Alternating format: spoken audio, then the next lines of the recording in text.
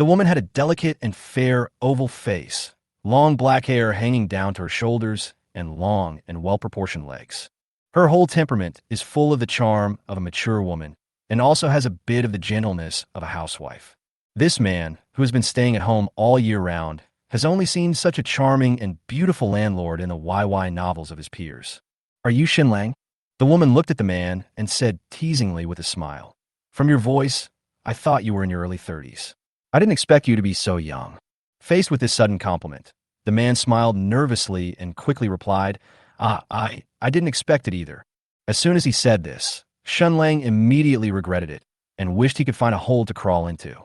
Sure enough, the woman looked at him with a particularly surprised look, and the man was so nervous that he wanted to die. After racking his brains for a moment, he came up with an idea and praised, "Sister, you are so young. You look like a little girl." As soon as Shen Lang finished his compliment, the landlady, Xia Shui, was stunned at first, as if she didn't quite believe what she heard. She looked the tall boy up and down and sneered, "Hey, young man, I'm almost 40. How can I be associated with young? How dare you say that?" Although everyone likes to be praised, Xia Shui is not an ordinary woman. Although she is old, she has assets worth several buildings and has met many men, all kinds of them. Even if someone praised her for her youth and beauty, she would not be easily happy. After all, she was not a girl from the mountains, and it was not so easy for her to be fascinated by such sweet words. Shen Lang heard her tone, was a little unhappy, and he began to murmur in his heart and began to feel a little nervous. It seems that women really care about their age. Beads of sweat began to appear on his forehead, and his face looked a little panicked, as if he didn't know how to proceed. At this moment, 3 paragraphs of text options suddenly popped up in front of Shen Lang. "You're almost 40? That's pretty awesome. I would have died long ago at this age. You're not old at all. You're still young enough to fight me in the future. Really, sister, time can never defeat beauty. You're old in age, but you're beautiful as a person." What's even stranger is that the blurry heart icon that was above the cashier girl's head reappeared.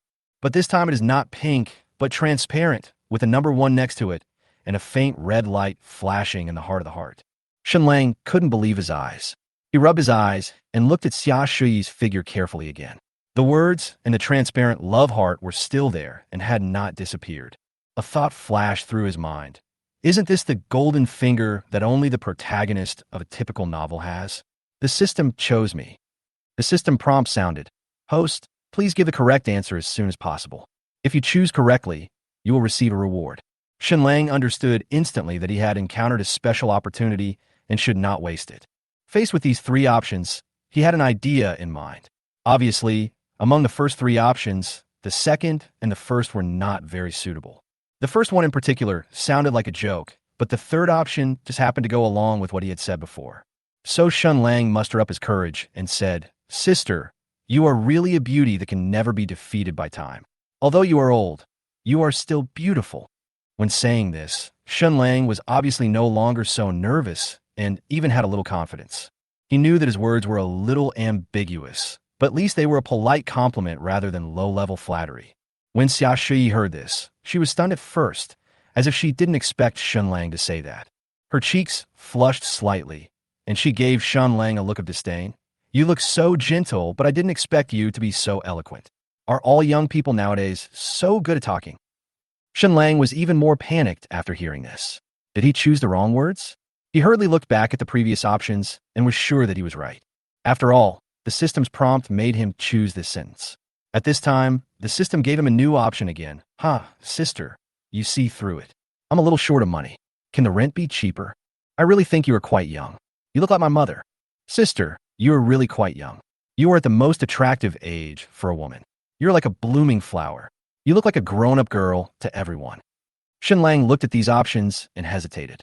The first option was like asking for mercy, which might make Xia Shui misunderstand that he had other intentions.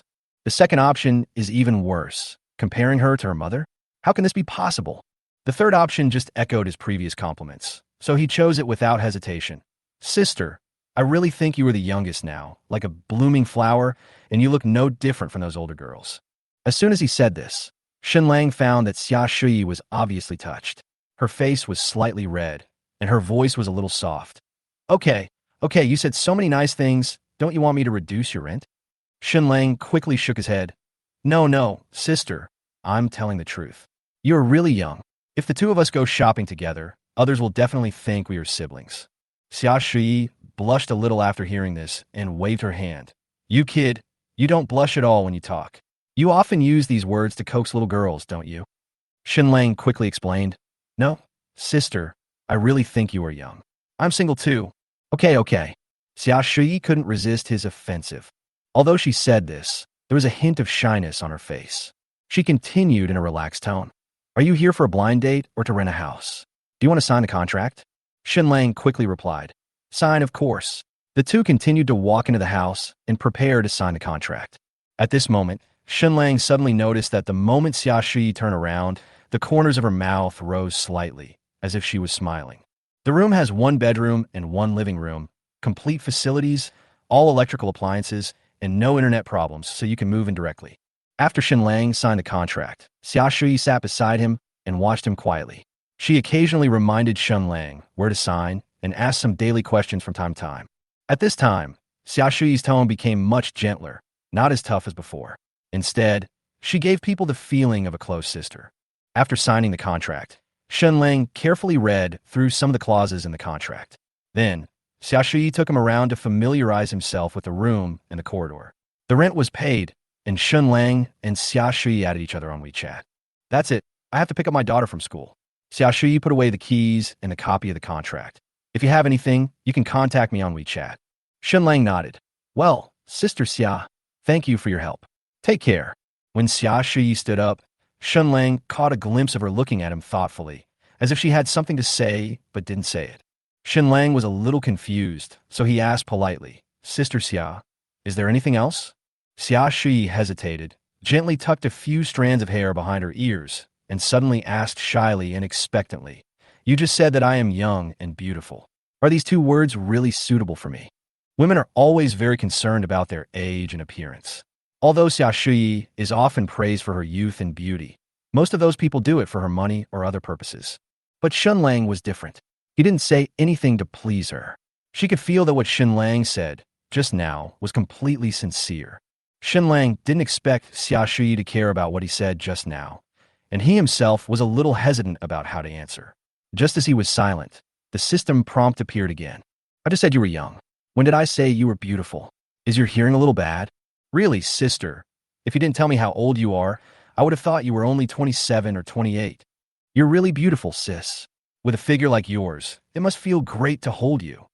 Shen Lang frowned and complained in his heart. He definitely didn't dare to choose option 1 and 3. Finally, he decided to choose option 2. Really, sister, if you didn't tell me how old you are, I would have thought you were only 27 or 28. After finishing speaking, Shen Lang added, And sister, I believe that not only me, but also people around you should often praise you for being young and beautiful. After hearing Shen Lang's words, Xia Shui was obviously a little flattered. She showed a trace of joyful smile. They're all joking with me. I'm afraid you're the only one who praises an old woman like this. Shen Lang smiled inwardly, feeling that he had accomplished something. No way, sister. I really think you are young and beautiful, and you have a great figure. When he spoke this time, he was no longer as nervous as before, but had a little more confidence. He was a little surprised that it turned out that it was really fulfilling to make a woman happy. Haha, you're so sweet. Xia Shui smiled. Okay, let's do this for now. I have to pick up my daughter from school. The principal is still urging me on WeChat. After that, she left the room wearing flesh-colored stockings and high heels. The moment she entered the elevator, she turned around and gave Shen Lang a gentle look. Shen Lang's heartbeat suddenly accelerated, and he felt that the older sister was indeed very charming. After Xia Shui left, Shen Lang couldn't wait to close the door and sit down to study the system. System. Hello, host. The love assistant system is here to serve you. This name is really down to earth. Shen Lang couldn't help but smile, and then asked, Can you introduce your function in detail? As the name implies, this system is specifically designed to help the host with social problems. The system continued to explain, whenever the host encounters a difficult social problem, this system will provide a variety of answer options based on the other person's personality characteristics. As long as the host chooses the correct answer, not only can the other party's favorability be improved, but also a cash reward can be obtained. 1 point of favorability is equal to a cash reward of 10,000 yuan. If the other party's favorability reaches 50, the host can obtain the other party's detailed personal information and open a mysterious treasure chest. The mysterious treasure chest contains any item the host wants, and when the other party's favorability reaches 100, you can get another treasure chest. Shen Lang was stunned. This is simply too powerful. Doesn't that mean I have earned 100,000 yuan now? Yes, the host has currently gained 10 points of favorability from Xia Shui. You can withdraw the 100,000 yuan cash reward. Do you want to withdraw it? Shen Lang was very excited. Withdraw. Of course. As soon as he finished speaking, he received a bank deposit text message on his mobile phone. Your account 6770 was successfully deposited with 100,000 yuan at 6:30 on December 11th, China CITIC Bank. This is faster than working for a year.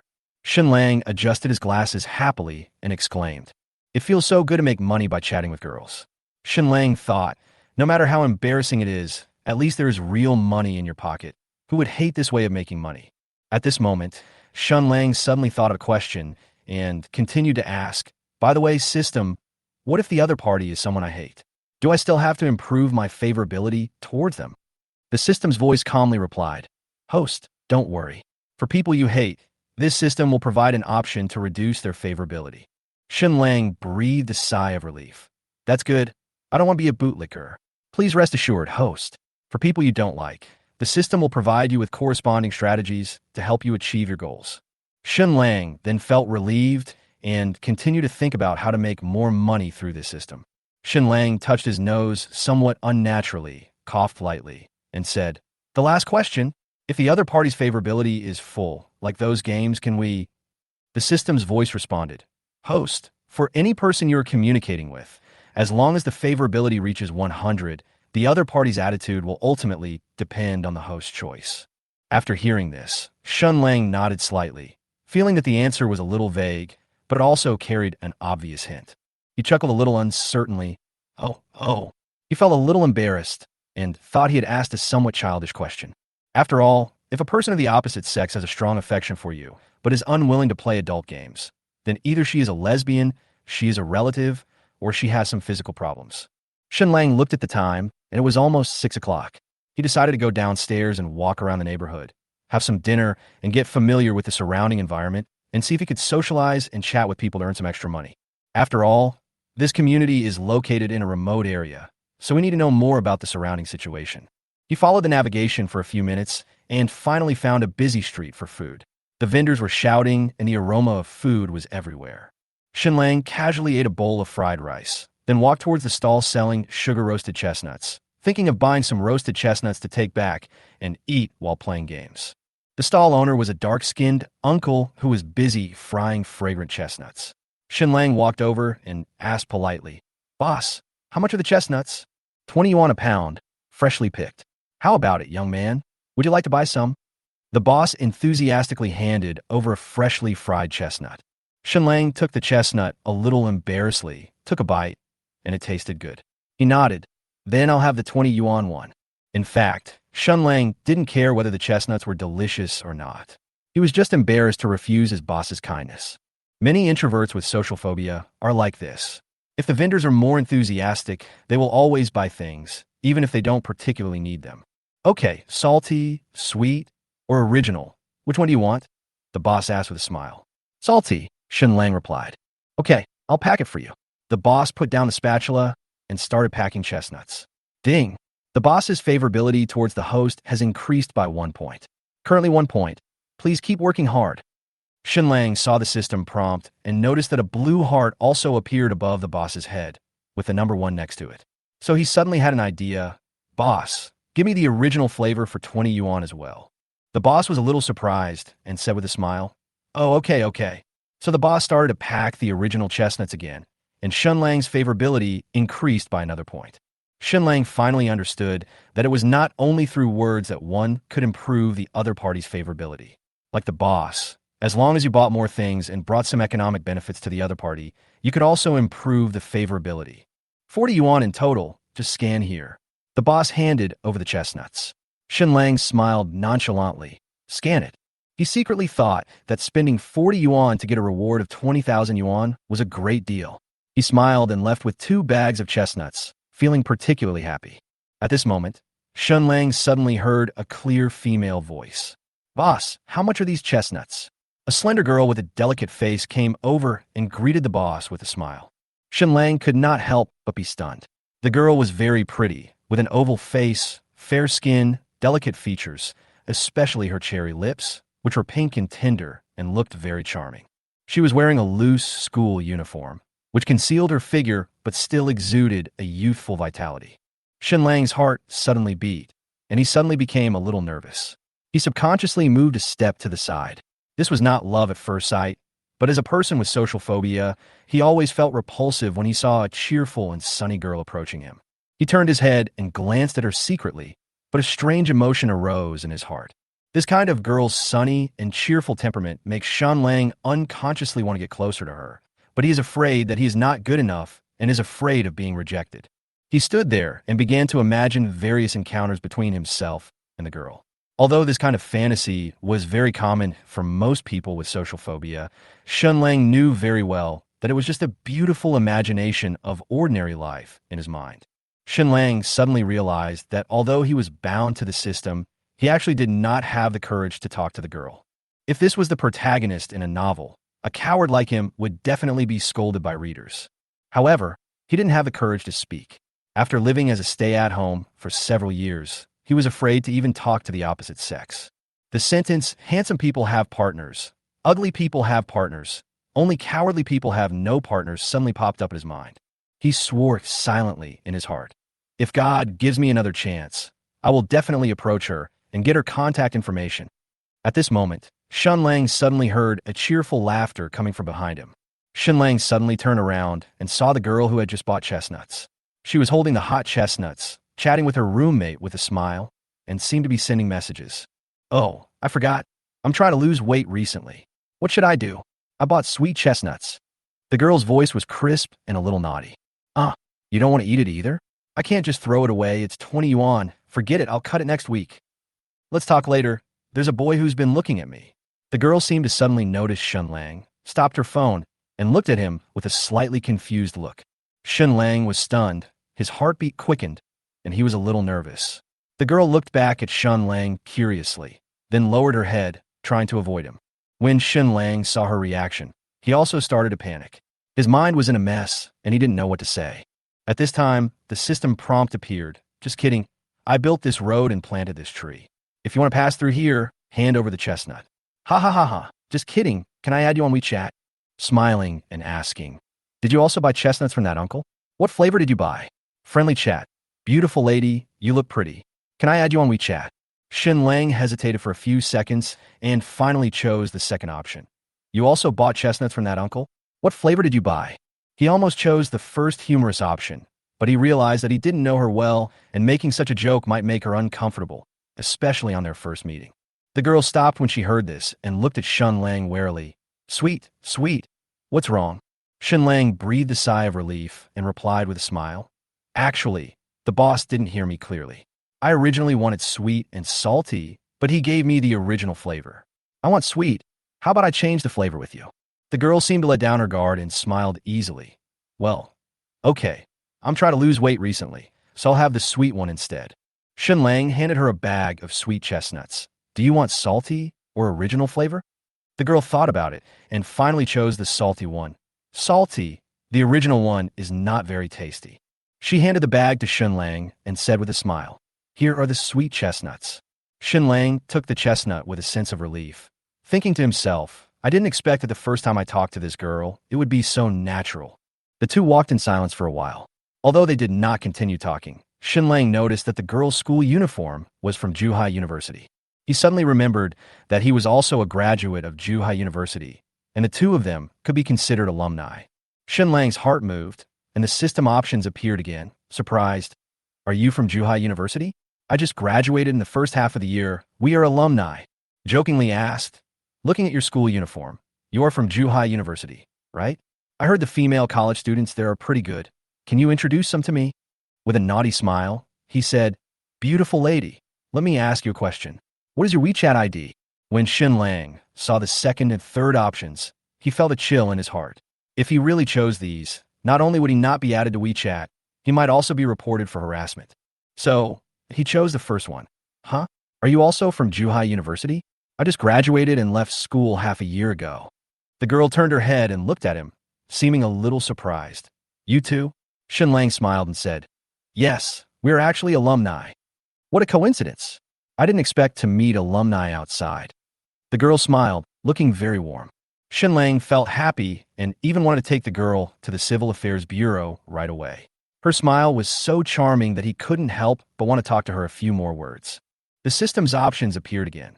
Start eating chestnuts, complain about the taste, create physical interaction, and get closer to each other. Serious joke. Why don't you call me senior? You have no manners at all. Gentle reminder. Be careful. There are cars on the road. Shen Lang smiled, opened the bag, and started eating the chestnuts.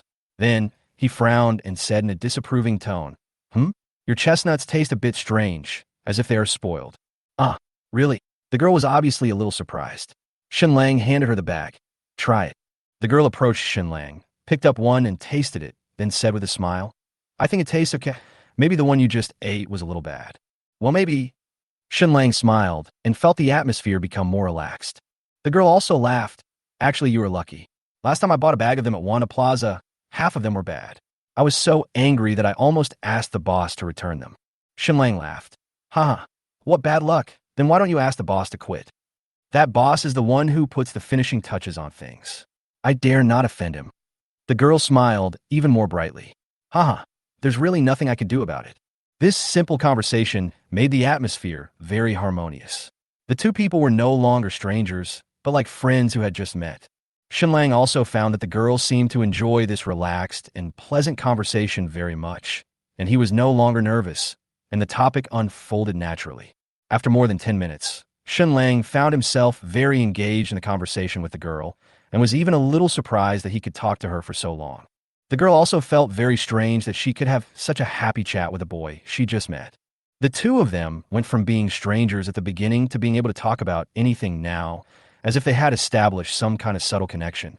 Shen Lang and Su Lishuan were chatting happily, and they walked to a red light intersection with laughter all the way.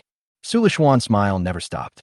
Shen Lang didn't expect that the girl in front of him was so humorous. She was much more interesting than those boys who only knew how to show off. As they walked to the fork in the road, Su Lishuan looked at the bus stop ahead and suddenly felt a little lost. She had to go across the street to take the bus back to school, and Juhai University was not far from the snack street, only 2 bus stops away. I have to go to the other side to catch the bus. She stopped and asked tentatively, Where are you going? Shen Lang hesitated for a moment. In fact, he lived in a different neighborhood from her, in a completely different direction. They chatted for so long, but Shen Lang didn't even ask for the other party's WeChat. If they separated like this, would they have a chance to meet again next time? At this moment, the system's options appeared again, raised eyebrows and invited. I live in Fulong community. The bed is big and soft. Do you want to visit? Mysteriously said. My cat can breathe fire and speak human language. I will only tell you the secret. Do you want to come to my house and take a look? Friendly smile. We are not on the same road, but I am familiar with the surroundings. Do you want to have WeChat? I will take you around next time. Shen Lang quickly browsed through the options and chose the third one. He wanted to add Su Lishuan's WeChat, but he was a little nervous. After all, this was the first time he asked for a girl's contact information, and she was such a beautiful girl. Many people began to gather around the traffic light, and Shen Lang became more nervous. He smiled and pointed in the direction of the community and uttered a few words stiffly. I live over there. The smile on Su Lishuan's face faded a little, and Shen Lang couldn't help but feel a little annoyed. He knew what he should say, but he just didn't have the courage. Just at this moment, the green light came on and passers-by began to walk to the other side. Su Lishuan still smiled at him and asked tentatively, Then, I'll go over and take the bus? Shen Lang was a little anxious, but still agreed reluctantly, Okay. Watching Su Lishuan quickly walk across the street, Shen Lang couldn't help but blame himself in his heart. Why am I such a coward? Why is it so difficult to just ask for a WeChat account? He stood there, watching her disappear in the crowd, feeling more and more lost. Just as he was about to continue walking towards the community, a familiar voice suddenly came from behind him. Wait a minute. Shen Lang turned around suddenly, and in front of him was the beautiful girl, Su Lishuan. She ran over breathlessly, and her long hair fluttered in the wind under the setting sun, like a golden elf. What's wrong? Shen Lang asked in surprise. Su Lishuan stood still, took a few breaths, and then said a little embarrassedly, "You just said that you live nearby, right?" Shen Lang nodded. "Yes, it's in the community in front." Su Lishuan paused for a moment, lowered her head, looked at her phone, and said shyly, "I just started school. The food in the school cafeteria is not very delicious, and there's only food in this street nearby." She gently held the phone in front of her, covering part of her face, and showed a slightly shy look. "So, can you add WeChat? Next time I come over, can you show me some good restaurants?" Shen Lang was stunned. He had never expected that Su Lishuan would take the initiative to add his WeChat. He looked at her in disbelief. "Of course. I'm very familiar with this area. I've lived here for 2 or 3 years." He quickly took out his phone and added Su Lishuan's WeChat. "Lo, who doesn't want to wake up early," was her WeChat ID. "Great, I'll leave first. I'll eat chestnuts and watch horror movies with my roommates tonight," Su Lishuan said with a smile. Shen Lang nodded excitedly. "Okay, drive slowly on the road, and remember to tell me before you come next time." "Well, I'll go back first. Bye, Senior Shun. See you next time." She smiled sweetly and waved to Shen Lang. Shen Lang was so excited watching her go away. He stood there stupidly until Su Lishuan walked across the street and got on the bus. Then Shen Lang reacted. He quickly picked up his phone, opened WeChat, and saw the friends he had just added, and a surge of pride surged in his heart. He took a deep breath and couldn't help but said loudly, "Damn it, I don't want to be a goblin anymore." In the afterglow of the setting sun, Shen Lang finally let go of the social phobias that had troubled him for many years and felt a surge of joy in his heart. On his way home, Shen Lang couldn't wait to talk to the system in his mind. "System, how much has Su Lishuan's favorability towards me increased?" Judging from Su Lishuan's behavior just now, Shen Lang felt that her favorability towards him must have exceeded 20 points. The atmosphere between the two of them was so harmonious that she even took the initiative to add him on WeChat and sweetly called him Senior Shen Lang. Shen Lang was full of expectations, thinking that she should at least have a good impression of him. Ding! Su Lishuan's favorability towards the host is 7 points. Please keep up the good work. What? Only 7 o'clock? Shen Lang's mood instantly fell to the bottom. The mechanical sound in his ears made him completely unconvinced. "System, are you mistaken?" They were chatting happily just now, and Su Lishuan even asked for her WeChat. How could she only have such a low impression? Was she a bad girl? Otherwise, how could she give me 7 points just based on a few words of conversation? The system seemed to sense his doubts and comforted him. "Host, Su Lishuan called you senior only out of courtesy. The content of your chat and your answers are very much in line with her preferences, so she added you on WeChat." Shen Lang then slowly calmed down, thinking to himself, "It turns out that I was overthinking. Isn't this one of the 3 great illusions of mankind? I can kill back." He smiled and suddenly realized that he wasn't that unconfident. If Su Lishuan really developed a strong liking for him so easily, it would make him a little uncomfortable. After all, what I'm pursuing is a mature and steady girl, not a girl who easily accepts the pursuit of others. Why not just treat it as a practice? It's not like I don't have a strategy for playing the game. Shen Lang comforted himself in this way and no longer felt so sad. In fact, his favorability now is much better than those boys who have been pursuing her for several years, but have never even said a few words to her. Then, Shen Lang picked up his phone, opened Su Lishuan's WeChat, and sent a message. "Have you arrived at school?" A few minutes later, WeChat rang, but this time it was not a reply from Su Lishuan, but a message from the landlord's wife, Xia Shui. "Xiao Shun, have you eaten yet? Do you want to come to my house for dinner? I made it myself." Smirk. Her message also included a screenshot of the meal, showing several delicious home-cooked dishes. In the screenshot, there was also a little girl holding chopsticks across the table, smiling like a little angel. Shen Lang was a little stunned by Xia Shui's message. After hesitating for a while, the system gave him another option. "Thank you, Sister Xia. These dishes look very appetizing, but I've already eaten them. Let's have them next time. Madam Landlord, please respect yourself. You asked me to come to your house after just knowing me for a while. I'm a virgin. The food looks good. Is that little girl your daughter? She is so cute." Shen Lang finally chose the third option and sent a thumbs-up emoticon. After all, this little girl is really cute, and Shen Lang is not sure about Xia Shui's family situation. Maybe she is divorced or a single parent. So this response would be more appropriate. Ding. Xia Shui's favorability towards the host has increased by 5 points. It is currently 15 points. Please keep up the good work. Shen Lang was shocked. Oh my god, it actually increased by 5 points so quickly. He suddenly remembered a short video he had seen before, which said that if a divorced woman or a single mother wanted to attract her interest, she should be nicer to her child. It seemed that the video was not a lie. Shen Lang smiled somewhat smugly, feeling that he had really found a shortcut.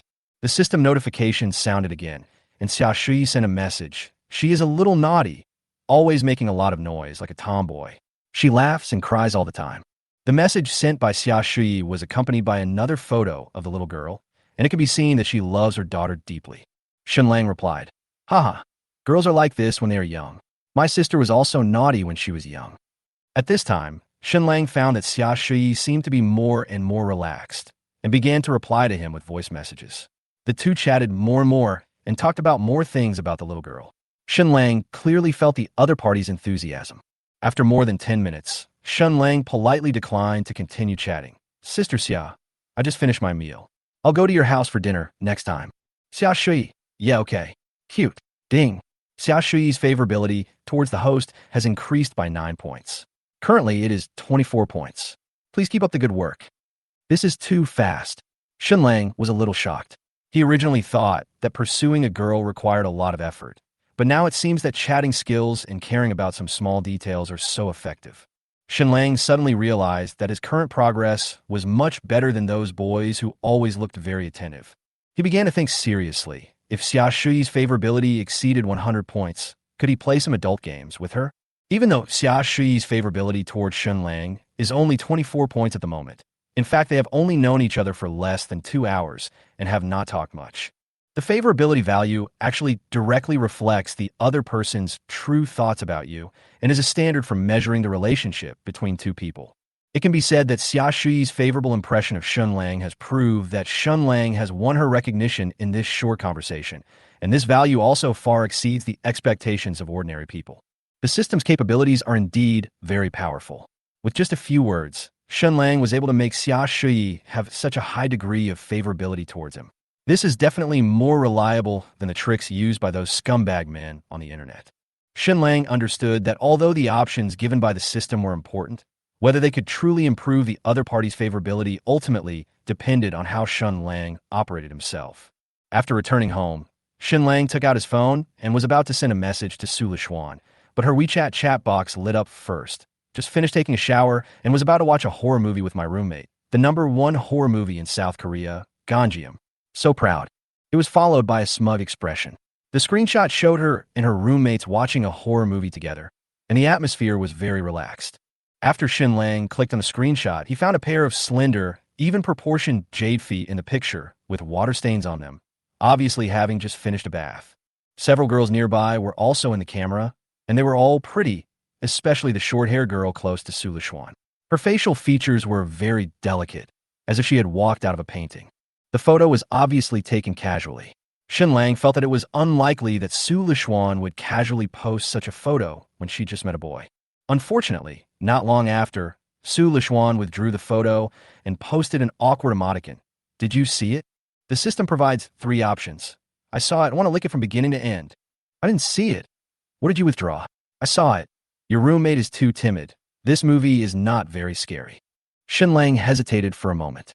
Although he was indeed a serious leg control freak, option 1 was obviously too straightforward and not suitable for the current relationship. He finally chose option 3. "I saw it. Your roommate is too timid. This movie is not that scary."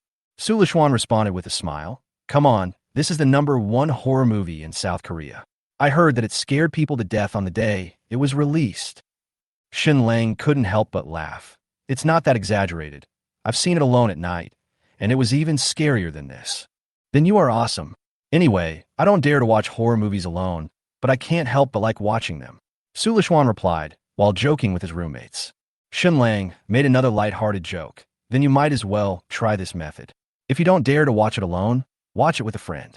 He posted a funny TikTok video of a girl getting scared while watching a horror movie, and then immediately pulling out her phone to play the children's show In the Garden Babies, while chanting Makabaka to scare herself.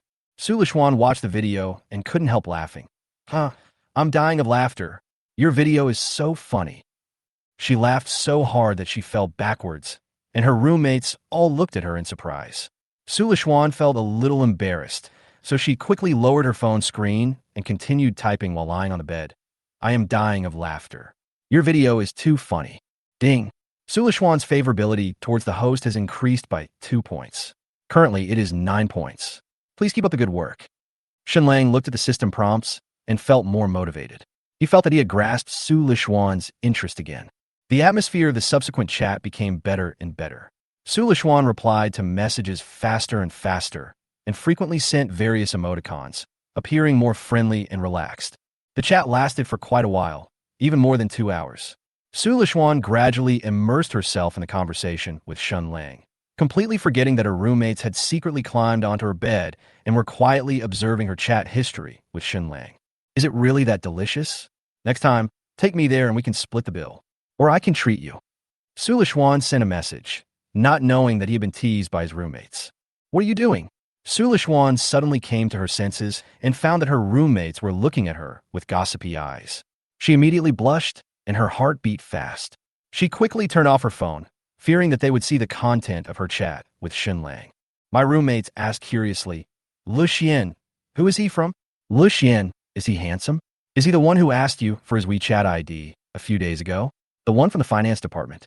These words made Su Lishuan's face even redder. She felt extremely embarrassed and quickly pretended to be fine. What are you doing? Stop talking nonsense. Looking at his roommate smiles that said, you know what I mean, Su Lishuan seemed to understand. Although she was pursued by countless boys, she had never been so engaged in a conversation with a boy as she was today. If other boys knew about the interaction between Su Lishuan and Shen Lang just now, they would definitely flock to Zhuhai University's forum to dig up all the information about Shen Lang. After all, Su Lishuan is the school's most beautiful girl, and every suitor is waiting for news from her. Su Lishuan blushed slightly, pretending to be calm, and said, no, don't think too much. We are just ordinary friends.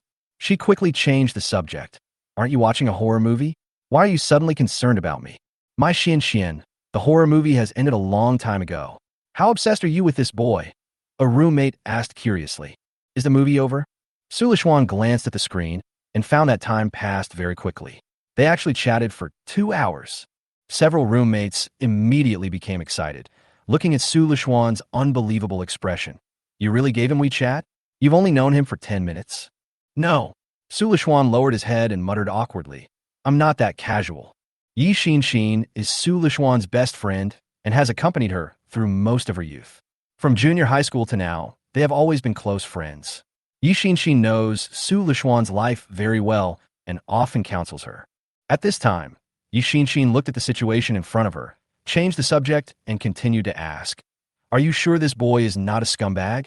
Hasn't Li Hai been pursuing you, buying you breakfast every day, and driving a sports car to date you? He's always nervous and seems a bit socially anxious. Suliksuanan ser truthfully. Scumbags are good at acting. Yi Xin said warily. Come, let's take a look at what you guys are talking about. I have to help you check it. So, Su Lishuan handed Yi Xin the chat records between her and Shen Lang. Yi Xin examined it carefully. Her eyes lit up from time to time. She was surprised at Shen Lang's chat skills. Not only was Shen Lang's response natural, but he also knew how to give Su Lishuan enough space, gradually breaking down her reserve. Yi Xin looked at the messages and smiled. This boy is really good at chatting. He can tear down your defense in a matter of minutes. Su Lishuan was a little surprised. He didn't notice how fast time passed. It was only now that he realized they had been talking for so long. So, do you think he's a scumbag? Su Lishuan asked nervously. Yi Xin thought about it and gave an ambiguous answer. I feel a little bit, but I'm not too sure. She looked at the chat records and found that Shen Lang's replies were very natural. The topics were not too straightforward or provocative, and the chat content was also very ordinary. It was obviously too arbitrary to judge him as a scumbag based on this information alone. Oh, by the way, you can tell by looking at his moments. Yi Xin suddenly thought of something and patted Su Lishuan's thigh. Su Lishuan was a little curious. What can you tell from moments? Yi Xin explained. We bad girls will deliberately post things like, I'm innocent or very easy to pursue in our friend circles. Boys are similar. They will post sad statuses like they just broke up or something. As long as a girl chats with him privately to comfort him, his goal is achieved. Su Lishuan was a little confused and finally smiled awkwardly. Your circle is really messy. Yi Xin stuck out her tongue and defended herself with a smile. Although I'm a bit of a scumbag, I just asked them to help me get some points. Don't think it's so complicated. She smiled and said, how else do you think I got so many kings? Yi Xin opened Shen Lang's circle of friends and couldn't help but tease. Wow, this guy's circle of friends is really simple. All games. Shen Lang's moments were not set to be visible for 3 days, so anyone could see them at will. There was nothing profound in them, just some game-related records and self-motivational texts. This boy has nothing but gaming skills. Yi Xin said with a smile. Shen Lang is obviously a homeboy. Apart from gaming, his circle of friends is almost all about showing off his gaming skills and some inspirational articles. It can be seen that although he is somewhat self-disciplined, he lives a relatively lonely life and spends almost all his time on games. Well, he doesn't look like the type of scumbag who uses routine tactics. Yi Xin said at last, but he is quite good at playing games. Yi Xin handed the phone back to Su Lishuan, then asked with a smile, didn't you say before that you like the type of gentlemanly villains? Why do you like this type of game geeks now? Su Lishuan responded with a little uneasiness. Oh, we've only known each other for more than 10 minutes. How could he be my boyfriend? I don't even know what he does. Yi Xin said in a teasing tone. Have you ever seen a scumbag whose moments are all about games? If they're not all scumbags, then aren't all those guys who help me gain points every day romantic lovers? Ha, that's right. Su Lishuan smiled. Anyway, he's quite good at playing games. If you don't want to talk to him, remember to give me his contact information. I want to borrow his account to become a king. Yi Xin said mischievously. Su Lishuan muttered somewhat arrogantly. We've only known each other for a short time. Who wants to talk to him? However, she unconsciously opened Shen Lang's circle of friends again and smiled faintly. It's good that he's not a scumbag. Early the next morning, Shen Lang rode his electric scooter to the supermarket to buy groceries. Although he had just moved to his new home, there was nothing in the house except the simple daily necessities that were delivered last night. He bought some daily necessities and returned to the community. While charging his electric car, he suddenly heard a familiar female voice. Shen Lang. Looking back, Xia Shui was walking over with a little girl. The little girl was the girl in the photo yesterday, Xia Mengmeng. Today, Xia Shui wore a black chiffon jumpsuit with her long hair piled high, revealing her slender neck and sexy collarbone. Her figure was graceful, and she showed her mature charm. Shen Lang smiled and greeted. Sister Xia, you went to the supermarket too? Why didn't I see you just now? Xia Shui smiled slightly. I did see you, but there were too many people in the supermarket today, so I didn't dare to call you. At this moment, the duck toy hanging on Shen Lang's electric car suddenly made a quacking sound. The little girl was startled and immediately ran to Xia Shui's legs, hiding her little head in her skirt, occasionally poking her head out and looking at Shen Lang curiously. See, the little girl is very naughty. Xia Shui smiled and rubbed her daughter's head. Shen Lang smiled inadvertently. At this time, the system options appear again. Take apart the duck toy and give it to Xia Mengmeng. Ask her age or grade, and have a friendly interaction. Seriously educate Xia Mengmeng and warn her that if she steals needles when she is young, she will steal gold when she grows up. He squatted down and said with a smile, This duck is not interesting. Do you want to see my brother's big duck? Shen Lang smiled and chose the first option. Girls are all naughty when they are young. My sister was also a worry to me when she was young. He took off the duck toy and handed it to Xia Mengmeng. Come here, Mengmeng. Brother will give this duck to you. Thank you, Brother Shen. Xia Mengmeng whispered, looking a little shy after taking the toy.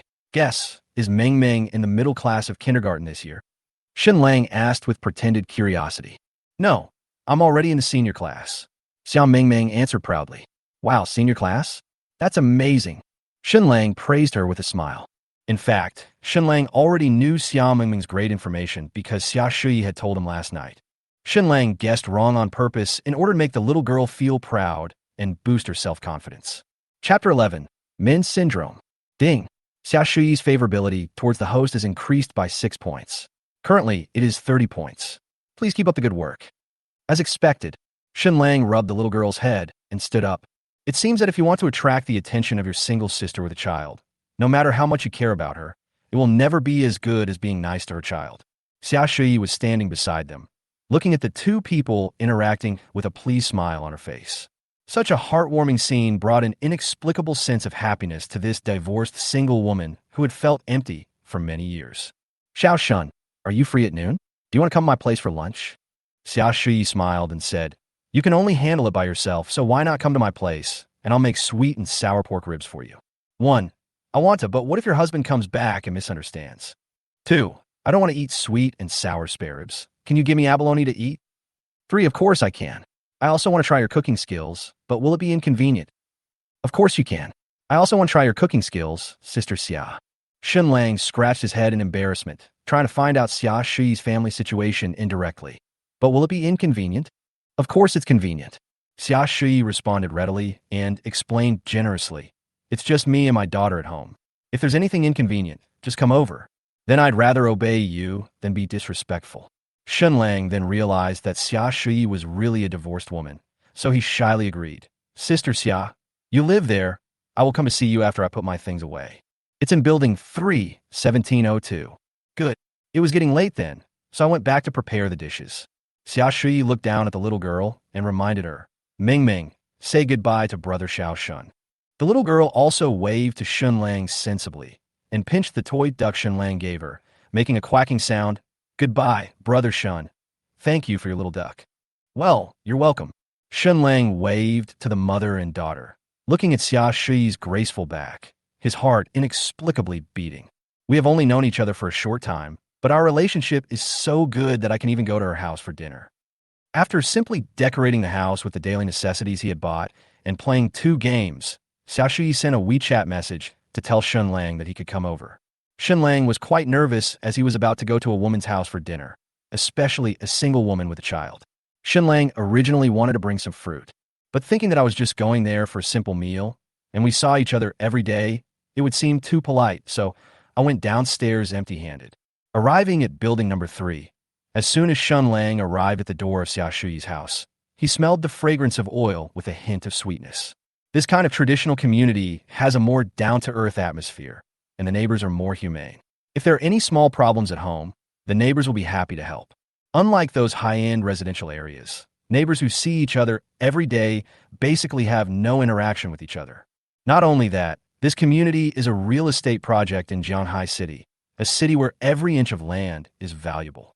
No matter how insignificant the community as a whole may look, the combined assets of these buildings are worth at least hundreds of millions. At the moment, the only owner of these buildings is the landlord, who is worth hundreds of millions of dollars and lives in a house in front of Shen Lang. Shen Lang rang the doorbell, and Xia Shui's voice came from inside the door. Ming Ming, little brother Shen is here. Mommy can't leave here. Go and open the door for him. Oh. After a burst of cheerful footsteps, the security door slowly opened. A little head popped out, looking at Shen Lang in a cute way, and then showed a happy smile. Brother Xiao Shun, you are here. Children are more outgoing, and since Shen Lang left a very good impression on her just now, her mother also seems to like this tall, older brother very much. Xia Mingming happily threw herself on Shen Lang's thighs, raised her little face, and looked at him with her big, twinkling eyes. Brother Shun, Mom made sweet and sour spare ribs today. Really? Shen Lang is very skilled in dealing with children. After closing the door, he lifted the little girl up with one hand and held her in his arms. Ming Ming, do you like sweet and sour pork ribs? The little girl was a little shy being held in Shen Lang's arms like this, but she still nodded gently, secretly looking at this enthusiastic big brother. Xiao Shun, you're here. Xia Shui heard the noise at the door and came out with a spatula in hand. Sit down for a while. I'll make some soup and we can start eating. Shen Lang noticed that Xia Shui had changed her clothes and was wearing a black hip skirt, the legendary stepmother skirt. The stepmother's slender legs under her skirt were wrapped in a pair of flesh-colored stockings. Under this bold and seductive dress, Xia Shui's curvy body curves are perfectly displayed. When they first met, Shen Lang thought Xia Shui was just average. I didn't expect that after putting on this figure-revealing outfit, my temperament would suddenly improve. It is really like a mountain looking from the front and a peak looking from the side. It looks different from different distances and heights. Shen Lang only took a glance and responded politely. No need to be so troublesome. Just do something casually. No trouble. Just watch TV with Ming Ming for a while. It will be ready soon. Xia Shui smiled and shook the spatula in her hand, then returned to the kitchen feeling a little disappointed. Have you gained weight recently? In the kitchen, Xia Shui looked down at her figure and sighed in frustration. Xia Shui finally mustered up the courage to wear this bolder outfit. She thought Shen Lang would use this as an opportunity to praise her, But unfortunately his reaction was not very big. In the living room, Shen Lang and the little girl were sitting on the sofa watching TV. A cartoon was playing on TV, and the little girl was explaining the content of the cartoon to Shen Lang incessantly. Shen Lang didn't have much interest in watching, but he responded to the little girl enthusiastically. He also looked around the mother and daughter's room curiously. Finally, his eyes suddenly fell on Xia Shui's back in the kitchen. From this angle, Shen Lang could just see Xia Shui busy in the kitchen. At the moment, she was chopping green onions skillfully, and from time to time she would lift the lid of the pot to see how the soup was cooking. Under this seductive stepmother skirt, Xia Shui's virtuous work reveals sexiness, and her sexiness reveals an indescribable charm. Especially this plump, perky, and round butt. Any man seeing the scene would probably have the urge to rush over and hug her gently from behind. Add to that her net worth of over 100 million. Even if she is divorced and has a child, I'm afraid she can make countless men suffer from Mendelian syndrome and be willing to fall at her feet, right? Chapter 12. I like older women. I want to sit with brother Xiao Shan. After the meal was ready, Xiao Mingming couldn't wait to push over her own exclusive cartoon stool and sat down next to Shen Lang with dancing hands. This lovely gesture made Xia Shui smile. Look, they say a daughter is a mother's little cotton-padded jacket, but it's only been a short time, and her elbows are already bent outwards. Shen Lang also liked this little girl very much. He raised his hand and picked up a piece of sweet and sour pork ribs for her. The little girl ate it happily, and her round eyes narrowed into slits. Looking at the two people interacting intimately, Xia Shui showed a relieved and satisfied smile, and inexplicably felt a warm atmosphere called home. There are many lonely women like Xia Shui who are single and raise children and wait for their return in Shanghai City, where materialism is rampant. They have million-dollar mansions, expensive luxury sports cars, and wealth that ordinary people would never be able to afford in their lifetime, but the only thing they don't have is love or family affection. Faced with luxurious furnishings and frighteningly large, empty rooms, they felt an indelible sense of loneliness in their hearts. They desire the sense of belonging to an ordinary family and dependence on men, just like most ordinary women. However, her abundant assets can only attract the favor of men with ulterior motives one after another. In such an environment and atmosphere, they gradually become numb and get used to facing this materialistic society alone. But deep down in their hearts, they always hope that there will be a man who can relieve the emptiness in their hearts. To Xia Shui, this somewhat shy but very sincere young man in front of her seemed to be the man she favored. Ding! Xia Shui's favorability towards the host has increased by 10 points. Currently, it is 40 points. Please keep up the good work. Shen Lang almost choked on his meal. He didn't do anything, so why did the landlord's favorability increase so much? After dinner, Xia Shui started to clear the table. With Xia Shui's financial resources, she can easily hire a nanny to take care of the daily lives of her and her daughter. However, the nanny's reputation has not been very good recently. Xia Shui cares most about her baby daughter and does not want outsiders to interfere in the lives of her and her daughter. She took on all these daily chores by herself. Sister Xia, let me help. Shen Lang rolled up his sleeves and prepared to help, but Xia Shui smiled and shook her head, giving Shen Lang a reproachful look. Go away. How can you ask a guest for help? It's okay. I often work at home. Shen Lang put away all the plates neatly and orderly and walked towards the kitchen. Oh, Xiao Shun, you are so polite. Xia Shui followed behind him with a smile, and the two of them stood on the left and right of the sink, washing the dishes. Xia Shui glanced at Shen Lang, who was washing dishes seriously beside her, and couldn't help but feel that the two of them were like a couple, and her face turned slightly red. Ahem, Xiao Shun, I remember you said yesterday that you had just graduated not long ago, right? Xia Shui coughed and took the lead in opening the topic. What are you doing now? Shen Lang still knows how to communicate at this basic level. I'm not afraid of you making fun of me, Sister Xia. I'm an online writer. Online writer? Oh, I write novels on the internet. Wow, I didn't expect you to be a great writer. Xia Shui praised him in surprise, but Shen Lang scratched his head shyly and said self-deprecatingly, I'm not a great writer at all. I only make 5,000 to 6,000 yuan a month. It's barely enough to make a living. That's pretty good too. Xia Shui comforted him like a caring sister. Look at how hard it is to make money in Shanghai City now. Many college students work very hard and only make 2,000 or 3,000 a month. You're already very good. It is said that most men like mature women because they really understand some of men's unspeakable secrets. Whether in career or life, they can always use the simplest words to soothe the suffering deep in men's hearts. Then Xiao Shun, doesn't your girlfriend live with you? What does she do? Xiao Shi asked again, seemingly casually, her eyes fixed on the dishes in the sink, but she washed the dishes a little more vigorously. 1. I stay at home all day, so how can I have the chance to meet girls? If I see a girl on the street, I dare not say anything. 2. I just met a girl yesterday. She is very pretty, and she is from the same university as me. I am planning to pursue her. 3. What's the point of those little girls? I like married women, especially married women with children. I like them the most. Never talk about another woman in front of a woman. No matter how socially anxious Shen Lang is, he still understands this principle. I don't leave the house all day. How can I have the chance to meet girls? Shen Lang laughed at himself and said, I don't even dare to say anything when I see girls on the street. I see. Xia Shui smiled sweetly, and her movements while washing dishes became gentle. Xiao Shen, what do you think? Crackle, crackle. Just when Xia Shui was about to say something, there was a sudden sound of firecrackers outside the window, which scared her. Xia Mengmeng covered her ears, jumped in, pulled Shen Lang's pants, pointed out the window, and shouted, Brother Shun, there are firecrackers outside. I can't see. Carry me and go see. Okay. Shen Lang wiped the water stains off his hands, held the little girl's chubby little hand, lifted her up, and put her on his neck to sit. The little girl also happily clamped Shen Lang's neck, her short legs swaying, and she kept urging him, Hurry up, Brother Shun. The firecrackers are almost finished. Okay. Shen Lang smiled and nodded repeatedly. When he left the kitchen, he asked, Sister Xia, what did you say just now? No, nothing. Xia Shui smiled guiltily. You can accompany Meng Meng to watch the firecrackers. I think the young couple across the street are getting married. Shen Lang nodded, holding the little girl's thick legs, and ran to the window, shouting happily, Look at the firecrackers. Listening to Xia Mengming's joyful laughter, Xia Shui cursed inwardly. You stinky girl, you always ruin my good deeds. After washing the dishes, Xia Shui put the dishes in place, wiped the water stains on her hands, and went to the living room.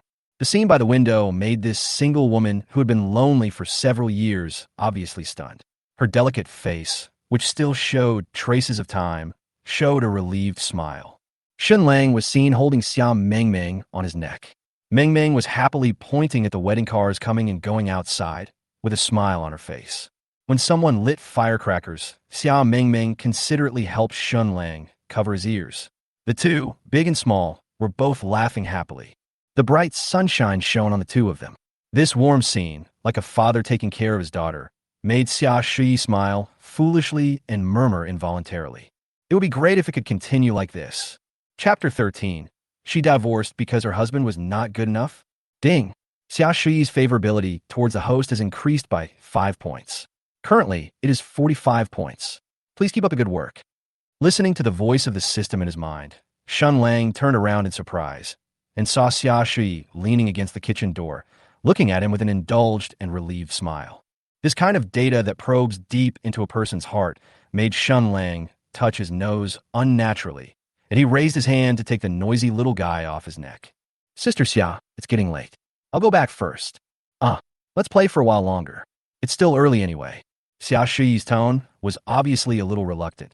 I bought some cherries today. I'll wash them for you and Ming Ming to eat. Yes, brother, let's play for a while. Xia Mingming was also reluctant to let Shen Lang leave. She liked this tall older brother very much and held Shen Lang's big hand and acted coquettishly. Disagreement. What are you playing for? Your daughter is at home, and you won't let me play, so why are you staying here? Complaining. Oh, sister, you are so rich, you must be able to play every day. I'm different from you. I have to make money to eat. Playing hard to get. Sister Xia, I also want to play for a while, mainly because if I don't update the novel today, my perfect attendance record will be gone. I also want to play for a while, mainly because if I don't update the novel today, my perfect attendance record will be gone. Shen Lang squatted down again and pinched Xia Mingming's soft face. Be good. Next time brother comes to play, I will give you another little duck to play with. Oh well. The little girl pouted and nodded reluctantly. Then Xiao Shun, come back in the evening. Xia Shi invited again. I'll make some black chicken soup tonight. Would you like to come over and have some? Sorry, Sister Xia. I have to go back to my mother's place tonight. Shen Lang scratched his head. Wait a few days. I'll come back to taste your cooking when I have time. All right then. Xia Shui smiled helplessly and watched Shen Lang open the door and leave. The moment the door closed, looking at the deserted living room, an inexplicable feeling of emptiness surged in Xia Shui's heart. Over the years, Xia Shui thought she had become accustomed to this feeling of loneliness. But looking at the huge living room and her daughter sitting on the sofa, playing with a duck toy in a depressed mood, Xia Shui still felt uncomfortable. Ming Ming, it's time for a nap. Sighing softly, Xia Shui returned to her room, planning to change into her pajamas and take a nap. I don't want to take a nap. I want to play with Brother Xiao, Shan. The little girl rolled around on the sofa in a depressed mood. Obedient, Xia Shui asked lazily, and the WeChat notification sound on her phone rang. I took out my cell phone and saw that it was a message from Shen Lang. After a good sleep, he said, "Thank you for your hospitality today, sister." Xia Shui smiled slightly, raised her jade finger, and pressed on the screen. CG Ping in, no, it's just a meal. If you are free, you can come every day. Sister welcomes you anytime. I slept till dawn. Haha, sure. I'll get busy then. For season's peace. Yeah. Xia Shui subconsciously thought that Shen Lang had no more to say, but just as she returned to the bedroom and pulled down the straps of her skirt, Shen Lang's message came again. Sleeping till dawn. Also, sister, your dress looks great. The skirt suits you very well. I was amazed when I walked in. It's just that I'm quite socially anxious, so I'm embarrassed to praise you in person. Looking at this message, Xia Shui was suddenly extremely surprised. She thought Shen Lang didn't pay attention to her changes, but it turned out that he had already seen it when he entered the door. At this moment, Xia Shui was surprised and happy like a girl who was confessed to by the man she liked. Really? I thought that at my age, I'm not suitable to wear such girlish clothes. Sleeping till dawn. No, sister. It suits you very well. Thumbs up plus rose. Peaceful seasons. Thank you. Cute. The two chatted briefly for a while, and Xia Shui happily turned off her phone. After lying on the bed for a long time with her hot phone in her hands, Xia Shui got up, put away her old pajamas, and walked to the mirror in small steps impatiently, twisting her slender waist left and right. Looking at myself in the mirror, who still has charm, the emptiness in my heart just now suddenly disappeared and was replaced by an inexplicable sense of excitement. She went to the dressing table in the bathroom, dressed herself up carefully for a long time, picked up her Chanel bag, put on her high heels that she hadn't worn for a long time, and called her daughter happily. Ming Ming, let's go. No more naps. Let's go shopping with mommy. Yeah, long live mom. Ding. Xia Shui's favorability towards the host has increased by 5 points. Currently, it is 50 points. Please keep up the good work. Ding. Xia Shui's favorability towards the host has reached 50 points. Would you like to view her personal information? Ding. Xia Shui's favorability towards the host has reached 50, and she has obtained a mysterious treasure chest. Do you want to open it? Check personal information. Hearing the system prompt sound in his ear, Shen Lang couldn't wait to open Xia Shui's personal information. When Shen Lang returned home, he had no intention of continuing to chat with Xia Shui on WeChat. Seeing that he only had 5 points left to view Xia Shui's personal information and obtain a mysterious treasure chest, Shen Lang took the initiative to chat with Xia Shui. With the assistance of the system, Shen Lang successfully broke through the 50-point requirement and obtained Xia Shui's personal information and a mysterious treasure chest. Name: Xia Shui. Gender: female. Age: 36. Appearance: 8.9. Height: 168 cm. Weight: 54 kg. Hobbies: yoga, shopping, playing mahjong. Measurements: 85 centimeters, 52 centimeters, 92 cm. Favorability towards the host: 50. Marital status: divorced with children. Current mood: excited, full of expectations for the future. Current location: full-on community parking lot. OX experience: 12 times. Only 12 times. Shen Lang was stunned at first, and then he said with a smile, could it be that she divorced because her husband is not good enough? Xia Shui is 36 years old this year, and she still has to take care of a child. In this case, her ex experience is only 12 times, which is really too little. Thinking of Xia Shui's still charming and graceful figure, and looking at the pitifully few times, Shen Lang felt inexplicably hot in his heart. It is said that women of Xia Shui's age generally have great demands, but I don't know whether it is true or not. Xia Shuyi's favorability towards Shen Lang is only 50 points, just half of the full amount. But if such data were applied to any other woman, Shen Lang would definitely be able to hit a home run by taking her out to see a movie and have a meal. In other words, regardless of whether you are a man or a woman, the other person's favorability does not necessarily have to reach 100 before the other person is willing to play fun games with you. This kind of thing still depends on the other party's attitude and personality. If the other person is a more open or less reserved person of the opposite sex, you may be able to play cards together directly when the favorability level reaches 20 or 30. Therefore, a favorability of 50 points is very high, equivalent to a girl who is in the climax of love. Even a traditional woman like Xia Shuyi, who is well-informed, reserved, can't help but put on her stepmother's skirt to attract Shen Lang's attention at home after reaching 50 points of favorability. Chapter 14. What is Lao Deng doing? Get some coins. Shen Lang also discovered that the target's current location was located in real time. Xia Shuyi's current location has changed from the Fulong community parking lot to the Jianghai City commercial street. Shen Lang murmured thoughtfully, "It seems that this is a function that can find out a person's background. Or, in other words, this is an ability that can speed up the attack on the opponent. With the other party's hobbies and some detailed information, Shen Lang will be able to grasp the key points more accurately in future chat interactions and increase the other party's favorability towards him. Oh, by the way, there's also a mysterious treasure chest." Shen Lang clapped his hands in sudden realization. System, open the mysterious treasure chest. Ding! Congratulations to the host for obtaining the physical strengthening fluid. Physical strengthening liquid. After drinking it, the host's physical fitness will be greatly improved. Shen Lang's eyes suddenly lit up. Over the years, long periods of sitting and staying up late had caused all kinds of health problems for him. Who would have thought that a 24-year-old young man would suffer from weak waist and knees, dizziness, tinnitus, and mental depression at the same time?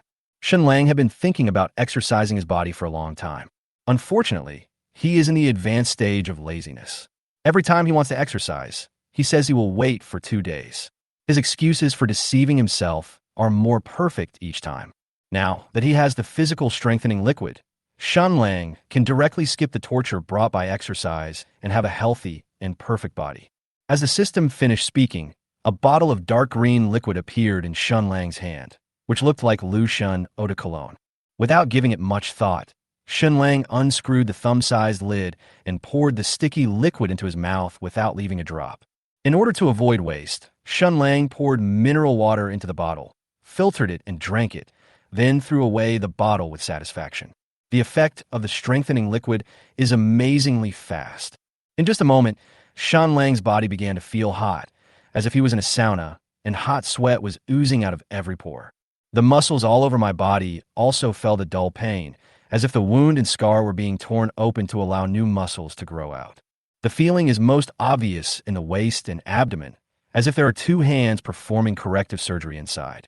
Shen Lang couldn't stand the heat, so he took off his wet clothes and rushed into the bathroom. After washing for about 10 minutes, the feeling of being remade disappeared. Shen Lang couldn't wait to go to the mirror in the sink, and what came into his eyes was a perfect wheat-colored body that was comparable to a bodybuilding sculpture. Especially those 8 abdominal muscles with water stains, clear contours, and as thick as wall bricks. This figure only exists in comics. Not to mention girls, even a grown man like Shen Lang was dumbfounded when he saw it, and he kept groping up and down. The most visible thing in the mirror is little Shen Lang, who has undergone earth-shaking changes, etc. Shen Lang looked at himself clearly in the mirror, and finally said in disbelief and joy, "My myopia is gone." Due to Shen Lang's excessive use of his eyes in recent years, coupled with having to face a computer screen all day, every day, his myopia has reached nearly 800 degrees. Normally, if Shen Lang didn't wear glasses after taking a shower, everything he saw would be blurry. Now that Shen Lang is not wearing glasses, he can see everything around him very clearly. His eyesight may even be better than that of ordinary people. It is a complete 1080 ultra-clear 4K vision. Is this the physical strengthening liquid? It's so damn cool. Shen Lang clenched his palms and felt like he had endless strength. His heavy body gradually became lighter. After drying his hair and putting on his clothes, Shen Lang's temperament became more energetic. Unlike the previous listless otaku, he gives people a sunny and healthy feeling just by looking at him. "Damn, you're so handsome." Shen Lang turned on the front camera of his phone and looked at his unique self in the mirror. He couldn't help but say conceitedly, I wonder which girl will get the chance to marry me in the future. At 6 o'clock in the evening, when Shen Lang was about to go out for dinner, a WeChat chat box popped up with 2 messages. Vampire number 1. Old Deng, is the new house ready? I'm downstairs, come down and greet me. Vampire number 2. Brother, my sister and I are at the gate of your community. The security guard won't let you in without an access card. Come down and pick us up. These 2 guys were none other than Shen Lang's 2 sisters, Shen Linlin and Shen Ranran. From the notes Shen Lang gave them, it can be seen how much Shen Lang is annoyed with these 2 annoying sisters. The 2 sisters have just turned 18, are currently in their 2nd year of high school, and attend the same school.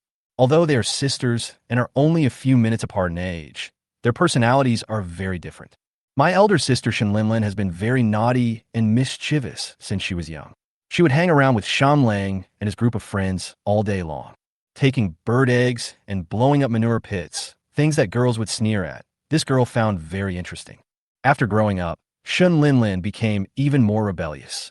She could speak the chirping of birds and flowers, and she had mastered the Zhuan dialect to perfection.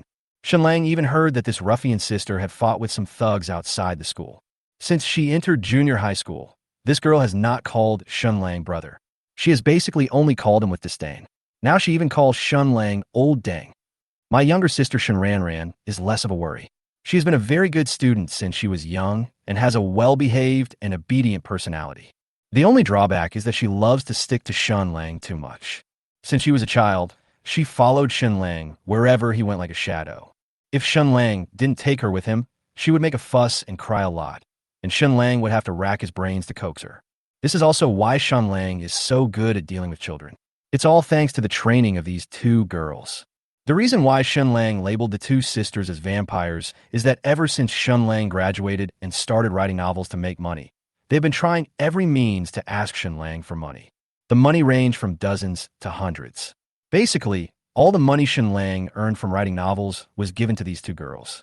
The most classic saying of the sisters is, what are you doing, Lao, Deng? Last some gold coins.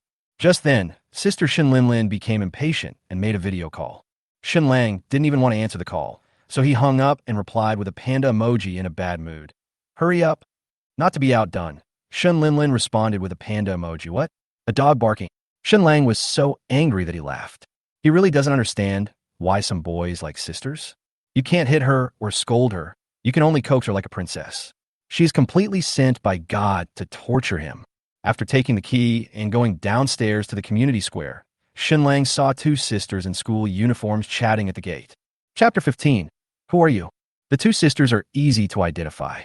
The younger sister Shen Ranran had a neat and beautiful high ponytail, a bright and sweet smile on her face, and she was happily chatting with her sister. My elder sister Shen Linlin has a neat short haircut and a contemptuous and arrogant smile on her face. From time to time, she spreads her hands and looks disdainful. Both sisters are very good-looking and very popular in their high school, especially her younger sister Shen Ranran. With her sweet smile and kind and enthusiastic personality, she is often flirted with by boys in the same school. Some of Shen Lang's otaku friends often complained that Shen Lang was picked up by his parents from outside. Both sisters are so pretty. Why is the brother not even 1/3 as pretty as them? Shen Lang's appearance is actually not bad, but he is too low-key and gloomy in his daily life. When I was in high school, I sat in a corner reading novels with my phone in hand all day long. After graduation, I stayed up all night without restraint. My appearance and temperament must have been affected.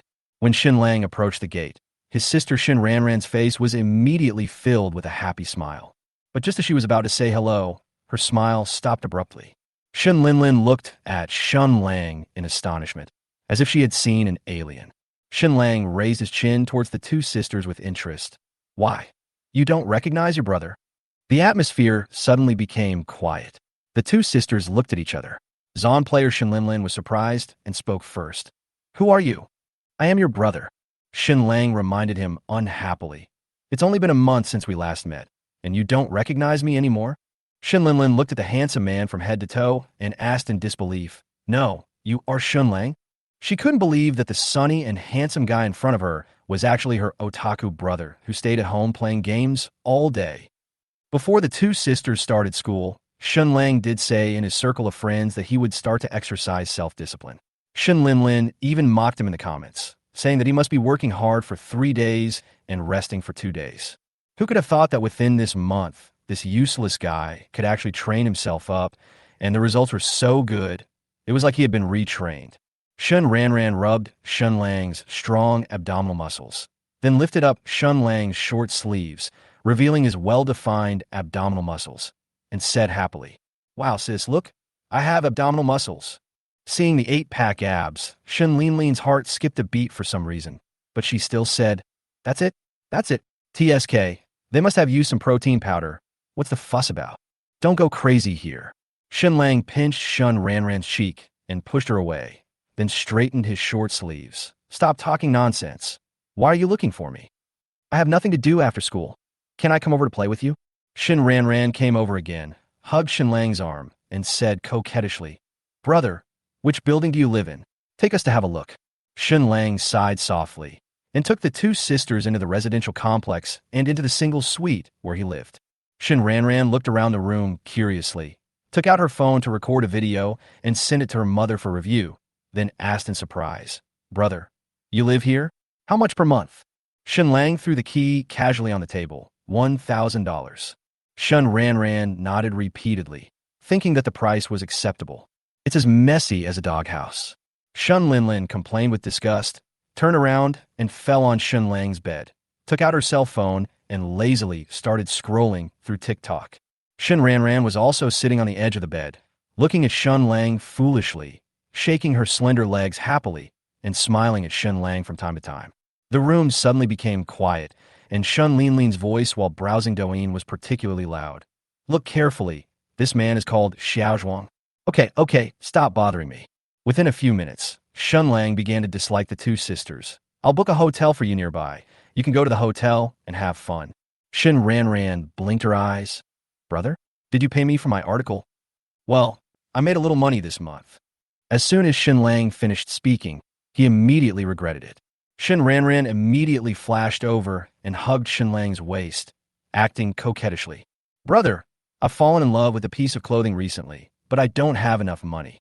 My parents haven't received the disaster relief money from the imperial court yet. You don't want your sister to live in school uniform all day, right? Just 500 yuan. Sister, 500 yuan is enough for me. When I graduate and have a job and have money, I will definitely pay you back." Okay, by the time you have money, your brother, would have starved to death." Shen Lang pushed Shen Ranran's head away in disgust, but still took out his cell phone and transferred 2,000 yuan to her. A huge sum of 500,000 yuan from Xia Shi alone, so these 2,000 yuan were no pressure for him. What's more, she is his biological sister.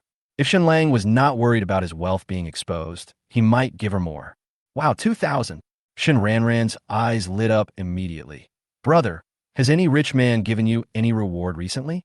He is so generous." "What? 2,000? Shen Linlin, who was lying on the bed watching Douyin, suddenly jumped up and said, "I want one too, Lao Deng. Give me 2,000 too." Shen Lang crossed his arms and said proudly, "Sure, call me brother, and I'll turn it for you." Shen Lang couldn't even remember how long it had been since this girl called him brother.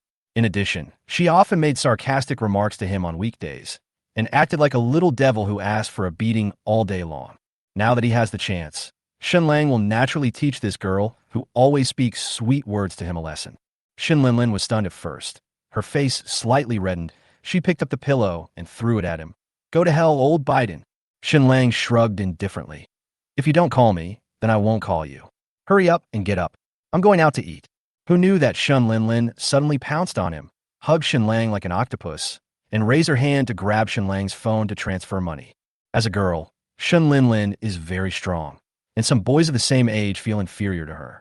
In the past, the frail Shen Lang was often pinned down by this girl, and her cell phone was snatched away to transfer money. But now Shen Lang is no longer the same person he was before. He grabbed Shen Linlin's waist and threw her directly on the bed, causing her to bounce and almost fall to the ground. "Hey, do you think my recent training has been in vain?" Shen Lang looked at the obviously dazed Shen Linlin with pride. Today is different from the past. Naughty sister. Who knew that in the next second, Shen Linlin threw a tantrum on the bed, crying and shouting, "Wow, I'm going to go back and tell my dad that you hit me." Looking at Shen Lang, who was throwing a tantrum like a primary school student, Shen Lang's mouth twitched. Stop complaining. It was obvious that this girl was pretending, but Shen Lang had no way to deal with her, so he had to transfer 2,000 yuan to her. When Shen Lang heard the notification sound of the WeChat payment, she stopped crying and gave Shen Lang a provocative smile, as if she had succeeded. Hee hee, little guy. Shen Lang's eyebrows twitched. Looking at the two drama-loving sisters in front of him, he said with a smile, I owe you two such funny guys in my previous life. Chapter 16. Sure, can we split the bill? Around 7 o'clock in the evening, Shen Lang took the two sisters to the street, planning to eat haitaleo. On the surface, Shen Lang disliked the two sisters very much, but after all, they were his biological sisters, and Shen Lang was still very caring towards them. It was so hard to get to see each other. Shen Lang was reluctant to let them go back to school. After ordering their meal at haitaleo, the two sisters chatted about things at school, complained about their weird roommates, and basically some little things about girls. Shen Lang was listening quietly beside him, feeling inexplicably gratified, as if the girl next door had grown up. I have to say, time really flies. Now, both sisters are already in their prime, but the lively and lovely appearance of the sisters in their childhood can never be erased from Shen Lang's mind. If only it weren't so annoying. Shen Lang sighed silently in his heart. Just then Su Lishuan sent a message. Lu didn't want to wake up early. So boring, what are you doing? Shen Lang thought for a moment and typed a reply. Eating outside. What about you? Watching horror movies again? No, I'm just sitting in the dormitory, and I don't know what to eat for dinner. I really don't want to eat in the cafeteria. Lu doesn't want to wake up early. Tomorrow is Saturday. I thought college life would be so interesting, but it's so boring. I really envy you, senior, for ending your miserable college life so early. Su Lishuan's message was followed by a video of a few seconds. In the video, several of Su Lishuan's roommates were playing with their phones or watching TV series, while Yixin next to them was also playing games comfortably. The last few seconds are Su Lishuan's selfie. She looks a little cute with her pouting lips and a sullen look. 1. Are you going to college because you think it's boring? Don't you think it's hard for your parents to support you in school? 2. Your bed seems to be quite far away. No classmates will pay attention to you. Just start buckling if you are bored. 3. Do you want to hang out tomorrow? I'll treat you to roast duck. There's a famous roast duck restaurant near where we met last time. Shen Lang rejected options 1 and 2 decisively. He knew option 3 was more normal, but he still felt inexplicably nervous. If these words were sent out, it would be equivalent to trying to get Su Lishuan out. Shen Lang didn't know why he was nervous. Maybe it was because he had been staying at home for too long, which led to his introverted personality and made him afraid that Su Lishuan would reject him. Damn it, what a coward. Thinking of how he almost missed out on meeting Su Lishuan last time, Shen Lang typed back with anticipation and inexplicable nervousness. Do you want to hang out tomorrow? I'll treat you to roast duck. There's a famous roast duck restaurant where we met last time. After watching this message being sent, Shen Lang's heart beat extremely fast. This was the first time he took the initiative to ask a girl out for dinner, and he didn't know whether she was willing to come out. After calming down, Shen Lang felt that the chances of Su Lishuan coming out to keep the appointment were relatively high. His roommate was right next to him, so Su Lishuan could easily chat with him. But she took out her cell phone to chat with Shen Lang on WeChat, and even took a video to share her daily life. Shen Lang felt that this was a very obvious signal. This is a signal from a girl that she wants to chat with you. She mentioned that Saturday was boring and hinted to Shen Lang that she really wanted to go out for a walk. In addition, she took the initiative to find Shen Lang to release this information, which obviously meant that she wanted Shen Lang to take her out to play. After waiting for a few minutes, Su Lishuan still didn't reply. Shen Lang couldn't help feeling a little disappointed. Maybe he went to the bathroom? Or want to get takeout? This is the way most people who are fragile and lonely inside enlighten themselves. Even if the other party did not answer, they had made the worst plan in their hearts and thought of excuses for Su Lishuan to refuse in order to comfort their sensitive and fragile hearts. After waiting for a few minutes, Su Lishuan still didn't reply. Shen Lang couldn't help but open the chat box with Su Lishuan, and then found something very interesting. I saw that above the chat box, every few seconds or more than 10 seconds, it would appear the other party is typing. Shen Lang was stunned at first. Then suddenly he understood. He felt that Su Lishuan did not do anything else, but kept holding his mobile phone. The reason why it appears that the other party is typing from time to time is probably because Su Lishuan is thinking about whether to accept his invitation. If you think about it, this is normal. Shen Lang asked her out after knowing her for less than 2 days, so it would definitely be difficult for her to make a decision. She is not such a casual girl. It is difficult for a boy to ask a normal girl out after such a short time together. Not to mention a girl like Su Lishuan who is both pretty and reserved. It seems a little urgent. After the review, Shen Lang smiled with relief and was ready to be rejected. Anyway, just be a little more careful in the future and don't be so eager for quick success when dealing with girls. There will be plenty of opportunities to ask her out to play. What's more, if Su Lishuan agreed to go out and play immediately, Shen Lang would feel uncomfortable. This is just like fighting a boss in a game. If the player kills the devastating boss in one move, there will be no sense of accomplishment at all. It seems that chasing girls is really a science. Shen Lang looked at the other party, typing a few words in the chat box, and murmured with deep feeling. Just then, the WeChat notification sound finally rang, and Su Lishuan finally replied. Lu, who didn't want to gossip too early, said, "Sure, but you don't have to pay. We can just split the bill. I feel embarrassed to spend your money when we just met. I slept till dawn. Okay, then I'll wait for you at the last station at 6 p.m. tomorrow." Lu, who didn't want to get angry early, sent a cat emoji. Yeah. In fact, sometimes it's not a bad thing to kill the boss in one move. Shen Lang excitedly put away his phone and was already looking forward to tomorrow's date. Brother, who are you dating online again? As soon as he put his phone in his pocket, Shen Lang saw Shen Ran looking at him with a smile. Wasn't it bad enough that you were cheated last time? Shen Lang met his first love on the internet. When they met offline, the girl asked Shen Lang to buy this and that after dinner. In total, they spent nearly 20,000 yuan, but Shen Lang didn't even hold her hand. As a result, when she got home, the girl blocked Shen Lang. Shen Lang has been depressed about this for nearly half a year, and even left a very sad message on his circle of friends. If I ever trust a woman again in this life, I'm a dog. Shen Lang did not answer, but said with a smile, "Don't worry about me. Eat. What a laugh." Shen Lin even cast a disdainful look at him. "If you have this spare money to be a liquor, you might as well spend it on me. I beg you find a boyfriend and stop pestering me all day long, okay?" The smile on Shen Lang's face suddenly stopped. He looked at his two venomous sisters and pleaded, "When can we fast forward to, brother? Don't you understand him?" Chapter 17. A man's knees are made of gold, and now is the time to cash it out. The next morning, Shen Lang woke up on the sofa in his rental house. In the past, Shen Lang would not have been able to wake up at this time. But after taking the physical strengthening potion yesterday, Shen Lang seemed to have been forced to install a biological clock. At exactly 7 o'clock in the morning, he woke up without any sleepiness, and his body did not feel a bit tired. After washing up, Shen Lang came to the bedroom door and looked at the two sisters on the small bed. In the dimly lit bedroom, on the soft bed that could barely accommodate two people, the two sisters in pajamas hugged each other tightly, occasionally talking in their sleep. Last night, the two sisters didn't want to take a taxi back, and they thought the hotel was too far away, so they bought 2 sets of pajamas and spent the night in Shen Lang's tiny house. The two sisters have completely different personalities, and their sleeping positions are also completely different.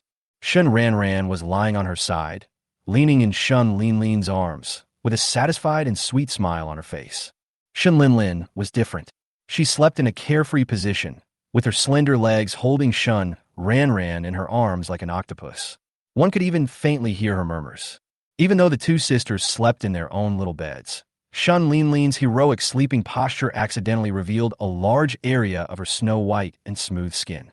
But like all brothers, Shen Lang has no evil thoughts towards his sisters. He smiled and shook his head, then walked over to cover the two sisters with the quilt and pinched Shen Lin's fair face. "You sleep like a pig." "Elder brother." Shen Lin murmured suddenly, with a smile on her face, and hugged Shen Ran tighter in her arms. Shen Lang was stunned for a moment, and his heart inexplicably warmed. He complained unhappily, "You stupid girl, you only dare to scream in your dreams, right?" After going downstairs to buy breakfast for the three of them, Shen Lang woke up the two sisters. After lying in bed for more than 10 minutes, the two sisters reluctantly got out of bed and started washing. After washing up and eating, Shen Lang sent the two sisters downstairs to go home. Originally, the two sisters were clamoring for Shen Lang to take them out to play. But since he had a date with Su Lishuan this afternoon, there was absolutely no way Shen Lang could bring these two light bulbs with him. So he decisively called a Didi car for them. Brother Xiao Shun. As soon as the three of them went downstairs, a little girl with pigtails came running over with her hands raised. It was Xia Shuyi's daughter, Xia Mingming. Xia Shuyi was carrying a shopping bag from the supermarket, and it seemed that she had just come back from buying groceries. Hey, whose little sister is this? Shen Lang smiled happily as he held the little girl in his arms and lifted her up to weigh her. It's so heavy. The new year is coming soon. I can sell it to exchange for candy. I'm not fat, the little girl retorted with a smile, hugging Shen Lang's neck tightly with her two chubby hands. Shen Linlin looked at the two of them sourly, as if she wanted to say something but hesitated. Finally, she snorted imperceptibly. You damn Lolita control. Xia Shuyi originally wanted to say hello, but she was surprised to find that Shen Lang had changed a lot today. As for what part of her body is bigger, I can't really tell, but I just feel like her temperament has become a different person. And who are these two beautiful girls next to Shen Lang? For a moment, Xia Shui felt a little nervous, but she still smiled and asked tentatively, Xiao Shun, who are these two? They are all my sisters. Shen Lang briefly introduced me and said to the two sisters, This is my landlord, Sister Xia. Shen Linlin just glanced at Xia Shui with disdain and said nothing. Hello, Sister Xia. Shen Ranran smiled enthusiastically and said, My brother said yesterday that his landlord is a very beautiful sister. I didn't believe it first, but I didn't expect it to be true. Sister, you are really beautiful. Shen Ranran is the child that adults often talk about. She has good academic performance, is pretty, speaks well, and is extremely polite in her dealings with others. Whether it is peers or adults, basically no one would dislike such a sensible girl. Then where is it?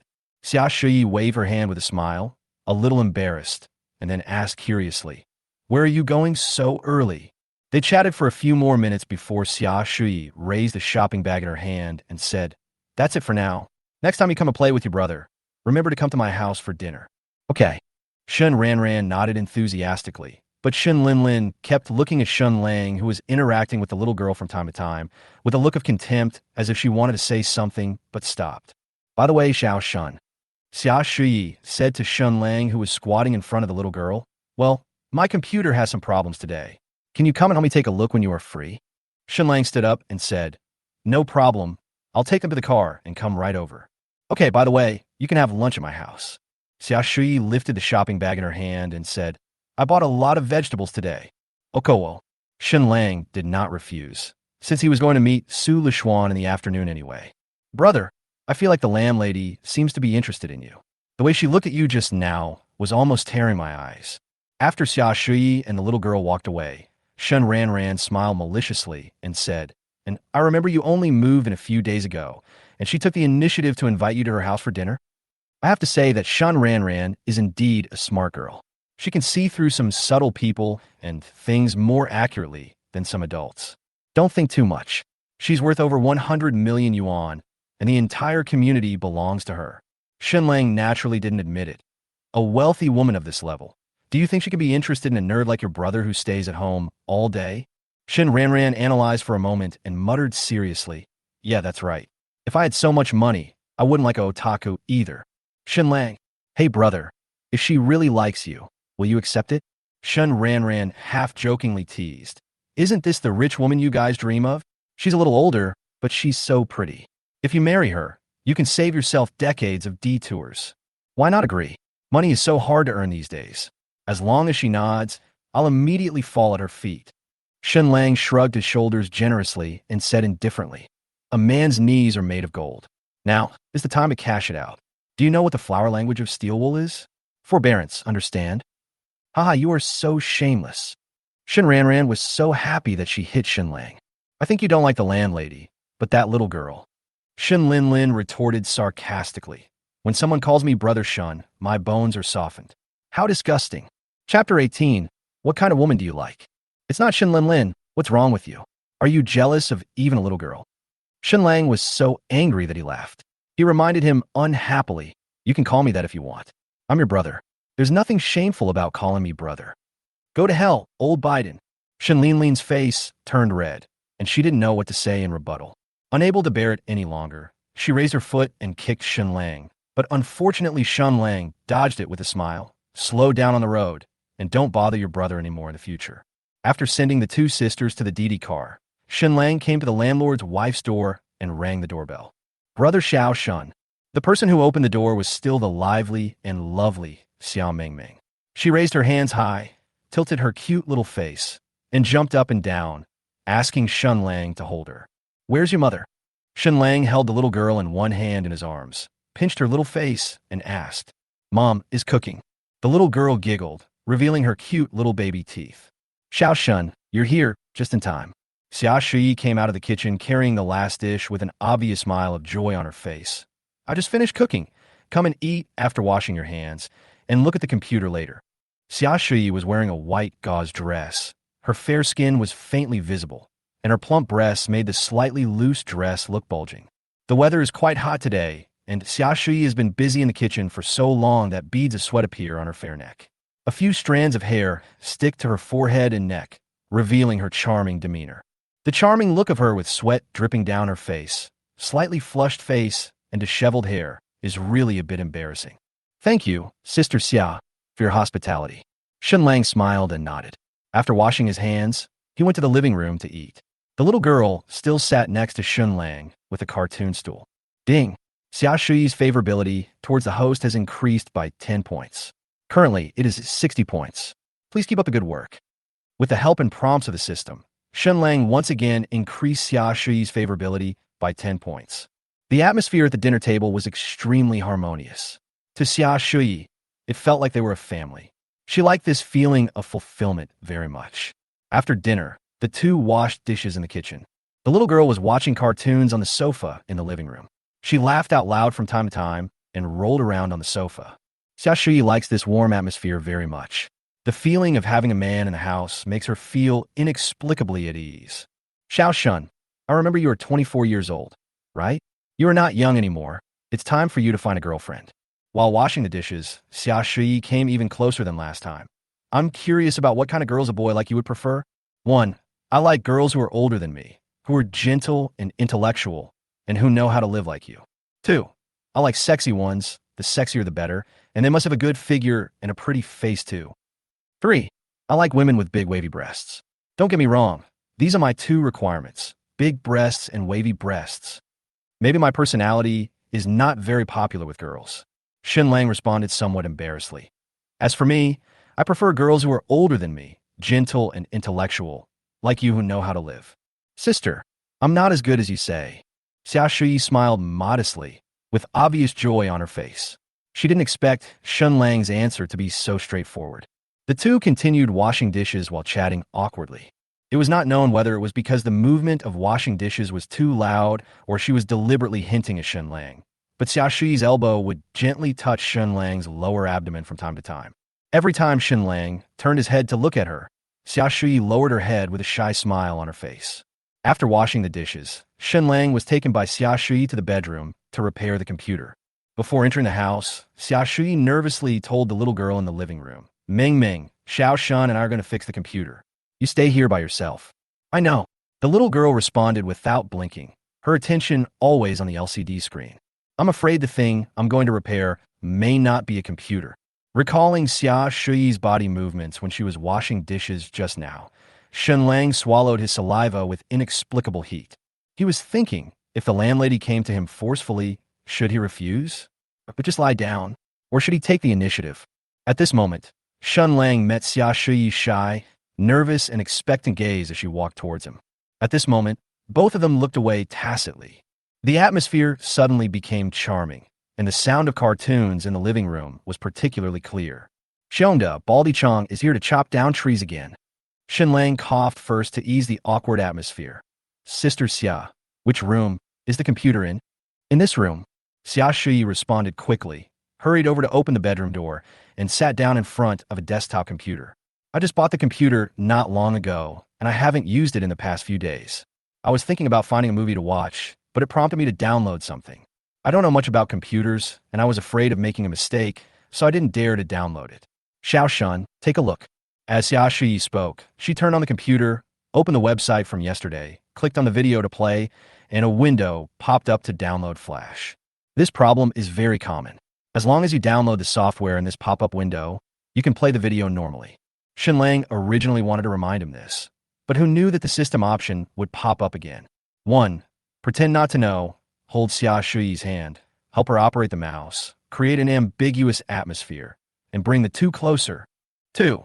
Tell her to download the software in the pop-up window, and then she can play the video normally. 3. Help her download the software and ask her in a flirtatious way what kind of adult movies she likes to watch. Xia Shuyi's affection for Shen Lang has reached the point where she can go along with it and play some adult games with him.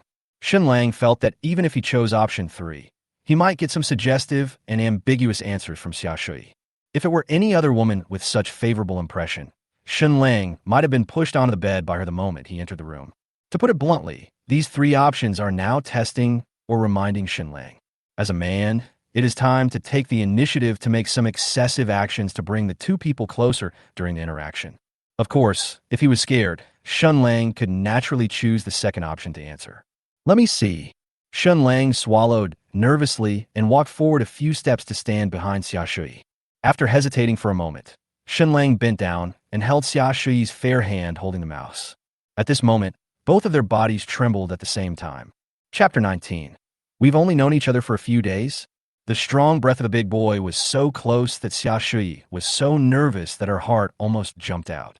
The blush on her face became more and more obvious, and she didn't dare to look up at Shen Lang. She had never imagined that one day, in her room, while her daughter was watching cartoons outside, a man would stand behind her in such an ambiguous posture. Thinking that they had only known each other for less than a few days, Xia Shuyi felt even more ashamed. Was she so empty inside that she dared to bring a boy she had only known for a few days in her bedroom? Xia Shuyi felt that she must be crazy. She wanted to break free from Shen Lang's control, but was worried that this would cause Shen Lang's dissatisfaction and misunderstanding. Deep down in her heart, she had been expecting Shen Lang to make these ambiguous moves, and even hoped that Shen Lang could be bolder. So, Xia Shuyi could only stare stupidly at the mouse on the computer screen, ignoring any presumptuous actions of Shen Lang. From time to time, she would glance at this big boy out of the corner of her eye, who seemed a little overwhelmed by this kind of thing. Feeling Shen Lang's warm palm, Xia Shuyi felt the emptiness and loneliness in her heart for years. A feeling of restlessness and a desire to throw anything away was spreading rapidly, and there was a flickering desire in his eyes. At the same time, this was the first time Shen Lang held a woman's hand, and in such an ambiguous posture. More importantly, this woman was his landlord's wife, whom he had just met for less than 2 days since he moved into the community. Unlike the hands of girls that Shen Lang imagined, Xia Shuyi's hands were very soft and felt especially warm in his palms, like a piece of white, clear, and warm jade. Shen Lang was now nervous and excited. He didn't know what to do. He just held Xia Shuyi's hand and controlled the mouse to slide randomly on the computer screen. 1. Pick her up, gently place her on the bed, and kiss her from above. 2.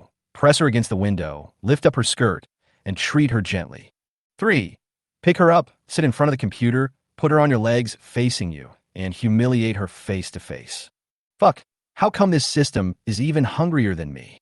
Shen Lang blushed and complained with his heart beating fast. At the same time, Shen Lang also completely understood that if he took the initiative now, Xia Shuyi would definitely cooperate. Otherwise, there would not be 3 such crazy options. Xia, sister Xia. Shen Lang let go of Xia Shuyi's hand, reached out his trembling hand, and gently pulled off the shoulder strap of Xia Shuyi's skirt, revealing a large area of snow-white skin and a round purple bra. Xiao Xiao Shun. From beginning to end, Xia Shuyi did not resist, and occasionally cast a shy look full of desire at Shen Lang. In addition to the mature charm of a woman, there was also a hint of youthfulness between her brows. This immaturity does not refer to her young age, but a kind of inexperienced and helpless feeling. After all, she has only had experience of a dozen times, and she is a traditional woman who has not experienced anything in more than 10 years. Whatever do it. The moment Shen Lang made up his mind, his brain went blank, filled with only the most primitive impulses of human beings. He picked up Xia Shuyi roughly, and they both fell on the soft big bed. Shen Lang held Xia Shuyi's arms, looking down at the shy lady under him, his eyes revealing an impatient enthusiasm. Xiao Xiao Shun, Meng Meng is still outside. Just as Shen Lang pulled down the other side of Xia Shuyi's skirt, Xia Shuyi held the large exposed skin with both hands nervously, and turned away her shy gaze as if she was waiting for someone to pick her skin. She didn't mean to refuse, but to remind Shen Lang that the little girl was still outside, or not to make too much noise. Sister Xia, Mom, the phone's ringing. With a click, the bedroom door handle turned and the door was gently pushed open. Xia Mingming stood at the door blankly with the ringing cell phone in her hand, staring at the two people on the bed with an innocent look for a while. Mom, what are you and Brother Xiaoshan doing? Xia Mengming's innocent and tender voice brought an abrupt end to the lust of both of them. No, nothing. Mingming, give me your phone. Xia Shui was like a heroine caught in bed. She put on her skirt awkwardly, quickly tidied her messy hair, and patted Shen Lang's arm with a blushing face, signaling him to get off her quickly. Shen Lang quickly jumped off the bed from Xia Shui and adjusted his trajectory with his back to the little girl. Brother Xiaoshan, what were you doing with Mom just now? Xia Mingming raised her little face innocently and asked, Are you playing games? I want to play too. Shen Lang touched the little girl's head awkwardly, not knowing how to explain. Puff! Xia Shui looked at Shen Lang's embarrassing look and suddenly laughed out loud. She gave Shen Lang a gentle and reproachful look and then said to the little girl, Mingming, go get your school bag. We have to go to cram school. After the little girl left the bedroom, the two people in the room looked at each other tacitly and then quickly shifted their gaze. Xia Shui also began to review the situation in disbelief. If Mingming hadn't interrupted them just now, would she really have to have an in-depth communication with this big boy who had just moved in a few days ago? Xia Shui knew that she had a lot of good feelings for Shen Lang. She liked this warm and kind boy very much. The most important thing is that he is really good to Mingming and is good at taking care of children. But Xia Shui felt that it was too sloppy for the two of them to have in-depth communication after only knowing each other for a few days. At least they should date for a while. And why did I agree just now? Am I really that lonely? After a moment of silence, Shen Lang randomly found a topic to talk about. Ahem. What does Mingming want to learn? Piano.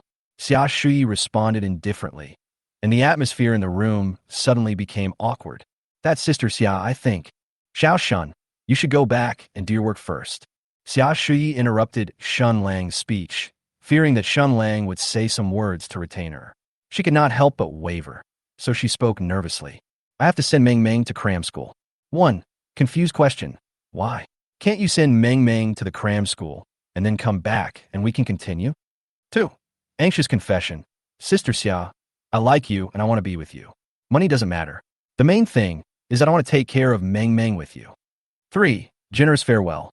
Okay, I'll leave first. If you need any help in the future, please feel free to contact me. Well, no problem. I'll be leaving first. If you need any help in the future, please feel free to contact me. Shen Lang could see that Xia Shui really didn't want to dwell on what happened just now. What's more, Mingming has become entangled now. Xia Shui can't just leave her daughter alone, so she decisively left the bedroom. Hearing the sound of the door closing, Xia Shui sat on the bed with her legs hugged in a daze. We've only known each other for a few days. I'm really going crazy. Thinking about what had just happened, Xia Shui buried her blushing face in her knees in embarrassment. Chapter 20. Goblin's First Date. After returning home for a long time, Shen Lang's excited and hot mood could not calm down for a long time. He looked at his hand that had just torn off Xia Shui's skirt, and his mind couldn't help but recall the scene in the bedroom just now, and he suddenly felt a little angry. Unfortunately, there was no automatic fire extinguisher at home. Shen Lang could only sigh. What use do I have for this iron rod? As a novice, it was Shen Lang's first time, and he almost had sex with a married woman. I have to say, practical action is much more stimulating than self-reliance and the YY novels of the same kind. The more I think about it, the more restless I become, especially when I haven't relieved my anger yet. This feeling of having nowhere to release made Shen Lang feel inexplicably irritated. He hurriedly took a cold shower and calmed down a lot. It was not until around 5 o'clock in the afternoon that Su Lishuan sent a WeChat message. Lu, who didn't want to wake up early, said, Are you not busy today? Su Lishuan was obviously testing whether Shen Lang had forgotten the agreement between them. Or maybe he was asking Shen Lang if he had nothing else to do in the afternoon and could come to the appointment. After the system baptism in the past few days, Shen Lang could still understand this simple and easy-to-understand suggestive sentence. After a good sleep, he said, Not busy. Do you want me to pick you up from school this afternoon? Lu, who didn't want to wake up early, said, No need. The school is not far from where you are. I can just take a DD. I slept till dawn. Okay, let me know when you get in the car. Lu, who didn't want to wake up early, said, Yeah. The two chatted briefly for a while before Shen Lang closed the WeChat chat box. At the same time, the girls' dormitory of Zhuhai University. Su Lishuan excitedly threw away his phone and couldn't wait to open the wardrobe. Looking at the dazzling array of clothes, Su Lishuan tapped her white feet one by one, wondering what to wear on her first date. Su Lishuan is like many single female college students. The day she entered university, she not only wanted to learn some knowledge and get a diploma that would help her find a good job. She also dreams of finding a boyfriend she likes in college and having a sweet love relationship. We walk together after school, go on romantic dates together during holidays, live a sweet life every day, and fully enjoy the youthful years that belong only to college. Interestingly, the person Su Lishuan met was not a boy in school, but a graduating senior whom he met by chance when he went out to buy chestnuts. Sure enough, life is like a blind box of chocolates. No one knows what the next one will taste like. Hee, Shen Xian, can you take me with you? Yi Xinshin looked at Su Lishuan, who was scratching his head while choosing clothes, and teased expectantly. I want to see what charm this guy has that can make our Zhuhai University's campus beauty so obsessed with him. I've already said that we're just ordinary friends, and we just went out for a simple meal. Su Lishuan muttered with a slightly blushing face, and, at the same time, she had already chosen the clothes to wear for the date. Today is Saturday, and several roommates have gone home, leaving only Yi Xinshin and Su Lishuan in the dormitory. Su Lishuan was too lazy to go to the bathroom, so he simply started to undress in front of Yi Xinshin, revealing his perfect figure that made countless boys drool. Similar to Xia Shui, Su Lishuan had no idea that she and Shen Lang had only known each other for less than a few days. The only time they met offline was when they ran into each other by chance at a snack street. This is the case for girls who have never been in love. They all yearn for a better future. This is especially true for the so-called school beauties or class beauties who are conservative and out of touch with the world. If there is someone of the opposite sex who can catch their eye and gain their favor, their emotional intelligence and IQ will inexplicably drop a lot. This is why you can see couples with huge differences in appearance, no matter which university you go to. It is obvious that the boy is average in all aspects. He is even ugly to the point of being extraordinary, and he is so ordinary that he cannot be more ordinary. Their girlfriends are more beautiful than each other, and their figures are better than each other. The main reason is that these boys have the courage to test some of the girls' ideas. They will not feel that they are unworthy and then hide in a remote corner where the goddess cannot see them and watch their dream goddess being pursued by other boys. They will not feel inferior to girls just because they are good-looking or have good conditions. On the contrary, girls with good conditions will arouse their ambition even more. Of course, all single girls have many requirements for their future significant other. For example, you must have a car and a house, or you must be a certain height, what your family situation is like, and whether you have brothers and sisters. Some girls even have to consider whether the other person's star sign and zodiac sign match their own, and whether being together will affect their future fortunes. For example, Shen Lang's not-so-high appearance and his decadent otaku temperament are the reasons why Su Lishuan feels that he should be deducted points. But the fact is, a girl is really attracted by a boy and wins her favor. Then all the rules and regulations that were established in the past will come to nothing in an instant. They will gladly accept any personality and habits of the other person, and even whether the other person is particularly good-looking. Su Lishuan is like this. She likes Shen Lang's sense of humor and feels it is particularly interesting to chat with him. Many men and women who love each other gradually develop into lovers from this step. In this situation, Shen Lang's shortcomings in appearance and otaku temperament were inexplicably covered up. This is a girl, an interesting creature with strange thoughts. My dear Xin Xian, who would believe you when you say this? Yi Xinshin smiled maliciously, then looked at Su Lishuan, who had fair skin, a slim figure, and was wearing white stockings, and walked forward like a pervert, groping her feet to her heart's content. TSK, I'm confused by these legs. I really envy that guy. What are you doing? Su Lishuan blushed and pushed away her best friend's naughty hands with a beating heart. When I got dressed and left the dormitory, Yi Xinshin suddenly reminded me. If you don't come back at night, remember to ask him to take care of tea. I don't want to be a godmother right after entering college. Play your game. Su Lishuan blushed and spat, then slammed the dormitory door. At around 6 o'clock in the evening, Su Lishuan arrived at the bus stop where he and Shen Lang parted last time as agreed. At this time, there are a lot of people, and it is also the rush hour for getting off work. Dressed up in gorgeous attire, she immediately attracted a lot of people's attention. Su Lishuan was tall and had curvy figures, especially her beautiful legs wrapped in white stockings under a short skirt, which were long and even. Going up are the white thighs known as the absolute area, which appear even softer and whiter against the background of white stockings. Chapter 22. You look handsome without glasses. Several male college students who came to find food were so fascinated by Su Lishuan's makeup that they missed the bus. They stood nearby, struggling with the villains in their heads, wondering whether or not they should go forward and ask for the contact information. When Su Lishuan's eyes swept over them, these male college students suddenly had the illusion that they were being secretly observed by beautiful women, and they felt more confident in asking for their contact information. Little did they know that Su Lishuan was just looking for someone. "I'm sorry, I'm late." Just then, a familiar voice came from behind. Su Lishuan's heart moved, and he quickly turned around to say hello. But when she turned around and looked at the handsome guy in front of her who seemed familiar, she was stunned for a moment and managed to utter a few words. "Excuse me, who are you?" "I'm Shen Lang." Shen Lang reminded him with a smile.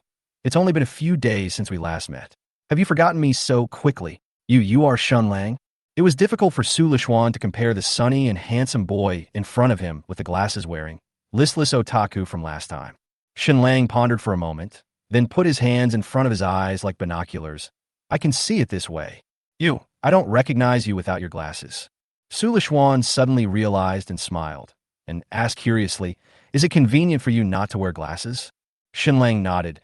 "My myopia is not very serious. It doesn't matter whether I wear it or not." "I see."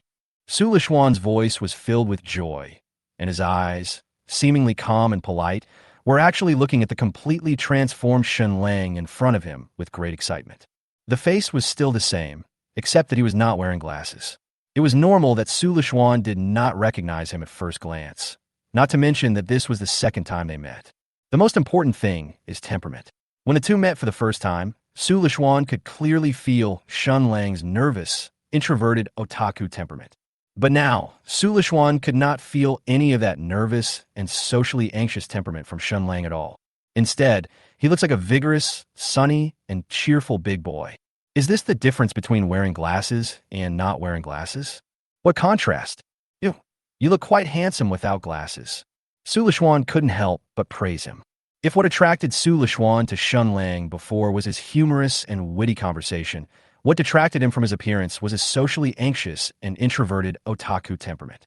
So there is absolutely no point in deducting points for Shen Lang now, as his conditions in all aspects meet Su Lishuan's requirements for a significant other. This is a very realistic thing. Regardless of whether they are men or women, no matter what stage the relationship has progressed to, they all hope that the other person they care about can develop in the most perfect direction. The boyfriend hopes that his girlfriend can have a better figure and a higher appearance, so that he can look more prestigious when he goes out.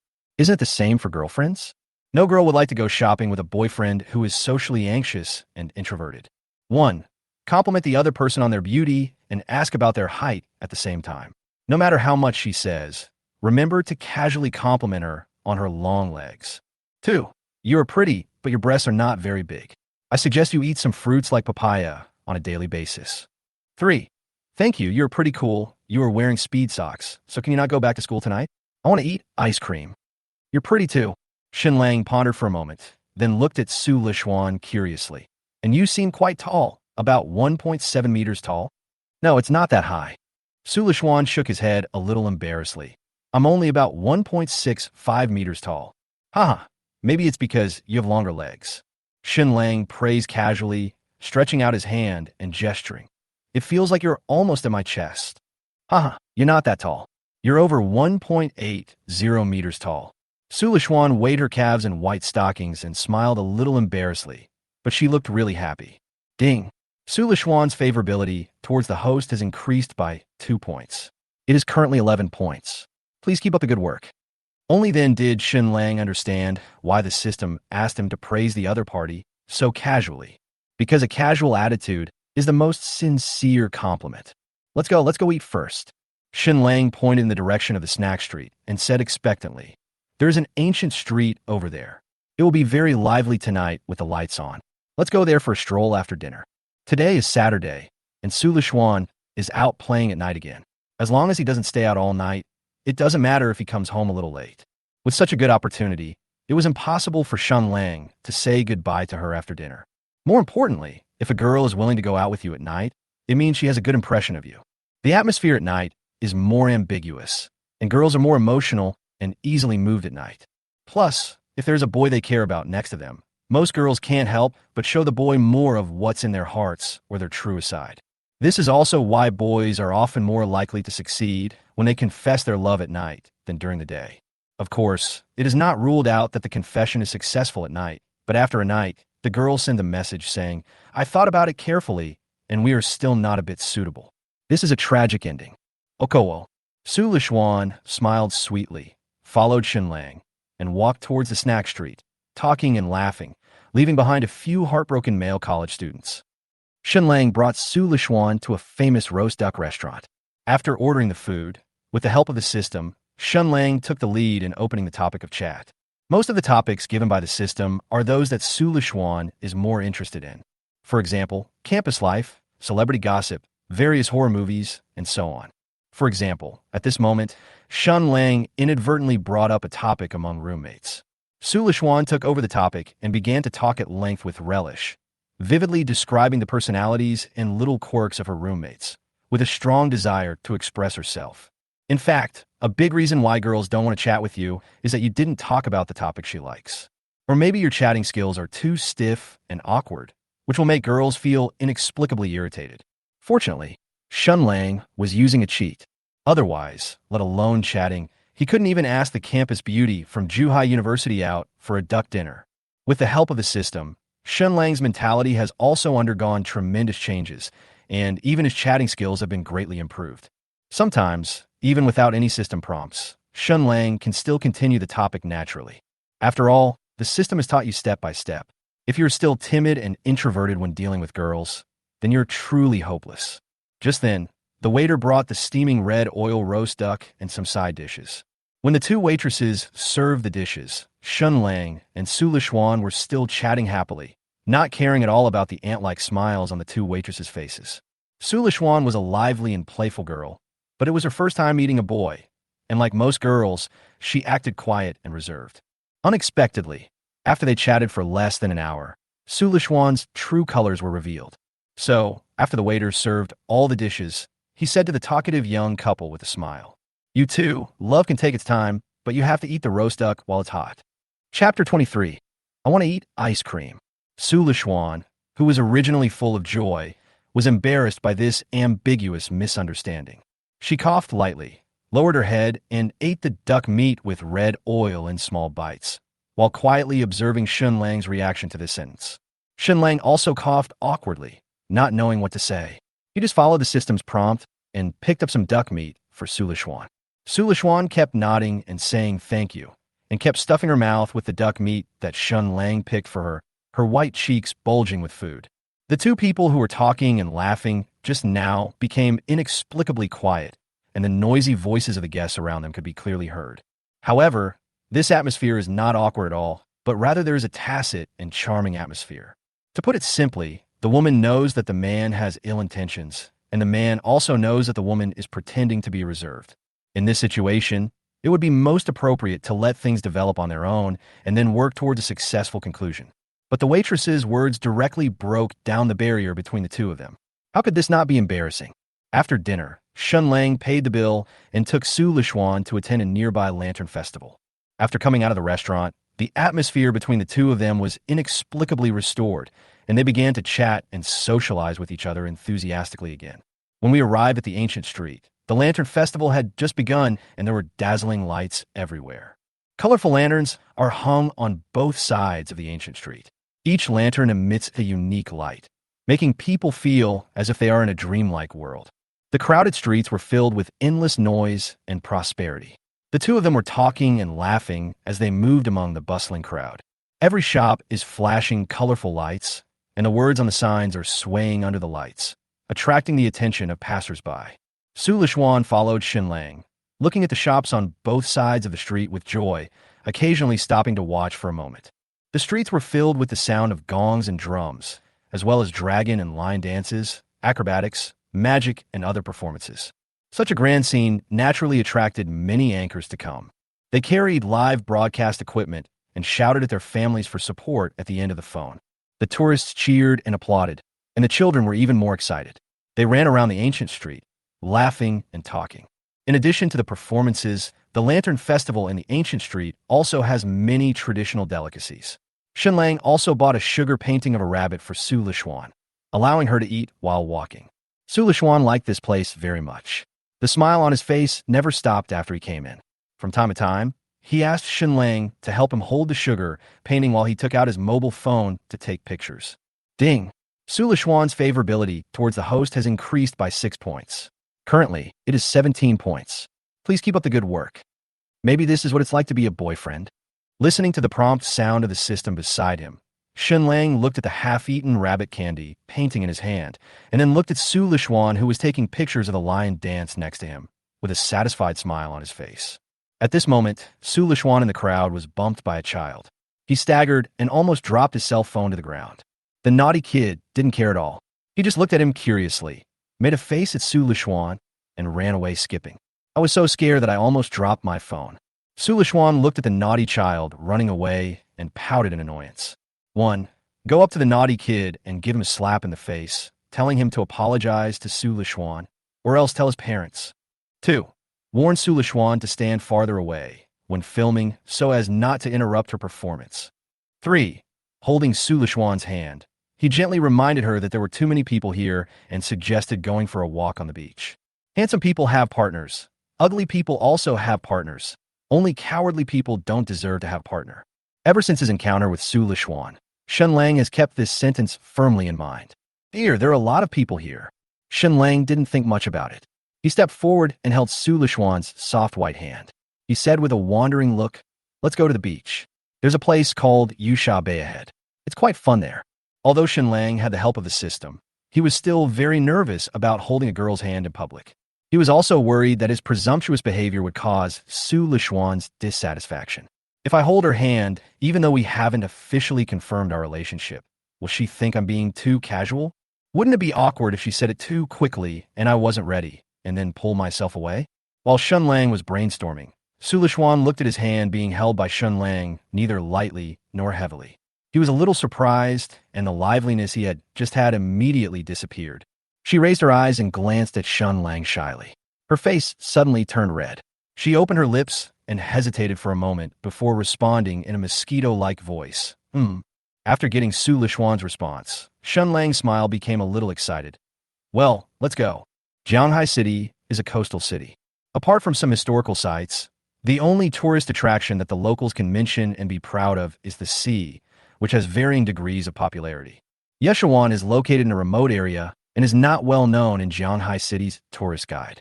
There's only one relatively large conch sculpture in the entire area, and the rest is all long beaches and endless sea.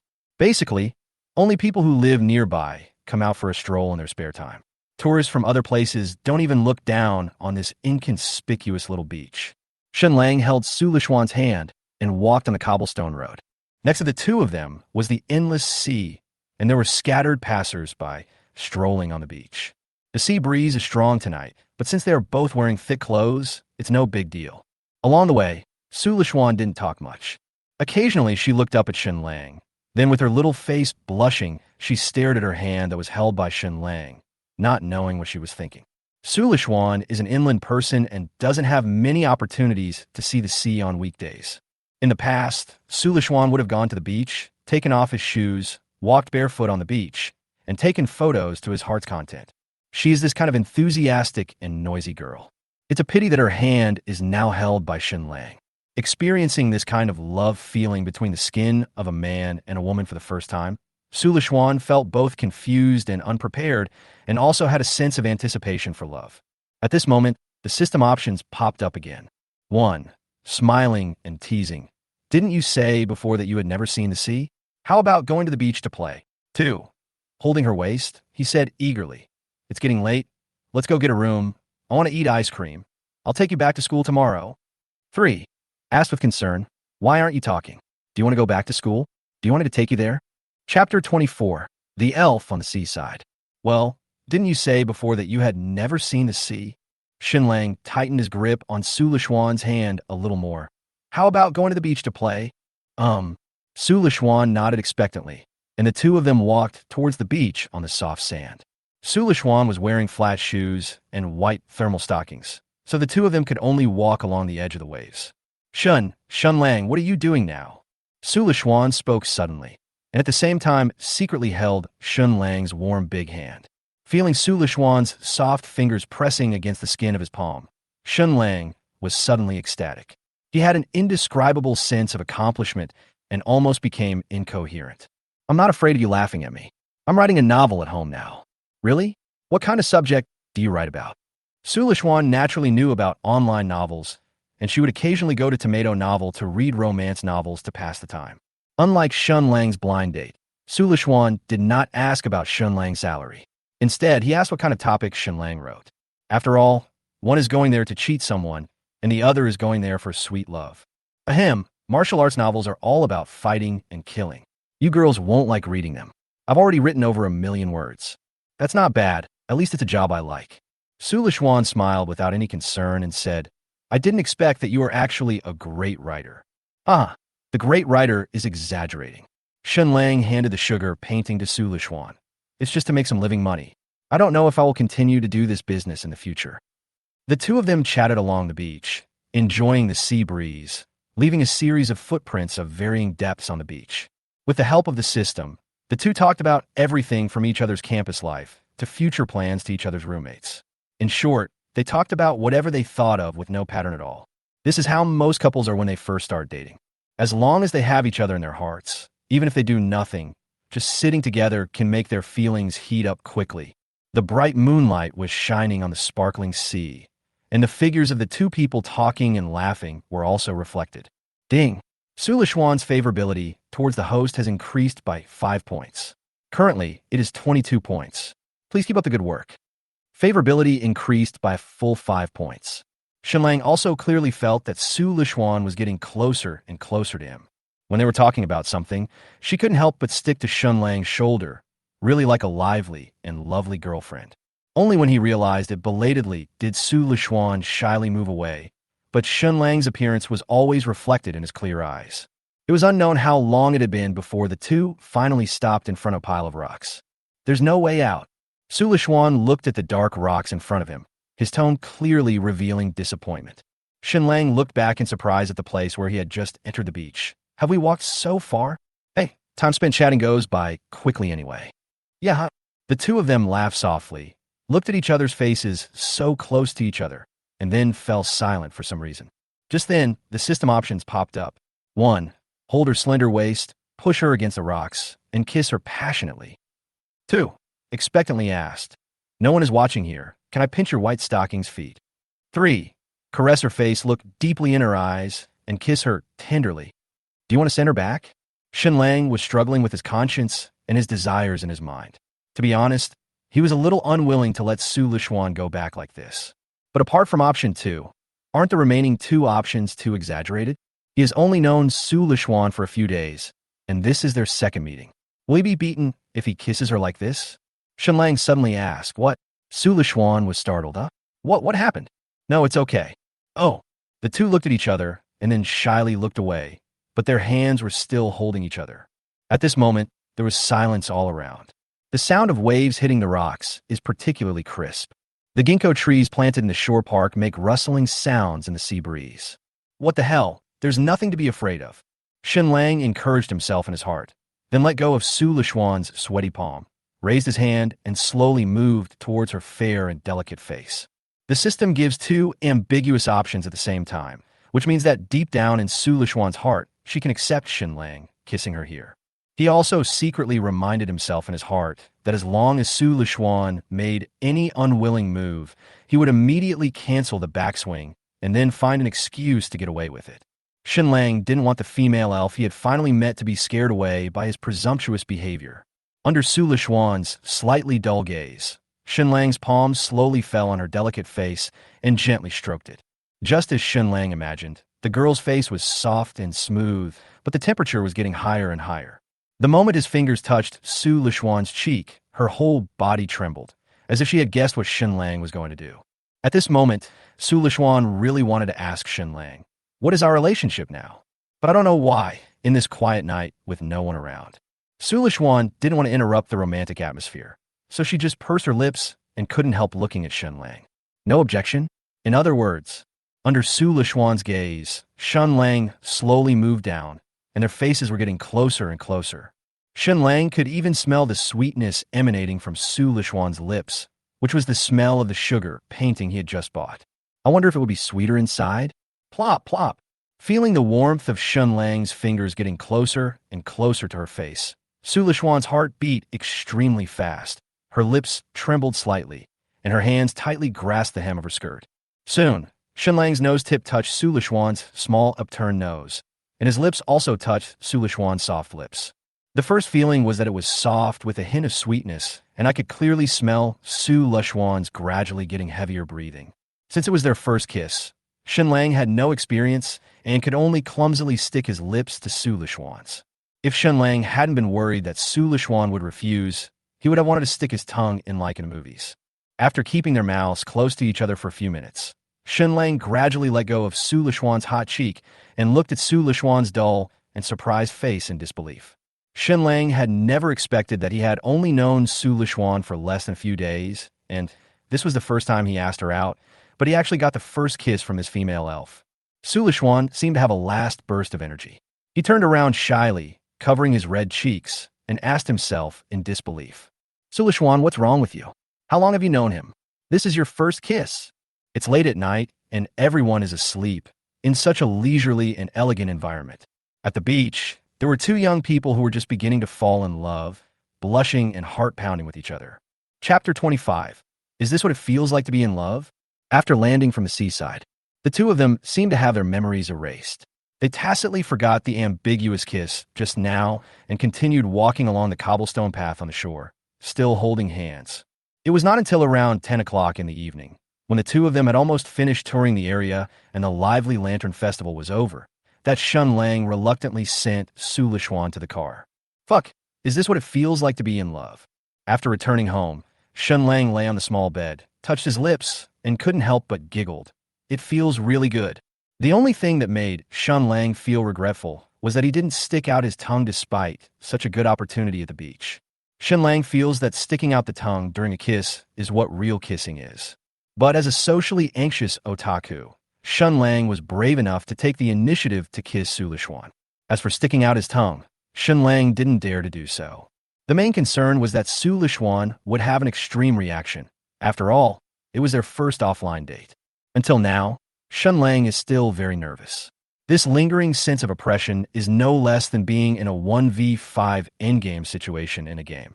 Shen Lang was not discouraged by this. The failure this time was just a good opportunity for Su Lishuan to take precautions. Next time when you ask her out, take the initiative to kiss her. She should be prepared, and neither of you will feel awkward. Tomorrow is Sunday, and Su Lishuan has to go home to be with his parents. The two also agreed that if they both had nothing to do next Saturday, they could go out and play. Thinking of this, Shen Lang couldn't help but grin, and he was already looking forward to the arrival of next Saturday. Just then, Su Lishuan sent a WeChat message. "I'm at school. I had a lot of fun today." After a good sleep, he said, "Go to bed early. I will take you out next Saturday." Lu, who didn't want to wake up early. "Well, I'll give you the money I spent today." Su Lishuan transferred 120 yuan to Shen Lang, including the 15 yuan for the sugar painting. In the past, Shen Lang might have thought that the other party wanted to end the relationship, so he tried every means to transfer the money to him. But now, Shen Lang felt that Su Lishuan was a very good girl, at least in terms of character. After a good sleep, he said, "No need, it's only over 100 yuan. Lu, who didn't want to gossip too early, said, "No, you have to take it. We've only known each other for such a short time. I can't just spend your money casually. Hurry up." Angry cat. After a good sleep, he said, "How about this? I'll treat you this time, and you can just treat me next time. There's no need to go to such a big trouble for just over 100 yuan. A goto?" The other party was silent for a moment before replying, "Yes, I'll treat you to seafood next time." The two chatted for a few more sentences and arrived at the girls' dormitory building. Su Lishuan put away his phone and walked towards his dormitory with a smile on his face. Su Lishuan was very satisfied with today's date and walked with a cheerful step. When I returned to the dormitory, most of my roommates were asleep. Only her best friend, Yixin was curled up in the summer quilt, happily playing with her mobile phone. "My dear Shin is back." Hearing the door open, Yi Xinshin couldn't wait to stick her head out and said teasingly with a playful expression, "I thought you wouldn't be coming back tonight. It's so late. If you don't come back, I will sleep on the overpass." Su Lishuan blushed, and his heart beat fast as he avoided Yi Xinshin's "I understand" smile. After undressing, he walked into the bathroom and started washing up. After taking a shower, Su Lishuan crawled into bed, hugging his stuffed Pikachu toy, and recalled the scene of walking on the beach with Shen Lang. He couldn't help but feel that it was a fleeting dream. Her relationship with Shen Lang progressed so quickly. They had only known each other for less than 4 days, and their relationship was so good that they could even hold hands and kiss on the beach. More importantly, it was my first kiss. Is it really too fast? I've only known him for a few days. Su Lishuan poked his head out from under the quilt and looked at Yi Xinshin, who was curled up in the quilt playing games in the upper corner, with a solemn and thoughtful look. She wondered whether she should talk to this best friend who had dated countless men. But there are such cases, right? And, thinking of the scene of kissing Shen Lang at the beach, Su Lishuan's face gradually turned red.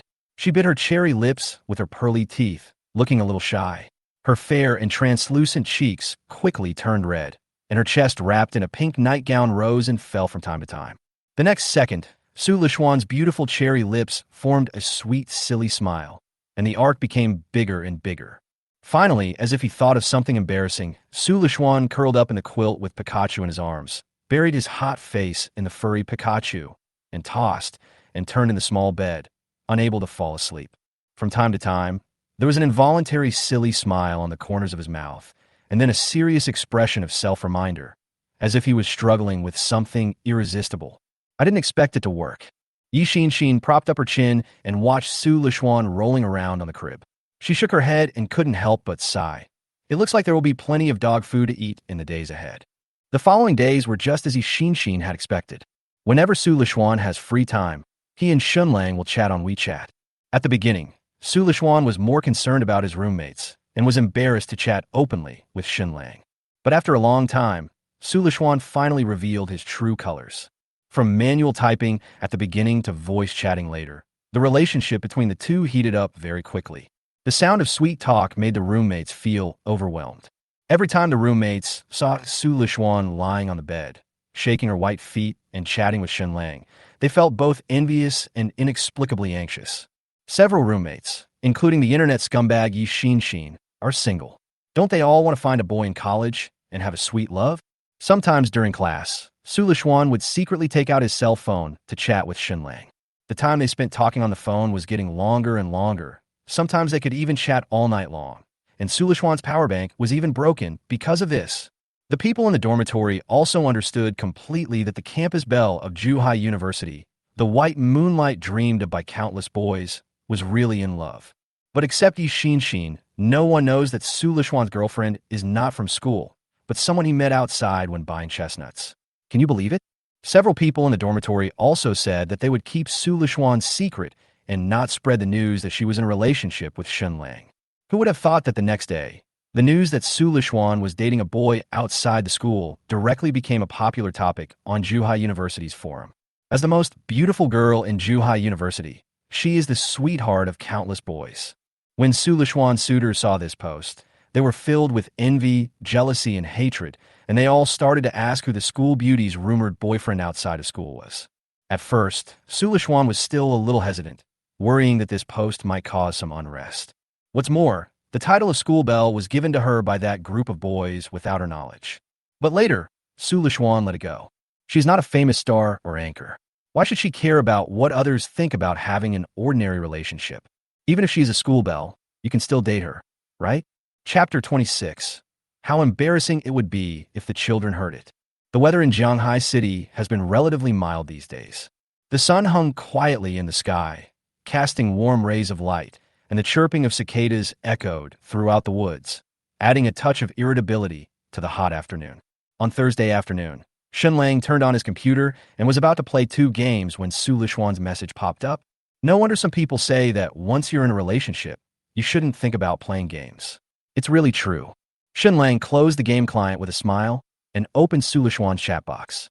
The next second, Shen Lang's blood surged, and he immediately sat up straight. Su Lishuan sent several selfies, and most of them were close-ups of her legs wearing white stockings. Su Lishuan's legs are really nice, especially when she wears white stockings. They look soft and fleshy like a cat's paw pads. Just looking at them makes you want to take a bite. In this hot summer day, looking at the white ice cream sticks, Shen Lang felt dry in the mouth. But Shen Lang soon calmed down. The relationship between the two is good now, but not good enough to post such private photos. There was no way Su Lishuan was the kind of girl who liked flirting. He wondered if Su Lishuan wanted him to rate her selfies. Who knew that the next second, Su Lishuan sent a message. Shen Lang, do you think it's weird for me to dress like this?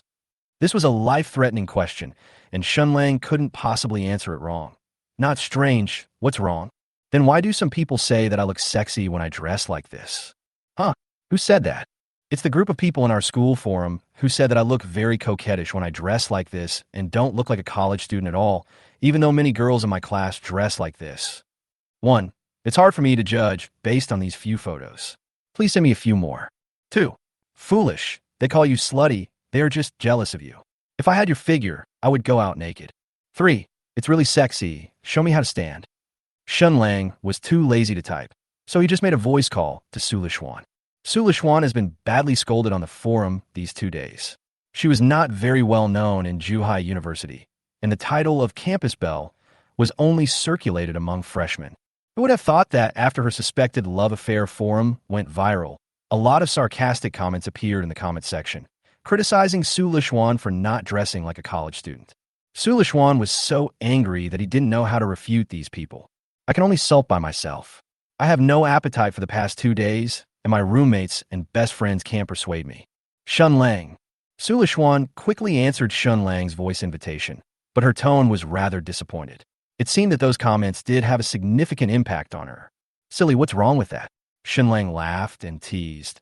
I can guarantee that most of those who call you a slut are girls, because only girls who are jealous of another girl will call her a slut. Su Lishuan was stunned for a moment, and he felt better, but he still said angrily, but what they said was really too much, and I checked and found that many of the girls who scolded me were my seniors. Well, who cares if she's a senior or a junior? Just be flirty if you want. Shen Lang laughed and said, they can say you are flirty in a sarcastic way, which means that your figure is indeed envied by them. If I had a figure like yours, I would want to go out naked and let those girls praise me. Ha ha ha, you're a pervert. Su Lishuan was lying on the bed, his feet swinging at the end of the bed with laughter. In just a few minutes, the topic quickly turned to their date on Saturday. Over the past few days, Su Lishuan's favorability towards Shen Lang finally exceeded 30. Several roommates saw this and couldn't help but admire the boy. With just a few words, he made his depressed girlfriend so happy. No wonder he was able to chase the campus belle of Zhuhai University. At the same time, in Xia Shuyi's living room, Xia Shuyi was playing mahjong with some old friends, while several children were playing and fighting in Xia Shuyi's bedroom. Ever since she almost had sex with Shen Lang last time, Xia Shuyi has not contacted Shen Lang on her own initiative, and she is even too embarrassed to invite him to dinner at home. She couldn't bear to part with this sincere boy, mainly because he was very good to her daughter, and Meng Meng also liked him very much. Amid such complex emotional entanglement, Xia Shuyi had no choice but to call over a few good girlfriends to play mahjong to relieve her recent bad mood. All of Xia Shuyi's girlfriends are adorned with gold and silver, wear luxurious clothes, carry brand-name bags, and drive expensive cars that ordinary people can't even dream of. Some of their husbands run oil companies, some are in real estate, and some are in the tourism industry. Each of them is a big shot with a net worth of over 100 million. The card game played by these 4 people is enough to be equivalent to 1/5 of Jianghai City's GDP.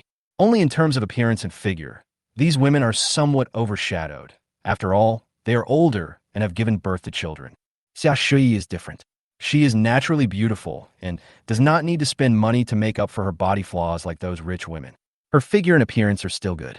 Walking on the street, you can't tell at all that she is a divorced single woman with a child. A plump, heavily made up, wealthy woman looked at Xia Shuyi with interest. Shuyi, your lover has been dead for so long. You haven't planned to find a man yet? Xia Shuyi played a card and responded with a smile. I'm fine alone, and I can take good care of Meng Meng. I don't think Sisterly is talking about taking care of Meng Meng. Another woman smiled and teased. It's to take care of you, Shuyi, especially at night. Ha ha. Several women couldn't help laughing. Mature women like these love to play such ridiculous jokes on each other. Keep your voice down, or the kids might hear you.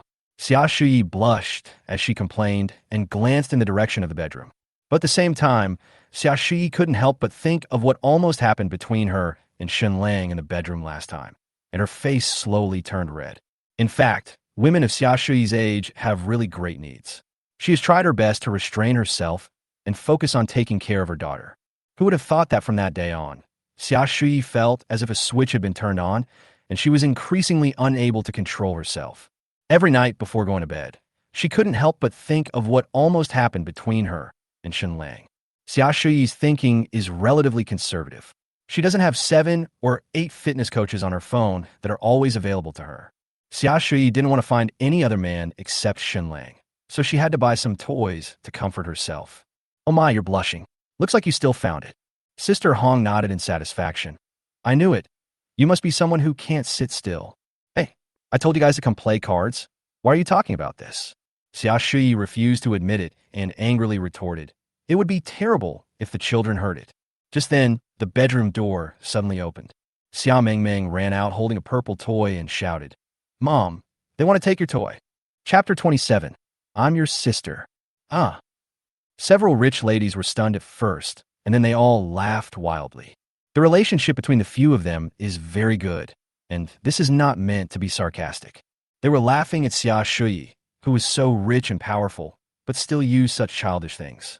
You really don't know how to spend money. Ah, cute you. Xia Shuyi was frightened and panicked.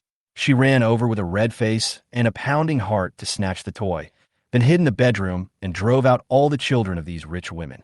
Back at the mahjong table, Xia Shuyi looked at her friends who were laughing so hard that they couldn't help laughing, and said with a blushing face, What's so funny?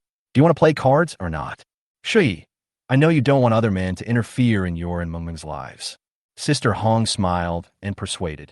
But life is life. You can't rely on toys for your whole life, right? You're only in your 30s. Yes, Shuyi, you can find any man with your conditions. Why do you have to play with such a small thing?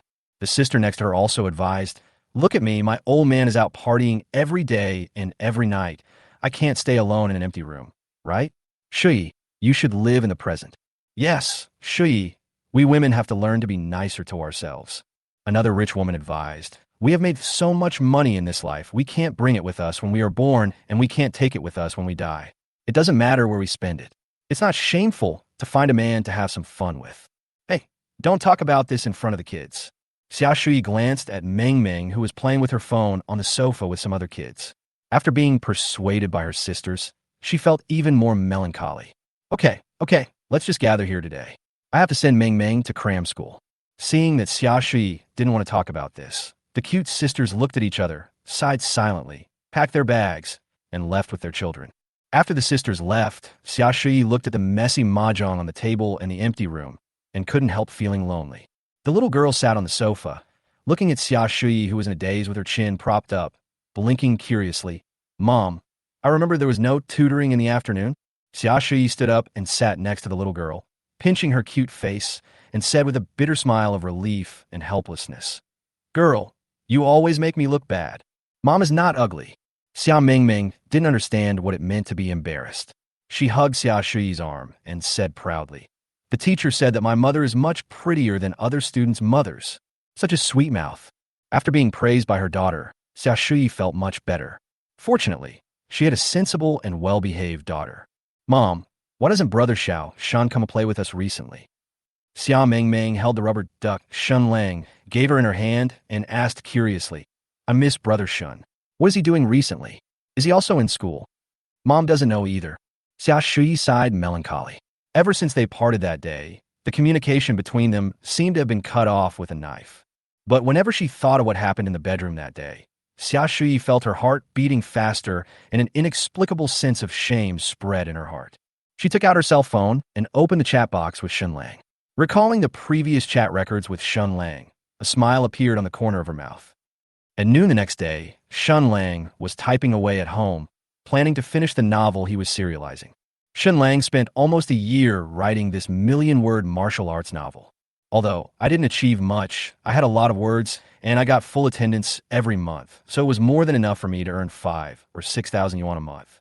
Now that he has the system and nearly $1 million in savings, Shen Lang feels that he will no longer rely on writing novels to make a living. However, this novel has so many words written, the plot is almost reaching the finale, and it has gained hundreds of loyal fans. Shen Lang still felt a little bit reluctant to kill such a eunuch for no reason. He intends to give the protagonist a perfect ending, but this may lead to the suspicion of a bad ending. Shen Lang typed very quickly from morning until 4 or 5 in the afternoon, and finally finished this martial arts novel and attached a special chapter of thanks at the end. But the reviews in the comment section are not very good. Oh my god, it's over already? You're not a human, author. Okay, there's an ending, congratulations. Please don't write romance in the next book. It's really awkward for me. Can't a martial arts novel just let the protagonist level up and fight monsters? Just as Shen Lang was reviewing the reader's messages, a message popped up on WeChat. Who told him not to coax me? Congratulations on the completion. Keep working hard on the next book. I'm rooting for you. This is a loyal fan of Shen Lang. The fact that Shen Lang was able to write this book of 1 million words was largely due to this reader. When Shen Lang first published this book, many readers were furious at the extremely poor writing style and the tedious plot. But this reader was the only one who not only cheered himself up in the comment section, but also confronted these trolls in the Zon dialect, which has a very rich cultural heritage. He told Shen Lang to ignore these trolls and just keep writing because his work would definitely become popular. Although this book did not become popular until it was finished, Shen Lang was very grateful to this reader. Not only did I add her on WeChat, but we sometimes even played games together. However, this reader never turned on the voice, and the typing was just text input. So, Shen Lang never knew whether he was a man or a woman. Shen Lang guessed that he should be a boy. After all, which girl could have such a deep understanding of Zhuan culture? I may not write a book anymore. Shen Lang replied, I plan to change my job to make a living. Who told him not to coax me? Huh? Is this true? What are you going to do? After a good sleep, he said, I don't know. Let's take it one step at a time. The two chatted briefly, and then the other party said he was going to eat. Just when Shen Lang was about to go out to find food, the WeChat notification sound rang again. Shen Lang thought it was Su Lishuan who came to hang out with him again, but when he opened WeChat, he saw it was actually that damn girl Shen Lin. Vampire number 1. Old dang, I took a look at your crappy book. I heard you finished it. After a good sleep, he said, yes, and I don't plan to write a book next time. Maybe I will ask you two sisters for help in the future. The other party was typing for a long time, but ended up transferring 2,000 yuan directly to him. I don't need money recently, so I'll lend it to you for a while. Come back to me when you run out of money. Shen Lang stared at the 2,000 yuan transfer for a long time and asked in disbelief, who the hell are you? Return the phone to her. Vampire number 1. Old Biden. I am your sister. Chapter 28. Do you want to drive my car first to practice? Silly girl, I was just kidding. I still have some savings on me, so I don't need your help for now. Shen Lang still understands Shen Lin. This girl always has an aggressive attitude on weekdays. But if Shen Lang encounters any problems, this girl will still do her best to help. After all, she is the sister whom I raised with my own hands, even though she always looks arrogant and domineering. So, what are you going to do next? Are you really not going to write a novel? I don't know. Let's wait and see. I'm hanging up now. Shen Lang didn't explain and directly closed the chat box with Shen Lin. Brothers and sisters are so real. Shen Lang opened the bank app to check the balance, and the deposit of 950,000 yuan was lying quietly in it. Shen Lang's savings have never exceeded 5 figures, and this series of Arabic numerals is really a visual effect. This huge sum of money was all taken by Shen Lang from Xia Shui and Su Lishuan. With so much money, do you want to drive the whole car? Shen Lang passed the driving test a few years ago. It's just that he rarely leaves the house and has no extra money, so his driver's license is almost turning yellow in the drawer. Even if he doesn't write a book in the future, he might have to go to school to pick up Su Lishuan frequently, so Shen Lang thought it would be a good idea to get a car to drive. Shen Lang has never bought a car or looked at a house. Shen Lang is not very familiar with these processes, so he needs to find a professional to guide him. Hey, looking for a rich woman. Shen Lang suddenly realized that there was a landlord with a net worth of over 100 million in his friend list. She must know the procedures of buying a car. Sister Xia, are you free tomorrow, Friday? I want to buy a car, but I'm not familiar with many of the steps. If you're free, can you go with me? Just a few seconds after Shen Lang finished typing, Xia Shui replied, CG Pinyin, are you free? When? Morning or afternoon? When a friend says he wants to buy a car, the first thing people should do is ask her about her budget and what kind of car she plans to buy. But Xia Shui directly asked Shen Lang whether he would go in the morning or in the afternoon. The way rich women think is indeed different from that of ordinary people. Sleep till dawn. Let's go in the afternoon. The weather will be better in the afternoon. CG Ping in. Okay, I'll come see you tomorrow afternoon. I slept till dawn. Okay, thank you, Sister Xia. CG Ping in. It's okay. Xiao Shun, I want to ask you something. After a good sleep, I woke up at dawn. Well, sister, you say? The other party kept typing on Xia Shui's chat box. After a few minutes of intermittent chats, Xia Shui asked, what do you think of me? What do you think of me? 1. Sister Xia, are you still going to tell me jokes this late? How do I see? Of course I see with my eyes. 2. I think you're pretty good. You are pretty and young, like a big sister next door, and you have such a gentle personality. 3. I know what you're thinking. Stop daydreaming. I just want to pursue another girl now. Unless you can let me have her for free. The third option is too hurtful, but Shen Lang thought for a moment, sighed lightly, and typed a reply. I think you're great. You are pretty and young, just like the older sister next door, and you have such a gentle personality.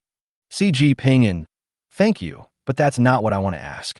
After a good sleep, I asked, what do you want to ask, sister? Just like before, the message the other party is typing kept appearing above the chat box. 7 or 8 minutes later, Xia Shui replied, forget it, it's okay, go to bed early, good night. Sleep till dawn. Well, good night, Sister Xia. Shen Lang naturally knew what Xia Shui wanted to ask.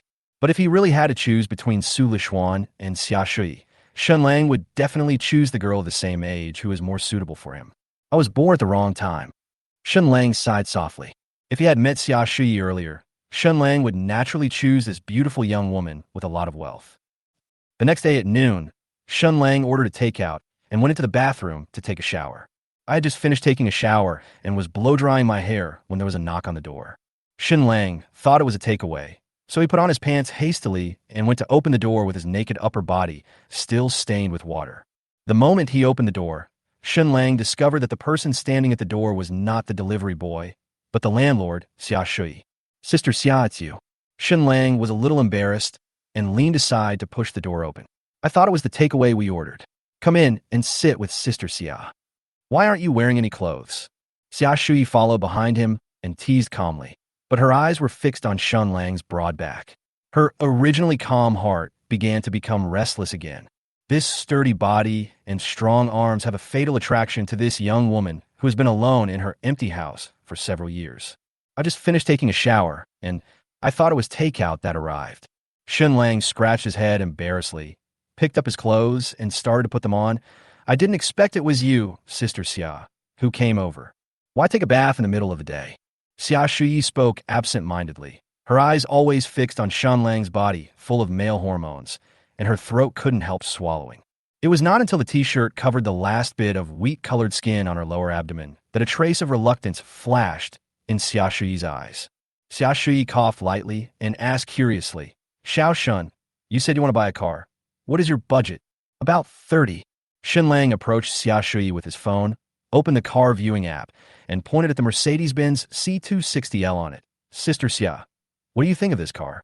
Shen Lang had made plans a long time ago that if he made money in the future, he would buy a good car. If you don't have money, don't buy it, or buy a second-hand car. Now that he has nearly $1 million in savings, Shen Lang naturally wants to get a better car to drive. As the dream car of many men, the Mercedes-Benz C260L has a landing price of only 320,000 yuan, but it has an appearance of 1 million yuan, and its interior decoration is the ceiling in the same class. Shen Lang only spent more than half an hour looking at the car identification software last night and decided to buy this car. This one? It seems... Wait, let me take a look. Xia Shui muttered thoughtfully, opened her bag, and rummaged inside for a while, then took out a bunch of colorful car keys. Mercedes-Benz, BMW, Frey, NIO AP NIO, Lotus Elise, Audi. In short, basically all the luxury cars that can be named are included in this bunch of keys. Shen Lang's mouth twitched as he watched from the side. He had only seen such exaggerated scenes in some novels about wealthy people, but he didn't expect the reality to be even more shocking. I really do. Xia Shui rummaged through the bunch of keys for a while, then held a silver gray key and spoke earnestly. Don't rush to buy it. Cars don't have much room for appreciation. Do you want to practice driving my car first? Chapter 29. I like new cars, not secondhand ones. 1. No need, Sister Xia. I have money to buy it myself. Thank you for your kindness. Duh. 2. He put his arm around her waist, took the car keys, and said domineeringly and gently, Do you want to take care of me, Sister Xia? I am very expensive. 3. No, Sister Xia, I don't deserve anything for nothing, so how can I drive your car for free? And I like new cars, not secondhand ones. No need, Sister Xia. I have money to buy it myself. Thank you for your kindness. Shen Lang smiled and waved his hand to refuse. He was just about to choose option 3 as the answer. There seems to be nothing wrong with this sentence. Shen Lang doesn't like secondhand things, whether it's a car or anything else. But Xia Shui has a special identity and is divorced and has a child. If you reply like this, wouldn't you be saying that you don't like married women? Sure enough, the system options are not always easy to understand. And if you're not careful, you may choose a king bomb and throw it out. That's not the case, Xiao Shen. I just want to help you with your financial problems. Xia Shui said earnestly, I don't know what your parents do, but a deposit of 300,000 yuan must be a considerable debt for you. You will also have to pay off the car loan every month. How can you afford a few thousand yuan a month? No, sister. I don't need a loan. I could just pay the full amount for the car. Shen Lang smiled and explained, I don't usually spend much money. I have saved a lot of money since graduation, so I don't feel too stressed about buying this car. All right then. Xia Shui sighed helplessly, but still took out the silver gray key and handed it to Shen Lang. No, sister, there's really no need. No need for anything. Xia Shui interrupted with a chastised look. My car is parked in the community parking lot. Don't you want to buy this one? We'll drive this car later, and you can practice driving. Then, thank you, Sister Xia. Shen Lang couldn't refuse, so he took the silver gray car key and held it in his hand. The two came to the community parking lot, and Shen Lang found the Mercedes-Benz at a glance. The only difference is that the car paint is lava red, and what Shen Lang is interested in is space-time silver. After getting in the car, Shen Lang looked at the exquisite interior of the car curiously and was very happy. The interior of this car is really nice, sister. So cool. Isn't it just a means of transportation? Xia Shui glanced at Shen Lang with a gentle and reproachful look. You boys work so hard to save money to buy a car. You don't really just want the car to look good, do you? He almost. Shen Lang smiled naively. After stepping on the accelerator, Shen Lang held the steering wheel somewhat unfamiliarly. Listening to the roar of the engine, he couldn't help feeling a little nervous. Like most young people, after passing the driving test, Shen Lang basically never touched a car, let alone drove out. After maneuvering the car for a long time, he finally managed to back it out crookedly and almost scratched a white Volkswagen next to it. It's okay, relax. Xia Shui gently held Shen Lang's hand and patiently and gently comforted him. If it doesn't work, I'll do it. Don't put too much pressure on yourself. Good. Otherwise, why do so many men like older women in this materialistic society? Because they are so understanding and always show their tenderness and tolerance to men when they are most helpless and unbearable. With Xia Shui's encouragement, Shen Lang gradually mastered the steering wheel and drove out of the underground parking lot smoothly. Sister, your daily life now is just collecting rent or something. You should take Meng Meng out for some fun, right? The Mercedes drove onto the road. The atmosphere inside the car was relatively quiet, and Shen Lang started a conversation. I remember the kindergarten will be on holidays soon, so you should take Meng Meng out for a trip or something, right? Meng Meng used to have long vacations, but they have become less and less in recent years. Xia Shui murmured with a regretful tone, her tender eyes always on Shen Lang. Some places in the country are not peaceful right now, and we don't have any men around us. If we run into trouble while traveling far away, I, a woman, won't be able to do anything about it. I see. Shen Lang touched his nose, thinking that it was time to change the topic. Moreover, the property manager of the community recently resigned, and I have to spend time to find someone to replace him. Huh? Did our neighborhood manager resign? Shen Lang recalled and said, I don't remember. I ran into him when I was buying breakfast a few days ago. It's not the Fulong Garden community where we live. Xia Shui smoothed the black hair by her ears, bent down slightly to adjust the edge of her skirt, and said calmly, There's also a Yulongwan community in the city center, and that is also mine. Shen Lang. It only takes a dozen minutes to get from the community to the 4S store. Shen Lang's driving skills are not very good, and it took them half an hour to reach the 4S store. There was a man in a suit at the door, directing Shen Lang with a warm smile to drive the car into their exclusive parking lot. After the Mercedes-Benz stopped, the man gently knocked on the passenger window enthusiastically helped open the door and skillfully raised his hand to help Xia Shui block the car frame. Sister Xia, long time no see. After the two got out of the car, the man glanced at Shen Lang, who was driving. If you don't know it, you can ignore it. It's just that real. The man's enthusiastic eyes quickly fell on Xia Shui. Sister Xia, you said you wanted to look at cars. I wonder which car you like. My friend sees it. Xia Shui pointed at Shen Lang next to her and said, just taking to see it later. Oh, okay. The expression on the man's face changed rapidly. He strode to Shen Lang and enthusiastically took out a cigarette and handed it to Shen Lang. Handsome guy, do you want to smoke? Which car do you like? I'll show you around. In Shanghai, a wealthy city, the scene of rich women bringing their gigolos to buy cars has been encountered countless times by car salesmen. As for common questions like budget, they naturally wouldn't ask because those who pay are basically rich women. Whenever a rich woman brings her gigolo to buy a car, the chances of the car being ordered are generally very high. As long as you can make the pretty boy happy, commission will not be a problem at all. Thank you, no. Shen Lang shook his hand and declined. He smoked too, but he felt a little uncomfortable with the guy's enthusiastic and fawning attitude. It's better not to smoke. This thing always makes me cough. The man didn't seem embarrassed at all and still led the two of them into the store enthusiastically. He is the general manager of this 4S store. Xia Shui glanced at the general manager who was leading the way in front and said softly, you just need to tell him what car to buy later, and you don't need to worry about the contracts or anything like that. Chapter 30. Do you also think that I'm getting old? After visiting for more than 10 minutes, Shen Lang did not hesitate and still decided on the car model he had taken a fancy to last night. Since Shen Lang paid for the car in full, he did not need his original ID card and driver's license to apply for an installment loan. Just sign some specific regulations contract. I tried the car with the saleswoman in black stockings. Finally, under the guidance of the general manager, we started signing the contract. After buying a car, ordinary customers may have to wait for a few days or a week to get all the documents completed before they can pick up the car and choose a license plate.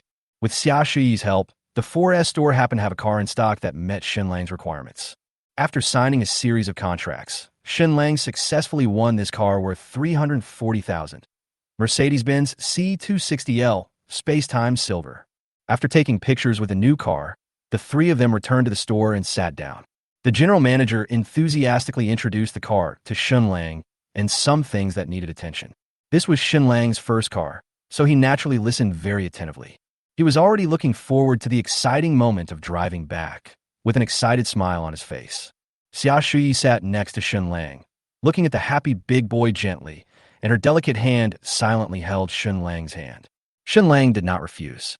He took the initiative to hold Xia Shui's warm hand and turned back to smile at her.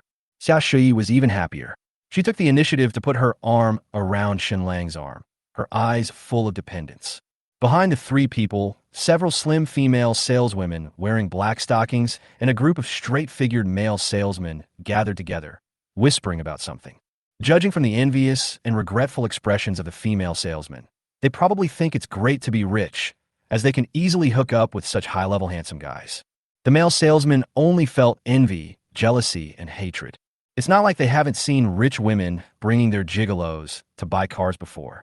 It's just that the rich woman this time is so beautiful. Her figure and appearance are both top-notch, and even her voice is terrifyingly gentle. I don't know how much better it is than those fat, bloated, jewel-covered rich ladies who always ask gigolos to slap them in the face.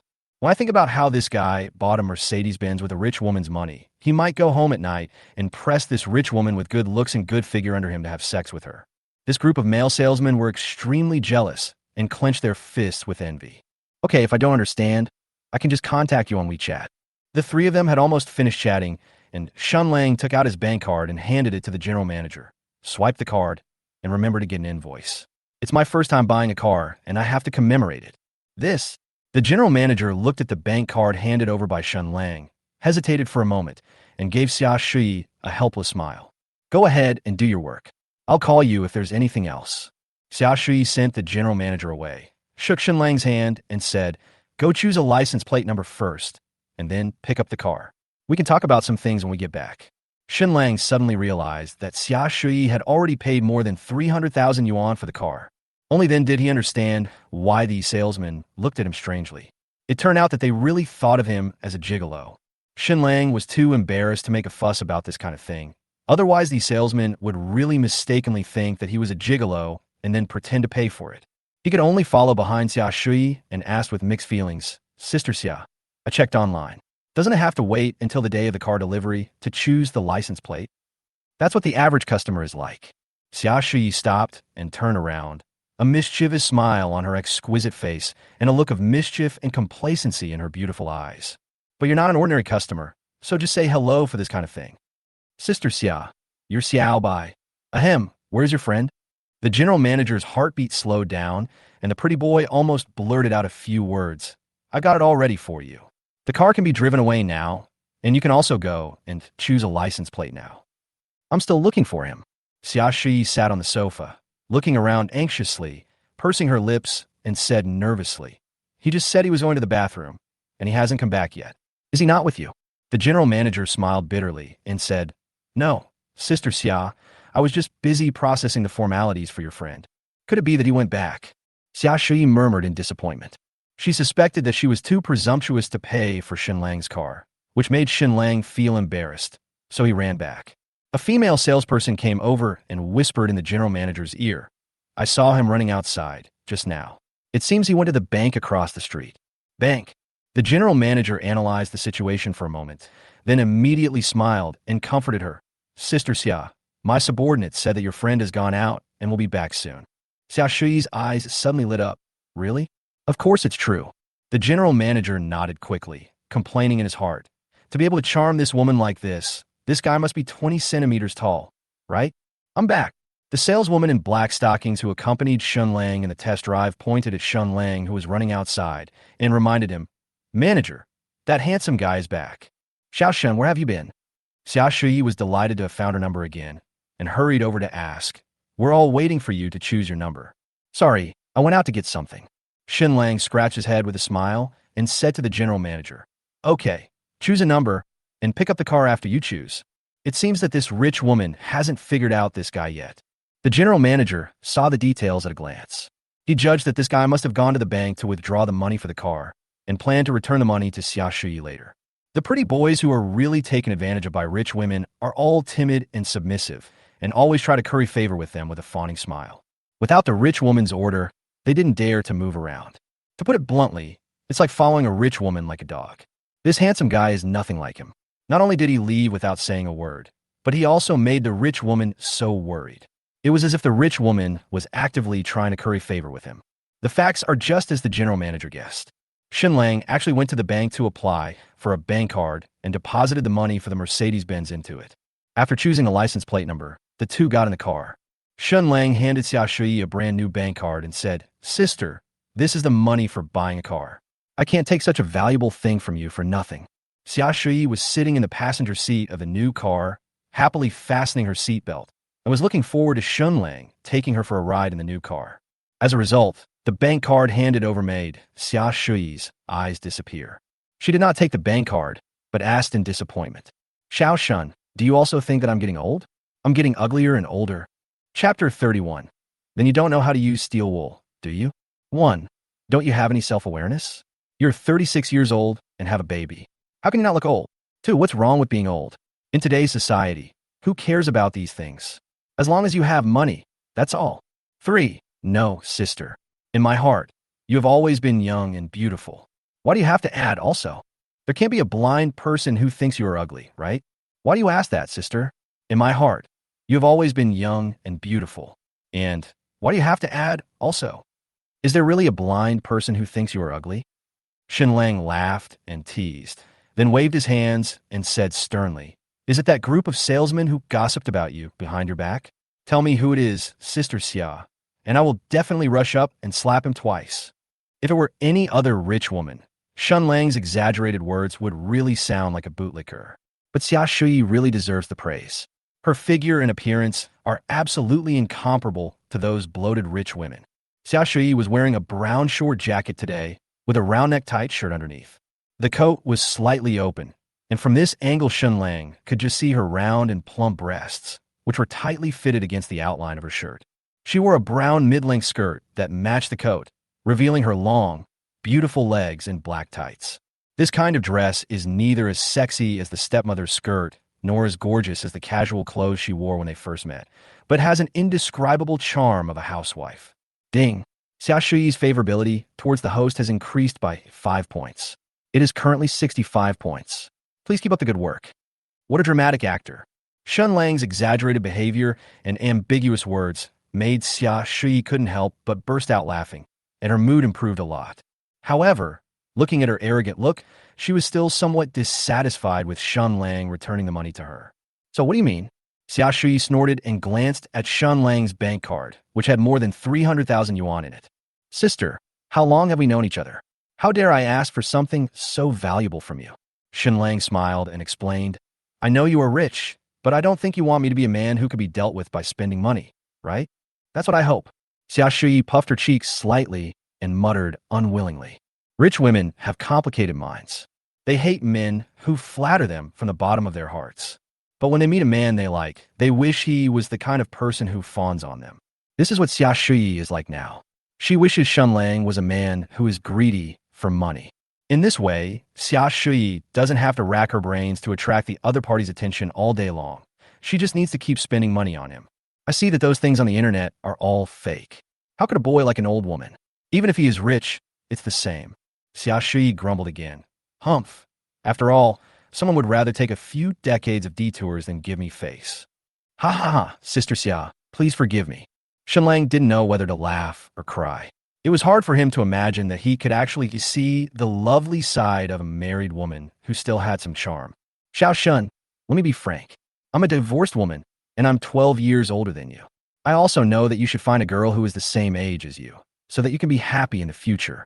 After Xia Shuyi finished speaking dejectedly, she turned around with a serious expression, tightly held Shen Lang's hand, and spoke affectionately. But I really like you, and my Meng Meng likes you too.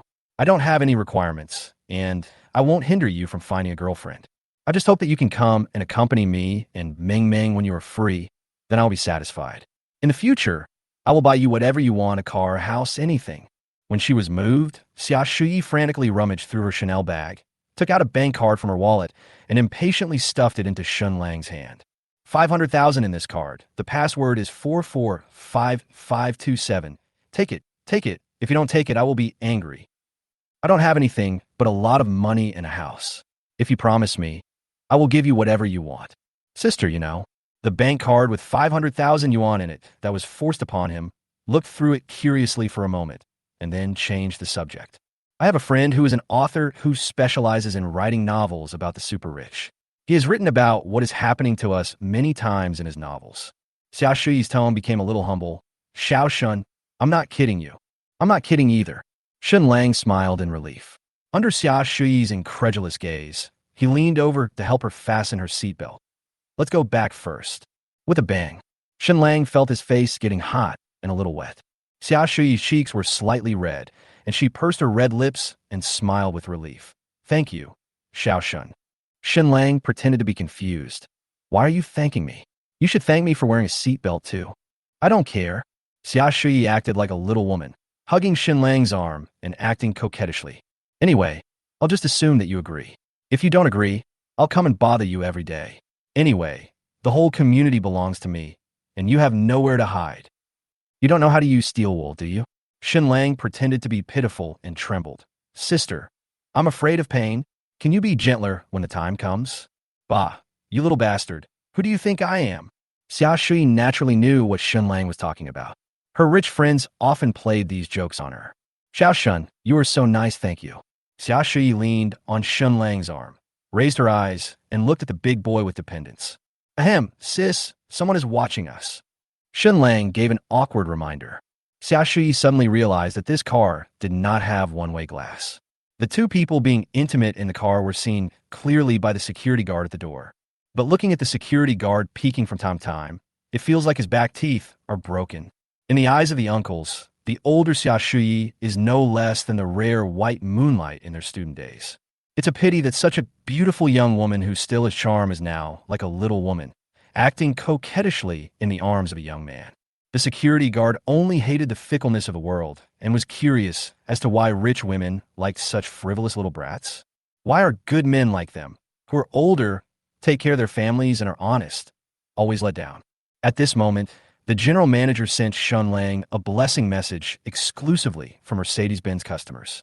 Dear Mr. Shen Lang, congratulations on becoming a distinguished Mercedes-Benz owner. May the three-pointed star illuminate your career and future. 1 fork is the right time. 2 forks are the right place. 3 forks are the right people. The stars do not ask the traveler. Time will not let down those who set their mind to it. I hope so.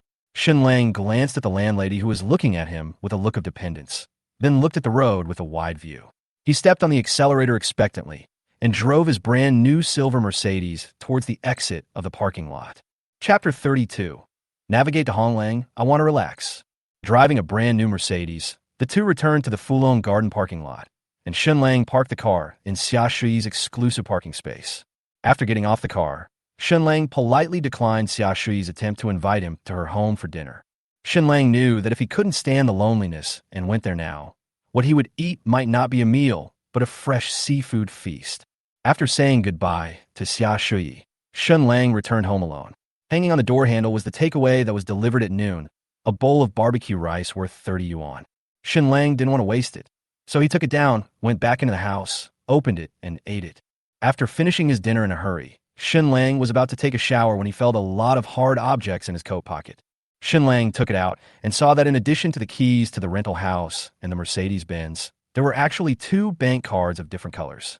One card contained 500,000 yuan that Xia Shui forced on Shen Lang in the car, and the other card contained 340,000 yuan in a bank card that Shen Lang used to pay off the car purchase. Shen Lang smiled helplessly, opened WeChat and teased, Sister Xia, this is boring. I really don't want to be a gigolo. CG Pingin, I don't care, just eat what I tell you to. Angry, Shen Lang was amused. After thinking for a moment, he asked, so what is our relationship now? Am I considered to be your sponsor? The other party hesitated for a few minutes and typed back, it doesn't matter. If you feel uncomfortable, you can also think that you are supporting me. Anyway, I have already decided on you, Shai. After a good sleep, he said, but I don't want to support you. Besides, in a supporting relationship, does it mean the mistress gives money to the employer? CG Pingin, I don't care. If you say you are supporting me, then you are supporting me. If you keep talking nonsense, I will go down to find you with a steel wool. After a good sleep, she said, Sister, you are robbing a man. I will report it to the court. Tears. CG Pingin, it's useless to say anything now. Just obey me. I will treat you well in the future. Flowers. Sleep till dawn. Dead ghost. Flowers. As Shen Lang chatted, he couldn't help laughing. The landlady is becoming more and more interesting. After chatting briefly for more than 10 minutes, Shen Lang put down his hot phone and lay on the small bed in a daze. Shen Lang has never had a real relationship, but he clearly felt that the relationship between him and Xia Shui was definitely not a boyfriend-girlfriend relationship, let alone a kept woman relationship. After all, in a relationship where a mistress gives money to her employer, isn't that the opposite of what Tian Gang does? No matter how chaotic your circle is, it can't be this chaotic, right? Forget it. Take a shower. After thinking for a long time, Shen Lang was too lazy to analyze it anymore. Life has to go on, whether good or bad. There is no point in thinking too much. Living in the present is the best thing to do. The next morning, just as Shen Lang woke up and was about to wash up, Su Lishuan sent him a video call invitation. Su Lishuan didn't want Shen Lang to show up in front of other roommates. He always felt that Shen Lang would be noticed by these single roommates. So even though the two of them had been socializing for so long, Shen Lang had never shown up in front of Su Lishuan's other roommates, and most of the time they chatted through voice calls. Only when his roommates were sleeping or not in the dormitory would Su Lishuan secretly have a video call with Shen Lang. Today is Saturday, and my roommates have all gone back to spend time with their families. My best friend, Yi Xin, also went out to buy breakfast. There was only one person in the dormitory. After washing up, Su Lishuan couldn't wait to find Shen Lang to chat. Su Lishuan has a very lively personality. After the video was connected, her expectant and cute face appeared in front of the camera, and her energetic voice came over. Shen Lang, are you awake? Are you free today? Just woke up, brushing my teeth. Shen Lang held the toothbrush in his mouth, raised his eyebrows, and replied incoherently, I'll drive over to see you later. In the first few days, when Su Lishuan called or video called, Shen Lang, who is quite socially anxious, might cough a few times to moisten his throat before answering. or you can adjust your phone to a better angle to make yourself look better on camera. Now the two of them have a familiar relationship, and under the baptism of the system, Shen Lang's character has gradually settled down, and he is no longer as nervous as he was at the beginning. He placed his phone directly against the window with the camera facing his upper body. This is the case for most couples in love. Although the attitude is a bit perfunctory, the feelings between the two will not weaken, but will become closer. Yes, yes. Su Lishuan sat cross-legged on the small bed, swaying back and forth happily, and asked belatedly, "Hey, Shen Lang, you have a car?" "Yeah, I just picked up the Mercedes yesterday." Shen Lang snorted complacently. "I'll drive you out for fun later." "Uh-huh." Su Lishuan didn't care what car Shen Lang drove, nor did want to know about it. She was just expecting Shen Lang to take her somewhere to play later. This was the normal love logic of a girl. Moreover, Su Lishuan's family is relatively well off. If her parents were not worried about her poor driving skills, they would have bought her a car to drive. "Xian, open the door. I forgot to bring my keys. Let's talk later.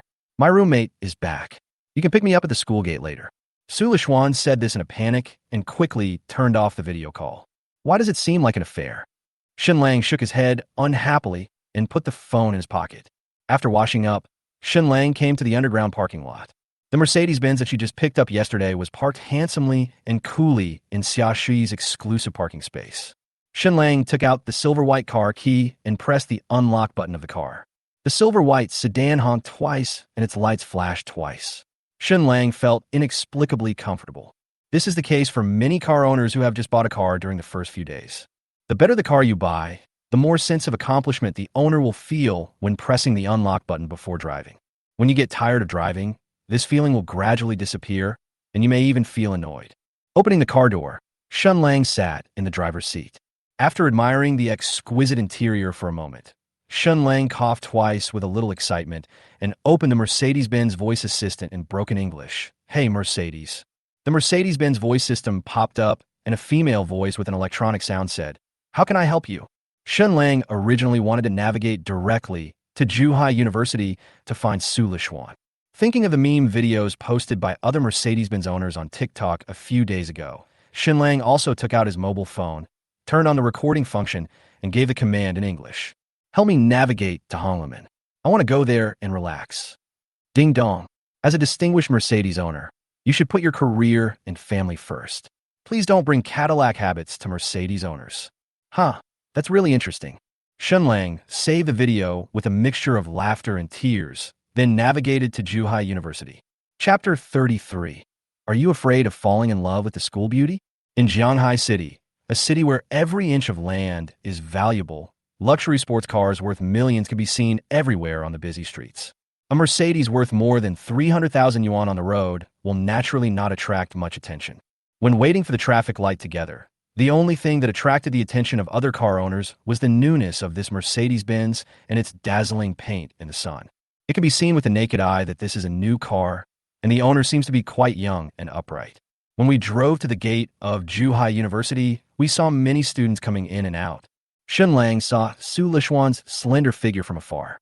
She was standing under the banyan tree at the school gate, avoiding the glaring sunlight. The weather is hot today, so Su Lishuan is wearing a simple white t-shirt, blue jeans, and a pair of white and pink sneakers.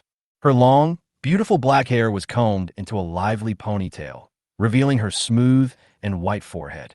Her playful eyes look towards the end of the road from time to time. It seems as if there is a sense of connection.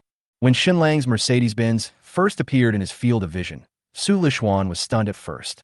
After confirming that the person driving was Shen Lang, the corners of her mouth slowly curled up subconsciously, looking playful and cute, with a strong sense of anticipation. Shen Lang slowly stopped the car on the side of the road and honked the horn twice. Su Lishuan raised his hand to block the scorching sun, ran over happily to open the car door, and sat in the passenger seat with some reserve and dignity. Shen Lang suddenly felt a youthful and lively energy coming towards him from Su Lishuan. "Shen Lang, where are we going to play?" Su Lishuan asked with a wandering look in his eyes, picking at his nails nervously. This is just like an online lover meeting in person. It's obvious that the two of them chatted happily for more than 2 hours last night. But now when they met, Su Lishuan was a little nervous and excited, just like when they first went out on a date. 1. Angry rebuke. "Can you please fasten your seatbelt first? This is my new car. I will lose points later." 2. Help her put on her seatbelt and gently suggest, go to Century Plaza first, go to the movies after lunch, and then go to Nanning Lake in the evening. 3. Regretful inquiry. Why don't you wear white stockings today? Black stockings are fine too. Don't you know I'm a leg control?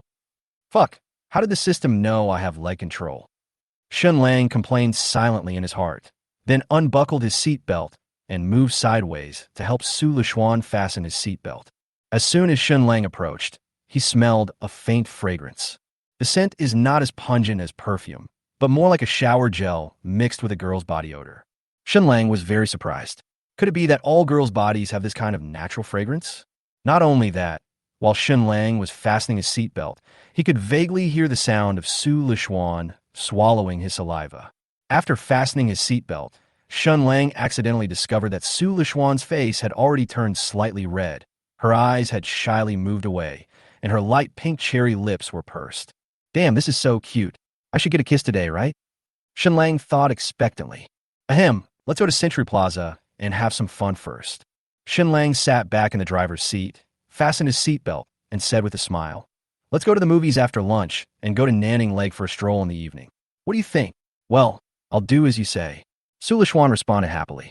On the first date, most guys will rack their brains to choose the date location and the breakfast, lunch, and dinner menus, for fear of leaving a bad impression on the girl. In fact, when girls are willing to go out with boys, they don't really want to hang out or go shopping somewhere. As long as you accompany the boy you like and don't go to a boring place, girls will gladly accept it. If they are bad women who are specifically looking for rich men, they will find ways to take boys to the highest-end restaurants and the most luxurious clothing stores, and then rip them off. With the assistance of a system, Shen Lang drove while finding topics to break the slightly dull atmosphere in the car. Under Shen Lang's humorous words, Su Lishuan gradually warmed up, and the reserved and dignified look before getting on the car disappeared in an instant. The car was immediately filled with laughter. After visiting the bustling Century Square, it was already noon. After eating steak at the Western restaurant, the two went to the cinema hand in hand and chose a Thai horror movie. When going to the movies on a date, romance and horror movies are the best choices. Romance movies can increase the ambiguous atmosphere between each other, and when the love is deep, one can even kiss uncontrollably. Horror movies can give men enough reasons to hold the hands of women, and even to accept the girl's embrace with justification. I have to say that Thailand's horror movies are of a pretty good standard. Even a passionate man like Shen Lang was scared to the point of breaking out in cold sweats. During the process, it was Shen Lang who was so scared that he often grabbed Su Lishuan's hand. But he shamelessly said to Su Lishuan, "Don't be afraid. This is all fake. I'm here with you." Su Lishuan naturally knew that Shen Lang was really scared. After all, it was impossible to fake that startled reaction. But she just liked Shen Lang to be more proactive. She couldn't help but nod and hold Shen Lang's hand as a matter of course. After watching the movie, the two spent another 2 hours playing catch dolls in the entertainment center. It was already past 6 in the afternoon when the two drove away from Century Square. Nanning Lake, located in the city center, is one of the most popular leisure resorts in Jianghai City. Here you can see the blending of nature and the prosperity of the city, forming a unique picture. When the two arrived at Nanning Lake, it was almost 8 o'clock in the evening, and there were still many tourists and citizens coming here for sightseeing and leisure. The two walked hand in hand intimately along the lakeside lined with weeping willows. The topics of their conversation gradually became ambiguous, and they were already a couple in love. Shen Lang, do you know that many people are asking about you in the school forum? Su Lishuan leaned against Shen Lang's shoulder, raised his eyes full of dependence, and said with a little pride, "Are you afraid of being with the school beauty?" "Hey, what am I afraid of?" Shen Lang held Su Lishuan's hand with a little more strength. "Believe it or not, when you go to school on Monday, I will drive directly to your school and kiss you in front of those students." "Haha, is this true? You were so cowardly last time. Don't think I don't know." Su Lishuan was so amused that she couldn't stop grinning. Now that she was in a romantic mood, she really liked hearing such bold love words. When she looked up at Shen Lang, her eyes were full of the reflection of this boy. But Su Lishuan never expected that Shen Lang never confessed his feelings to her from beginning to end, and their relationship as a couple has not been confirmed until now. Chapter 34. Don't call me stupid. The weather gradually turned gloomy, and the branches of the weeping willows swayed gently in a breeze. The two of them strolled affectionately along the path by the lake.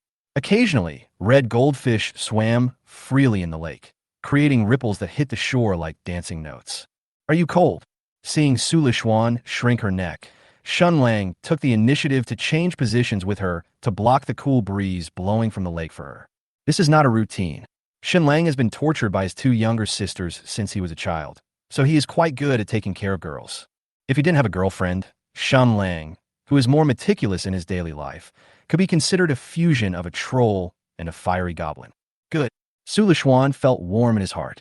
After hesitating for a moment, he put his slightly cold palm into Shen Lang's coat pocket and said with a smile, "You won't be cold this way." "Really? Let me see." Shen Lang reached into his coat pocket, held Su Lishuan's warm, fair little hand, and interlocked their fingers at the right angle, nodding with satisfaction. "It's really warm. I didn't expect girls' hands to be so soft." Shen Lang and Su Lishuan had always held hands with their palms clasped before, but this was the first time they held hands so intimately with their fingers interlocked. "Hey!" Su Lishuan's cheeks were flushed, but the fingers in her pocket took the initiative to clasp Shen Lang's big hand. The two walked to the center of Nanting Lake and found that there were fewer and fewer passersby. The weather was getting darker and darker, and there seemed to be thunder rumbling in the clouds. "Huh, it looks like it's raining." Su Lishuan touched the raindrops on his forehead and looked at the gloomy sky in surprise. The weather forecast didn't say it would rain today. "It feels like it's getting heavier." Shen Lang touched the raindrops on his hair, pointed to the pavilion in front, and said, "It's getting late. Let's go there to hide first, and I'll drive you back to school when the rain stops."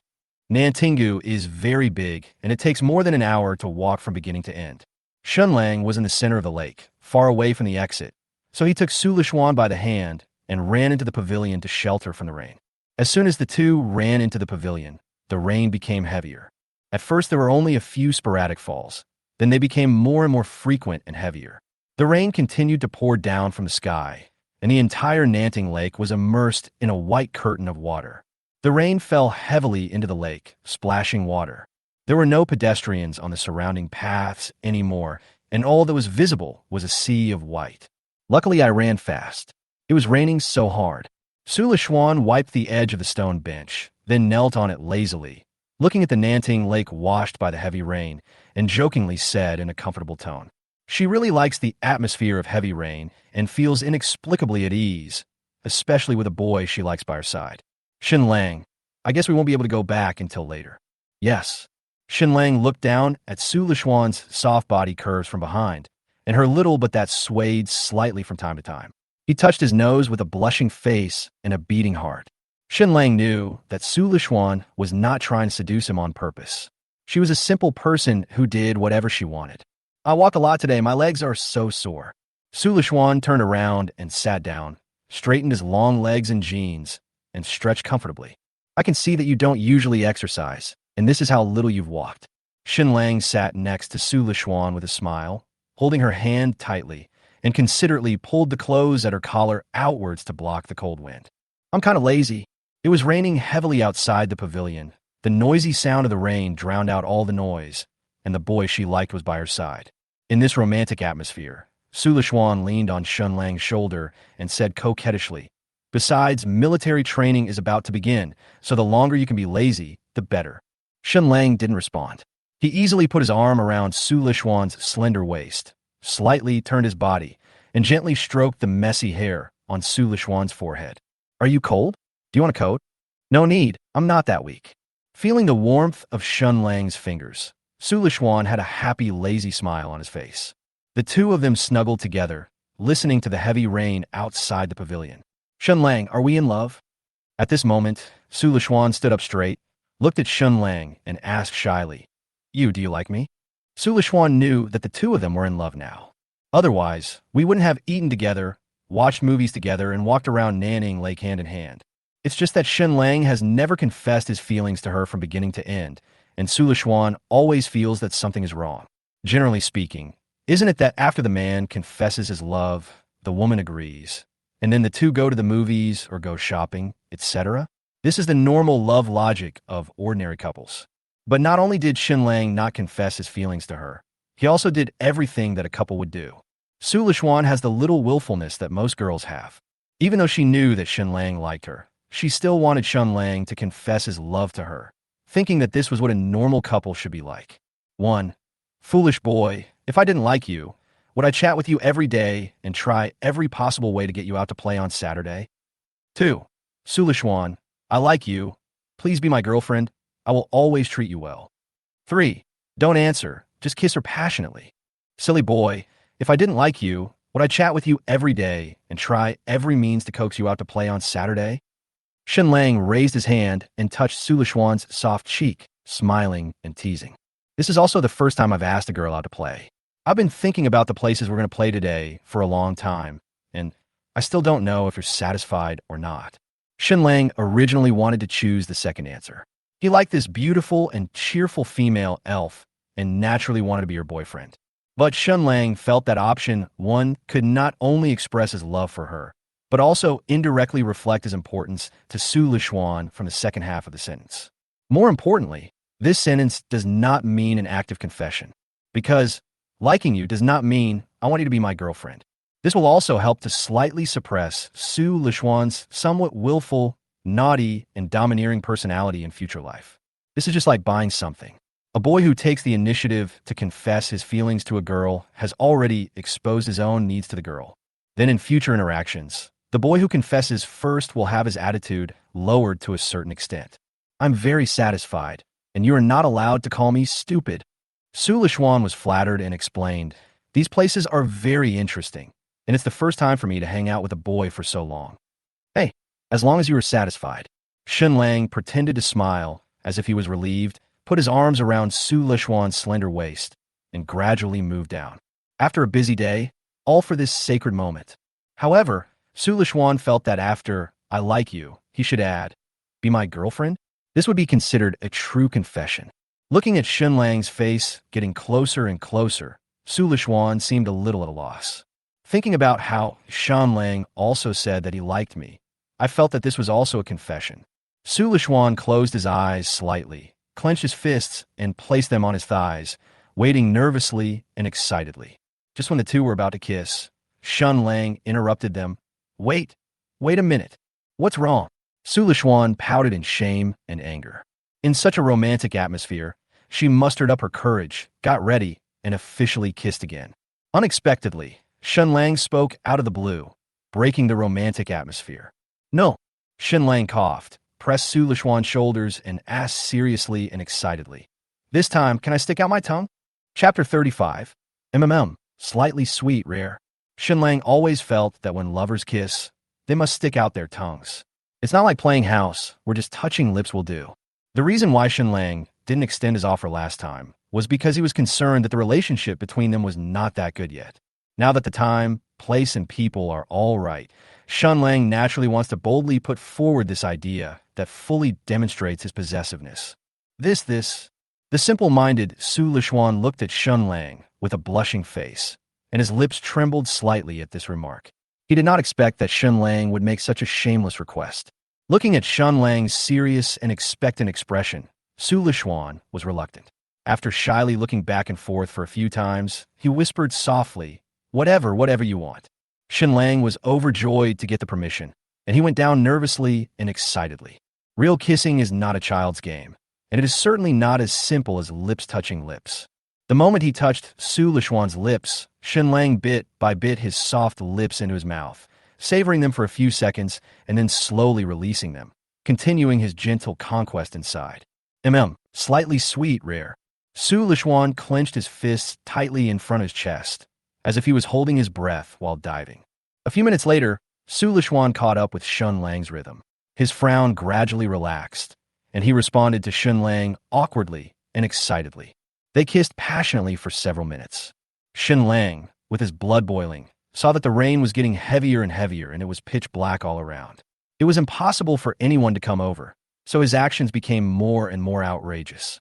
His hands uncontrollably lifted up Su Lishuan's thin t-shirt and stroked her smooth belly, gradually moving upwards. Su Lishuan regained some sanity and pushed Shen Lang's hands away weakly, saying lustfully, No. Shen Lang, you are so annoying. I don't know how long it took, but the heavy rain finally stopped. Su Lishuan leaned in Shen Lang's arms, panting. His delicate face was terribly red, his skin was burning hot, his throat kept moving as he swallowed, and he felt extremely thirsty. Shen Lang swallowed his saliva while stroking Su Lishuan's hair that was stuck to his forehead due to sweat. It was a cold night after a heavy rain, but both of them were flushed and sweating. If someone passed by the pavilion now and saw Su Lishuan with disheveled clothes and Shen Lang with a satisfied look on his face, they would definitely guess that the two were doing something shameful in the pavilion. "Oomph, you're so aggressive. I won't let you kiss me next time." After recovering, Su Lishuan angrily punched Shen Lang, but the punch was not very strong, and it sounded like he was just acting coquettishly. "Ahem, well, are you thirsty?"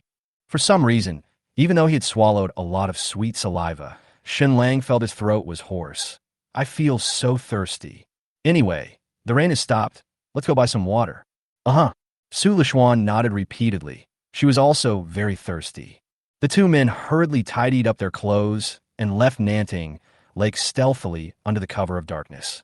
When we drove back to the gate of Zhuhai University, it was already around 9 o'clock in the evening.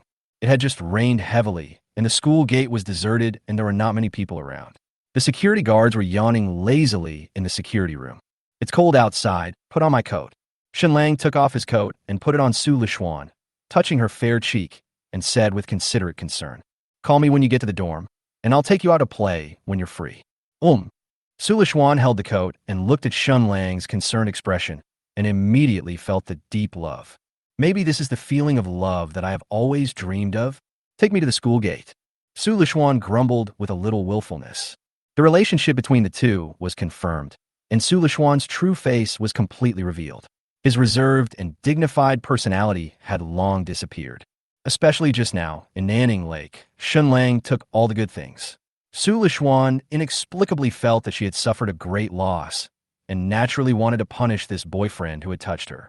Of course, more importantly, Su Lishuan was reluctant to let Shen Lang leave and wanted him to stay with him more, even if it was just a few minutes away. "Okay, let's go." Shen Lang did not refuse. This was also his first time to fall in love and his first time to experience physical intimacy with his girlfriend, so he wanted to spend more time with this cute guy. After the two got off the car, Shen Lang held Su Lishuan's warm hand and smoothed his somewhat loose coat for her. Su Lishuan, who felt that he had been taken advantage of, was a little emotional at first. But after feeling Shen Lang's considerate gesture, she couldn't complain at all. She took the initiative to stick to Shen Lang's shoulder, bit Shen Lang's arm, and said coquettishly, "Humph, I'll bite you and see if you dare to do it again next time." Feeling a slight sting on his arm, Shen Lang begged for mercy with a smile. "I was wrong. I will dare to do it again next time." "You're annoying." The two of them started to flirt with each other again, and only calmed down when they arrived at the gate of Zhuhai University.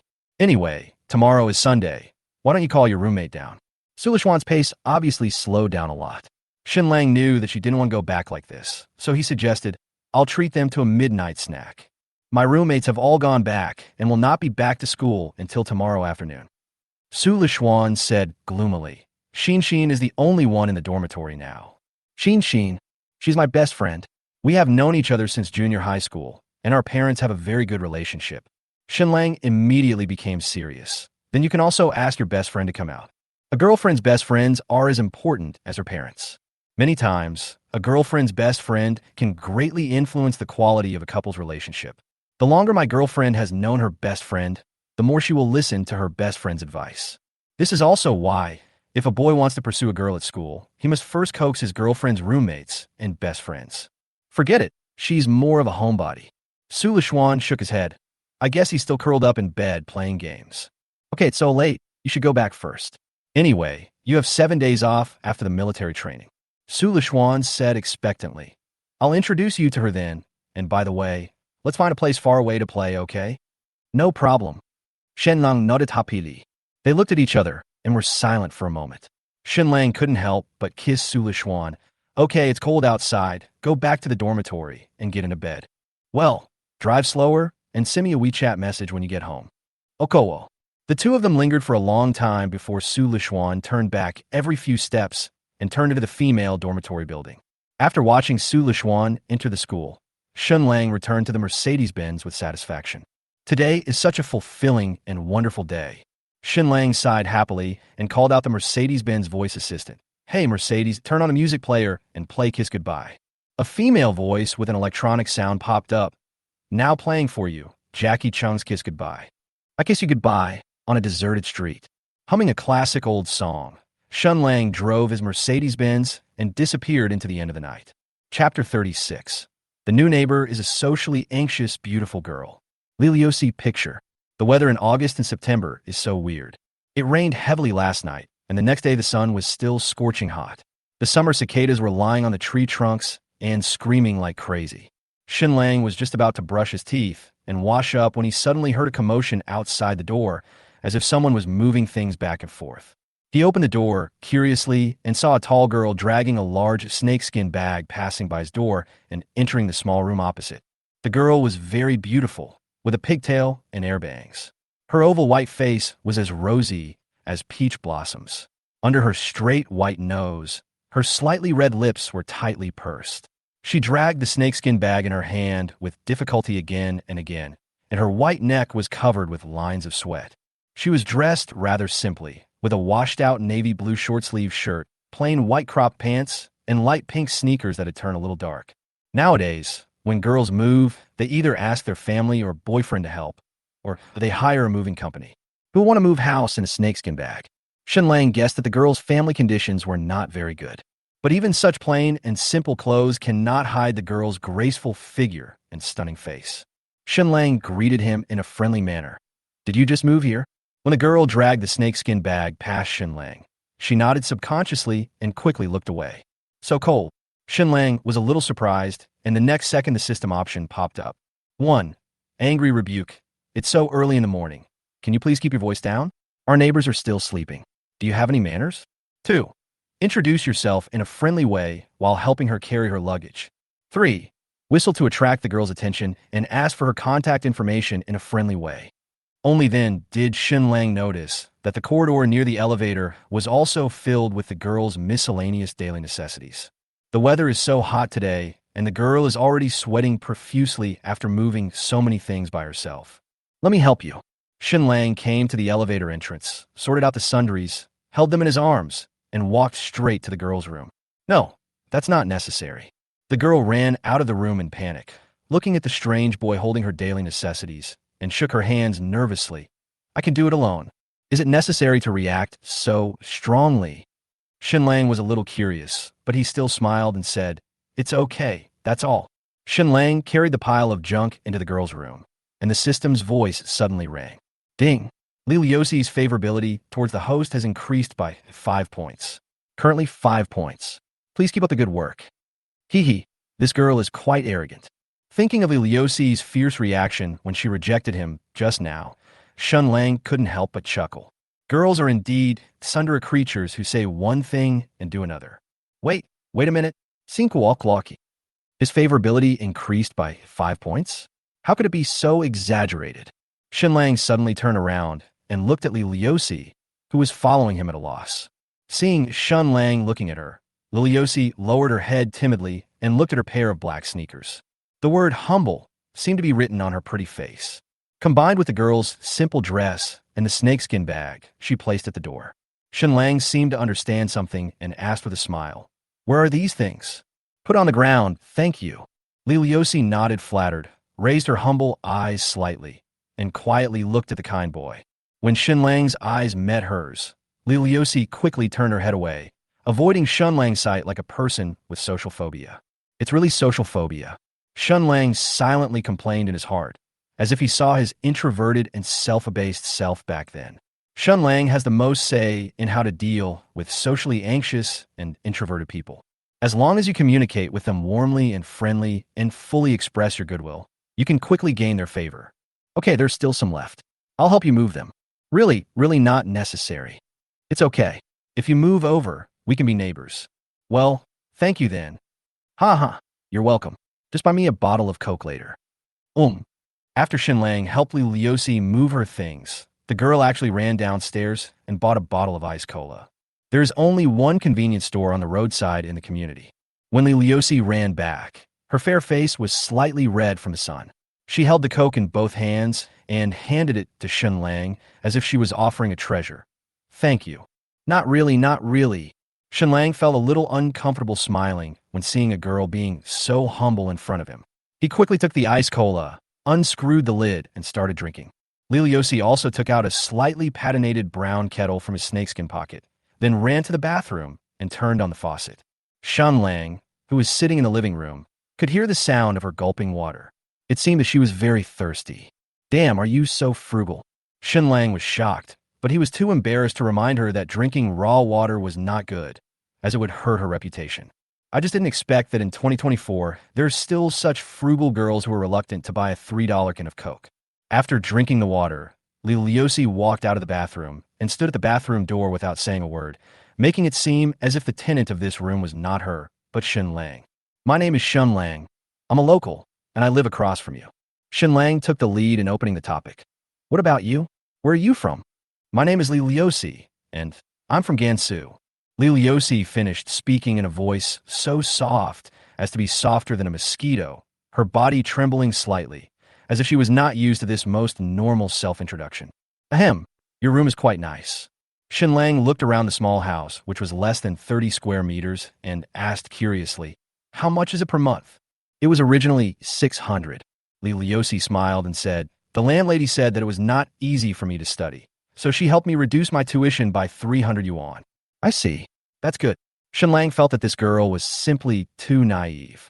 Everyone knows that this kind of special care must not be told to others, especially to other tenants.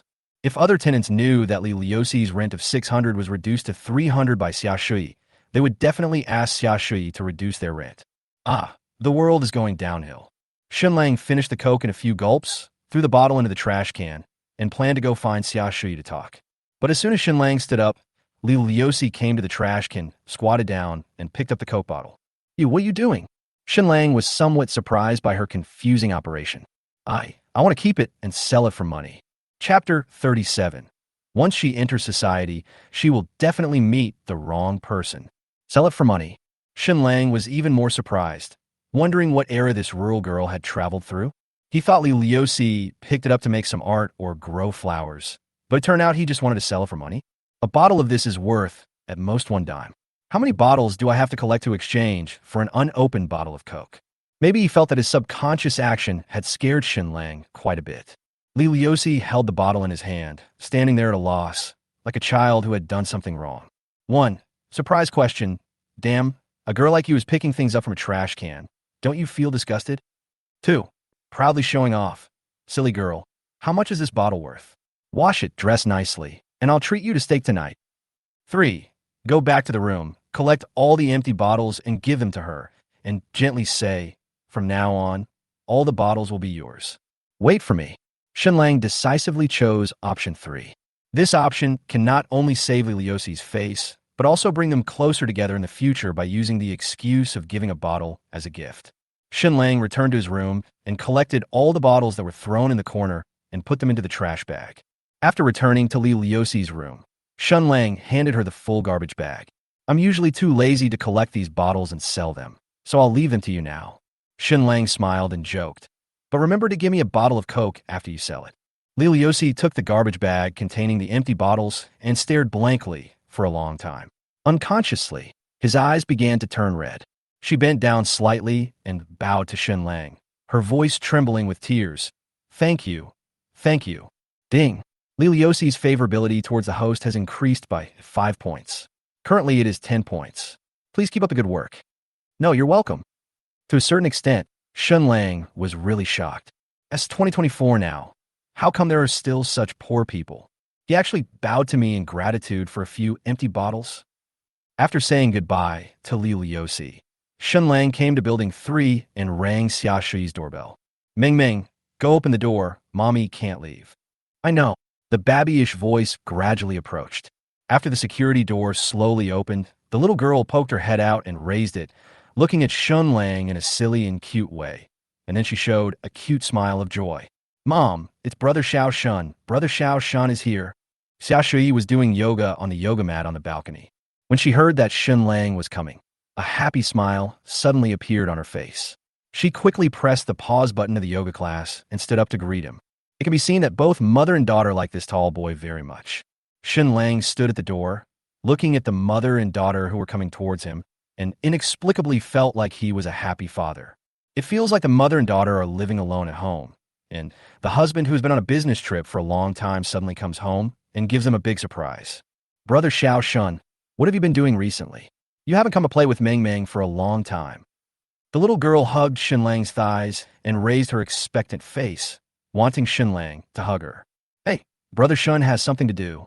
Shen Lang bent down and held the little girl in his arms, rubbing her small nose lovingly. Hey, Meng Meng, have you become fat again? Huh? No way. The little girl shook her head with a smile, revealing her white baby teeth. Xia Shui happily looked at the two people who were getting close to each other and smiled with satisfaction. Xiao Shun, let's eat here at noon. I just came back from buying vegetables. Thank you, Sister Xia.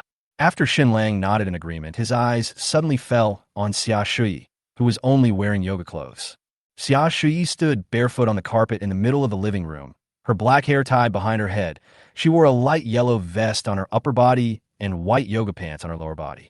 The white waist below the chest is smooth and flat, and the graceful and sexy figure is fully displayed in the tight yoga clothes. Because of the exercise, Xia Shui's cheeks were a little flushed and a thin layer of sweat seeped out of her forehead, giving her an inexplicable sense of charm. Decades of time seemed to have left no trace on Xia Shui's body. The skin exposed by her yoga clothes is still as smooth and firm as that of a girl. Xia Shui felt a little embarrassed by Shen Lang's direct gaze, but deep in her heart, an inexplicable feeling of pride surged. Even though she has given birth to a child and is older, she can still make a young boy so fascinated by her, which means that she still maintains a good figure. Little rascal. Xia Shui gave Shen Lang a proud look, then proudly returned to her bedroom and put on a windbreaker. Meng Meng is still at home now, and Xia Shui is afraid that Shen Lang will not be able to control himself and will be like last time. When he returned to the living room wearing a windbreaker, Meng Meng was sitting in Shen Lang's arms, watching the cartoons on the LCD TV with him with a smile on her face. Xia Shui sat next to Shen Lang, pinched her daughter's soft face, and asked curiously, "Why did you come so early today? Don't you need to write a novel?" "That's right." Shen Lang recounted what happened when he met Li Liuxi just now, and then sighed. "Except when I was a child in the countryside with my grandmother, I haven't seen such a frugal girl for a long time." Xia Shui said helplessly, "Well, that girl has a hard time too. Her parents died when she was a few years old, and she and her grandmother have been living on welfare since she was a child. I finally got into college, but my grandma had a stroke and was hospitalized. Now it costs a lot of money every day. She is now working in a restaurant, taking care of her grandmother, and going to school. Life is so hard." "Is that so?" Shen Lang finally understood why Li Liuxi was so frugal. Going to college requires a lot of expenses, and her grandmother probably owes a lot of money for hospitalization and medicine, and she lost her parents when she was young. Apart from saving money desperately, what else could she do to go to college? "Wait a minute, Sister Xia. How do you know all this?" Shen Lang asked in surprise. "Didn't she just move in today?" "The girl told me that herself when we were looking at the house yesterday." Xia Shui smiled bitterly and said, "You don't believe it either, do you? I haven't seen such a simple girl in a long time. She answered whatever I asked her. She is so innocent. Xiao Shun, you live across from that girl. When you are free, please take care of her." Xia Shui said earnestly, "If possible, please enlighten her about her character. Otherwise, she will definitely meet the wrong person when she enters society." Chapter 38. Then I have to buy one for Brother Xiao Shun. Take a look when you have time. Shen Lang rubbed the little girl's head and responded thoughtfully. At the same time, he also guessed why Li Liuxi no longer lived in the school dormitory. The monthly rent for university dormitory is at most 100 yuan, and Li Liuxi's conditions are not good. So how could he choose to find a place to live outside? Shen Lang guessed that this girl must have met some disgusting roommates, which was why she couldn't rent a house outside. The girls' dormitory in university is a small society full of unpredictable individuals. Fortunately, my roommates are all relatively normal, and we can chat and watch TV series together. We have a lot of common topics. If you're unlucky, some girls might even have a huge fight over a pack of toilet paper. The dormitory is filled with intrigue, just like the emperor's harem. When Shen Lang was in school, he even heard that some universities' girls' dormitories, although there were only 4 girls in them, had more than a dozen groups for communication and complaints. With Li Liuxi's timid and humble personality, it would be hard for him not to be kicked out if he met a weird roommate. There is no way. Sometimes the world shouldn't be like this, but sometimes it has to be like this. After lunch, Shen Lang watched cartoons with the little girl in the living room. After Xia Shui washed a plate of cherries for the two of them, she looked at Shen Lang meaningfully, took her cell phone into the bedroom, and soon came out again. Ming Ming, come here. Mom will help you change your clothes. Teacher Li will drive over to pick you up later. Xia Shui said seriously. Teacher Li said that there's an important class this afternoon, and you have to go and study. I know. The little girl kicked her thick legs twice and shook her head reluctantly.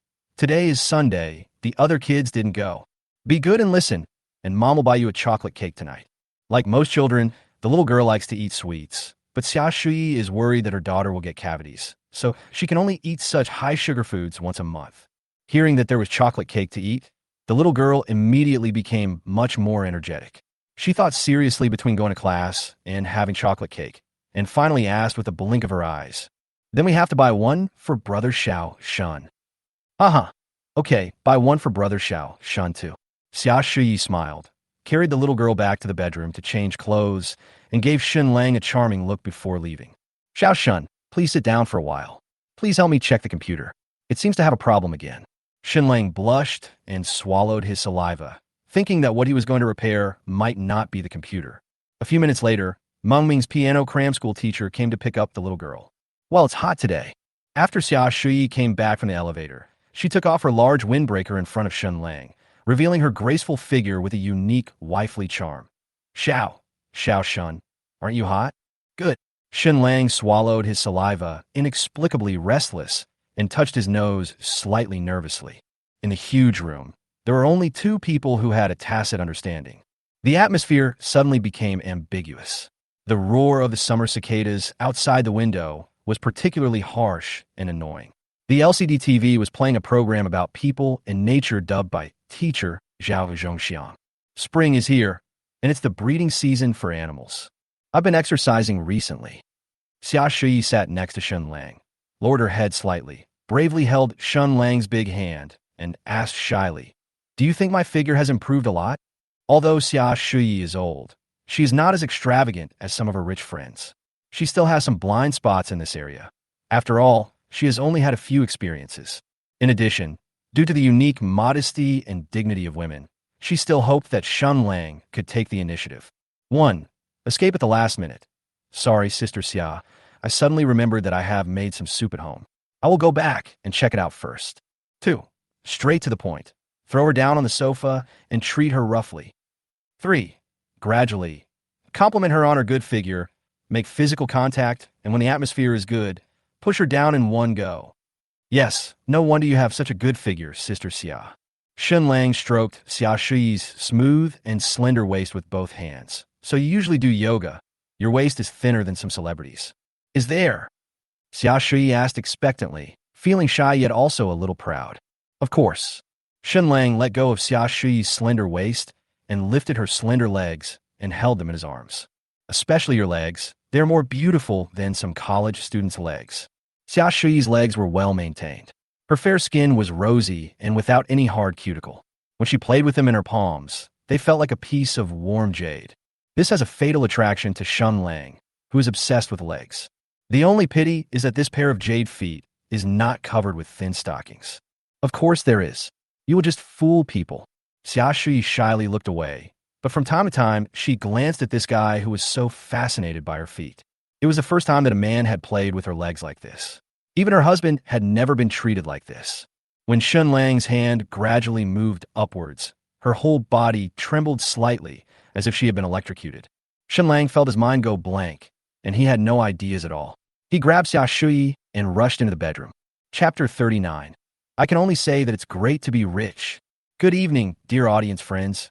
Welcome to the news broadcast. At 7 o'clock in the evening, the LCD TV in the living room was playing the evening news. The originally restless bedroom gradually calmed down, like the tranquility after a storm. Ding! Xia Shui's favorability towards the host has increased by 20 points. Currently, it is 85 points. Please keep up the good work. My little ancestor, you really took my sister's life. On the messy big bed in the bedroom, Xia Shui was lying on Shen Lang, sweating profusely, gasping for breath heavily, like a fish about to die of thirst. On the other hand, Shen Lang seemed to be calm and gently stroked Xia Shui's messy hair. Shen Lang originally thought that this would be a fierce battle, But he did not expect that with the help of the strengthening liquid, Shen Lang's fighting power was not inferior to that of the extremely powerful Xia Shui. How does the saying go? It's called meeting the most powerful you at the most powerful age. You little bastard, you want to torture me to death. Xia Shui gave Shen Lang a gentle, reproachful look with a satisfied and fulfilled smile of complaint on her face. From 11 o'clock in the morning till now, Shen Lang made Xia Shui feel the love and being loved again, a sense of happiness like a dead tree coming back to life in spring. Yeah, doesn't it say on the internet that there are only cows that die of exhaustion, but no fields that are plowed to death? Shen Lang pretended to be weird. Sister, are you different from other women? No matter what, you are so awesome. Xia Shui lay on Shen Lang, listening to his healthy and strong heartbeat comfortably. Let me rest for a while. The room suddenly became quiet, and the hum of the air conditioner could be clearly heard. It's up 20 points. Shen Lang stroked Xia Shui's messy hair and thought. No wonder some people say that the way to a woman's heart is. Xiao Shen, is this really okay for us? Xia Shui raised her head and said with a guilty look, I am so old and you're only in your 20s. Why do I feel that this is unfair to you? 1. Open-mindedly said, Sister Xia, if you feel guilty, just transfer a few million to me and treat me like a duck. 2. Quietly whisper in her ear, why don't I feel that way? Especially in the afternoon, you are so charming. 3. Indifferent said, Sister, don't think too much. Isn't it right to say it online? 100 years is too long. We just need to seize the day. Of course, I don't think so. Shen Lang held Xia Shui's hips and sat up, then put his arms around her slender waist, embraced her plump body in his arms, and spoke gently. You have no idea how charming you are, especially in the afternoon. Hate it. You just coax me like a child. Xia Shui couldn't hide her joy.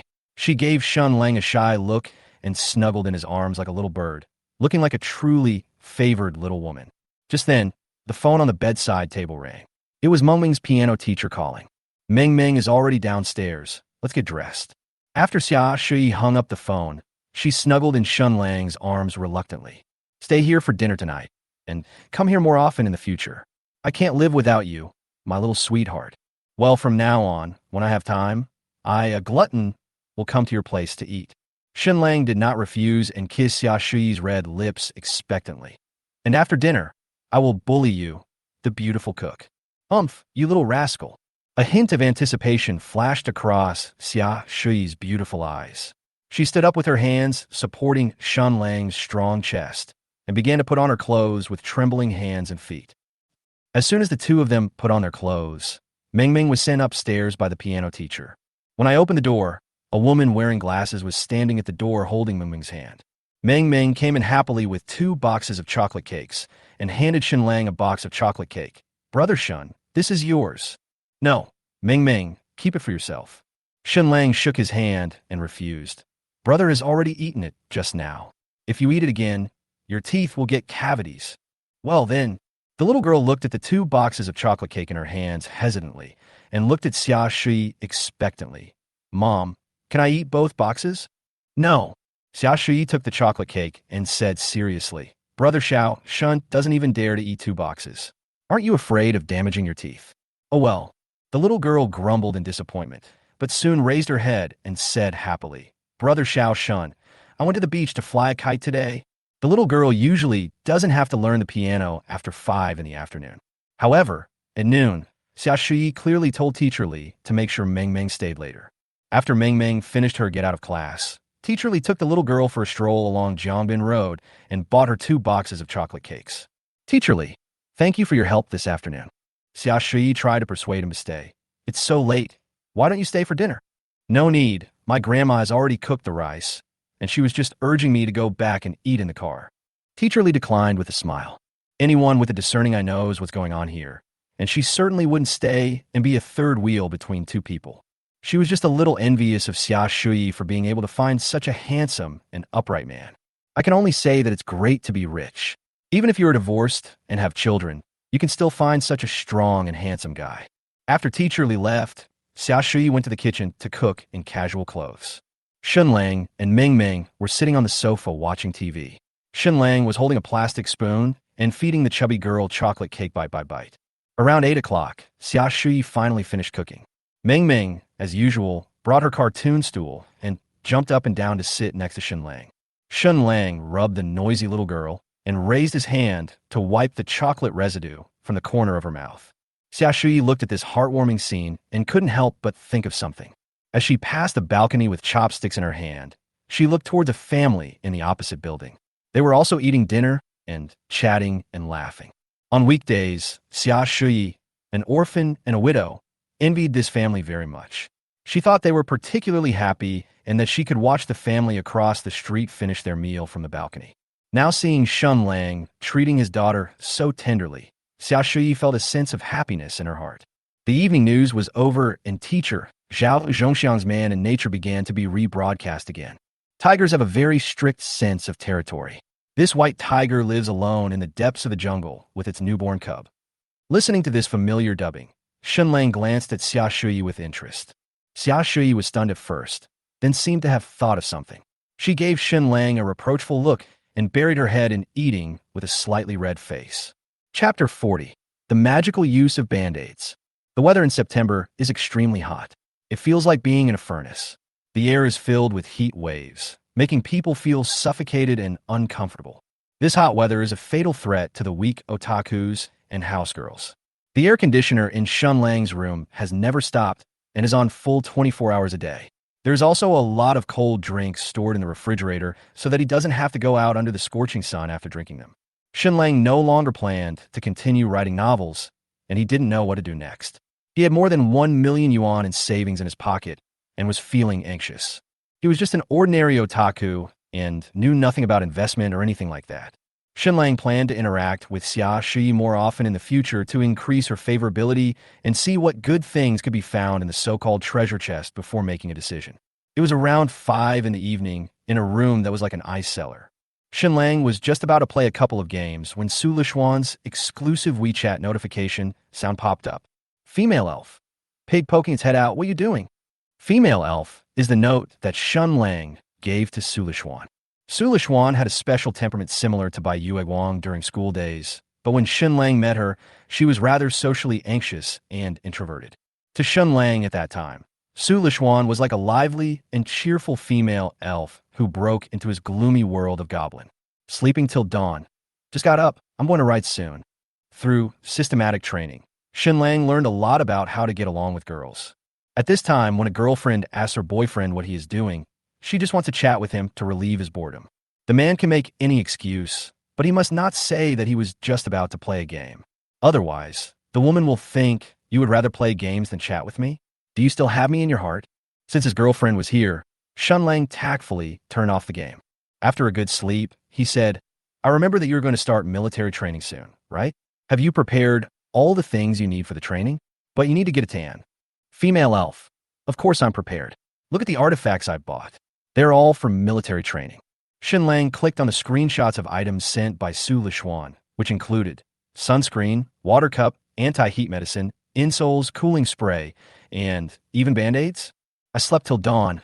I understand everything else, but what are band-aids used for? There won't be too many sports injuries during military training, right? Shen Lang remembered that when he was in military training, there were many girls in his class who secretly bought a lot of band-aids. But until the end of the military training, he had never seen any girls get injured, and the band-aids were never used. After typing for a few seconds, the other party kept it a secret. Humph, I won't tell you. There's something strange. Shen Lang's intuition told him that this small band-aid was definitely not simple, so he directly searched for keywords in the browser. Why did girls buy so many band-aids during military training? Fuck, there is such a use. After reading the explanation online, Shen Lang exclaimed it was awesome. I never thought that this small band-aid could be so useful. I'm so envious. Just as Shen Lang fell in a deep thought, Su Lishuan sent another Douyin video. Shen Lang clicked on it and saw that it was Su Lishuan singing in green clothes, with a group of students doing military training sitting cross-legged on the grass around him. This is a performance segment during the military training, and Shen Lang also had it during his military training. It's nothing more than the instructors picking a few students to perform, which not only livens up the tense atmosphere, but also allows the freshmen to get to know each other. In the video, Su Lishuan was urged by several girls to stand in the middle of the crowd. When introducing himself, Su Lishuan took off his military training cap, revealing a delicate and beautiful face. although the loose military training uniform concealed Su Lishuan's slim figure. But this face full of first love also amazed the boys who were watching, and they all whispered in amazement. Su Lishuan sang a song called A Little Fortune Capella. Her voice was very nice, and the boys all had infatuated looks on their faces as if they were reluctant to leave. This video has received over 100,000 likes, and most of the viewers in the comment section are asking which school this girl is from. Female elf, how did I sing? Was it good? Little bear puts his hands on his hips. 1. Honey, you sing so beautifully. It is my blessing in my previous life to have a girlfriend like you. 2. It's just SOSO, only 1/3 of my singing skills in the shower. 3. What's going on? It's not even a new year yet. Why do I hear the sound of a pig being slaughtered? Reject option 3. If it were the Shen Lang from the past, he might really choose option 1, which is a very dog-licking response. But now Shen Lang felt inexplicably disgusted when he saw this sentence, and his brows were furrowed. Sure enough, the dog licker is a damn creature. I slept till dawn. It's okay so 1/3 of my singing ability in the shower. Su Lishuan obviously understood the joke. Haha, you are such a boaster. I don't believe you. Ding. Su Lishuan's favorability towards the host has increased by 2 points. Currently, it is 32 points. Please keep up the good work. Chapter 41. Why does no one believe the truth these days? The two chatted for more than 10 minutes, and Su Lishuan suddenly typed out a complaint. Shen Lang, my roommates and best friends have been annoying me these past few days. They keep asking me to bring you to them, and they even asked me to help them check you. Unfair. Seeing this aggrieved expression, Shen Lang almost misunderstood Su Lishuan's meaning and thought that she didn't want him to meet her bestie and roommates. If a girl really has a boyfriend and really likes him, it is impossible for her to hide her boyfriend. When a couple just confirms their relationship, the girl can't wait to introduce her boyfriend to other friends, hoping to get their blessings. Boys, please pay attention. If your girlfriend is unwilling to publicly introduce you as her boyfriend in front of her friend circle and friends, there are 2 reasons. 1. Your conditions in all aspects have not yet reached the point where she is satisfied. She just wants to confirm the relationship with you first, and will consider making you public after your conditions become better. 2. Even if she confirms the relationship with you, she definitely doesn't have you in her heart, and she may even feel very embarrassed to introduce you to other friends. As for Su Lishuan's aggrieved expression, it was naturally a test of Shen Lang's intentions. They want to see me, so I'll show them. Shen Lang replied generously. I'm not someone who can't see you. As long as you're free, I can come to you anytime. Really? Su Lishuan quickly replied.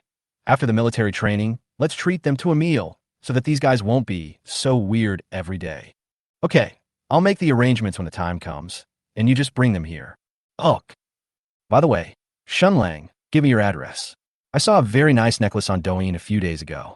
I will buy you a silver necklace, and you can buy me a pink one. How about that? No problem. Just send me the link and address. Okay, I sent it to you. That's it for now. I'm going to take a shower first. It's too uncomfortable to have the Band-Aid sticking to my body. As soon as Su Lishuan typed this sentence, he immediately retracted it. Did you see it? The Band-Aid method was also passed down by senior students from previous generations. After all, you have to do large-scale exercise continuously for more than 10 days, and the material of the green clothes is relatively rough. It is often accidentally rubbed during exercise, which is very embarrassing and uncomfortable for girls. At this time, the effect of Band-Aid is reflected. 1. I didn't see it. What did you withdraw? 2. Send her the address and ask her to mail the Band-Aids to me, so I can make tea with them. 3. Where's the Band-Aid attached? Can you elaborate? Shen Lang sent his courier address to Su Lishuan. This is my address. How many days will it take for it to arrive? I thought he saw it. Su Lishuan heaved a sigh of relief when he saw the news. He subconsciously tugged at his large green clothes and typed a reply. As for the necklace, I've already placed the order. It'll probably arrive in 3 days. Sleep till dawn. I'm talking about a Band-Aid. The latter sentence can be used to make tea. Even if Shen Lang is very weird, he is too embarrassed to type it out. Of course, this kind of highly ambiguous rhetoric, when in a relationship, should be used according to the time and mood. Otherwise, the other person will definitely think that your boyfriend is too weird and strange, and their favorability towards him, her will be greatly reduced. But the two of them had already been kissing passionately for more than 10 minutes at Nanning Lake. Shen Lang had even touched it with his own hands. Such words would not cause dissatisfaction on the other party, but but would instead serve to lower the other party's bottom line in this regard. The next time they go out on a date, Shen Lang will be able to do more when he can't help himself. But just the first few words were enough to make Su Lishuan blush with shame. She couldn't help but think of what Shen Lang did to her in Nanning Lake that day. Su Lishuan pouted angrily and sent several emojis of knocking. With a blushing face and a beating heart, he said, "Pervert, I won't chat with you anymore. I'm going to take a shower." Hee hee. Shen Lang smiled meaningfully, then opened the necklace link sent by Su Lishuan and found that what Su Lishuan bought was not an ordinary necklace, but a couple's necklace. "You're so arrogant. It's nothing to say such things." Shen Lang shook his head, then bought the pink necklace that Su Lishuan mentioned, and an inexplicable sense of accomplishment spread in his heart. When he was in high school, Shen Lang often saw female classmates folding little stars for the boys they liked. When he was in college, Shen Lang often saw female classmates buying various souvenirs for male classmates. When he was staying at home after graduation, Shen Lang didn't dare to open his moments on every couple's holiday because it was full of boyfriends showing off the gifts their girlfriends bought for them. Whenever he ate this dog food, Shen Lang, like all the other single guys, felt extremely envious. They also hoped to meet a girl who is willing to give to them and likes them as soon as possible. At this moment, Shen Lang met such a girl whose eyes were full of him. In the past, the socially anxious and introverted Shen Lang would never have dared to think about this. It is no exaggeration to say that Shen Lang at that time even felt that he was not worthy of such ordinary happiness, not to mention that he was the campus belle of Zhuhai University. Shen Lang sometimes thinks about it. If I hadn't taken the initiative to talk to Su Lishuan when I bought chestnuts that day, the two of us might be strangers now, strangers who would never be able to interact with each other in their entire lives, right? It's the same old saying, handsome people have partners, ugly people have partners. Only those who are cowardly in their own inner world are truly unworthy of having a partner. Thinking of this, Shen Lang opened the Douyin video sent by Su Lishuan and then opened the comment section. "Fuck, love it. Such an ugly military training uniform can't block my wife's radiance. Excuse me, which university is this? What's the name of this girl? Waiting online, very urgent." The above post is from Zhuhai University. This girl is a freshman, Su Lishuan, still single. Thinking about such a beautiful girl having to sleep with other boys in the future, I stamped my feet in anxiety in Guangdong. Still single? Okay, Hunanese Daniel Wu have a chance now. I'm sorry, everyone. Shen Lang looked at the comments posted by these guys without any jealousy and even typed proudly, "Why are you blowing it? I don't think it's that great. She even bites when I kiss her." 10 minutes later, Shen Lang's YY comment attracted many replies from sycophants. "After looking around, I still think you are the best at bragging. I prove that I am the school beauty, Su Lishuan. Don't come with the diabetes guy. Don't let this guy get the advantage. The uremic guy should come first."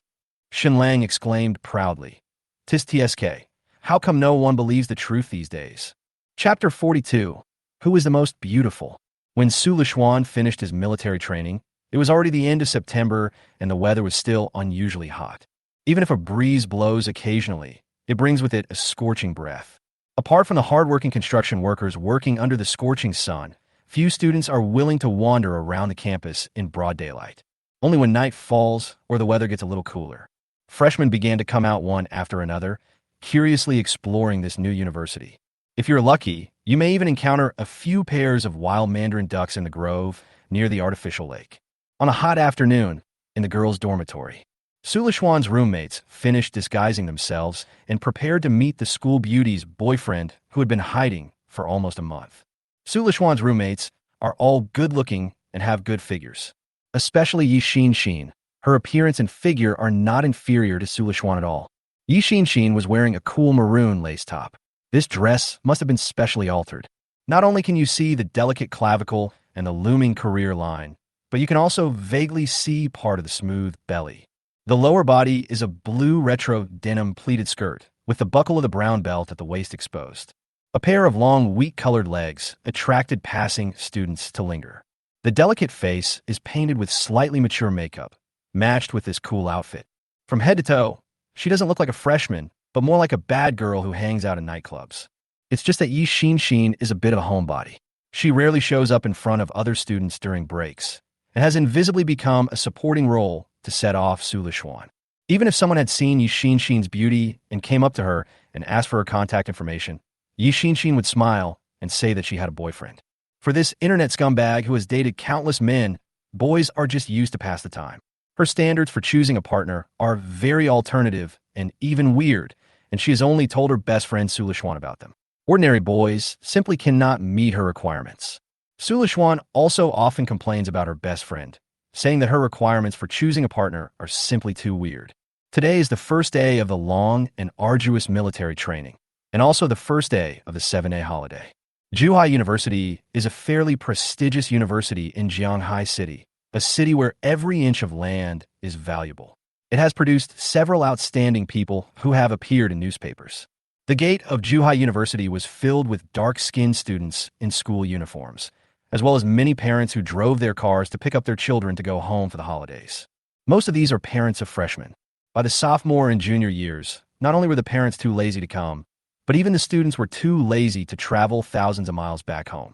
When Sulishwan and his roommates appeared at the school gate dressed up, they immediately attracted the attention of many students and parents.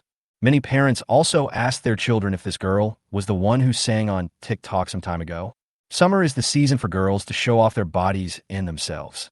Most of the girls at the school gate wore short skirts, revealing their slender and well-proportioned legs, fully demonstrating the elegance and charm of women. Sulishwan's outfit today was also relatively cool. She was wearing a white t-shirt with cartoon Mickey Mouse printed on it, and under the light blue denim hot pants was a pair of slender, slightly wheat-colored long legs. Especially the sweet and expectant smile on her face as she chatted and laughed with her roommates, which attracted the attention of many boys. The first love template in the hearts of many boys is such a sweet and cheerful girl. Even if her skin is a little tanned, she is still one of the current campus beauties of Zhuhai University, the white moonlight that countless boys can only dream of. Unfortunately, there are rumors in school that Sulishwan already has a boyfriend. However, Sulishwan himself has never explained it, and some men still have a lucky mentality. Until a few days ago, when the boys saw the pink necklace on Sulishwan's neck, there was a cry of wailing on the campus forum, and countless boys cried out that they were heartbroken. Because someone has confirmed that Sulishwan is wearing the most popular couple necklace bought on Douyin. This necklace, which is worth several $100s and symbolizes the white moonlight that countless boys dream of, has been won by a boy. Yi Xinshin raised her hand to block the scorching sun. Shen, is your lover here? It's so hot. Ha, it's your lover. Sulishwan blushed as she spat, then pulled her best friend's mouth with a smile, while several roommates covered their mouths and laughed secretly. The two of them argued for a while before Sulishwan said, "He said he's on the way and will be here soon." At this moment, Shen Lang's silver Mercedes appeared at the end of the road. Sulishwan waved his hand at him expectantly. "Here we go." The roommates quickly followed Sulishwan's gaze. They really wanted to see how handsome the boy was who could chase the campus belle of Zhuhai University. Yi Xinshin nodded in approval. "Oh, a Mercedes-Benz? It looks like you have some money." Shen Lang parked the car next to the group. After getting out of the car, Sulishwan couldn't help but complain. "Why did you come so late? It's so hot outside. There's a traffic jam here. The road is full of cars coming to pick up their kids." Shen Lang gently wiped the sweat from Sulishwan's forehead and then picked up Sulishwan's tanned arm, feeling a little funny and a little distressed. "You're too tanned. Can't you ask the instructor for leave? When I was in military training, almost all the girls in my class asked for leave." "Oh, there are no girls in our class asking for leave. I'm embarrassed to ask for special treatment." Sulishwan complained angrily, with a dependent smile on his face all the time, and then his eyes suddenly fell on the silver necklace on Shen Lang's neck. "Hey, the necklace I chose looks good, right?" "Yeah, it's okay." Shen Lang also noticed that Sulishwan was also wearing the pink necklace he bought for her. Hey, can you two consider our feelings?" When the two were being affectionate, Yi Xinshin said beside them, "It's so sunny. Can you let's get in the car first? I don't mind if you take off your clothes and chat after you get in the car. They're my roommates. This is my best friend, Yi Xinshin." Sulishwan then remembered her roommates and best friends behind her. Her pretty face blushed slightly, and she quickly introduced them to each other. When introducing Shen Lang, Sulishwan said perfunctorily and arrogantly, "His name is Shen Lang. You all know it, so I won't say more." Shen Lang looked at this group of beautiful girls, and system prompts immediately appeared in his eyes. 1. Friendly compliments. "Ha, they are all so beautiful. I think I'm lucky to have a car today." 2. Disdainful inquiry. Don't you have any sense at all? Don't you know how to take a taxi? Do you understand the meaning of a world for two? 3. Expecting an invitation. Wow, they are all beautiful. Let's go to the beach. I'll rent a yacht, and we can have a party together. Hello. Shen Lang greeted them in a friendly manner, then glanced at the faces of several roommates and praised them with a smile. Everyone is so beautiful. It seems that my car is blessed today. Several roommates smiled a little embarrassedly, but they were very happy in their hearts. No girl would hate it when a boy compliments her on her beauty, and this is the main reason why there's so many dogs who like to lick someone's boot. When you praise girls, you have to consider the occasion and situation. Otherwise, you will just praise them mindlessly and become a bootlicker. Yi Xin rolled her eyes, and a playful smile appeared on the corner of her mouth. Then Shen Lang, beside your girlfriend, who do you think is the most beautiful? Chapter 43. You are worthy of being my best friend. This question seems simple and clear, but it actually contains hidden dangers. Boys with low emotional intelligence find it difficult to realize the seriousness of this problem. When faced with this kind of question, most boys will say directly, they all look good. This answer is fine, but the girl who asked the question will definitely force you to choose one. As long as the girls ask this question, no matter who the boys choose as the prettiest, they will offend the other girls to some extent. What's even worse is that some girls would even ask boys to rank several girls based on their looks. Of course, this is too much. No girl who is not particularly stupid would ask this question. But Shen Lang is fearless because he has a cheat. 1. Strict requirements. I can't tell if you're wearing clothes. Why don't you take off your clothes, and I will review them one by one. 2. Answer straightforwardly. They are both very beautiful. She looked at the questioner with disdain. As for you, if I hadn't met Su Lishuan, I might have pursued you. 3. Go up to her and slap her. See if she gets mad again. They are both very beautiful. Shen Lang answered promptly and paused deliberately, looking Yixin up and down with disdain. As for you, the two roommates looked at each other, and while they were slightly excited, they couldn't help but look at Yixin with some embarrassment. Shen Lang's attitude of scrutiny doesn't seem very friendly. He won't say Yixin is ugly, will he? That would ruin the friendly atmosphere just now. Well, what about me? Yixin raised her eyebrows, tightened her grip on the bag, forced a smile, and asked, Me, how is it? Hee, if I had met Xian. Shen Lang smiled and teased. Maybe I will chase you first. How dare you? As soon as Shen Lang finished speaking, Su Lishuan angrily raised her fist and said, She's my best friend. No, I'm just kidding, don't bite me. Shen Lang couldn't help dodging Su Lishuan's combo with a smile, while urging, Okay, get in the car and turn on the air conditioner. It's very hot outside. Looking at the two people playing together, the two roommates were stunned at first, and then they laughed unexpectedly. Su Lishuan is a really good boyfriend. Several girls got into the car, playfully and cheerfully. The originally slightly awkward atmosphere became more lively and cheerful after Shen Lang's impeccable response. Shen Lang pointed to the red plastic bag next to Su Lishuan, which contained several bottles of iced drinks and room temperature drinks he had just bought. Lishuan, share the water with your friend. Su Lishuan didn't care about Shen Lang's answer. Everyone knew it was a joke. He smiled and distributed water to his roommates, but he chose a bottle of room temperature drink for himself. It's a pity that you can't drink it cold. Shen Lang spat calmly. Shen Lang, when did you first meet Lu Xian? Shen Lang, where are you from? The roommates held their cold drinks and couldn't wait to talk to Shen Lang. Shen Lang is handsome and has a good figure, but there are a lot of boys like this in Zhuhai University. Compared with appearance, girls still prefer boys with humorous and interesting personalities. Of course, this does not apply to boys who are so ugly that they are unbearable to the eyes. Even if they are humorous, they're just fun goblins. Hey, what are you doing? Can't you see he's driving? Seeing the infatuated looks of his roommates, Su Lishuan immediately became unhappy. If he had known earlier, he would not have brought Shen Lang out to meet this group of guys. This kid is good. Yixin, a scumbag on the internet who has slept with countless men, sat in the back, looking at Shen Lang's handsome profile and nodded slightly in inexplicable admiration. She and Su Lishuan have been best friends for several years, so naturally, she wouldn't make it difficult for Su Lishuan to find a boyfriend. During this period of time, Su Lishuan's mind was completely on Shen Lang, which made Yixin feel a little jealous, so she wanted to make Shen Lang suffer a little. However, Yixin did not expect that Shen Lang could handle such a difficult problem of hers so easily, and even be able to turn the tables on her. Yi Xin was certain that this kid's level was definitely higher than hers. Ding! Li Xiao's favorability towards the host has increased by 20 points. Currently, it is 48 points. Please keep up the good work. Ding! Fong Lily's favorability towards the host has increased by 10 points. Currently, it is 35 points. Please keep up the good work. Ding! Yi Xin's favorability towards the host has increased by 2 points. It is currently 7 points. Please keep up the good work. Shen Lang treated Su Lishuan's roommates to a seafood dinner and took them to Jianghai City's famous Pearl Tower City for an afternoon. It was not until the evening that they decided to go home. Shen Lang, please add a contact number.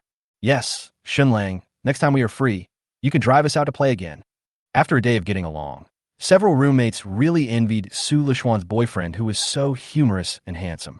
Even though his girlfriend Su Lishuan was next to them, his roommates still wanted to take the initiative to ask Shen Lang for his contact information. Some roommates even had a bold idea in their minds, thinking that once they got WeChat, they would immediately launch an offensive. Shen Lang was naturally enjoying it as well. Of course, it was not the joy of being surrounded by a few girls, but the joy of earning hundreds of thousands of dollars. In one afternoon, with the help of the system, Shen Lang received more than 800,000 cash reward from Su Lishuan and his roommates. Except for Yi Xin, who has a higher resistance of only 7 points, the other two roommates' favorability towards Shen Lang has skyrocketed. One of them was a lowly-type girl with a bun hairstyle named Li Xiao, whose favorability towards Shen Lang even reached an astonishing 48 points. Shen Lang felt that if he added her WeChat, maybe he could make a phone call and chat with her, and then invite her to a hotel to discuss the ultimate meaning of life. Of course, Shen Lang wouldn't be so tasteless. For a girl whose favorability increases very quickly, it indirectly shows that she has a more open personality. With a girlfriend as pretty as Su Lishuan, who would take such a low-level risk? No, Shen Lang is my boyfriend. Su Lishuan directly hugged Shen Lang's arm to assert his sovereignty and proudly refused on Shen Lang's behalf. It's enough for Shen Lang to have my contact information. How stingy. The two roommates pouted and complained, but there was nothing they could do. After all, he was someone else's boyfriend. Okay, let's take a taxi back. Yi Xin stretched lazily. They finally have their own world together. Let's not interfere. As soon as these words were spoken, Su Lishuan immediately cast a grateful look towards Yi Xin. She is worthy of being my best friend. Shen Lang, our Lu Xian is now in your hands. Yi Xin warned seriously. But if you dare to let her down, I will. Yi Xin raised her hand and made a scissor-snapping gesture. The meaning was self-evident. After observing him for this afternoon, Yi Xin felt that this boy was quite good. At least he was sincere to her best friend. The only thing that Yi Xin felt a little uncomfortable about was that he was too good at chatting. In just one afternoon, these roommates were so fascinated by Shen Lang that even they themselves almost lost their faith. Who knows what this guy's life is like out there? But with such a beautiful schoolgirl as your girlfriend, you probably won't go out and attract other men, right? Yi Xin thought silently in her heart. Chapter 44. Who is greedy for your body? If you don't come back tonight, remember to take safety measures. Yi Xin called a taxi, and before getting in, she couldn't help but tease Su Lishuan. I've said it before, I don't want to be a godmother in my freshman year. The two sisters have been wearing the same pants since junior high school. Except for their boyfriends, they don't distinguish between you and me, and they have a very good relationship. They also promised each other that whoever gave birth to a child in the future would recognize the other as godmother. Now, saying this in front of so many people, Yi Xin can be regarded as indirectly recognizing Shen Lang. The degree of recognition from my girlfriend's best friends is no less than that from her parents. Shen Lang nodded seriously and put his arm around Su Lishuan's slender waist. Leave it to me. I will catch her tightly with the corner of my eye. Su Lishuan was a little embarrassed at first, but seeing Shen Lang's serious look, she smiled sweetly and held Shen Lang's big hand tightly. Su Lishuan is like most girls who are in love for the first time. As long as they like a boy, they will believe every promise he makes. She really liked to hear Shen Lang's meaningless promises, which had no basis at all, and even hoped that Shen Lang would say more. This is also why girls really like to hear some love words that seem very awkward or even corny to outsiders. Because when it comes to their first love, girls are fully committed without hesitation and are always fantasizing about their future life with the other person. To put it simply, this is love brain. Only after being hurt in a relationship will girls become wary of such commitments. Well, the boy is teachable. Yixin nodded with satisfaction, got into a taxi, and left with two reluctant roommates. Let's go to the parking lot and drive. Shen Lang gently shook the hand that was holding Su Lishuan's and said expectantly, how about we go to the movies tonight? The kind after 12 o'clock. Originally, Su Lishuan was still immersed in this sweet atmosphere, but when he heard the words movie after 12 o'clock, he instantly became alert and asked with narrowed eyes, after the movie, are you trying to trick me into going to the hotel? In today's society, girls are very smart. Coupled with various love jokes and tutorial videos on the internet, even the most innocent girl knows what it means to watch a movie with a boy after 12 o'clock. What do you mean by cheating? Shen Lang shamelessly argued. We have been in love for a long time, and it is a natural outcome. Bah, you guys are no good. You think about these things all day long. Su Lishuan blushed and spat, and her heart began to feel conflicted. Su Lishuan's understanding of this matter is still rather ambiguous, but he is not a complete newbie who knows nothing. She also watched educational blockbusters with her best friend in bed, so she more or less understood some of the so-called knowledge. However, when the real educational test fell on himself, Su Lishuan was still nervous and uneasy. I can't drink cold drinks today, and I didn't bring my ID card with me. Su Lishuan finished speaking in a voice as soft as a mosquito and quietly observed Shen Lang's reaction. Huh? Shit, Su Lishuan, what's wrong with you? Shen Lang pretended to be surprised and teased. How long have we known each other? You're already greedy for my body. As a girl, can you be more reserved? Who? Who is greedy for your body? Su Lishuan realized that she was outmaneuvered, and her pretty face flushed as she retorted, it was obviously you who suggested it. Being misunderstood in such an ambiguous matter, the simple Su Lishuan was really embarrassed and angry. While eager to refute, his cute little fangs were exposed, making him look fierce and aggressive. Haha, then I'll just lust after your body, okay? Shen Lang was amused by Su Lishuan's reaction. I'll send you back to school after the movie, okay? You're so annoying. Su Lishuan twisted Shen Lang's waist angrily, then continued to stick to Shen Lang's arm contentedly. Since they had decided to watch the 12 o'clock movie, the two were no longer in a hurry to drive to the parking lot and continued to stroll aimlessly on the busy streets. In the afternoon, several people had dinner at Oriental Pearl City in Pudong New area. Before they knew it, the two of them had arrived at Shanghai City's most famous tourist attraction, the Pearl Tower. This towering building is one of the iconic attractions of Shanghai City. It stands on the bank of the Huangpu River, overlooking the prosperity and beauty of the entire city. It is nighttime now, and the Oriental Pearl Tower is illuminated by lights, becoming the brightest star in the night sky.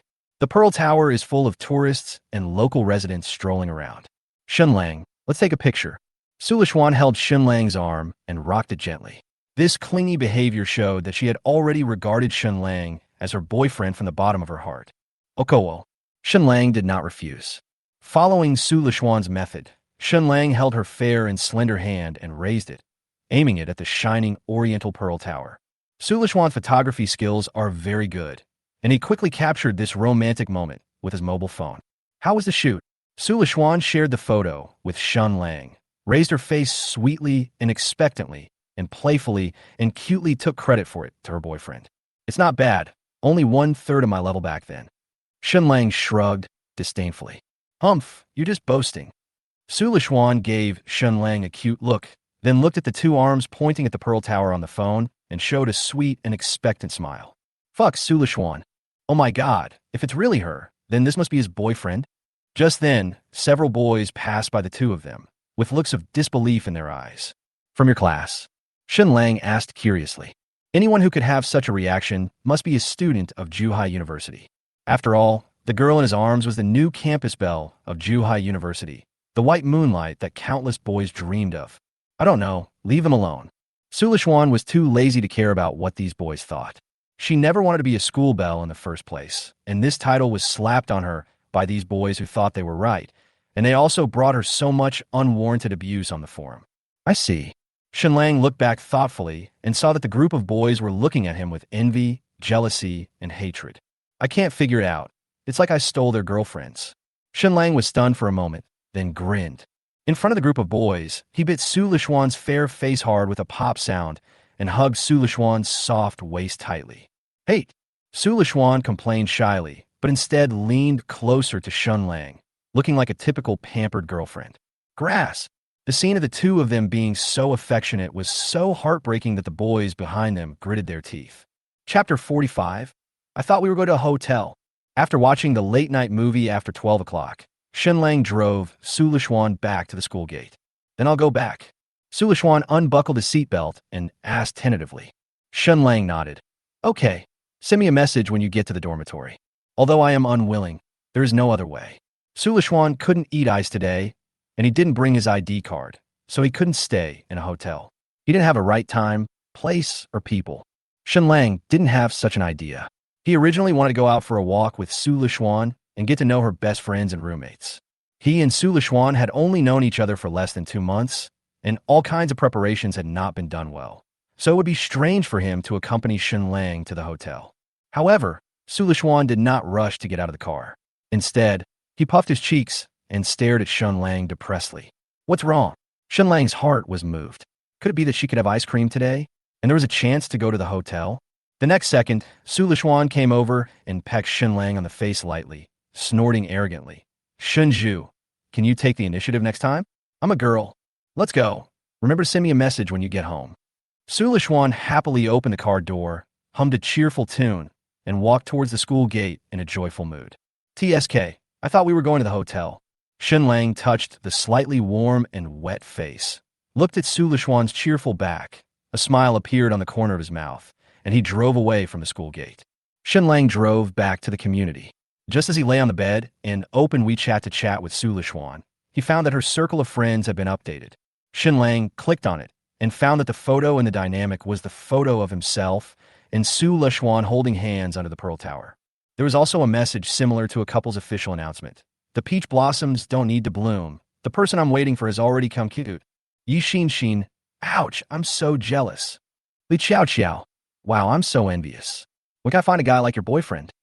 Freshman class monitor. It's finally official. That's good. I guess the boys in our class are going to have a lot of heartbreak again.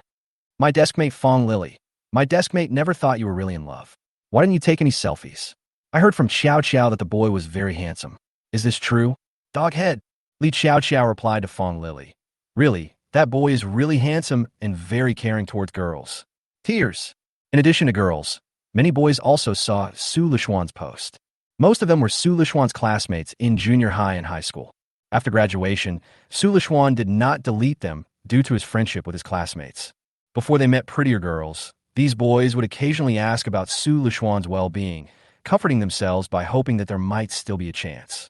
Until they saw this update, these boys were relieved or heartbroken. In short, they had mixed feelings. After all, they have been secretly or openly in love with their white moonlight for several years. Now that she is pursued by other boys, it would be strange if they don't feel sad. This feeling of worry and fear will probably not disappear until he catches up with a girl or a girl prettier than Su Lishuan appears.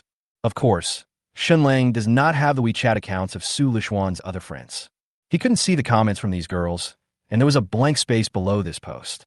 So, Shen Lang grinned and typed 2 words in a mean way in reply. Congratulations. Ugoto. In just a moment, Su Lishuan sent a message, asking for accusations. Shunju. What does congratulations mean? Angry. Sleep till dawn. Haha, just kidding. I don't want to chat with you. I don't know if you are asleep. Female elf. I just posted on WeChat Moments. How can I sleep? Also, why don't you post on WeChat Moments? I have already posted. Cat is angry. 1. Counter question. If you found a treasure outside, would you tell others about it? 2. Disappointment. We didn't even have sex. I didn't even get to lick your ice cream. What's there to announce? 3. Fear. There are too many guys who have a crush on you. I'm afraid that if I show off, I'll get beaten up like a pig when I go out. 100 yuan outside. Would you post it on WeChat Moments? Female elf. Yes, but I will probably hand it over to the instructor. Sleeping till dawn. What if you picked up 10 million? Ugoto. Looking at the intermittent, the other party is typing, appearing on the chat box. Shen Lang could imagine the scene when Su Lishuan saw this message.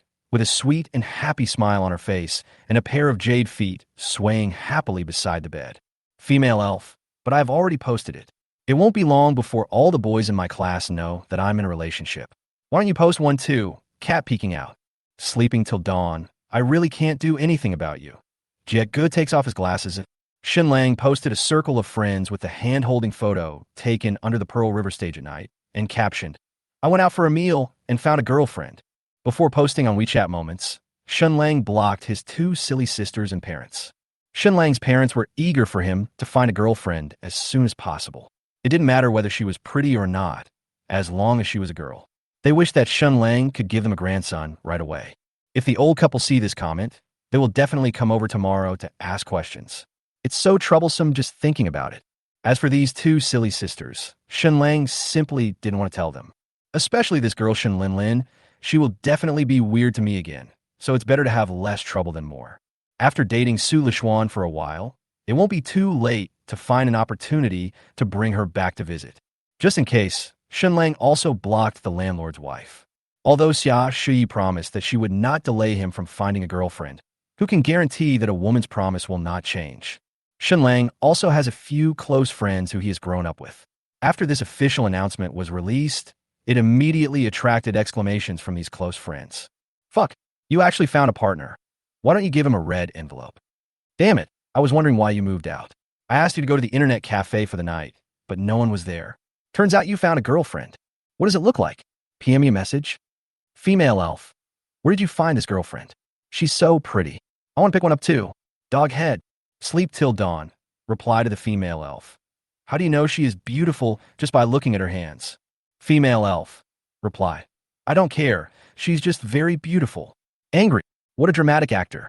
Shen Lang smiled faintly, then opened Su Lishuan's chat box and asked, "Are you free during the 7 days off? I'll go play with you again tomorrow." Female elf. "No.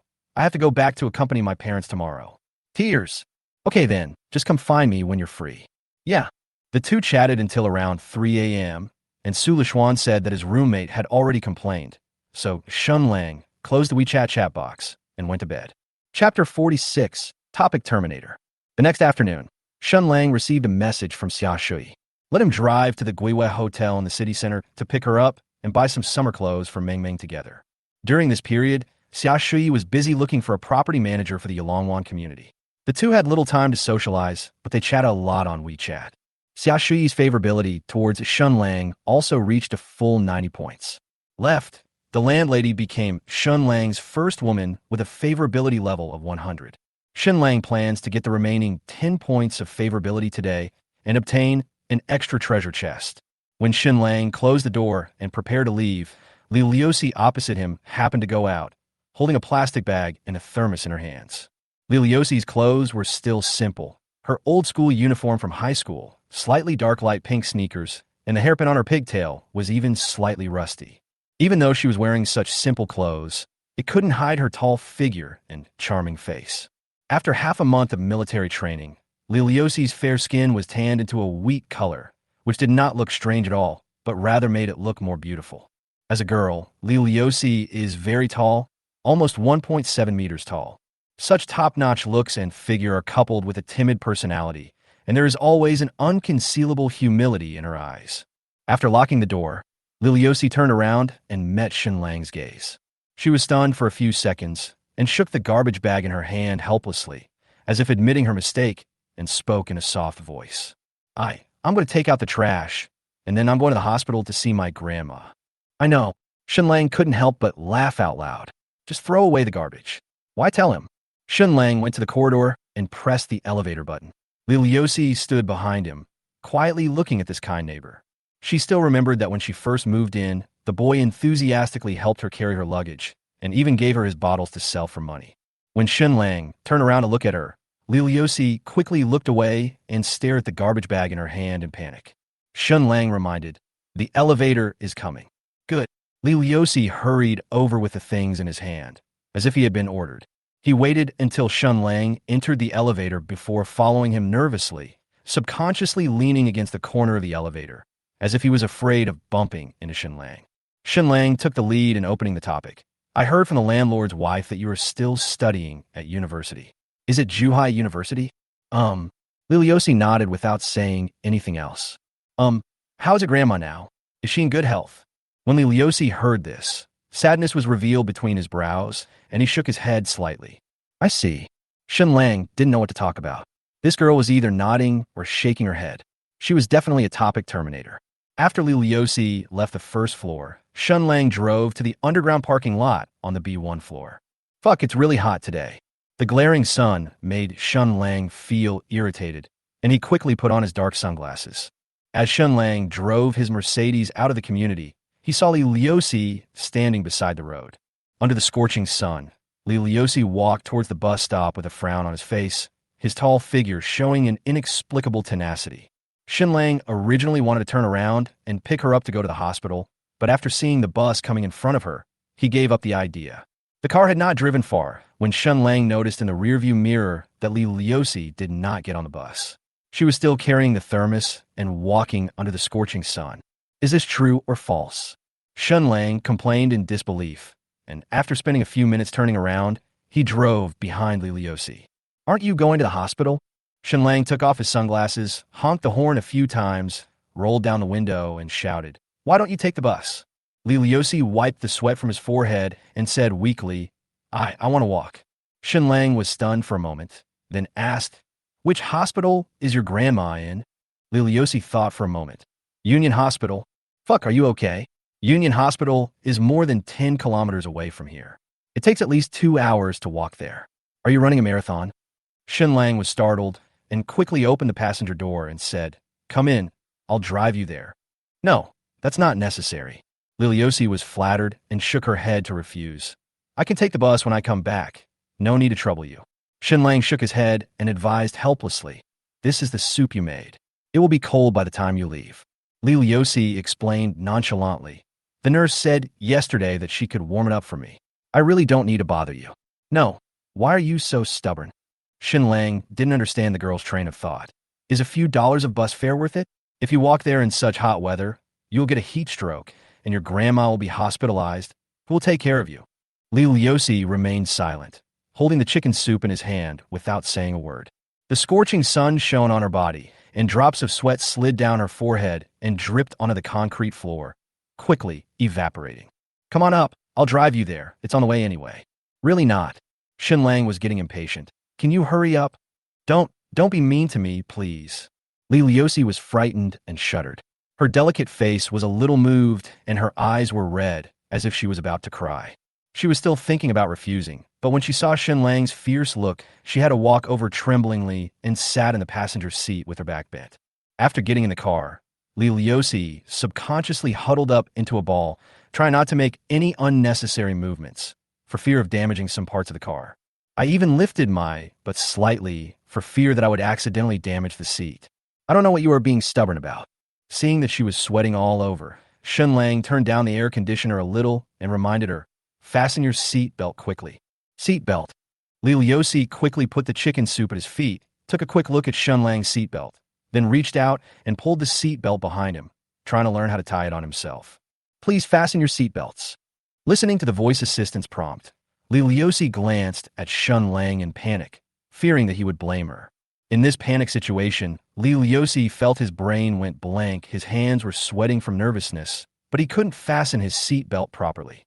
How stupid.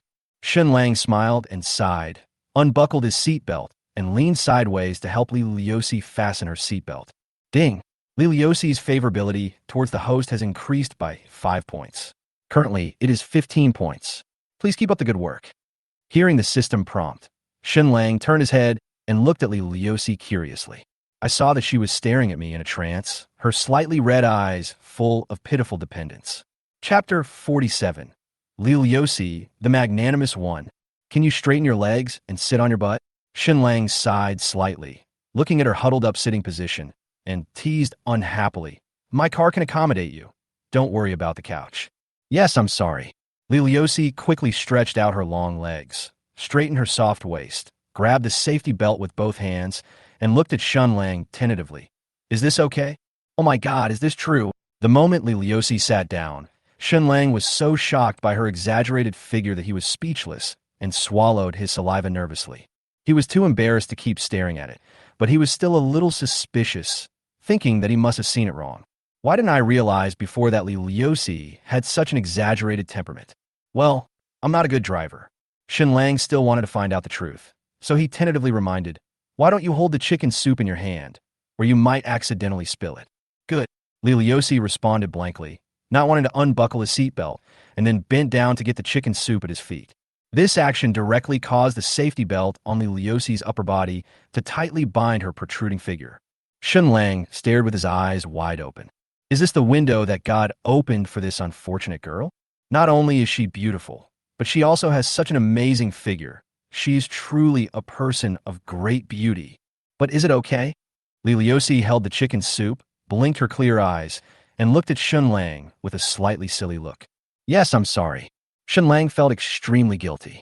For his own selfish desires, he actually made such a simple and miserable girl do such a vulgar thing.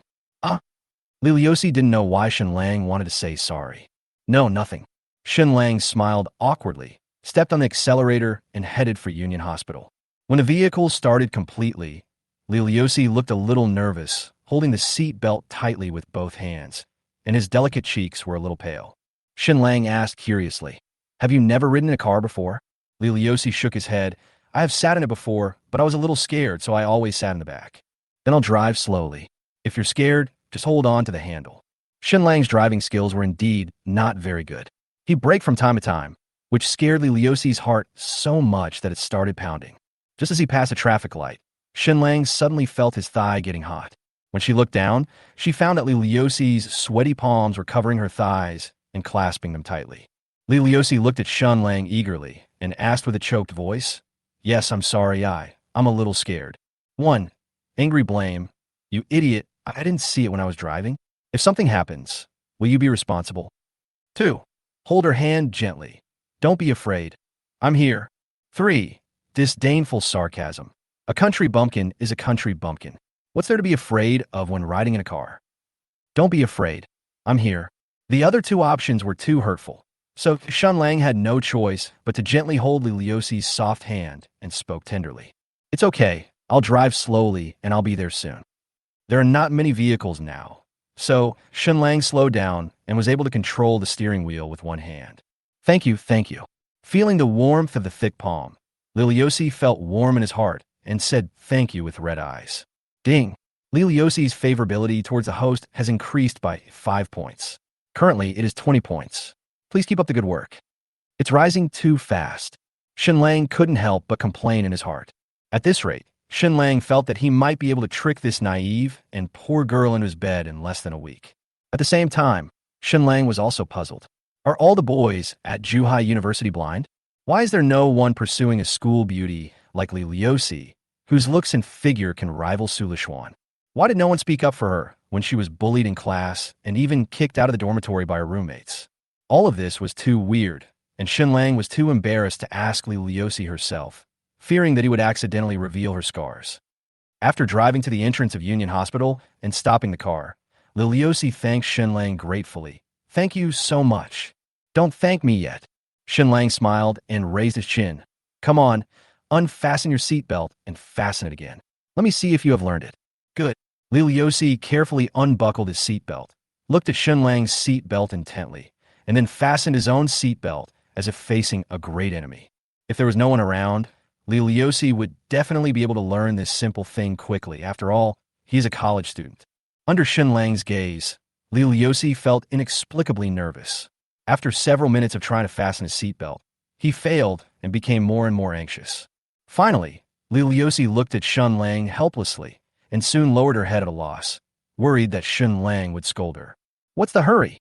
Shen Lang came over and took the safety belt, patiently teaching, "Pull out first, then find a right angle to insert it. It's that simple, not as complicated as you think. Come on, try it again." "Good." Liliosi took a deep breath, and while trying not to look at Shen Lang, she finally fastened her seatbelt, a star-like smile forming at the corner of her mouth. Ding! Liliosi's favorability towards the host has increased by 5 points. Currently, it is 25 points. Please keep up the good work. Shen Lang, look. In this joyful moment, Liliosi's voice subconsciously became louder. When she looked up at Shen Lang, she shyly looked away again, her fingers unnaturally buckled the seatbelt, and her voice became timid again. I'm fastened." Shen Lang smiled without saying anything, quietly looking at this naive and adorable poor girl. The atmosphere in the car suddenly became subtle, and the system options suddenly popped up again. 1. Caress her cheek affectionately and kiss her gently. 2. Touch her cheek gently and praise her with a smile. 3. Disdainful ridicule. It takes a long time to learn how to fasten a seatbelt. What's so exciting about it? Except for option 3, options 1 and 2 are more ambiguous. Of course, this does not mean that Li Liuxi is an open-minded girl. Quite the opposite.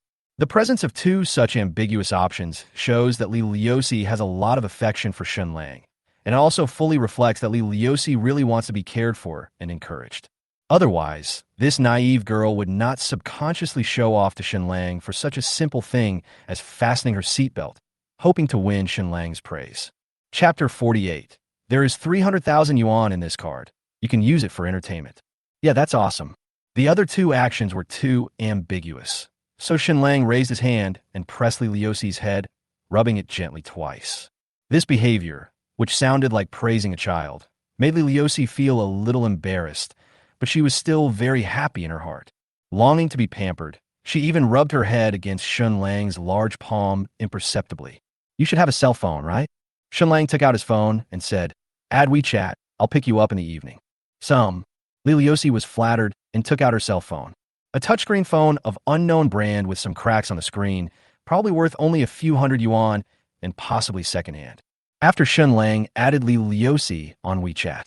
Her ID is, "May you live in peace for the rest of your life," and her avatar is a golden sunflower.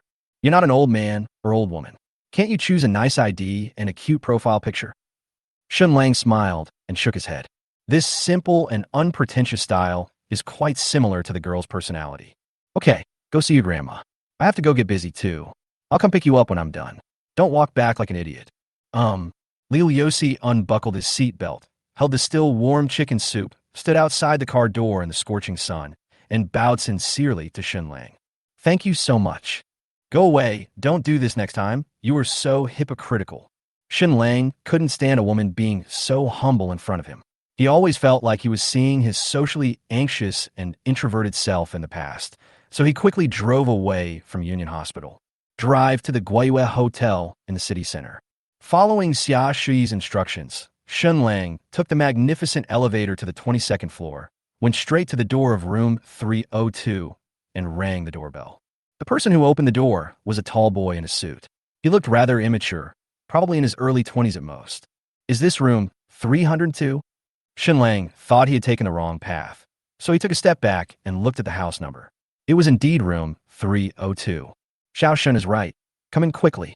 A joyful female voice came from the room, and Xia Shui came out trotting in her high heels, hugged Shen Lang's arm, and complained like a coquettish young wife. Why are you so late? It's almost 3 o'clock. There's a traffic jam on the road. Okay, come with me.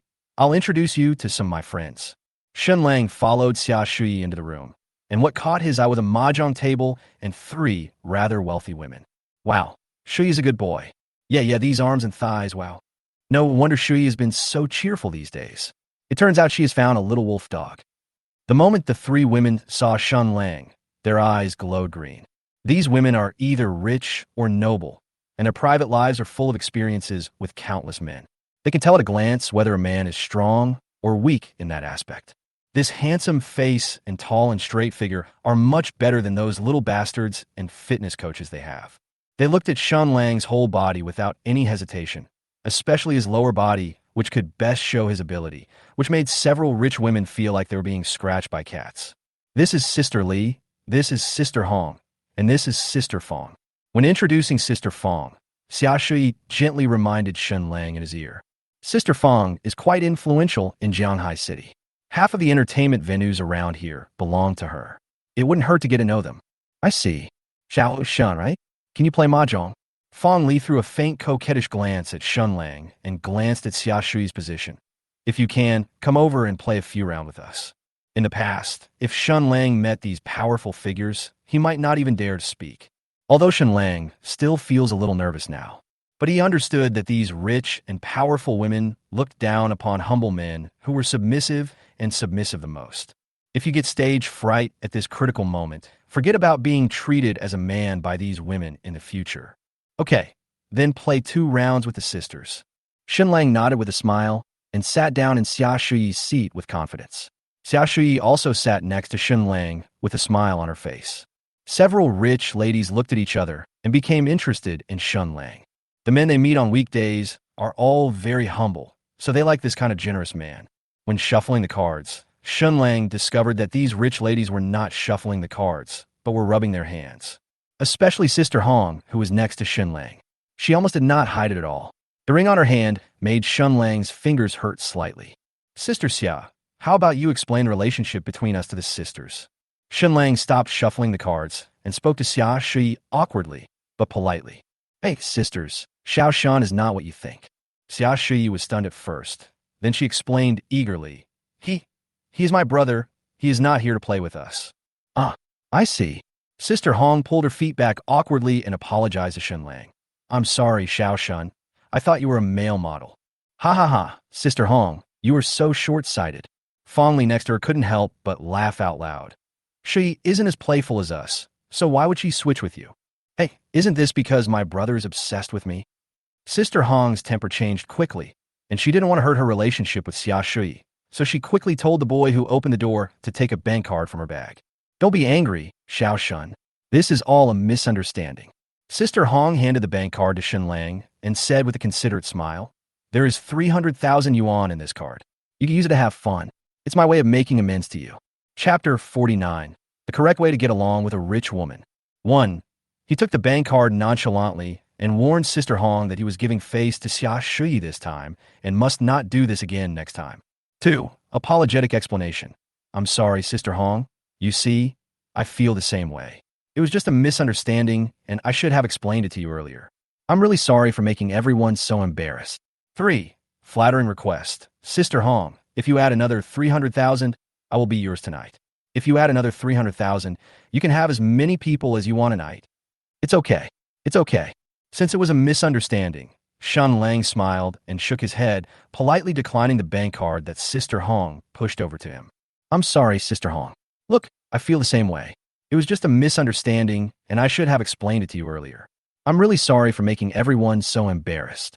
Shen Lang's words not only apologized to Sister Hong, but also took the opportunity to take all the misunderstandings on himself. Several wealthy ladies looked at Shen Lang with a little surprise. They didn't expect that this boy who looked to be in his early 20s could speak so smoothly. It's okay, it's okay.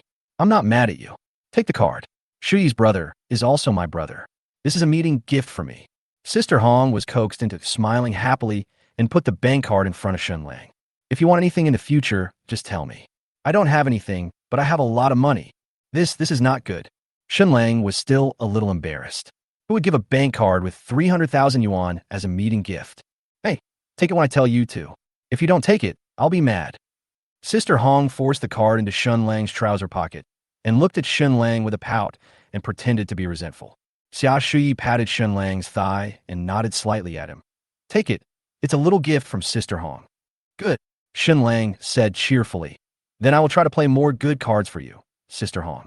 In front of a rich woman, you must never lower yourself and try your best to lead the topic and create a good atmosphere. At the same time, you must always remain reserved and sincere and honest because that's what rich women like. Some boys just can't hold back when they meet a rich woman. If a rich woman teases him a little, he will rush to lick her as if she is worthless. This is a sign of losing patience. Rich women will never like a man who has intentions toward her. Hey, that's a bit too much. That's right. How can someone cheat so blatantly? The two wealthy ladies, Sister Li and Fong Li, laughed and cheered. Playing cards is just for entertainment. Winning or losing really doesn't matter. The main thing is that they like the lively atmosphere. Haha, it's okay, Xiao Shan. After the misunderstanding with Shen Lang, the limelight in the room was completely stolen by Sister Hong, who was smiling triumphantly. Don't be afraid of them. Just call me. I'll protect you. Shui, Sister Hong calls her Xiao Shan in a more intimate way than you do. Fong Li smiled and asked, Aren't you afraid that your brother will be snatched away by her? Xia Shui proudly hugged Shen Lang's arm with a satisfied smile on her face. Sister Hong is very capable for being able to snatch it away. What can I do? Xia Shui knew that it was impossible for her and Shen Lang to get married, let alone have a future. But after all, he's the boy that Xia Shui likes, so she naturally hopes that Shen Lang can get along well with his girlfriends. When Shen Lang came over, Xia Shui was worried that Shen Lang would be stage fright. Unexpectedly, Shen Lang got along well with these arrogant girlfriends with just a few words, which made Xia Shui very satisfied. Several people began to play cards lively. With the help of the system, Shen Lang kept praising this group of bright and beautiful college students. Sister Hong, your skin is so well maintained, white and rosy, just like a college student.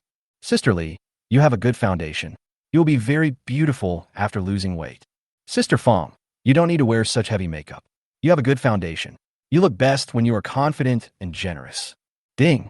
Xia Shui's favorability towards the host has increased by 5 points. It is currently 95 points. Please keep up the good work. Ding! Fong Li's favorability towards the host has increased by 5 points. Currently, it is 20 points. Please keep up the good work. Ding! Hong Yin's favorability towards the host has increased by 5 points. Currently, it is 30 points. Please keep up the good work. Ding! Li Gulin's favorability towards the host has increased by 5 points. Currently, it is 25 points. Please keep up the good work. With the help of the system, these rich ladies who usually have high expectations but poor skills were delighted by Shen Lang's praise, and their favorability towards them also increased rapidly. It's not that they haven't been praised by men. On the contrary, there are always men vying to praise them on a daily basis. Different from those flattering men, Shen Lang is young, and he is sincere in what he says and does, and most importantly, he has self-respect and backbone. When he praises others, he doesn't use the fawning and servile tone of a bootlicker. Rich ladies naturally like to hear sweet words from such boys, and they're vying to recognize Shen Lang as their brothers. Shen Lang did not object. These sisters were rich and powerful in Jianghai City, and it would definitely be beneficial for him to get to know them. Oh, Shui, your foster brother is so cute. Why didn't you introduce him to us earlier? Sister Hong complained to Xia Shui enviously. If I had introduced it to you earlier, you would have eaten it up till there was nothing left. Xia Shui complained unhappily. It's okay. If the target is a few sisters, I'm willing. Shen Lang added with a smile. Ha. Several rich ladies covered their mouths and laughed. Xia Shui angrily hit Shen Lang, and the atmosphere suddenly became more harmonious. Around 6 o'clock, Xia Shui picked up her Chanel bag and took Shen Lang's arm. Okay, I have to go pick up Meng Meng. Let's make an appointment later. Come on, Shui, play 2 more rounds. Yeah, Meng Meng isn't without someone to take care of her. Let Xiao Shun play with us for a few more rounds. Several wealthy women were reluctant to see the brother they had just met leave. Oh, let's make an appointment in 2 days. Several of her girlfriends looked at Shen Lang with eyes that were almost tearing, and Xia Shui didn't dare let Shen Lang continue playing cards with these girlfriends. She was worried that as the fight went on, Shen Lang might really be wiped out by this group of guys. Those sisters, let's talk again when we have time. Shen Lang greeted the wealthy ladies with a smile and walked towards the door chatting and laughing with Xia Shui. Sister Xia, are we really going to pick up Meng Meng? Didn't you say on WeChat that Meng Meng is sleeping at Teacher Li's house tonight? Oh, that's annoying. You ask even though you already know the answer. So should we go to the hotel or your house? Hey, keep your voice down. Let's go to the hotel. The 3 of them looked at the 2 flirting from behind and sighed softly. They couldn't help but sigh in their hearts that their best friend was so lucky to have hooked up with such a humorous and witty boy. Chapter 50. Young and ignorant of the goodness of elder sister, mistakenly treating the girl as a treasure. In Century Square of Jianghai City, Shen Lang and Xia Shui were walking leisurely in the crowded streets. It was a hot summer day, and Xia Shui was dressed casually and coolly, wearing a light blue short-sleeve dress as she walked beside Shen Lang. This graceful figure and the obviously younger boy next to her attracted many passers-by to look at her sideways. Why are these people always looking at me? Xia Shui couldn't stand the unabashed gazes of passers-by. It always seemed like these guys looked at her with mockery in their eyes, making her feel like an old cow eating young grass. They're looking at you, not me. Shen Lang immediately guessed Xia Shui's little thoughts and teased her with a smile.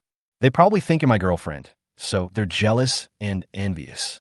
It's because you're so beautiful, Sister Xia. When I was young, I didn't know how good my sister was, and I mistakenly treated the girl as a treasure. If Xia Shui was replaced by any of the rich women mentioned above, anyone who saw her would think that she was an old cow eating young grass. But Xia Shui doesn't look old at all. Instead, her every frown and smile has an indescribable charm of a married woman. A middle-aged and mature woman like Xia Shui, once she is aroused, will exude a different kind of charm that will fascinate men. At most, the two of them being together would be misunderstood as an older-younger brother relationship, but it's not at all a case of an old man taking advantage of a young girl. Humph, you're just smooth-talking. Xia Shui snorted softly, her joy evident in her words. She felt that her resistance in front of Shen Lang was getting lower and lower. She actually liked hearing Shen Lang say such sweet words that she would have sneered at in the past. It's only about 6 o'clock now, so it would be too hasty to go to the hotel. Xia Shui took Shen Lang to the commercial street of Century Plaza and came to a men's clothing store, where she generously bought a lot of clothes and shoes for Shen Lang. This clothing store sells branded goods. A few sets of clothes and 2 pairs of shoes cost more than 40,000 yuan. The waiter was smiling so hard that he couldn't close his mouth, and he almost praised Shen Lang to the sky. Sister Xia, you don't really want to support me, do you? Shen Lang held Xia Shui's slender waist with one hand and carried a lot of bags with the other. He said with a sullen smile, "That waiter must have thought I was kept by you. Why, you don't like being supported by me, your sister?" Xia Shui looked at Shen Lang proudly. "At least it's better than my sisters. They really know how to use steel wool." "Fuck, is this true?" Shen Lang shuddered. "Sister, don't scare me." "Ha ha, look at how embarrassing you are. How is that possible?" Xia Shui covered her mouth and laughed secretly. After a long while, she spoke in a low voice. "But they're quite extravagant. You should have seen that from what happened between you and Sister Hong this afternoon, so don't even think about taking advantage of them." "Hey, I'm not blind," Shen Lang said proudly. "Since I'm being kept, I must choose a beautiful rich woman to keep me. Even if you use steel wool, it will be pleasing to my eyes, Sister Xia." "Ha, you have no shame." Xia Shui giggled twice, then looked at Shen Lang with dependence. "Xiao Shun, you know, I'm so happy when I'm with you. I feel like I'm several years younger." "Really?" Shen Lang kissed Xia Shui lightly. "Well, I will depend on you for the rest of my life, so you must not let me down." Xia Shui nodded affectionately, like a clingy girlfriend, her plump body pressed tightly against Shen Lang's arms. "Xiao Shun, I'm a little tired." Xia Shui murmured shyly. "Let's find a place to rest." "Okay, let's find a place to rest." Shen Lang couldn't hold back when seeing Xia Shui's charming eyes. He took her soft hand and walked towards the elevator impatiently. "Oh, slow down, you're so impatient." There would definitely be a fierce battle tonight, so Shen Lang sent a message to Li Liuxi and decided not to pick her up. There are hotels everywhere in the city center. Shen Lang found a more upscale hotel and hurriedly dragged Xia Shui to the room. After entering the room, Shen Lang threw the things in his hand directly at the door. He picked up Xia Shui, kissed her passionately, walked towards the soft big bed, and finally threw her onto the bed lightly. Under Shen Lang's bombardment of passionate kisses, Xia Shui's delicate face was flushed with a charming blush, and her passionate eyes were filled with endless spring water, which could be stirred by a gentle blow. "Sister Xia, have you missed me these days?" Shen Lang looked down at Xia Shui, whose fragrance was as sweet as orchid. No." Xia Shui shyly turned her head away, with a compromising look of letting him take her advantage. Chapter 51. How about I spend money to let you pursue Li Liuxi? It drizzled late at night, and the tiny raindrops hit the hotel glass, making a barely perceptible sound.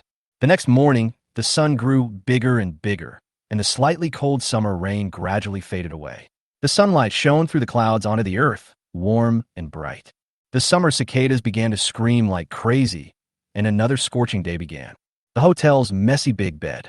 Xia Shui's soft body was pressed against Shen Lang. Her thick black hair spread on both sides of her slightly red cheeks. Xia Shui uttered a weak mutter. Her graceful body moved unconsciously a few times in her sleep, and the corners of her mouth were filled with a satisfied smile from beginning to end. After Shen Lang woke up, he hugged Xia Shui's soft body, leaned against the head of the bed in a daze, looking energetic. Last night, Xia Shui's favorability towards Shen Lang finally exceeded 100 points. Ding!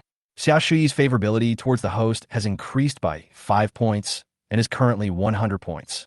Congratulations to the host for successfully making Xia Shui's favorability reach 100 points. Ding! Xia Shui's favorability towards the host has reached 100, and she has obtained a mysterious treasure chest. Do you want to open it? Don't rush to open it.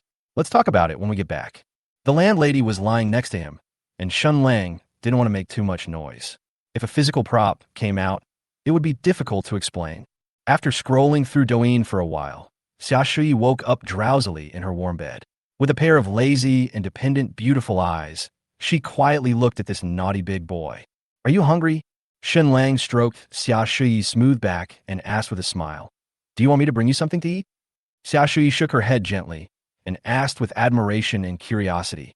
How long have you been awake? Aren't you tired? Somewhat. Shen Lang huddled into the bed and pulled Xia Shuyi's jade-like body towards him.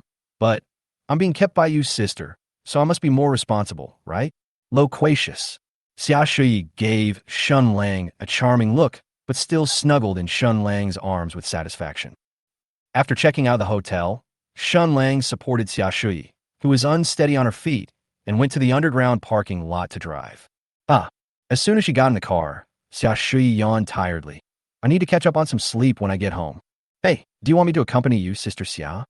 Shen Lang held the steering wheel and asked with interest. Drive your car. Xia Shuyi gave Shen Lang a cold look. She now loved and feared this guy. Xia Shuyi's thinking is relatively traditional. She used to not understand why those sisters like to look for young boys like this. Whenever Xia Shuyi saw her sisters flirting with little boys, she felt a chill. She felt that these young boys in their early 20s had just entered society and were not only immature, but also not very smart. Don't these sisters feel embarrassed? With such a big age gap, those little boys could be their sons. Can they really do that? However, after spending some time with Shen Lang, Xia Shuyi finally understood the meaning of this. After driving back to the community, Shen Lang helped Xia Shuyi into the elevator. When Shen Lang just arrived at Xia Shuyi's house, he found that Li Liuxi was standing at her door blankly with 300 yuan in his hand. The landlady. Li Liuxi walked over in small steps. Seeing the landlord's wife's forced look, he couldn't help but ask with some concern, What's wrong with you? Xia Shuyi reduced Li Liuxi's rent by half and bought her a lot of daily necessities. Li Liuxi was very grateful to this kind landlady. No, I'm fine. I sprained my ankle. I met Xiao Shun on the road and asked him to help me up. Xia Shuyi smiled indifferently. What do you want to talk to me about? Well, it's the beginning of the month, and I want to rent the room to you. Li Liuxi handed 3 crumpled bills to Xia Shuyi and then said with some embarrassment, Landlady, can I delay the water and electricity bills for a few days? I will make up for it soon. I have been working in a restaurant recently, and my salary will be paid soon. Xia Shuyi glanced at the crumpled banknotes in Li Liuxi's hand and couldn't help feeling sorry for this poor girl. But if I waive her rent directly, I'm afraid it will hurt her self-esteem. Xia Shuyi glanced at the humble Li Liuxi and Shen Lang, as if she had thought of something, and spoke readily. No need. Xiao Shen already gave it to you last night. Yes, I gave it to you last night. Since Xia Shuyi wanted to help, Shen Lang accepted this unwarranted favor. Keep this money to buy some supplements for your grandma. No, I can't. Li Liuxi shook her head excitedly and handed the 300 yuan to Shen Lang stubbornly. I'll give you the rent first, and I'll pay you the water and electricity bills when I get my salary. Oh, silly girl, your grandma is sick and needs to be hospitalized, so you should keep this money for now. But Li Liuxi looked at the wrinkled 300 yuan hesitantly. If it doesn't work, just remember these accounts first. Xia Shuyi couldn't persuade this stubborn girl, so she comforted her gently.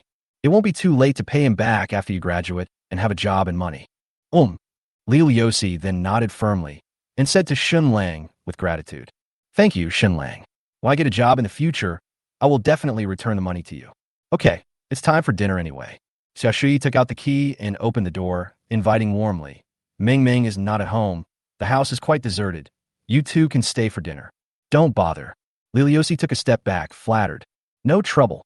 Xia Shuyi held Li Liuxi's little hand and half pushed and half pulled her into the house. Girl, please sit down wherever you want. There are fruits in the refrigerator. Eat them. Xiao Shun, come over and help me. Good. Shen Lang rolled up his sleeves and walked towards the kitchen. Xiao Shun, what do you think of this girl?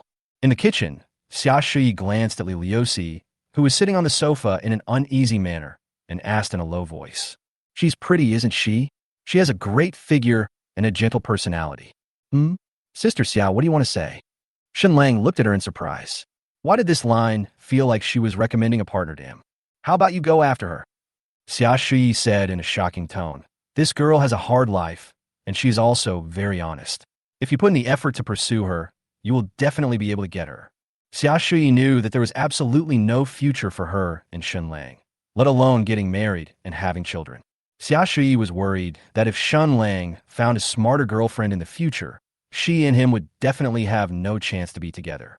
Since this is the outcome anyway, Xia Shui hopes that Shen Lang will pursue a simple and innocent girl like Liliosi. Chapter 52. After all, there is no escape from the fate of writing.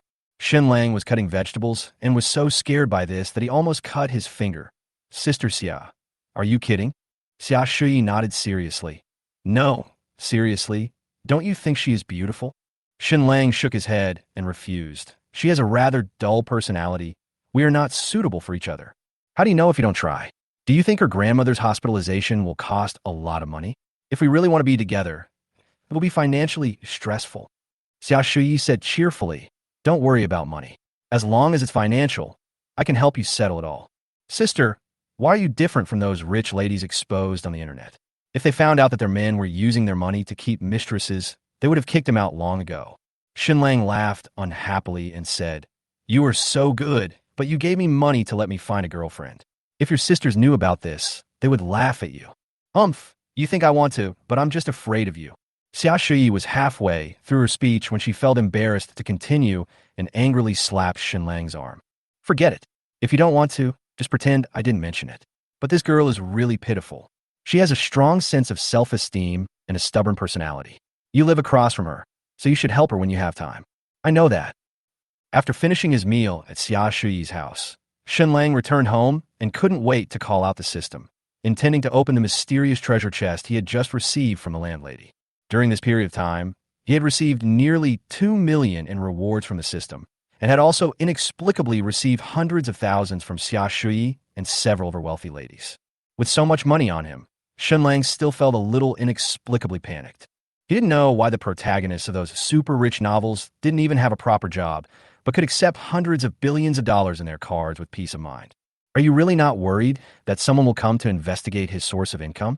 Let alone tens of millions. Once Shen Lang has more than 100,000 yuan in his card, his parents will definitely come and dig deep to find out where the money came from. This is also the main reason why Shen Lang has not yet told his parents the news of buying a car, because they will definitely come over to ask for clarification. Of course, there are also some protagonists of rich stories who say that they made their money by stock trading. But if Shen Lang said so, the old couple would definitely let Shen Lang show them his operation face to face. Shen Lang now hopes that the system can give him a reliable ability so that he can really make money. After making the first pot of gold, Shen Lang would be able to remain fearless even if the old couple discovered his blind spot. System, open the mysterious treasure chest. Ding! Congratulations to the host for successfully obtaining the God-level writing talent. The host's writing inspiration will be qualitatively improved, reaching the realm of true godlike writing. Ding! Congratulations to the host for obtaining the God-level hand speed talent. The host's hand speed has been qualitatively improved, and the flexibility of the fingers will be unmatched. This is too appropriate. Shen Lang shook his head, not knowing whether to laugh or cry. I guess I still can't escape the fate of being a poor, failed author. 2 of my abilities are actually related to writing, but it seems to be okay. Shen Lang thought about it carefully. He made a living from this, so if he became rich by writing novels, there wouldn't be much doubt. At this moment, Shen Lang felt countless inspirations and writing skills flooding into his mind, and he was just like a god in writing. Then continue to be a failed author. Shen Lang opened his author background and glanced at the martial arts novel he had completed before. He immediately felt that it was poorly written, just like a primary school student's diary. With the blessing of 2 full-level writing talents, Shen Lang couldn't wait to open the author's background and click to create a new book. The theme of the novel is martial arts and passion. With the blessing of full-level talent, Shen Lang's hand speed was astonishingly fast, and one could even see the afterimages between his fingers. The crisp tapping sound of the keyboard never stopped for a moment. In the past, Shen Lang might have to sit in front of the computer for several hours to finish one chapter, and he would have to delete and revise it again. But an hour later, Shen Lang was dumbfounded when he saw the number of words in the document. In just 1 hour, Shen Lang typed nearly 20,000 words. With the maximum writing talent, these 20,000 words of content, both in terms of plot and character setting, are perfect. Looking at the time, it was just past 1 p.m., so Shen Lang sat up straight and continued to type intensively. It was not until after 9 o'clock in the evening that Shen Lang's fingers began to feel sore. He had just typed out a 200,000-word martial arts novel. Shen Lang read from beginning to end and was completely fascinated by this martial arts novel that he had written in just a few hours. These 200,000 words, both in terms of plot and story direction, can only be matched by God-level authors. After uploading all the text, in order to attract more readers in a short period of time, Shen Lang spent another 10,000 yuan to put this novel on the reward list. I don't know what the results will be the next day. Looking at the martial arts novel with 0 collections in the author's backstage, Shen Lang murmured with great anticipation. Chapter 53, Su Lishuan. I come play with you. The next morning, as soon as Shen Lang opened his eyes, he couldn't wait to open his author background to see how the novel he published yesterday performed. When he opened the author's backstage, Shen Lang was stunned at first, and then a gradually crazy smile appeared on the corner of his mouth. Comments, 3.2W. Followed by 52,000 people. Reading income, 42562. Gift income, 27524. Daily income, 70086. Excluding the 10,000 yuan reward from Shen Lang yesterday, the revenue of this novel yesterday was more than 60,000 yuan. More importantly, this novel is only 200,000 words, and the plot has just begun. Although it is not as good as those masterpieces on the rankings that earn hundreds of thousands of copies a day. But when the number of words in this novel increases, the revenue will definitely increase several times, and by then the copyright fee alone may be able to sell for hundreds of thousands. It's a big hit. It's a big hit.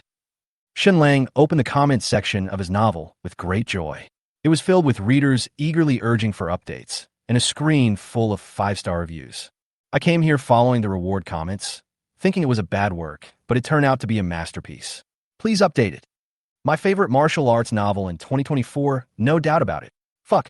This love story is so good. I thought it was written by that great writer, but it turned out to be written by a piece of shit like you. Fuck. Updating 200,000 words a day. How long have you saved this manuscript? Now I don't have to worry about the old couple checking on me. Shen Lang proudly closed the comment section and continued to write and update. When he was typing in the past, Shen Lang had no inspiration and his writing speed was slow. He could only write a few thousand words from morning to night. With the support of 2 maximum level talents, Shen Lang can now write at least 100,000 words a day. And Shen Lang doesn't have to worry about the side effects of sitting for a long time. He is simply a human typing machine. In just 1 week, Shen Lang's martial arts novel reached 1 million words.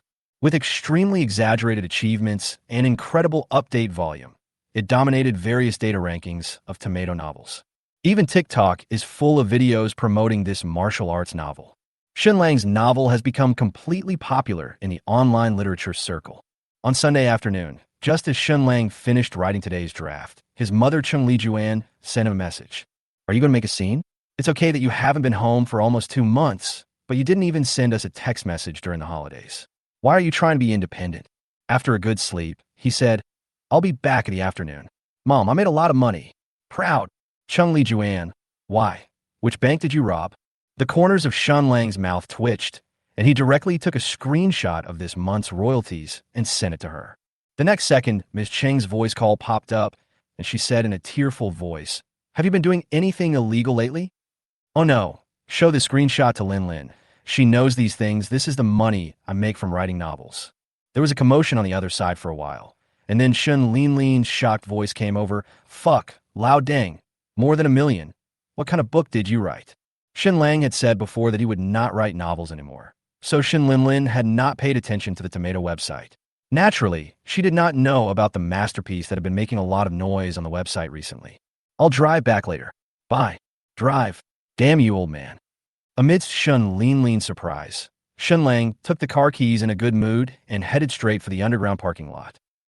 Shen Lang drove his Mercedes-Benz across the national highway, entered an upscale residential area, and then parked the Mercedes-Benz in his own parking lot. Shen Lang's family conditions are pretty good. His mother, Chung Li Juan, works in a state-owned enterprise, and his father, Shin Chungren, is a project manager in a construction company. Although they cannot be said to have lived a life of luxury, Shen Lang and his sisters have never suffered much hardship since they were young. Humming a cheerful tune, Shen Lang entered Unit 3, came to the door of room 302 on the 5th floor, and rang the doorbell. With a click, the security door opened quickly, and a middle-aged woman in her 40s looked at Shen Lang with a little surprise and almost didn't recognize him. How could a mother not recognize the child she raised? Chung Li Juan laughed and said jokingly, "You know what? Money really does support people." Chung Li Juan didn't believe that her introverted son could make so much money on the internet.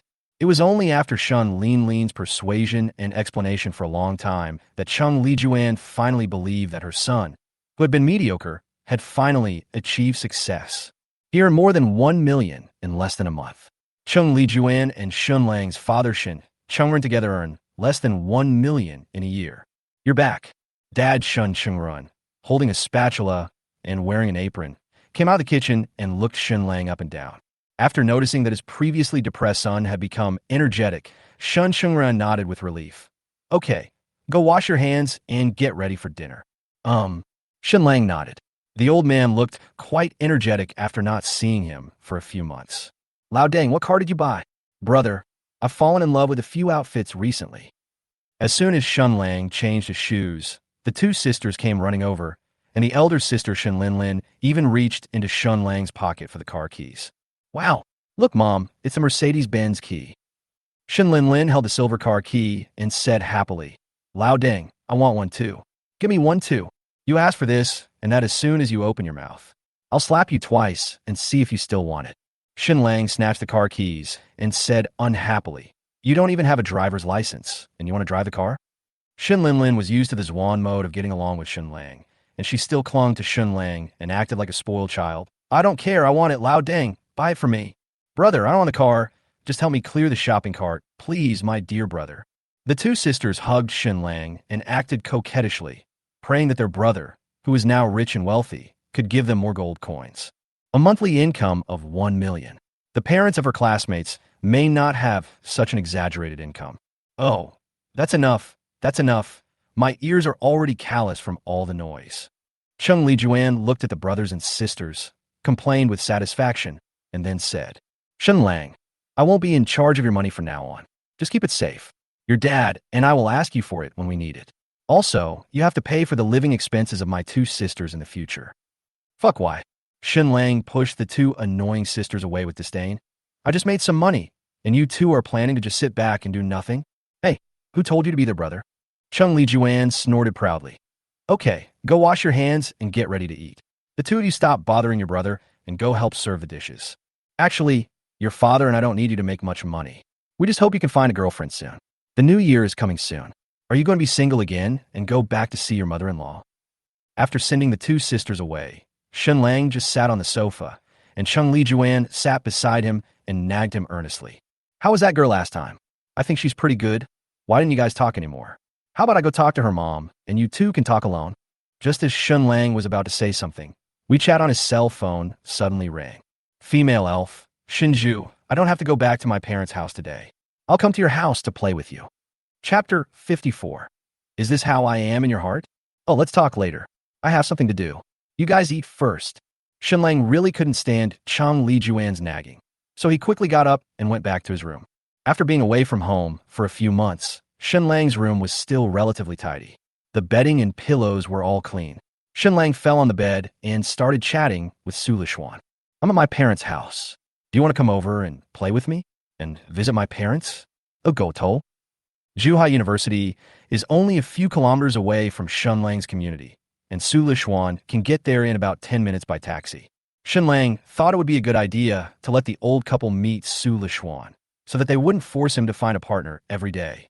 "Female elf, isn't this too fast? I haven't prepared in advance." "What's there to prepare in advance? We're just going to meet, and I have a nice park here.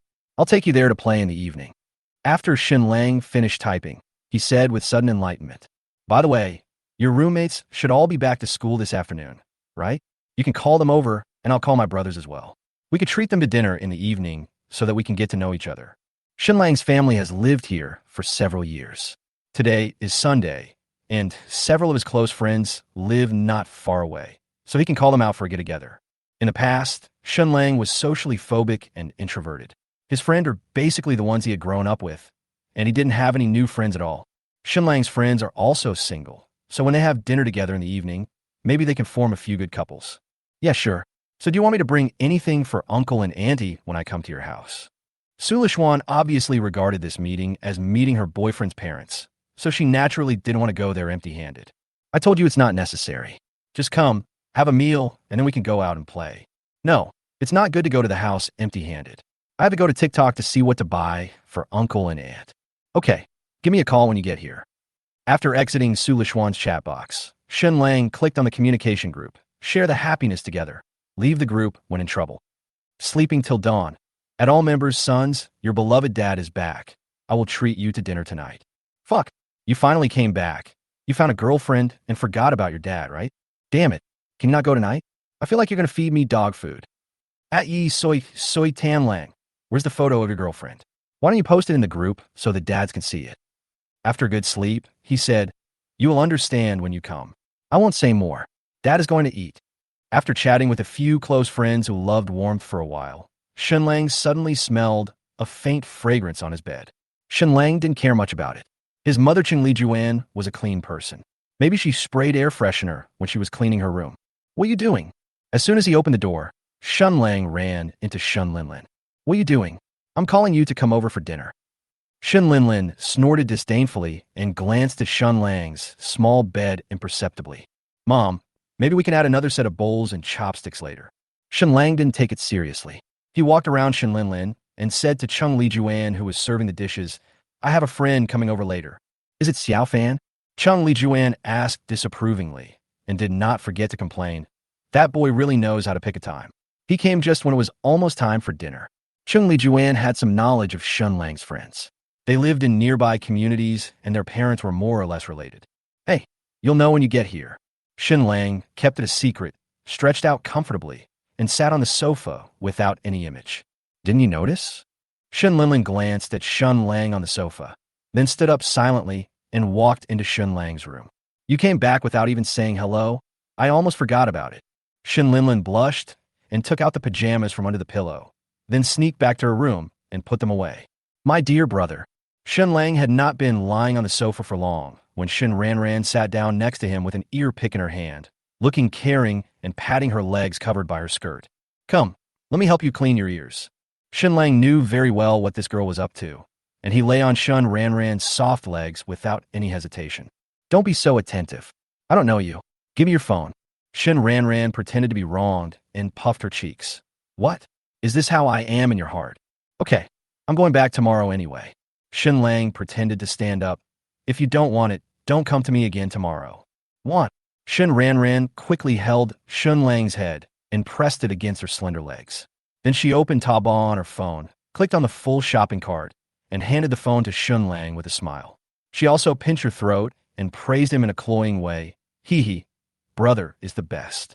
Shen Lang was shocked. Fuck, 12,000. You're gonna get married, Shen Ranran.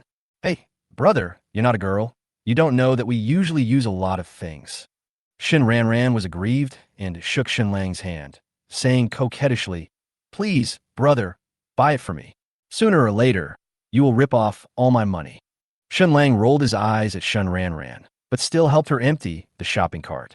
There was nothing he could do since they were his biological children. Yeah, bro, you're the best. Shen Ranran took the phone in ecstasy, fumbled around for a few times, and then pushed Shen Lang's head away without hesitation. Shen Lang cursed angrily. Fuck, you're too fast. Hey brother, I just had my nails done with my roommate yesterday. You can't make any big movements. I'll help you next time I come back. Shen Linlin held her mobile phone with a smile on her face and couldn't wait to share the newly bought treasure with her roommates. Next time, I trust you, I'm a dog. Shen Lang stood up cursing and prepared to eat. I'll help you pay after dinner.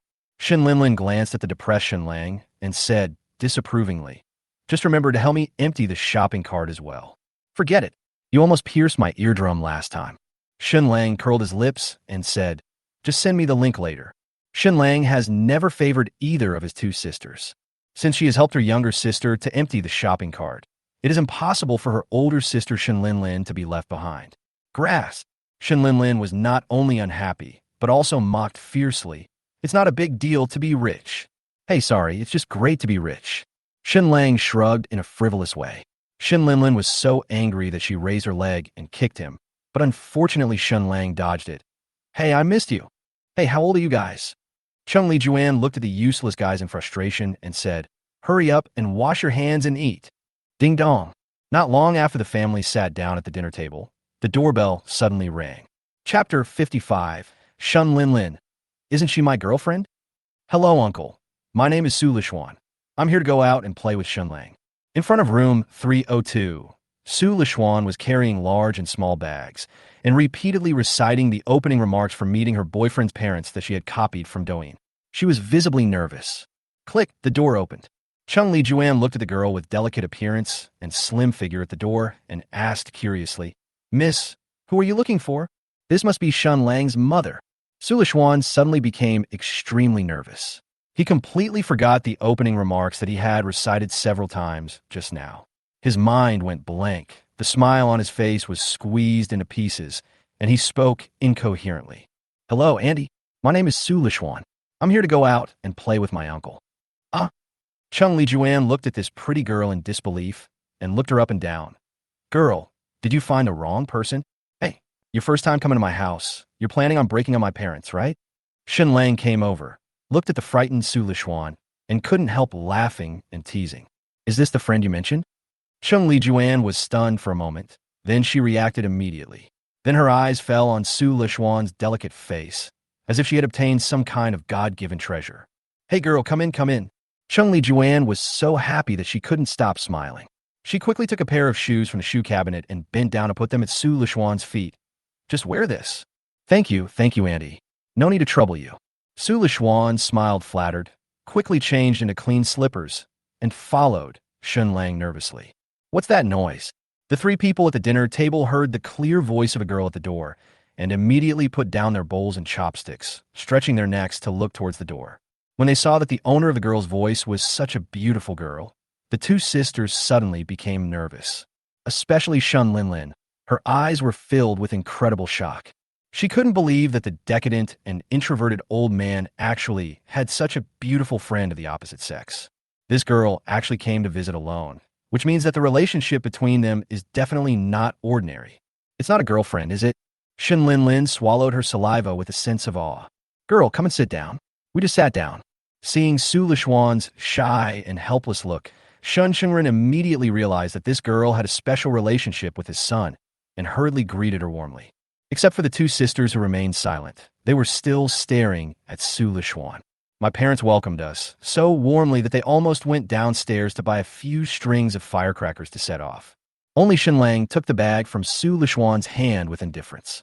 After finding that it contained a set of cosmetics and several packs of branded cigarettes, he asked with disdain, Damn it, they only bought it for my parents. No share for me? Chung Li Juan patted Shen Lang's arm in annoyance, turned around, and said to Su Lixuan with a smile, Hey girl, why did you buy so many things? Really, don't do this next time. No, you're welcome, Annie. The first time Su Lixuan came to her boyfriend's house to meet his parents, she was so nervous that her toes clenched. She also didn't expect that in addition to his parents, Shen Lang also had two younger sisters who were almost the same age as her, and they were so beautiful. This girl, I seem to have seen her somewhere before. Shen Ranran lowered her voice and spoke to Shen Lang. Where? Shen Lang now urgently wants to know all the information about this girl, and the two sisters also walk aside tacitly to discuss countermeasures. I remember now. Shen Ranran suddenly realized and said, Isn't this the girl who was doing military training on TikTok a while ago? Fuck, now that you put it that way, it seems to be true. Shen Lang sighed as if facing a great enemy. A few days ago, a video of Su Lixuan singing during military training became a minor hit on Douyin. Although the military training is over now, Su Lixuan's popularity on Douyin was only short-lived. However, there are still many male college students who compare this sweet-looking girl to the rare white moonlight in a modern campus. Su Lixuan is so beautiful and very recognizable. It is impossible for the two sisters to make a mistake about her. How do you think Lao Deng got her? Shen Lang frowned and muttered, Could it be that it depends on money? It's possible. Shen Ranran agreed with this conjecture. Shen Lang has only moved out for a few months. Even though his temperament and appearance are no longer the same as before, how could he possibly catch up with the campus belle of Zhuhai University in such a short time? You have to know that a few months ago, Shen Lang was still a socially anxious otaku who trembled when talking to girls. Shen Lang has made so much money recently, and he has never had any contact with girls, let alone a girlfriend. So, the two sisters reached a consensus and thought that Su Lixuan was after Shen Lang's money. What's more, in this era, school beauty is not a compliment. When Shen Lang was browsing the website at night, she had no idea how many videos about school beauty she had seen. Hey, what are you two doing standing there? Chung Li Juan reminded unhappily. Why don't you call for help? What are you yelling about? You haven't even started yet. Shen Lang muttered disdainfully. Hey, you girl. No, it's okay, Andy. Su Lishuan shook his head indifferently, but he was still very nervous, afraid that his arrival would cause some commotion. Sister, are you from Zhuhai University? Shen Ranran greeted politely and asked with a smile on her face. Is it the one who sang Little Lucky during the military training on Douyin? What military training? Chung Li Juan asked curiously. Mom, this sister sang during military training before, and the video was posted on TikTok and became very popular. Now, she is the campus beauty of Zhuhai University. Oh, so that's how it is. Chung Li Juan was even more excited. She never thought that her son, who had been single for so long, could actually find a school beauty as his girlfriend. Am I that popular? Even you guys know about it. Su Lishuan scratched his head embarrassedly. Humph, I must have secretly voted for Doe Plus. Shen Linlin muttered in a sarcastic tone. Shen Shengren quickly brought new bowls and chopsticks. Girl, please sit down and eat. Thank you, uncle. Su Lishuan sat next to Shen Lang, fidgeting with his head down and nervously clicking his fingers like a prisoner about to be tried. Relax, my parents don't eat people. Shen Lang put a piece of meat in Su Lishuan's bowl. Just treat it like you're at home. Girl, just treat it like you're at home. Don't be nervous. Chung Li Juan sat next to Su Lishuan. Looking at the girl's pretty face and slim figure, she was extremely excited. She wished she could have her son get married to her right after dinner. Chapter 56. I am too embarrassed to get married. You must marry me. I was already nervous when I came to my boyfriend's house to meet his parents for the first time, but the old couple were so enthusiastic. From the beginning to the end of the dinner, Su Lishuan was too embarrassed to speak. She answered whatever Chung Li Juan asked, as shy as a young bride who was about to marry into the family. After a brief chat with the two parents, Su Lishuan followed Shen Lang into his room. She really couldn't stand the passionate Chung Li Juan. Shen Lang, I'm so nervous. As soon as he entered Shen Lang's room, Su Lishuan excitedly held Shen Lang's hand. I feel like my heart is about to jump out. It's not that exaggerated. Shen Lang handed the soda from the refrigerator to Su Lishuan. Just meet my family and chat. Of course I'm nervous. This is my first time at a boy's house. Su Lishuan took the soda and held it in his hand and added in a low voice. Besides, I'm meeting my boyfriend's parents. It would be strange if I'm not nervous. Shen Lang smiled and gave a good idea. Then come to my house more often in the future. You won't be nervous the more you see me. Humph, it makes us look like we're about to get married. Su Lishuan snorted sadly, but he still felt inexplicably happy in his heart. Of course, she hopes to marry the boy she likes, not to mention that he is her first love. Is this your room? The walls of Shen Lang's room are covered with cartoon anime wallpapers, and there are a bunch of mechanical models on the bookcase. Su Lishuan glanced around and gave a fair evaluation. I never thought you were such a homebody before. Shen Lang seriously corrected him. What do you mean by being a homebody? It's a hobby you girls don't understand. Tisk. Su Lishuan snorted disapprovingly and began to look around her boyfriend's room curiously. However, Su Lishuan just watched out of curiosity and did not touch these things. There were some strange and bizarre figures that she would have to get Shen Lang's consent even if she really wanted to see them. Shen Lang did not take the initiative to ask about Su Lishuan's family situation. However, from these small details, it can be seen that her family education is relatively good. Su Lishuan stood on tiptoe and admired the stuffed toys on the bookshelf one by one. Shen Lang was watching from behind, feeling inexplicably as if he was in another world. The girl who you used to hang out with outside every day and even kissed each other now appears in your home? This feeling is very strange. Su Lishuan stood on tiptoe, pointed at a furry Pikachu and asked, Shen Lang, where did you get this Pikachu? I got it from Claw Machine. It was a long time ago. Shen Lang walked up and took down the Pikachu doll and handed it to Su Lishuan. If you like it, take it. It's just sitting there anyway. Okay, huh? Claw Machine? With who? Su Lishuan seemed to have noticed something. She pouted proudly and stared at Shen Lang, wanting an explanation. Who else? It must be with my sister. Shen Lang laughed unhappily and said, Why? Are you jealous of my sister? I'll hit you. Su Lishuan tapped Shen Lang with the doll, a satisfied smile on his face. But I feel like your two sisters don't like me very much, especially the one with short hair. Su Lishuan pinched the furry doll and asked in a depressed mood, "Did I say something wrong just now and offend her?" "Shen Linlin, why do you think so?" Shen Lang asked in surprise. "You two haven't talked much, right? It's always my mother chatting with you. How did you offend her?" Su Lishuan said seriously. "Women's intuition." Shen Lang laughed out loud. "Then tell me the numbers of tonight's sports lottery, so I can make a fortune." "Hate it, I'm serious." Su Lishuan said with mixed emotions. "I feel like your sister's eyes are not right when she looks at me." "Silly boy, don't think too much. That girl always has a sour face towards everyone, but she is still quite gentle." Shen Lang rubbed Su Lishuan's fair face and patiently comforted her. "Besides, we are a perfect match. Who would that monster have the right to object?" "Ha ha. Aren't you afraid that your sister will hear you and beat you up?" Su Lishuan covered his mouth and laughed, then looked at the community outside the window and said, "Shen Lang, let's go out and play. Your parents are outside, and I always feel very nervous. Didn't you say you would take me to the park? Let's go later. It's so hot outside. My friends are not free yet. Your roommate probably hasn't returned to school yet, right?" Shen Lang touched Su Lishuan's fair arm and said, "Besides, you just became white not long ago. Aren't you afraid of getting tanned again?" "Oh, it's okay." Su Lishuan shook his head indifferently, hugged Shen Lang's waist, and leaned against his chest and acted coquettishly. Let's go, it's too boring here, let's go out for a walk." "Shen Lang, I cut some fruit for you. Remember it later?" Just then, Chung Li Juan opened the door and walked in with a plate of cut fruit. What caught my eye was a beautiful girl holding her son and acting coquettishly.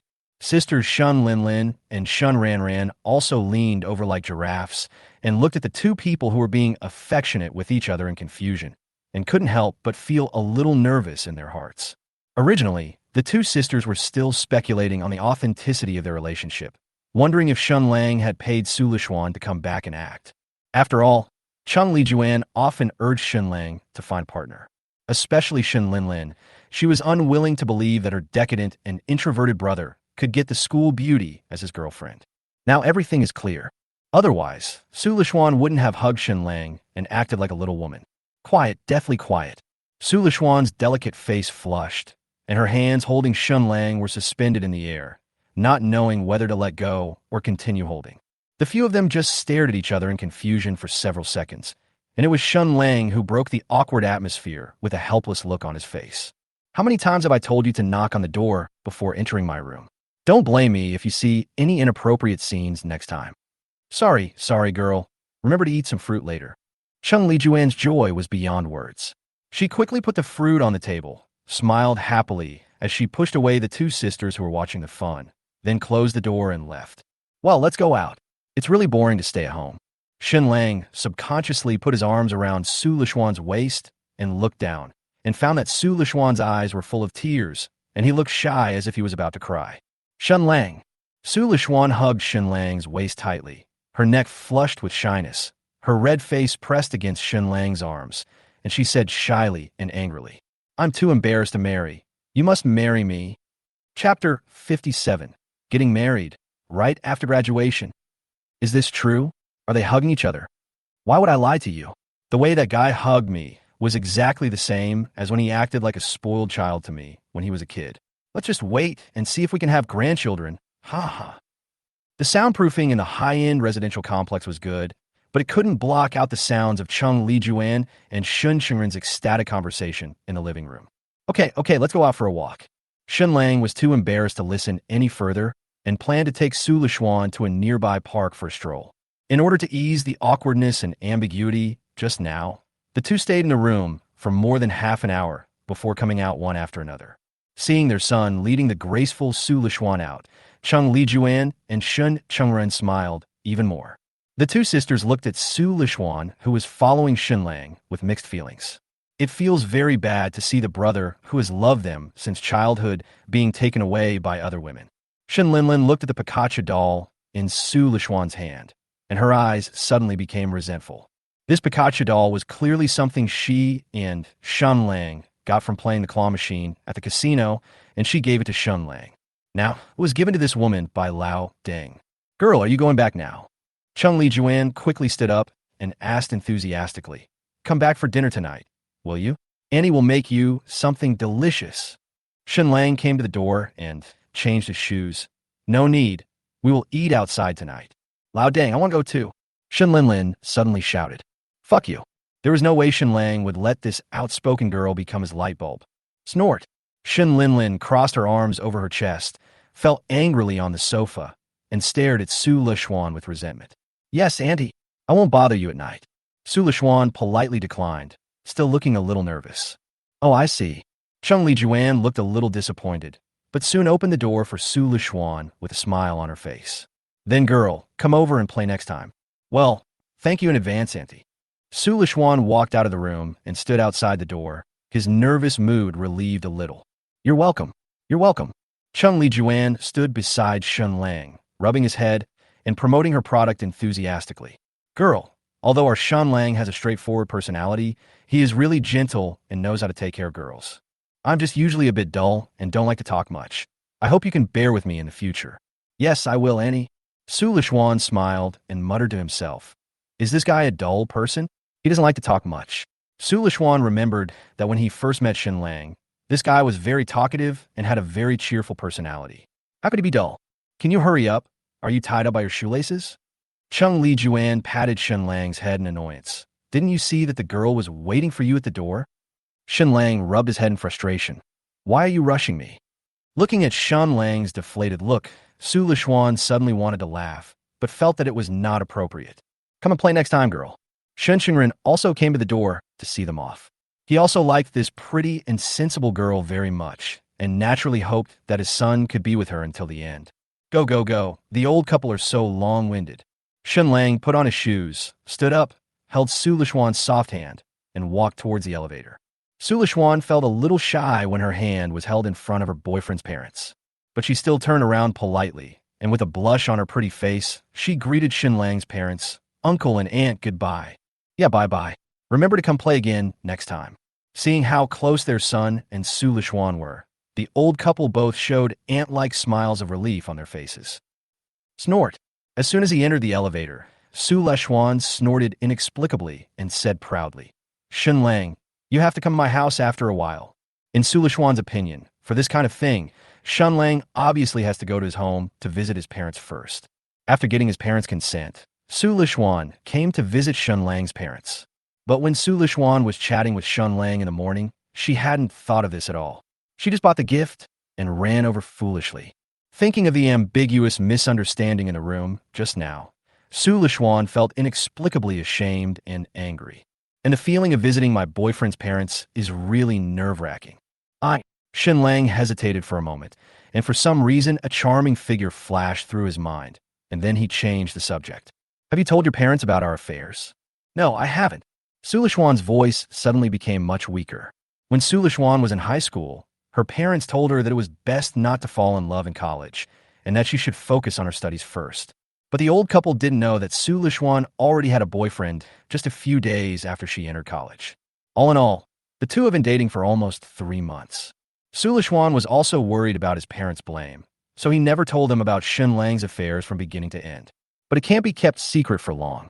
Su Lishuan's parents attach great importance to family concepts and children's education, especially Su Lishuan's father, Su Zhendong, who is a complete daughter slave.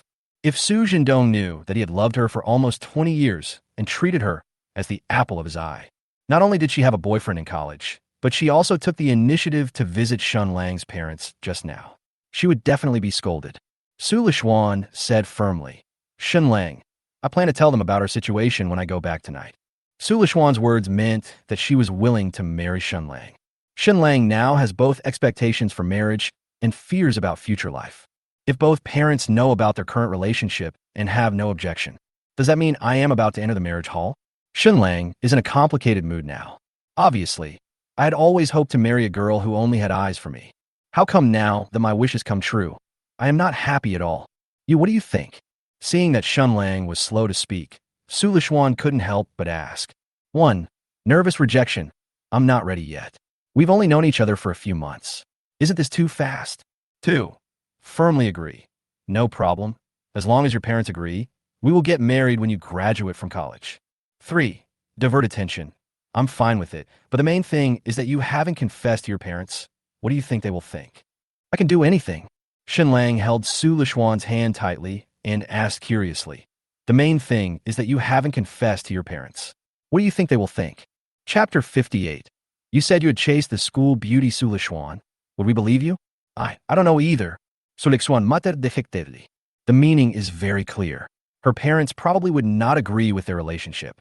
After getting out of the elevator, Shen Lang took Sulishuan to the park around the community for a walk. There's an artificial lake in the park. The lake is vast and boundless, with rippling blue waves, like a huge mirror, reflecting the flowers, plants, and trees on the shore. Along the way, Su Lishuan was in a low mood, probably because she was struggling with how to tell her parents about her relationship with Shen Lang. Su Lishuan was worried that after his parents found out about this, would they agree that he and Shen Lang should continue dating? Escape is not a solution. Tell your uncle and aunt about our situation first. Seeing Su Lishuan's helpless look, Shen Lang said firmly, "There's a saying that goes, when a car reaches a mountain, there will be no way forward, and when a boat reaches a bridge, it will naturally sink. Humph, you are my senior, but you can't even recite these common sayings."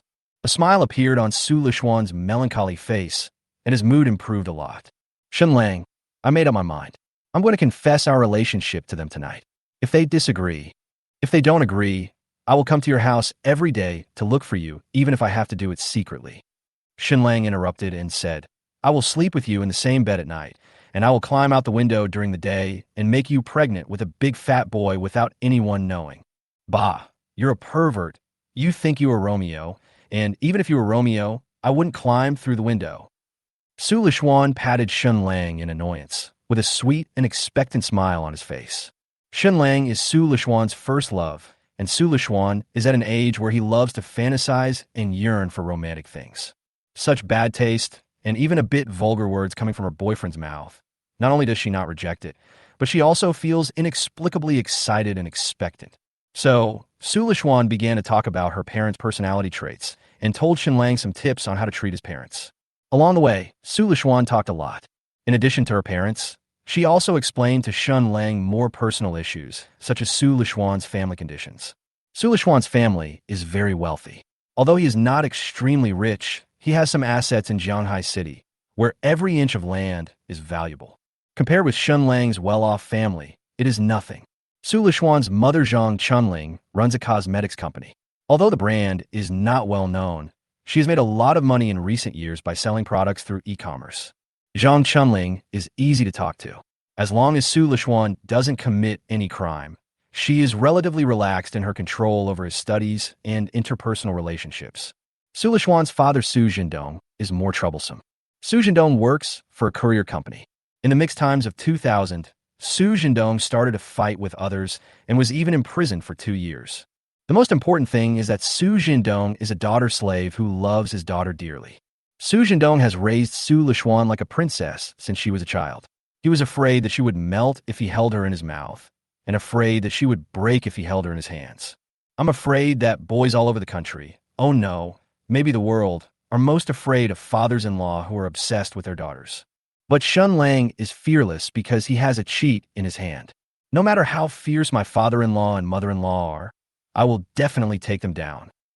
At around 6 o'clock in the evening, Shen Lang booked a table at a well-known Cantonese restaurant on the commercial street and sent the location to his close friends in the group. All of Su Lishuan's roommates had arrived, but the road conditions were complicated and they couldn't find the Cantonese restaurant that Shen Lang had booked after searching for a long time. Su Lishuan had no choice but to go and pick up these roommates, leaving Shen Lang alone in the hotel. Not long after, Shen Lang's 4 best friends arrived one after another. 2 of them were Shen Lang's roommates for 4 years in college, Wen Jie and Zhao Zikong. The other 2 are good friends who have grown up together, Fan Haiyang and Tan Linfeng. As the saying goes, birds of a feather flock together. Shen Lang's friends have all been slows since birth. They are no different from the previous Shen Lang. Not to mention finding a girlfriend, they even tremble when talking to girls. Fuck Shen Lang. Did you go for plastic surgery? 2 months ago you said you were training, and I thought you were just giving up after a while. I didn't expect you to really train well. Dad is very pleased. Hey Shen Lang, where's your girlfriend? Why didn't she come out to eat with you? Yes, Shen Lang, call your girlfriend over for dinner. We can help you check it out. Don't let her get cheated like last time. The first reactions of several people when they saw Shen Lang were similar. They were basically shocked by the unique Shen Lang, but they quickly accepted this fact. Shen Lang was recognized as the one with the highest appearance among them. Even though Shen Lang's temperament was rather decadent before, his appearance did not affect it much. And even though Shen Lang has changed tremendously now, his close friends still treat him the same way as before. This kind of relationship is like being in a boys' dormitory for several years in college. The roommates all think that the other roommates are their sons, and they're their most beloved fathers. She went to pick someone up. Shen Lang handed the menu to Tan Linfeng beside him and said seriously, "Don't blame Dad for not taking care of you. The ones coming later are my girlfriend's best friends and roommates. They're all very beautiful. Whether you can catch them depends on your luck." "Is this true? You bastard. Would you leave a beautiful girl for us guys?" Tan Linfeng held the menu with some suspicion. "Is it possible that your girlfriend is prettier than her roommate? I don't believe it." The campus beauty of Zhuhai University is Su Lushuan, who was very popular on TikTok a while ago. "Do you know her?" Shen Lang leaned back in his chair complacently and said slowly, "She's my girlfriend now." "Huh, what's wrong with a fantasy world, right?" Wen Jie pushed up his thick glasses and said with a smile, "There are so many handsome guys in Zhuhai University who are more handsome than you, and all of them are richer than you. How could it be your turn?" "It's Shen Lang. You can lie to yourself, but don't lie to us. Su Lishuan is the school beauty." Fan Haiyang said firmly, "If you can get Su Lishuan to be your girlfriend, I will pay for this meal tonight, and then I will invite you to go to Honglang for fun, and each person will pay an extra hour." "Forget it. I won't waste your money." Shen Lang shook his head and refused. "Besides, I already have a girlfriend, so I won't go to that kind of place to play." "Hey, stop pretending. Don't we know you?" Zhao Zikong laughed out loud. "I didn't dare to talk to girls before. If you say you have caught up with the school beauty Su Lishuan, will we believe you?" "Shen Lang, we are here." At this moment, Su Lishuan, along with several of her roommates and best friend Xin, appeared at the door of the box. Chapter 59. Does she have a crush on me? Why are you so slow? Shen Lang pulled out the chair for Su Lishuan and put it in place. The waiter came over to ask us several times if we want to order food. "I've never been here." Su Lishuan snorted proudly and punched him with her little pink fists. "Also, don't blame me. Not in the future." The four people who had originally been disdainful were all stunned with surprise after seeing Su Lishuan himself. Tan Linfeng even turned his phone to silent mode and secretly opened TikTok onto the table. Search for Su Lishuan's popular military training video and compare the girl in the video with the girl in front of you. The result is naturally exactly the same. She is even prettier than Su Lishuan in the video, and her voice is sweeter. Several people suspected that Shen Lang deliberately spent money to invite Su Lishuan to come and perform for them. But Shen Lang put his hands on Su Lishuan's slender waist and started touching and hugging her. Not only did Su Lishuan not reject it, but he adjusted his sitting position and sat next to Shen Lang, making Shen Lang's embrace more comfortable. Just by seeing this ambiguous behavior, they were immediately convinced that this was definitely not acting. This guy really got the campus beauty from Zhuhai University to be his girlfriend. Damn it, you deserve to die. Okay, I can't afford to offend you. Shen Lang nodded lovingly, then smiled warmly at the girls behind Su Lishuan. "Hey, hello, nice to see you again. Everyone, please sit down. You're welcome. Waiter, take your order."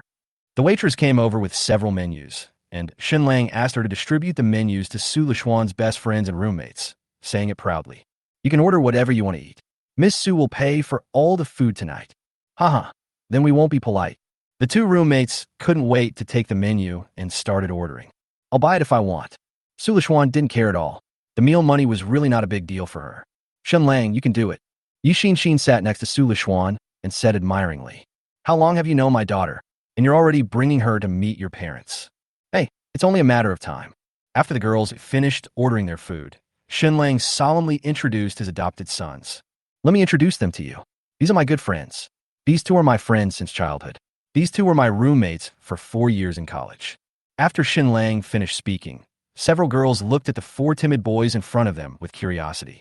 The four boys who were originally in high spirits suddenly became like deflated balls. They sat on the chairs uncomfortably, with a forced smile on their faces that was both awkward and polite. They didn't expect that Shen Lang's girlfriend was actually Su Lishuan, the campus beauty of Zhuhai University. What was even more unexpected was that Su Lishuan's roommates were more beautiful than each other, especially this short-haired sister. Her looks are no less than Su Lishuan. Yi Xinshin occasionally cast slightly ambiguous glances at some boys, making them blush and their hearts beat faster.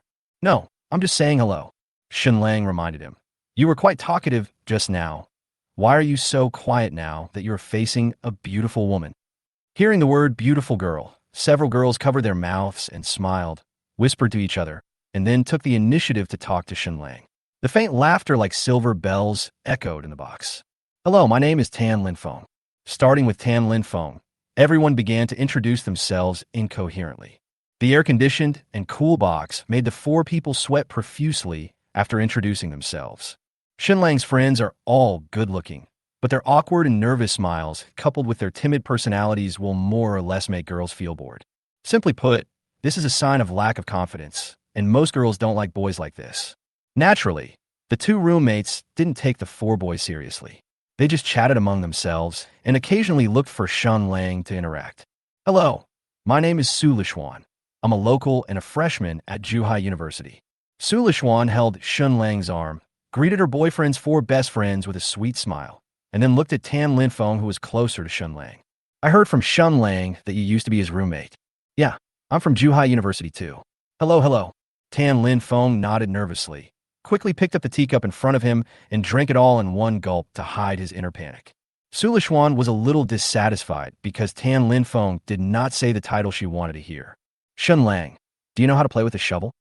Was about to break through 50 points, asked expectantly while holding her phone. Since the food hasn't been served yet, let's start with one. My phone is running out of battery. Shen Lang decisively pushed this opportunity to Tan Linfeng next to him. My friend can play. He is 800 points king in both servers. Let him open a small account to help you gain points. After saying that, Shen Lang gave Tan Linfeng a look. Tan Linfeng glanced at the cute little Li Qiao Qiao, then hurriedly took out his cell phone and opened the game. Yes, let's play. I'll use my Smurf account to help you gain points. What's your ID? I'll add you. All right. Li Qiao Qiao smiled helplessly and started playing chess in a pair with Tan Linfeng. The other three boys looked at her with envy. Well, I am sensible, right? Shen Lang lowered his voice and whispered in Su Lishuan's ear to take credit. You're quick to react. Su Lishuan responded proudly, and then stretched out his right hand aggrievedly. Shen Lang, I accidentally broke my nail when I went upstairs just now. It hurts. Why were you so careless? Does it still hurt now? It's still a little bit hot. Let me help you blow it. Isn't it disgusting? Yi Xinshin looked at the annoying couple with disdain, then took out her cell phone out of boredom and prepared to play a few games of chess. Hello. Hearing that Yi Xinshin had also opened the chess game, Wen Jie mustered up the courage to invite her. Which zone are you playing in? Do you want to play in a duo with me? Yi Xinshin propped up her fair chin and looked curiously at the boy with a nervous smile on his face. I'm only diamond. What's your rank? Can you rank in? I'm also the king of both servers. Wen Jie said this proudly, and then added smugly. But I happen to have a diamond trumpet. Do you want to queue up together? Bring it on. Yi Xinshin nodded in agreement. My ID is, wake up and go see the sea. You add me, or I add you. Wen Jie was so excited that his speech was a little incoherent. He didn't expect that he could so easily strike up a conversation with this girl whose appearance was just as good as Su Lishuan's. It turns out that chatting with girls is not that difficult. All you have to do is muster up the courage to take the first step. Just because the other party agreed to play a game together, Wen Jie had already started to fantasize about all kinds of romantic stories with Yi Xinshin. He even exaggeratedly suspected that Yi Xinshin had a crush on him, or just liked boys like him. Otherwise, how could he agree so readily? Chapter 60. Your buddy is saying bad things about you. The food in this Cantonese restaurant is really good, and everyone enjoyed it with gusto. None of Shen Lang's friends were very good at chatting with girls, so the atmosphere at the dinner table was quite depressing at the beginning. Fortunately, Shen Lang is very good at creating a good atmosphere. The originally awkward and deserted box soon became lively under Shen Lang's leadership. From time to time, he would say some funny internet memes that young people could understand, which made the girls smile and made his buddies envious and jealous. Seeing how relaxed Shen Lang was, they also wanted to learn how to take the initiative to start some topics among the young people and improve each other's presence in the eyes of the girls. But when they opened their mouths to speak and the girls turned their attention to them, they immediately gave up and sat aside awkwardly. Okay, you guys chat first. I'm going to the bathroom.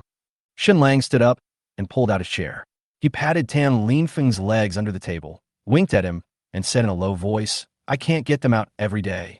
Shen Lang's meaning was very clear. He wanted his brothers to quickly find topics to talk to these girls and not waste such a good opportunity. But who would have known that when Shen Lang just came back from the bathroom, he happened to hear that bastard Fan Haiyang talking to Li Xiao about his past embarrassing moments outside the door. When I was in middle school, Shen Lang and I went to the mountains to climb trees and steal lychees. He twisted his ankle and a branch cut a big hole in his pants. He went back almost naked. Fan Haiyang originally wanted to tell some interesting stories about himself and Shen Lang in the past to liven up the atmosphere. Unexpectedly, Li Xiao really likes to listen to stories about Shen Lang, no matter how strange or bizarre the stories are. As long as Shen Lang is in the story, she will listen with great interest. Li Xiao blinked her big eyes and looked at him expectantly, which fascinated Fan Haiyang completely. So, Fan Haiyang got excited and started talking about Shen Lang's embarrassing moments in the past to attract Li Xiao's attention.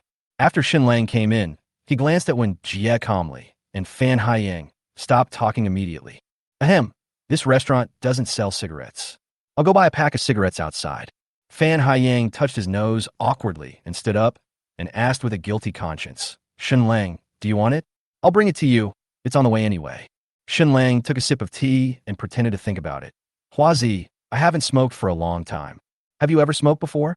Fan Haiyang couldn't help but complain in his heart, but he still said without smiling, Okay, I'll help you bring it.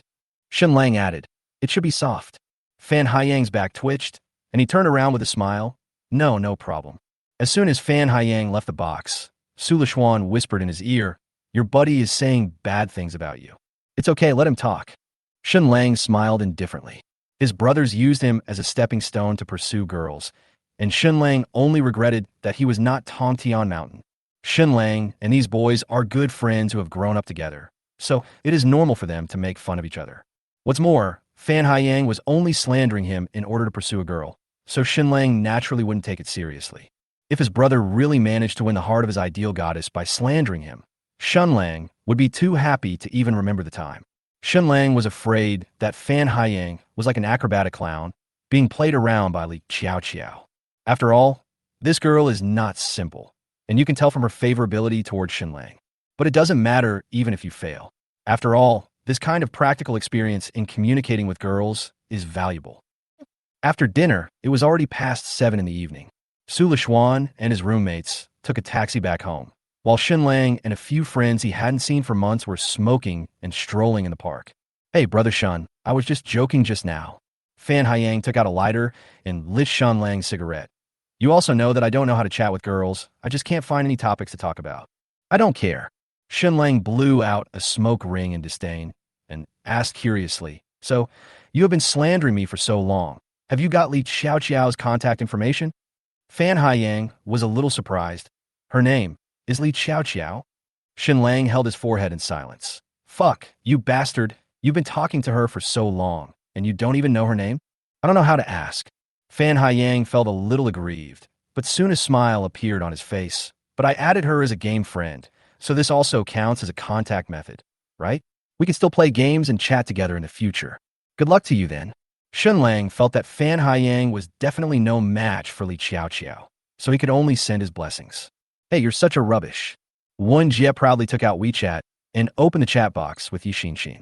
I just chatted with this girl for a few words, and she took the initiative to add me on WeChat and asked me to help her use her account when I was free. I think she has a crush on me, the kind of love at first sight. Shit, is this true? Friend of the opposite sex with the ID, Xin doesn't want to be good in Wen Jie's friend list. This is exactly the WeChat ID of Yi Xin, who was sitting next to Su Lishuan, and the two were chatting a few minutes ago. Xin didn't want to be good. I have classes recently and don't have time to play games. Can you help me play when you are free? Cute. Wake up and go to the sea. Okay. Send me your password and account number, and I will help you call tonight. Xin didn't want to be good. Thank you. I'm going to take a shower. Cute. Damn it. What right do you have to do that? Thinking of Yi Xin's looks and figure, which were no less than Su Lishuan's, they both envied her so much that their back teeth were broken. Keep a low profile. You just have too little confidence. Wen Jie concluded proudly, so chatting with girls still requires skills. As long as the atmosphere is right, girls will want to add your contact information uncontrollably. Yeah, that makes sense. Shen Lang couldn't help but nodded with a smile. then looked at Zhao Zikong, the most introverted among them. Kongzi, you were such a coward just now. You just laughed awkwardly the whole time. Don't you even know how to talk to a girl? What to say? I don't know what to say. Zhao Zikong smiled awkwardly. Your girlfriend's roommates are all too pretty. I'd better pursue the girl from my village. Kongzi, listen to my advice. That woman doesn't want to be with you. Shen Lang warned seriously. You have been licking her for almost 4 years, and she still doesn't agree to be with you. It's obvious that she is just trying to keep you hanging. Since Zhao Zikong graduated from university, he has been pursuing a girl from the same school. The girl has never agreed to Zhao Zikong, and the most disgusting thing is that she has not yet clearly refused. When Zhao Zikong was about to give up, the girl took the initiative to come to Zhao Zikong to ask about his well-being. What a stinky bitch.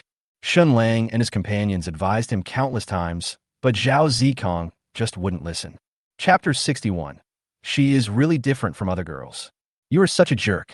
How can I call that licking? She is a Gemini, so she is slow to warm up. I have been chatting with her for almost 4 years. Do you know her better than I do? Zhao Zikong refuted unconvincedly, and then smiled with admiration. You don't understand. Qian is really different from other girls. Besides, I'm not very good looking, and my family conditions are not as good as yours. My parents are ordinary people. It's good enough for me to be able to pursue an ordinary girl like her and live with her. Zhao Zikong blew out a smoke ring and laughed at himself. So I don't dare to flirt with those girls just now. Just leave them to us brothers. After saying this, the other 3 looked at each other, not knowing what to say, and just kept smoking. It was clearly not 12 o'clock yet, but a few people became emo for unknown reasons, feeling hesitant about the future and confused about their current lives. You are such a coward. You don't chase pretty girls, but ugly ones? I'm telling you, Kongzi, don't look down on yourself. Shen Lang put his hands on Zhao Zikong's shoulders and spoke loudly. As long as you are brave and confident and dare to chat with girls, there is no girl you can't pursue. That's how I got Su Lishuan. Would I lie to you? But you are handsome and tall. Zhao Zikong still refused to accept the defeat and retorted, now that I have a good body, it will be easy to chase girls. Bullshit, I didn't even get in shape when I was pursuing Su Lishuan. Fuck, is this true? When Jia interjected, Shen Lang used to be so listless that no girl would like him. Why would I lie to you? Shen Lang patiently added. And it was only when I was communicating with Su Lishuan that I slowly learned how to chat with girls. In fact, chasing girls is not as difficult as we think. Besides, you're not that bad. You also have a suite in Jianghai City. You are kind and honest. As long as you are willing to work hard to train yourself and improve your eloquence, you will definitely be able to woo beautiful girls. Zhao Zikong almost believed it. Am I really that good? Shen Lang patted him on the shoulder. Damn, my brother must be excellent.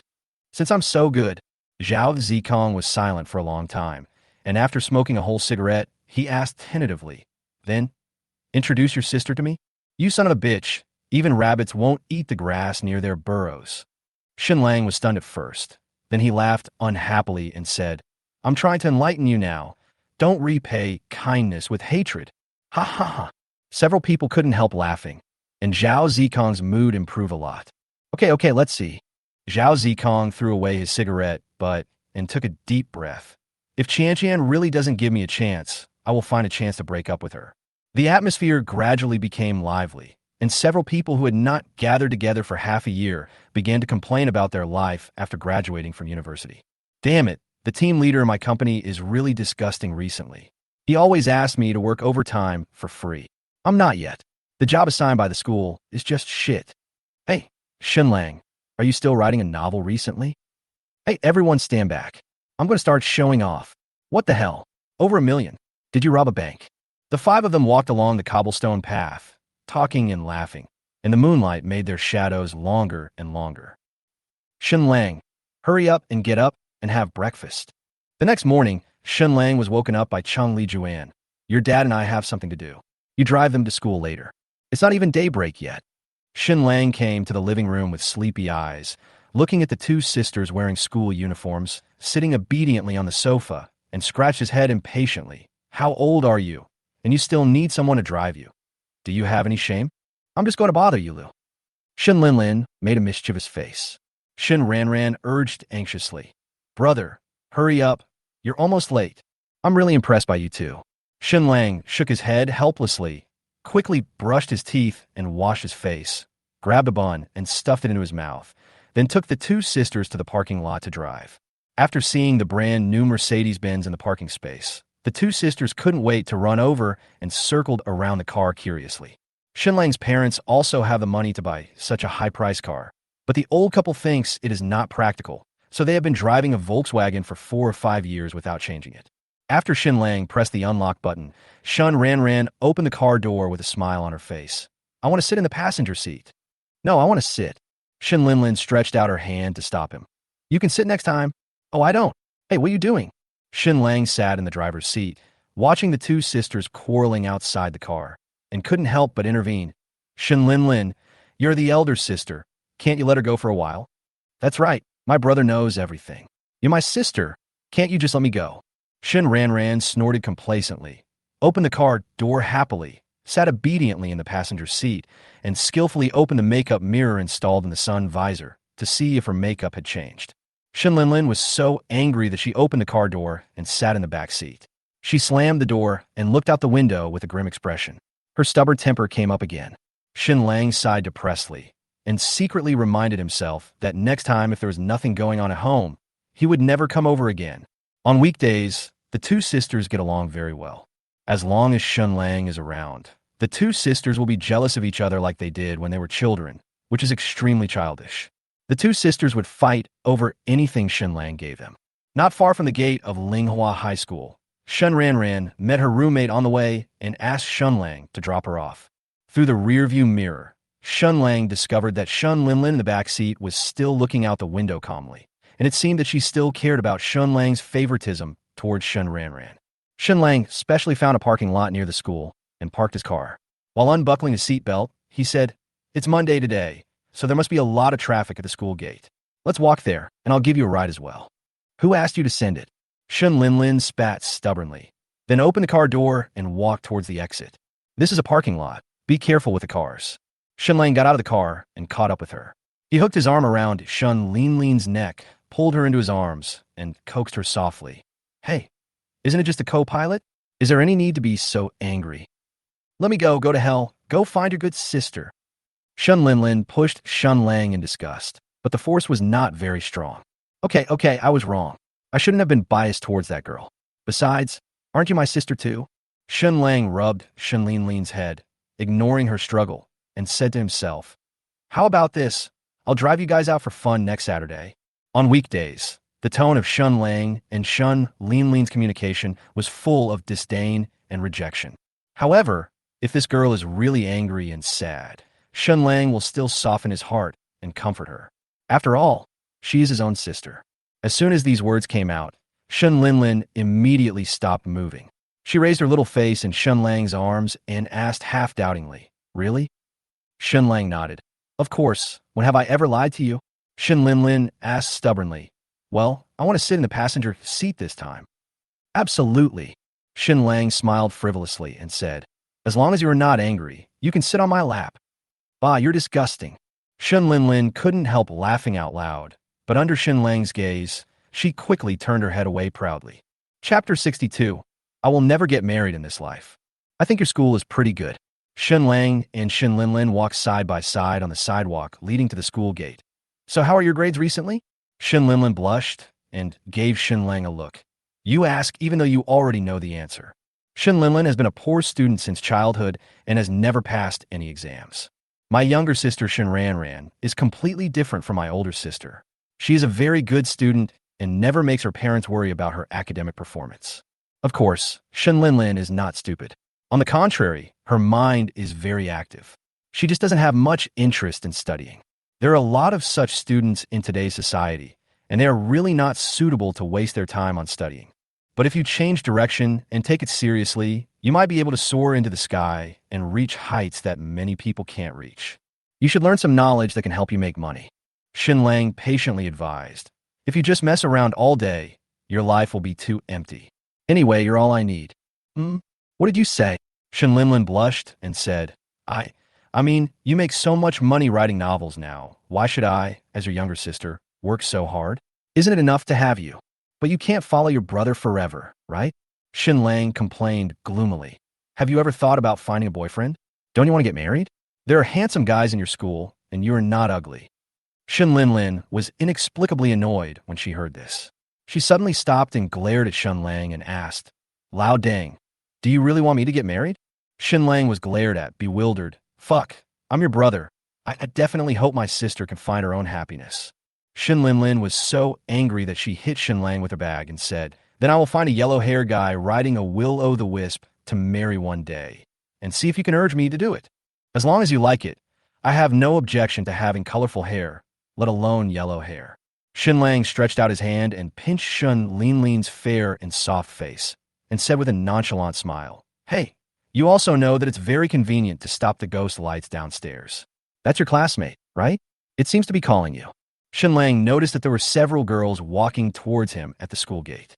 The next second, Shen Linlin suddenly grabbed Shen Lang's wrist, opened her mouth, and took a bite, then quickly ran towards the girls. Go to hell, old Biden. Shen Linlin extended her white middle finger, made a cute face, and cursed fiercely. I will never get married in this life. I will drain your wallet, Lulu. After saying that, Shen Linlin ran quickly towards her roommates in front of her with a happy smile of relief on her face. Silly girl, be careful with the bicycle. Shen Lang was not angry either. This way of getting along with his arrogant sister was the most suitable. Linlin, who is that? Several classmates looked at the breathless Shen Linlin in front of them, and then looked at Shen Lang, who was walking towards the parking lot, their gossip souls burning. Isn't he my boyfriend? He looks handsome and tall. Well, I won't tell you. Shen Linlin snorted complacently, dragged her empty bag, and walked into the campus in a happy mood. When driving back to the community, Shen Lang ran into Li Liuxi, who was coming back from buying groceries at the elevator entrance. Li Liuxi doesn't look very well today. His delicate face was pale, his smooth forehead was covered with fine beads of sweat, his lips were bloodless, and he looked very weak. Shen Lang greeted him enthusiastically. Hey, are you going to buy groceries so early? Li Liuxi nodded and walked into the elevator with a shaky step. Shen Lang glanced at the transparent plastic bag in Li Liuxi's hand, and there were only a few cabbages in it. He looked at her weak face and asked worriedly, What have you been doing lately? You look very tired. Are you okay? No, it's okay. Li Liuxi narrowed his eyes slightly and smiled with a forced smile, still thinking about the 300 yuan he owed Shen Lang. I will get my salary soon, and I will pay you back then. Hey, you look weird. Shen Lang felt that Li Liuxi was speaking weakly and could hardly stand steadily, so he reminded her worriedly. I'm not in a hurry to pay you back, so go home and have a rest. I'm fine. As soon as Li Liuxi finished speaking, everything in front of his eyes suddenly went dark, and he fell towards Shen Lang without any warning. Fuck, what's wrong with you? Shen Lang quickly supported her and subconsciously touched her forehead. He immediately felt his palm was burning hot. It's so hot. Do you have a fever? It's okay. Don't worry about me. I'll be fine after a good sleep. Li Liuxi stubbornly grabbed Shen Lang's arm and tried to prop herself up, but before she could stand firmly, she fell suddenly into Shen Lang's arms again. Okay, I'll take you to see a doctor. Shen Lang quickly hugged Li Liuxi, whose steps were unsteady, and raised his hand to press the elevator to the parking lot on the basement floor. When he heard that he had to go to the hospital, Li Liuxi immediately became more energetic. Really, there's no need. I'll just go back and have a good sleep. I've also asked for leave from my teacher. It might have been hard by the time you fell asleep. Why are you so stubborn?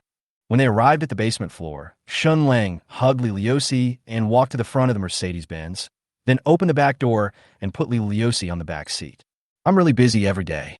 Shen Lang smiled and shook his head, then stepped on the accelerator and sped away towards the parking lot exit. No, don't go to Concord. Li Liuxi, who was sitting in the back seat, stood up suddenly, grabbed Shen Lang's shoulders, and pleaded pitifully, My grandma is still in the hospital. I don't want her to know. Yes, I know. Sit down quickly. Shen Lang sighed helplessly and continued to control the steering wheel. Li Liuxi was already delirious from the fever. With his sweaty head leaning against the window, he was mumbling some strange, incoherent words. Oh, it's so hot. It's so uncomfortable. Just bear with it for a moment. You have a fever. I dare not turn on the air conditioner for you. Shen Lang asked with concern, and then discovered through the rearview mirror that Li Liuxi was subconsciously groping his back. There was a click, like the sound of a bond breaking. Li Liuxi's brother, Zhao, fell directly into his shirt, and his originally ordinary upper body was instantly filled up, which was very spectacular. Shen Lang was stunned. It was true that this girl's figure was too exaggerated. Considering that Li Liuxi was still sick, Shen Lang didn't dare to look any more except waiting for the traffic lights. Li Liuxi was unable to fasten his seatbelt in the back, so for safety reasons, Shen Lang drove slowly. It took him almost half an hour to arrive at a decent hospital. Shen Lang parked the car, opened the back door, pulled Li Liuxi out, carried her horizontally, and ran to the hospital without stopping. Chapter 63. What if I don't care about you? Li Liuxi just had common fever symptoms, and Shen Lang was too lazy to queue up for registration. So he directly registered her for emergency treatment and then arranged for her to be hospitalized. After everything was done, Shen Lang wanted to go to the ward to check on Li Liuxi's condition. But he was immediately called over by a nurse with a serious expression, saying that their experts wanted to talk to Shen Lang. Fuck, this girl doesn't have any terminal illness, does she? Shen Lang guessed with inexplicable panic and followed the nurse into the expert's office. You're Mr. Shen, right? The female expert in her 40s adjusted her glasses and looked at Shen Lang. Do you know what's going on with your girlfriend? Have no idea. It was normal to be mistaken for Li Liuxi's boyfriend in this situation. Shen Lang just wanted to know what the doctor's purpose was in calling him over. In addition to your girlfriend having a fever, we have also found that she is too tired recently, has a serious lack of sleep, and is also lacking in nutrition. The female expert seriously listed Li Liuxi's symptoms and then reminded her, your girlfriend has a good figure. Her original bra size is only 30. Your girlfriend can't wear it all. She is lucky that she didn't get any problems. The female expert couldn't help but add with a smile, and the color of your girlfriend's underwear is too old-fashioned. I'm almost 40 years old, and I don't like wearing that kind of style. As her boyfriend, it would be nice if you could buy her something nicer. It would make you look more comfortable, right? Shen Lang nodded repeatedly. Ah, yes. Okay, your girlfriend has already had her fever-reducing injection. The female expert said seriously. She must rest for the next few days before waking up. Don't let her get tired again. Yes, I understand. Shen Lang sincerely apologized and confirmed again and again. So, she doesn't have any serious illness, right? Like cancer or something. Huh, you young man, you wish your girlfriend would get cancer, right? No. Shen Lang smiled awkwardly, then scratched his head and asked shamelessly. So what size underwear should my girlfriend wear? At around 6 o'clock in the evening, Li Liuxi opened his eyes weakly. What came into view was an unfamiliar ceiling and the sound of footsteps coming from outside from time to time. Li Liuxi looked at the needle in his right hand and the hanging bottle and found that he was wearing a white hospital gown. Only then did she remember that she was tired in the elevator and Shen Lang stuffed her into the car. She couldn't remember what happened afterwards. Hey, awake. When Shen Lang saw Li Liuxi wake up, he immediately turned off TikTok, sat next to her, and raised his hand to touch her fair forehead. Well, it's not so hot anymore. How are you? Are you feeling better? Okay, much better. Thank you. Li Liuxi felt warm in his heart and thanked him gratefully. I will pay you back the money I spent today later. Okay. I'll wait for you to pay me back. Shen Lang didn't take it seriously at all. He then brought the porridge he bought and found that the temperature was just right. He picked up the spoon and scooped a spoonful of it and handed it to her mouth. Come on, open your mouth. Li Liuxi was flattered and stepped back halfway. No need. I can do it myself. Come. Shen Lang handed the spoon to Li Liuxi. Hand it over to me. I want to see how you hold it. Are you left-handed? Li Liuxi looked at the needle on the back of his right hand and hung his head in grievance. No, please don't be so mean to me. Shen Lang picked up the spoon again and handed it to Li Liuxi's mouth. Who was mean to you? I just can't stand your stubborn temper. Eat quickly. Li Liuxi glanced at Shen Lang shyly, took a quick sip with a spoon, and chewed it in small bites, looking silly and adorable. Hiccup. After feeding a whole pot of porridge, Li Liuxi couldn't help but burp and turned his head away embarrassedly. Well, it looks like you're full. Shen Lang stood up and handed the underwear he bought to Li Liuxi. This is for you. The doctor said that the one you had before didn't fit. If you continue to wear it, there's a risk of suffocation. Li Liuxi's size was too exaggerated. Shen Lang drove to several lingerie stores before he found a right size for Li Liuxi in a lingerie store that specialized in foreign goods. Li Liuxi opened the bag curiously and was stunned when she found oversized underwear inside. Let me make it clear first, your clothes were changed by the nurses. I didn't. Before Shen Lang could finish his words, he noticed that Li Liuxi's body was twitching and tears were in her eyes, dripping onto the bedding. It was also the first time for Shen Lang to see a girl crying without making any sound. Li Liuxi didn't know why she was crying. Even though she was ignored and excluded by her roommates, she was able to endure it. She can endure having her salary deducted by her boss. She can endure visiting grandma in the scorching summer. She was so touched to feel cared for by others that she couldn't help crying even though she should have been happy. Liliosi, who grew up in a miserable family, is extremely closed-minded. She is so inferior that she even feels that she is not worthy of other people's kindness to her. When responding to others' kindness, Liliosi habitually said humbly, "I'm fine, don't worry about me." But there was someone in front of her who suddenly took care of her meticulously, as if saying to her, "What's wrong with me not caring about you?" This feeling of being cared for and concerned about others immediately shattered Liliosi's inferiority complex and closed heart. "Thank you, Shen Lang." Liliosi wiped the tears from the corners of her eyes with her sleeves. Her delicate face with traces of tears outlined a smile as bright as the stars. "You are such a good person." Ding! Liliosi's favorability towards the host has increased by 10 points. Currently, it is 30 points. Please keep up the good work. Chapter 64. What can I do? Thank me and stop scolding me.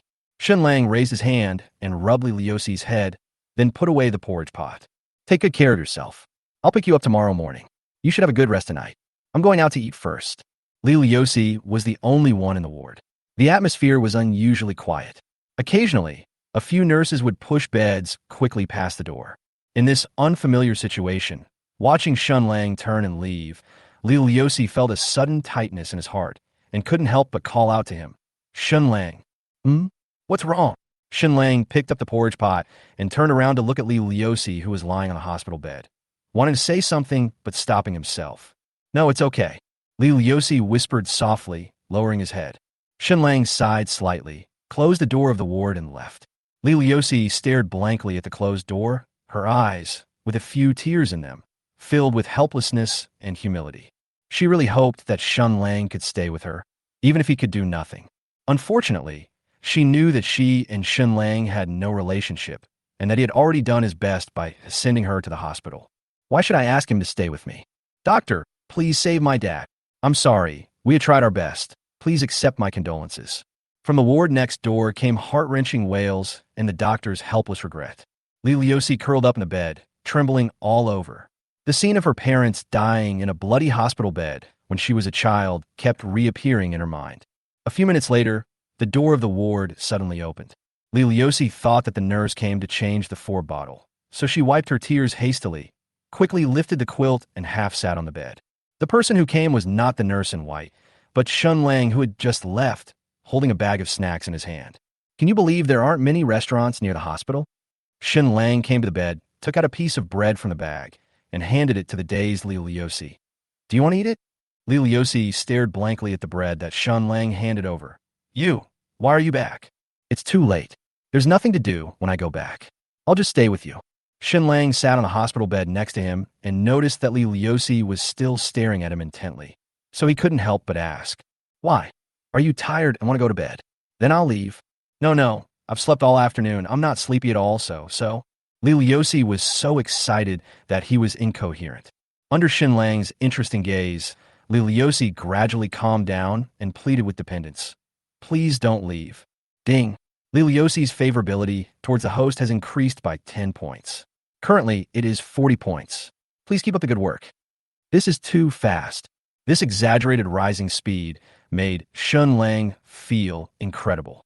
He even felt that if he proposed to take Liliosi to the hotel and personally help her put on the newly bought underwear, this poor girl would definitely agree. Most girls from native families are love-deprived, especially those like Liliosi who lost their parents at a young age. This is also the main reason why such girls are very easy to pursue. They lack love in their hearts, and if a kind person gives them warmth, they will find ways to repay it. "Okay, I'll accompany you. We'll go back together tomorrow." It was so late that there should be no patients coming. So, Shen Lang simply took off his shoes and lay leisurely on the bed next to him, eating snacks and watching Douyin. Liliosi was lying on her side beside him, quietly and dependently looking at Shen Lang, with a satisfied smile on her face all the time. When Shen Lang occasionally looked at her, Liliosi would embarrassedly look away or lower her head. With her shy and young look, anyone can tell what she is thinking. "Don't go to work anymore. I'll give you the spare key tomorrow." In the quiet ward, Shen Lang said suddenly, let's go buy some kitchen utensils, and you can help me cook and clean in the future, and I will still pay you a salary. The doctor clearly explained that Li Liuxi's physical condition was poor, and he had to rest for the next few days. If she continued to have the same routine as before, it might not just be a problem of overfatigue. Shen Lang was too lazy to drive out to eat, and his cooking skills were poor, so he might as well let Li Liuxi be his cook.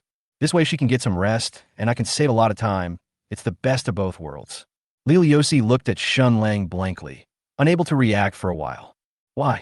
Don't want to. No, I don't know what to do. Li Liuxi quickly replied. Is it just cooking and cleaning? Otherwise, you still want to. Shen Lang was halfway through his words when he suddenly noticed Li Liuxi's hospital gown that was stretched to the brim. Li Liuxi was lying on her side again, with two huge, soft bodies, one above and one below, heavily pressed together, making Shen Lang feel uneasy in the middle of the night. Although Li Liuxi is introverted and naive, it doesn't mean that she knows nothing. After all, she is an adult female college student.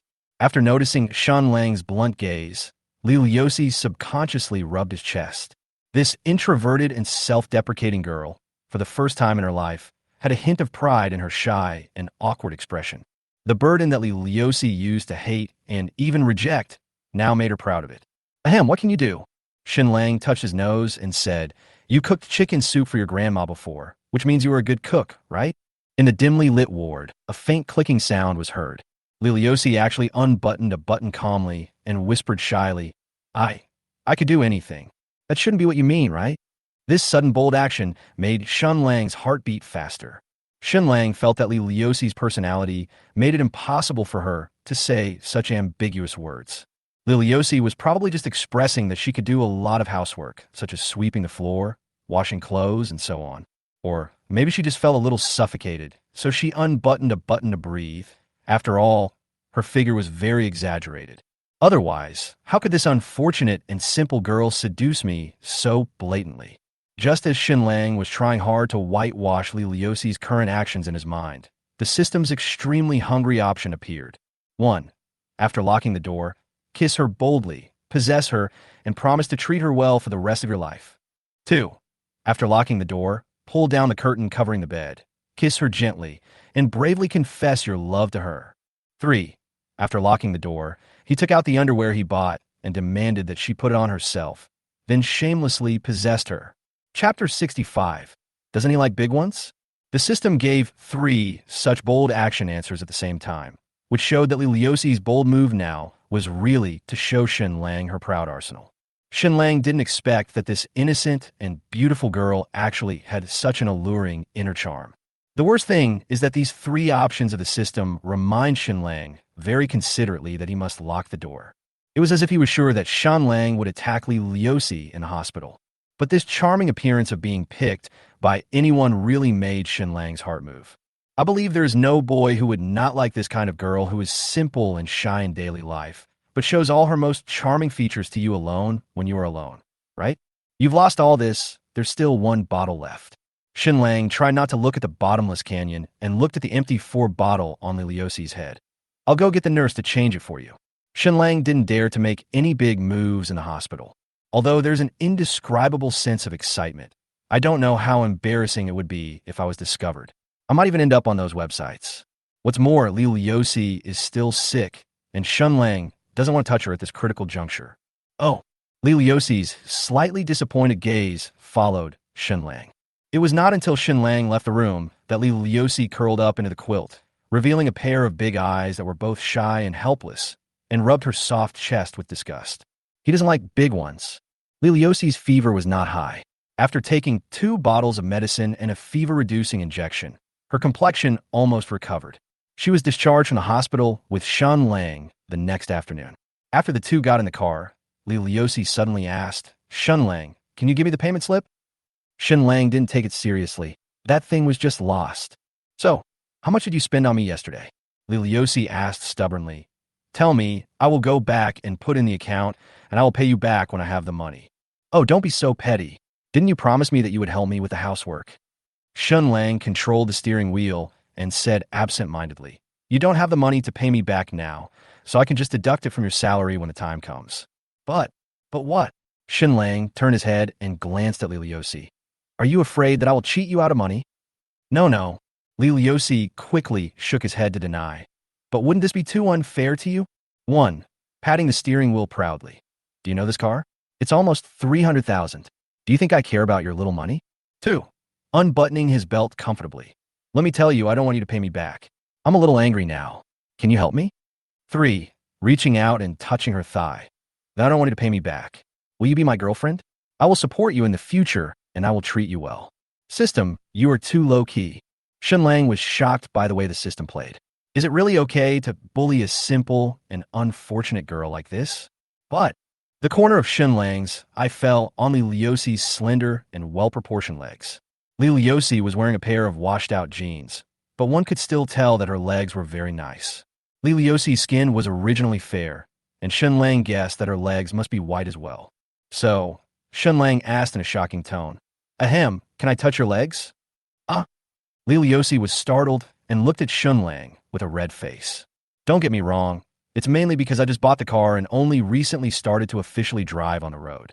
Shen Lang said nonsense in a serious tone. You don't know if you have never driven a car. Novice drivers are very nervous when driving. If they don't touch something, they will feel uncomfortable all over. If you don't want to, forget it. Shen Lang saw that Li Liusi looked embarrassed and smiled awkwardly. I'm just asking casually. No. Li Liusi shook his head firmly, then looked at his legs in jeans humbly and said weakly, It's just a little dirty. Dirty? Shen Lang looked at his palms. They're not dirty. I just washed them when I went to the toilet. It's not your hand. It's my pants. Li Liusi said embarrassedly. It's stained with something. It's very dirty. Shen Lang looked down and saw that there was indeed some black stuff on Li Liusi's jeans.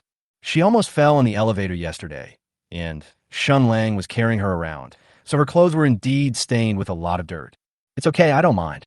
Shen Lang smiled expectantly and said, It's just for peace of mind. If you don't want to, I don't mind. This is a very stupid excuse. No matter how naive Li Liusi is, she understands what Shen Lang is thinking. Sometimes it's not that the lies a man tells are so convincing, but that the woman who cares about him is willing to believe them, even though such lies might not even fool a child. This is also why news about gamblers often breaks out on the internet, even though we all know that we cannot believe a single word they say. But there are a few women who are willing to believe that he will definitely quit gambling and then foolishly borrow money for them to make a comeback in the casino. Shen Lang thought that this absurd thing could not have any further developments, so he quickly changed the subject. It's really hot today.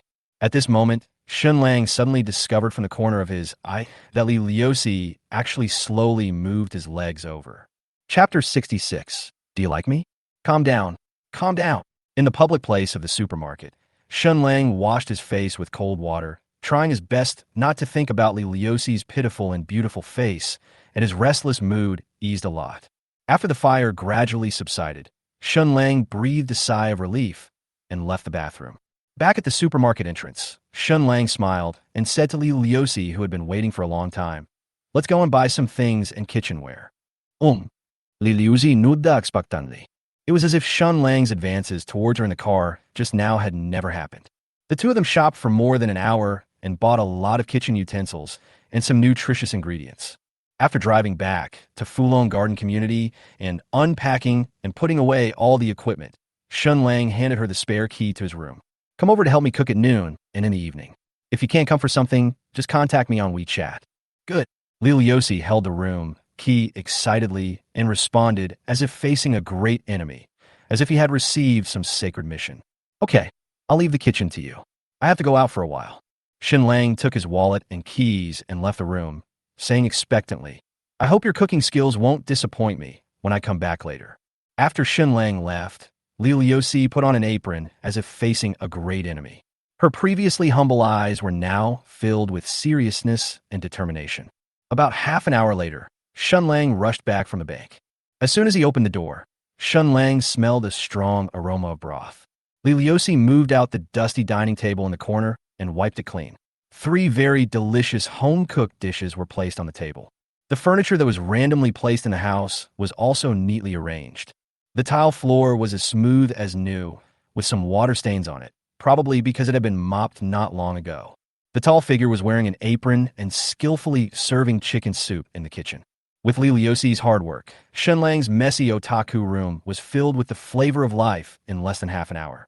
You're back. Li Liuxi looked at Shen Lang at the door, with a happy smile on her face, like a virtuous wife welcoming her husband home. The soup is ready, so we can eat now. I see you have some beer in the fridge. Do you want me to get it for you and let it cool down first?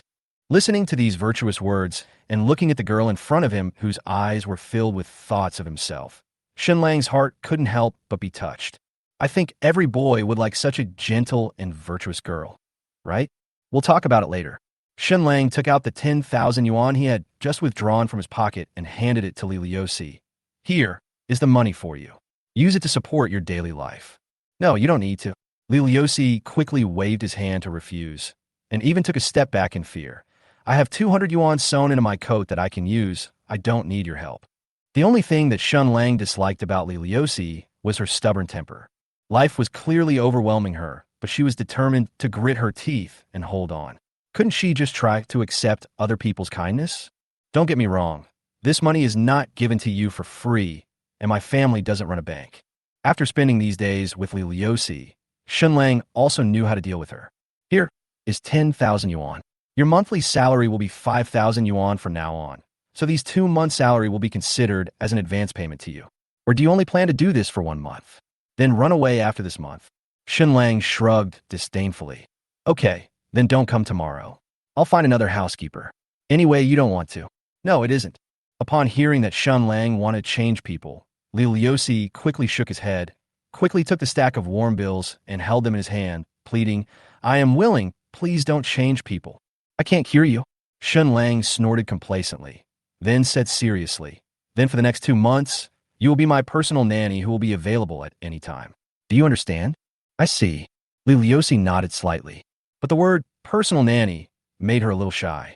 This sentence made it sound as if he was Shen Lang's private property. Okay, go and help me stir the rice. Shen Lang threw his keys and wallet on the table, pulled a chair over, and sat down at the dining table, rubbing his hands impatiently. I haven't eaten much this morning. I'm starving. Li Liuxi brought Shen Lang a bowl of hot rice. There's more in the rice cooker. When you're done, just send me a message on WeChat. I'll come over and wash the dishes when I see it. No, what are you doing? Shen Lang stopped Li Liuxi, who was about to leave, and said, Aren't you going to eat? I'll go back and eat. Li Liuxi pointed to the room opposite. The vegetables I bought yesterday are still edible. I'll just go back and stir-fry them. Hiss you. Shen Lang really didn't know what to say, so he handed the bowl in front of him to Li Liuxi, then went to get another bowl of rice and spoke in a commanding manner. Sit down and eat with me. No need. I have some food at home. Li Liuxi shook his head reluctantly. You have helped me so much, I really can't spend your money anymore. Holy crap. How much does a meal cost? Shen Lang was already a little impatient. Hurry up and sit down, or put the money down and go back to cook your vegetables. You don't be angry, I'll eat it. Li Liuxi sat opposite Shen Lang in fear, eating hot white rice in small bites, but never picked up the dish in front of him.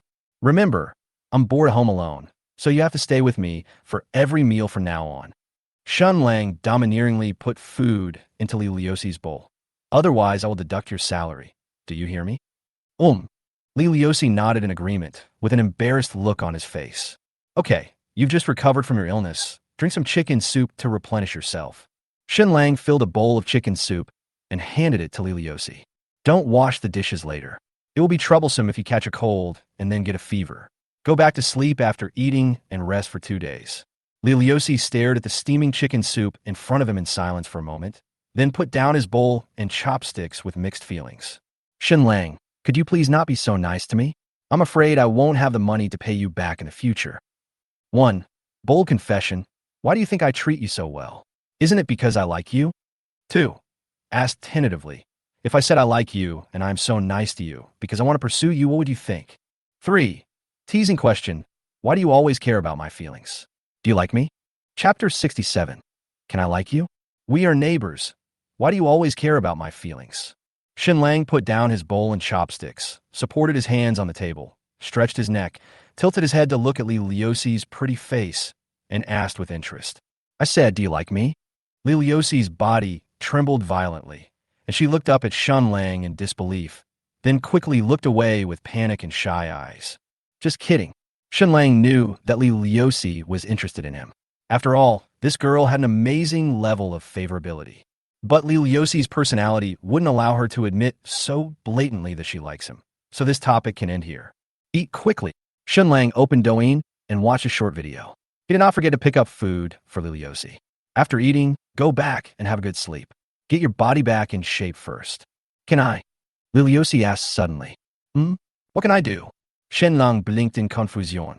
Liu Yossi took a deep breath, clenched her hands in a fist and placed them on her legs, raised her snow-white neck, raised her pretty face, and asked shyly but firmly, "Can I like you?"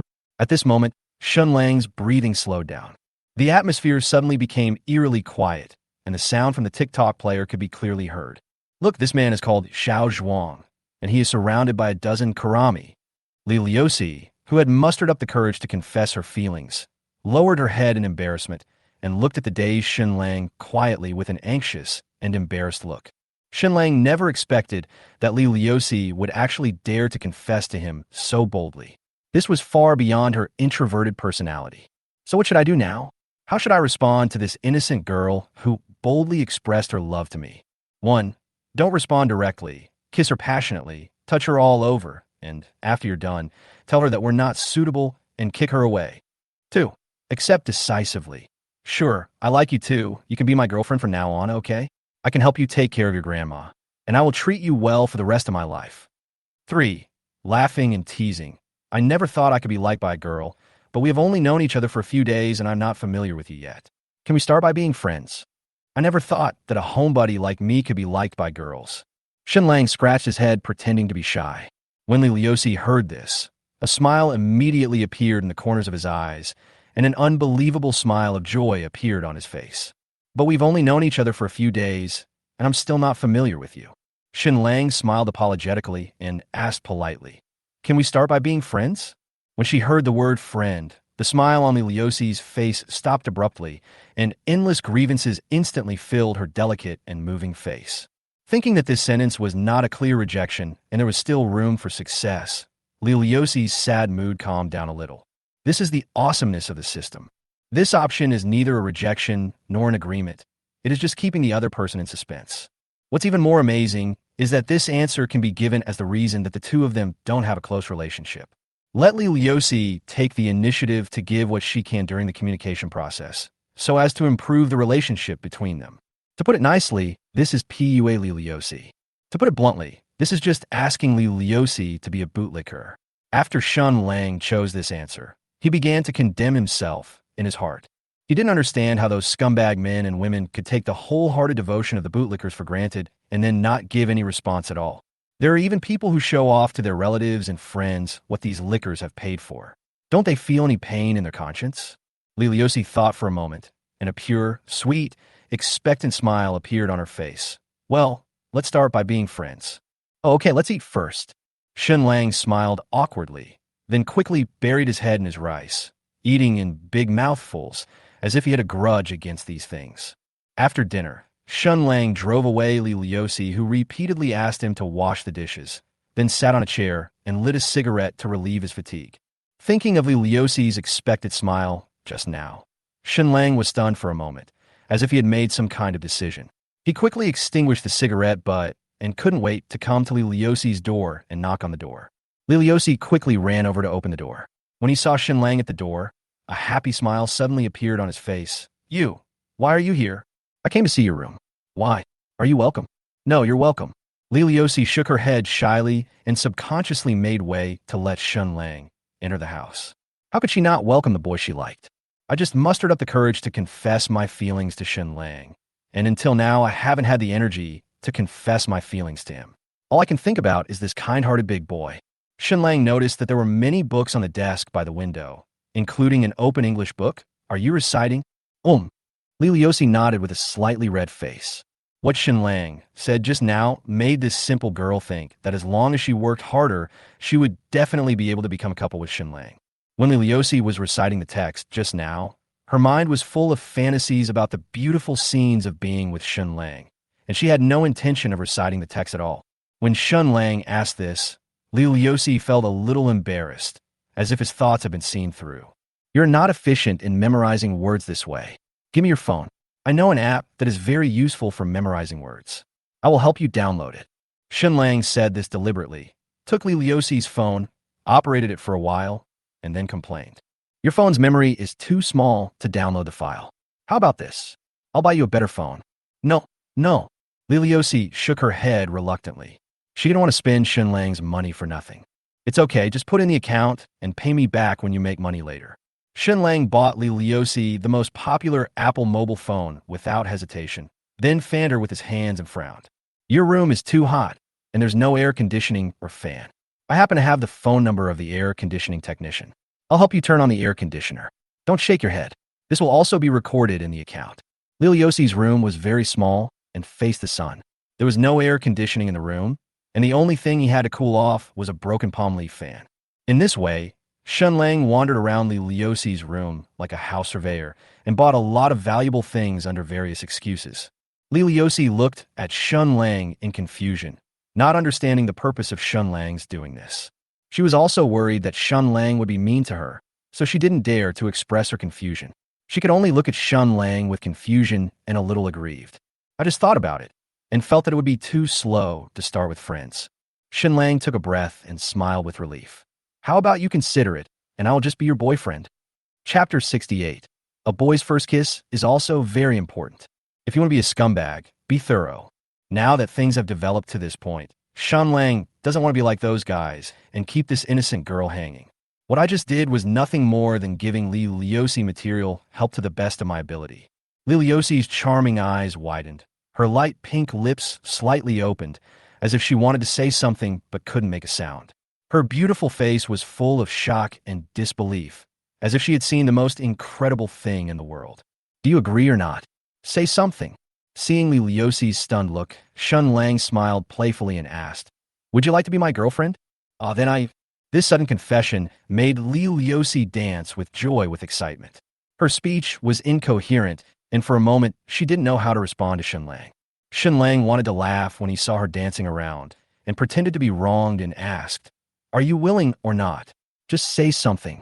Li Liuxi was afraid that Shen Lang would change his mind at the last minute, so he nodded his head heavily and made a nasal sound, looking a little adorable. 1. Pointing at her weapon, he demanded, Since you are my girlfriend now, let's sleep together tonight. I want to see whether this is real or fake. 2. Curiously asked, Have you put on the underwear I bought for you yesterday? Can I lift it up to see if it looks good? Anyway, you are my girlfriend. 3. Hug her affectionately and stroke her cheek. Let's take care of your grandma together in the future, okay? Come on, to celebrate this day, give me a hug. Shen Lang opened his arms generously. Li Liuxi hesitated for a moment with a red face, then came over happily, gently nestled in Shen Lang's arms, and looked up at Shen Lang with eyes full of pitiful dependence. Li Liuxi is tall and has a plump figure. Especially the moment when she was face to face with Shen Lang, her immense softness shocked Shen Lang's heart. Can we take care of your grandma together from now on? After all, I'm your boyfriend now.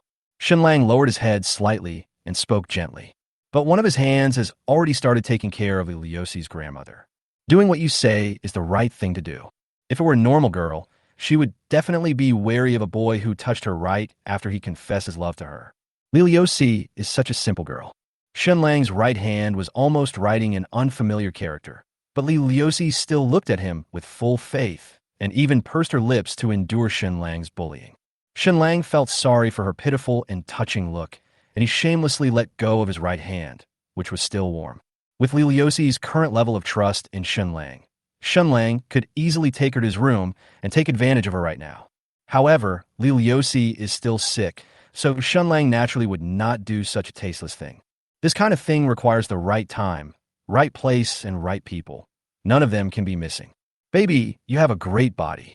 Now Shen Lang spoke some ambiguous love words that suited the atmosphere. If you weren't sick, I really want to take a good look.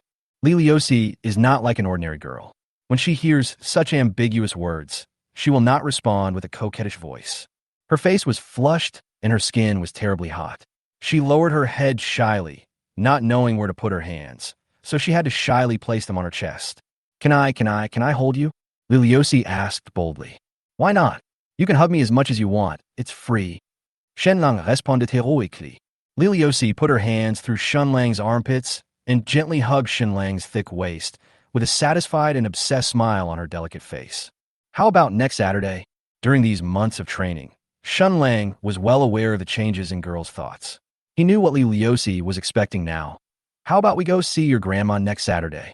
Li Liuxi responded tenderly, her eyes full of Shen Lang. Ding! Li Liuxi's favorability towards the host has increased by 10 points. Currently, it is 50 points. Please keep up the good work. Ding! Li Liuxi's favorability towards the host has reached 50 points. Would you like to view her personal information? Ding! Li Liuxi's favorability towards the host has reached 50, and a mysterious treasure chest has been obtained. Do you want to open it? Thank you, silly girl. Hearing the system's reward, Shen Lang rubbed Li Liuxi's hair considerately, and then suddenly asked, "Do you want a kiss?" Judging from Li Liuxi's current favorability and dependence on Shen Lang, she would probably gladly accept whatever Shen Lang does. But Shen Lang just likes to see the innocent Li Liuxi being shy, and plans to ask for her opinion no matter what he does to her in the future. Li Liuxi trembled all over and looked away in panic. It's not that I don't want to, but a kind of humble shyness.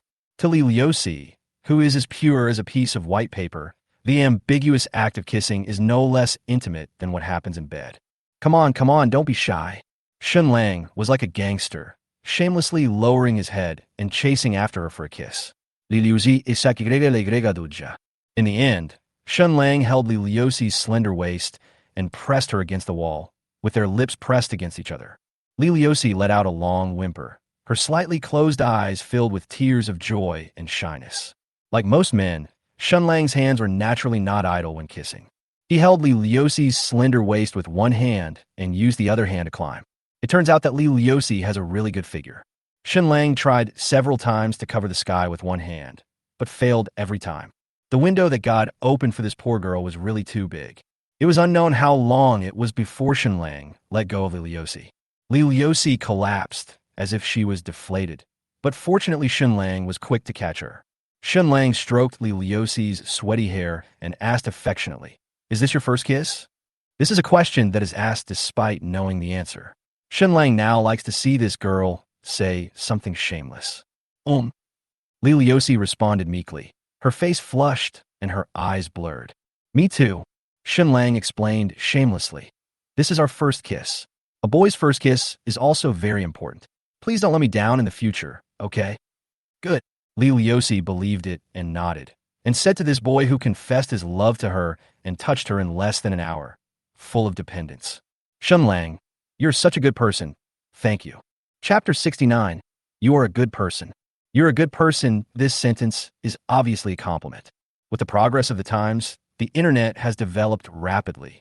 In today's materialistic society, this sentence has inexplicably become a derogatory term, and most of them are used on some affectionate and loyal losers who have suffered setbacks in their relationships. Li Liuxi's thinking cannot keep up with the trend of the internet, and she herself has only been online a few times. She has relatively traditional ideas and doesn't know that this sentence is the most unspeakable thing to say in this era, especially between men and women. But to Li Liuxi, this boy who has helped her time and again is indeed a good person. Although Shen Lang is a bit lustful and likes to bite his tongue, Shen Lang didn't want to tell Li Liuxi the meaning of this sentence. He just liked Li Liuxi's traditional and simple character. Since we are all like this, let's go to my room. Shen Lang kissed Li Liuxi's red cheek heavily and said gently, "Don't worry, let's just chat. I will never do anything to you." Shen Lang doesn't know Li Liuxi very well. Since he agreed to take care of her, Shen Lang naturally had to find out about some of her household matters. This was also a foreshadowing laid by Shen Lang, and this time Li Liuxi believed it and followed him back to the house. It will be easier to trick her into your house or hotel next time. Li Liuxi responded in a sweet voice, and was sure from the bottom of her heart that Shen Lang was her man. The two returned to Shen Lang's bedroom and sat down one by one along the bed. Shen Lang really didn't do anything to Li Liuxi. He kept asking about Li Liuxi's family situation and some things about her coming to Shanghai City. Of course, touching legs is an exception, which is a very normal thing between lovers.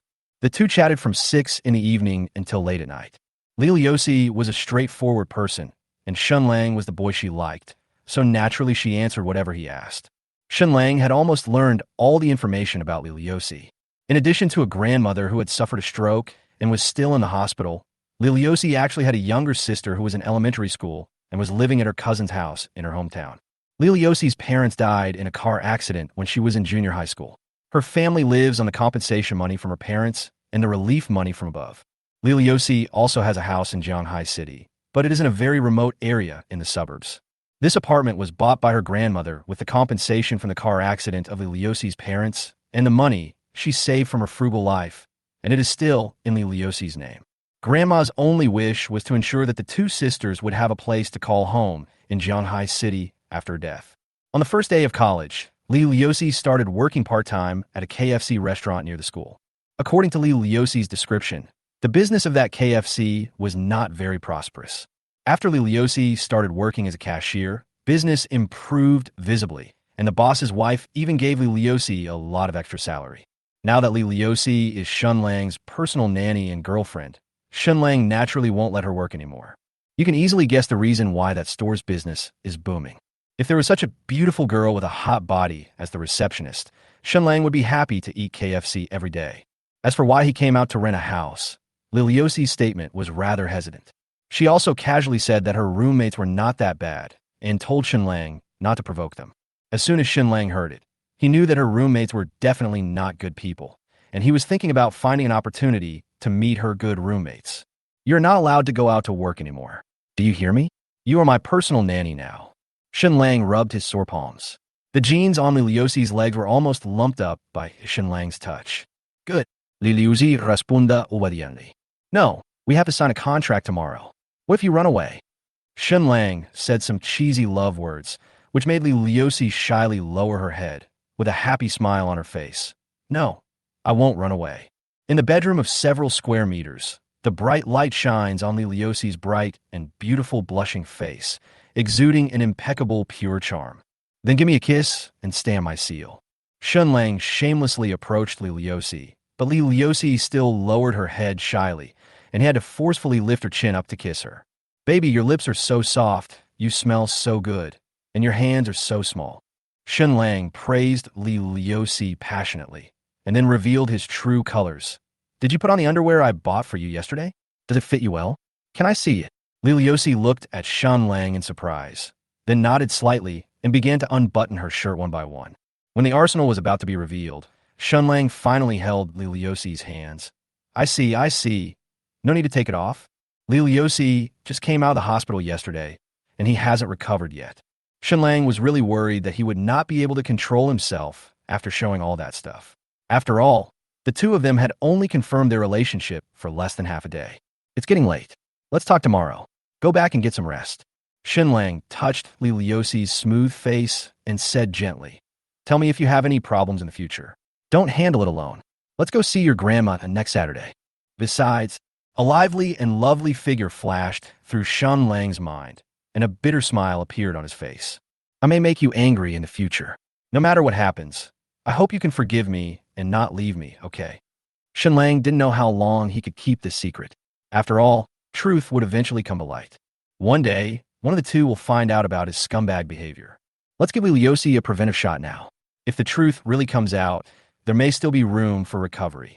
Li Liuxi blinked her innocent eyes, looked at Shen Lang's pleading smile, hesitated for a moment, and finally responded seriously. Okay. Thank you then. Shen Lang gently kissed Li Liuxi's cherry lips, then smiled and said, go ahead and have some rest. If I'm not home for something, just contact me on WeChat. Li Liuxi took 2 steps and looked back every 3 times, looking at Shen Lang hesitantly, as if he wanted to ask something. But after seeing Shen Lang's sincere smile, Li Liuxi smiled with relief and pointed to the room opposite. Well, then I'll go back. It's so late, you should go to bed early, okay? Okay, go back and have some rest. Shen Lang smiled and nodded, watching this innocent girl return to her room. Chapter 70. The Charm of Language. System. Open Li Liuxi's personal information. After the lights in Li Liuxi's room went out, Shen Lang opened her personal information. Name, Li Liuxi. Gender, female. Age, 20. Appearance, 9.6. Height, 170 cm. Weight, 52 kg. Hobbies, reading, doing housework for my boyfriend, and staying with him. Meazulamans, 96 cm, 63 cm, 95 cm. Favorability towards the host, 50. Social status, already has a boyfriend. Current mood, happy, nervous, and full of expectations for future life. Current location, full-on community, room 2205. X experience, 0 times. Holy crap, 96? Shen Lang was shocked by the astonishing data. I'm afraid only European and American women can have such exaggerated body proportions. Shen Lang raised his right hand and made a grasping motion, as if recalling something, and suddenly laughed out loud. It seems that the child and I will not be hungry in the future. System, open the mysterious treasure chest. Ding! Congratulations to the host for obtaining the superpower, Eye of God. Ding! Congratulations to the host for obtaining the system upgrade card. God's Eye. You can get detailed information about the current target by staring at it. How to use God's Eye. Stare at the target for 3 seconds and silently recite God's Eye to activate this ability. System upgrade card. Use this card to upgrade the system. The upgraded system will improve the system's capabilities and provide the host with more perfect options and social suggestions in future communication. Ding! Does the host want to use the system upgrade card? Ding! Do you want to use the supernatural power, Eye of God? Use them all. Shen Lang waved his hand, and his eyes immediately felt warm, and he was temporarily blind for a moment. After a few seconds, Shen Lang's vision gradually recovered and became clearer. Looking intently at the distant scenery, Shen Lang could even quickly capture the movement trajectory of some dynamic objects. Let me see what's going on. Shen Lang walked around the room, then picked up a bottle of drink and took a few sips. Item, Coca-Cola. Weight, 250g. Source, Longsheng Store. Ingredients, caffeine, carbonated water, phosphoric acid, sugar. Production date, December 2nd, 2022. Shelf life, 11 months. Note, please do not drink expired products. Fuck. No wonder it tastes weird, damn. It's been expired for so long. Shen Lang said a few words to the unscrupulous owner of the convenience store at the entrance of the community, then frowned and threw the Coke into the trash can. Not only that, Shen Lang also discovered that the Coke ingredient list given by the system was completely different from the ingredient list on the Coke bottle. The mysterious secret recipe of Coke was hidden by the boss for more than 10 years, although it is now said on the internet that the secret recipe of Coke has been made public by the boss a long time ago. But how could the boss of such a profitable secret recipe reveal the real ingredients? It's obvious that the boss of Coca-Cola is trying to cover up his tracks. It seems that this ability is quite useful. At least it can help me distinguish the authenticity of many things. The system's built-in abilities can only be used to observe people, and you also need to gain 50 points of favorability from the other person. The Eye of God can directly obtain more detailed information about the other party without any conditions. Shen Lang suddenly had an idea and went to the bathroom. Looking at himself in the mirror, he used the power of the Eye of God. Name, Shen Lang. Gender, male. Age, 24. Appearance, wow, almost as good as the reader who is reading this book. Height, 182 cm. Weight, 78 kg. Origin, Guang Province. Hobbies, online literature, games, anime figures, home life. Sexual fetish, leg control, sister control. Current physical condition, excellent, surpassing 99.9% of men in the world. Experience, 2. Pseudo experience, 62. Blood type, O type. Favorite position. The Eye of God densely lists dozens of Shen Lang's personal information, and each piece of information is extremely accurate. Whether it is physical fitness or personal preferences, this ability accurately depicts them. Shen Lang even knew how many times he had enlightened himself since he was a child about what kind of body positions he liked, what kind of body shape of the opposite sex he liked, and what kind of personality of the opposite sex he liked. I remember this ability clearly. A fusion of a top psychologist and super scientific electronic medical equipment. Huh, I'm actually type O blood, Shen Lang murmured thoughtfully. He remembered that this blood type seemed quite rare. Since childhood, Shen Lang's annual physical examination reports would basically be taken away by his parents in advance. Every time Shen Lang asked the old couple about his physical condition, they would impatiently reply to Shen Lang, "What's there to see? As long as I don't die, that's all. No wonder I'm from Guang Province." It turns out that my parents have been to Guang Province. Why do I feel like something is wrong? Shen Lang muttered thoughtfully. He seemed to see two unfamiliar names in his detailed information, which were not the names of his parents. Forget it. As long as I'm not going to die, it's fine. Could it be that I was really picked up by the old couple? Shen Lang smiled teasingly, then indifferently closed the densely packed personal information and began to study the upgraded system. The system said that the upgraded system will provide more perfect options and social suggestions. Shen Lang turned on his computer, downloaded social software, and started matching friends to chat, wanting to see what changes had been made to the current system. The system's capabilities are also useful online. Even if you're chatting with strangers across the screen, the system can provide answer options based on the other party's personal information. When Shen Lang first got the system, he wanted to chat on the social software. This way, you don't have to go out to socialize with strangers, and you can also use the system's capabilities to increase the other person's favorability and earn gold coins. It's so cool. Most of the users of social software are single or stay-at-home guys and girls. Most of them come to this software to chat and make friends. If the conversation goes well on the software, the two will switch to WeChat. If the relationship is deeper, you can meet offline, have dinner, and watch movies. If you really get along well, then you can do something you love. This is also the main reason why social software is jokingly called monthly disposable software by netizens. For Shen Lang, who has a social system, entering this social system is like a wolf entering a flock of sheep. In just over 10 minutes, with the help of the system, Shen Lang's social software windows of the opposite sex reached more than a dozen. Friend messages in the upper right corner is 99 plus, ticking nonstop. This is the charm of language. Chapter 71. Can gay men die? Brother, why don't you reply to my message? I've been waiting for you for so long. Brother, why don't you reply to me? Take a look at this photo of me. I seem to have lost weight recently. What do you think? That's right, my figure's not as good as you say. It's only 36D, and it has not been photoshopped. Little rascal, who are you chatting with? Why did you take so long to reply to me? I'm angry. Hey, buddy, why don't you reply to me? Are you a one?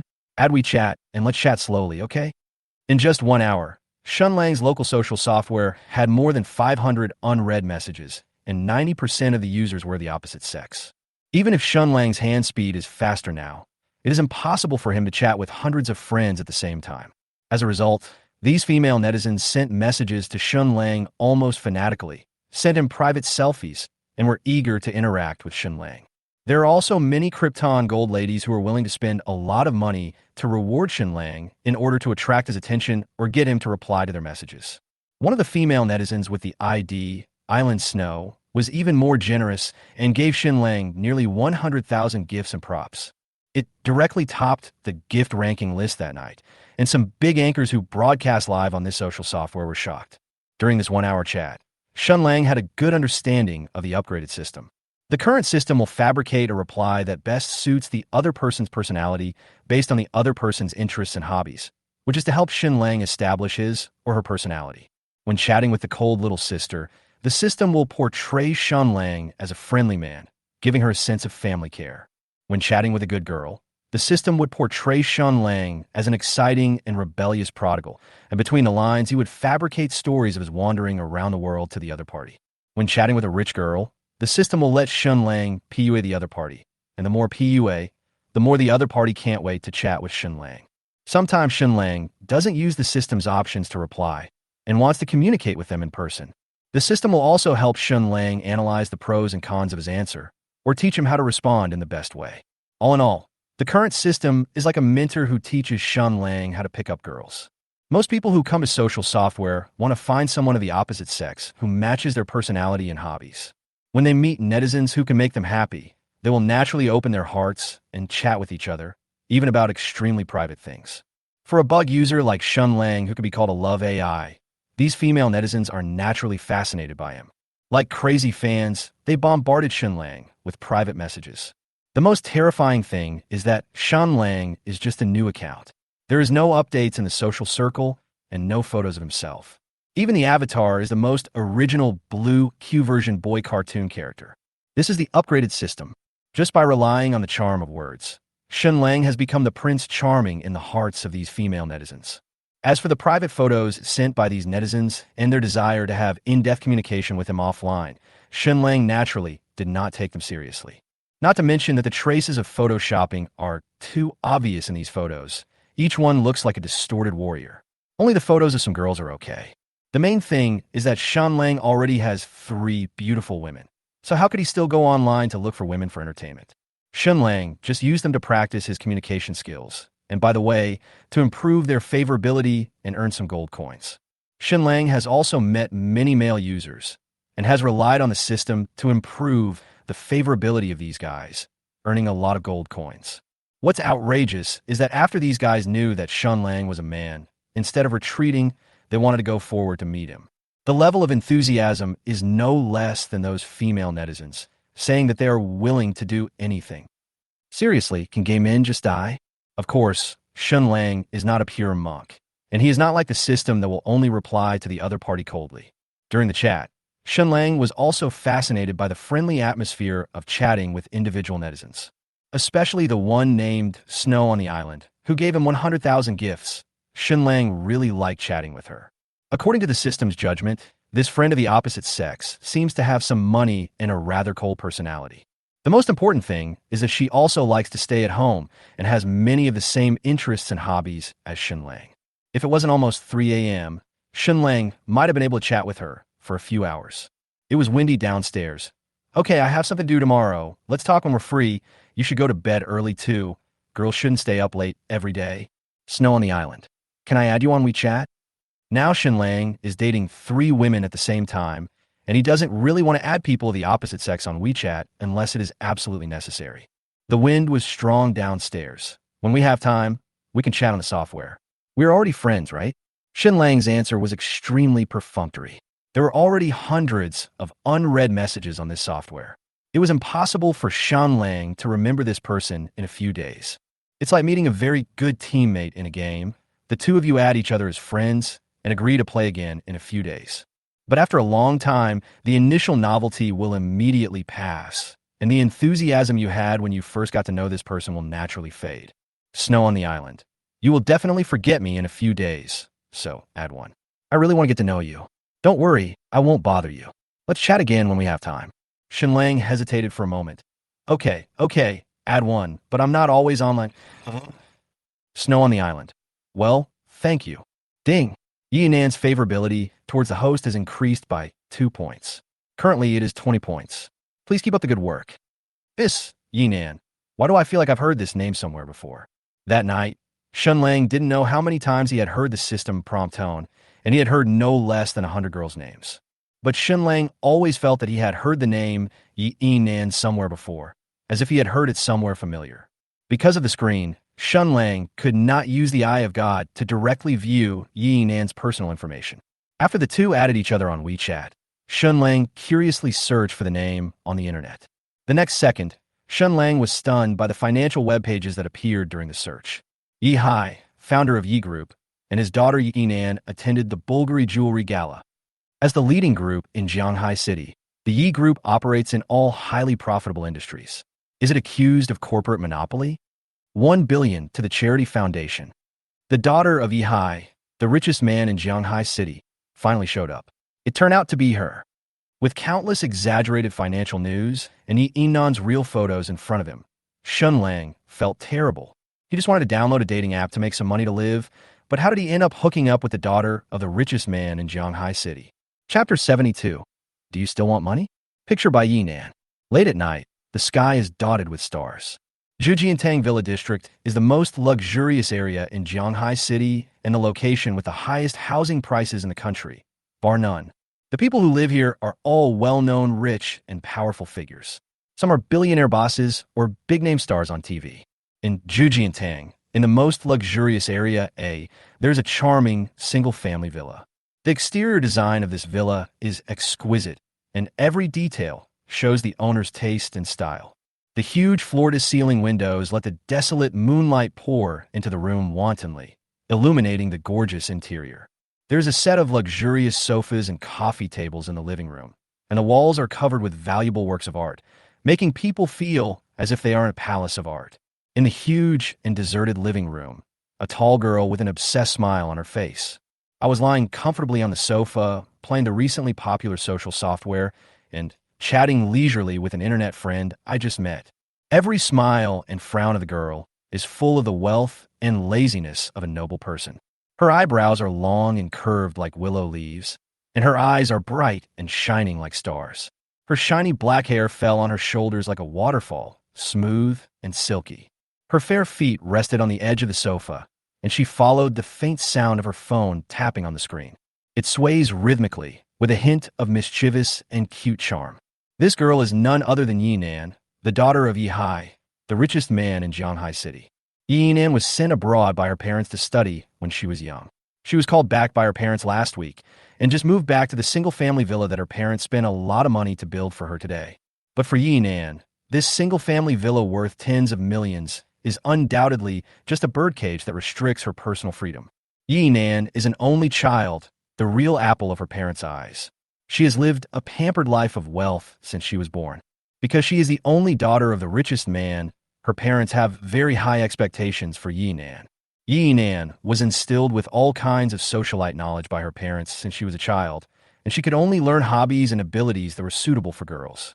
Yinan's parents would never allow him to get involved in or understand things in other areas.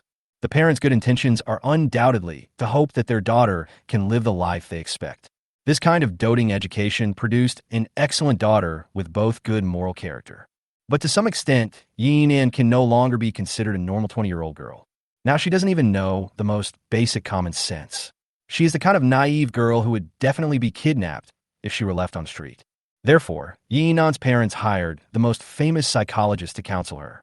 After a month of follow-up treatment, the psychologist clearly told Yinan's parents, Yinan suffers from severe depression and his mental health is extremely poor. He needs to be alone in a very quiet environment to receive treatment and recuperation. If this continues, Yinan's condition is likely to turn into depression.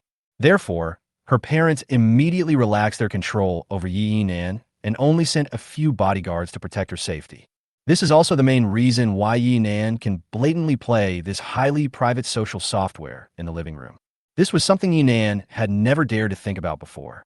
After returning to China, Yinan originally just wanted to watch TikTok to relieve fatigue, but then he saw a recommendation advertisement for this social software. In the eyes of outsiders, Yinan looks very aloof, with a sense of arrogance that can only be admired from afar and not desecrated.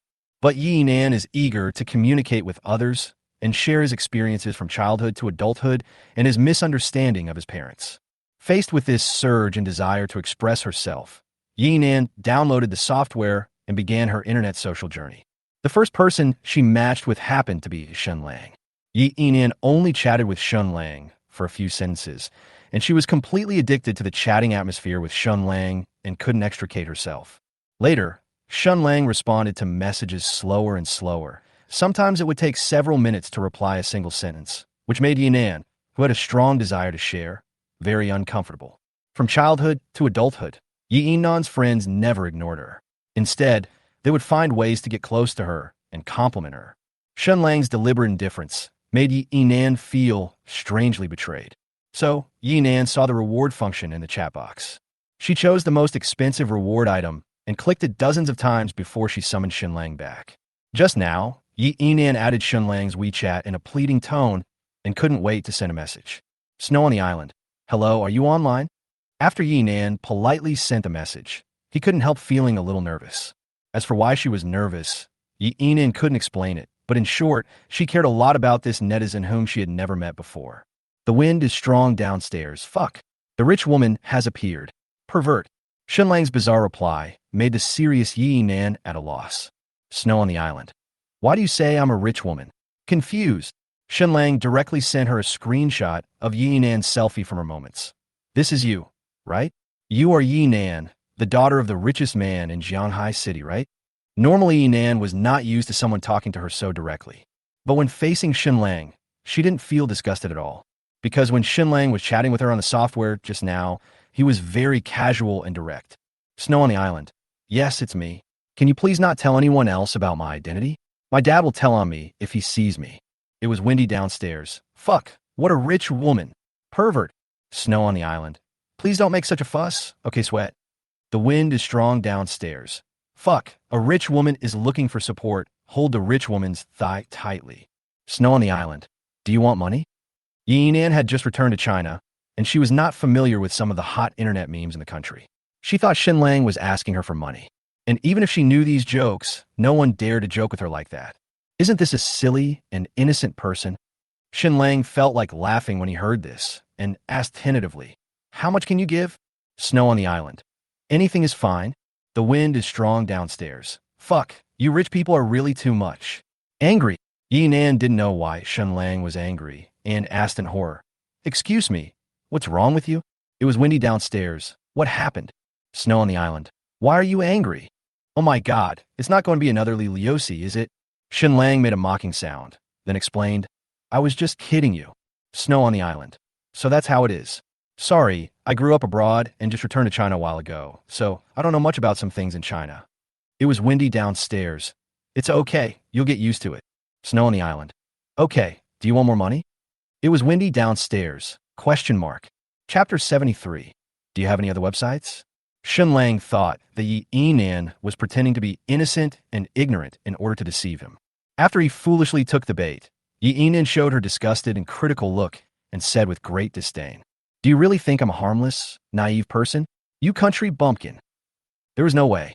Ever since she met Xia Shui, the landlady often described to Shen Lang the weird ways her rich girlfriends played. Steal wool and the like are child's play.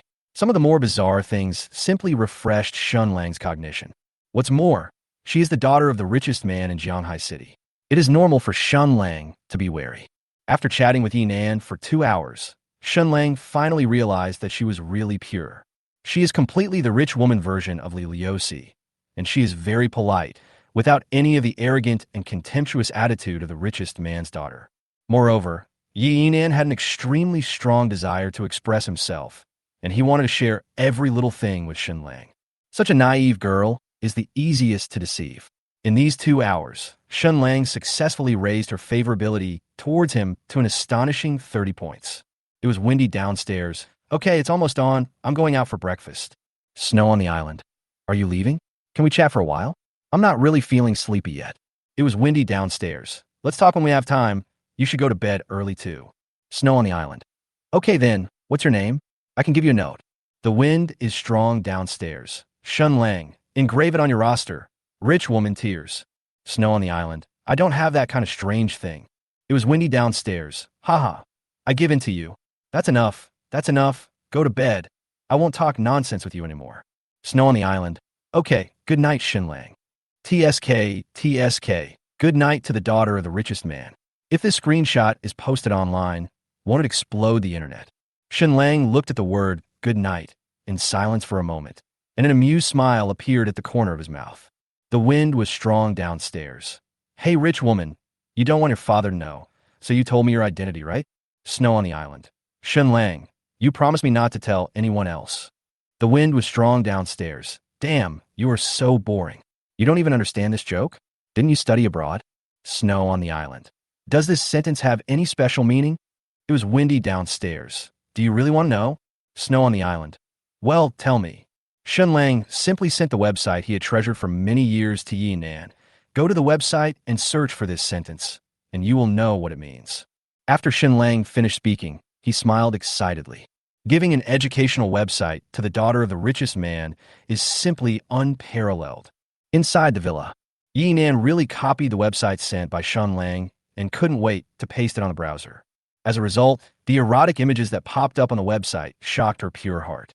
Yi Nan had studied biology, so he naturally understood the matters between men and women. But the actions on these pages were far beyond the normal actions she knew. This was Yi Nan's first time browsing an educational website, and she didn't feel shy. These unprecedented scenes, on the contrary, refreshed her cognition crazily. Yi Nan still felt weird watching this kind of video blatantly in the living room. So she quickly covered her phone, blushed, and her heart beat fast, ran up the spiral staircase, returned to her bedroom, and began to study it carefully. Shen Lang chatted with Yi Nan for too long last night and didn't wake up until 4 in the afternoon the next day. A few months ago, the first thing Shen Lang did when he woke up was to turn on his computer, order takeout, play games, eat, brush his teeth, wash up, and start typing. Now Shen Lang's otaku life has undergone tremendous changes. So now when Shen Lang wakes up, the first thing he does is habitually pick up the phone next to his pillow, open WeChat, and review the WeChat messages sent to him by his girlfriends one by one. Female elf. Shinju, I don't have to go home this Sunday. Remember to come and play with me. You are not allowed to refuse. You are with me forever. Xiao Shun, are you awake? Recently, a Western restaurant has opened in the commercial street. I heard that it has a good reputation. Let's go to the kindergarten to pick up Meng Meng and then go eat together, okay? Yu Sheng Pingin, are you awake? I knocked on your door this morning, but you didn't respond. If you are awake, can I go grocery shopping with you after school? If it's too much trouble, forget it. Snow on the island.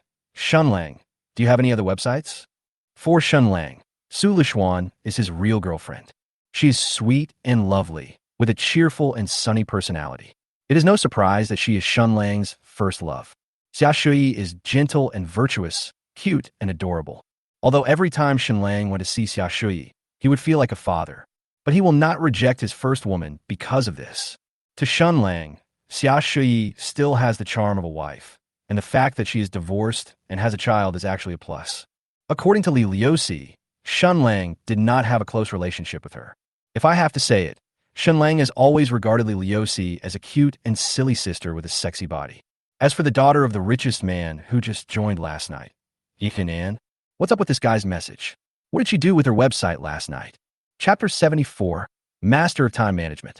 After several months of systematic training, Shen Lang has developed a broad mind that allows him to remain calm in the face of adversity. He calmly got up with his phone in hand, went to the bathroom to brush his teeth and wash up, thinking about his schedule for today. Today is Thursday, 5:40 p.m. Su Lishuan's invitation is on Sunday, so you can ignore it for now. When I get home in the evening, I can just make a video call with her and spend some time with her. Mengming's kindergarten ends at 5:30 p.m., and Zhuhai University ends at 6 p.m. It takes Li Liuxi about 20 minutes to get back from school by bus. Shen Lang could easily find an excuse to decline the offer to go with Xia Shui to pick up Meng Meng from school, and then agree to eat steak with the mother and daughter.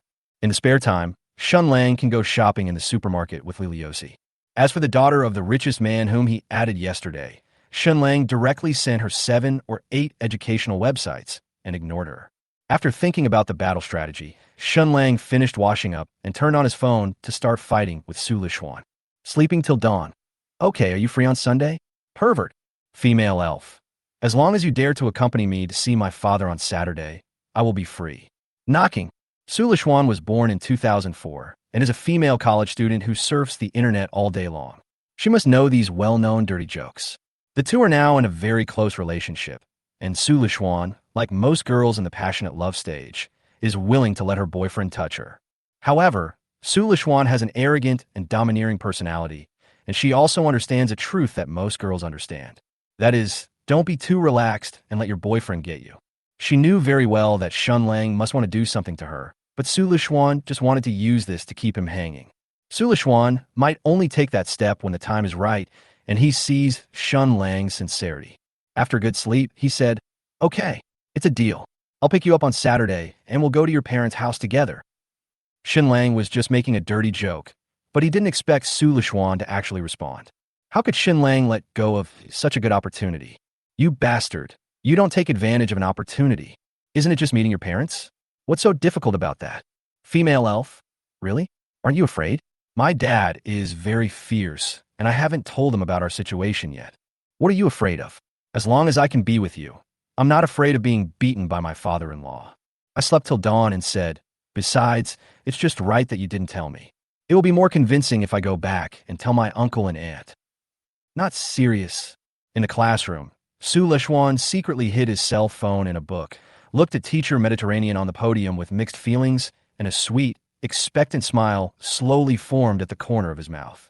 Having been with Shen Lang for so long, she knew that these were sweet words Shen Lang said to coax her. But Su Lishuan felt inexplicably happy because she liked Shen Lang in the first place. What's more, Shen Lang said in a manly manner that he would go in person to explain their relationship to her parents. This is already an attitude full of sincerity. Thinking that if Zhou Tian really let Shen Lang get his parents' consent, would he really be with Shen Lang? After a long and serious brainstorming session, Su Lishuan bit her lip and replied to Shen Lang with a determined look, "Okay, come find me on Saturday and go back with me." After replying to Shen Lang, Su Lishuan opened his father Su Zhendong's chat box again and typed a line of words resolutely. "Dad, you and Mom will be home on Saturday, right? I'm going to bring my boyfriend back." "Sister Xia, I have something to do later, so I may not be able to go with you to pick up Meng Meng.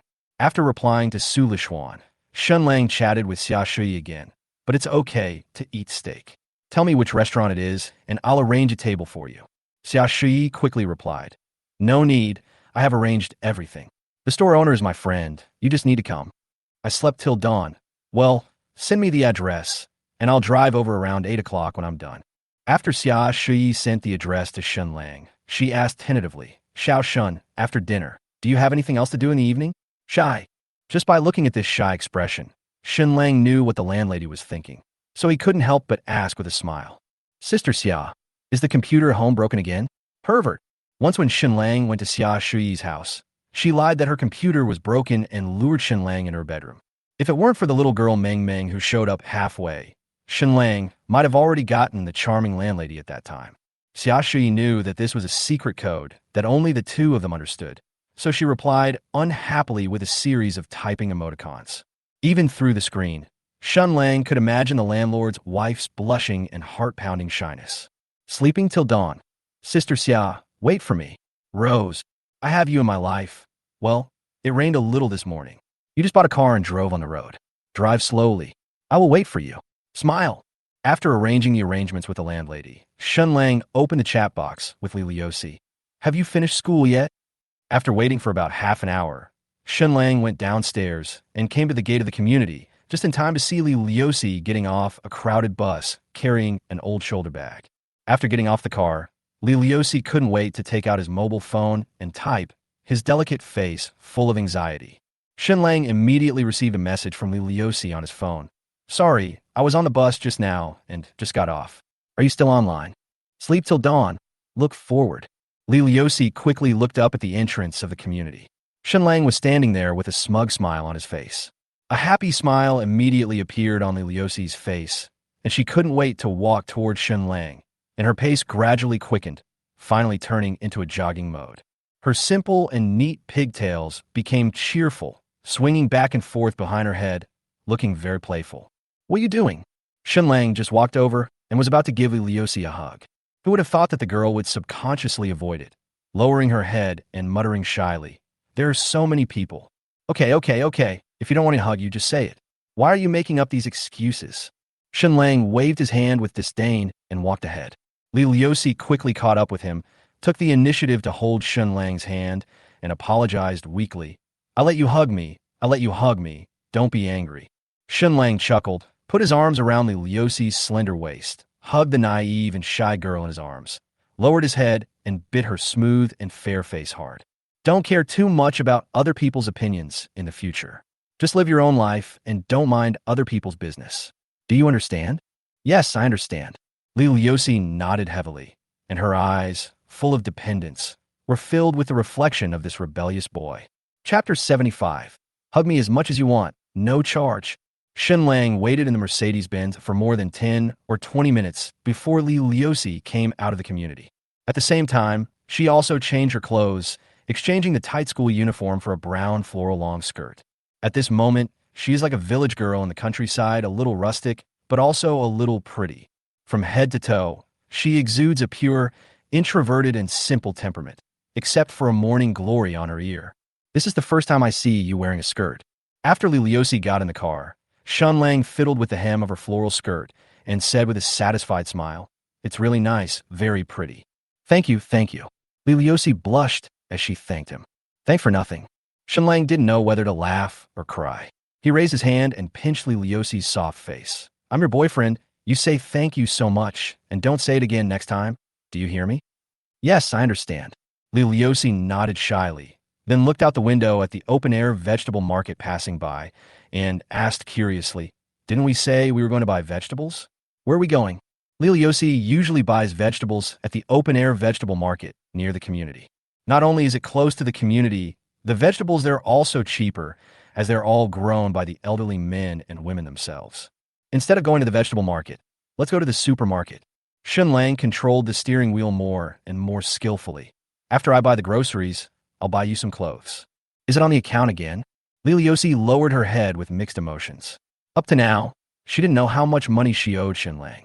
Although the two had just confirmed their relationship, Lil Yossi did not want to spend Shen Lang's money by taking advantage of such a relationship. Don't think too much. My family doesn't own a bank. Every penny I spend on you now will be deducted from the betrothal gift.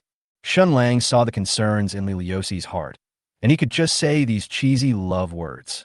Let's calculate based on a 300,000 yuan betrothal gift. I've spent about 30,000 yuan on you, so there's still 270,000 yuan to deduct. When Lil Yossi heard the word bride price, her heart trembled. She held the seat belt nervously and excitedly, and lowered her head shyly. I don't have such an expensive one. Hey, I don't care. I'll just order it 300,000 so you don't have to increase the price. Shen Lang said domineeringly. After you spend the betrothal gift, you will be mine. Do you have any objection? Lil Yossi shyly shook her head, and then, as if she had thought of something, she asked seriously, Then, what about the dowry? Lil Yossi doesn't have much money now, let alone 300,000 yuan. He may not even be able to take out 30,000 yuan. Wow, no. Seeing that Lil Yossi was getting too excited, Shen Lang quickly ended the topic with a joke. How long have we known each other? Are you thinking about marrying me? Isn't it too fast? Lil Yossi also realized that she was too engrossed in the conversation, and quickly looked out the window with a blushing face, leaving Shen Lang with a snow-white neck. The cheerful atmosphere between the two suddenly became deserted, and the humming sound of the air conditioner was particularly obvious. The sun is really big. Shen Lang glanced at the shy Lil Yossi, sighed slightly, and calmly picked up his sunglasses and put them on. Under the sunglasses, a hint of helplessness flashed in Shen Lang's eyes. Shen Lang also secretly reminded himself in his heart that he should try not to talk about this sensitive topic with Lil Yossi in the future.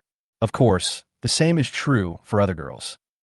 Because he wanted to buy clothes for Lil Yossi, Shen Lang drove to a department store that was farther away. After buying vegetables, he could go directly to the department store next door to buy clothes. It is now the rush hour after get off work, and the department stores and supermarkets are crowded with people. Occasionally, you can see a few students in school uniforms coming to shop. Lil Yossi was not used to such crowded places. She looked at Shen Lang's hand hesitantly, but was too embarrassed to take the initiative to hold it.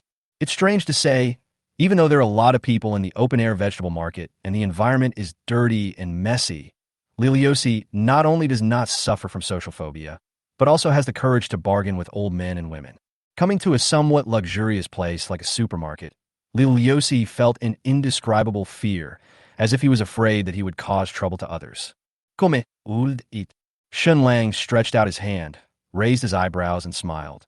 There are too many people here. In case you get lost later, I'll have to go to the studio to broadcast and look for you. No. Lil Yossi grumbled a little proudly, but still happily held Shen Lang's broad hand. Shen Lang didn't like this way of holding. It really felt like taking a child shopping. He simply adjusted the angle, interlocked his fingers with Lil Yossi, and took Lil Yossi's palm and kissed the back of her white hand. What do you want to eat tonight? Lil Yossi was extremely shy to do such an ambiguous action in a crowded place. Her face flushed red. All is fine. I'll listen to you. What this naive girl doesn't know is that it is already 2024, and society has long been accustomed to couples showing their affection in public. When you see this kind of couple showing their affection on the street, passers-by will at most just look at them with curiosity. Some people will also look at the appearance of their lovers and silently give them scores in their hearts. When passers-by accidentally saw Lil Yossi's innocent, shy, and charming appearance, they were all extremely envious. Especially her figure that makes men silent and women cry, which makes the boys passing by look at Shen Lang with envy and jealousy. Then let's go shopping first. Shen Lang didn't pay much attention and started shopping in the supermarket with Lil Yossi. It is evening now, and there are many young couples in the supermarket buying supplies. These girls are different from the humble Lil Yossi. They are bold and sticky, hugging their boyfriend's arms and acting coquettishly, not caring about other people's opinions at all. Would you like to buy some? Just when Shen Lang picked up an apple and was about to say something, he suddenly felt a soft touch on his arm. Shen Lang looked back and saw Lil Yossi holding his arm and approaching him cautiously. The thing she was so proud of was constantly merging into Shen Lang's arms. What are you doing? Shen Lang gently coaxed the shy girl. Aren't you afraid of being surrounded by people now? Lil Yossi stopped hugging Shen Lang's arm and asked shyly, Can I? Of course, you can hug me as much as you want, it's free. Shen Lang responded generously. He still hoped that Lil Yossi could act like a normal girlfriend and act coquettishly and sweet to him. If you are too distant with me, then it's not a normal boyfriend-girlfriend relationship. Li Liusi smiled happily and imitated other girlfriends, hugging Shen Lang's arms tightly as if he were a treasure. How about apples? Buy some. Shen Lang held a red apple and gestured in front of Li Liusi. Li Liusi was nervously getting used to this feeling of intimacy. He was too embarrassed to speak and just nodded heavily in a silly and cute way. Chapter 76. What do you want to eat? I'll make it for you. After filling the shopping cart, the two left the supermarket carrying large and small bags and went to the department store next door to buy clothes for Li Liusi. After wandering around for a while, Shen Lang took Li Liusi and walked into a brand store where there were few customers. The waiter had already come over to say hello and was planning to introduce the clothes in their store to the two of them. But the female boss directly sent the honest waiter away and served Shen Lang herself instead. The female boss has been running a shop in the materialistic Jianghai city for many years and has seen many big bosses who keep female college students and rich women who keep little boys. In this case, if the man is dressed elegantly and formally, while the woman is dressed very simply, then the relationship between them is definitely not normal. As it turned out, the female boss made the right bet. Shen Lang bought 7 or 8 sets of clothes for Li Liusi, spending nearly 50,000 yuan. The female boss couldn't stop smiling. While introducing the clothes to the two people, the female boss understood the real reason why this young man liked this simple girl so much. Such a pitiful little face and such an exaggerated figure. Not to mention the men. Even she, the knowledgeable proprietress, was confused. Shen Lang spent so much money on this trip today, but he didn't take it seriously at all since he still had so much savings in his card. If you are really short of money, just go on social media and check it out. And Li Liusi really doesn't like Shen Lang spending money on her. It cost me about 100,000 yuan to accompany Li Liusi on a trip today. This isn't about money-worshipping rhetoric. Such extravagant consumption has a fatal temptation to both men and women in today's materialistic society. But this money was spent on Li Liusi, which not only did not increase this girl's favorability towards Shen Lang, but she was worried throughout the whole process. There is no other way. For a simple and family-oriented girl like her, it would be better to chat with her than to just give her millions. Since Shen Lang bought so many clothes at one time, the store owner not only gave him a discount, but was also willing to ship them to him for free. After the two drove back home, Li Liusi couldn't wait to put on an apron and stared at Shen Lang intently. Shen Lang, what do you want to eat? I'll make it for you. Compared to those sets of clothes worth 70 or 80,000 yuan, this simple girl still thinks it is more interesting to help Shen Lang cook. Me? Shen Lang subconsciously opened his phone and took a look. It's already 7:40, and we have 20 minutes to go to the landlady's Western restaurant. The location of the Western restaurant that Xia Shui sent me was quite far away, and it would take about 20 minutes to get there. If Shen Lang finished eating the meal made by Li Liusi, he would definitely be late. I might. What? Li Liusi thought Shen Lang was thinking about the recipe, and continued to look at Shen Lang patiently, with a happy smile on her delicate face and her clear eyes full of anticipation. Egg fried rice. Shen Lang really didn't want to disappoint Li Liusi's kindness. There is still a lot of leftovers from yesterday. Just make me a bowl of egg fried rice. Good. Li Liusi responded with determination, took out 3 eggs from the refrigerator, and went to the kitchen to get busy. Shen Lang also quickly took out his mobile phone and sent a WeChat message to Xia Shui. I slept till dawn, Sister Xia. It's the rush hour now. The road is quite congested. I may have to come later. I have you in my life. It's okay, drive slowly, I'll wait for you. After putting away his phone, Shen Lang wanted to go to the kitchen to help. But the kitchen in this room is small, and it might be inconvenient for Shen Lang to go in. He could only tap the table with his fingers, making a bang-bang sound, and then paced back and forth in the living room anxiously. Fortunately, a bowl of egg fried rice is relatively simple, and Li Liusi is quite skilled in the kitchen. In a few minutes, Li Liusi brought a bowl of steaming egg fried rice with some green onions sprinkled on it. Shen Lang took the egg fried rice and started to wolf it down. Li Liusi was very satisfied when he saw this, but she still reminded him distressfully, be careful, it's hot. It's okay, I'm just hungry. Shen Lang asked vaguely, why don't you eat? Is that all? There's more, you eat first. Li Liusi smiled indifferently and shook her head, just looking at Shen Lang quietly. Shen Lang immediately knew what Li Liusi was thinking. He was simply worried that Shen Lang would not be full after finishing this bowl of food. So he simply waited until Shen Lang finished eating and then took the remaining food from the pot. Shen Lang's eating movements gradually slowed down.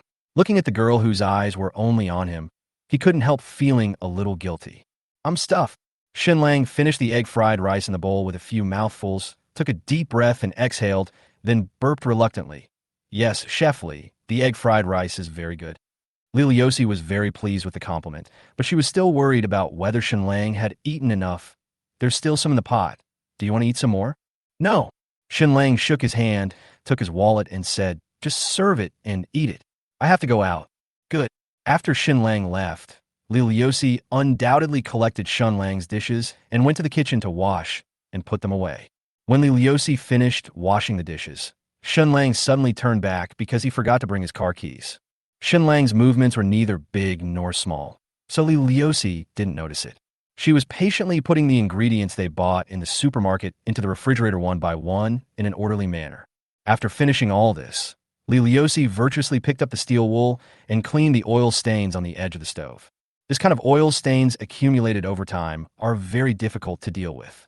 The kitchen was stuffy and hot after just cooking rice. After a few tries, Lily Yossi was sweating profusely. Some stubborn dirt could not be wiped off, so Lily Yossi bent down and picked off the dirt with his fingernails. Lily Yossi's world is very small, and she is very content with her current life. She also liked this boy who had entered her heart and wanted to help Shen Lang with all the housework like a responsible wife. Shen Lang stood at the kitchen door, quietly watching Lily Yossi, who was bending over to wipe the stove. It is impossible for a nanny like this to do the dirty work properly, but Lily Yossi did it with gusto, and her fair and smooth forehead was covered with tiny beads of sweat. Shen Lang walked slowly and quietly to Lily Yossi's back, gently hugged her slender waist from behind, and held her plump body in his arms. Why are you back? Lily Yossi was stunned at first, and then a look of obvious happiness appeared on his face. Why aren't you eating yet? Shen Lang glanced at the steaming egg-fried rice in the pot and said, for this kind of dirty and tiring work, just call a chef to handle it. No, I'm almost done. Lily Yossi shook his head and whispered, it costs money to call a master. Oh, you are such a silly girl. Shen Lang sighed helplessly and even began to regret provoking such a stubborn girl. Chapter 77. Today's young people really don't want to work hard at all. Shen Lang just quietly held Lily Yossi's tall and plump body, gently rubbing her red and hot light pink earlobe. The two of them were quietly being affectionate in the kitchen.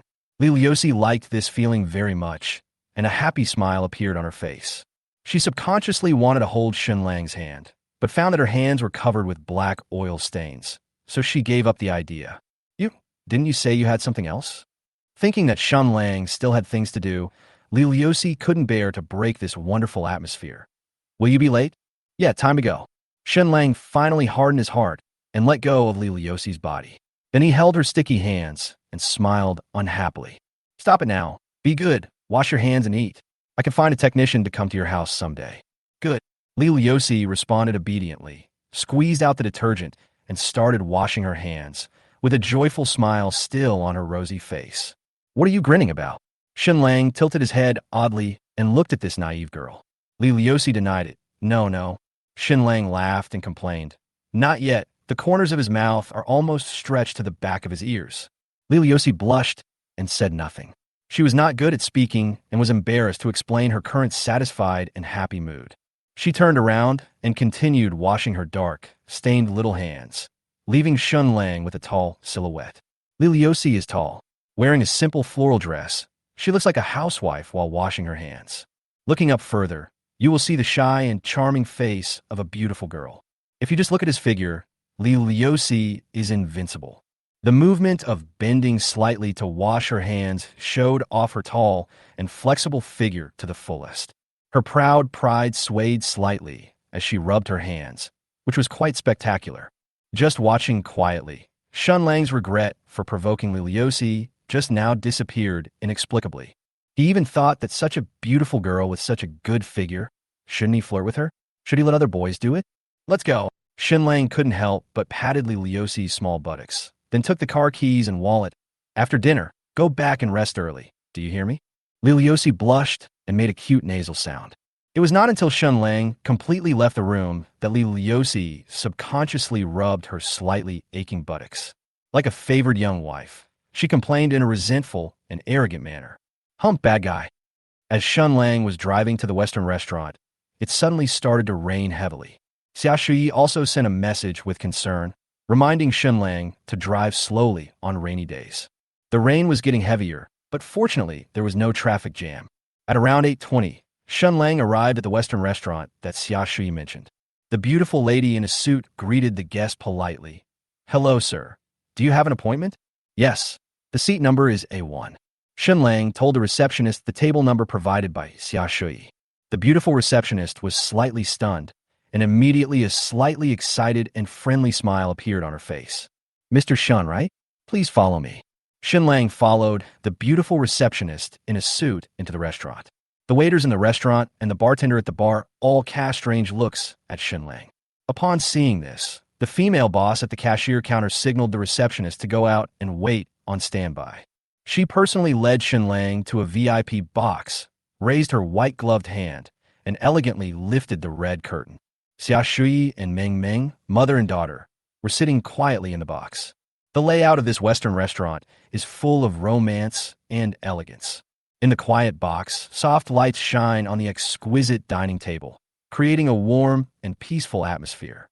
The candles flickered faintly on the candlesticks, adding a mysterious charm to the entire space. Red rose petals were scattered on the table, symbolizing love and passion. The rich aroma of coffee permeates the air, making people feel relaxed and happy. In the quiet box, Xia Shui, wearing gold-rimmed glasses, was typing away on her laptop elegantly and briskly. She was wearing a pure white, tight-fitting, round-neck, long-sleeve shirt today. Her fair collarbone was proudly exposed without any sense of sagging, which formed a sharp contrast with her slender waist that could be grasped with one hand.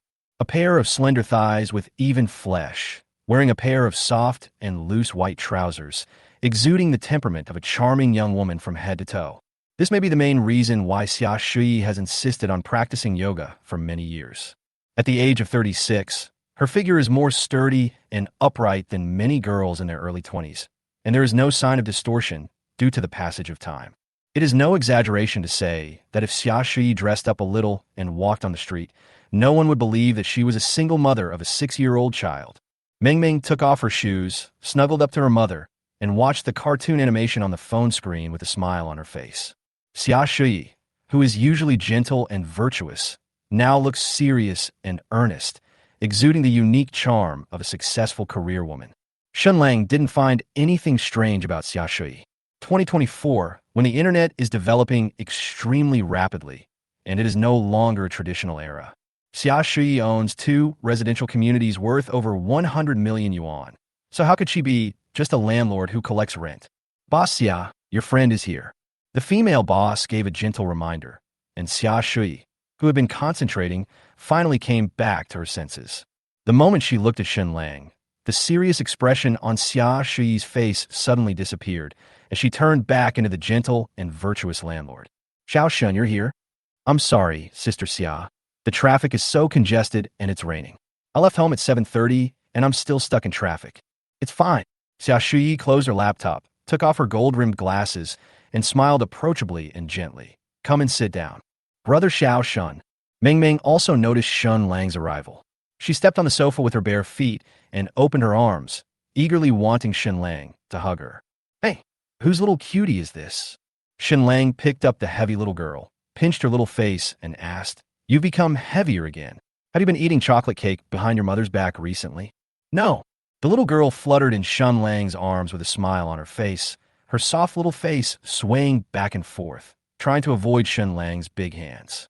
Xia Shui glanced at the two of them with satisfaction, and then she told the female boss behind the curtain, "Serve the food."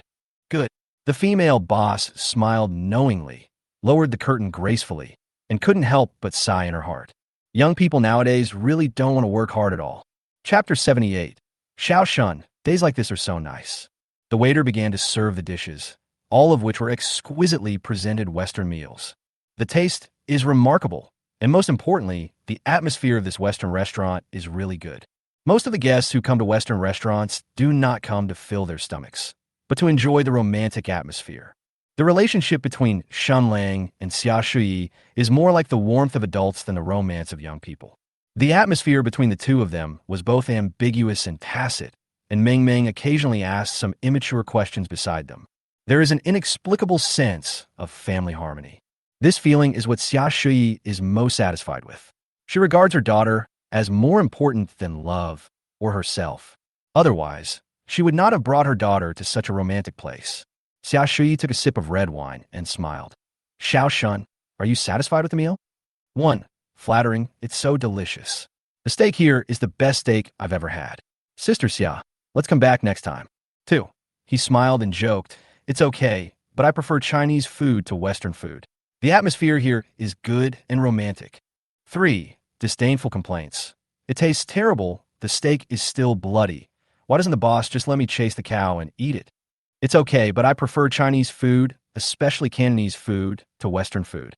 Shen Lang was cutting steak, looking at the romantic decoration all around, and said with an amused smile, but the atmosphere here is quite good, quite romantic, Sister Xia. You put a lot of effort into it. Now Shen Lang will learn the options and answers given by the system, and then add some of his own understanding based on the atmosphere and environment. The roses on the table, the soft and gentle lighting, and the romantic Western music are undoubtedly all Xia Shui's masterpieces. How can it be? Xia Shui felt as if her thoughts were seen through, and smiled awkwardly. The two of them looked at each other in an ambiguous manner, but in the end, Xia Shui was defeated and shyly shifted her gaze to the food on the table.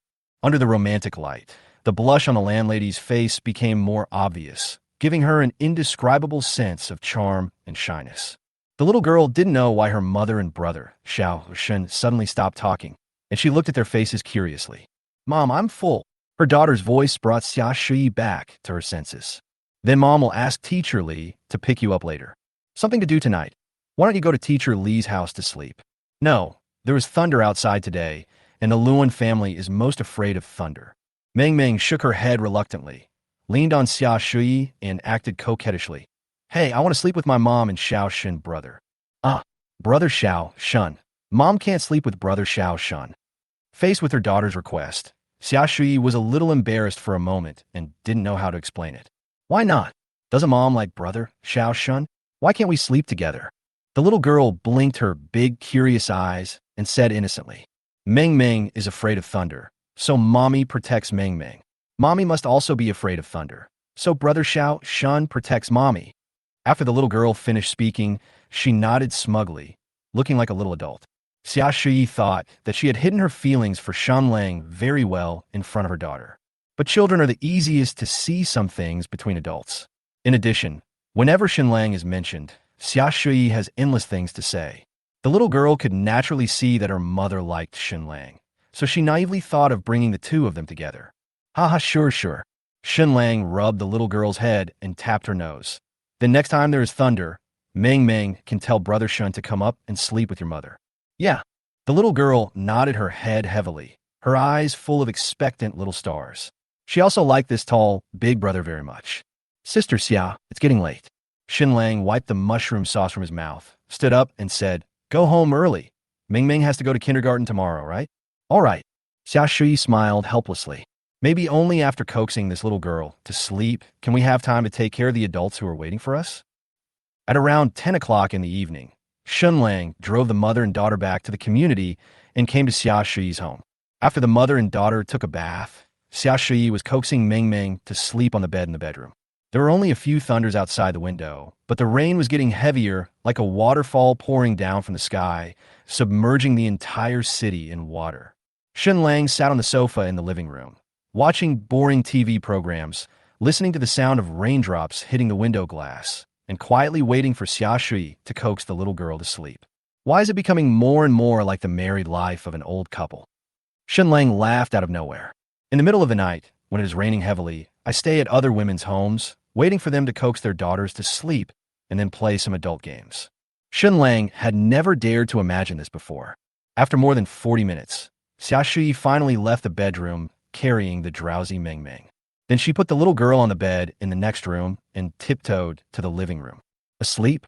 Shen Lang reached out and held Xia Shui's white, tender, and soft hand, led her to sit next to him, and put his arm around her slender waist as usual. This little girl is really energetic tonight. Xia Shui complained unhappily, then snuggled in Shen Lang's arms, quietly listening to the sound of rain outside the window. Xiao Shun, such a day is so nice. Xia Shuyi suddenly said with a satisfied smile on her face. Ming Ming is here, and you are here too. It would be great if life could go on like this forever. Shen Lang didn't say anything, just gently stroked Xia Shuyi's hair. Even though the woman in his arms was several years older than him, this action was not too awkward. Instead, it reflected his care for Xia Shuyi to a great extent. Women, no matter what age they are, like to be pampered. After snuggling quietly like this for more than 10 minutes, Shen Lang's hand around Xia Shuyi's slender waist gradually moved upwards, and he lowered his head slightly to kiss Xia Shuyi's red lips. Chapter 79. What is a scumbag? In the early morning after the rain, the warm sunlight shines through the thick clouds and gently caresses the earth. Shen Lang was awakened by the confused murmurs of the landlady in his arms.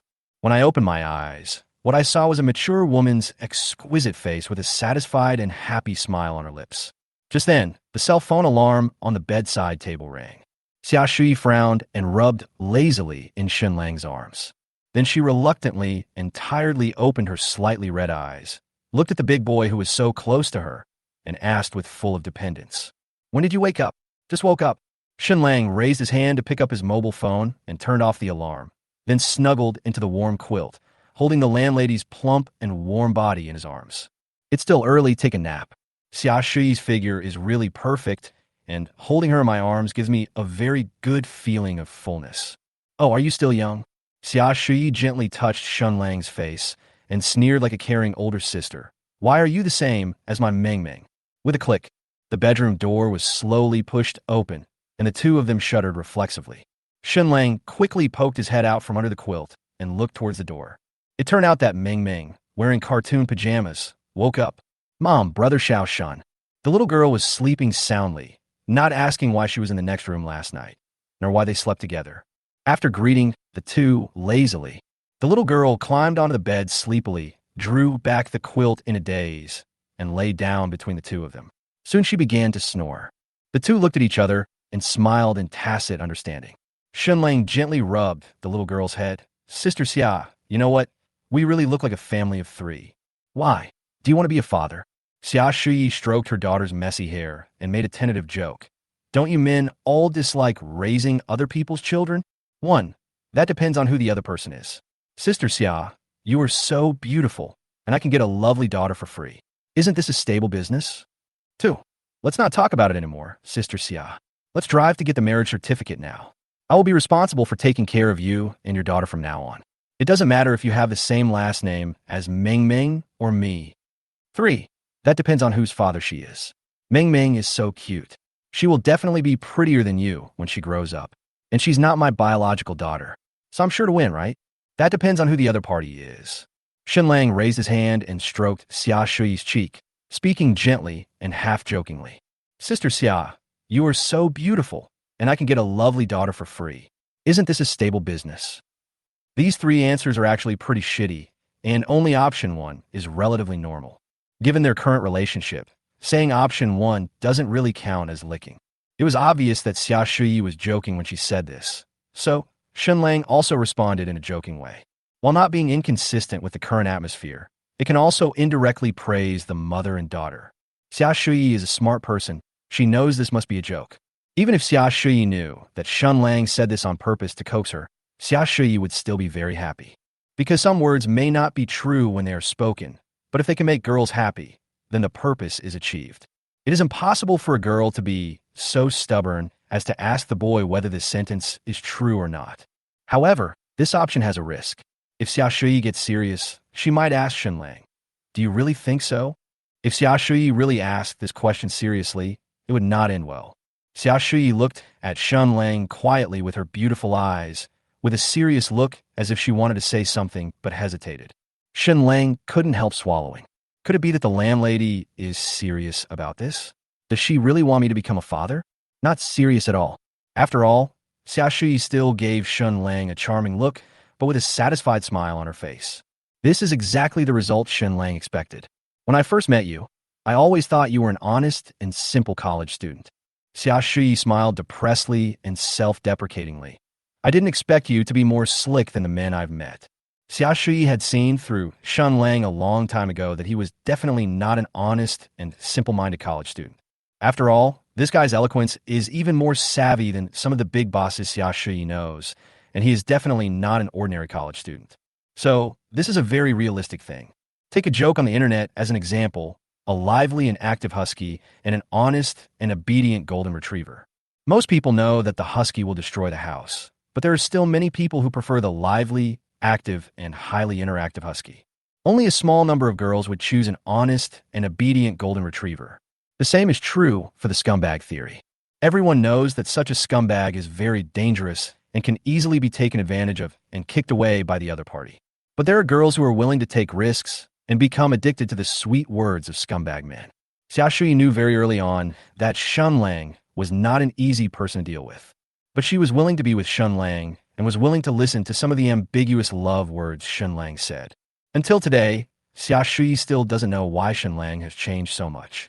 Xia Shui has been in the business world for many years and has politely rejected various eloquent big bosses and young boys with ulterior motives.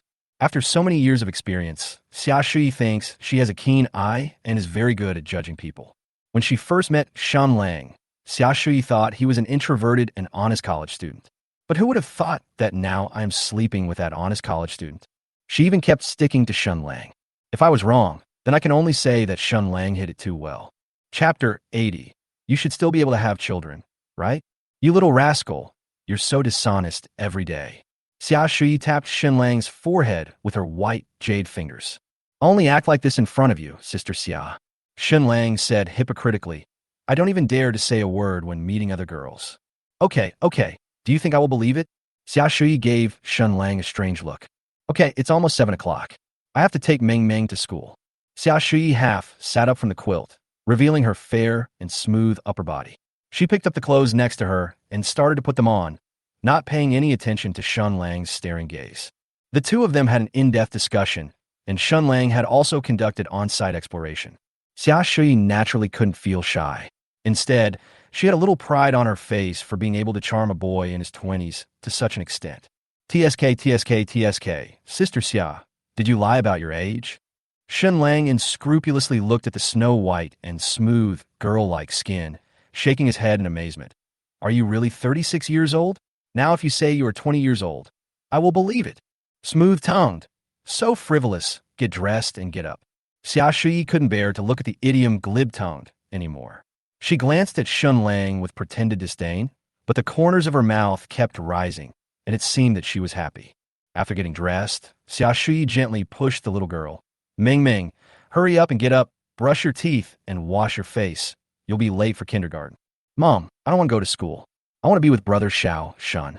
No, Brother Shen has something to do. Hurry up and get up. Don't force me to spank you. Snort.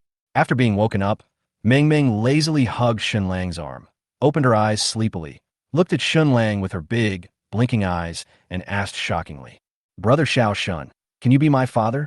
After these words were spoken, Shen Lang was stunned, and Xia Shui asked with a helpless look, Meng Meng, what are you talking about? Xiao, how old is Brother Shen? How can he be your father? After saying these insincere words, Xia Shui was still observing Shen Lang's reaction subtly. But all my classmates in kindergarten have fathers, except Meng Meng.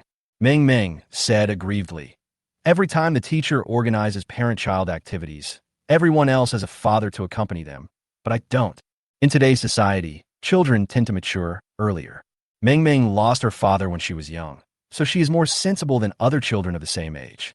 She knew that her mother had a lot of money and was worried that her mother would attract very bad uncles and brothers, so she never asked Xia Shui to find a new father for her. But ever since Shen Lang moved in, Xia Shui, who had always been unhappy, often talked to Meng Meng about Shen Lang with a smile on her face. In this kind of environment, Meng Meng can feel that her mother really likes this tall older brother. Children's thoughts are relatively simple, but they know in their hearts who around them is truly kind to them. In addition, Meng Meng also likes Shen Lang very much, so she naturally and naively hopes that Shen Lang can be her father. But what the little girl doesn't know is that this kind of thing depends on what the other party thinks. Meng Meng rode on Shen Lang's waist and introduced Xia Shui's family situation very seriously. Brother Shen, my mother has lots and lots of money, lots and lots of cars, and lots of buildings. If you become my father, all of these will be yours. Besides, all the uncles and aunts I know say that my mother is very beautiful, like a big star. You won't suffer any loss if you become my father, right, Mom? After the little girl finished speaking, she looked at Xia Shui smugly. Xia Shui smiled awkwardly, not knowing how to respond to such words, but she was still quietly observing Shen Lang's reaction. She really wanted to know how Shen Lang viewed their relationship now. 1. Let's not talk about it anymore, Sister Xia. Let's go get the marriage certificate now. You can still have children, and I like Meng Meng very much. It would be great if we could have a brother or sister soon. 2. Meng Meng, your mother is much older than me. I still prefer younger sisters. Can I continue to be your little brother, Shin? 3. Hey, Meng Meng, why did you tell me earlier that your mom has so much money? Why are you still calling me Brother Xiao, Shun? Come on, call me Daddy. Shen Lang pinched the little girl's face, did not choose any option to answer, and said nonchalantly, Of course. Really? The little girl's eyes lit up, and she asked happily, Brother Xiao Shun, are you really willing to be my dad? Of course, Brother Xiao Shun likes your mother very much. Shen Lang added with a smile. And I like Meng Meng very much, so of course I am willing to be your father. Yeah, I have a dad. The little girl fluttered in Shen Lang's arms happily, and then asked expectantly, Then, Brother Shun, can I call you Daddy now? Shen Lang nodded. Okay. Hey, that's Xiao Shun's dad. Well, just call me Dad and remove the word Xiao Shun. Then Dad. Well, you're really good. Listen to Daddy and go brush your teeth and wash your face. Mommy will take you to kindergarten later. Yeah. The little girl climbed out of bed happily, wearing her furry slippers, and ran to the bathroom. After the noisy little girl left, the bedroom suddenly became quiet and Shen Lang began to put on his clothes calmly. Xiao Xiao Shun. Xia Shui came back to her senses and invited excitedly. I'll make breakfast later. Shall the three of us eat together? Xia Shui deliberately emphasized the word three people, and the meaning was self-evident.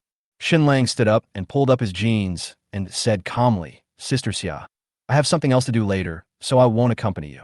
Ah, okay, it's getting late. Xia Shui forced a smile and said, If you stay, that girl will probably stick to you and not go to kindergarten again. It's okay, just go and do your own thing. Shen Lang didn't respond and just put on his clothes. Xia Shui was sitting on the bed, with no expression on her delicate face. After putting on her clothes, she did not get out of bed. She just looked at Shen Lang quietly, her red lips tightly pursed. I'm talking to Sister Xia. Shen Lang put on his clothes, looked at the depressed Xia Shui with interest, and asked, You should still be able to have children, right? Chapter 81. Shunzhu, remember to pick me up from school tomorrow at noon.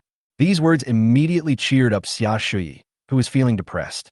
She was too embarrassed to say directly that she could still have children, so she could only hint at it in an awkward way. What do you think? I'm only 36, not an old woman, and Meng Meng and I have full body checkups every year. Well, that's fine. Shen Lang nodded with satisfaction, then came to Xia Shui and kissed her red lips heavily. After they separated, Shen Lang gently touched Xia Shui's cheek. Okay, if there's nothing else, I will go back first. Call me if you have anything. After Shen Lang left, Xia Shui, who was sitting on the bed, didn't come back to her senses for a long time. Shen Lang's confusing operation left her a little confused. Is this an agreement or a rejection? Xiao Shun. Xia Shui came back to her senses, shouted quickly, then ran out of the bedroom impatiently and asked Shen Lang, who was changing shoes at the door. Do you want to stay for dinner? Didn't I say I had something to do? Let's do it another day. If you have anything, call me, Sister Xia. After Shen Lang finished speaking, he closed the door and left. What do you mean by another day? Xia Shui muttered in confusion. Meng Meng chased out with a toothbrush and asked vaguely, Where's Xiao Shun's father? Let's go back. Xia Shui sat down on the sofa and snorted in a depressed mood. This brat only knows how to hang me. After Meng Meng finished brushing her teeth, Xia Shui braided her hair and prepared to send her daughter to kindergarten. Mom, don't we have a lot of houses? Meng Meng lay in Xia Shui's arms, shaking her little feet, and asked curiously, Now that Brother Xiao Shun has agreed to be my father, why don't you let him live with us? Xia Shui sighed helplessly, thinking, if Shen Lang was willing, he wouldn't have left in such a hurry. But this brat just asked himself if he could still have children. Why? Xia Shui was stunned at first. Then she reminded him seriously, Meng Meng, you are not allowed to call Brother Xiao Shun Dad outside in the future. Do you hear me? Why? Brother Xiao Shun just agreed to be my father. The little girl didn't understand, so she simply turned around and asked unconvincedly, Don't you like brother Xiao Shen? Xia Shuyi didn't know how to explain it. She was already in a complicated mood, so she could only stare and say the classic words of adults. Don't ask so many questions. This is a matter between adults, so you shouldn't interfere as a kid. Snort. It was the first time that the little girl was lectured by Xia Shuyi. She pouted her lips in disappointment. Her big eyes were red, and she looked like she was about to cry. Well, Mama's saying that you're not allowed to call brother Xiao Shan dad outside anymore. After all, Xia Shuyi loved her daughter. After braiding her hair, she comforted her gently.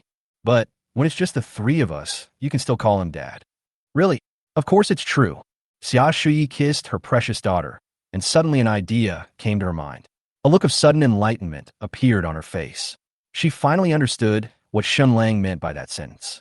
The boy simply didn't want to acknowledge his status, but was willing to live with the mother and daughter, and even planned to let Xia Shuyi give birth to a child for him. This behavior is definitely that of a scumbag, but Xia Shuyi doesn't care. She has never planned to remarry and just hopes to live a simple life with her daughter. But if the object is Shen Lang, and Ming Ming also likes him, she is still willing to wear the wedding dress again. But the reality is, Xia Shuyi is much older than Shen Lang, and she also has a 6-year-old daughter, Ming Ming. She and Shen Lang have absolutely no future. Moreover, she had already agreed with Shen Lang that she would only let Shen Lang accompany her, and she would not interfere in his life. What's more, Xia Shuyi had encouraged Shen Lang to pursue that silly girly Liusi some time ago. Naturally, she would not think that Shen Lang's behavior was wrong, because the relationship between them is absurd enough. After all, which tenant can sleep in the same bed with the landlord's wife? You little bastard, I was really blind before. Xia Shuyi cursed secretly, then asked tentatively with an expectant light in her beautiful eyes. Ming Ming, do you want your mother to give you a sister or brother to accompany you in the future? When Shen Lang returned home, it was already past 6 o'clock in the evening. Just as I was about to take a shower, Su Lishuan called me via video. As soon as Shen Lang answered the call, Su Lishuan's haggard face appeared in front of the screen, crying in a hoarse voice, Shen Lang, what's wrong? Shen Lang was startled. What happened? Su Lishuan was crying so hard that her eyes were filled with tears, and she couldn't speak clearly. Shen Lang, Lu Xian's father doesn't agree with you and Lu Xian dating. They just had a fight. Her best friend Yi Xin picked up her phone and said helplessly to the camera, her dad also said that if Lu Xian dares to take you back, he will definitely break your legs. Shen Lang, what was Annie's reaction? Su Lishuan's father Shen Lang learned from her that it was normal for her to have such a bad temper. After all, he was a daughter slave and had been imprisoned in his early years. But his father probably said this out of anger. If Shen Lang has a daughter in the future, he doesn't want her to fall in love in college. Now it depends on what Su Lishuan's mother says. If the old couple don't agree, it will be a big trouble. My mother said that she could take you back to see you tomorrow. Su Lishuan wiped her tears and took the phone, her nose twitching. But my dad will definitely not agree. Well, since Annie agreed, I'll go with you to have a look. Don't cry, your eyes are swollen. Shen Lang coaxed Su Lishuan for a long time before he finally comforted the crying Su Lishuan. But when Shen Lang was about to say something, Su Lishuan suddenly hung up the phone. When he called again, the other party was busy. Shen Lang guessed that her parents must be busy on the line. Sure enough, after waiting for a long time, Su Lishuan called again via video. In the camera, the two best friends had relieved expressions, and Yi Xin spoke first. Shen Lang, you are so lucky. You know, Lu Xian not only quarreled with Uncle because of you, but also deleted all of Uncle's contact information. Just now, his father used Auntie's WeChat account to call and apologize to Lu Xian. He said that he also agreed that you can go there tomorrow. You must never let my Xian down in the future. Su Lishuan burst into laughter, wiped the tears from the corners of his eyes, and his arrogance came back, and he said with joy and expectation, Shinju, remember to pick me up from school tomorrow at noon. Chapter 82. I'm your boyfriend. Thank me again, and I'll beat you up. On Saturday morning, Shen Lang got up early. While brushing his teeth and washing up, Shen Lang planned his schedule for the day. In the morning, I accompanied Li Liusi to Union Hospital to visit her grandmother, had lunch with the girl at noon, and then drove to Zhuhai University to pick up Su Lishuan to go back to visit her parents. We've agreed on it, and maybe we can even have dinner at Su Lishuan's house in the evening. Just as Shen Lang finished washing up, there was a knock on the door. When I opened the door, who else could it be but the silly girl next door? Are you hungry? I bought some steamed buns, soy milk, and tea eggs.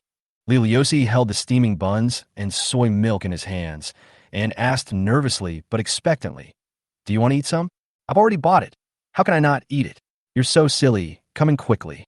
Shen Lang smiled unhappily and walked into the room holding Li Liosi's hand. Li Liosi took out the steamed buns, fried dough sticks, and soy milk and placed them on the table in an orderly manner. "It's ready to eat." Shen Lang sat next to Li Liosi with his phone in hand. "Have you eaten?" That's fine." Shen Lang didn't hesitate. He wolfed down the food while watching Douyin without looking away. "You are dressed very beautifully today." Shen Lang noticed that Li Liosi was dressed differently today and praised her from the bottom of his heart. "Today I'm going to hospital with Shen Lang to visit Grandma." Li Liosi specially wore the light blue dress she bought in the department store the day before yesterday and wore brand new and clean white shoes. After being praised by Shen Lang for her beauty, Li Liosi put on a happy smile with a hint of shyness on her face and looked away embarrassedly. This silly and shy look was like a morning breeze in the hot summer, bringing a touch of comfortable coolness to Shen Lang. The only thing Shen Lang doesn't like is Li Liosi's hairstyle.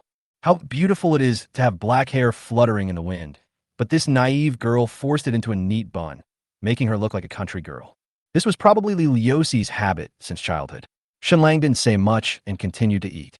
Li Liosi was watching quietly beside him. She calmly took the bag that Shen Lang had finished eating and put it away. She even bent down, picked up the tea eggshells that had fallen on the ground, and threw them into the bag, intending to take them away later. Li Liosi enjoyed this trivial matter and always had a satisfied smile on his face. "I said, why don't you stop being my girlfriend?" Shen Lang chewed on a bun and teased vaguely. "How about you be my mother? I feel like you can take care of me better than my mother." Li Liosi didn't know how to respond to this vulgar and ambiguous joke. She could only blush as she inserted the straw into the soy milk and slowly pushed it in front of Shen Lang. "Drink some soy milk, be careful not to choke." "Okay, Mom." Shen Lang bared his big white teeth and smiled. "Thank you, Mom, for the soy milk." Li Liosi's face turned even redder, and she gave Shen Lang a secret look with a cute and complaining look like a young wife. Look after Grandma." Li Liosi pinched the edge of her skirt and asked nervously but bravely, "Do you want to go to Yeshawan together this afternoon?" I heard someone say yesterday that there's a beautiful Yeshawan here." Li Liosi's voice gradually weakened. "Do you want to go and see it together in the afternoon? If you don't have time, forget it. Neither this afternoon nor tomorrow is possible. After I accompany you to see Grandma, I have to go out for a while." Shen Lang drank some soy milk, then said, "Next Sunday, if you are free next Sunday, I will give you the whole day. How about it?" Shen Lang's praise, followed by criticism, made Li Liosi disappointed at first for being rejected for her active invitation, and then she learned that she could play with Shen Lang for a day next Sunday. This excitement of regaining what you have lost is no less than the feeling of the goddess you have been pursuing for a long time finally being willing to be with you. Li Liosi nodded excitedly, and her proud figure in the dress trembled twice, which made Shen Lang bite the straw harder. This girl will never know how exaggerated her charm is. After breakfast, Shen Lang drove Li Liosi to Union Hospital and bought a lot of gifts on the way. After arriving at the hospital, under the guidance of Li Liosi, Shen Lang came to a ward and met Li Liosi's grandmother. The problem of stroke in the elderly can be serious or minor, and it mainly depends on the individual's physical fitness. The upper and lower limits are very high. The diseases caused by years of hard work have left my grandmother in poor physical condition, and she lies in a hospital bed, looking haggard. Only when she saw her granddaughter coming would a kind smile appear on the old grandmother's face. She would speak the dialect of Gansheng and chat with her granddaughter, whom she had not seen for a long time. After the two of them had finished chatting, the old lady cast a curious look at Shen Lang. Although the old lady roughly guessed the relationship between this boy and her granddaughter. However, the person involved did not say anything about this matter, so the old lady could only wait for her granddaughter to introduce her. Li Liosi glanced at Shen Lang with a slightly blushing face, lowered her head, and nodded shyly. At this time, Shen Lang should come out and speak. "Grandma, how is your recovery?" It's fine. The old lady spoke enthusiastically in slightly broken Mandarin, then asked some very homely questions and asked when the two met. Shen Lang answered all the questions fluently. He held Li Liosi's hand and sat beside the bed, comforting the old lady to take good care of her illness and promising that he would treat Li Liosi well in the future. After they finished chatting, Liliosi helped her grandmother get up and did rehabilitation exercises for her. Although the old lady's health has gradually improved after a period of rest, half of her body is still paralyzed. This situation can also be repaired with human assistance. But Liliosi had to go to school and work some time ago and had no time to come here except in the evening after school. As for hiring a caregiver, that would be another considerable expense for this unfortunate girl. After Liliosi finished the rehabilitation exercises for her grandmother, Shen Lang left the ward calmly and found the attending physician and nurse in charge of the old grandmother. Not only did he help pay off all the hospitalization and medical expenses that Liliosi owed to the hospital, I also hired a professional nurse to help the old lady with rehabilitation exercises and give some money to the nurse who is in charge of the old lady so that she can make some nutritious supplements for the old lady every day. I have to say, money is really omnipotent. After finishing all this, Shen Lang returned to the ward, said hello to the two of them, and then drove to Zhuhai University. About half an hour later, Shen Lang drove to Zhuhai University, and Liliosi suddenly sent him a WeChat message with only 5 short words. Peace for the rest of my life. Shen Lang, thank you. Sleep till dawn. I'm your boyfriend. Thank me again, and I'll beat you up. Chapter 83. Shen Lang's high school grades were not ideal. It seems that the caregivers and other things should have been arranged. There's no need to do this kind of thing yourself, and Shen Lang has no experience in taking care of the elderly. He just needs to pay someone professional to do it. If I had known Liliosi before and knew her family situation, even though Liliosi was as beautiful as a fairy, Shen Lang didn't dare to provoke this unfortunate girl. Because of this family situation, if Shen Lang fails to handle it well, it will be a tragedy for both families. So money, this thing, really is a cure for all kinds of difficult and complicated problems. After chatting with Liliosi for a few words, Su Lishuan sent a message asking where Shen Lang was. Shen Lang took a photo of the school gate and sent it over. Su Lishuan quickly sent him an emoticon of a cartoon panda making an OK gesture. There are a lot of hanging pictures. Shen Lang smiled and threw his phone on the passenger seat. Then he stretched lazily and looked at his alma mater. Shen Lang's high school grades were not ideal. Fortunately, in the last half year of senior year, Shen Lang worked hard and his college entrance examination score barely reached the admission line of Zhuhai University. Once I entered university, I had a relaxed life, weird roommates, cute junior schoolmates, and long-legged senior schoolmates. All the enthusiasm Shen Lang had in high school disappeared instantly. Later, Shen Lang became obsessed with martial arts novels. His academic performance gradually began to decline, and he started to cut off all social interactions, becoming more and more of an otaku. A pair of 1.0 eyes developed into 800-degree myopia, but his academic performance also got worse every year. It is no exaggeration to say that after so long since graduation, Shen Lang has long forgotten everything he learned in school. Because of this knowledge, Shen Lang never uses it when he stays at home. It has been so long since graduation, but Shen Lang still doesn't know what he did in college. Not only did he fail to pursue any of his senior and junior schoolmates, but he also developed a lot of bad habits as a stay-at-home guy. Fortunately, I was chosen by God and connected to his social system. Shen Lang has now caught up with the schoolgirls he had always dreamed of, and there are 2 school beauties with extremely high looks and amazing bodies. Wait, Liliosi seems to be from Zhuhai University as well. Shen Lang took the phone with a shudder, looked at the 2 friends of the opposite sex listed side by side, female elf and peace for the rest of your life, and couldn't help but take a breath. Both girls are students of Zhuhai University, and both are freshmen who just enrolled this year. Su Lishuan is from the economics department. Liliosi had asked before and found out that he majored in medicine. Although the 2 were not in the same department and did not know each other, Zhuhai University was very small. If Shen Lang came to pick up one of them to go out and play that day, and was seen by the other, the consequences would be unimaginable. Just at this moment, a beautiful figure appeared at the school gate. It was the female elf that Shen Lang had been thinking about, Su Lishuan. When Su Lishuan saw Shen Lang's car, she put on a sweet and bright smile on her face and trotted over while greeting him. Shen Lang was so scared that he quickly picked up the co-pilot's phone, then deleted all of Liliosi's chat records, and then quickly took a photo of Su Lishuan. Hey! Su Lishuan playfully opened the car door, sat down on the passenger seat, fastened his seatbelt, and asked while blinking, "You looked so anxious just now. What were you doing with your phone? It's been a while since we last met. I took a picture of you." Shen Lang smiled calmly and boldly handed the phone to Su Lishuan. See how good your photography skills are. I plan to use it as a screensaver. Hey, you took such an ugly picture of me. Su Lishuan frowned and complained, then picked up Shen Lang's phone and turned on the selfie function. He took a beautiful photo in front of the camera and set it as Shen Lang's phone screensaver. Su Lishuan's phone screensaver is not Shen Lang, but the hand-holding photo of the two taken when they first went to play under the Pearl River Tower. For Su Lishuan, these official photos of the couple are more memorable. After setting the screensaver, Su Lishuan took Shen Lang's phone and played with it curiously. Shen Lang was sweating profusely and his heart was in his throat. Li Liuxi's chat history was deleted, but the landlord's wife's chat history was still there. The chat records between Shen Lang and the landlady were even more erotic and direct, almost equivalent to flirting between a man and a woman.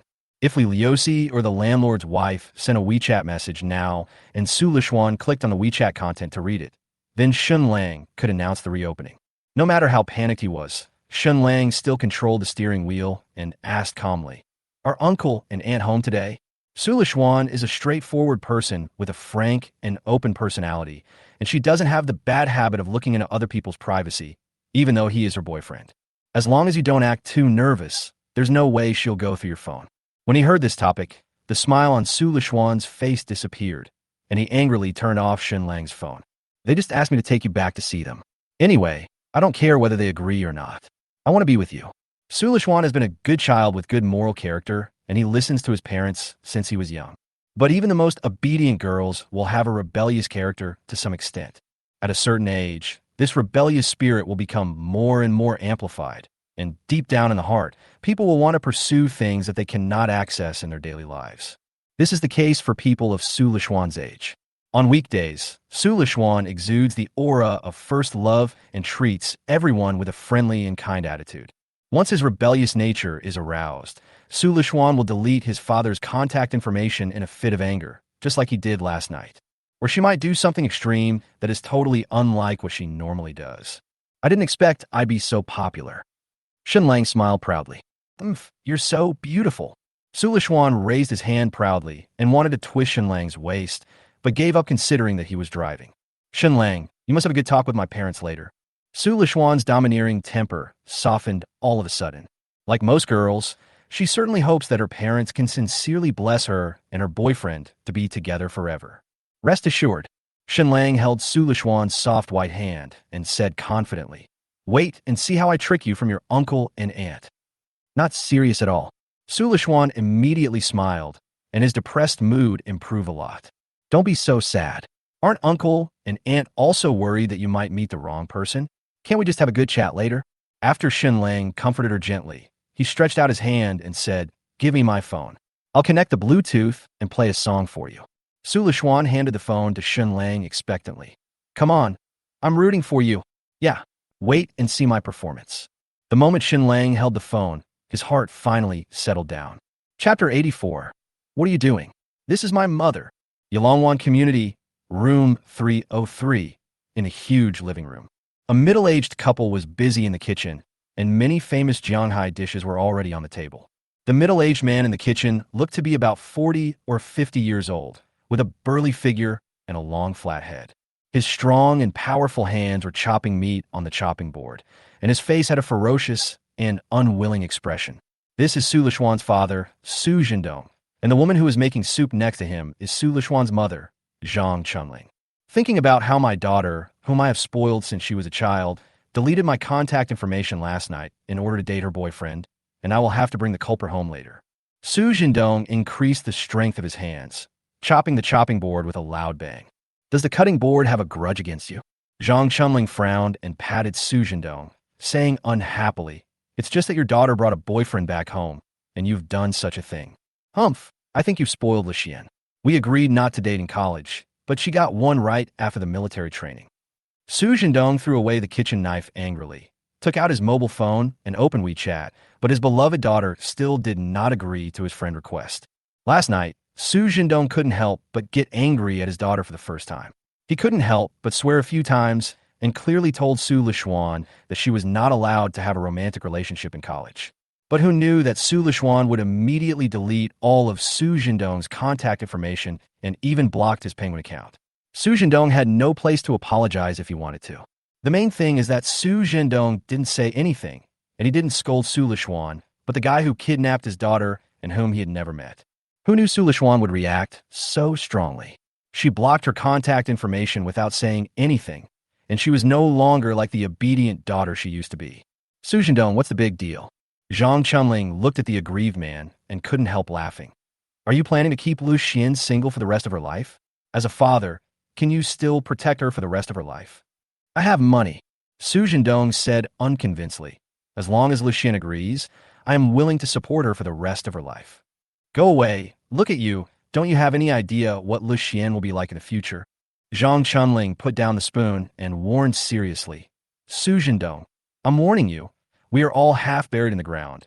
Don't make a fuss, or you will use a child to make trouble. Oh, I know. Su Jindong responded impatiently. After all, he is a big boss, so he would naturally not bully a college student, let alone the boyfriend brought back by his daughter. I said a few words to that guy yesterday, and my baby daughter deleted all her contact information. If a real fight were to take place, Su Jindong was worried that his daughter would break off the father-daughter relationship with him.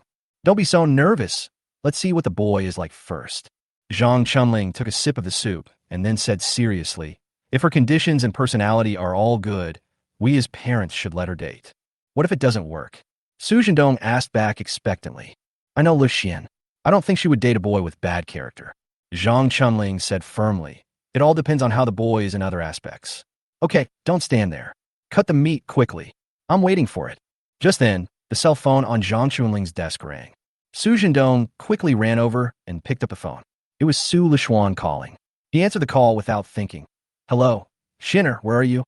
Snort. Su Lishuan snorted indignantly. It was Su Jindong who answered the phone, but she said loudly, Mom, are you here? Let's go to the gate of the community. Okay, your dad and I are almost done cooking. You guys should go upstairs. Yeah, I just parked the car. Seeing that the mother and daughter were chatting so happily, Su Lishuan's voice also sounded very happy, so Su Jindong tentatively moved closer to the phone. Hello, Lishuan. Who would have thought that as soon as Su Jindong's voice appeared, the other party hung up the phone and a series of beeps sounded. Haha, hurry up and cut the meat, old man. Zhang Chunling smiled and shook her head. After you finish cutting the meat, go and tidy up Lu Xian's room. She needs to sleep for the next 2 days. After about 10 minutes, Shen Lang, carrying bags of cigarettes, alcohol, and cosmetics, and holding Su Lishuan's hand, arrived at her parents' room. Shen Lang walked up and was about to ring the doorbell, but Su Lishuan grabbed Shen Lang. What's wrong? Shen Lang turned his head and asked. Shen Lang, I'm so nervous. Su Lishuan was shaking with nervousness. I feel even more nervous than when I went to your house. Damn it. According to convention, I should be the one who is nervous, right? I'm meeting your parents. Shen Lang couldn't help laughing, and then comforted her. It's okay. I know my limits. Okay, fine, it's up to you. Su Lishuan took a deep breath and watched Shen Lang raise his hand and press the doorbell of his parents' room. The door opened quickly, and Zhang Chunling and Su Jindong appeared at the door at the same time. Seeing her daughter at the door and the tall and handsome young man next to her, Zhang Chunling was about to say hello with a smile. Shen Lang looked at Zhang Chunling in surprise, then looked at Su Lishuan in surprise and said, Hey, Lishuan, didn't you say you were an only child? Then who is this? What are you doing? This is my mom. Su Lishuan gave a frightened reminder. She didn't know why Shen Lang, who was always smart, made such a big mistake right at the start. Oh, sorry, Annie. Shen Lang quickly apologized with a smile. I saw that you were so young and beautiful. I thought you were Lu Xian's sister. I'm really sorry. Then where? This sudden praise caught Zhang Chunling off guard, and she waved her hand, subconsciously smoothed the black hair by her ears, and said with a smile, I'm almost 50. There are young and beautiful people there. Ding. Zhang Chunling's favorability towards the host has increased by 3, currently at 3 points. Please keep up the good work. As I said, women always care about their age. As long as the compliments are below their actual age and not too excessive, women will be very happy. Is this true? I really can't tell. Auntie, you've taken such good care of yourself. Listening to the system's voice, Shen Lang said seriously, if you and Lu Xian go out shopping, everyone will think you are sisters, not mother and daughter. Oh, you kid. Zhang Chunling felt embarrassed by the praise and was so happy that she quickly made way for them and enthusiastically took out home slippers for them. Okay, it's very hot outside. Come in and enjoy the air conditioning. Looking at his mother who enthusiastically got slippers for him, Su Lishuan was suddenly confused. What is this operation? I forgot to mention it yesterday on New Year's Eve, so I'm going to make it up today. I'm not good at talking, so I don't know what to say. I'll just wish everyone good luck in the Year of the Dragon. Chapter 85. Mom, look at your husband. As soon as Shen Lang changed his shoes, he felt a strong gaze coming from behind. He turned his head and saw Su Jindong with his arms folded across his chest. His burly figure looked like a door god. He stood behind Zhang Chunling, squinting at him, being stared at so openly by the tall and strong father-in-law. It was impossible for Shen Lang to say that he was not nervous. But the more this happens, the more you cannot be cowardly. A very simple interview principle. It's your first time at your girlfriend's house and your first time meeting her parents. The girl's parents will subconsciously judge your character in all aspects based on your every move, which is what people often call the first impression. The better your girlfriend's family conditions are, the less you should be timid. You must behave in a generous and neither humble nor arrogant manner. The more cowardly you act, the more humble and introverted you are. The more wealthy the father-in-law is, the more he will look down on you. He will think that you are timid and have no future, and naturally he will not want to entrust his daughter to such a boy. This must be Uncle Su. Shen Lang strode up to Su Jindong, looked him in the face with hostile eyes, and handed him the cigarettes and alcohol he had bought. I heard from Lu Xian that you like to drink, so I went to the city center to buy the collector's edition Wuliangya. Hey kid, why did you buy such an expensive gift? Zhang Chunling quickly declined. Put it away quickly and take it back for your dad to drink. My dad quit a long time ago. Shen Lang put the cigarettes and alcohol on the table and reminded with a smile. But auntie, this wine has a high alcohol content. When our uncle drinks it, you'd better help check it by his side. Ha, okay. Zhang Chunling nodded with a smile, becoming more and more satisfied with the tall boy.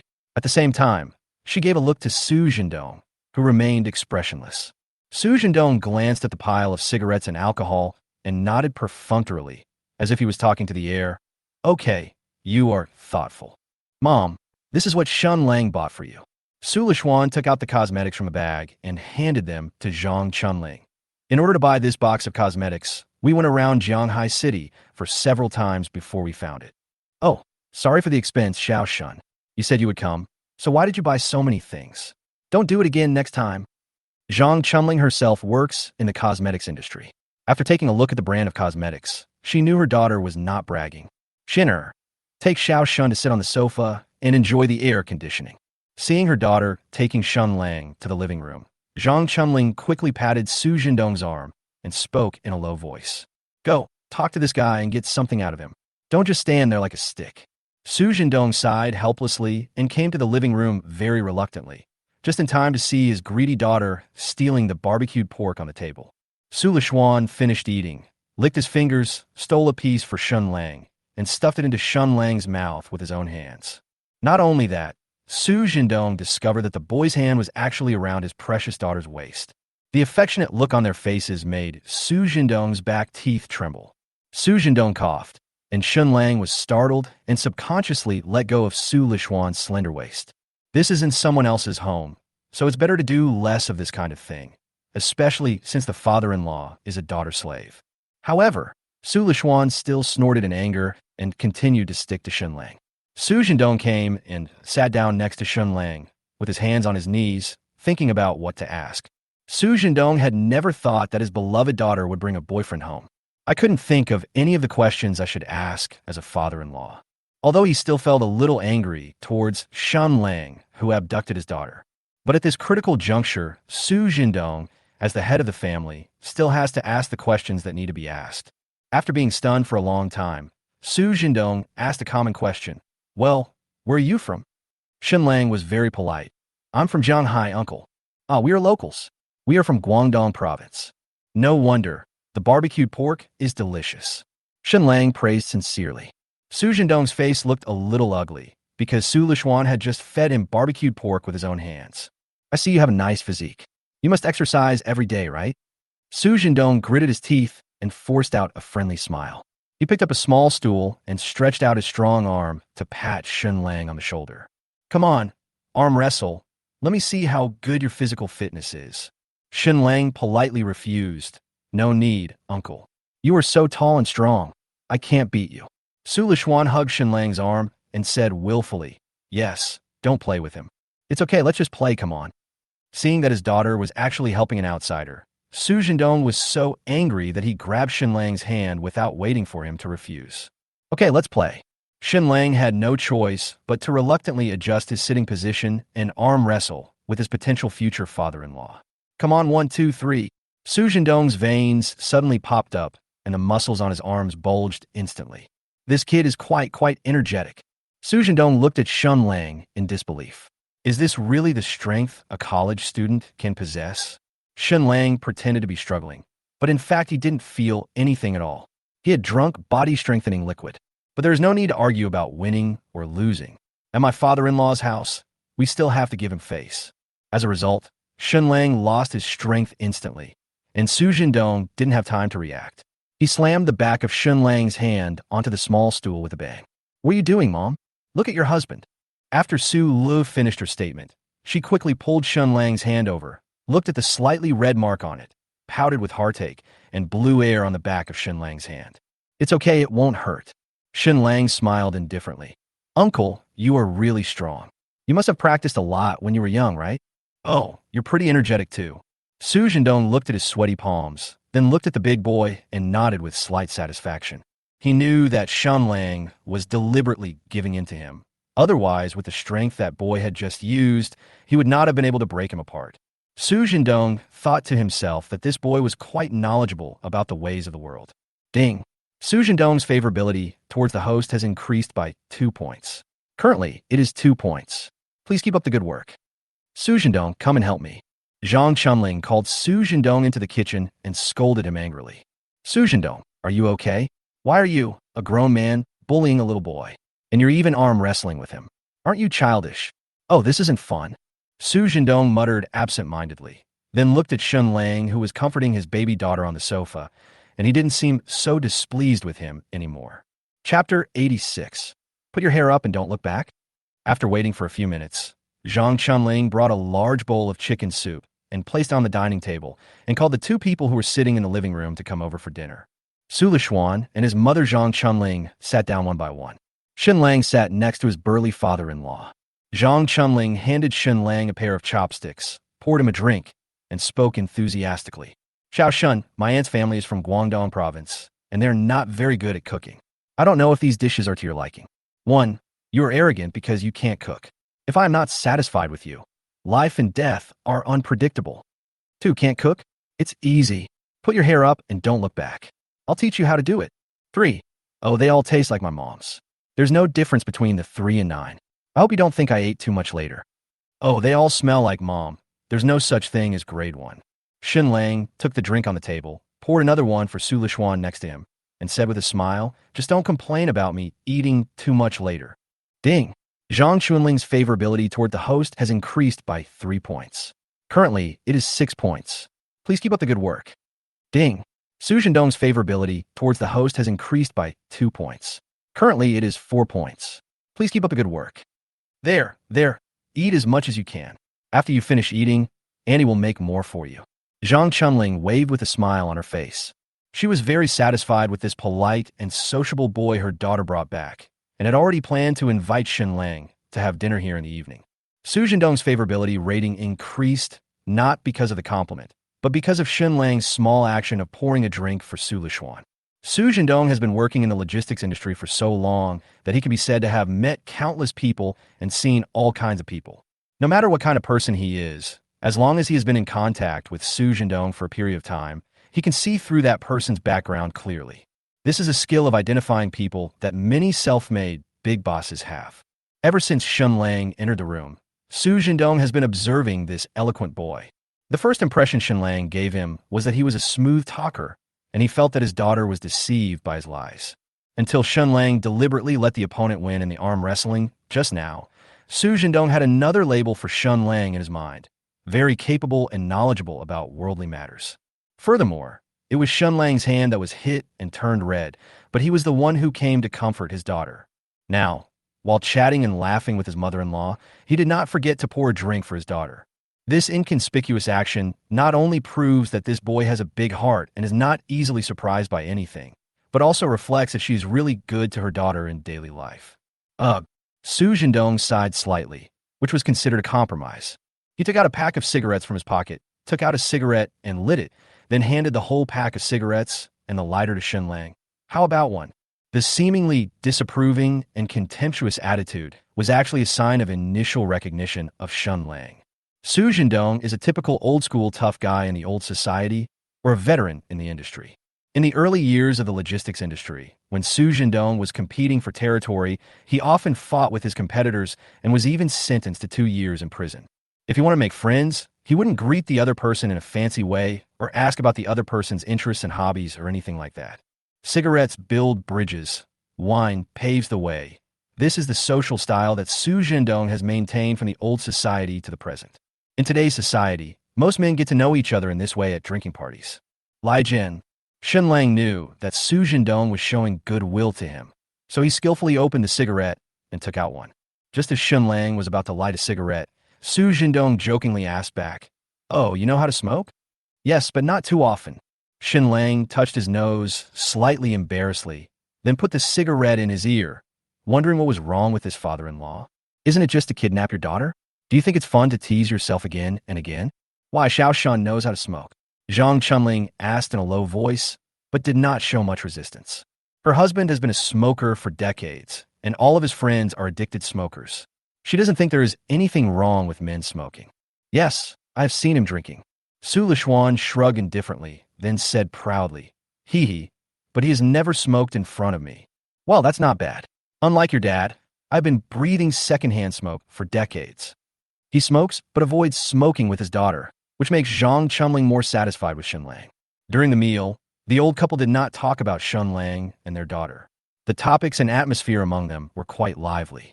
This kind of thing is more important and is usually the highlight of after-dinner conversation. After finishing their meal and cleaning up the mess, the four of them came to the sofa in the living room and sat down one by one. This moment is the most critical time for the boyfriend to meet his girlfriend's parents. "Xiao Shun, how old are you this year?" "What do you do?" Zhang Chunling brought a bowl of grapes and sat down next to Shen Lang, asking with a hint of seriousness in her cordiality, "How did you get to know our Lu Xian?" Su Jindong was drinking warm tea nearby, watching the two people's conversation attentively. "I'm 24 years old this year. I'm not afraid of being laughed at by Annie. I didn't find a decent job after graduation. Now I'm a web writer." Shen Lang told the truth. "I met Lu Xian when she just started school. At that time, she and I..." Puff. Before Shen Lang could finish his words, Su Jindong spat out a mouthful of hot tea. After wiping the corners of his mouth in embarrassment, Su Jindong asked unwillingly, "Wait, you knew my daughter when she just went to college?" Shen Lang scratched his head, pretending to be shy. Is it so?" Su Jindong was about to say something when Zhang Chunling glared back at him. "So you two have known each other for so long." Zhang Chunling's expression turned from cloudy to sunny. "So what are these online writers you're talking about?" Shen Lang said, truthfully, "I just write novels on the internet." "Wow, you're actually a great writer." Zhang Chunling had a surprised expression, and then asked a classic question. "How much can you make in a month?" There are many people reading novels nowadays, but very few people understand the salary of online writers. Once you meet online writers in real life, the questions they will definitely ask are, how much do you earn a month? Do you have social insurance and housing fund? Have you published any works?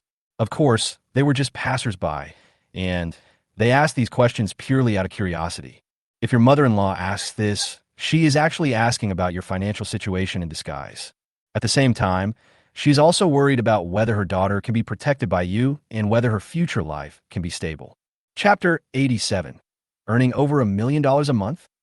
Both Zhang Chunling and Su Jindong have considerable assets. Although Su Jindong's logistics company is not large in scale, with only a dozen employees under him, it can only be regarded as a small company and is completely incomparable to the current giant express delivery companies in the country. But in this era of extremely developed internet, Su Jindong's logistics company can make a net profit of more than 800,000 yuan a year. During the peak season, it is not a problem to exceed 1 million yuan in annual profit. Today's society is very realistic. It is not enough to just talk. Only when you earn enough can you gain recognition from others. There are only a few words in your pocket. No matter how much you talk, no one would be willing to entrust their daughter to a college graduate. Therefore, although the two have a lot of assets, they would never want their only daughter, whom they have raised since childhood, to find a boyfriend who is penniless. When I first met Xian this year, I wrote a novel and it was doing pretty well. Shen Lang confessed truthfully, I made more than 1 million last month, and I can withdraw the money in a few days. You can make promises to anyone, including your own parents. The only thing you must never promise when talking to your girlfriend's parents is that you must always be realistic. They're all elders over 50 years old who have seen more than you have walked and will definitely not believe in your bullshit plans and future.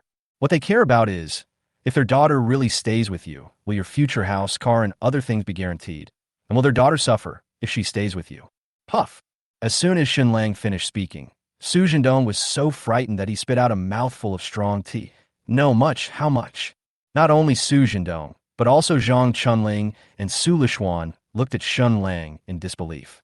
There are so many people in today's society who cannot earn more than 1 million in many years. But Shen Lang actually earns more than 1 million in a month, and he talks about it so lightly. Su Lishuan was a little skeptical whether it was true. She quietly tugged at Shen Lang's sleeve and whispered, "Don't exaggerate so much." Xiao Shun, it's not that Andy doesn't believe you. Zhang Chunling smiled nervously. It's just that you say this without any evidence. I don't understand what you young people do. Do you have any salary slips or something like that? Can I see it for Andy? Yes, Auntie. Shen Lang took out his mobile phone and, under the gazes of the three people, opened the background of the writer app, where a series of Arabic numerals lay quietly. 1,685,200.23 yuan. Only 3 days left to withdraw. Ding! Zhang Chunling's favorability towards the host has increased by 10 points. Currently, it is 16 points. Please keep up the good work. Ding! Su Zhendong's favorability towards the host has increased by 5 points. Currently, it is 9 points. Please keep up good work. Just by showing off his wealth, his father-in-law and mother-in-law's favorability increased so much. Shen Lang couldn't help but sigh that money is really omnipotent. Yes, the visual impact of this string of Arabic numerals is too explosive. Zhang Chunling couldn't help but gasp and looked at Su Zhendong in shock and excitement, not knowing what to say for a while. Is it really that profitable to write novels nowadays? Can earn more than 1 million in a month? Su Zhendong was also very excited, but just to be on the safe side, he still asked, "Do you know those banned novels you wrote? Pornographic ones?" "No, uncle. I write martial arts novels." Shen Lang explained. The review of this website is very strict. You can't even describe anything below the neck. How can you write that kind of novel? Oh, the martial arts novel you wrote.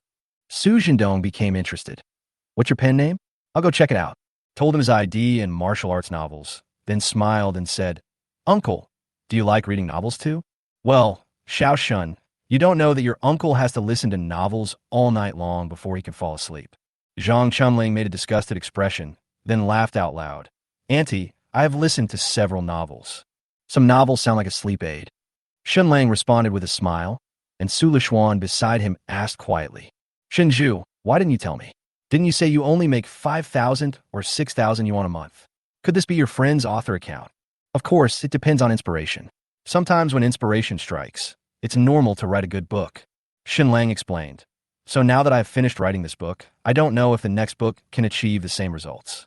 "Hey, Xiao Shun, your next book will definitely be better." Zhang Chunling interjected with a smile, then looked at Su Zhendong. The old couple is trying to determine the authenticity of this matter. After all, earning 1 million a month is really too exaggerated. Shen Lang is only 24 years old. Su Zhendong pursed his lips and nodded seriously. Su Zhendong doesn't have many hobbies. Apart from smoking and drinking, he likes to listen to novels to relieve his boredom. He searched the name of Shen Lang's martial arts novel on the website and found that this martial arts novel almost dominated all the rankings of the entire website, and the comment section was also full of praise. Su Zhendong has a circle of book lovers, and he has seen screenshots of some great authors earning more than 1 million yuan in royalties a month. But when it really comes to real life, and his boyfriend is your daughter and possibly your future son-in-law, who earns more than 1 million yuan a month, this feeling is too abrupt. "I'll go see you when I have time to see how your writing is." Su Zhendong forcibly changed this somewhat impolite name. "Well, I hope Uncle can give me some advice after reading it." Shen Lang nodded zinsaili. The old couple looked at each other and couldn't help but smile. This kid was really good at speaking. I earn more than 1 million a month, and I still ask an uncle who doesn't write novels for advice. This is too much of a favor. After they chatted for a while, Su Jindong smiled and invited them. Stay for dinner tonight, and let's drink the wine you brought. Okay, I'll follow uncle's instructions. Shen Lang nodded happily. When a man goes to meet his girlfriend's parents for the first time, if they only have lunch and ask you to stay for dinner, it means they are willing to entrust their daughter to you. If after the meal, the other party's parents don't say anything, that means the man has not yet met the requirements of the girl's parents. Shen Lang not only understands the ways of the world, he is young and rich, and he speaks very tactfully. The most important thing is that he is very kind to his daughter and basically can't see any flaws in her. Su Jindong felt that he no longer had any excuse to make things difficult for Shen Lang. He felt that the only risk was that this boy was so smooth-talking and looked so straight, and he didn't know how many girls would like this style. He was worried that Shen Lang was attracting many women outside. Would he become a playboy with a lot of love at home and colorful flags fluttering outside? Chapter 88. Sit with your mom, Xiao Shun, and I will have a drink. The few of them chatted more and more happily around a coffee table, and Su Jindong, who had originally been dismissive, also became talkative. From time to time, he would tell Shen Lang in a flamboyant manner about his hard-working days in Guangdong province. When he got excited, Su Jindong slapped his thigh with blood boiling, revealing the scars and various wounds on his body. When men reach a certain age, they like to tell the younger generation stories about their past struggles. Su Jindong not only tells the story of how he got married and started a family, but also tells the story of the peculiar life he lived in prison for 2 years. Su Jindong usually doesn't tell outsiders about such difficult things. The purpose of his saying this was to acknowledge Shen Lang's performance. Look at your dad. In the kitchen, Zhang Chunling and Su Lishuan had already started preparing dinner. You don't know how stinky his face was before you came this morning.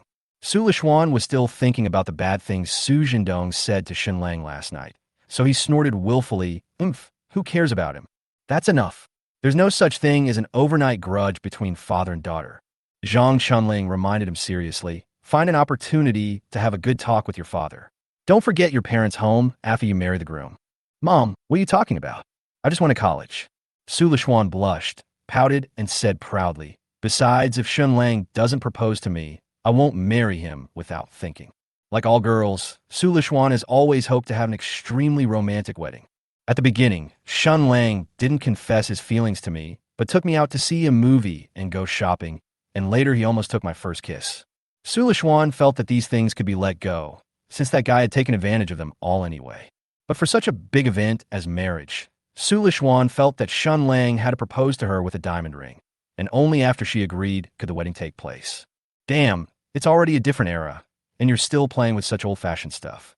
Zhang Chunling said with disdain. Your father and I still don't know what a marriage certificate looks like, but we still have you and live a happy life, right? Oh, how can your era be compared with today? Su Lishuan refused to accept the proposal and retorted. Anyway, I must make Shen Lang propose to me, and I can only get married after I agree. It's up to you. I like this kid very much anyway. Zhang Chunling stated with satisfaction. Shen Lang is handsome, can make money, and most importantly, is very good at talking. Even your father, that old antique, is now coaxed like a child by him. Mom knows your temper. You are willful, unreasonable, and sometimes you like to get stuck in a rut. Zhang Chunling advised earnestly. If you quarrel in the future, you must not mess around, and you must communicate and discuss with him properly. I still hope that Shen Lang will be my son-in-law. This has not even started yet. Su Lishuan snorted shyly and looked at the two people in the living room. One is her beloved boyfriend, and the other is her father. The two of them are like brothers, chatting vividly about some topics related to martial arts novels. I hope so. As Su Lishuan thought about it, a sweet smile of anticipation appeared on her delicate face. It's time to eat, two heroes. Zhang Chunling set the table and called out to the two people sitting on the sofa with a smile. Shen Lang and Su Jindong walked towards the dining table, talking and laughing. What shocked Zhang Chunling and Su Lishuan was that Su Jindong still had one hand on Shen Lang's shoulder. Rather than saying they're a father-in-law and son-in-law, it would be more accurate to say they're a pair of buddies who are as close as brothers. Wait, kid, I'll show you the fine wine I've stored for years. I guarantee that you'll drink until your tongue becomes numb. Su Jindong patted Shen Lang's shoulder expectantly, then turned and went to the storage room to get some wine. What kind of drug did you give my dad? As soon as Su Zhendong left, Su Lishuan couldn't wait to ask, why does he seem like a different person? Look at what you said. Isn't it just chatting with uncle? Shen Lang smiled disapprovingly. If the system still can't deal with my father-in-law, then just restart it. Xiao Shun, look at this wine. I guess your father has never tasted it. It's a specialty from 2000 and it's not available on the market anymore. Su Zhendong said excitedly, then frowned, patted Su Lishuan on the shoulder, and said, Go, sit with your mother. Xiao Shun and I will have a drink. Su Lishuan. This meal was basically spent by Su Zhendong and Shen Lang drinking and socializing. After Su Lishuan and Zhang Chunling finished their meal, they watched from the side with both helplessness and relief. Su Zhendong can drink a lot. He really wanted to drink with Shen Lang to cheer him up, and he also wanted to get Shen Lang drunk so that he would tell him the truth. Shen Lang also thought that he and his father-in-law would have to get drunk tonight. Who would have thought that after drinking the body-strengthening liquid, Shen Lang's alcohol tolerance became surprisingly good? In the past, he would definitely pass out after 2 glasses of white wine, but now, after drinking 7 or 8 glasses in a row, Shen Lang did not feel drunk at all. Su Zhendong, on the other hand, was drunk and his face was red. He hugged Shen Lang's shoulders like a pile of mud and talked nonsense. Xiao Shun, you don't know. I only have this one girl. As a father, I'm not forbidding her to date. I'm just afraid that she'll meet a bad man. Did you drink it or not? Why do you keep saying your cup is empty? Don't play dirty tricks on me. Come on, finish this cup and I'll take you to sing karaoke. Xiao Shun, it's not good to always call me uncle. You call me dad for me to hear. Hey, for calling you dad, Chunling, give me my wallet. After several hours of commotion, Su Zhendong finally became drunk and passed out and was carried to the bedroom by Zhang Chunling. Shen Lang unbuttoned his shirt and took a deep breath. Your dad can really drink. Why do I feel like you're the one who drinks the most? Su Lishuan said with a smile. You don't know, my dad has never drunk like this before. You are really amazing. Haha, you're young, just drink whatever you want. Shen Lang exhaled heavily and looked at the time. It was already past 8 o'clock. Zhang Chunling just came out of the bedroom. So, Shen Lang said, Auntie, thank you for your hospitality today. It's getting late, so I'll go back first and visit you another day. Hey, Xiao Shun, how can you drive after drinking so much? Zhang Chunling quickly grabbed Shen Lang, fearing that he would go downstairs and drive the car. It's not like we don't have any rooms at home. I'll go tidy up the empty room. You can sleep here tonight. That's not good. This is my first time here. Shen Lang scratched his head embarrassedly. What's wrong with that? Zhang Chunling smiled indifferently and said, Hurry up and listen. I'll find you a set of uncle's pajamas. Go take a shower first and sleep here tonight. Sorry to bother you then. Shen Lang smiled shyly, then turned his head and looked expectantly at Su Lishuan, whose face was slightly blushing. Chapter 89. Why do you always think about this kind of thing? After taking a shower, Shen Lang put on his father-in-law's loose pajamas and went to lie down in the room that his mother-in-law had tidied.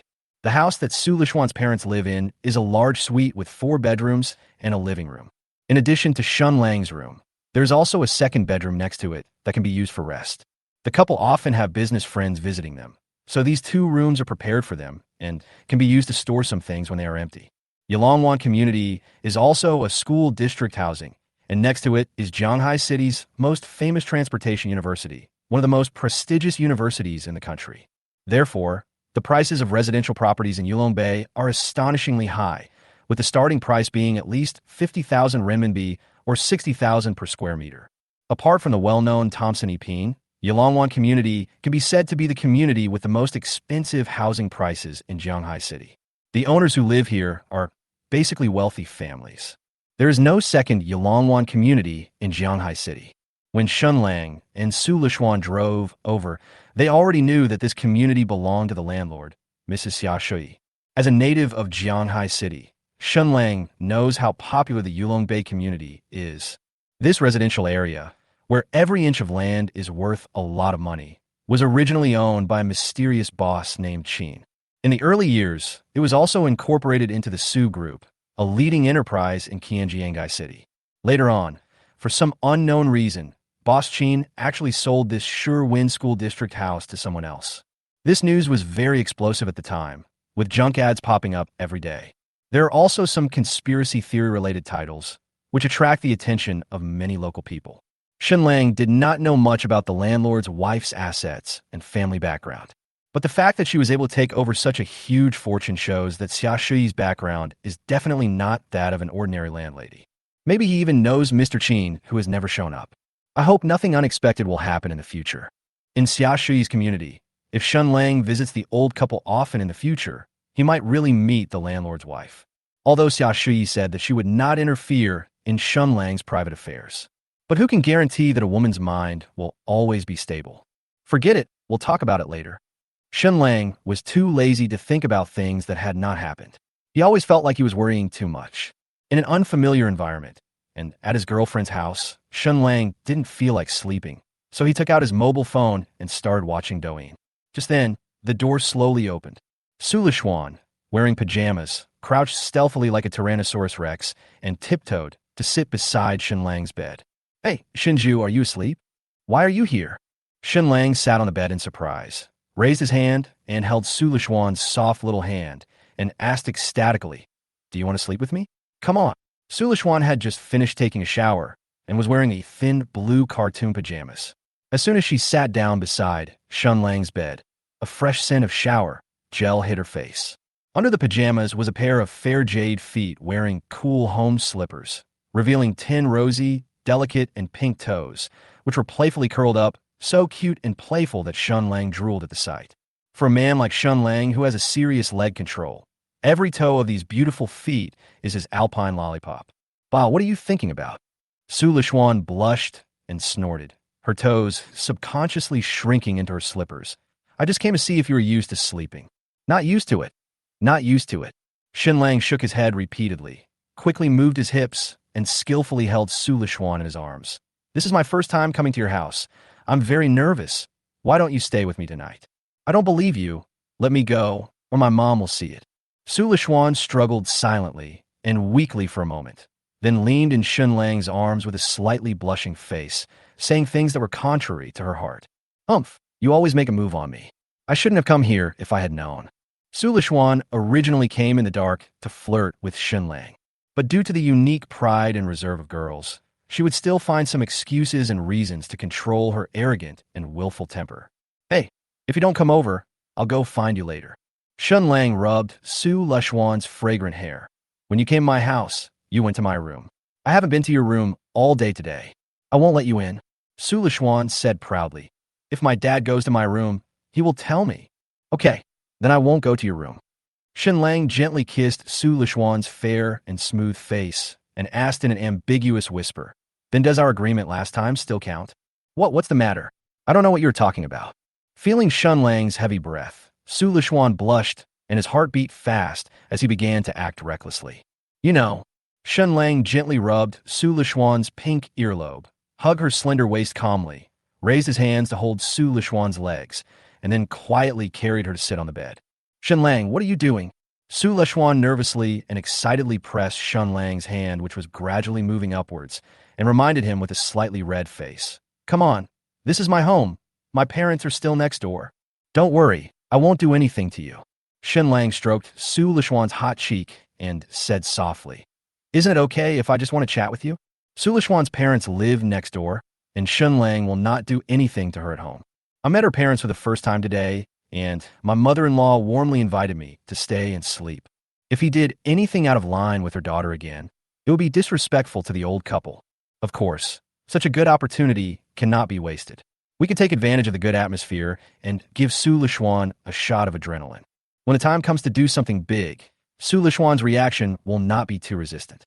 Then just chat, know that. Su Lishuan was too embarrassed to continue speaking. Hey, let's chat then. Shen Lang took the lead in opening the topic. How did I perform today? Was it okay? Yeah, here's a thumbs up for you.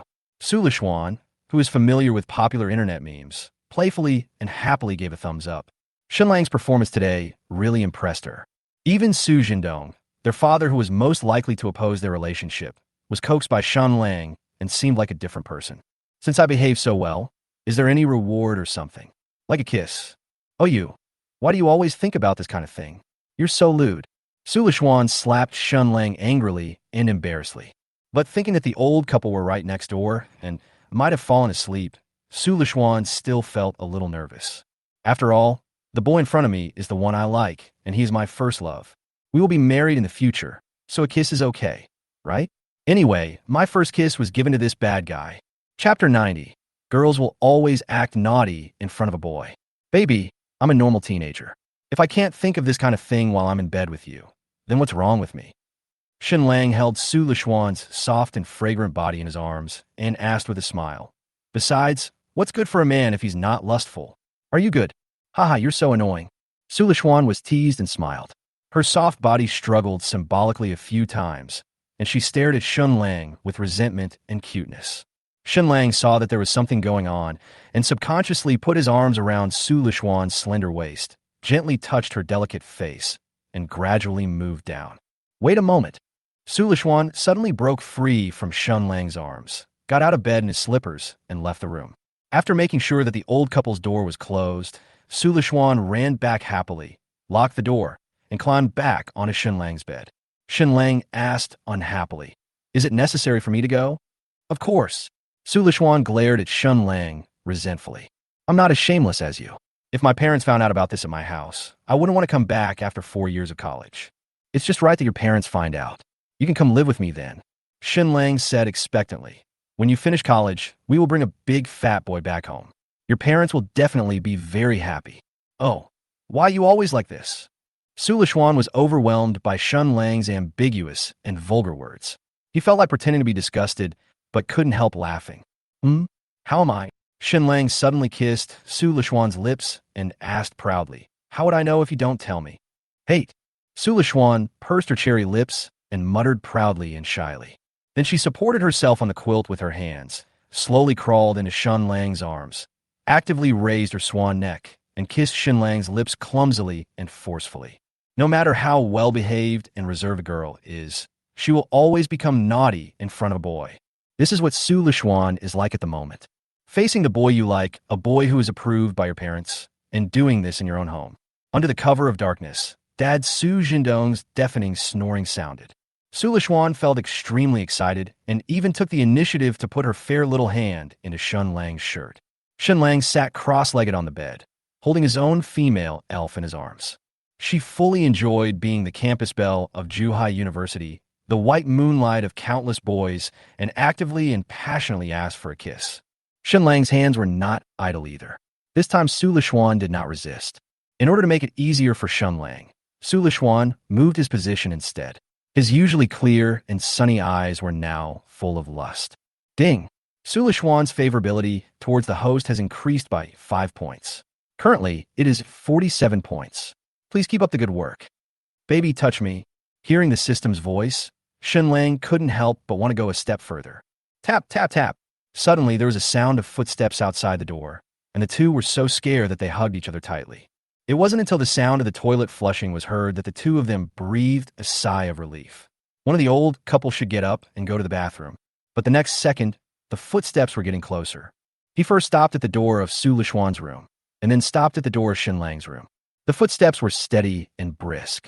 They should be Zhang Chunling, not the drunk Su Jindong. Zhang Chunling probably saw that there was no one in Su Lishuan's room, so she guessed that her daughter ran to Shen Lang's room late at night. Zhang Chunling didn't know that Shen Lang's door was locked by Su Lishuan, but she didn't dare to turn the doorknob. She was worried that if she saw something bad when she walked in, it would be so embarrassing. "Le Xian, it's getting late. Go to bed early and don't disturb Xiao Shun's rest." After Zhang Chunling said this in a helpless tone, the sound of a door closing was heard. These words seemed to be a reminder to Su Lishuan, but they were actually spoken to two people. The old couple are both experienced people. How could they not know about what happened to the two young people? Zhang Chunling didn't want her daughter to fall into the clutches of the devil so soon, so she said these suggestive words, right? "Ahem, Auntie, you're still checking on me so late at night." Shen Lang smiled awkwardly and pulled up his pajamas. Su Lishuan gradually calmed down, and when he took a sudden glance, his face turned red with embarrassment. She couldn't believe herself that she actually wanted to touch it just now. "I'm going back first. You should go to bed early." Since the mother-in-law has issued an imperial decree, Shen Lang has no choice. I could only watch Su Lishuan get out of bed and leave the room in his slippers. His brain was already boiling with blood, and after seeing that kind of thing just now, Su Lishuan returned to his room and lay on the bed, tossing and turning and unable to fall asleep at all. She held her violently beating heart for a long time to calm herself down. Then she took out her cell phone and sent a message to Shen Lang. Shun Zhu, are you asleep? I slept till dawn. No, baby, I can't sleep at all. How about we go out now? Female elf. No, my mother will definitely come to call us for breakfast in the morning. If she sees that we are not at home, she will know what we're doing with her toes. Sleep till dawn. Panda sighing emoji. Female elf. Shen Lang. Do you really like me? Will you treat me well in the future? Shen Lang was stunned at first. Then he replied decisively. Of course, I will definitely treat you well in the future. Just now the two of them almost played with swords and guns, and tomorrow is Sunday. Su Lishuan asked this. He must be doing the final step of confirmation. Sure enough, it was just as Shen Lang expected. Female elf. Tomorrow. Let's go out and play tomorrow. It's Sunday after all. Sleep till dawn. Okay. Love you, baby. Female elf. But, Shen Lang, I want to ask you a question. Can you tell me the truth? Shit. Isn't that something's wrong? Seeing this, Shen Lang became inexplicably nervous, but he still typed a reply. Sure, go ahead and ask. How big is your? Su Lishuan really wanted to know Shen Lang's true situation. But this question is too embarrassing for a girl or a girlfriend to ask. Su Lishuan still resisted the urge to delete the text. After thinking it over again and again, he replied with a blushing face and a beating heart. Forget it, I'll ask you tomorrow. Go to bed and get up for breakfast tomorrow morning. Sleep till dawn. Okay, good night, baby. What does she want to ask? Shen Lang lay on his side on the bed, muttering in confusion. Logically speaking, if the affair between him and the Liusi or the landlord's wife was exposed, Su Lishuan would not have fought with him just now. Could it be, combining what has just happened, there's also this text? Only then did Shen Lang guess what Su Lishuan wanted to ask him. Chapter 91. It's all your fault last night. I couldn't sleep for a long time. Last night, the two of them were so passionate that they almost caught fire at Su Lishuan's house. Su Lishuan's mind kept echoing Shen Lang's words. Baby, touch it. With his brain so excited, Su Lishuan couldn't fall asleep at all, and he barely fell asleep until after 5 in the morning. When Su Lishuan woke up, it was already around 11 o'clock in the morning, and it was Zhang Chunling who called him several times before he woke up. Su Lishuan came into the living room wearing loose blue pajamas. Shen Lang was chatting with Su Jindong about some inexplicable martial arts topics. I'm so sleepy, Shunju. Su Lishuan hummed lazily, looking silly, and threw himself on Shen Lang with sleepy eyes, rubbing against him and blaming him in a daze. It's all your fault last night. I couldn't sleep for a long time. Shen Lang was afraid that his father-in-law would think of something, so he quickly added, I told you not to watch TV series last night, but you insisted on watching it. Are you sleepy now?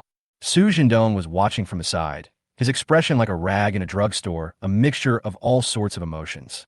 In the past, when my baby daughter woke up in the morning, she would throw herself on me and act coquettishly. Now he could only watch her throw herself into the arms of other men, and he was helpless. This is probably something that all fathers both want and don't want to see. It's true that girls can't be kept when they grow up. Su Jindong couldn't help but sigh in his heart and took a deep puff of a cigarette. Okay, you're already grown up, but you used to cling to your dad, and now you cling to Xiaoshan. Zhang Chunling was relieved and wanted to laugh. Go brush your teeth and wash your face.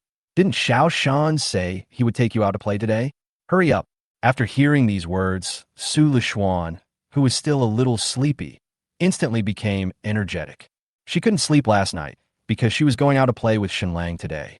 When Zhang Chunling mentioned this, what happened last night, and the promise made to Shen Lang immediately echoed in Su Lishuan's mind. If I had known, I would not have agreed to this bad guy last night. Su Lishuan glanced at Shen Lang with a slightly blushing face.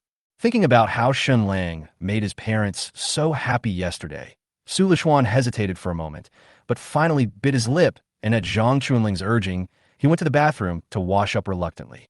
Looking at the flexible curve of Su Lishuan's back, Shen Lang thought, is it possible for a goblin like me to finally conquer the female elf today? The two have been dating for almost half a year and have basically done everything except that step. They have also met each other's parents. At this rate, if Shen Lang wasn't such a scumbag, maybe Su Lishuan could really marry Shen Lang directly after finishing college. It was at this time that Shen Lang locked his eyes on the back of the female elf and used the power of the Eye of God. Name, Su Lishuan. Gender, female. Age 20. Appearance, 9.7. Height, 168 cm. Weight, 49 kg. Hobbies, watching horror movies, eating sweets, and hanging out with my boyfriend. Measurements, 74 centimeters, 62 centimeters, 76 cm. Favorability towards the host, 47. Social status, already has a boyfriend. Current mood, nervous, excited, uneasy, and curious about what is about to happen. Current location, Yalongwan Community, room 605. X experience, 0 times. Pseudo experience, 24. I didn't expect that the school beauty would be able to enlighten me. Shen Lang wanted to laugh for some reason, but he didn't feel anything strange. Sulishuan is just an ordinary girl. The internet is so developed nowadays, and she is not a fairy who is conservative and conservative. How is it possible to not have any private life of your own? Boys can comfort themselves when they are bored, and there is nothing strange about girls secretly being Spider-Man. Not all girls are like that silly girly Leosi who knows nothing. After a girl wakes up, the process of dressing herself up is very complicated. Even a school bell is like this. Sulishuan walked back and forth between the bathroom and his room countless times. Almost an hour later, Sulishuan finally finished his work. In an instant, she transformed from the lazy and coquettish girl into the elf girl that Shen Lang had been thinking about. Sulishuan was dressed very refreshingly today, wearing a refreshing and breathable white short-sleeve top and a simple yet fashionable short skirt on the bottom, paired with a pair of white canvas shoes.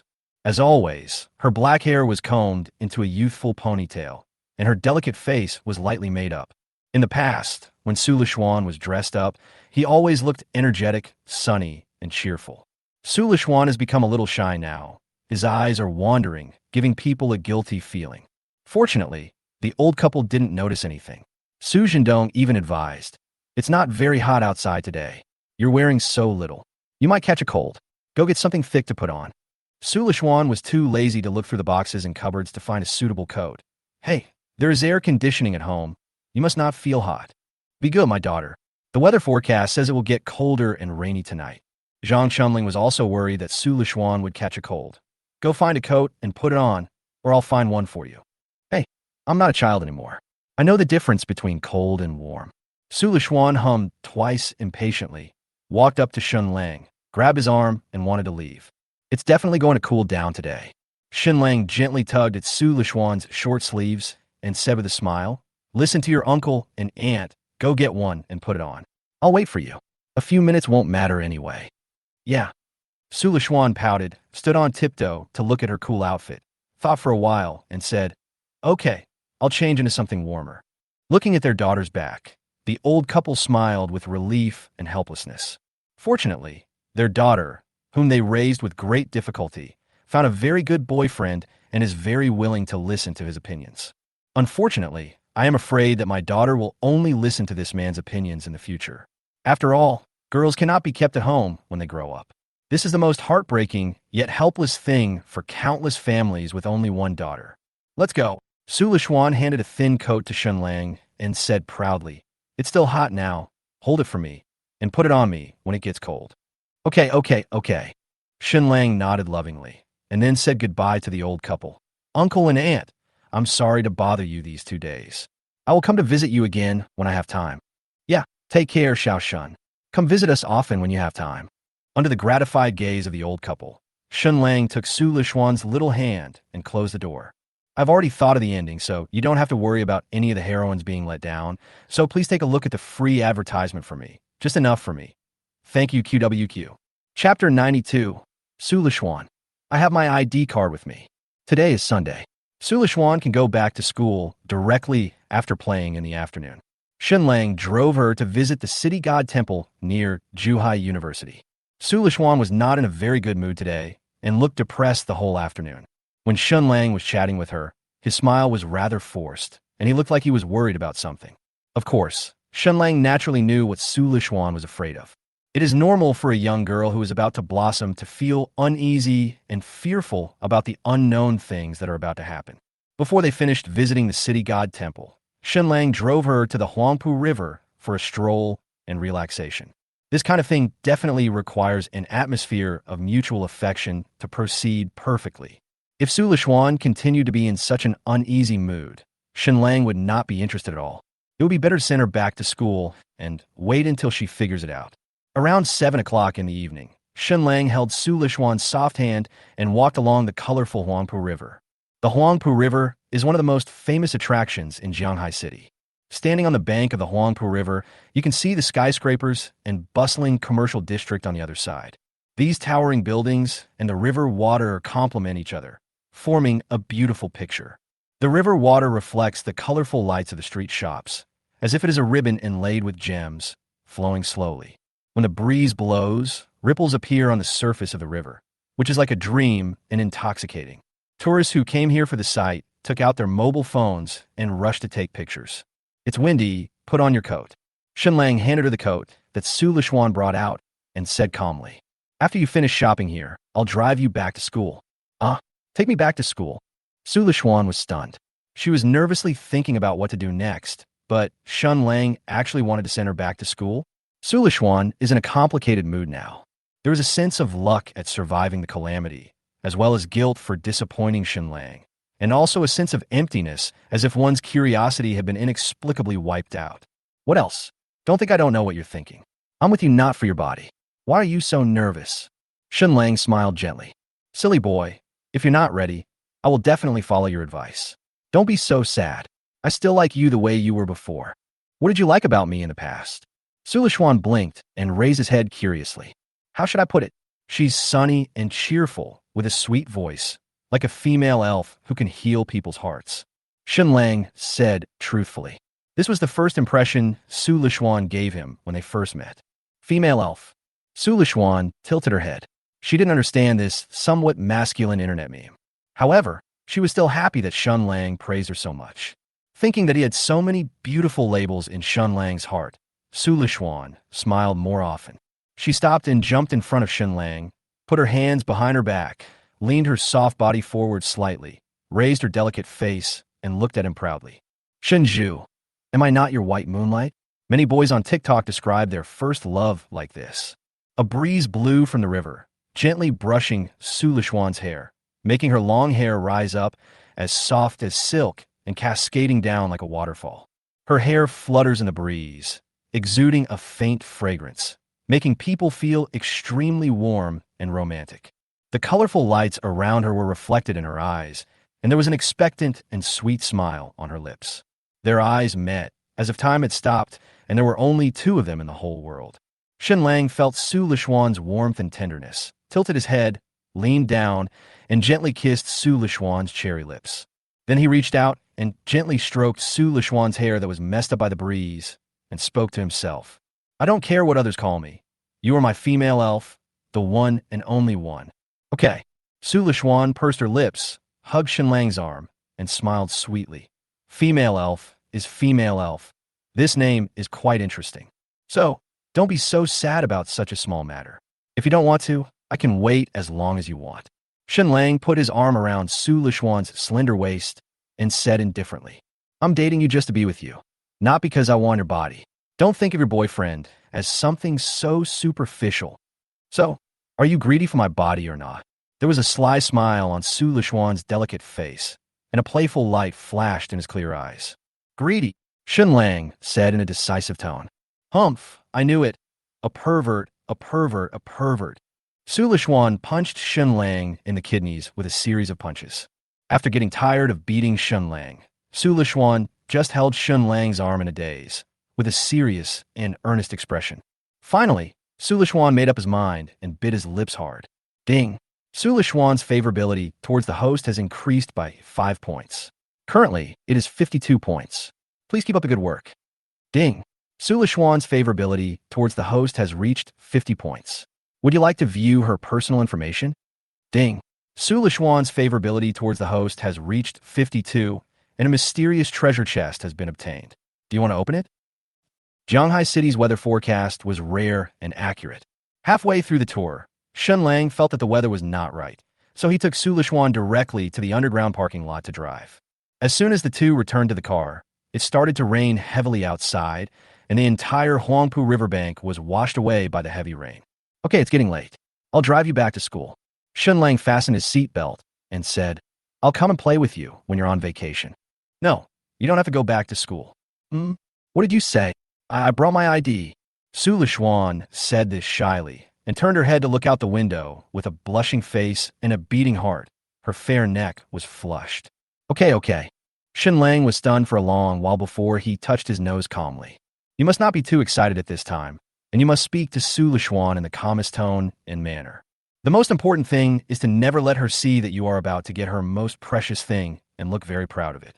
Before arriving at the hotel, the two did not stack together, and everything was unknown.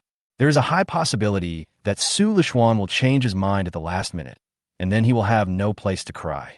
Although Shen Lang didn't know why Su Lishuan suddenly agreed so straightforwardly. But with such a good opportunity, and it was raining heavily outside, how could Shen Lang miss it? It's raining so hard, you can't go back without an umbrella. Shen Lang excitedly began to navigate to the better hotels nearby, and calmly took the initiative to find excuses for Su Lishuan. Go stay in a hotel for one night. I'll drive you there tomorrow morning. Chapter 93. I didn't lie to you. I even barked like a dog. The two were already in the most prosperous area of Jianghai City. When I turned on car navigation, I saw the map was filled with hotels and inns. Today is Sunday. There are many tourists and passersby, and most hotels are full. Shen Lang drove for more than 10 minutes before he made a reservation at a 5-star hotel. This hotel is too expensive and has quite a few luxury suites left. After parking the car in the hotel's exclusive parking lot, Su Lishuan began to hesitate and even walked slower. When Shen Lang saw that something bad was going to happen, he quickly took Su Lishuan's hand and walked into the elevator. The two came to the front desk. Shen Lang took out his ID card and then called softly, "Baby, give me your ID card." Su Lishuan blushed as she looked at the smiling waitress. For her, booking a hotel room with a boy was tantamount to telling the waiter why she and Shen Lang were in the room. "Baby, give me your ID card. I'm waiting to use it." Shen Lang persuaded softly. It's raining so hard outside anyway, and we can't go back, so it's okay to stay overnight. Here you go. Su Lishuan hesitantly took out his ID card from his pocket, then shyly turned his head away, avoiding the polite gaze of the waitress. I just made an appointment on the app. My last name is Shen. Shen Lang handed the two people's ID cards to the waiter and spoke quickly and briefly. The reservation is for 2 people, deluxe room, 1 day. Thank you. Okay, Mr. Shen, I'll help you with it right away. The waitress smiled friendly and glanced at the 2 young men imperceptibly. As a waiter in a 5-star hotel, she has to receive all kinds of guests every day. It was obvious that the beautiful girl in front of me was coming to a hotel with a boy for the first time. Judging from her nervous and shy look, once she enters the room with this boy, it may not be as simple as just staying one night. As for this boy, I don't know if it is his first time to bring a girl to the hotel. But judging from his anxious attitude and not at all nervous expression, he either wants to make a move on the girl as soon as possible to avoid any further complications, or he is definitely not this girl's first love. Another scumbag. The waitress sighed helplessly in her heart, but still patiently checked the 2 people in. She didn't want to be fired for talking too much, and besides, the boy at least looked handsome and had a good figure. It's better than those men with big bellies, bald hair, and just some money in their pockets. It can only be said that this is a blessing in disguise. The waitress took a look at Shen Lang's handsome face, then handed the room card to him. "Hello, Mr. Shen. This is your room card, 0219. Thanks. Shen Lang took the room card, held Su Lishuan's hand, and walked towards the elevator. Halfway through the walk, Su Lishuan's pace gradually slowed down, and the expression on his face began to struggle, with signs of resistance beginning to emerge. When they arrived at the elevator, Su Lishuan was even reluctant to go in. She looked at Shen Lang with an embarrassed expression and subconsciously tried to break free from Shen Lang's hand that was holding her wrist. "Baby, it's raining heavily outside. Let's stay for one night and then leave. Borrow an umbrella from the waiter? Today is Sunday. They're very busy. I just spent 5,000 yuan. If I don't go and see what the hotel looks like, isn't it a waste? Go back to school now, but I didn't sleep well last night, and it's raining so hard now. If something happens later, it won't be fun. I swear, if I touch you, I'm a dog, okay? I'll just hold you and talk to you. I won't bully you." Shen Lang tried every means to persuade Su Lishuan into the elevator, until he raised 4 fingers and swore. The elevator arrived at Shen Lang's room floor. Shen Lang hugged Su Lishuan and said some sweet words to comfort and reassure him. Arriving at his room, Shen Lang let go of Su Lishuan, took out the room card and opened the door. Just a dripping sound was heard. The moment Shen Lang pushed open the door, Su Lishuan turned around and wanted to run. Shen Lang reacted very quickly. Before he put the rune card into his pocket, he put his other hand around her slender waist. Shen Zhu, you let me go. Su Lishuan didn't expect Shen Lang to be so strong that he could pick him up with one hand. He struggled, flapping his legs. I suddenly remembered that I forgot to bring some books. I need to go home. Please let me go. No, you've already promised me. And I've already opened the hotel. What's the point of you running away now? Shen Lang carried Su Lishuan with one hand and walked into the room. He inserted the room card, turned on the power, and turned on all the electrical appliances and lights. Su Lishuan refused to admit it. I never promised you. So what do you mean by bringing your ID? Shen Lang threw Su Lishuan on the soft big bed, then pounced on her and asked, looking down at the arrogant girl. Are you trying to tell me that you are an adult? Just turned 18. You. Su Lishuan suppressed his smile, turned his head away shyly, and clasped his hands tightly to his chest, looking like a proud person who would rather die than obey. You just said that if you bully me, you are a dog. You lied to me. Woof. Shen Lang barked without hesitation and asked with interest. I didn't lie to you. I've learned to bark like a dog. What else do you want me to do? You. Su Lishuan widened his eyes in embarrassment. He couldn't believe there was such a thing. Luc Xion. Shen Lang gently stroked Su Lishuan's white thighs with his hands and kissed Su Lishuan's snow-white neck again and again. Su Lishuan gradually lost his resistance, and Shen Lang won the battle. Su Lishuan slowly loosened his arms and complained aggrievedly. You are so annoying. You only know how to bully me. When Shen Lang heard this, he knew there was hope. Baby, why don't you go take a shower first? I'll wait for you. Shen Lang gently kissed Su Lishuan's cherry lips, stood up, took out a cigarette, walked to the window, looked at the heavy rain outside, and said indifferently, If you really don't want to, let's drive back now. I said I will respect your opinion. After being with Su Lishuan for so long, Shen Lang has already figured out her personality very well. As long as you show your sincerity and attitude and let him see your true intentions, Su Lishuan will not refuse as long as it is not beyond the principles. Su Lishuan huddled on the bed and glanced at Shen Lang with troubled eyes. After thinking hesitantly for a moment, Su Lishuan finally bit her lip and got up. Then she took the cigarette that was about to be lit from Shen Lang's mouth, gave him a cute look, and then walked into the bathroom holding the hotel robe. Listening to the sound of water splashing in the bathroom, Shen Lang's mind moved, and he communicated with the system in his mind. System, open the mysterious treasure chest. Chapter 94. Baby, your hands are so small. Just now on the bank of the Huangpu River, Su Lishuan's favorability towards Shen Lang has exceeded 50, and Shen Lang has obtained another mysterious treasure chest. Shen Lang estimated that Su Lishuan's bath might take more than 10 or 20 minutes, so he might as well take a look at what was in the treasure chest first. Ding! Congratulations to the host for winning a Jujiantang single-family villa. Ding! Congratulations to the host for obtaining the god-level talent, the mystical art of the bedroom. This ability can only be understood, not explained. Only after practice can you experience its mystery. Ding! Congratulations to the host for obtaining the god-level directing talent. The host directing talent will be qualitatively improved. With actors with excellent acting skills, every movie can be a great masterpiece. Huh, 3 rewards in a row. You're so lucky. Shen Lang exclaimed in surprise and began to study these 3 abilities carefully. The first one is the Jujiantang Villa, which is simply too awesome. The sky-high price mansions are well known to the people of Zhanghai City and are the most expensive villa area in China. Today, the housing prices in Jujiantang have reached a sky-high price of 500,000 yuan per square meter. Even the cheapest unit may cost hundreds of millions. Just as Shen Lang was thinking, a thick red book appeared out of nowhere and fell into Shen Lang's hands unexpectedly. There are 8 gold-plated characters written on the red book. Huaxia real estate certificate. Shen Lang glanced at the bathroom. Su Lishuan probably wouldn't have finished washing so quickly.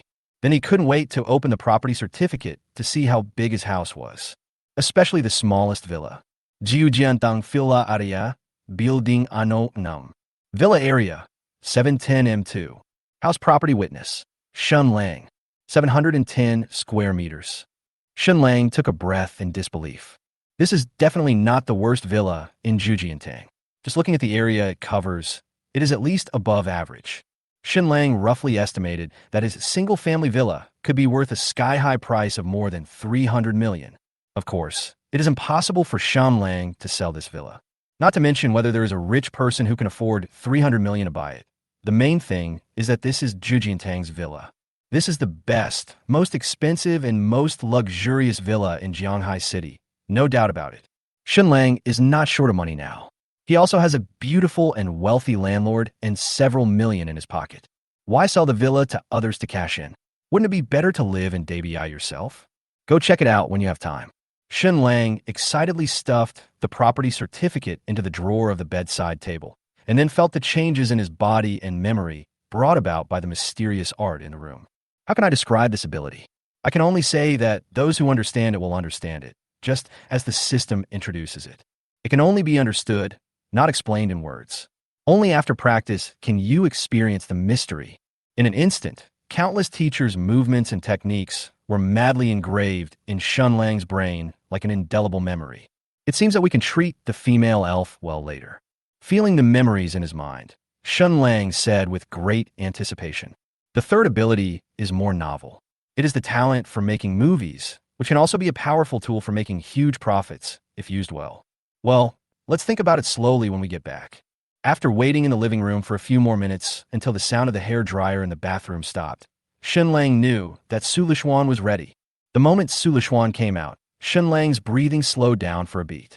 The bathroom is filled with steam like a fairyland. Su Lishuan, wearing a clean white nightgown and wet slippers, walked to the bed. He wanted to sit on the bed, but didn't want to lie down on it. Her slender fingers were curling up her wet hair. Her face was blushed visibly. She looked at Shen Lang with hesitation and made a shy yet proud expression from time to time. There were even a few crystal clear water droplets hanging inside the white and clear collarbone. Ahem, I'll go wash up too. Shen Lang swallowed calmly, adjusted his trajectory, pretending to be calm, and then walked into the bathroom. When passing by Su Lishuan, Shen Lang unexpectedly bit her fair face. "Go!" Su Lishuan muttered fiercely, then looked at the soft big bed in silence.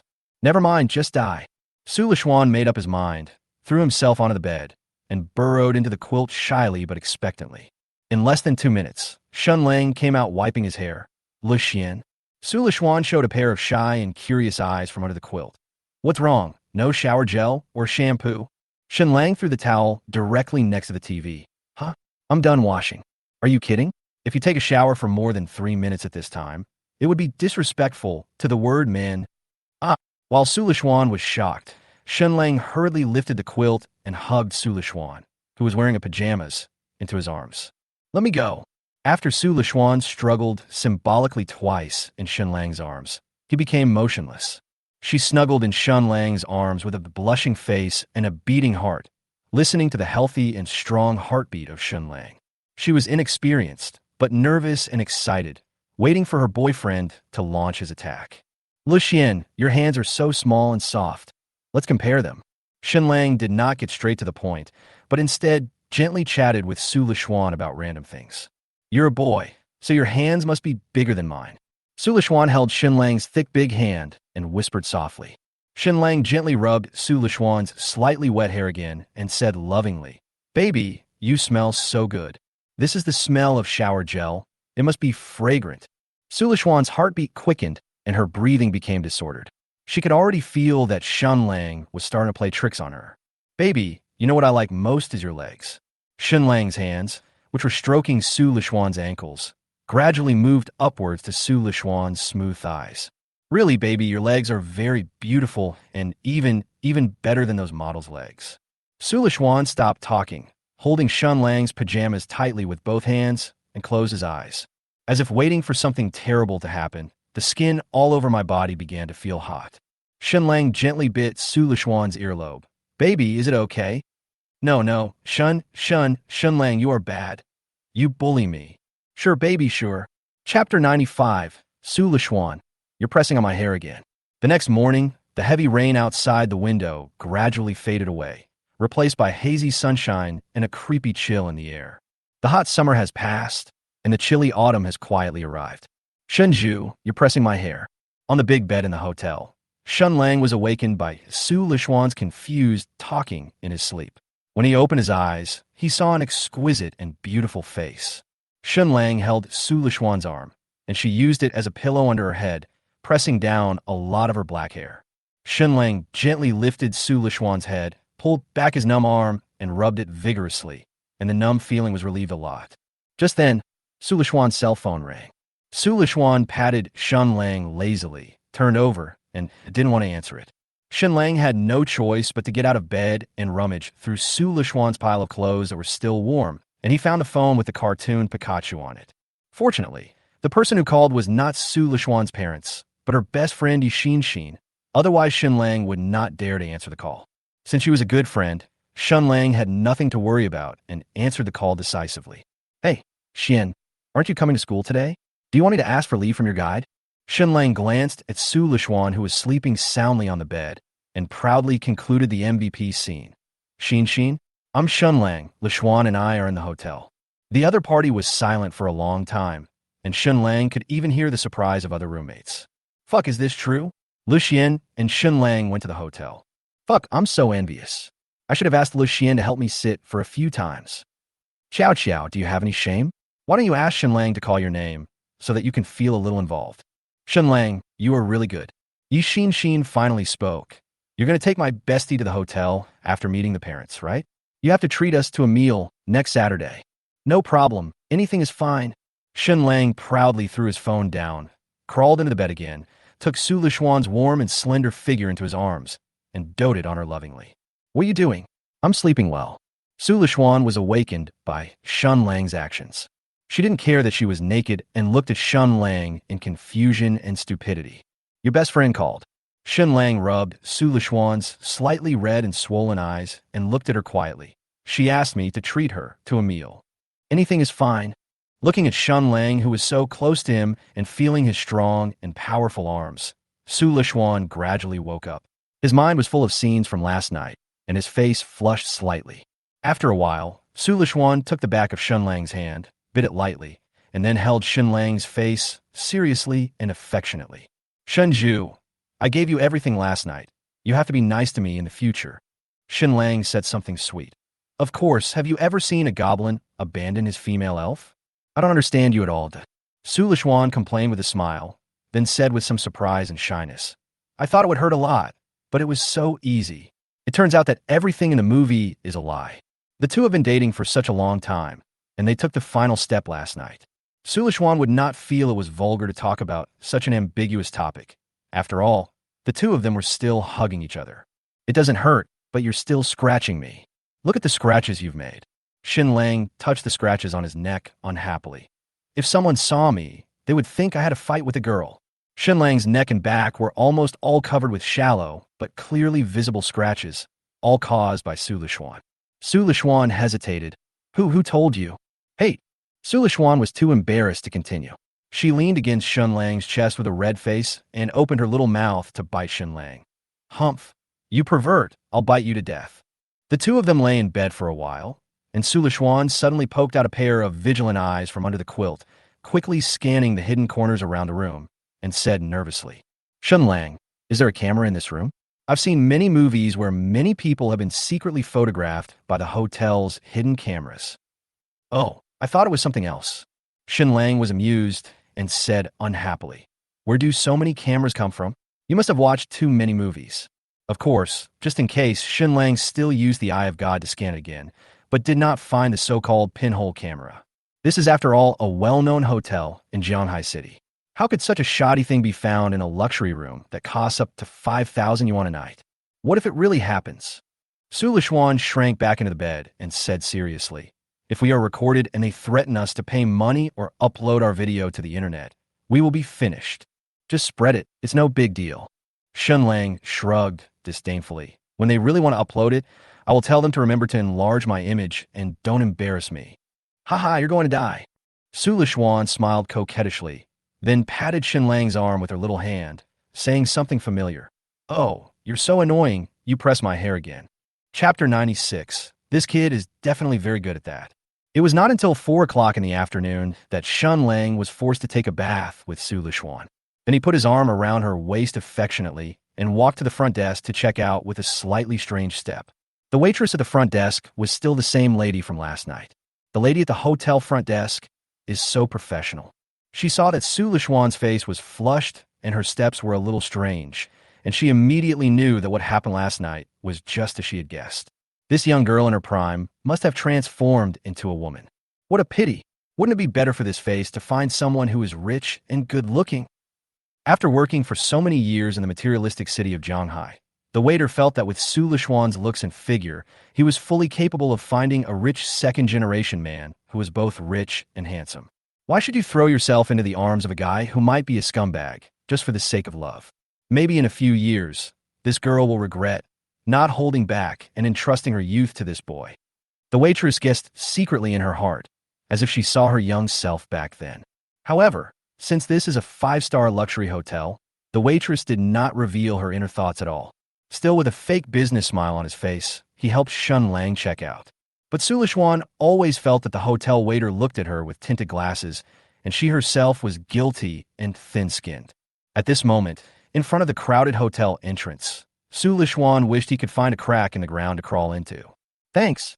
After completing the checkout service, Shen Lang held Su Lishuan's hand and walked towards the elevator of the underground parking lot. After the two of them walked into the elevator, a waitress next to them said in a low voice, "Sister, let me tell you, this guy is definitely very good in that aspect." "Is this true? He didn't even take it off. Can you tell? Why would I lie to you? I've tried so many customers. How could I not know?" All right, stop flirting so early in the morning. Go buy me some breakfast. There are many people here today, Monday. I'll help you carry it for a while." Okay. About half an hour later, the phone at the hotel front desk rang. It was the cleaning lady who was responsible for cleaning Shen Lang's room. Front desk, room 0219. Something's left behind." "What?" the waitress asked absent-mindedly, the image of the young couple just now flashing through her mind. The cleaning lady said, "It looks like a property certificate." "Huh? Real estate certificate?" The waitress was a little confused. Why did she have to bring the property certificate to book a room? Could it be that the two of them are already at the age of marriage? The man is not a scumbag, but has already bought the wedding house and is waiting for the woman's consent? Okay, take it down first. The waitress hung up the phone disapprovingly. On holidays like Saturdays and Sundays, guests often leave things in their rooms. The waitress had seen all sorts of strange and bizarre items. The only thing she had seen was a couple who came with a property certificate to book a room. A few minutes later, the cleaning lady came to the front desk with a red property certificate and smiled innocently. "I found it in a drawer." Young people nowadays are too careless. They dare to bring such valuable things into the hotel and leave them lying around. "Ha yeah." The waitress smiled faintly, took the property certificate and held it in her hand. "Okay, Auntie, you go ahead and do your work. I'll call the owner." After sending the cleaning lady away, the waitress opened the check-in record and called the phone number Shen Lang left. "Hello, is this Mr. Shun? You checked out today. Did you drop a property certificate in our hotel?" "Fuck. Yes, I'll be right back to get it." "Okowo." The waitress responded in a friendly manner, and then her eyes fell on the red property certificate. "What did this kid buy the house?" The waitress muttered curiously, then glanced at the empty hall. Today is Monday, and the hall is very quiet with only a few cleaning ladies walking back and forth. Although you will be complained about if you rummage through guests' lost items without permission, it's okay as long as you don't get caught, right? There's nothing to do now. So out of curiosity, the waitress quietly opened the brand new property certificate. I now understand why the girl was willing to follow that boy to the hotel. The waitress looked at the words on the property certificate, which said that the property had an area of 710 square meters, and shook her head in envy. "I would also like to have such a big house. In size. Even if it is located in the most remote suburb of Shanghai City, it is worth at least 10 million. Well, this is fate." The waitress sighed in her heart and gently closed the property certificate, worried that Shen Lang, who would arrive later, would notice something, etc. There was a hint of surprise in the waitress's eyes. She quickly flipped open the red property certificate, staring at the large gold-plated characters on the first line. Jujiantang Villa District? This line of large gold-plated characters hit the waitress hard. As a native of Shanghai City, how could she not know about this most luxurious and expensive villa area in the country? It is said that the housing price there is about 500,000 yuan per square meter. If it is 710 square meters, that would be 350 million yuan.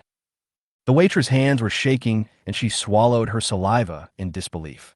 I closed the property certificate worth over 100 million yuan in disbelief, as if I had seen some unspeakable secret. About 20 minutes later, Shen Lang arrived at the hotel and went straight to the front desk. Hello, my last name is Shun. You guys called just now, it's lost and found. Mr. Shun, you are here. The waitress who was helping Shen Lang with his business suddenly smiled and took Shen Lang's property certificate with great enthusiasm.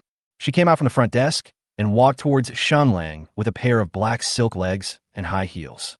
This is your property certificate. Please accept it. Ah. The waitress twisted her ankle and fell to the ground.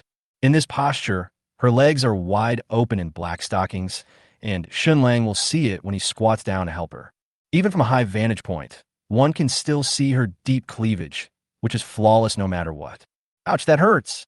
The waitress frowned and rubbed her ankle, quietly observing Shen Lang's reaction, wondering why this rich man didn't come to help. This clumsy performance made Shen Lang couldn't help laughing. There's no doubt that this guy must have opened his property certificate and looked at it. Shen Lang asked indifferently, without any thought of sympathy for her. He pulled her arm and lifted her up. Are you okay? It's okay, it's okay. The waitress smiled and shook her head. Still unwilling to give up, she took the opportunity to secretly press Shen Lang's palm when handing the property certificate to him, and then put on a charming and shy look. Chapter 97. Shen Lang. Can you be my boyfriend? If you're all right, I'll leave first. Shen Lang smiled warmly, took the property certificate, and left without looking back. Snort. The waitress stamped her feet angrily to express her dissatisfaction. Sister, I'm telling you, don't you believe me? Why are you taking action so quickly? Seeing the waitress's poor acting skills, the colleague next to her couldn't help but laugh at her. And your fall is too fake. The traces of acting are too obvious. The waitress rolled her eyes at her helplessly, not wanting to communicate with this guy who only thought with his lower body. She wasn't going there for the boy's body. The guy was a super rich man worth over 100 million. If you can catch his eye, then you'll be rich and powerful, right? It's a pity that the other party didn't seem to be interested in a hotel receptionist. If you think about it carefully, the girl he brought yesterday was so beautiful. How could she care about a hotel receptionist like me? No wonder they say men become bad when they have money. This is such a test of human nature. Shen Lang controlled the steering wheel with one hand and drove on the busy main road. While waiting for the traffic light, Shen Lang turned his head to look at the property certificate on the passenger seat. Recalling the proactive scene of the hotel front desk, he couldn't help but laugh at himself. She must have been attracted by how handsome I am, so she couldn't help but throw herself into my arms. This villa worth over 300 million has nothing to do with it. In this materialistic and money-oriented society, money can really confuse people's minds. Shen Lang's assets will surely increase with the help of the system, and by then he will probably not be as simple as a hotel receptionist. I hope I can withstand the many tests God gives me in the future. Shen Lang touched the steering wheel and said secretly with certainty. Just then, the WeChat ringtone rang. Shen Lang picked up the phone and saw that it was a voice call from Shen Lang. What? The other party was silent for several seconds and didn't say anything. Only the sound of rapid breathing could be vaguely heard. Shen Lang was a little impatient. If you don't want to talk, I'm hanging up. Elder brother. Shen Lang finally spoke, her voice sounding shy and embarrassed. Hey, the sun is rising from the west today, and you still called me. Shen Lang smiled disapprovingly, thinking that Shen Lang was here to ask for money. Tell me, how many gold coins do you want to give your brother this time? Your brother's in a good mood today, so I could consider giving you more. The other party hesitated for a few seconds, and after Shen Lang vaguely heard the sound of swallowing saliva, Shen Lang asked in astonishing words, Can you be my boyfriend? What the hell? Shen Lang was startled and almost rear-ended the Audi in front of him. Fortunately, he stepped on the brakes in time and grasped the steering wheel. He asked with lingering fear, No, you dead girl. Do you know what you said? I'm driving. Shen Lang asked worriedly, No, are you okay? Did you get hit?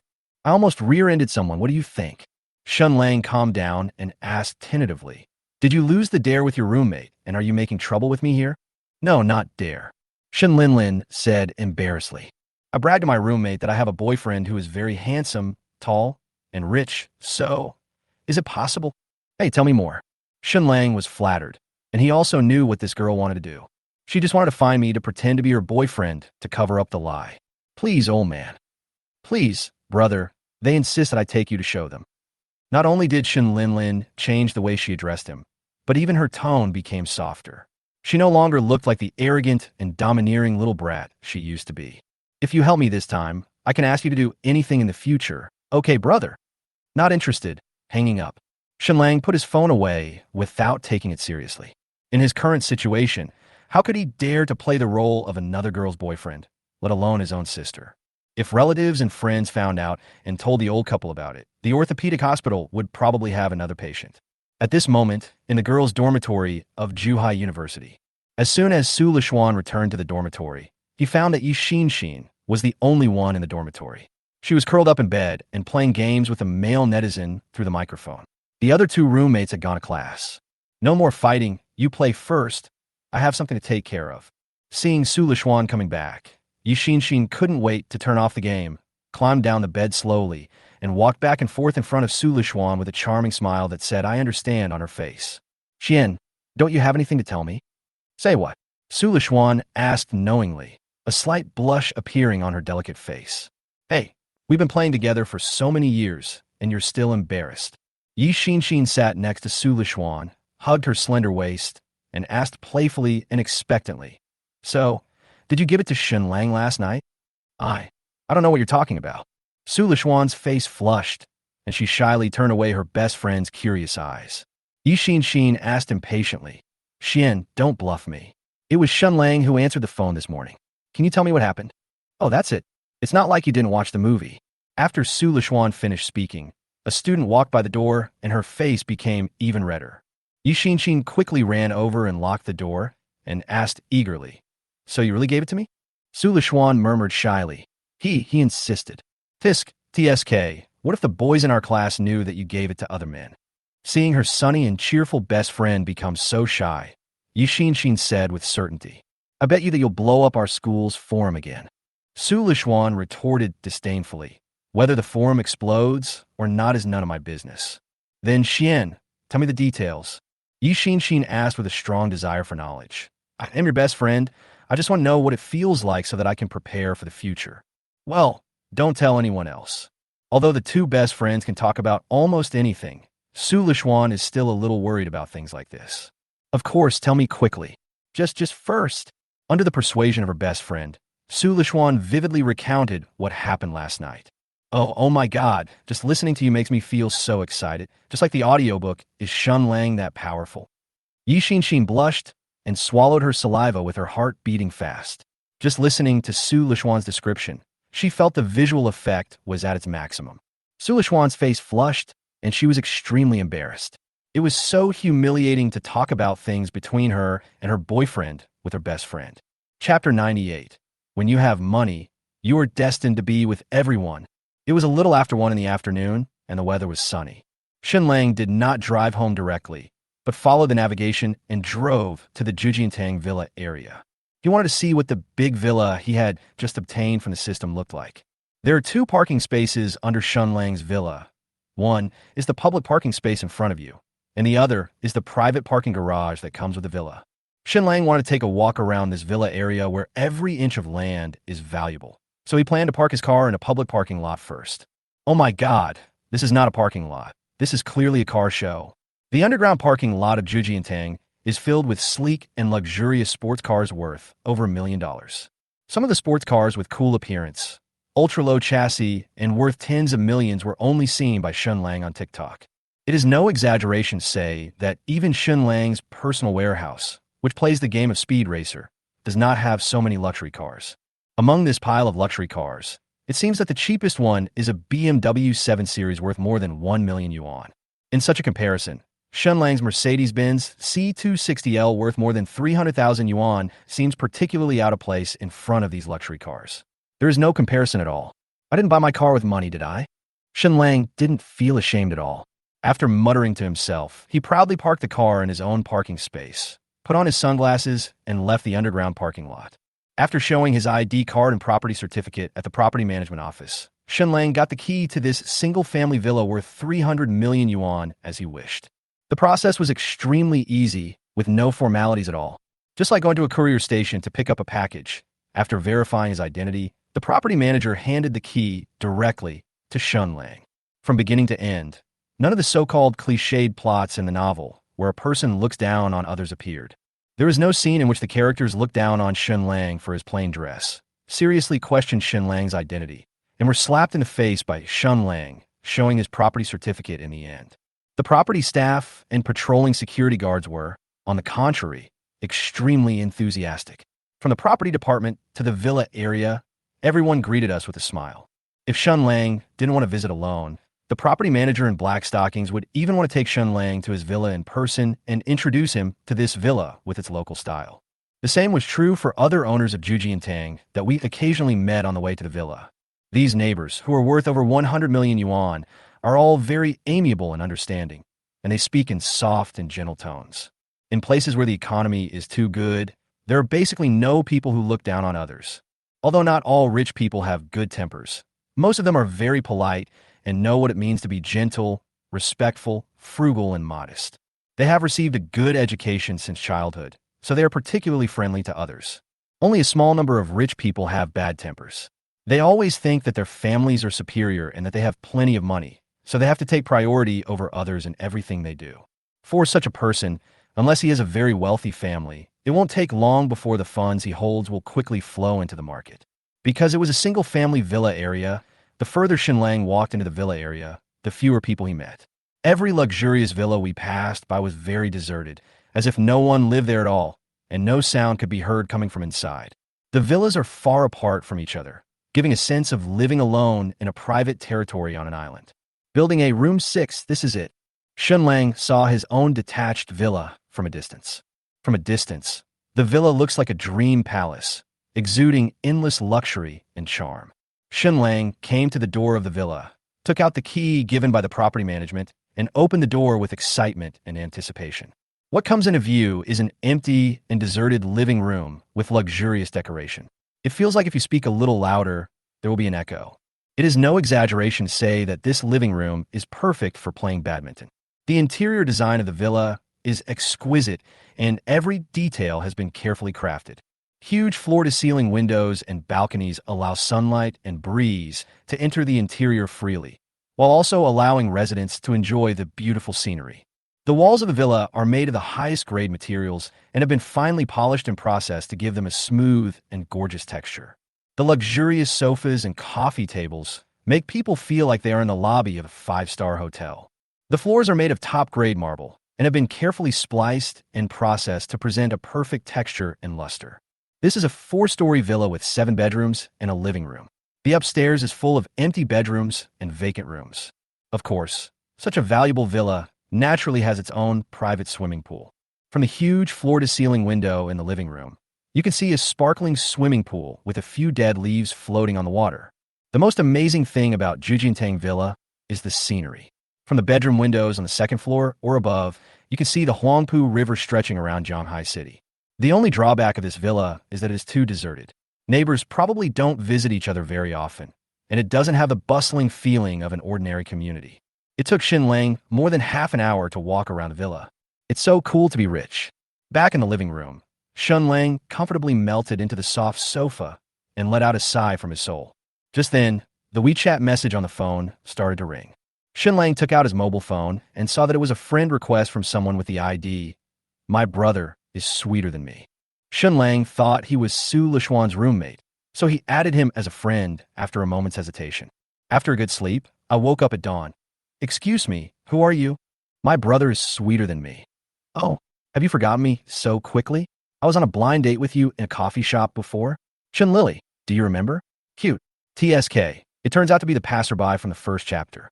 Shen Lang smiled disapprovingly and quickly analyzed the purpose of this woman, adding himself. Shen Lang's mother, Cheng Lijuan, and Chen Lily's mother are card-playing friends. They get together to play cards whenever they have time. Cheng Lijuan is a person who likes to show off. She must have accidentally told her mother while playing cards that Shen Lang had made money from writing novels recently. It turns out that when you have money, you can get along with everyone. After a good sleep, he said, "We are done with each other. Why did you add me?" "My brother was sweeter than me. It's just that I didn't know you very well before, and I heard from my aunt that you can earn more than 1 million a month writing novels, and you also bought a Mercedes-Benz. Now I think you're pretty good, honest and decent, tall and financially well off. I feel very safe with you. Have you considered having dinner together tonight?" Shy. After a good sleep, He said, I was just lucky to write a hit book. I may not be able to make as much money from the next book. I estimate it will only be around 30,000 or 40,000 yuan. My brother was sweeter than me. It's okay, I'm not one of those gold diggers on the internet. 30 or 40,000 a month is enough for me to spend. Sleep till dawn? Question mark. Chapter 99. Couple's Portrait. I slept till dawn. Good fellow, you don't want to leave me a penny. The capitalists will cry after reading your speech. Sweating soybeans. Isn't it normal for a boyfriend to spend money on his girlfriend? My brother is sweeter than me. The boyfriends of several of my best friends spend hundreds of thousands of dollars on them every month. Confused. Damn it. You're hallucinating from all the happy beans, right? I don't even dare to burn so many pieces of paper at the grave. Shen Lang was amused. What was the basis for this guy to ask for money so confidently? Did Liang Jingru give her the courage? Considering that this guy's mother has some friendship with his own mother, and there may be a chance for them to meet in the future, Shen Lang just replied with a smile. After a good sleep, he said, Ha, then go find someone who will spend money on you. We may not be suitable for each other. See you again if we're destined to meet again. Bye. My brother is sweeter than me. Huh? You really don't want to consider it. Sleep till dawn. Not considering it. Thank you. Bye. After Shen Lang replied with an emoticon, the person on the other end suddenly became furious and typed at an astonishing speed. My brother is sweeter than me. Okay. Actually, I don't really want to date a dark otaku like you, and I already have a boyfriend. Snicker. After a good sleep, he asked, So, it has nothing to do with me? My brother is sweeter than me. Ha! Has anyone ever told you that you are pretentious? Do you think that replying to me like this shows that you are very cool? Do you think you are awesome just because you have a little money? No way, no way. You are such a common man. You are really inferior. Snickering. 1. Where did this idiot come from? Your brain is just like your large intestine, used to store shit, right? Don't go crazy here. 2. You Moroccan pie. Your X and mouth are reversed just like your ID, right? Did I provoke you? 3. Where did you come from, you idiot? I don't want to talk to you. Get out of here as soon as you can. Shen Lang was just about to transform into a Zon pianist, but he didn't expect the system to be one step ahead of him. This attacking text, every word of which was heart-piercing, suddenly expanded Shen Lang's vocabulary. With his talented hands, Shen Lang typed extremely quickly. In just over 10 seconds, the answers to all 3 options were sent out. The person on the other end had been typing for a long time. He probably didn't expect Shen Lang to curse so harshly and resolutely and go straight to the point. He was stunned by the scolding, and it took him a long time to type in question. My brother is sweeter than me. You are a grown man, but you actually scolded me, a girl. Are you still a man? Ding. Chen Lily's anger towards the host increases by 20 points. Currently, it is 20 points. Please keep up good work.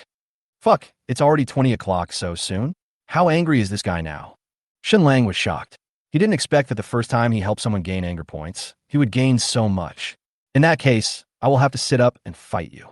Shen Lang stretched his muscles and, under the command of the system, launched an extremely fierce attack on her. Ding! Chen Lily's anger towards the host increases by 20 points. Currently, it is 40 points. Please keep up the good work. When Chen Lily's anger value reached 40 points, she actually replied angrily, You lowlife, I'll tell my mom, and then directly blocked Shen Lang on WeChat. Children, if you can't scold them, go find their parents. Shen Lang curled his lips in a fearless manner. As long as he explained the reason clearly, Shen Lang believed that his mother would not favor an outsider. Soon, Shen Lang's mother Cheng Lijuan called and said, What's wrong with you, kid? Your Aunt Wang just called me and said that you scolded her daughter and made her cry. Mom, this woman scolded me first. Shen Lang directly sent the chat record of Chun Lily scolding him to Cheng Lijuan. This woman scolded your son like this. Do you want me to be mute?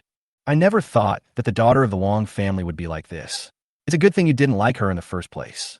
Cheng Lijuan suddenly realized and smacked her lips. That's fine. At most, I'll just have one less poker buddy, and you shouldn't mess with her anymore. Also, how are you getting along with that girl lately? Yeah, it's good. That's good. The new year is coming soon. Go ask that girl if she wants to go back to our hometown with us. Oh, how can it be so fast? I've only been with her for a short time. Then it's up to you. Anyway, I'm telling you, Shen Lang, I like this girl very much. You must control yourself. Okay, Mom. I have something else to do here, so I'll hang up first. Shen Lang hung up the phone in frustration and muttered to himself as he called the old couple. But it seemed like the conversation always ended with the topic of relationships. In the past, Shen Lang would have told Su Lishuan about this matter with great joy. After obtaining her consent, take her back to her hometown to visit relatives and friends. But now Shen Lang has another naive girl in his heart, so this kind of thing must be balanced. Either take them all home, or take none at all. Just as I was daydreaming, Li Liuxi sent me a WeChat message. Yu Sheng Pingin, I've returned to the community after school. I see you're not at home. Do you want to come back for dinner? I can help you cook now. After a good sleep, he said, well, I have to come back. The rest of my life is safe. Okay. After Li Liuxi finished speaking, he sent 2 cartoon pictures. One picture shows a cat-eared girl with her arms spread out as if asking for a hug, and the other picture shows a sunny boy also making a hugging gesture with his arms spread out. Obviously, these are 2 pictures of a couple's profile pictures, and Li Liuxi's meaning is self-evident. She was too embarrassed to ask Shen Lang directly whether he wanted to change his couple profile picture. After sending the picture, Li Liuxi was silent for a long time before bravely sending a message, hinting at Shen Lang's intentions. Yu Sheng Pingin, do you like this picture? Can we use it as our profile picture? After a good sleep, I woke up and asked, is this a couple's profile picture? Yu Sheng Pingin, well, if you don't think it looks good, forget it. Shen Lang could imagine Li Liuxi holding the unknown brand mobile phone, waiting for his reply message nervously and expectantly. Shen Lang didn't want to disappoint this innocent girl, so he readily agreed. Change it. After all, this avatar is much better looking than your sunflower avatar. Yu Sheng Pingin, thank you. Sleeping till dawn? What did I say before? WeChat assistant prompts. The other party has withdrawn a message. As soon as Shen Lang sent this message, Li Liuxi immediately withdrew her message. She was so cautious that it was a little cute. I slept till dawn. Okay, I'll be home in half an hour. Don't cook. I'll take you out to eat. After Shen Lang sent the message, he seamlessly sent the avatar of the cat-eared girl asking for a hug to Su Lishuan. After a good sleep, I woke up at dawn. Baby, I just found a pair of cute couple profile pictures. Let's change them quickly. Cute. Chapter 100. Who made me find a 2D otaku as my boyfriend? Female elf. No, yours is too cartoony. It makes you look like a middle school student. I'll find some good-looking ones later. Su Lishuan knew it was a couple's profile picture at first glance, so of course he was willing to change it. However, she is not a 2D fan, nor does she understand otaku culture, and she doesn't like this kind of cartoon avatar. After a good sleep, he said, oh, baby, this is it. I like it very much. I've been looking for it for a long time. Since he had promised Li Liuxi to use this avatar, Shen Lang was too lazy to use the couple avatar that Su Lishuan found and coaxed Li Liuxi to change it. Female elf. Okay, I really can't do anything about you. Who told me to find a 2D otaku as my boyfriend? Proud. Shen Lang noticed that Li Liuxi and Su Lishuan's WeChat profile pictures had both been changed to cat-eared girls asking for a hug, so he quickly changed his profile picture to that of this sunny and handsome guy. Looking at the 2 identical couple avatars in the friend list, Shen Lang felt nervous and guilty, as well as an indescribable excitement. Is this what it feels like to be a jerk? Female elf. Shinju, I'll come to your house to play with you on Saturday. After a good sleep, I woke up at dawn. Okay. Parvat oh harat. Female elf. Knock knock. After the 2 chatted for a few more sentences, Shen Lang drove back to the Fulong Garden community. He would move into this expensive villa when he had time. After returning to the gate of the community, Shen Lang waited by the car for a while before Li Liuxi came out of the community. The weather is a little cool today. Li Liuxi is wearing a thin white fleece sweater, a pair of slim jeans, and a pair of comfortable sneakers. This outfit is both fashionable and comfortable, and can fully show off Li Liuxi's perfectly proportioned golden figure. Especially this bulging white fluffy sweater and the well-proportioned long legs and jeans, which were constantly arousing Shen Lang's restless heart. Only Li Liuxi himself was not very comfortable with this outfit. These clothes were all bought for her by Shen Lang at a high price.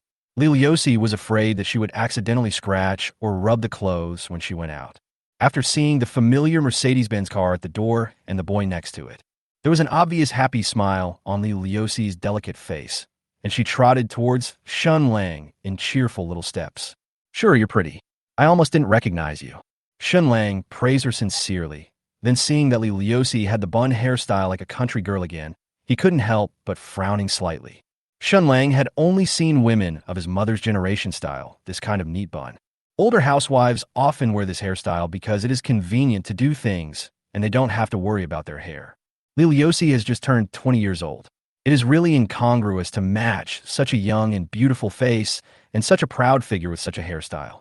Shen Lang couldn't just say it wasn't pretty, as that would be too low EQ, so he asked with a smile, "Why don't you let your hair down in the future? I like you with long hair, or you can wear it in pigtails like when we first met." "Good." Liliosi didn't think much about it. He raised his hand and gently took off the rubber band that bound his bun and put it in his pocket. Her shoulder-length black hair cascaded down like a waterfall. At this moment, a breeze blew. The jet black bun with the hairband removed instantly becomes flexible, and every hair seems to have life, dancing to the rhythm of the breeze, light and agile. Such a poetic scene, coupled with Liliosi's beautiful face, is simply touching. Shen Lang raised his hand and touched Liliosi's soft and shiny hair, and couldn't help but teasing. "With your hair, it's a shame if you don't use it to advertise for Rejoice." Liliosi didn't know how to respond to this kind of joking compliment. Even though she was very happy, she could only ask shyly, "Where are we going?" "Let me take you to Aoyuan Plaza for a stroll and have a meal." Sulishuan must not take Liliosi to the areas around Zhuhai University and Century Square. It would be a safety hazard if seen by any student of Zhuhai University. "When I take Liliosi out to play in the future, no matter where we go, as long as it is away from Zhuhai University, it will be the best." "Good." After the two got in the car, Liliosi fastened his seatbelt and said suddenly, "Wait, I'll pay the bill later, okay?" Why?" Shen Lang held the steering wheel and looked at her puzzledly. "The money I saved for my grandma's medical treatment is now useless." Liliosi said very seriously, "You have helped me so much. Grandma asked me to treat you to a meal to thank you very much." "Is that so? Fine then. Today I will also be the man who makes a girl spend money." Shen Lang did not refuse, and then reminded with a smile, "But I have a big appetite. Do you have enough money?" "Yeah, there's money in WeChat." Liliosi responded confidently. "Why are you still using your phone?" Shen Lang noticed that Liliosi's phone was still the same unknown brand and asked curiously, "Didn't I buy you a new phone? It must have arrived a long time ago, right?" "It arrived, but the phone is still unpacked, and it's too expensive." Liliosi held the phone with a cracked screen and explained in a low voice, "I want to wait until this phone is broken." Shen Lang sighed lightly, not knowing how to persuade this naive and simple girl. After a long silence, Shen Lang finally opened his mouth and said something. "You should use your newly bought mobile phone frequently. If you leave it unused, the parts inside will easily break down." Liliosi believed it and asked nervously, "Really? Why would I lie to you? If you don't believe me, just check it online." Liliosi said impatiently, "Well, then I will open it and use it tomorrow." "Silly and cute." Shen Lang smiled and shook his head. Then his eyes suddenly fell on Liliosi's slender legs and jeans. He was still telling lies that even a fool could see through. "Baby, I haven't driven much these past few days, so I'm still a little nervous." Liliosi glanced at Shen Lang with a red face, and for once she was arrogant. She muttered in a voice as soft as a mosquito, I don't believe it." Shen Lang thought that it seemed that the person was not a fool, so he no longer had the idea of touching his legs and concentrated on driving. But the next second, in the corner of Shen Lang's eye, Liliosi's legs actually moved closer slowly and imperceptibly. When Shen Lang looked up at Liliosi, she had already shyly looked at the prosperous scenery outside the window, leaving Shen Lang with a blushing neck. "Well, it seems he is still a fool." Shen Lang chuckled, and his right hand fell comfortably on Liliosi's thigh, gently groping. Chapter 101. Why would I date a silly girlfriend like you? Around 6 o'clock in the evening, the sky gradually darkened, but on both sides of the crowded streets of Aoyuan Plaza, colorful lights were already flashing brightly. Shen Lang held Liliosi's warm and soft hand, and like many other couples, they wandered around Aoyuan Plaza, talking and laughing. Of course, Shen Lang was responsible for speaking, and Liliosi was just responsible for smiling foolishly. She has no social skills, and it is impossible for her to find topics to talk about. Liliosi's world is very small. Even if he does nothing, she felt very satisfied just staying quietly beside Shen Lang and listening to his endless chatter. Shen Lang turned his head and looked at Liliosi. "Do you want to eat anything?" Liliosi shook his head indifferently. "I'm fine with anything. I'll listen to you." "Then let me take a look." Shen Lang glanced at the famous food restaurants listed on the Aoyuan Plaza map and asked tentatively, "How about some Western food? Let's have a little romance." "Uh-huh." Hearing the word romantic, Liliosi nodded expectantly, not noticing at all how luxurious this Western restaurant that Shen Lang had chosen was. Okay, let's go. Shen Lang took Li Liuxi and followed the instructions on the map to a Western restaurant with rich and elegant decoration. This Western restaurant is quite high-end. From the outside, you can see many well-mannered guests dining in the restaurant, including a few foreigners in suits. Today is Monday, and there are not many customers. Under the guidance of the waiter, the two came to a seat near the window. This was Li Liuxi's first time visiting such a high-end consumption place. Whenever the waiter bent down to push the chair for her, she would whisper thank you to the waiter. You're welcome. The waitress smiled at Li Liuxi in a friendly manner and handed the menus to the two of them. Excuse me, what would you like to eat? Do you want me to introduce the specialties of our restaurant to you? Li Liuxi solemnly opened the thick menu and was shocked by the prices of the dishes. He looked up at Shen Lang, hesitant to say something. She was worried that the money she brought was not enough to invite Shen Lang to have a romantic time here. Shen Lang ordered a plate of fried fish with aromatic spices and a few side dishes and handed the menu to the waiter. I'll just order this borscht, thank you. Li Liuxi made a rough calculation and found that what Shen Lang ordered just now would cost at least 2,000 yuan. If I order a few more dishes, the money I bring will definitely not be enough to pay for the bill. Silly, the portions in a Western restaurant are relatively small. You won't be full with this. Shen Lang took the menu and generously ordered a few main dishes. He looked at the stunned Li Liuxi and said, Do you need anything else? No, just pay the bill, thank you. Li Liuxi quickly shook his head and took out his cell phone to pay.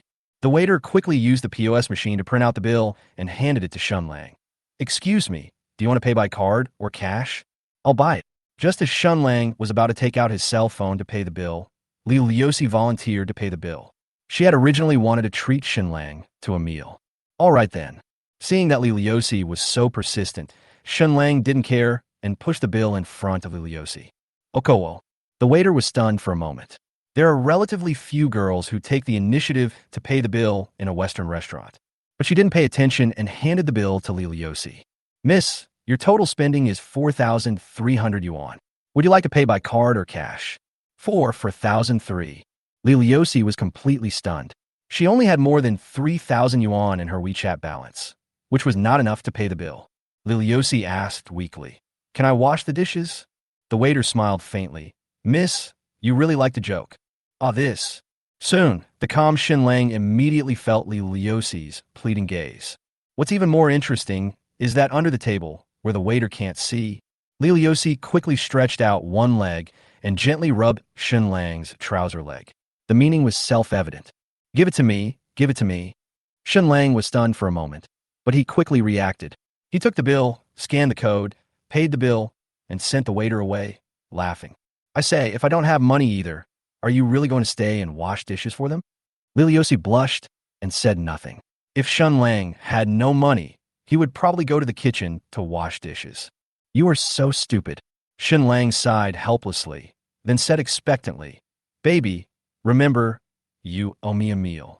Good. Li Liuxi nodded expectantly, and a smile gradually appeared on her face. Maybe both of them are wild boars and can't eat fine bran. After leaving the Western restaurant, Shen Lang complained about the not-so-delicious ingredients in this restaurant. What's more important is that with more than 4,000 yuan, the two of them were not even full, and the dishes they had were not even as many as a meal at a food stall that costs more than 200 yuan. The only thing is that the atmosphere of this Western restaurant is quite romantic, and it is suitable for a date with your girlfriend. The waitress was very enthusiastic towards Li Liuxi. Even though the food was indeed not to Li Liuxi's liking, she did not join Shen Lang in complaining. Instead, she said a few good words for the Western restaurant in her heart. After dinner, the two strolled in Aoyuan Plaza. Li Liuxi affectionately held Shen Lang's arm and listened to Shen Lang chattering on and on about random things as the two of them shuttled through the crowd. It was past 9 o'clock in the evening before Shen Lang drove Li Liuxi back to the community. After parking the car in the community parking lot, Li Liuxi unbuckled his seatbelt and asked tentatively, Can we go upstairs without taking the elevator? Shen Lang absent-mindedly tidied up the sundries around the driver's seat. Huh? Why? Do you have a package you want to pick up at the post station? Li Liuxi shook his head, paused for a moment, and said in a low voice, Let's go in through the gate of the community, okay? They went straight up the stairs from the elevator and could only stay in it for less than a minute. If they go around the community gate, Li Liusi can walk with Shen Lang for a few more minutes. Shen Lang raised his head blankly. The bright light inside the car shone on Li Liusi's humble face, full of expectation, which made people feel a pang in their hearts. Shen Lang reacted quickly and nodded with a smile. Okay, it's okay to walk more, just in time to help digest the food. Thanks, I'm sorry. Li Liusi was overjoyed and was about to say thank you, but Shen Lang glared back at her, and she apologized aggrievedly. Ouch, why would I date a silly girlfriend like you? Shen Lang was extremely angry. After getting off the car, Shen Lang put his arm around Li Liusi's waist and kissed her hard on the cheek, leaving a big mark and some saliva. Then, like a gangster, he carelessly hugged the innocent girl and walked towards the gate of the community. Li Liusi pouted, wiped the saliva off her face with her sleeve, and shyly retorted in a low voice, I'm not stupid. Chapter 102. Xia Shui. I asked you to flirt with me, and you really did it. The autumn nights are quiet and peaceful. The desolate moonlight shines through the dense branches and leaves, casting a silver glow on the deep woods, like a layer of gauze gently covering the top of the woods, making people feel cool. In such gloomy weather, few tenants came out to hang out. The community square was eerily quiet, and the footsteps of the two people were particularly crisp. Do you have anything to do when you get back? Why don't you go sit in the pavilion? Shen Lang pointed to the pavilion in the middle of the community square and said, Let's chat for a while before going upstairs. Good. Li Liusi did not refuse. She wanted to stay with Shen Lang for a while longer, so she obediently followed Shen Lang to the pavilion and sat down. The tenants in the community are also well-mannered. This public pavilion is open to the public on weekdays. The hygiene is very good, and it feels cool when you sit down. Are you cold? Shen Lang gently rubbed Li Liusi's warm little hands and asked with concern. The weather was not that cold, and Li Liusi was still wearing a fleece sweater. Shen Lang was taking the initiative to satisfy the woman's needs. An introverted girl like Li Liusi really wants to get close to you, but she is too embarrassed to bring it up actively. At this time, the boyfriend has to learn to find reasons and take the initiative to make some more intimate actions to liven up the current ambiguous atmosphere and improve the relationship between the two. When you reach this step, if the woman has no objection, you can then take advantage of the situation and make some bolder moves. In a nutshell, in the process of communication between lovers, the man can only be the leader. Try not to push some difficult things to girls to decide. Li Liusi shook her head shyly and took the initiative to help Shen Lang pull the underwear around his neck and asked with concern, Are you cold? Of course it's cold. I'm wearing this because you can't see me. Come on, sit closer. Shen Lang put his right hand through Li Liusi's back, put his arm around her slender waist, and held her warm and tall body in his arms. Li Liusi felt embarrassed to make such intimate gestures outside, especially at the gate of the community where they went in and out. However, she didn't want to speak and break the sweet atmosphere. She leaned quietly in Shen Lang's arms like a docile cat. How about I buy you an electric car next Saturday? Shen Lang found Li Liusi's usual topic to chat. You don't have to squeeze into the bus every day. You can ride an electric bike to and from school every day. Li Liusi waved his hand and refused. Don't waste your money, and I don't know how to ride. Well, it's not difficult. I happen to have one. Shen Lang explained. When you have time, you can practice with my car. Once you have learned it, I will buy you an electric car to drive. Li Liusi was reluctant. That will cost you money again. It's okay. I'll just deduct it from the betrothal gift. Shen Lang said this with a smile, and then added seriously.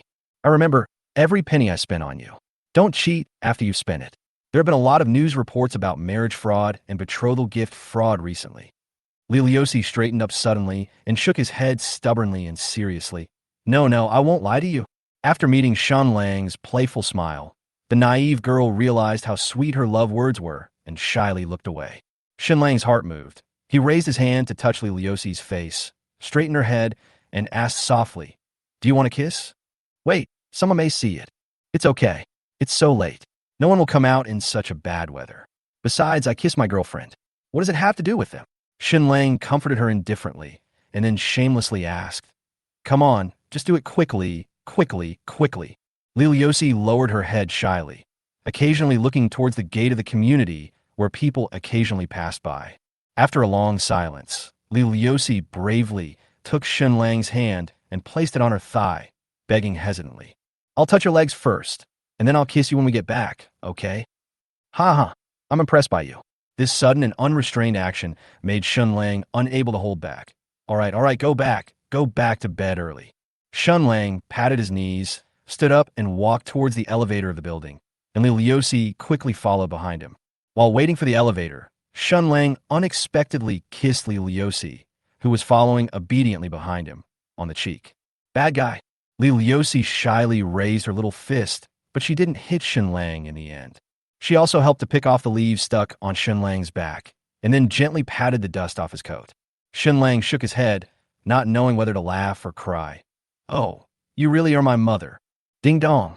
After the elevator came up from the underground floor, the smile on Shen Lang's face stopped abruptly the moment the elevator door opened. In the elevator were the landlord's wife and her daughter Meng Meng. Huh, it's brother Xiao Shun.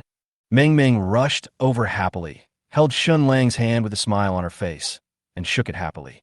Shen Lang pretended to be calm as he walked into the elevator, rubbed the little girl's head, and looked at Xia Shui, whose expression did not change. Sister Xia, why did you come back so late? Although Xia Shui had said before that she would not interfere in Shen Lang's private affairs, she even encouraged Shen Lang to pursue Li Liuxi. Now Shen Lang really caught up with Li Liuxi and was caught by Xia Shui on the spot. Shen Lang was extremely nervous and felt like he was caught in bed with his lover. I went out to do some things and then brought Meng Meng back from Teacher Li's house. Xia Shui smiled calmly and could tell at a glance the current relationship between Shen Lang and Li Liuxi. It is impossible for a girl as innocent as Li Liuxi to be outside alone so late, let alone with a boy. This kid Shen Lang must have made a move on Li Liuxi, and he must have succeeded. After all, the girl's intimate behavior and shy expression just now didn't seem to be fake at all. Good evening, landlord. Li Liuxi also greeted him in a friendly manner and stood in the corner of the elevator as usual. Well, good evening. Xia Shui pretended to be enthusiastic and asked, Girl, where did you go with Shen Lang just now? Why did you come back so late? How could Li Liuxi lie to Xia Shui, who had helped her time and again? She didn't even know about the things going on between Xia Shui and Shen Lang, so she told the truth. Shen Lang just drove me to Ao Yuan Plaza for shopping and treated me to a Western meal. I see. That's good. That's good. There was no change in Xia Shui's expression, but her delicate hand silently reached out to Shen Lang's waist and pinched it hard. The jealous and unwilling complaining eyes seemed to say, I asked you to flirt with me, and you really did it. Chapter 103. Xia Shui. Spending my money and driving my car to pick up girls? Sleeping till dawn. Sister Xia, are you asleep? Can we chat? After sending Li Liuxi home, Shen Lang returned to the rental house and immediately opened WeChat to explain to Xia Shui. By the way, I want to find out how Xia Shui views the relationship between me and Li Liuxi. I have you in my life. Sleep. Angry. Two simple and crude words, two particularly obvious exclamation marks, and an angry emoticon. It seemed like she was keeping people at a distance, but in fact, she was already waiting for Shen Lang to explain it to her. The two had an agreement in advance. Xia Shui promised not to interfere in Shen Lang's life, and it was Xia Shui who actively encouraged Shen Lang to pursue Li Liuxi. But Xia Shui didn't expect that Shen Lang would win over that silly girl so quickly. The reason why Xia Shui acted so angry was that it was a normal expression of jealousy. Xia Shui is not an unreasonable woman. On the contrary, she is much more mature and intellectual than most women. Her attitude towards this matter depends entirely on Shen Lang's attitude towards her next. Maybe she is now sitting in front of the phone waiting for Shen Lang to coax her. Sleeping till dawn. Or did you send the message after sleeping? Snickering. I have you in my life. Who cares? Why are you looking for me instead of your silly girl? Go find your young girl instead of an old woman like me. Angry. Hey sister, I just went out to have a meal with her. Besides, didn't you always tell me to chase her? Sleep till dawn. If you regret it now, I will go and talk to her clearly now. Shen Lang's words neither acknowledged his relationship with Li Liuxi, nor did he mention Xia Shui's previous promise. Xia Shui knew that Li Liuxi definitely had a good impression of Shen Lang. Regardless of whether the two are in a relationship or not, as long as Shen Lang goes to Li Liuxi to veto this matter, Li Liuxi will be more or less emotionally hurt. Xia Shui is a kind woman, and it is impossible for her to watch a simple girl like Li Liuxi get hurt. It can only be said that Shen Lang's slightly cold-blooded words directly blocked all of Xia Shui's rebuttals. Xia Shui was also stunned for several minutes. She really had nothing to say, so she could only type and curse. Little bastard, you are such a scumbag. I really misjudged you at the beginning. Angry. As soon as these words came out, Shen Lang knew that it was time to change the subject and liven up the atmosphere. If we continue to talk about this tacitly understood topic, the atmosphere will only become more and more depressing. As for the topic that the landlord's wife is most interested in, it is naturally her daughter, Xiao Mingming. As the saying goes, when you pursue a single woman with children, as long as you coax the younger one to call you daddy, it is only a matter of time before the older one calls you daddy too. After a good sleep, she said, "Sister, is Mingming asleep? I haven't played with this little girl for a long time. I miss her so much." Xia Shui sent a cute sleeping photo and captioned, "I'm asleep. I learned piano all afternoon today. Ming is so young. And you let her learn the piano? Isn't it too tiring? You don't understand. This kind of thing has to be learned from a young age.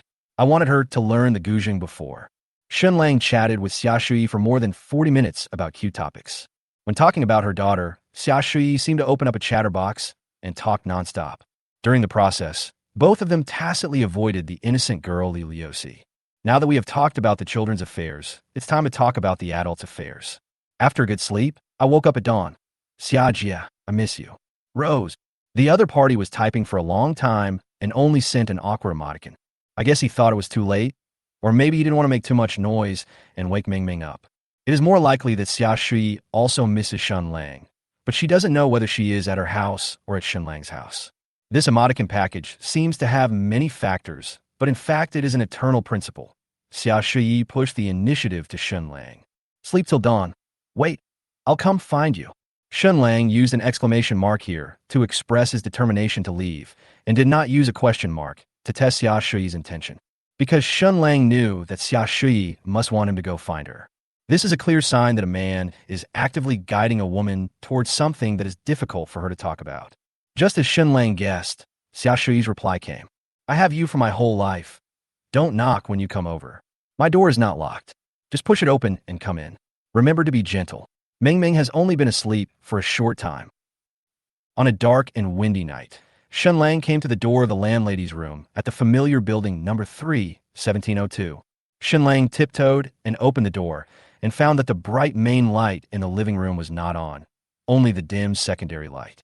The landlady was wearing a thin and cool blue pajamas and sitting on the soft sofa. Her pair of delicate and smooth legs looked particularly charming under the slightly ambiguous light.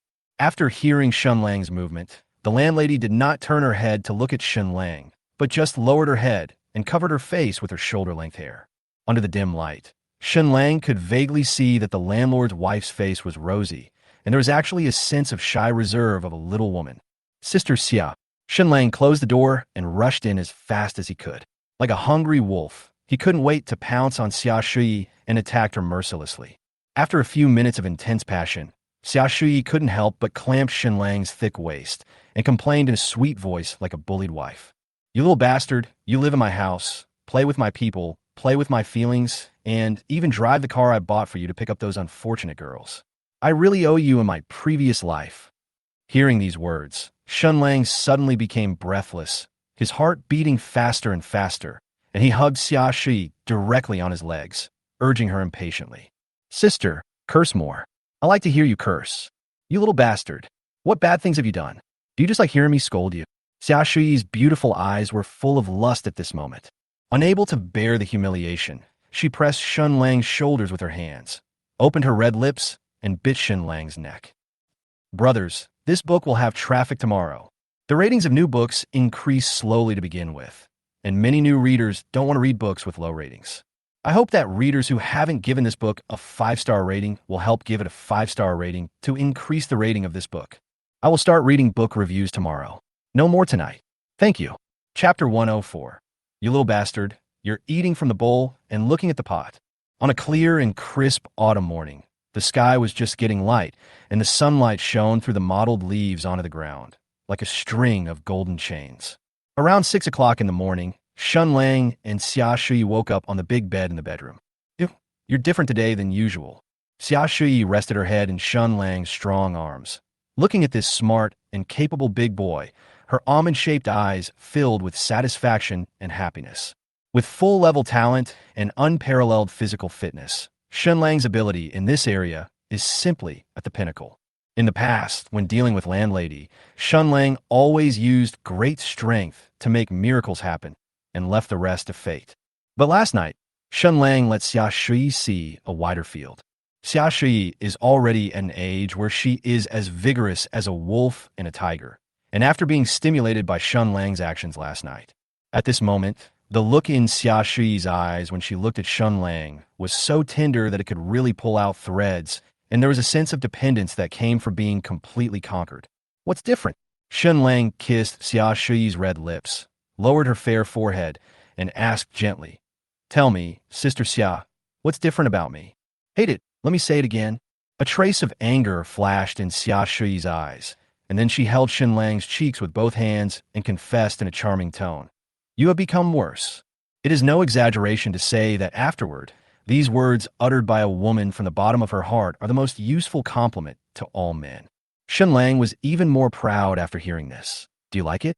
Xia Shui's answer was a passionate and proactive deep kiss. After meeting Shen Lang, Xia Shui felt that she had changed a lot. Especially in front of Shen Lang, she felt herself becoming bolder and more proactive. When in bed, Xia Shui would even obey some of Shen Lang's absurd instructions. "Stay for lunch at noon. Meng Meng has been saying she misses you these days."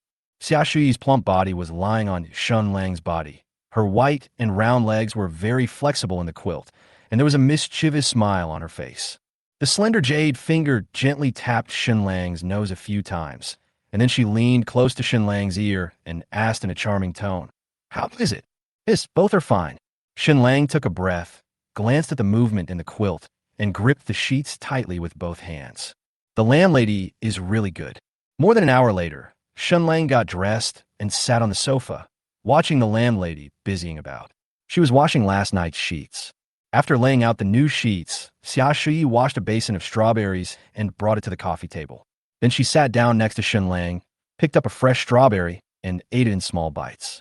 She also put a pair of jade feet on Shen Lang's legs, with a playful and scolding smile on her delicate face. "Help me rub it. It's so sore. I don't know why I'm holding it in." "Ahem, sister. Please talk about something serious in broad daylight." Shen Lang's old face turned red. Only one night had passed. How come the formerly virtuous and gentle landlord lady had changed so much? "Mom." At this moment, Meng Meng also got up, wearing cartoon plush pajamas, rubbing her eyes sleepily, and ran lazily to the living room. "Hey, brother Xiao Shun." Seeing that Shen Lang was also at home, the little girl's sleepiness disappeared a lot. She ran over happily and opened her arms for Shen Lang to hug her. Xia Shui calmly pulled her legs out of Shen Lang's arms, then sat up straight. As the saying goes, a child character is determined at the age of 3. Since having Meng Meng, Xia Shui never shows her bad habits and lazy behavior in front of her 6-year-old daughter. "Hey, whose little cutie is this?" Shen Lang held the little girl in his arms and asked softly, "Is Meng Meng going to kindergarten today?" "Yes, but I don't want to go to kindergarten." Meng Meng sighed like a little adult. Children of this age love to make noises and play and don't really like staying in kindergarten. "Meng Meng, you just woke up and are talking nonsense?" "Other children are willing to go to kindergarten to learn knowledge from the teachers. Why are you not willing?" Xia Shui reminded seriously, "Go brush your teeth and wash up. Don't stick to brother Xiao Shun." Snort. The little girl had a limited vocabulary and didn't know how to refute, so she could only cross her arms, turn her head away, pout, and pretend to be angry. Xia Shui didn't know whether to laugh or cry. "Hey, you girl." Shen Lang consoled him. "Then do you want brother Shun and mom to take you to kindergarten together later?" "Yes, yes." The little girl suddenly perked up and nodded her little head repeatedly. "Then go brush your teeth and wash up. And when you're done, come over and eat some strawberries." "Uh-huh." Meng Meng put on her slippers and ran to the bathroom happily. Seeing this, Xia Shui complained with both helplessness and relief. "I say, just let Meng Meng live with you. She's too easy to coax." Shen Lang held up Xia Shui's slender white feet, kissed her smooth thigh, and said meaningfully, "Don't worry, I'm not partial. After I've coaxed the little one, I'll also coax the older one." Xia Shui is a smart woman. She knew as soon as she heard it that Shen Lang was indirectly asking how he would treat the relationship between her and Li Liusi in the future. "You little bastard, you're eating from the bowl while looking at the pot." Xia Shui complained with a bit of jealousy and anger. "You are such a scumbag." Shen Lang took Xia Shui's slender waist and said solemnly, "You are a bit of a scumbag, but I am serious about everyone. Then, will you dislike us, mother and daughter, in the future? Xia Shuyi's voice suddenly became lonely, and she looked at Shen Lang with mixed feelings. Her usually gentle eyes now held a hint of fear. If Shen Lang leaves Xia Shuyi, then everything Shen Lang has brought to her during this period, and the happy and warm life that Xia Shuyi has dreamed of all these years, will be shattered.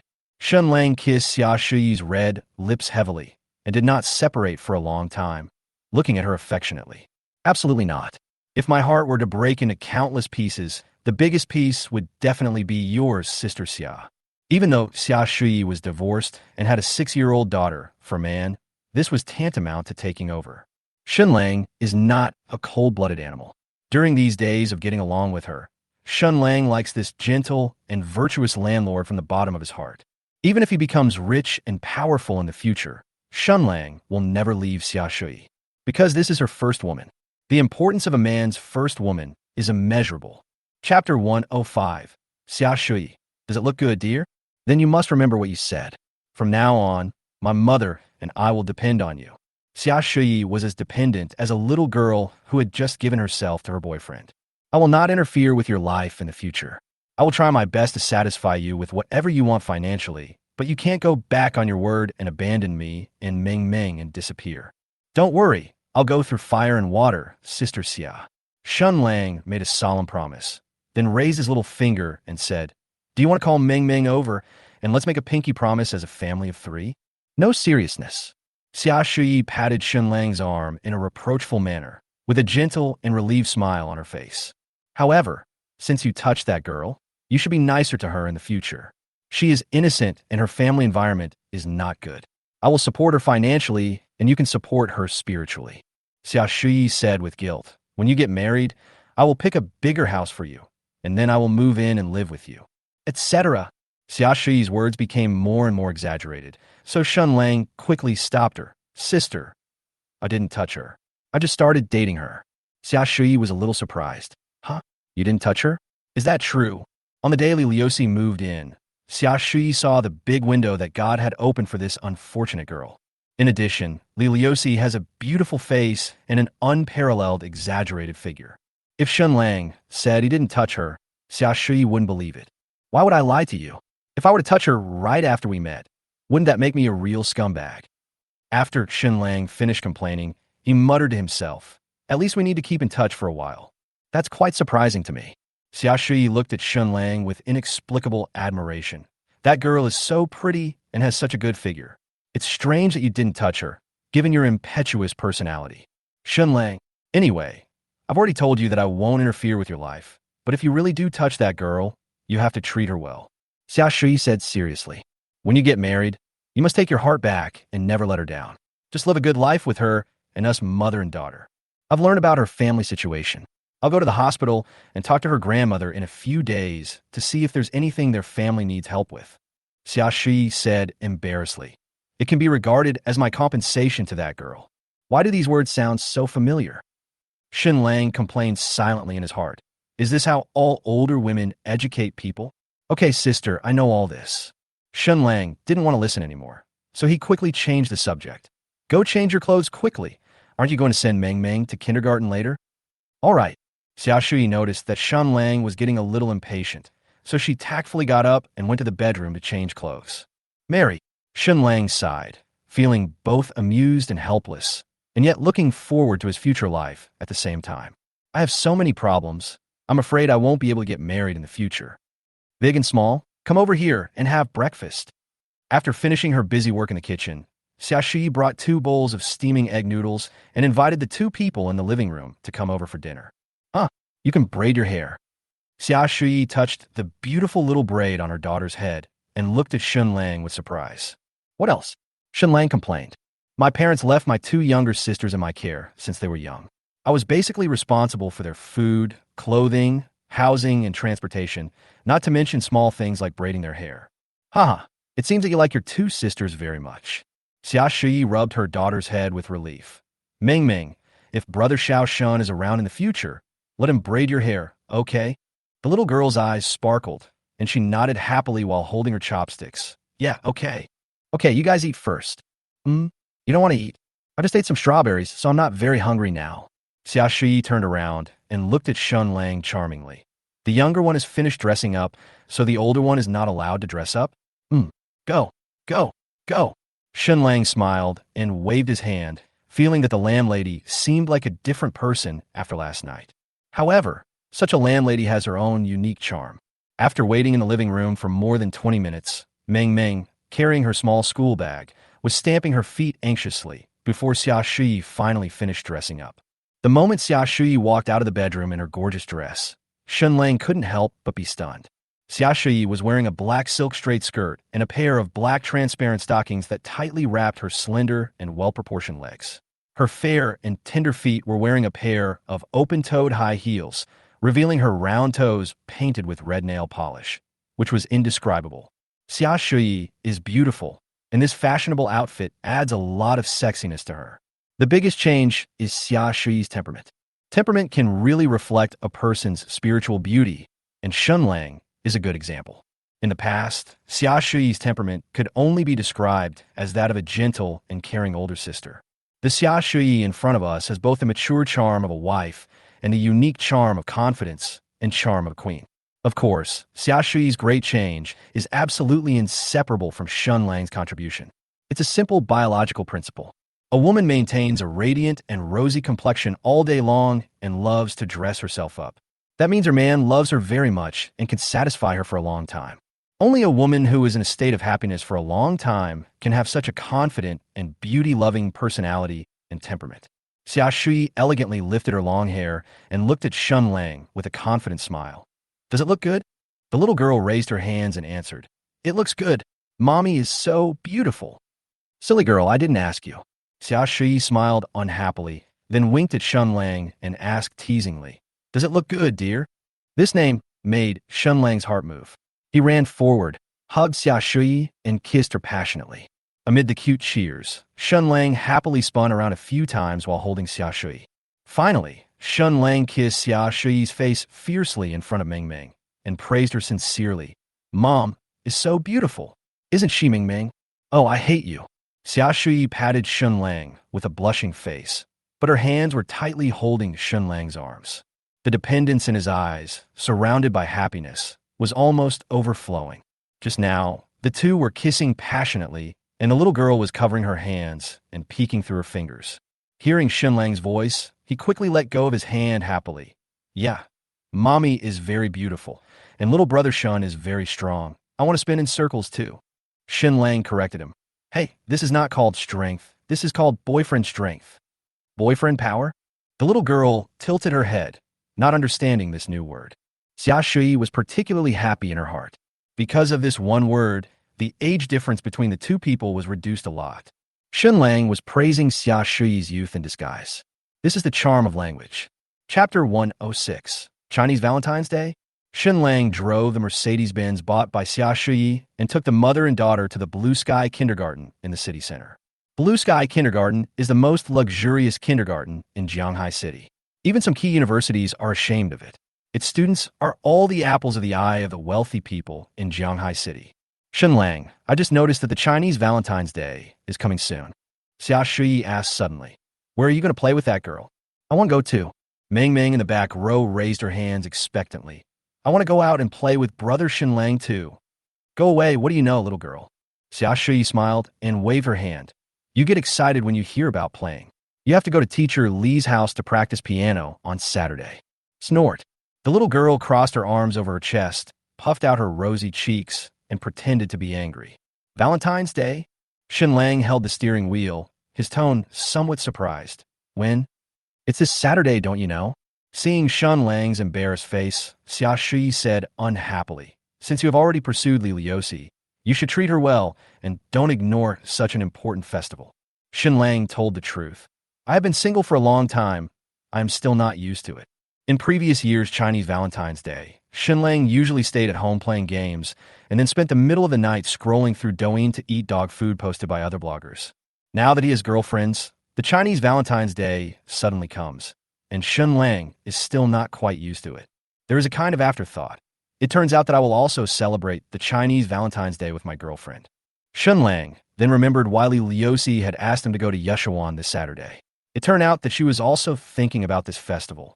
Sulishuan will definitely ask Shen Lang to go out and play that day, and by then Shen Lang will probably be too busy to cope with all the responsibilities. As for the landlady, she brought up this matter again and again, and she must want to have a romantic moment with Shen Lang. How do we fix this? Shen Lang scratched his head in embarrassment, not knowing what to do for the moment. It would be great if the Chinese Valentine's Day could last for 3 consecutive days, so that Shen Lang could be with everyone. So, where are you going to take that girl? Xia Shui asked again, as if to emphasize something. 1. Serious arrangements. I will take Li Liosi to Yeshawan in the morning, take Su Lishuan out in the afternoon, and come back to accompany you in the evening. Okay? 2. Deeply speaking.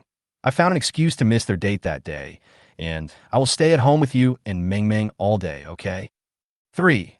Calm arrangement. Simple. You send Meng Meng to teacher Li, I will bring them to your house, and we will have a big carnival party. I'll take Li Liosi out for a walk this morning, and then have a romantic dinner. Shen Lang held Xia Shui's hand and said affectionately, when we come back in the evening, we will create our own world for the two of us. I'm already old. Is it inappropriate? Xia Shui muttered a little shyly. Sister, why do you always say that? Shen Lang didn't know whether to laugh or cry. You are only 36, not 46, not 56. You are so beautiful, and you have such a good figure, and I'm here with you. Why can't you celebrate Valentine's Day? Isn't it, Ming Ming? In this case, cute compliments are particularly important. Shen Lang glanced at the cute little girl behind him and said, Isn't Mom young and beautiful? She's prettier than the big stars on TV. Ugh. The little girl nodded happily. Well, all right then. Xia Shui smiled reluctantly, and then looked forward to the arrangements. Then Ming Ming doesn't have to practice piano on Saturday.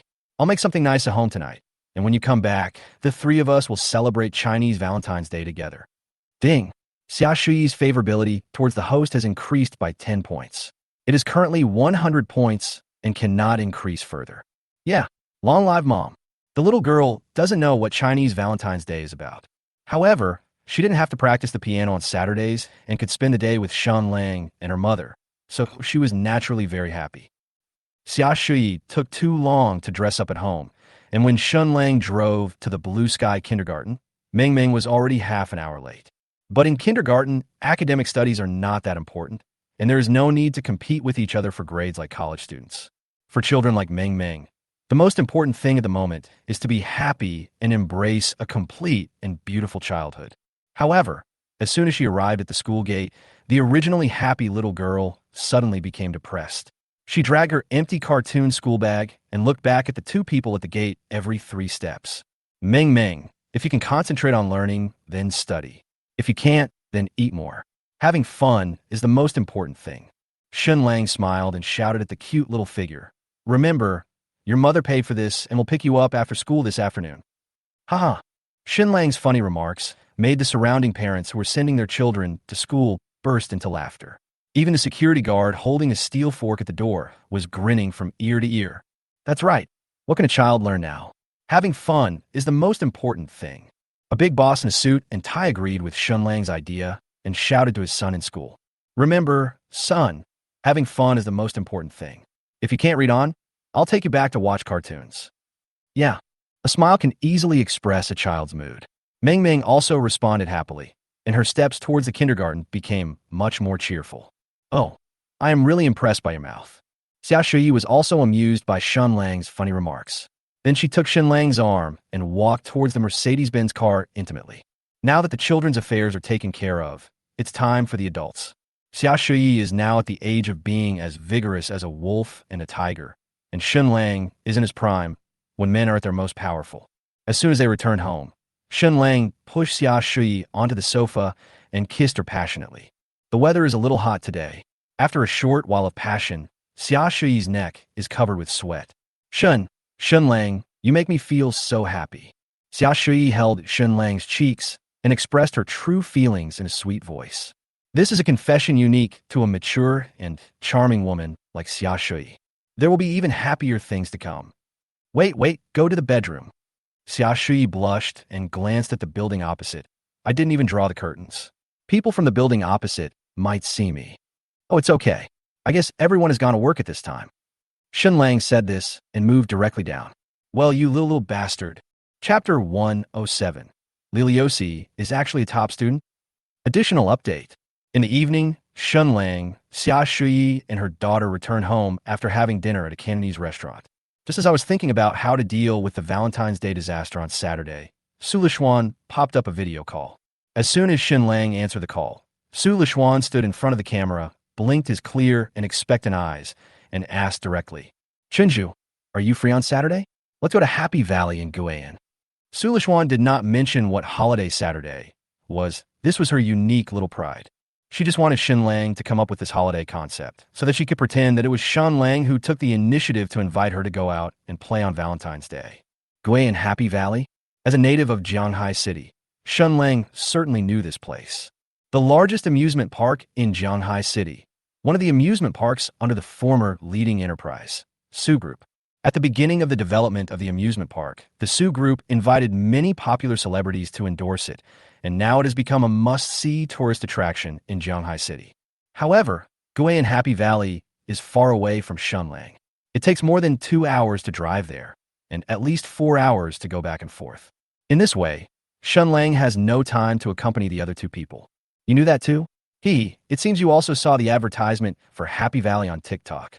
Su Lishuan was very happy and began to talk to Shen Lang incessantly about the day's itinerary. Well, Luxian. Shen Lang was possessed by the spirit of drama, so he interrupted Su Lishuan's speech with difficulty. What's up? Su Lishuan, who was originally smiling happily, became instantly disappointed when he saw Shen Lang's embarrassed look. I've been watching guides on TikTok these days, and I see a lot of couples going there on Saturdays to check in. What's your plan? Su Lishuan's words made it clear that she had not used her unique little tsunderness and had no place to show it off. It's not the novel. I've been thinking about chatting with you lately, and I don't have the energy to write. I've already owed a lot of chapters. Shen Lang explained helplessly. Readers and editors are urging me to do this. They said that if I keep doing this, they will not recommend my book next month. Fortunately, Su Lishuan didn't know much about the author of the online article and didn't know that Shen Lang was a tentacle maniac. The number of words he wrote last time was enough to cover several months of updates. In the next few months, it doesn't matter whether he reads that novel or not. So that's how it is. Then you go ahead and get busy. Your career is more important. At worst, we can go on Sunday. Su Lishuan smiled with relief and comforted Shen Lang in return. Don't be so sad. I'm not an unreasonable girlfriend. Do you think I'll force you to go because you have something to do at work? My business is not urgent. Shen Lang quickly explained. I'm only busy in the morning and evening, so I'm free in the afternoon. As long as I don't go too far, it's fine. Really? That's great. Then we won't go to Happy Valley. When Su Lishuan heard that Shen Lang could still come out to play on Saturday, he immediately became much happier. I'll go to TikTok and find a place close to us. Come find me on Saturday. Yes, definitely. After hanging up the video call with Su Lishuan, Shen Lang couldn't help but breathe a sigh of relief, and was also pleased that he had found such an understanding girlfriend. Su Lishuan has been dealt with, and the next one is the silly girl next door. At around 5 o'clock in the afternoon, Li Liusi sent a message to Shen Lang, asking him what he wanted to eat and saying that she would cook for him after school. At that time, Shen Lang and Xia Shui had just picked up Meng Meng and were ordering food at a Cantonese restaurant, thinking of waiting for Li Liusi to come over after school to eat together. When Li Liusi heard this, she quickly refused and told Shen Lang and the others to eat by themselves without waiting for her. She was a person who didn't like to trouble others, let alone make Shen Lang and the others wait for her for an hour. Shen Lang felt that Li Liusi should be easier to coax. Shen Lang came to Li Liusi's door and knocked. Li Liusi quickly ran over to open the door. Seeing that it was Shen Lang at the door, a happy smile immediately appeared on his face. You? Why are you here? Why? You're not welcome. Shen Lang tilted his head and looked domineeringly at Li Liusi's beautiful face. Li Liusi shook her head. How could she not welcome the boy she was thinking about? When Shen Lang was having dinner with Xia Shui and her daughter, this simple girl wanted to send a message to Shen Lang more than once, asking when Shen Lang would come back. Looking to talk to you. Shen Lang habitually put his arm around Li Liusi's slender waist and walked into the house, closing the door reflexively. Hey, you are reading a book. Shen Lang looked at the math textbook on the small desk. Next to it was a slightly patinated water cup filled with steaming boiled water. Li Liusi answered truthfully, Yes, I'm doing math problems. You're quite hardworking.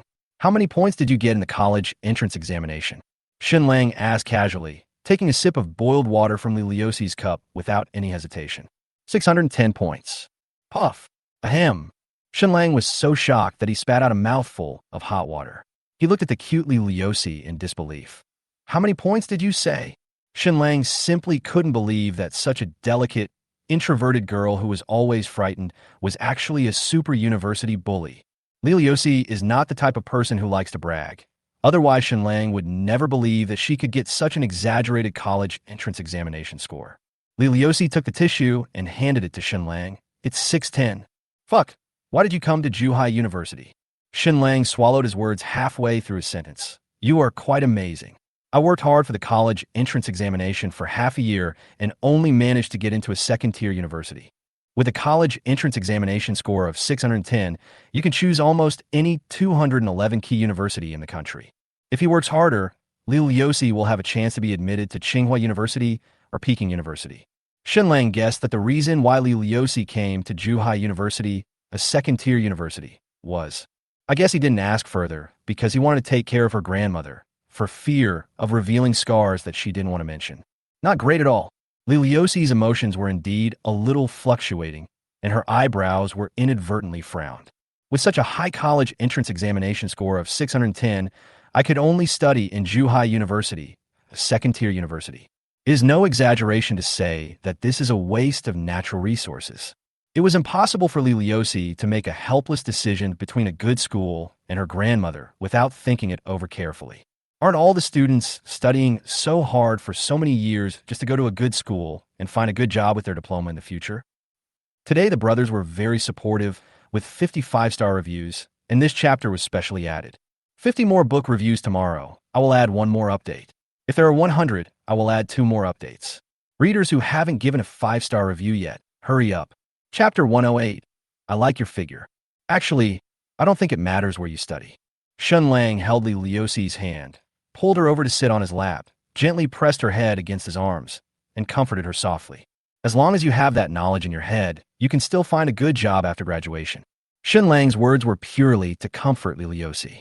In a society where the strong prey on the weak, a good diploma can only be regarded as a slightly glorious mistress. If college students who are about to enter the workforce only know the little knowledge they learned in school and have no knowledge of sociology and the ways of the world, once you enter society, you basically can't cause any trouble, and at most you can only find a basic job to make a living. Not to mention introverted girls like Li Liuxi who have difficulty communicating with others normally. With her timid personality, even if she really got a good diploma and started working after graduating from school, she would probably be overwhelmed by the complex society. Nowadays, there are many successful graduate students who boast that they have a good life and not bad luck. They think that with the knowledge they learned in school and a good diploma, once they leave school, they will be able to earn $1 million a month and become someone above everyone else.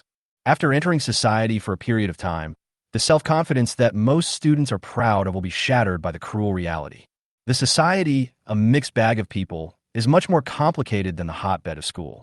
Otherwise, Shen Lang would not have stayed at home writing novels to make a living. Of course, this is not to say that studying is useless. It is just a simple, basic truth, which is that you cannot study blindly. You have to learn to flexibly apply the knowledge you learned in school and sociology. This is also the main reason why there are many big bosses in today's society whose diploma is only elementary school. Li Liuxi leaned in Shen Lang's arms, listening quietly to Shen Lang's heartbeat, and her lonely mood gradually calmed down. Wait a minute. Shen Lang held Li Liuxi's slender waist, straightened her flexible body, gently pinched the soft flesh on her waist and thighs, and asked curiously, have you gained weight recently? The current atmosphere was too depressing, so Shen Lang just found a topic to attract Li Liuxi's lonely attention. Really, women are indeed extremely sensitive about their weight. Even a poor girl like Li Liuxi showed an expression of disbelief and panic. She nervously lowered her head to look at her body from front to back and subconsciously pinched the soft flesh on her waist. Well, I'll eat less in the future, Li Liuxi said in a low voice, her eyes pleading for forgiveness, as if she was afraid that Shen Lang would blame her for this problem. No, Shen Lang decisively shook his head and refused. I like your figure. You're not allowed to lose weight in the future. Do you hear me? Liliosi was a little taller than the average girl. Even if she gains 3 or 4 pounds, it will not affect her appearance. On the contrary, she will look fuller, which makes her look more fleshy when you hug her. Yes, I understand. After hearing what Shen Lang said, Liliosi breathed a sigh of relief. He sat quietly on Shen Lang's lap, glancing at Shen Lang awkwardly from time to time. Liliosi was a little flattered by the ambiguous posture of the two. Shen Lang suddenly revealed the purpose of his visit to Liliosi. Saturday, I may have something to go out for. Liliosi was originally immersed in the ambiguous atmosphere between the two of them, but when she heard these words, the happy expression on her face took a sharp turn for the worse. Liliosi is a girl who doesn't like to trouble others, and she will not act petty with the boy she likes, so she forced a smile. No, it's okay. I can read that day. Just go about your business and don't worry about me. I'm busy this afternoon and evening, but I'm free in the morning. Shen Lang smiled and asked, do you want to read in the morning too? Do you want to go out and play with me? Want? Liliosi blurted out, his voice rising a lot. Shen Lang pretended to be confused and asked back, hey, didn't you say you wanted to read a book to review? I can watch in the evening. I have nothing to do in the morning. Liliosi became more and more excited as she spoke, fearing that Shen Lang would believe it and not let her go out with him to celebrate Valentine's Day. After seeing Shen Lang's smiling expression, Liliosi realized that she had fallen into Shen Lang's trap again. She lowered her head shyly and complained in a low voice. Can you please stop playing tricks on me in the future? Seeing the aggrieved look on Liliosi's face, Shen Lang felt a pang in his heart and raised his hand to touch Liliosi's smooth and beautiful face. Oh, you are really stupid, baby. Stop calling me stupid. Liliosi complained angrily, but her soft face rubbed Shen Lang's big hand gently, just like a ginger cat that likes to be pampered. My nails have grown longer recently. Shen Lang looked at his fingers, looked around, and then patted Liliosi's soft thigh. Do you have a nail clipper at home? Help me cut your nails so I don't accidentally scratch yourself. Some. Liliosi nodded, stood up to get a nail clipper from the drawer, then reflexively sat back on Shen Lang's lap. The plump and perky buttocks were firmly pressed against Shen Lang's thighs. This girl never realized how big a window God had opened for her. Shen Lang couldn't help but feel the fullness of his legs, with an awkward smile on his face. But I felt inexplicably excited in my heart, and I shook my legs deliberately, trying to adjust the trajectory. Liliosi blinked curiously, not knowing why Shen Lang was laughing. It was not until Shen Lang's thigh trembled that Liliosi's face gradually turned red, and her plump buttocks quietly moved towards Shen Lang's knees. You're too tall. My knees are uncomfortable when you sit down. Come over here. Shen Lang stretched out his hand and domineeringly dragged Liliosi back to his thigh, raised his right hand and handed it to her. Cut it. Liliosi held Shen Lang's right hand, feeling the touch from below. Her face was so red that it almost bled. In an aggrieved tone, he said something that seemed familiar to Shen Lang. Shen Lang, you are bad. You bully me.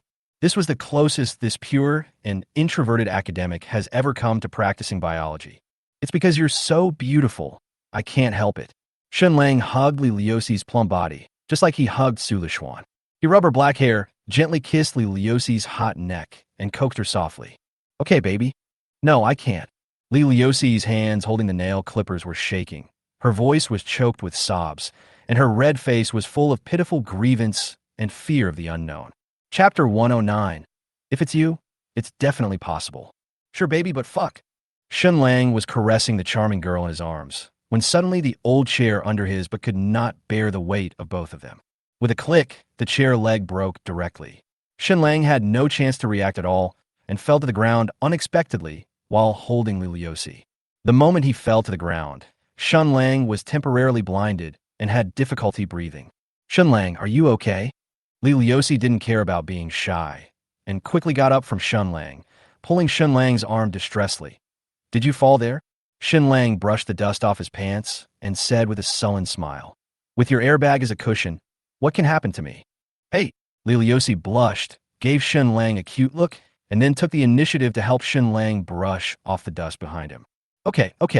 I have a gaming chair in my room. I'll drag it over to you later. After this unlucky incident, the ambiguous atmosphere that had been established just now was completely gone, and Shen Lang was no longer in the mood to continue cultivating his sentiments with Liliosi. He patted his butt in frustration, turned around, and went to his room to get a chair for Li Liusi. Bad guy.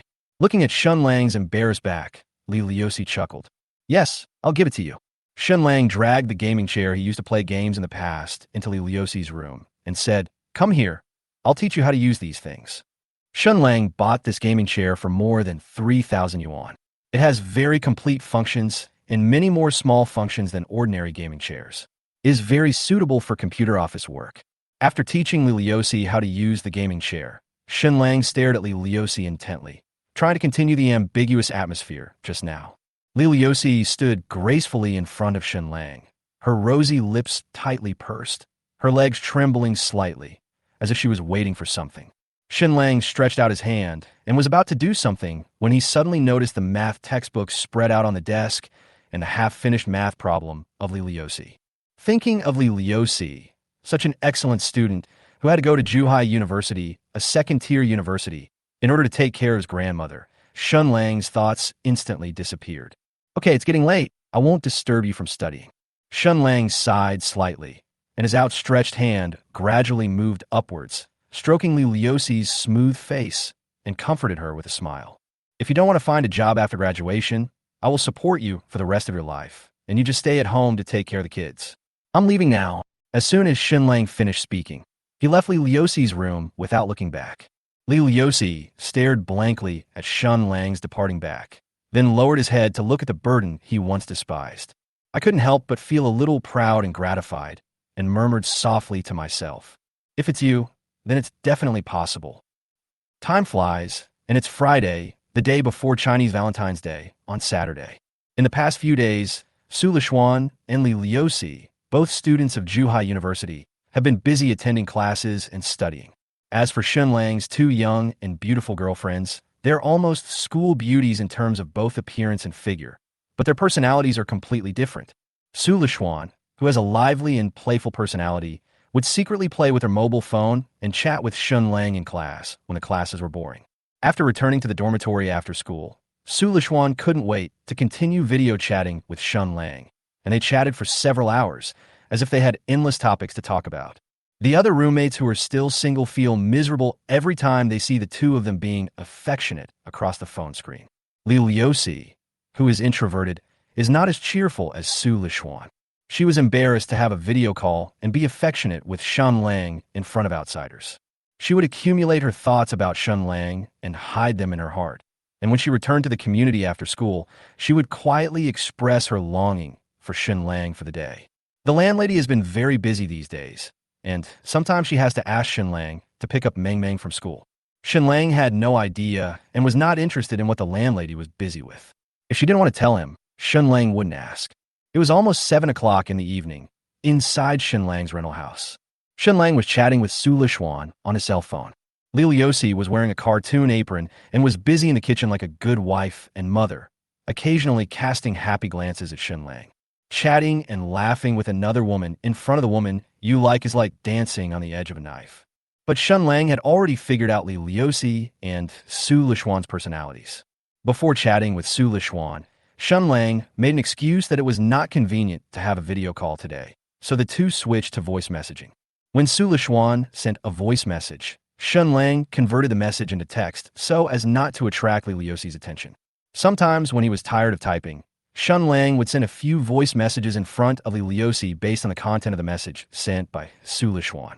This can not only eliminate Su Lishuan's suspicion, but also eliminate Li Liusi's suspicion. It is simply the best of both worlds. Of course, this operation also carries the risk of capsizing. Li Liusi suddenly ran over and looked through the WeChat chat history between Shen Lang and Su Lishuan.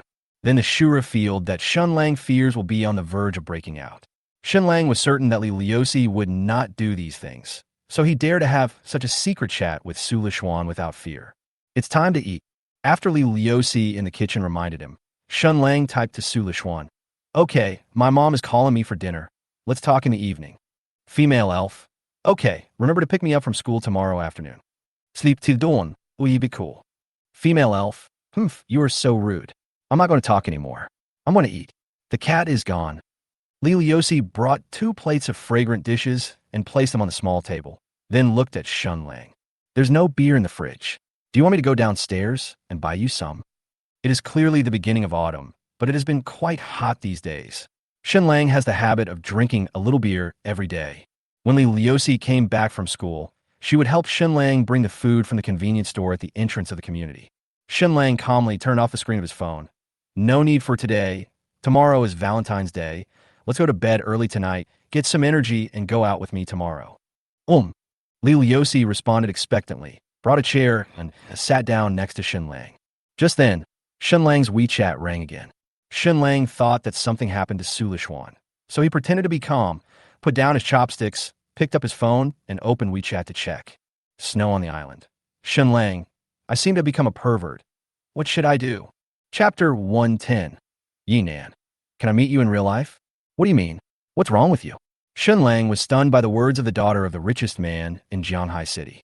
Just after he finished typing the question with one hand, Yinan actually called him directly via video, which scared Shen Lang so much that he quickly refused.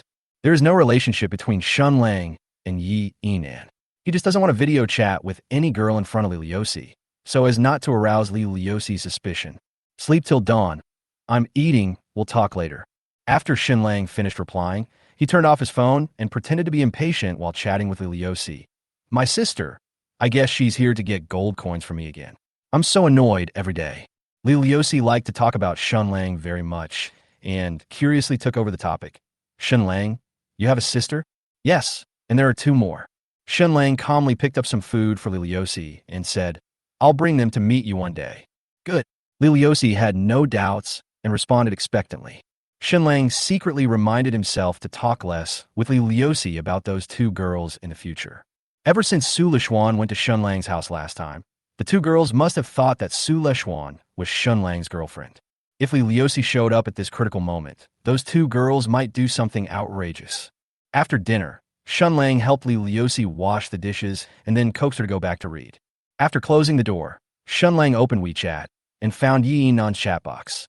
He suddenly discovered that there were more than 20 unread messages. What's wrong with this guy?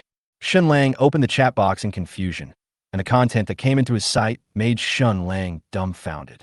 Snow on the island. Since I last saw the website you gave me, I bought a lot of special props and tried to imitate the video. It felt very strange. Snow on the island. I asked those netizens online, and they said I had the symptoms of M, which means masochism, and many people called me a pervert. Below these messages were selfies posted by Yinan, all of which were selfies of her arms, legs, and more. These parts of the body are covered with marks of varying depths. They don't look very deep and are the kind that will disappear in a few days. After reading the news, Shen Lang scratched his scalp in disbelief, feeling like his brain was about to grow out. As an otaku, Shen Lang has met many people with this special fetish in those adult forums on the internet. As for the alphabet circle, there are countless people with this hobby around the world, so there is nothing to be surprised about. But if the daughter of the richest man in Jianhai City also likes to be whipped, that would be a bit magical. Snow on the island. Shen Lang, haven't you finished your meal yet? You sleep till dawn. Did you cause the injuries in these pictures by yourself? Sweating soybeans. Snow on the island. Well, I wanted to tell my parents, but then I checked online and they said it was abnormal behavior, so I didn't dare to tell them. What should I do in the future? 1. Threaten her. You don't want your parents to know that you are this kind of person, right? 2. Comfort her. Don't feel too burdened. This is just a special habit, not a mental illness. There's nothing to worry about. 3. Train her. How about we meet offline? I have a more exciting way to play for you. How about that? Fuck, system, you started again, didn't you? Options 1 and 3 made Shen Lang feel inexplicably dry mouth in the middle of the night.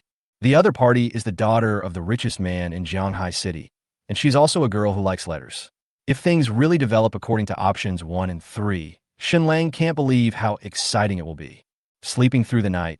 Don't feel too burdened. This is just a special habit, not a mental illness. I don't know how many people in the world are like you. Snow on the island. Is this true? Have you ever played with candles? Damn, you've ever played with candles? Shen Lang was immediately in awe and sat up to chat. Aren't you afraid of pain? Snow from the island. I bought the special one. It doesn't hurt that much. Sleeping till dawn. Frightened by the boss's gameplay. Snow on the island. Shen Lang. Am I a pervert now? Sleeping till dawn. Not really, it's just special. Don't put too much psychological pressure on yourself. You can treat this as a hobby like badminton, but you have to play it secretly. Snow on the island. Really?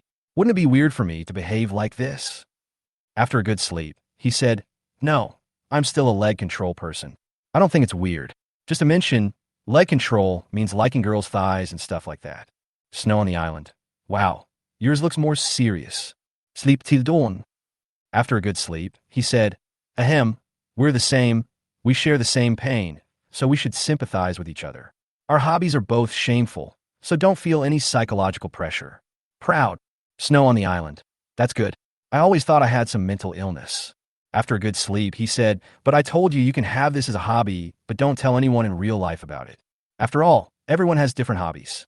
Snow on the island. Well, I understand. Thank you, Shen Lang.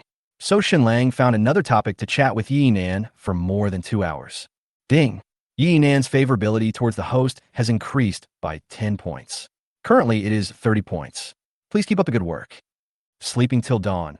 Okay, it's getting late. Go to bed early, and remember to be more moderate in your hobbies. By around 11 o'clock in the evening, Shen Lang didn't feel like talking anymore, mainly because he and Yi Nan had no further topics to talk about. The only topic they could continue talking about was something that kept Shen Lang awake most of the night. Snow on the island. Shen Lang, I'm very interested in you. Can I meet you in real life? After a good sleep, he said, sure, but first of all, I have a girlfriend. Even if Shen Lang is a scumbag now, with the system on his side, he knows that Yi Nan is interested in him. After all, there are 30 points of favorability. But he didn't dare to dump Yi Nan, because she was the jewel in the crown of the richest man in Jianhai City. If his parents found out, they would be furious and send people to follow and investigate Shen Lang. If they found out that Shen Lang was cheating on them, and then made a big deal out of it, Shen Lang would have no chance of living in Longxia anymore. Snow on the island. Do you have a girlfriend? After a good sleep, he said, yes, so let's just be ordinary friends, and it would be best if we only chat online. Ding! Yi Nan's favorability towards the host has increased by 5 points. Currently, it is 35 points. Please keep up the good work. No, I have a girlfriend. Why is this guy's favorability increasing? Chapter 111, The Doted Canary. 30 points of favorability is enough to prove that Yi Nan is interested in Shen Lang, or even likes him. If Shen Lang takes a little more initiative, he will probably be able to win the beauty. He was surprised that if Yi Nan was interested in him, why did he? Not only was there no disappointment, but it actually increased my favorability? Is it possible? Shen Lang seemed to have thought of something and couldn't wait to type and ask, what kind of website do you like to watch the most? Snow on the island. I like to read the letters in NTR. Is there any problem? Fuck, you're such a Minotaur lover. Shen Lang was completely confused. What happened to this richest man's daughter? She has all of the most bizarre and shameful habits. Dare I be more exaggerated? Sleeping till dawn. When you watch NTR themes, do you feel excited when you see the heroine being defiled by other men? Snow on the island. Yeah, Shen Lang, how did you know? Damn, it really brought in the victim. Shen Lang scratched his head, not knowing whether to laugh or cry. He really didn't know what to say. Shen Lang has seen many cuckolded men, but this is the first time he has seen a cuckolded woman. This is also the main reason why Yi Nan's favorability towards Shen Lang suddenly increased after learning that Shen Lang has a girlfriend. Because this guy brought in a victim, and he likes the feeling of guilt of having his beloved taken away. Snow on the island. I have never had my things taken away from me since I was a child.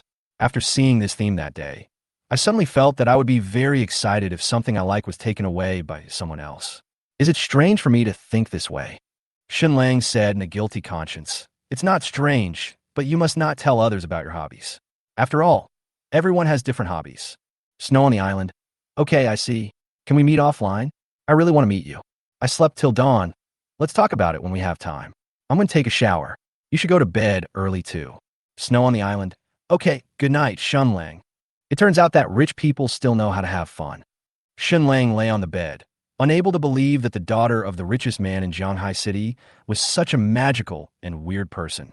Of course, this cannot be blamed on Yi Nan himself. After talking so much with Yi Nan, Shen Lang felt that she was a simple, polite, and somewhat naive girl who basically answered whatever he asked. Shen Lang guessed that Yi Nan became like this because of the education her parents gave her since childhood. Yi Nan herself said that she didn't like her parents very much. She felt that they treated her like a canary in a cage.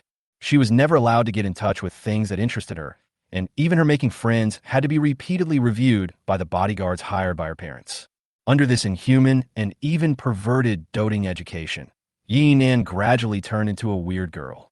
On the surface, Yi-Nan looks normal, polite, pretty, and she can basically play the music, chess, calligraphy, and painting that girls can do, and she performs extremely well. In fact, Yi-Nan's heart was already full of holes, like a puppet without self-awareness. It is no exaggeration to say that she absolutely knew that she liked Shen Lang, but she just didn't know how to express this feeling.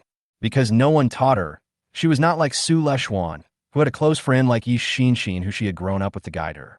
Maybe because she recently returned to China, her parents don't spoil Yi-Nan as much as before, so she can't wait to learn what she is interested in. This learning direction is a bit too crooked. It seems that sometimes being too rich is also a sin. Shen Lang sighed deeply, turned over, and soon fell asleep. The next morning, after Shen Lang woke up, he went to the bathroom to wash up in high spirits. Today is Chinese Valentine's Day, and Shen Lang has to celebrate it with 3 people. Time is very tight, and we can't waste even a minute. It's a nice day today. Shen Lang looked at the sunny weather outside the window and felt inexplicably excited. Just after I finished washing up, I received a WeChat message from Li Liuxi on my phone. Yu Sheng Pingin, Shen Lang, are you awake? I bought you breakfast. Well, there's someone who values time more than me. Shen Lang smiled with relief and typed a reply. Just woke up, come find me. Rose. Yu Sheng Pingin, yeah. Shy. If Su Lishuan sent this shy expression to Shen Lang, it would seem that he was trying to create an ambiguous atmosphere between the couple. Since Li Liuxi said that, it means she is really shy. Not long after, there was a knock on the door. Shen Lang didn't even need to ask who was outside the door. He knew it was Li Liuxi bringing breakfast. Only Li Liuxi would knock on his own door so carefully. Hey, good morning. When Shen Lang opened the door, Li Liuxi was standing there gracefully, holding a steaming breakfast in her hands. Her pretty face always had a shy yet happy expression. Oh no! Shen Lang noticed that Li Liuxi was holding a gift box tied with red silk in his left hand. There is no need to think about it. This must be the Chinese Valentine's Day gift that Li Liuxi prepared for herself. Shen Lang originally wanted to buy a gift for Li Liuxi last night. As a result, I chatted with Yi-Nan until midnight and forgot about this matter. After Li Liuxi entered the room, he put breakfast on the table and hesitated for a while. Li Liuxi finally plucked up the courage and came to Shen Lang with the gift box, excited as if she was going to confess her love. Chun, Shen Lang, happy Chinese Valentine's Day. This is my Chinese Valentine's Day gift to you. Please accept it, okay? Oh, okay, thank you. Shen Lang accepted it without thinking and looked around the room nervously, trying to find something reasonable and suitable for Li Liuxi to give her. Although Shen Lang could find an excuse, or even tell Li Liuxi directly that he had not prepared any gifts for the Chinese Valentine's Day, Li Liuxi probably wouldn't be angry. She was a girl who only liked to give to Shen Lang and didn't like Shen Lang wasting his time on her. But if he really wanted to do this, then Shen Lang, this scumbag, would be a complete failure and a beast. Seeing that Shen Lang was reluctant to open the gift box, Li Liuxi asked in a low voice, why don't you open it and take a look? Okay, let me see what you have prepared for me. Shen Lang opened the gift box nervously, but also with relief, and inside was a fluffy purple scarf. It's autumn now, and the weather is getting cold. I knitted this for you these days.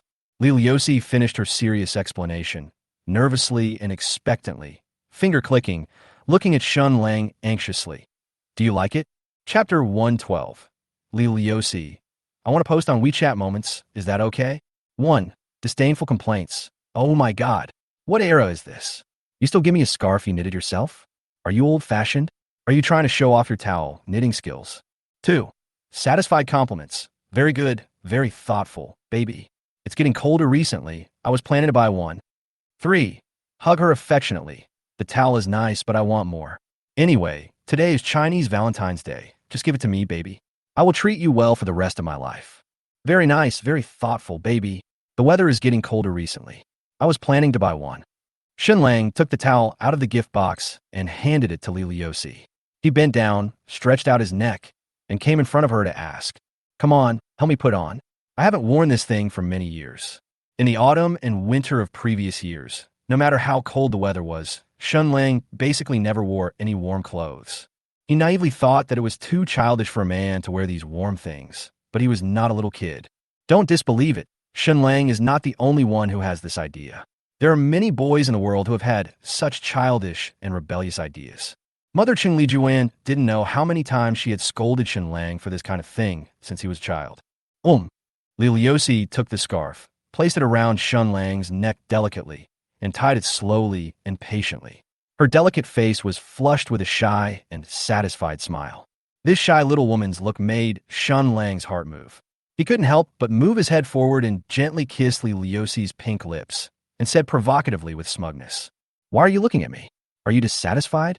Go ahead and bite me." "No, don't move, okay?" Li Liuxi stopped moving and looked at the smiling Shen Lang, who was so close to her. She pouted her lips and gave Shen Lang a shy and reproachful look, but continued to gently help Shen Lang tie his scarf. After tying the scarf, Li Liuxi smoothed the conspicuous white velvet threads on the scarf, and then asked nervously and expectantly, "How do you feel? Is it warm? Is it bigger or smaller?" "Yeah, it's quite warm, and the size is just right." Shen Lang nodded with satisfaction. The quality of the scarf is a bit rough, and its warmth-retaining effect is average, not as good as those branded products in the store. But this was knitted by Li Liuxi stitch by stitch. Shen Lang was so moved that he couldn't help but feel disgusted. "That's good." Li Liuxi smiled with relief, then looked at Shen Lang hesitantly and asked in a low voice, "Shen Lang, today is a holiday. Can I hug you?" "Stop hugging me." Shen Lang shook his head in disdain. "Why don't we just sleep together tonight? You can hug me however you want. I won't object." Li Liuxi blushed and shook her hands. No, just hug me." Cool me, cool me, cool me." Shen Lang generously opened his arms and gently embraced Li Liuxi in his arms, and teased with a smile, "Why are you like a child, wanting to be held every day?" "Just." Li Liuxi rarely acted coquettishly towards Shen Lang. She rubbed against Shen Lang's arms in a loving way, making Shen Lang laugh and cry. After a moment of tenderness in Shen Lang's arms, thinking about today's special day, Li Liuxi quietly but bravely confessed, "Shen Lang, I like you. Will you be my boyfriend?" The process of confirming their relationship last time was too complicated and vague. Li Lu thought that she should formally confirm her relationship with Shen Lang on such a special day as today. "We are already like this. Do we still need to confess?" Shen Lang did not answer directly at the first time, with an apologetic smile on his face. "Besides, I always bully you and touch you all day long. Do you really want me to be your boyfriend?" I just like you bullying me." Li Liuxi was obviously a little anxious. She hugged Shen Lang and leaned forward, trying to show Shen Lang her pride. It was the first time that Shen Lang saw Li Liuxi being so proactive and eager, but he still didn't give a direct answer. He kept gently touching Li Liuxi's hair and teasing her about her figure. "Don't hit people with the ball. Shen Lang, please be my boyfriend. By the way, I have a gift for you too. Wait for me." Before Li Liuxi could finish her words, Shen Lang decisively let go of her, turned back to his room, and came out holding a red box. The words 5 squirrels were written on the box, and it was filled with snacks. Shen Lang bought this from Taobao last week, planning to eat it while watching movies or TV series. At this critical juncture, Shen Lang had nothing to give to Li Liuxi, and he didn't want to waste such a good romantic atmosphere, so he simply gave the snacks to Li Liuxi. "I see that you usually have to read books and do homework. If you feel bored, these can be used as snacks to satisfy your cravings." Shen Lang himself was a little embarrassed. "Happy Qixi Festival, baby. Do you like it?" In today's materialistic society, if a boyfriend dares to give his girlfriend a bag of snacks on such an important couple's day, even if the girlfriend herself has no opinion, her friends and besties will all express their opinions. A girlfriend with a bad attitude may even accuse her boyfriend of being extremely stingy and advise the girl to stay away from such a stingy man. But when Li Liuxi saw the bright red box and the cute squirrel picture on the box, an excited and happy smile suddenly appeared on his face. "I like it very much. Thank you, Shen Lang." After happily taking the box, Li Liuxi looked at it for a moment, then asked worriedly, "This box is a bit heavy, Shen Lang. Isn't it expensive?" Li Liuxi's sincere look and concerned words made Shen Lang, who was already feeling guilty, feel even more ashamed. "No, it's not expensive. This isn't a holiday.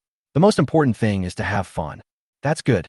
Li Liuxi breathed a sigh of relief, then took out his brand new Apple phone, opened the camera somewhat awkwardly, and took a photo of the red box with a smile. Shen Lang asked curiously, "What are you going to do?" Liliosi held the box of 5 squirrels in one hand and the phone in the other and said shyly, I want to post on WeChat moments. Is that okay? Shen Lang. Originally, Shen Lang wanted to take Liliosi to play somewhere far away today. Considering that time is not very abundant, Su Lishuan has already asked Shen Lang on WeChat when he would pick her up after his work. Shen Lang just had a Sichuan Chongqing hot pot with Liliosi and then went straight to Yeshuan at the end of the commercial street. Chapter 113. I thought you didn't like big ones. On a romantic holiday like today, couples go to the bustling downtown areas to celebrate, especially in Aoyuan Plaza and Century Street, the two most prosperous places in Shanghai City. The passenger flow today is the most exaggerated. The reason is simple. There are numerous hotels and inns around these two squares, so couples don't have to worry about not having a place to fight at night. Yeshuan Park is not very famous in Shanghai City, and today is a special day when groups of people gather there. The sparsely populated beach was extremely lonely. There were not even many children flying kites. All that could be seen was endless sand and crashing waves. The cold sea breeze hitting the two of them seemed even more desolate, as if they were isolated from the world. How about we drive to Aoyuan Plaza to play? Shen Lang asked tentatively. The first time Shen Lang spent Chinese Valentine's Day with Liliosi, he brought her to such a deserted place. He always felt guilty about it. No, that's fine. Liliosi took Shen Lang's arm and shook her head gently. Liliosi has always lived quietly in her own little world. She doesn't like to trouble others and doesn't like overly lively or noisy environments. That's why Liliosi made an appointment with Shen Lang last week to come to such a deserted place for fun on Valentine's Day. To put it bluntly, she just wanted to stay alone with Shen Lang in a quiet place. Shen Lang teased humorously. I didn't expect you to be so dull normally. I didn't expect you to be so romantic, and you even know how to have a little time for yourself. Liliosi blushed and said nothing. But this was what she actually thought in her heart. Let's go and take a walk along the beach. Shen Lang held Liliosi's soft hand, walked on the soft sand, against the cool sea breeze, and headed towards the endless seashore. The weather is nice today, but a little cold at the beach. Fortunately, the two of them were wearing thick enough clothes and walking together, so they didn't feel too cold. When Shen Lang and Liliosi are together, Shen Lang is always the one who talks endlessly, while Liliosi is the one who listens patiently beside him. Once Shen Lang brought the topic to her, Liliosi, who had no social skills, would seriously and nervously think about how to answer Shen Lang's questions. I remember you seem to be your sister, right? What's her name? Shen Lang asked curiously. Is she in her hometown or in Shanghai now? Who is taking care of her? Her name is Li Sihui. She is still in kindergarten in her hometown. She will be in the first grade of elementary school after the Chinese New Year. Liliosi said truthfully, my cousin is helping take care of me now. I give her living expenses every month. I see. Shen Lang was silent for a moment, then asked tentatively, do you miss your sister? Do you want to bring your sister to Shanghai City? No, the prices in Shanghai City are too high, and the cost of going to school is very expensive. Li Lu shook his head without even thinking about it, then said with relief, Shen Lang, I know you're doing this for my own good, but ever since the day you paid off all my grandma's medical bills, my life isn't that bad anymore. Well, that's why they say it's hard to be a good person. Shen Lang smiled indifferently. Okay, anyway, you can handle everything. If you need my help in the future, just come to me anytime. Well, thank you. Liliosi responded softly and thanked him tentatively. Fine. Shen Lang waved his hand indifferently, put his hand into his pocket calmly, and turned off the phone, which was already silent, but kept vibrating. Are you okay? Thinking back to when she confessed her feelings just now, Shen Lang deliberately changed the subject, and now he didn't scold her like he did before. The expression on Liliosi's face dimmed a lot. Just like Su Lishuan last time, Shen Lang and Liliosi strolled along the beach and stopped at a rocky area. Okay, let's go back. I'll take you somewhere far away next time. Shen Lang checked the time. It was almost 12 noon. Su Lishuan had urged him several times on WeChat. If Su Lishuan doesn't end his date with Liliosi, he might take a car to come and find her. Liliosi stood there, deaf to everything, with his head lowered dejectedly, not knowing what he was thinking. What's wrong? Shen Lang lowered his head and looked at Liliosi's face. The next second, Liliosi kissed him unexpectedly. The clumsy and unfamiliar kiss made Shen Lang unable to resist. Not only that, Liliosi also grabbed Shen Lang's wrist and forced his palm onto himself. In an instant, Shen Lang felt an incomparable softness on his palm.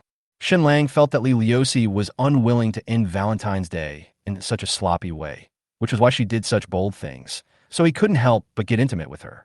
After more than 10 minutes of passionate kissing, Li Liuxi's body became soft and she swayed in Shen Lang's arms.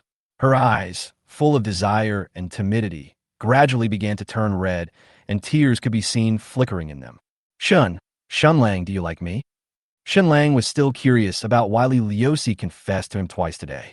After quickly reviewing the situation in my mind for a moment, I finally understood why Li Liuxi cared so much about their current relationship. On weekdays, Li Liuxi always looks innocent and naive. But this is just her personality, not her IQ. Li Liuxi is a super academic master who scored 610 points in the college entrance examination. Shen Lang obviously changed the subject this morning, and Shen Lang did not warn Li Liuxi not to apologize to him as he usually did. Any girl can see that Shen Lang is deliberately avoiding their relationship. How could Li Liuxi not know this? Li Liuxi is an insecure girl. Shen Lang has intentionally or unintentionally avoided their relationship twice. It would be strange if she wasn't nervous. Shen Lang responded without hesitation. Li Liuxi was stunned for a moment, then quickly asked, "Then can you be my boyfriend?" "Can't." Shen Lang held Li Liuxi's hand and nodded firmly. Li Liuxi was stunned for a long time, then burst into laughter, rubbing her slightly red eyes and muttering, I thought you didn't like big ones." "Damn, why wouldn't I like it?" Shen Lang said with a smile. "Besides, we have already confirmed our relationship. Why are you so worried?" "Sorry." After Shen Lang's solemn response, Li Liuxi couldn't help feeling a little guilty, and even felt that he was too sensitive. In such an ambiguous atmosphere, sweet words of comfort can never compare to a passionate kiss. When Shen Lang kissed Li Liuxi's cherry lips again, his hands were still restless. Li Liuxi was not shy as usual. Instead, she was bold and brave, showing the burden that she once despised to her beloved boy. This simple girl has completely accepted this boy who is occasionally not serious but always considerate of her. Chapter 114. Shen Lang, you are a piece of shit. At about 1 p.m., Shen Lang drove Li Liuxi back to the gate of the community. He said in a concise and quick tone, "Go back. I'll come and play with you tomorrow." Now it is the time agreed with Su Lishuan. If Shen Lang doesn't drive to the school to pick up Su Lishuan to celebrate Chinese Valentine's Day, today's Valentine's Day may really turn into a lover's disaster. "Yes, if you're done with your work this afternoon, will you come back?" Li Liuxi unbuckled the seat belt slowly, and the proud burden bounced up instantly. Li Liuxi's thinking is more traditional. She is willing to have such an embarrassing affair with Shen Lang on the beach, which means she has already decided that Shen Lang is her man. Li Liuxi is a people-pleasing person. She felt that it was wrong for her to doubt Shen Lang's feelings towards her at the beach just now. She was worried that Shen Lang would dislike her because of this, so she wanted to make it up to Shen Lang. Li Liuxi didn't have anything important, and today was a special day, so Li Liuxi made this difficult decision. These self-evident words, coupled with a figure that could make men silent and women cry, made Shen Lang actually want to stand Su Lishuan up for a moment. "Yes, if you come back, send me a message in advance." Li Liuxi knew very well how shameful the words she was saying were. After she finished her explanation with a red face, she immediately opened the car door and ran into the community. Shen Lang was left with only his beautiful hair fluttering in the wind and his graceful back. No, at least not today. Shen Lang secretly reminded himself that the female elf was still waiting for him in the dormitory. After a brief decision, Shen Lang took off the scarf from his neck, drove out of the community decisively, and headed straight for Zhuhai University. I restarted my phone and opened WeChat. I found that there were more than 20 unread messages from Su Lishuan and several missed voice and video calls. "Female elf. Shinju, where have you been? I saw a guide on Douyin today. There's a steak restaurant in Aoyuan Plaza that is pretty good. I have reserved a seat. Let's go there to eat." "Female elf. Shanju, why don't you reply me? Are you typing? If you see this, remember to reply me." "Female elf. Shanju, it's 1 o'clock. Are you on the road? The road here is very congested today. Please drive slowly." "Female elf. Shinju, why don't you answer my voice and video calls? What are you doing? Is there anything wrong?" "Female elf. It's 1:30, Shen Lang. Nothing must have happened to you. Wait for another 10 minutes. If you don't reply to me, I will go to your uncle and aunt to find you." No matter how arrogant and domineering Su Lishuan was, this was her first time in love, and she unconditionally trusted Shen Lang not to do anything rash on such a critical day. Since Shen Lang didn't reply to her message for a long time, Su Lishuan thought that something happened to Shen Lang on the road, just like the male protagonist in a romantic soap opera. Seeing that Su Lishuan's last message was to go find his parents, Shen Lang quickly made a video call to him, and Su Lishuan answered almost immediately. Su Lishuan was originally nervous and worried about seeing a stranger, but when he saw Shen Lang's face appear in front of the camera, she visibly breathed a sigh of relief. But then her proud little temper flared up. "Shanju, it's almost 2 o'clock. What were you doing just now? I thought something happened to you." "Sorry, baby. I haven't been writing well recently, and I can't find the state." Shen Lang apologized sincerely. "In order to come to see you today, I got up at 4 in the morning to write, and it took me until 1:30 to finish half of today's work." "That's okay, as long as you come." Su Lishuan was quite reasonable. "Okay, I won't chat with you if you drive. Drive slowly. I'll wait for you at the school gate." "Yeah, bye baby, come right over." "Huh, it's not easy to be a scumbag." Shen Lang breathed a sigh of relief. Just as Su Lishuan herself said, she was not an unreasonable girlfriend. As long as your reasons are sufficient, your attitude is sincere enough, and you coax her well later, this little problem of being late can be easily solved. Shen Lang also specifically told Su Lishuan that he still had half of the manuscript to write. Then there would be enough reasons to say goodbye to Su Lishuan in the evening and fulfill the final appointment with the landlady. Arriving at the gate of Zhuhai University, Shen Lang saw Su Lishuan holding a long gift box from a distance, standing gracefully under a banyan tree. From time to time, I looked toward the end of the road, looking for the familiar silver Mercedes-Benz. Seeing this, Shen Lang honked the horn to attract Su Lishuan's attention and slowly parked the car on the side of the road. Hearing the horn, Su Lishuan's heart moved, and he immediately looked towards Shen Lang. After seeing the familiar boy in the driver's seat, Su Lishuan hugged the long gift box, snorted proudly, and then ran over with a smile on his face. "TSK, such a big box? I wonder what gift you prepared for me." Shen Lang muttered happily, curiously guessing what was in the box. But the next second, the expression on Shen Lang's face gradually collapsed. "You forgot to buy a gift for Su Lishuan." Su Lishuan is different from Li Liuxi, who doesn't like others to make efforts on her. This is her first Chinese Valentine's Day with Shen Lang. If Su Lishuan happily picked a gift for Shen Lang, but Shen Lang came empty-handed and told Su Lishuan that he forgot to prepare a gift. No matter how many excuses Shen Lang makes, Su Lishuan probably won't buy it. Even if I coax her, she will always remember this incident in her heart. What should I do? What should I do? Looking at Su Lishuan, who was gradually approaching, this was the most nervous moment Shen Lang felt after his first interaction with her. The person is right in front of me and is about to open the car door and come in.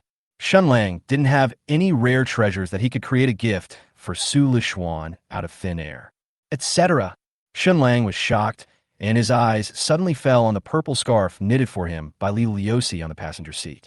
Just now, when driving, Shen Lang felt uncomfortable wearing the scarf, so he took it off and put on the passenger seat. When Shen Lang was video chatting with Su Lishuan, he was not wearing a scarf, and Su Lishuan didn't know the existence of this scarf. "Shen Lang, you are nothing."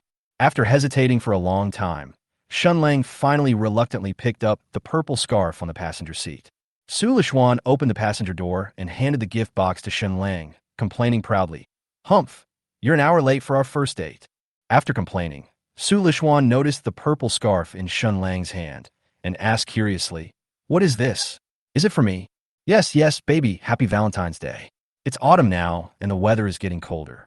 Shen Lang smiled and handed the scarf to Su Lishuan. "I knitted this for you myself. Try it on and see if it fits you. This is the first time I've knitted something for a girl. I don't know if it fits. If it doesn't, I'll come back and modify it." Chapter 115. If you love him, buy him 4,090. Additional update. That's more like it. Hearing Shen Lang say that this was his first time knitting something for a girl, Su Lishuan took the purple scarf with a smile and looked through it curiously.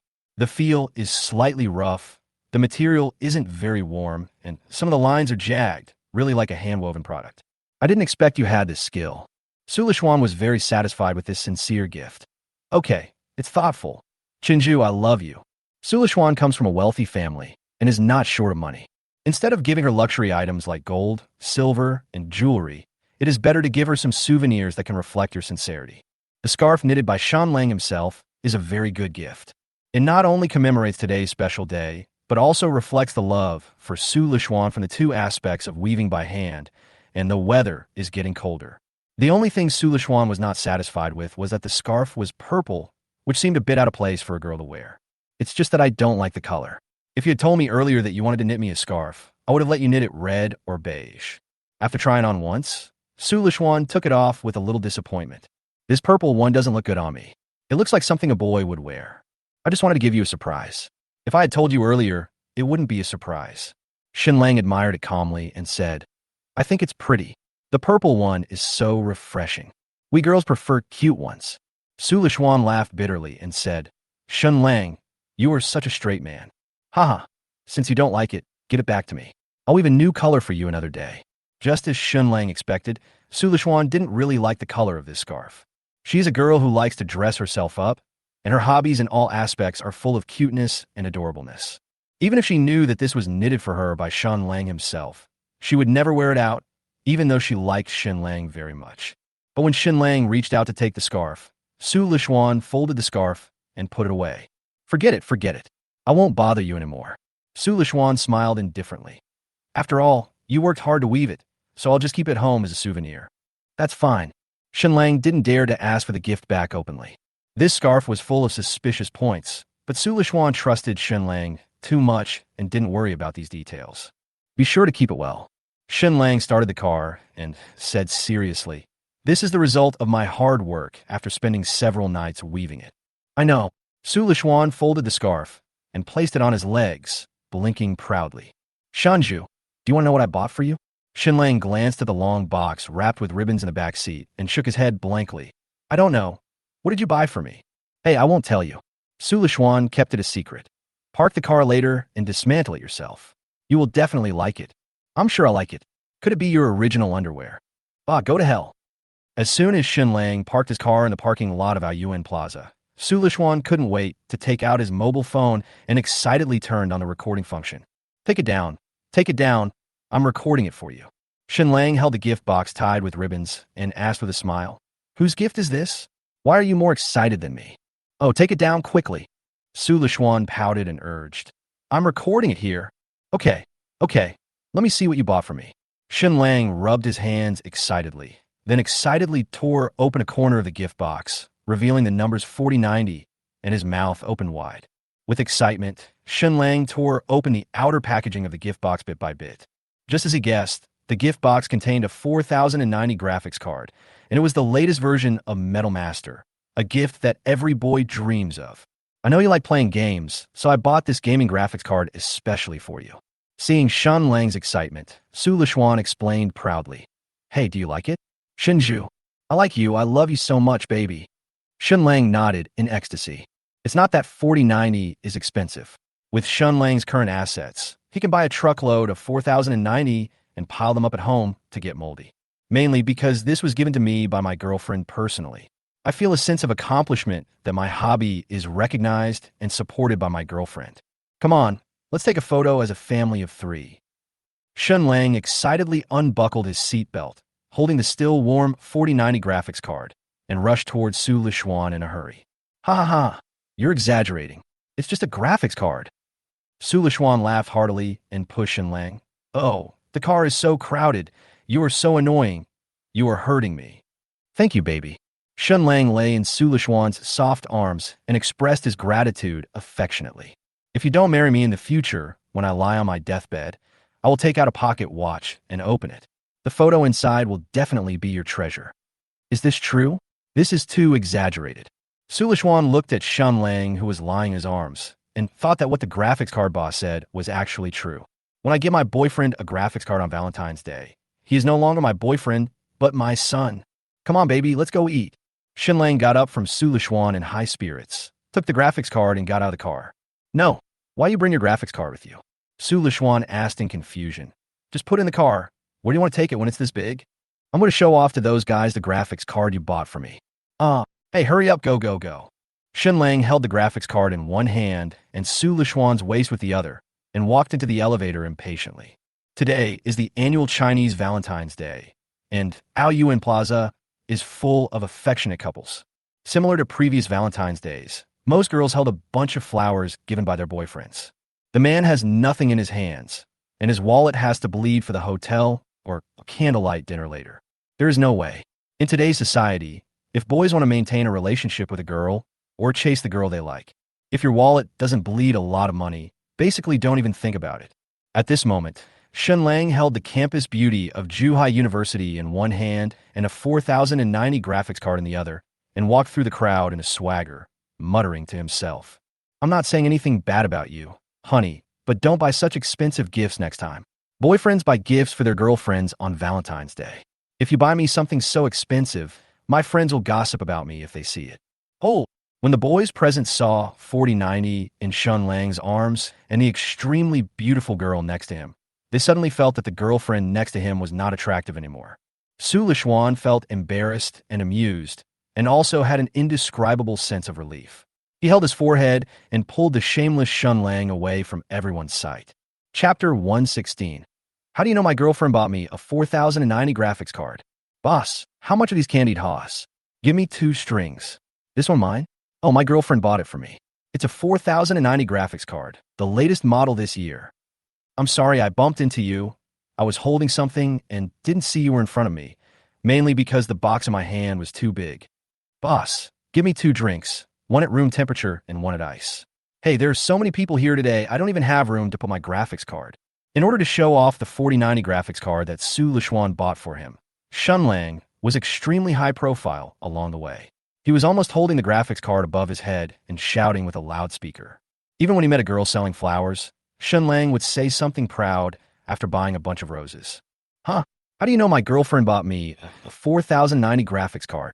At the open-air seat of the milk tea shop, Shen Lang was queuing up for milk tea, while Su Lishuan was sitting alone. On the desk, besides a large bunch of bright red roses that Shen Lang bought for her, there was also his 4090 graphics card that had nowhere to show off. This gift, which boys dream of, is particularly dazzling on Valentine's Day, a day when gifts are only given to girls and immediately attracts the attention of many boys. Giving a 4090 graphics card to her boyfriend on Valentine's Day shows that this girl really likes this boy, and this gift must have been chosen after a long time. Feeling the gazes of the couples around him, Su Lishuan felt embarrassed and inexplicably wanted to laugh, but he felt more of a sense of relief and pride. This is the first time Su Lishuan and Shen Lang celebrate Chinese Valentine's Day. On Valentine's Day these days, most bloggers on TikTok recommend gifts to boys for their girlfriends, but very few recommend gifts to girls for their boyfriends. In order to pick a decent gift for Shen Lang, Su Lishuan visited countless Douyin bloggers' windows. This gift was chosen based on Shen Lang's hobbies and daily life. Su Lishuan was naturally very happy that the gift he carefully selected made Shen Lang so excited and fond of it. Soon Shen Lang returned to his seat with 2 cups of milk tea, beaming with joy. "Here, baby, drink some milk tea." "Oh, look at you, you're so cocky." Su Lishuan couldn't help but take the milk tea and took a sip, then frowned and subconsciously shook his head to refuse. "Why is it iced? I can't drink ice today." After these words were spoken, Su Lishuan seemed to realize something. She glanced at Shen Lang with a slightly blushing face, then turned her head away proudly, quietly observing Shen Lang's reaction. "How would I know if you don't tell me?" Shen Lang cried out that he was wronged, but he felt inexplicably relieved in his heart. If you can't drink ice-cold drinks, that means you'll have a chance to fulfill your last Valentine's Day date with the landlady tonight. Shen Lang smiled and handed over his milk tea. "Then drink mine, this one is not cold." "You can't blame me. Today is not the right day." Su Lishuan sipped from his straw absent-mindedly, mumbling something incoherently. It sounds like a complaint, but also like an admission of fault, and there's an indescribable cuteness to it. This is actually the case for girls in normal relationships. When they encounter this kind of physiological problem, they have no idea what to do. This is like a couple in love who agree to travel to an extremely romantic place. As a result, when they arrived at the tourist destination they had been dreaming of, the girl's relatives suddenly came and stayed for several days. No matter how romantic the atmosphere is, it will be affected. Because the love between lovers, in addition to the passionate love, is more about the passionate love. Brothers, remember, if your girlfriend is in this situation, she will still consider your feelings. Then congratulations, you have really found a very understanding girlfriend. Please take good care of her. Shen Lang drank the iced milk tea and looked at Su Lishuan with satisfaction for a long time. After a while, he said with a smile, Lixian, you are such a pervert. You only know how to covet my body. Pooh. After shopping and drinking milk tea, Shen Lang and Su Lishuan went to a Western restaurant to have the most romantic meal of the day. Shen Lang doesn't like Western food very much. He always thinks it is expensive and not very delicious. He basically goes there to enjoy the service and atmosphere. Of course, this kind of complaints can only be kept in your mind and should never be said in front of Su Lishuan. This is the seat Su Lishuan reserved in advance. Today is Chinese Valentine's Day, and she definitely wants to be with Shen Lang to feel this romantic atmosphere. If you really lose control of your words and say something that doesn't fit the atmosphere, you will only make things difficult for yourself. When a couple first starts dating, both parties are sensitive and care very much about each other's thoughts. In this situation, both men and women should think about every sentence they say to see if it is suitable for the current environment and atmosphere. Otherwise, it is easy to come true with your words and unknowingly destroy the atmosphere between the two of you and the impression you leave on her. When he arrived at the entrance of the Western restaurant, the graphics card Shen Lang was holding suddenly didn't seem to be that attractive anymore. Because this Western restaurant is the one Shen Lang brought Li Liusi to last time. Su Lishuan was sniffing the roses Shen Lang bought for her. Seeing Shen Lang suddenly stop, she raised her little face and asked curiously, What's wrong? I'm looking at the name of this store. Shen Lang's mind raced as he looked thoughtful. I've seen this store on TikTok. It seems to have a very good reputation. Yes, this Western restaurant is doing very good business, especially today is Valentine's Day. Su Lishuan said seriously. In order to reserve this seat, my roommate and I used 4 mobile phones and stayed up all night yesterday before we finally managed to get a seat. That's thoughtful, baby. Shen Lang was quite touched and rubbed Su Lishuan's hair. Thinking about his own behavior today, Shen Lang felt even more guilty. I secretly made up my mind that I would make good efforts to make it up to them on future Valentine's Days. Under the guidance of the waiter, the two came to the seat reserved by Su Lishuan and sat down. The atmosphere in this Western restaurant has always been good, and on such an important day as today, the atmosphere in the restaurant is extremely romantic. The restaurant was filled with rich aromas. Soft candlelight flickered faintly, gentle music flowed in the air, and rose petals symbolizing love were sprinkled on each table. Su Lishuan liked this kind of atmosphere very much. After sitting down, he quickly called the waiter to order food. Shit, is this true? The waiter walking towards him made Shen Lang tremble. This was exactly the one who ordered food for him and Li Liusi last time.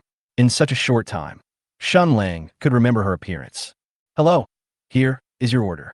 When the waitress arrived at the table with the menu, there was an obvious pause in her tone, and she also recognized Shen Lang. Mainly because Shen Lang asked Li Liusi to pay the bill, the waiter was deeply impressed by him. The waiter looked at Su Lishuan in disbelief, but quickly hid his surprise in his heart and continued to put on a business smile on his face. It's not like I haven't seen scumbags before.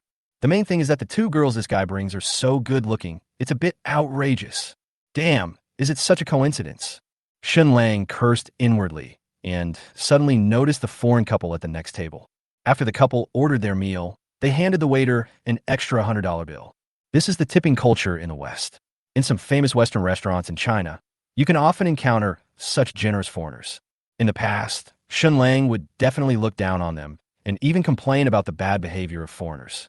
Now he learns frame by frame and applies what he has learned on the spot. After ordering the food, Shen Lang decisively took out his wallet, pulled out $500 bills, and placed them on the waitress's tray. Chapter 117. I really doubt whether you were otaku before. Thank you, thank you. The waitress said thank you excitedly and bowed slightly, her eyes revealing a subtle hint of understanding to Shen Lang. She knew that this was the hush money Shen Lang gave her, and he was not imitating the old tipping culture of foreigners. The waiter left with a 500 yuan tip and a happy face. Why are you giving so much? Su Lishuan complained angrily. Just learn from foreigners and show some respect. Even if you have money, you can't do this. It's okay. I'm happy. Shen Lang breathed a sigh of relief, held Su Lishuan's little hand affectionately, and stroked it gently. The main thing is that I'm happy to be with you, and this is my first time in such a stylish Western restaurant. Oh, someone is watching. Su Lishuan looked at the guests around him and shrank his neck shyly. However, she allowed Shen Lang to continue caressing her fair and soft little hands, without any intention of pulling back. Su Lishuan has a cheerful and sunny personality, but she is also a young girl who is just beginning to fall in love. She is not used to being affectionate with Shen Lang in public. What does it have to do with them? Shen Lang snorted disapprovingly. I'm touching my girlfriend. Isn't that against the law? You are so smooth-talking. I really doubt whether you were a homebody in the past. Su Lishuan felt sweet in her heart. She really liked Shen Lang's sweet but naughty love words. Why not? When I wasn't with you, I stayed at home every day, either lying in bed or playing games. My WeChat step count never reached double digits. Shen Lang corrected him seriously. My mother scolds me every time she comes home, saying that you just stay at home all day long, and even a 5-step snake can't bite you to death. Geese, geese, geese, geese. Su Lishuan couldn't help but let out her unique girlish laughter, which floated in the quiet and romantic Western restaurant and immediately attracted the attention of other guests. Even the foreign couple next door cast curious glances at Su Lishuan. I'm sorry. Su Lishuan apologized quietly, wishing he could find a crack in the ground to crawl into. Is it that funny? Shen Lang couldn't help but ask with a smile. What about geese, geese, geese? Are you reciting the poem about the goose? It's all your fault. Su Lishuan glared at Shen Lang angrily. Baby, how about I sit over here? Su Lishuan was sitting on the sofa by the window, and Shen Lang was sitting on a chair by the aisle. It's pointless for us to chat across the table like this, and the food hasn't been served yet anyway. No, if you sit over here, you'll definitely start to make moves again. Su Lishuan decisively refused. Being intimate with Shen Lang in such a romantic and solemn place was already her bottom line. Eat bread. You're just thinking about that all day. You're really naughty. Su Lishuan picked up the pre-meal bread with a smile and stuffed it into Shen Lang's mouth. Are all men like you? Always thinking with their lower body. You girls don't understand. Shen Lang chewed the milky bread before the meal and retorted proudly. Always thinking with the lower body, which shows that we boys have wisdom. You're so annoying. Su Lishuan was stunned for a long time before he understood the meaning of this sentence. He almost couldn't help laughing out loud again, and picked up another piece of bread and stuffed it into Shen Lang's mouth. Why do I have a boyfriend like you? Guided by Shen Lang's endless chatter, the meal was not only romantic, but also relaxing and enjoyable. Su Lishuan put a perfect end to his first Chinese Valentine's Day. This is the importance of emotional value. From the moment Shen Lang met Su Lishuan, he had been using emotional value to sow discord between himself and her. If boys who have no money and no looks want to find a girlfriend, they must learn to provide emotional value to the girls they like in daily interactions. To put it simply, it is to launch an offensive based on our interests and hobbies and then list a series of words of speech. This is the same principle as the second generation of rich people using money to pursue girls. As long as you can make the girl feel right, you can get everything. In short, when chatting with a girl, as long as you can make her excited, control the direction of the conversation, and create a good atmosphere between men and women, then there will be no problem in being together. I would like to remind you all here that you must never blindly lick the girls you like. Although, this is also a kind of emotional value. Girls will not like boys who throw themselves at them, but of course they will not refuse. A very cruel reality. No one will mind having too many bootlickers around them, regardless of whether they are men or women. After eating and drinking, Shen Lang called the waiter to pay the bill. Let me do it. The waiter came over with the bill and the POS machine. Su Lishuan waved to the waiter and said proudly to Shen Lang, Today I told my parents that I wanted to go out and play with you. My mom specially approved a huge sum of money for me so that I wouldn't always think about asking you to pay. Well, give Uncle and Aunt a thumbs up. Shen Lang didn't rush to pay the bill. Su Lishuan's family was well off, so there was no need to rush to pay for such a small amount of money. If he was too picky, he would seem like a male chauvinist. This guy isn't particularly handsome, is he? Is it worth it? The waitress was completely convinced that two such beautiful girls were willing to pay the bill. This is no longer a scumbag. This is Aquaman. After the waitress left, Su Lishuan stood up and asked, Wait for me first. I need to go to the bathroom. Shen Lang subconsciously said, There's a hot pot restaurant when you turn left. The restroom is at the end. Okowo.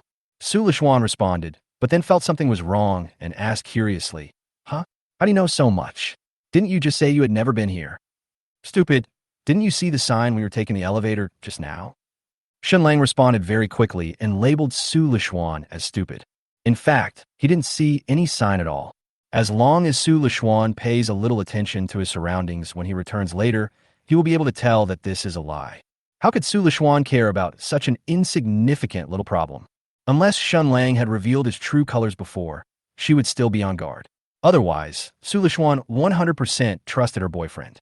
When she walked out from the sofa, she pinched Shen Lang's ear affectionately and scolded him with a smile. Don't call me stupid. Walking out of the restaurant, Su Lishuan made a cute face at Shen Lang in the restaurant, then stroked the hair by his ears and walked towards the bathroom outside in a happy mood.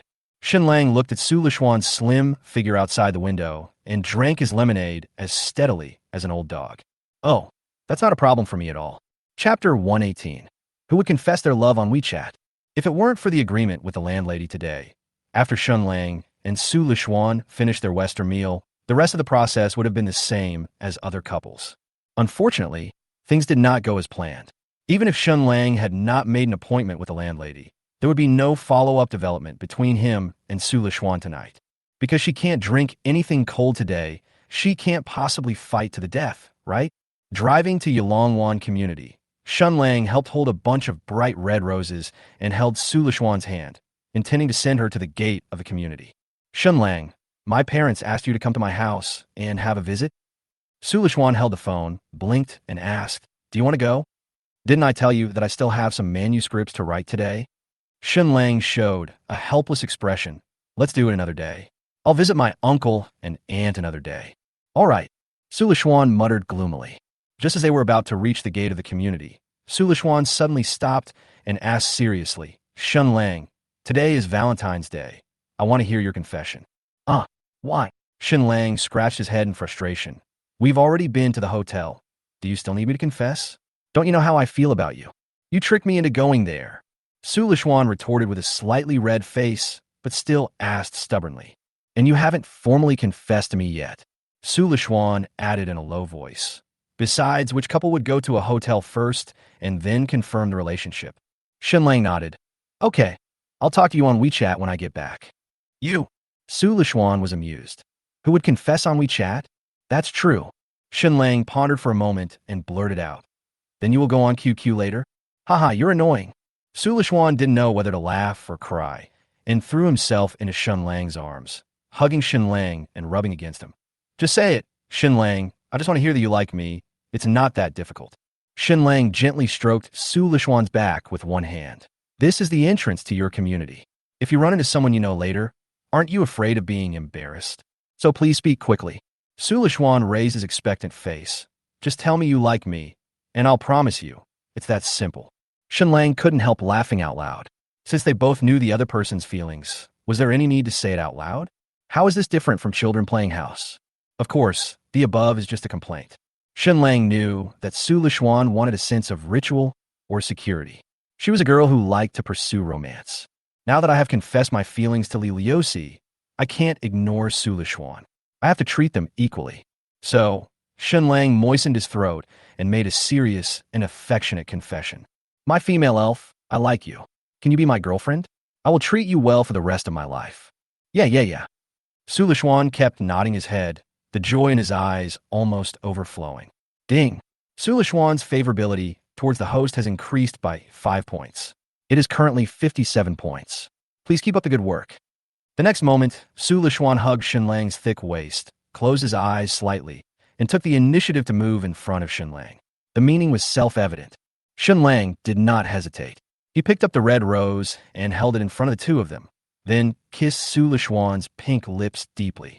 In an ambiguous atmosphere like this, girls are very emotional and impulsive.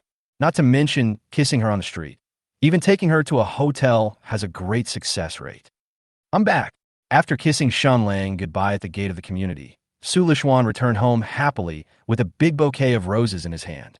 She was anxiously waiting for Su Jindong in the bedroom and immediately came over. Seeing his beautiful daughter, whose face looked even happier than before she left the house, Su Jindong couldn't help but breathe a sigh of relief. Today is Chinese Valentine's Day. Su Jindong originally didn't want his daughter to go out on a date with Shen Lang, mainly because he was worried that Su Lishuan would fall into the tiger's mouth. Su Jindong likes that kid Shen Lang very much. Not only is she capable and knows how to take care of her daughter, she also has good financial conditions.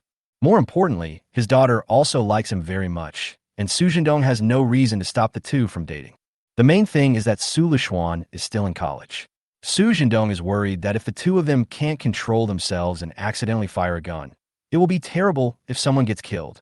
But now it seems that the two of them haven't developed to that stage yet. After the brainstorming session, Shen Lang gained another label in Su Zhendong's mind, someone who knows his limits. Zhang Chunling asked curiously, "We're already at the gate of the community. Why don't you ask Xiao Shun to come up and play?" Su Lishuan explained for Shen Lang. "He has been very busy recently. He was an hour late when he came to see me." "Yeah, with that much money earned in a month, I guess you can't take a break." Zhang Chunling nodded in approval, then noticed the large bouquet of bright red roses on the table. "Shinner, is this the Valentine's Day gift that Shen Lang bought for you?" "No, he bought this for me on the way." Su Lishuan took out the scarf that Shen Lang gave her from her bag. "Dang, dang, dang, dang, dang, this is his Valentine's Day gift to me." He knitted it by hand for several days. "Hey, you young people are so good at love." Zhang Chunling touched the slightly rough purple scarf, and a look of envy appeared on her face. "Ah, this kid just gave you a scarf?" Su Zhendong was a little angry. "That graphics card you bought for him cost almost 10,000 yuan. This kid is really heartless." "Humph, what do you know?" Su Lishuan didn't allow his father to say anything about Shen Lang. This was knitted by Shen Lang himself. It is very commemorative. "That's it. What do you know?" The mother and daughter immediately formed a united front. "Mr. Su, think about our wedding anniversaries over the past few years. Not to mention spending money on them. You never even gave me a blade of grass. I don't know how I fell in love with you in the first place." Su Zhendong was scolded for no reason. Why did he get dragged into this matter for no reason? "But my daughter, although I don't object to you and Shen Lang dating, your father and I are also quite satisfied with him." Zhang Chunling said earnestly, "It's okay to fall in love, but you'd better control yourself over some things. After all, you are still in college." Su Lishuan, who was originally in high spirits, couldn't help but think of what happened in the hotel that night when he heard these unspoken warnings. I'm going to take a shower first." Su Lishuan said goodbye to the couple in a panic and returned to his room with a blushing face and a pounding heart. Zhang Chunling was stunned at first.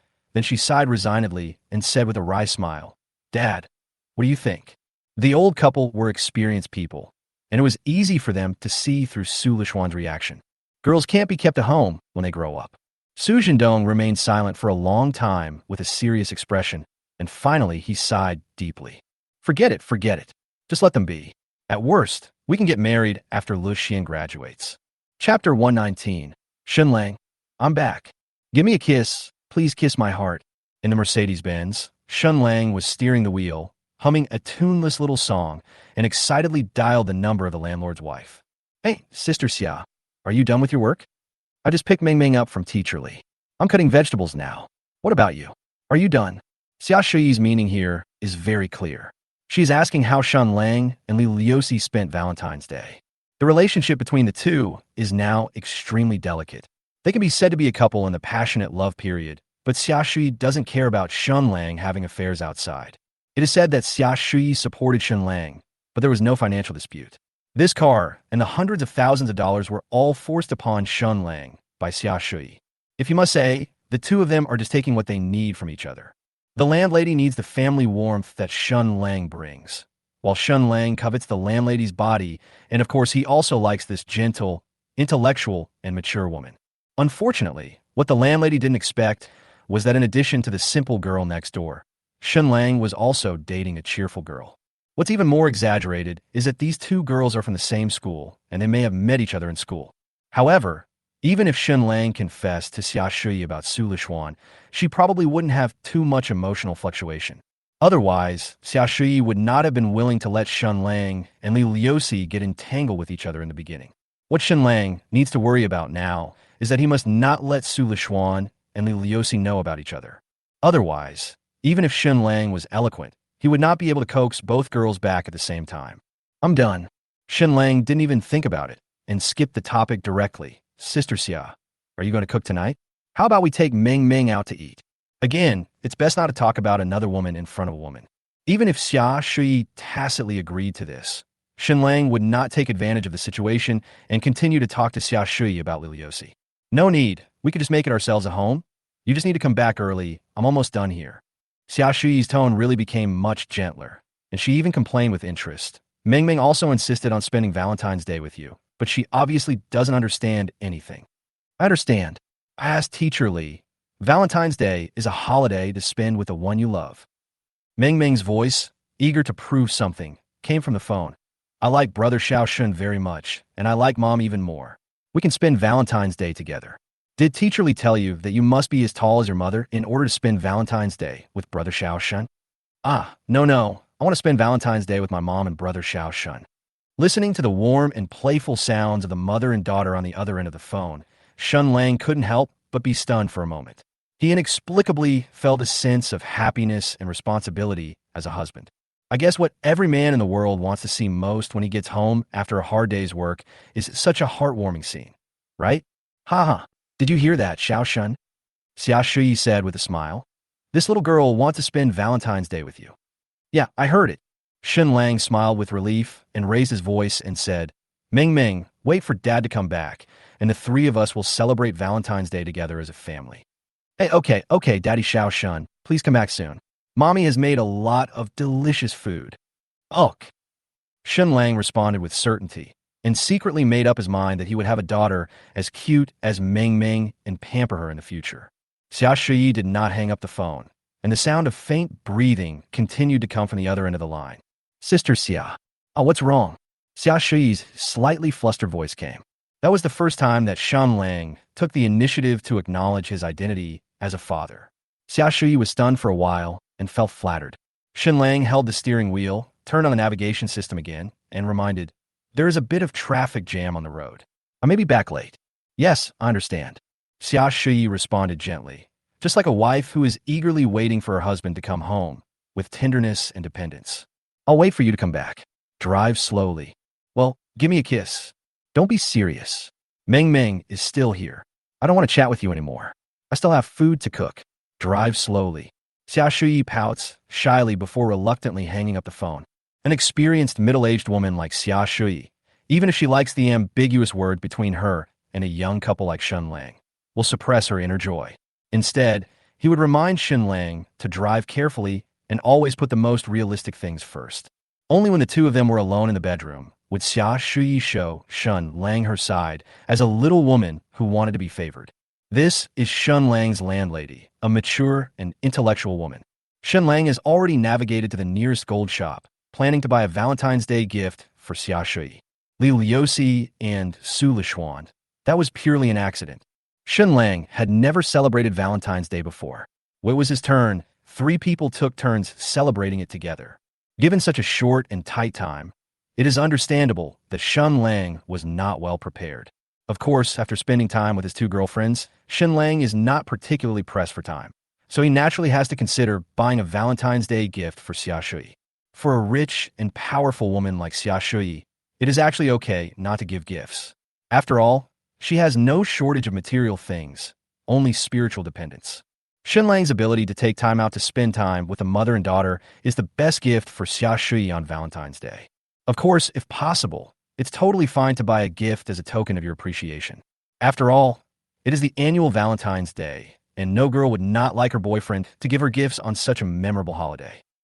It was already 9 o'clock in the evening when Shen Lang returned to Fulong Garden after buying gifts, and more than 40 minutes had passed when he hung up the phone with Xia Shui.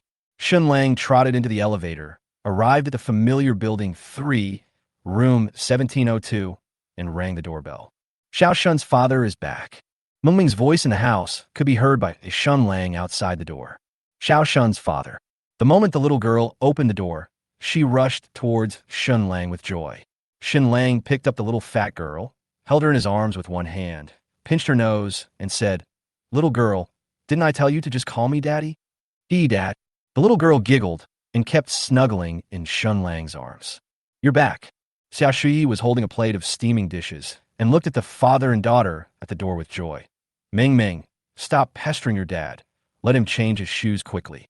While saying this, Xia Shui was still observing Shen Lang's reaction subtly. Shen Lang was stunned for a moment, then decisively accepted the warmth of this family, and replied with relief, "Well, I'm back." Chapter 120. A girl 3 years older than you is rich. It was different from the dinner between Li Liuxi and Su Lishuan.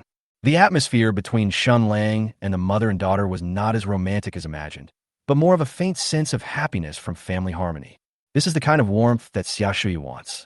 A mature woman like her is no longer suitable for, nor willing to, talk about love like young people. Just like Xia Shui's signature on WeChat. The rest of my life will be ordinary and plain. Shen Lang and Xia Shui occasionally chatted about family matters. Meng Meng happily talked about the interesting things that happened in kindergarten, and an animation program was playing on the LCD TV. The scene is really lively and warm, just like a family of three. The meal took a long time. It was past 10 o'clock in the evening when Meng Meng finished her shower and went back to her bedroom in a daze to sleep. The remaining mess was naturally left to Shen Lang and Xia Shui to deal with. After cleaning up the living room, the two of them washed dishes in the kitchen, chatting and laughing and talking about some unimportant family matters. Xia Shui already has a great affection for Shen Lang, and given their current relationship, Shen Lang no longer needs to say those sweet words he did when they first met. The two of them were washing dishes while chatting idly, and it felt like a couple having a long conversation all night. Sister Xia, Meng Meng is so cute. Shen Lang suddenly said what he was thinking. I also hope to have such a beautiful daughter in the future. I will definitely raise her as a princess. Xia Shui stopped washing dishes abruptly, opened her red lips, as if she wanted to say something, but swallowed her words. Sister Xia, didn't you say before that you could still have children? Shen Lang nudged Xia Shui's shoulder with his elbow and asked expectantly, How about you help me have a baby? What are you talking about, you little bastard? Xia Shui grumbled, with a mock-angry expression on her face. You think you're laying eggs? You can give birth just like that. Besides, what if someone runs away after birth? Xia Shui teased with interest. I don't want to live a life with a family in the future. Will you raise me if I give birth to a child? This sentence may seem sarcastic, but it actually means agreement. Who will raise my child if not me? Shen Lang asked back without hesitation, and then added seriously, Sister Xia, if it is true, don't do anything stupid. Just wash the dishes instead of thinking about these things. Xia Shui's pretty face flushed red, and she raised her hand and tapped Shen Lang's forehead unhappily, but she was still very happy in her heart. At least she saw Shen Lang's willingness to take responsibility. Xia Shui is a smart woman. If she could see that Shen Lang was the kind of person who would run away after defrauding money or people, I'd already cut off all contact with him a long time ago. So how could I possibly be with Shen Lang again and again? Although for the sake of her daughter Meng Meng, Xia Shui has never planned to remarry and plans to live a simple life with Meng Meng. But she always hoped that there would be a man to take care of her and her daughter. Xia Shui's requirements for this man are very simple, which is to make up for her spiritual dependence and satisfy Meng Meng's fatherly love. Now Shen Lang has achieved this. Although she is a bit of scumbag, if Shen Lang really wants it, Xia Shui is willing to leave Shen Lang with a result. Oh, I almost forgot. Sister Xia, wait for me. Shen Lang went to the living room, picked up his coat, took out the small gift box from his pocket, and returned to the kitchen to hand it to Xia Shui. Mine. Xia Shui quickly wiped the water stains on her hands and took the small gift box flattered. Of course. Today is Valentine's Day. If not for you, should I give it to Meng Meng? Shen Lang laughed unhappily, then raised his chin. Open it and see if you like it. Xia Shui slowly opened the small gift box, revealing a silver necklace with a sparkling silver leaf as the pendant. How is it? Do you like it? Shen Lang asked for credit expectantly. Yeah, I like it. Xia Shui responded with a lot of thoughts in her mind, carefully took the silver necklace in her hand, and looked at it lovingly. Xia Shui would also wear these gold and silver jewels to decorate herself when she attended parties. It's just that all of her jewelry are luxury goods worth tens or even millions. This kind of silver necklace worth tens of thousands of dollars bought from a small jewelry store would never appear on her dressing table. But this was a gift from the man I love. Those luxury items cannot be compared with this necklace. A rich woman like Xia Shui wouldn't care about the value of the gift. As long as your intention is there and the gift is not too outrageous, they will gladly accept it. Well, now you're the only one who would rack his brains to make an old woman like me happy. Thinking of the age difference between her and Shen Lang, Xia Shui sighed softly again, and her beautiful eyes, which had been full of joy, dimmed a lot. Xiao Shenyu, you really don't care? No. Shen Lang shrugged nonchalantly. A woman 3 years older than you is a rich man. Aren't many boys looking for girlfriends who are older than themselves? But I'm 36, and you're only 24. I'm 12 years older than you, and Meng Meng is already 6 years older. Xia Shui finished her incoherent speech, her tone becoming somewhat confused, Is this really okay for us? This is a manifestation of the landlord's kindness. She does not think that just because she is rich, she has the right to attack Shen Lang. She felt that it would be very irresponsible for her, at the age of 36, to make a move on a boy who was 12 years younger than her. TSK, what are you talking about? Sister Xia, I've said it several times. Shen Lang frowned and complained. You are 36, not 56. Why do you always think of yourself as an old woman? Today is a special holiday, which makes Xia Shui, who has always been sensitive about the age issue between the two of them, particularly uneasy. In this case, the topic can no longer revolve around age. Come, Sister Xia, I'll help you bring it. Shen Lang took the necklace, came behind Xia Shui, and patiently put the silver necklace on her delicate and white swan neck. Then he looked at Xia Shui from head to toe and boasted proudly, Well, very beautiful. It seems that my taste is still good. Thank you, Xiao Shun. Xia Shui finally couldn't help laughing out loud and threw herself into Shen Lang's arms, saying gently and dependently, Sister will rely on you for the rest of my life. Shen Lang hugged the plump and mature landlord's wife and responded softly, Xiao Shun, is there anything you want? I'll buy it for you. Xia Shui raised her delicate face and said seriously, I can't take your gift for nothing. Sister, you're asking even though you already know the answer, aren't you? Shen Lang picked up the still, charming Xia Shui and pushed her against the kitchen wall. Chapter 121. Hold on to the rich woman's thighs. The next morning, Shen Lang dazedly heard the sound of clothes being rustled. When I opened my eyes, I saw Xia Shui's exciting and graceful figure sitting on the edge of the bed, lazily putting on her clothes. Her movements were very small, probably because she didn't want to wake up Shen Lang, who was sleeping. Shen Lang checked the time on his phone. It was just past 7 in the morning. Sister Xia, where are you going so early? After sending Meng Meng off, I'll go to the next neighborhood. I have something to do. Xia Shui took the black stockings and put them on her plump legs one by one. Shen Lang felt so comfortable watching this charming and seductive movement. To collect rent, Shen Lang asked tentatively. Xia Shui playfully tapped Shen Lang's nose. Haha, idiot. Do you really think I'm just a landlady? Then you have another identity. Shen Lang became interested. Can you tell me about it? You really want to know? Xia Shui happened to be wearing a pair of thin black stockings and asked back with interest. Shen Lang nodded. Of course I want to know if you are willing to say it. Well, maybe after a while. Xia Shui thought for a moment and promised. After a while, I'll take you to meet some big shots, the kind you don't see on TV news. Yes. Shen Lang agreed decisively, hugged Xia Shui's plump body, and said lovingly, Hold tight. Rich woman, I will follow you from now on. Hey Xiao Shun, stop it, it's itchy. Xia Shui turned her head away, as if in a huff, and stared at Shen Lang with resentment in her phoenix eyes, which made her look inexplicably cute. Please stop making trouble. I just changed my clothes, and Meng Meng will soon wake up. Don't make a fuss, I'll hug you.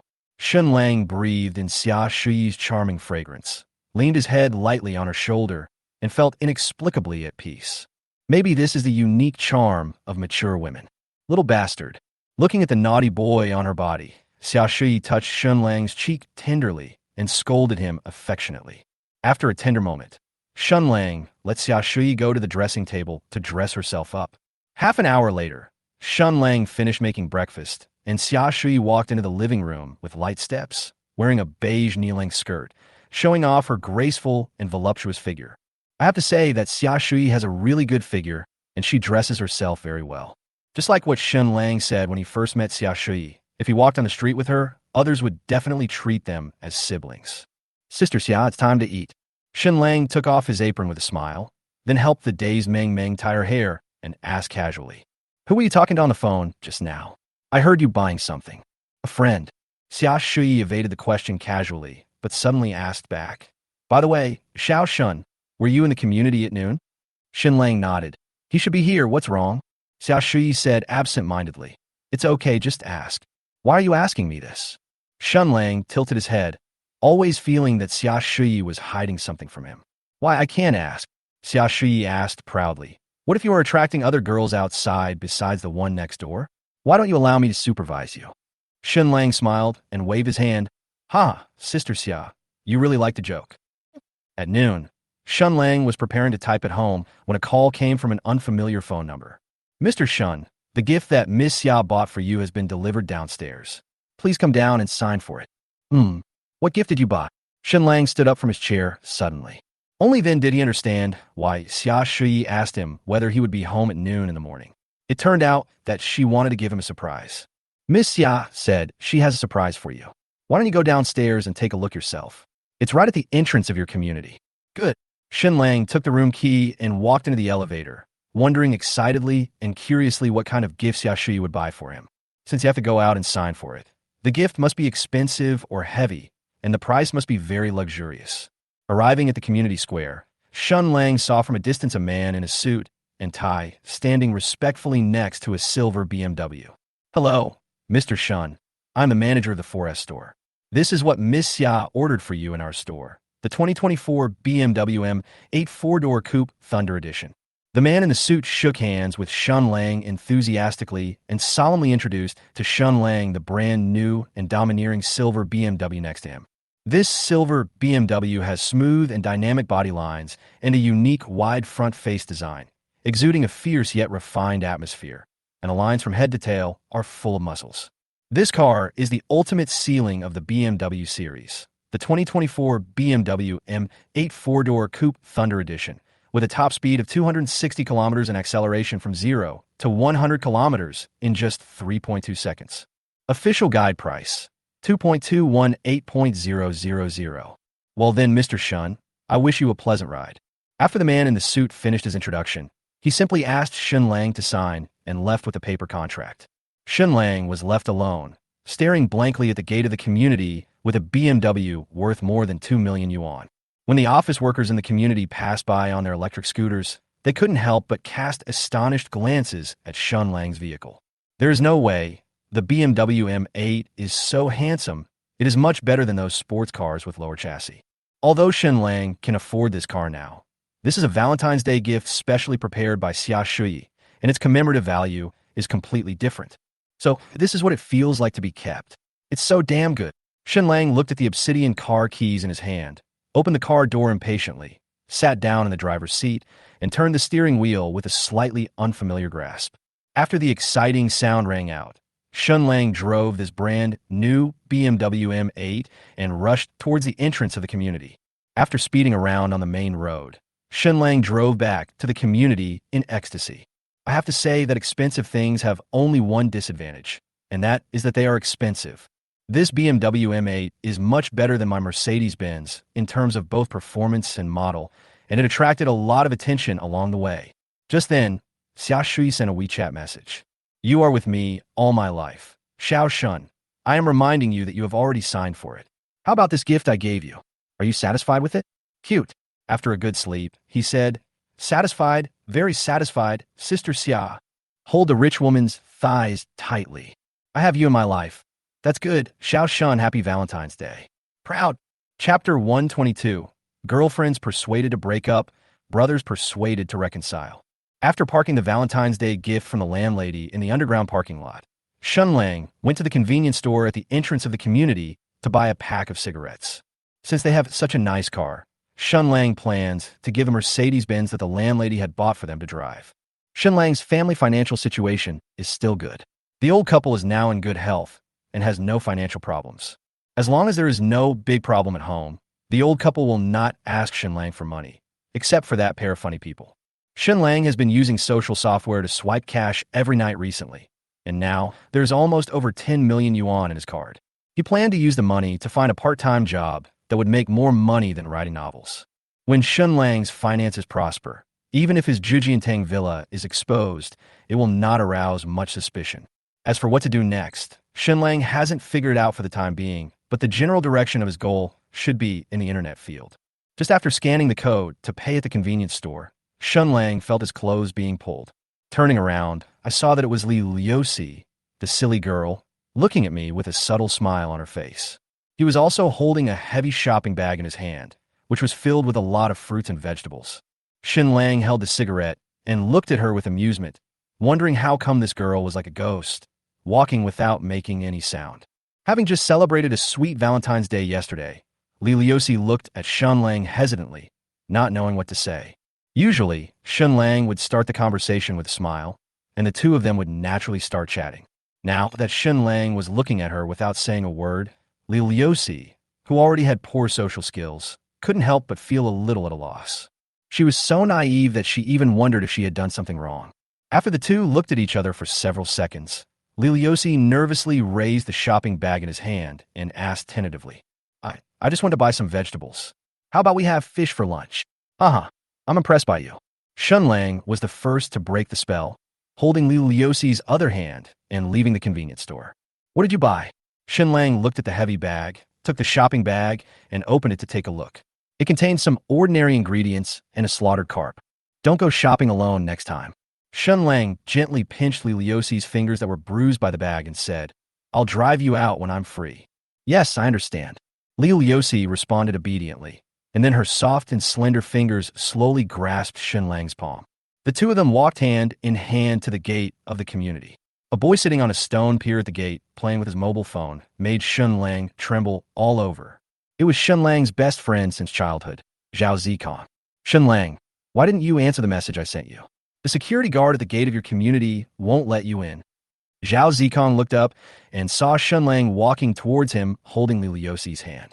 Just when he was about to say hello, he suddenly noticed that the girl Shen Lang was holding was not Su Lishuan, the campus beauty of Zhuhai University. It was a girl whom he had never met before, and her appearance was no less than Su Lishuan. I forgot my cell phone. After such a long period of social baptism, Shen Lang felt a brief panic in his heart, but he quickly calmed down and introduced himself to each other with a smile. Kongzi, let me introduce you. This is my girlfriend, Li Liosi, and this is my childhood friend, Zhao Zikong, who is also a graduate of Zhuhai University. The reason why Shen Lang was able to introduce each other so calmly was simply because he trusted these best friends and childhood friends of his. We have been playing together for so many years, and we often make fun of each other. But when it comes to major issues, as long as he is not committing any crime, Shen Lang believes that they will still be able to cover for him. This is an alternative approach. Besties persuade people to break up, while brothers persuade people to reconcile. Hello. Li Liosi excitedly and seriously greeted Shen Lang's childhood friend. Hello, hello. Zhao Zikong nodded repeatedly in panic, his mind filled with 100,000 whys. You go up first. Shen Lang let go of Li Liosi's hand and handed the shopping bag to her. Li Liosi nodded and asked curiously, are you coming back for lunch? Fuck, living together? Zhao Zikong was so shocked by Li Liosi's words that he felt soft on the outside, but tender on the inside, which showed that the two of them had been together for some time. It had only been a few months since I last met Su Lishuan.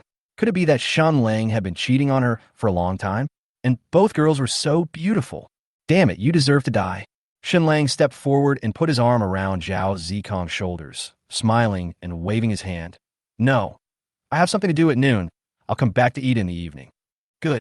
Li Liosi didn't think much about it and walked into the community with the shopping bag. You've gone too far. As soon as Li Liosi disappeared from their sight, Zhao Zikong angrily rebuked. Even the school beauties can't satisfy you, right? Most of the best friends feel the same way when they see their brother cheating on them. While he was envious, he also felt sorry for the two girls. However, due to the brotherly relationship, he would not make public the fact that he was two-timing. Hey, Brother Kong, stop scolding me. I deserve to die. I'm a beast. Shen Lang smiled frivolously, took out a newly bought yellow crane tower cigarette, and handed it to Zhao Zikong, lighting it for him himself. How did you know I live here? Shen Lang has not even told Su Lishuan his address yet, and no one else knows it except his family. I asked your mother when I met her on the road. Zhao Zikong blew out a smoke ring with mixed feelings. Oh, I see. Shen Lang responded with sudden realization, and then asked tentatively, You came all the way here to find me. Does your Qian have any questions for me? Zhao Zikong looked at Shen Lang in surprise. How did you know? Nonsense. You usually contact me on WeChat when you have something to ask. If I can get you to take a taxi to come and see me, it must be something important. Shen Lang explained. Yesterday was Valentine's Day, which means it must be a woman's problem. Damn, I feel like you've tied up the system. Zhao Zikong complained in disbelief. After a few months of being out, I almost don't recognize you anymore. Huh, Brother Kong really loves to joke. Shen Lang smiled awkwardly and skipped the topic. So what do you mean? Zhao Zikong said with mixed emotions. I confessed to Qian again yesterday. So, you were rejected by that woman again? Shen Lang complained as if nothing had happened. Hey, I told you, the more you lick the mounting paper, the harder it gets, but you just didn't listen. No, I was thinking about confessing my feelings to her one last time yesterday, but she disagreed, so I decided not to pursue her anymore and focused on making money. Zhao Zikong threw the cigarette, but on the ground, and stomped it out, then said seriously, who knew she agreed. Chapter 123. If I were you, I would take her to the hotel. Is this true or false? If Zhao Zikong could get an ordinary girl as his girlfriend, as a brother, Shen Lang would naturally be very happy. But Shen Lang had seen Li Qianqian. She is pretty but not too pretty and behaves like a green tea girl. She often finds ways to make Zhao Zikong drop gold coins. Whenever Zhao Zikong stopped chasing and focused on working and making money, Li Qianqian took the initiative to come over and ask about his well-being, creating the possibility that she could still win him over. Shen Lang didn't support his brother pursuing such a scheming woman from the bottom of his heart. Shen Lang and his other close friends had no idea how many times they had tried to persuade him. But Zhao Zikong refused to listen to the advice and was completely bewitched by this kind of woman. It is no exaggeration to say that Shen Lang now suspects that the woman is pregnant and wants to find Zhao Zikong to take over. In today's society, there are too many stubborn boys like this. They have never had any contact or relationship with girls, but if there is a girl with decent looks and figure, she will show some goodwill or availability to these boys. These boys will try every possible means to please the other party with all their strength. They naively believe that sincerity can move mountains and open up new horizons. Relying on your sincerity, you can definitely impress the other person and finally win the beauty.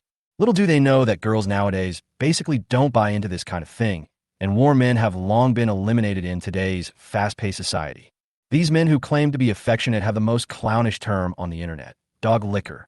Brothers, being a bootlicker does you no good but only harm. If you're lucky enough to get a girl with good character, she will simply reject you in a friendly way and won't keep you hanging. She won't try every means to make you give anything for her. After being rejected, you will just feel bad for a while, but it will pass.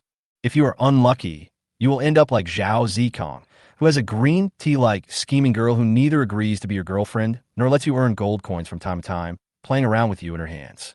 When they have squeezed all the value out of you, they will immediately kick you out of their circle and look for the next bootlicker. A very cruel and realistic sentence. If you get loved by begging, you will have to kneel down for the rest of your life, and no one will sympathize with those who do it for you. Zhao Zikong nodded, but his face did not show the excitement of having caught up with the goddess of his dreams. Instead, it looked much more haggard. After the two were silent for a few minutes, Zhao Zikong spoke awkwardly. Shen Lang, I'm having a hard time lately. Can you lend me 20,000 yuan? Qianqian said she wants to go to the Qianyuan band's concert next Saturday. Did she say that she agreed to be with you only after you took her to the concert? Shen Lang saw through it at a glance. The reason why Zhao Zikong told Shen Lang that his confession was successful first and then talked about the concert was, it's nothing more than vanity. He doesn't want Shen Lang to think that he won Li Qianqian over with his money. There's even a suspicion that he's trying to whitewash Li Qianqian. Zhao Zikong pursed his lips and finally nodded. I will pay you back when I get my salary next month. Zhao Zikong's job is a photography assistant. His job is simple. He just connects all the equipment before shooting and helps the photographer move equipment. A salary of 8,000 to 9,000 per month is considered a good job. Shen Lang hesitated for a moment, then replied nonchalantly, I'll forward it to you via WeChat later. Thank you. Zhao Zikong smiled a little tiredly, and then asked curiously, Shen Lang, if it were you, what would you do if you encountered such a thing?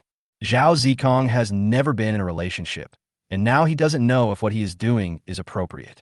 Can a girlfriend he wins over with money really stay together for a long time? Shen Lang asked back. You mean I have to invite her to the concert before she agrees to be my girlfriend? Zhao Zikong nodded and looked at Shen Lang seriously. Shen Lang explained calmly. I don't think there's any problem. It doesn't matter if you spend some money to chase a girl. That's fine. Zhao Zikong breathed a sigh of relief. Shen Lang is now playing with two girls at the same time.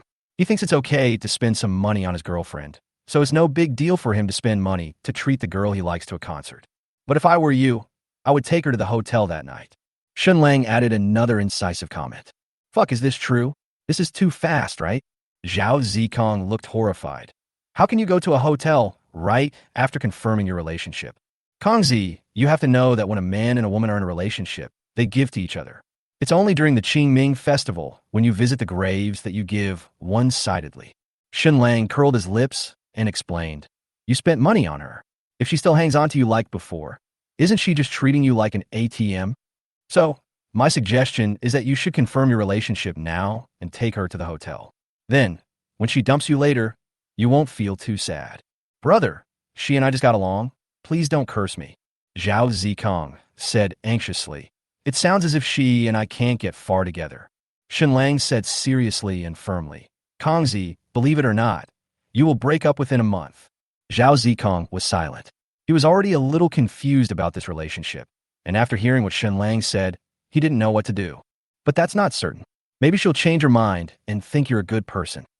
Shen Lang patted Zhao Zikong on the shoulder and consoled him. Since you've broken up, just treat it as practicing dating and socializing. If you don't break up, you can still get the beauty. It's a win anyway. Fuck. Now that I think about it, that seems to be the case. Zhao Zikong nodded in sudden realization. Just think it through. Shen Lang smiled and said, You were taking a break today, right? Come with me, and I will buy some gifts for them. What gift? Zhao Zikong followed Shen Lang to the underground parking lot. Wasn't yesterday Valentine's Day? I forgot to buy them both presents, so I plan to make it up to them today. That girl just now, and Su Lishuan? Zhao Zikong asked, tilting his head. Yeah, what else? Shen Lang nodded as a matter of course, and then boasted. Did you see the 4090 graphics card I posted on my WeChat Moments? Su Lishuan helped me buy it. Zhao Zikong was stunned at first, then asked in disbelief. Oh my god, you didn't spend Valentine's Day with them yesterday, did you? How was that possible? Shen Lang corrected him seriously. I spent the morning with Li Liuxi and the night with Su Lishuan. I'm not awesome enough to coax them to live together now. Fuck, this is too much.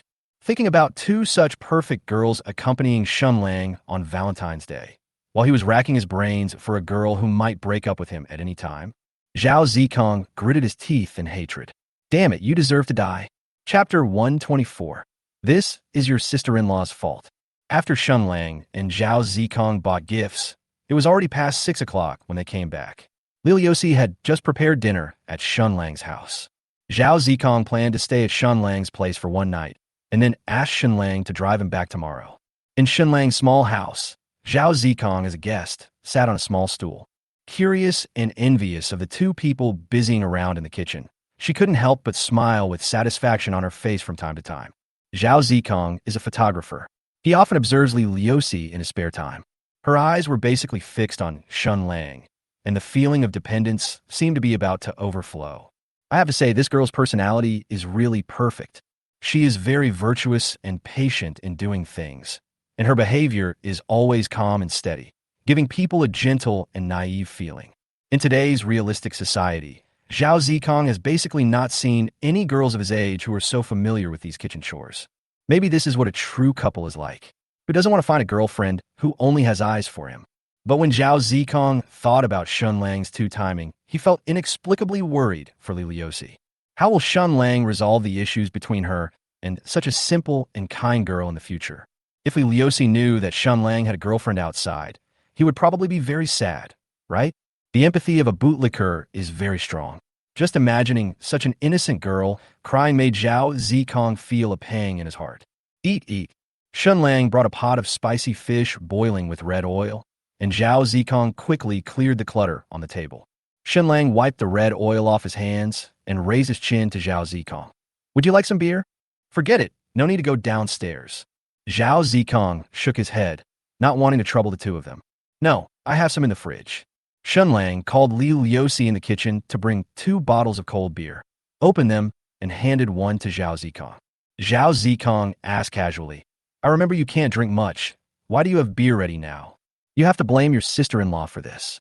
Shen Lang glanced at Li Liuxi, who was sitting next to him, and teased with a smile. Before, when the weather was hot, she bought me a few bottles of beer every day and put them in the refrigerator. Now, I'm a little addicted to it. Li Liuxi blushed and lowered her head. She was a little flattered by this affectionate name, but she was still very happy in her heart. I see. Zhao Zikong regretted why he had said so much. He really felt that there was not enough dog food. He glanced at the shy Li Liuxi next to him and mustered up the courage to start a conversation. Sister-in-law, where are you from? Sweet potato. Li Liuxi agreed, nervously and seriously. This was the first time Shen Lang brought his friends to his house for dinner, and Li Liuxi took it very seriously. Oh, sweet potato. Zhao Zikong muttered as he was filled with thoughts. He thought to himself that if he broke up with Li Qianqian in the future, he would go to Gonshu, and maybe he could meet such a gentle and simple girl. Sister-in-law, how did Shen Lang pursue you? Li Liuxi is a relatively introverted person, so Zhao Zikong, who is usually shy, did not feel so uncomfortable and was able to take the initiative to talk to him. If Li Liuxi had spoken a little more, Zhao Zikong would have been beaten back to his original form. Li Liuxi looked at Shen Lang a little embarrassedly and said truthfully, "Yes, I was the one who pursued him." Ahem, ahem, Zhao Zikong just swallowed a mouthful of rice and almost couldn't catch his breath. "You were the one who chased Shen Lang? Is this true or not?" Li Liuxi's beautiful face blushed, and she nodded shyly. When the two of them first met, it was indeed Li Liuxi who confessed her feelings first, so there was nothing wrong with saying that she took the initiative to pursue Shen Lang. "No, why should you?" Zhao Zikong looked at Shen Lang in disbelief. This guy has indeed become straighter and taller now, but he's not that handsome. Li Liuxi is a girl with a simple personality, a sexy body, and an amazing appearance. Zhao Zikong felt that she was more than qualified to be a match for those popular male stars. It was fine that she was with Shen Lang, but she was the one pursuing Shen Lang? Let's eat, Kongzi. I advise you not to ask any more questions. Shen Lang said with a smile. I'm afraid you won't be able to sleep tonight. Oh shit. Zhao Zikong gritted his teeth and clinked glasses with Shen Lang, feeling the bitter wine go down his throat and causing him heartache. Brother, you live well. Who asked you to live so well? You earn $1 million a month, and you're dating 2 school beauties at the same time. Can you please consider your brother's feelings? After dinner, Shen Lang gave Li Liuxi the down jacket he bought today. The weather has been cold recently. This is the down jacket I bought for you. Try it on when you get home to see if it fits you. Also, happy Valentine's Day.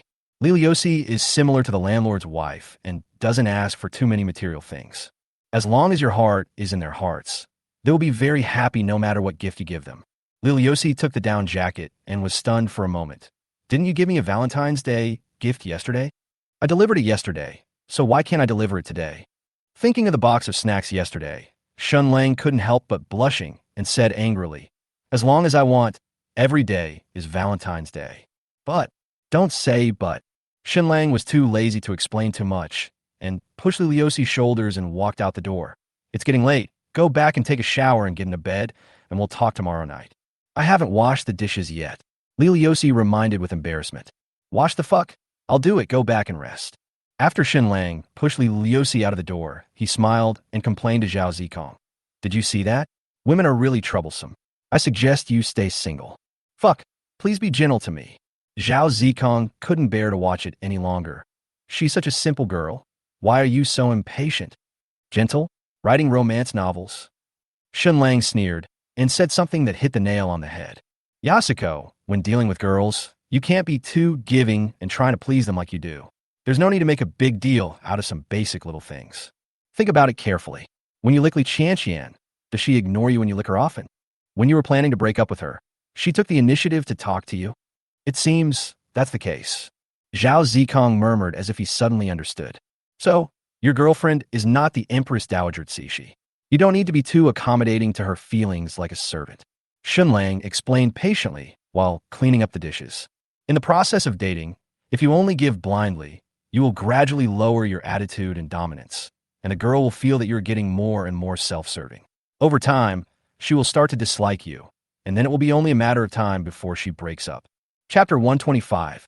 Am I really a bootlicker? Actually, all I've said is of no use to you. Even if you remember all this in your head, you still have to lick a girl when you meet her. Shen Lang said seriously. So I suggest you practice more. When you have more contact with girls, you'll find that they are not that difficult to deal with. Well, I understand the principle, but where can I find so many girls to practice with? Zhao Zikong helped clean up the mess on the table. You know me. When a girl passes by me on the road, I always shrink my neck and walk away. Look at your achievements. I don't know how you found this job. Shen Lang couldn't help but laugh out loud, as if he saw his socially anxious and introverted self back then. After a moment of silence, Zhao Zikong couldn't help but ask, Shen Lang, what are you going to do in the future? What to do? Shen Lang asked absent-mindedly. Both of them. Zhao Zikong asked curiously. Who are you going to marry in the future? Or who are you going to break up with? Shen Lang raised his eyes and glanced at Zhao Zikong, then continued to clean up the dishes on the table without saying a word. Shen Lang, although I have no right to criticize you, you should at least show your sense of responsibility. Zhao Zikong warned passionately. We have been playing together since we were young. I have always felt that you are not the kind of person who would abandon someone after having fun with them. If you don't want to have any results with Liliosi, you should explain it to her and part ways in peace. With a snap, the sound of a porcelain bowl breaking was heard. A bowl was accidentally knocked over by Shen Lang and fell to the ground, breaking into pieces. Zhao Zikong mistakenly thought that this was Shen Lang's hint that he didn't want to continue the conversation, so he had to shut up in disappointment. It's broken. Shen Lang kicked the debris at his feet and looked around for a broom. Zhao Zikong said disapprovingly, It's broken. So what? You make so much money now. Why do you still care about a bowl? Shen Lang grinned. I'm talking about my sense of responsibility. Zhao Zikong was stunned when he saw the fragments on the ground. Then he widened his eyes in disbelief. Fuck. What do you mean?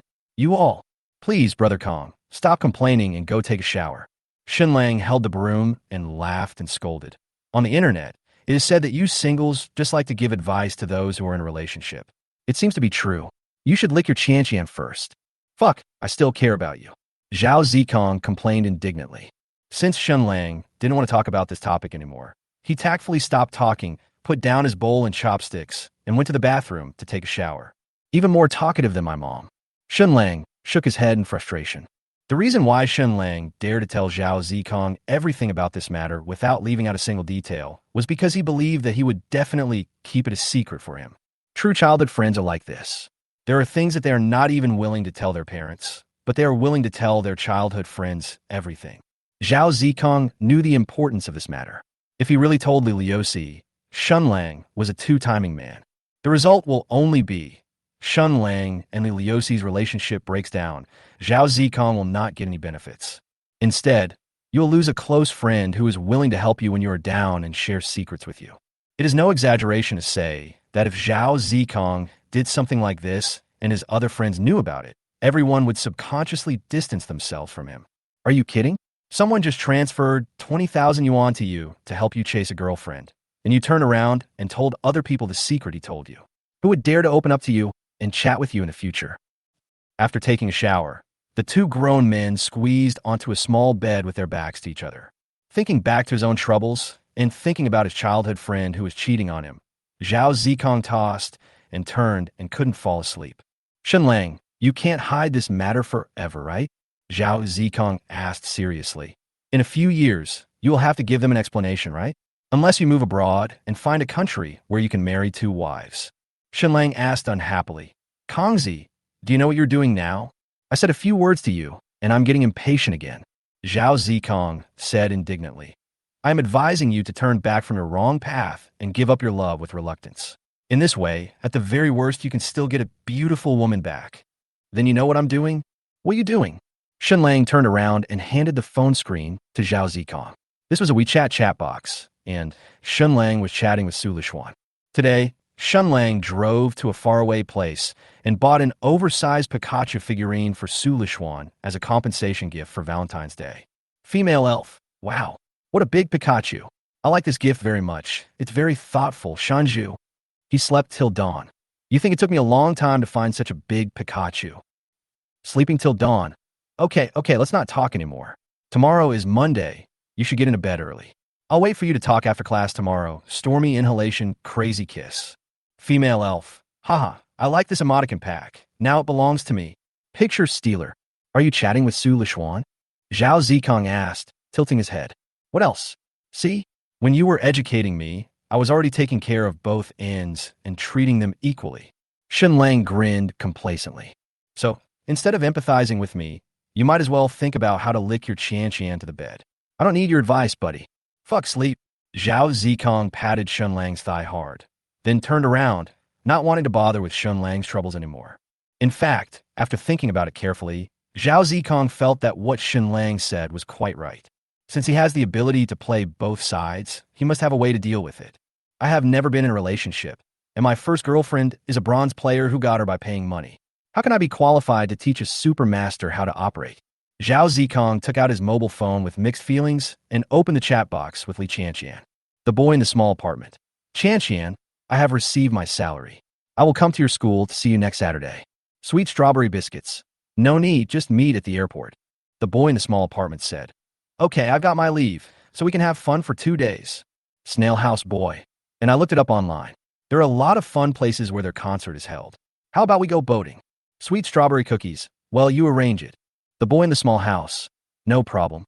Sweet strawberry biscuits. Okay, the weather is a bit stuffy today. I'm not feeling well. I'm going to take a shower and go to bed first. Snail Houseboy. Repost the video. What should you do if you feel stuffy in your head? Here's a trick to help you solve it. During the conversation between Zhao Zikong and Li Qianqian, he always kept a low profile and was ignored the whole time. It's nothing like Shen Lang and Su Lishuan, who are so sweet and their love can be felt through the screen. Am I really a dog licker?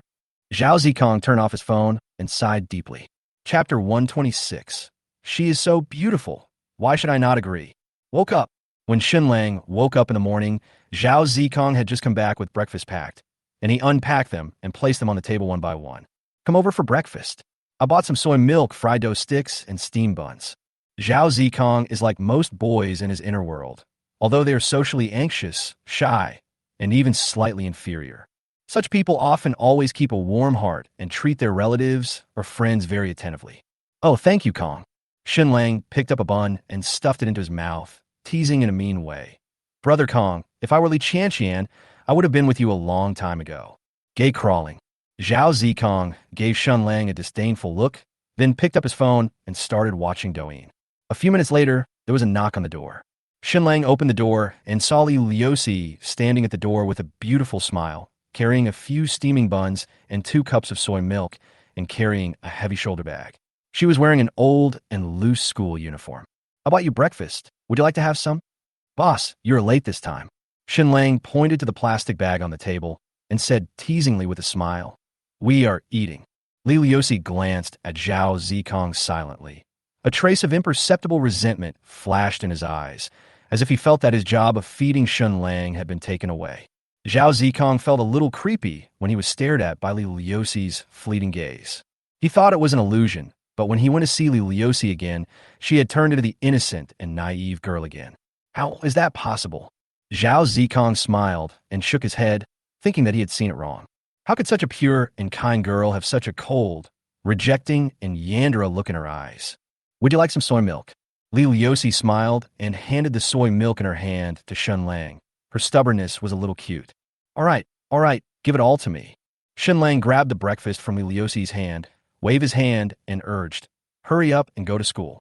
Don't focus on me all day. You really want to be my mother, don't you? Li Liuxi then smiled knowingly and walked into the elevator, looking back every few steps. She brings you breakfast every day? Zhao Zikong asked casually. After the day we confirmed our relationship, I sent it to you almost every day. Shen Lang took a sip of soy milk nonchalantly. Damn, I'm so jealous. The word jealousy was written all over Zhao Zikong's face. He would be willing to have a girl like this who only has eyes for him and buys him breakfast and dinner every day, even if she is beautiful and has a hot body. I'm just wondering, you said you're not the most handsome guy. You used to be a gloomy goblin, and you roll around when you sleep like you're practicing martial arts. How did these two fall in love with you? Zhao Zikong couldn't understand the logic here. Shen Lang thought about it and gave an example. Kongzi, do you remember when we were in college? There was a boy named Gu Yang in our class? Zhao Zikong nodded. I remember.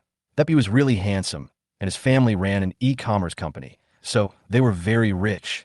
Then do you still remember the story of how he pursued the monitor of our class for 4 years, but failed to win her over, and was eventually snatched away by an average-looking boy from the economics department? Of course I remember. Zhao Zikong nodded vigorously. Didn't everyone on the forum say that the guy was a toad biting swan meat? Gu Yang even wanted to find someone to teach that boy a lesson. Then why do you think Gu Yang couldn't catch up with the class monitor, but that average-looking guy was able to catch up with her within a few weeks? Don't know. Zhao Zikong shook his head seriously, looking extremely serious. He felt that Shen Lang seemed to be teaching him something. Shen Lang raised a finger. It's simple. A sense of need. A sense of need? Zhao Zikong solemnly recited it softly, then shook his head in confusion. I don't understand. It's a very simple formula. Gu Yang's family is very rich, right? But don't forget that the class monitor's family is also very good.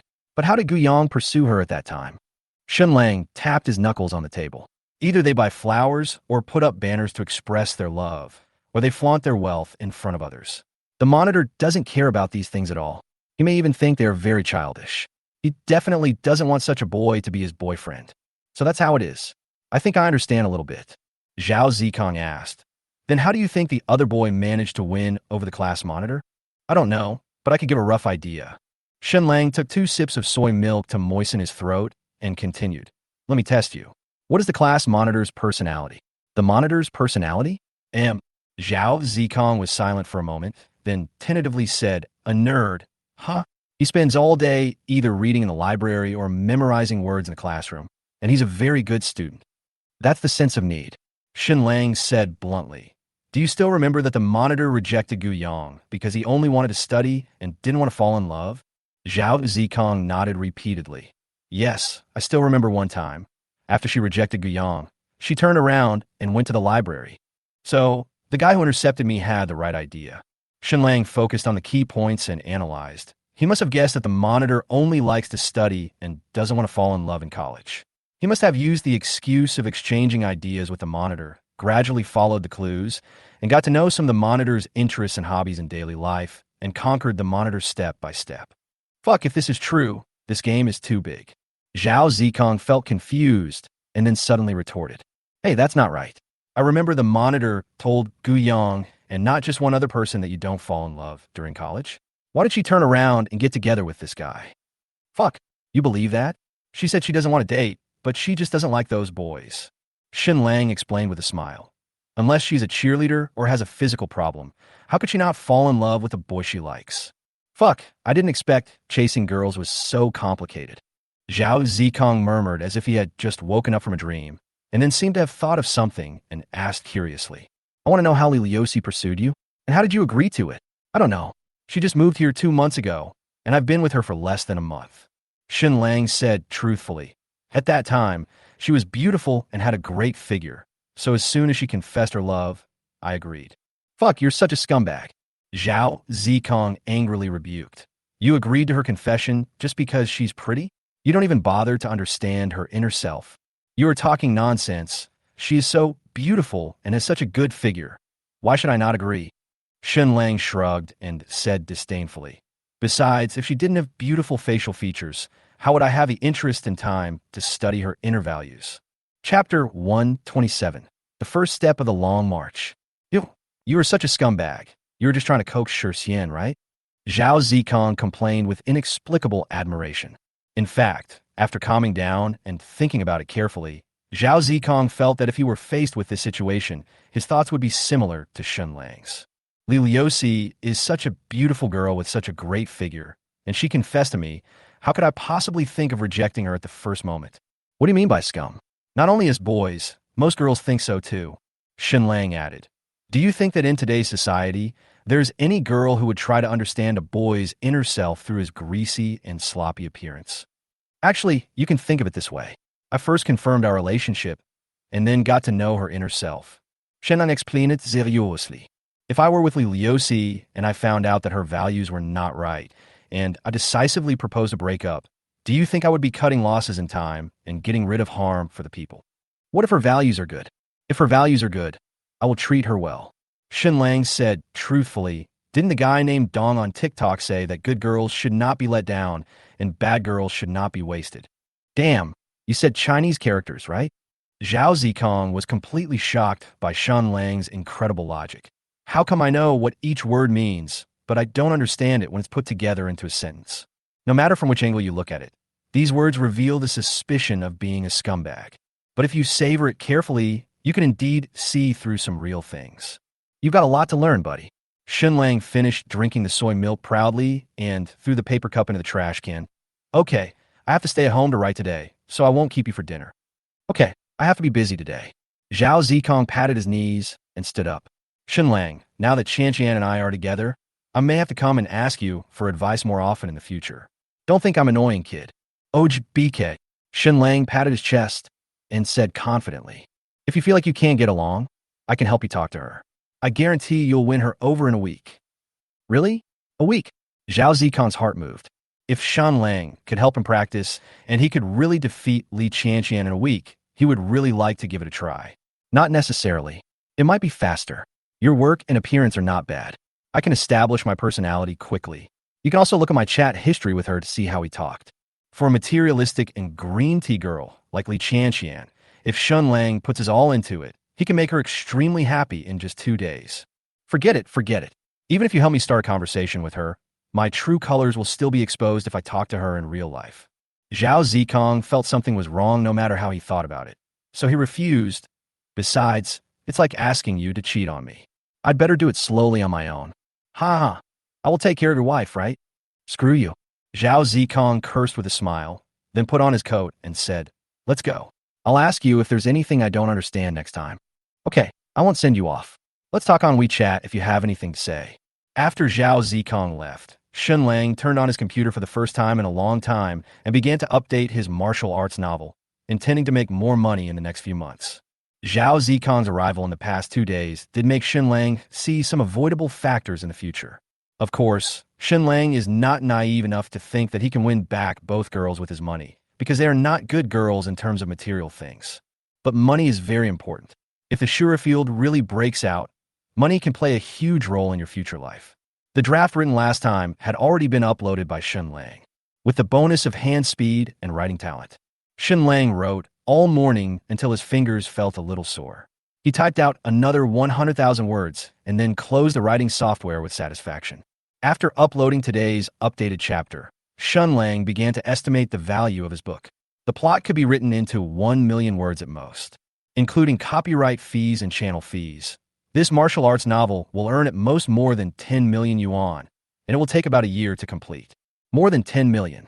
When Shen Lang was writing novels before, he never dared to dream of earning so much. The main thing is that Shen Lang now has more than 10 million yuan in his card, and he also has a Jujiantang villa worth hundreds of millions. If I only wrote novels, even if every one of them was a hit, the money I made would be too slow. Hey, how about I learn how to do multimedia myself and remake my novel into a short video? Nowadays, most of the writers who have become famous in the online literature circle have developed into multimedia or film and television screenwriters. Among them, the multimedia industry is the most profitable. It is to take a popular novel, invite actors to remake it into a TV series, and promote it on TikTok. When the plot of the drama reaches its climax, readers will need to pay to watch it. Now such short videos are very popular on TikTok and have a huge audience. Uncles like to watch Country Widow and Return of the Dragon King. Boys like to watch hot-blooded martial arts and rebirth novels, and girls like to watch palace fighting romance.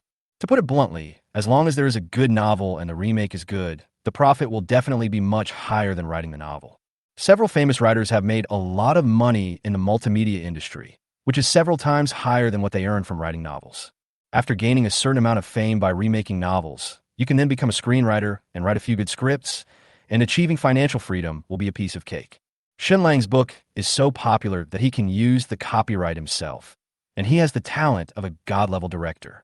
Why sell it to other multimedia companies? Wouldn't it be better to make money from it yourself? Well, there's something going on. After thinking it over, Shen Lang felt that this thing was indeed feasible. Besides, the director has natural talent, which is just a reason for making more or less money. As long as you run it seriously, it will still make more money than writing novels. So, Shen Lang began to study the multi-novel media industry. Until the evening, Li Liusi returned to the community and came to Shen Lang's small house to start cooking. Shen Lang finally finished his research and then created a new account on Douyin, intending to use it as an official multimedia account. Next, we just need to find actors with good looks and acting skills, as well as multimedia staff, and buy the equipment needed for filming. Just cooperate to remake the novel, and then spend some money to promote it on TikTok. Chapter 128. When you start filming, I will personally supervise. So, your next step is to become a director? You don't plan to write novels. In a small room late at night, Shen Lang was lying on the bed, having a video call with Su Lishuan, telling him about his plan to switch to multimedia. The temperature dropped tonight, and Su Lishuan wrapped himself up like a caterpillar, with his phone propped up next to his pillow. Only a cute and delicate face and a pair of clear and silly big eyes were revealed. Except for Yi Xin, who was playing mobile games in bed, occasionally praising her brother, who helped her score a few points. The other roommates were basically the same as Su Lishuan. They were in bed with their boyfriends, being affectionate with each other through the phone screen. These roommates are all good-looking, but Su Lixuan's appearance was too outstanding in the past, which inadvertently turned several of her roommates into supporting roles. This is a very realistic situation. When Su Lixuan was single, the boys in the school basically all wanted to pursue Su Lixuan first because she had the highest appearance. Now that Su Lixuan has officially announced that he has a boyfriend, other boys will immediately set their sights on Su Lixuan's roommates. If you can't find a partner during your freshman year, then forget about it in the next few years of your study. That's probably it. Once we become famous, we'll develop in that direction. Shen Lang had a serious and thoughtful expression on his face, and his hands were clicking on the screen. We are planning the next steps. I guess we will be very busy and have to spend a lot of money to hire actors and buy equipment. Shen Lang seemed to be concentrating on planning his career, and he took time out of his busy schedule to have a video call with Su Lixuan. But the truth is, he was also chatting with Li Liusi next door at the same time. Fortunately, Li Liusi was too embarrassed to have a face-to-face video chat with Shen Lang, so the silly girl was very satisfied just typing across the screen. If it was a normal girlfriend in the honeymoon period, she would definitely be like Su Lixuan, pestering Shen Lang to video call every day. No matter how much Shen Lang tried to defend himself, he couldn't have an excuse to reject her every day. With an attitude of treating everyone equally, Shen Lang was also discussing his next money-making plan with Li Liusi. Talking to Su Lixuan about making money is like telling his girlfriend about his future plans. If Shen Lang talked about these things with Li Liusi, he would not create such a serious atmosphere. Instead, he would seem like a ruffian who flirted with a decent woman. Sleep till dawn. When there are not enough actors, I will drag you to act. Evil smile. You are my life. I'm afraid I can't act well, but I can play the kind of maid who doesn't talk and just stand in the back. Awkward. Sleeping till dawn. Everyone wants to be the protagonist. I guess you're the only one who wants to play this kind of role. Dog despises. Then Shen Lang. If you are short of money, remember to tell me, and I will ask my dad for it. Su Lixuan blinked his clear and stupid big eyes. I have saved some money myself. You can consider it as my investment. The money is not needed. The main thing is that it's hard to find actors. While Shen Lang was typing and chatting with Li Liusi, he looked directly at the camera from time to time, so as not to let Su Lixuan notice anything strange. I plan to go to Hongyan tomorrow to see if there are any actors with good acting skills and good looks. I can't. Su Lixuan eagerly recommended herself. If you need someone to play the leading female role, I can't help. Forget it. If your uncles and aunts knew that you couldn't learn and came out to make a movie with me, who knows what they would do to me? Shen Lang curled his lips and complained. Besides, I was already very nervous when I was dating you.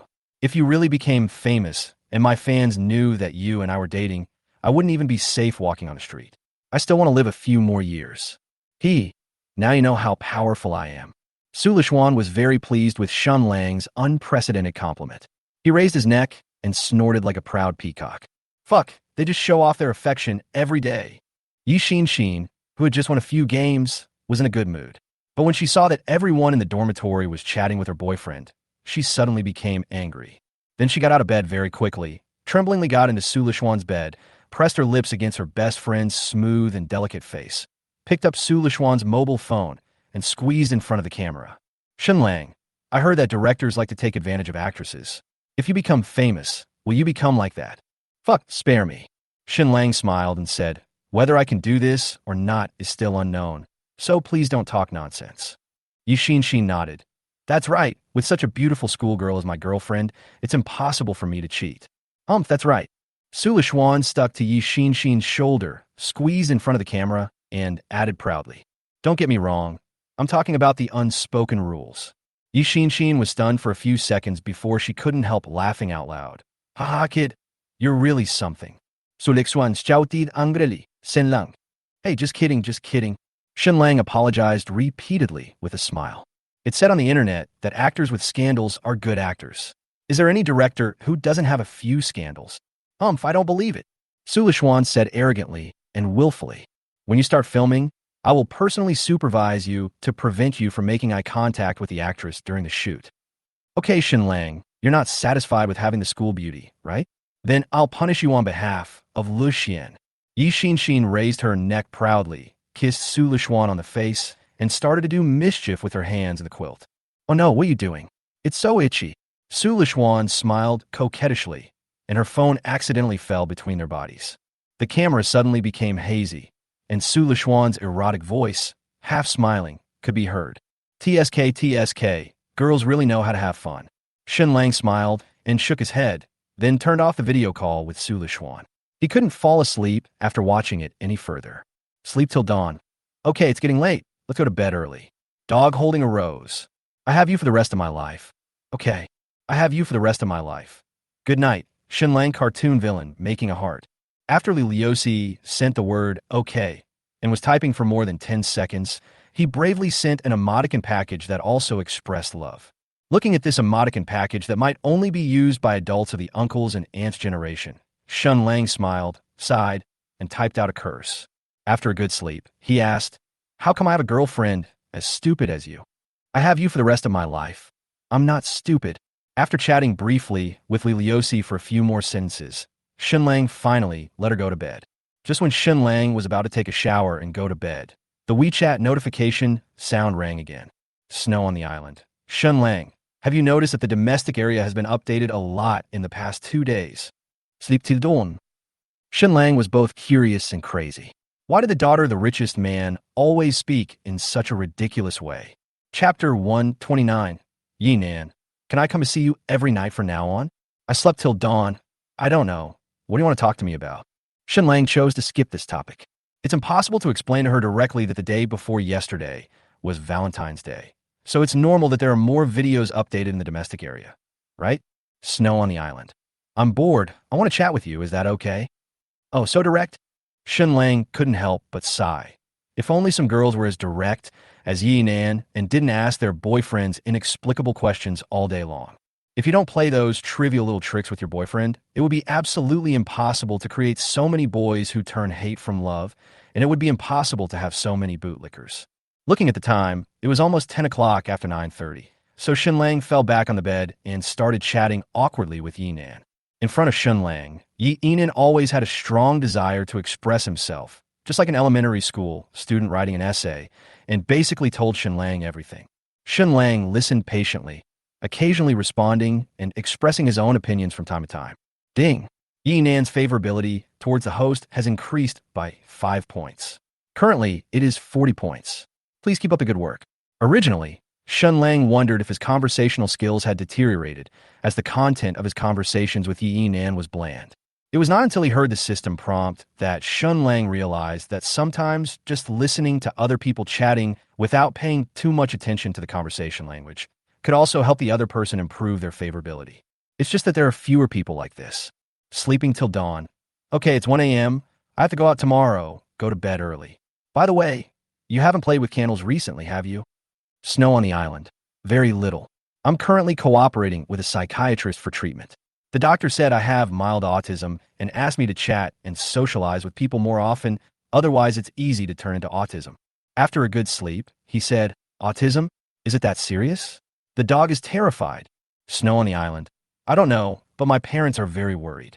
My mom told me that my dad has a lot more white hair recently. 1. Do you want to go to Hungyan with me tomorrow? You can't put off your illness. 2. Can you be lonely even if you have money? I don't understand. How can you be lonely if you spend money on food, drink, and entertainment? 3.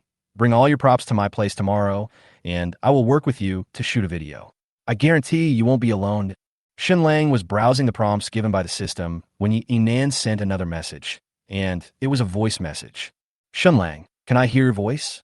Yinan's voice has a gentle feeling of a beautiful girl from a small family. She has the delicateness of a young girl, but also the aloofness ingrained in the bones of a rich girl, and at the same time a kind of morbid fatigue. Can you be lonely even if you have money? Shen Lang smiled bitterly and silently recited the answer to option 2. I'm sorry, I really can't understand it. Maybe this is the trouble of rich people.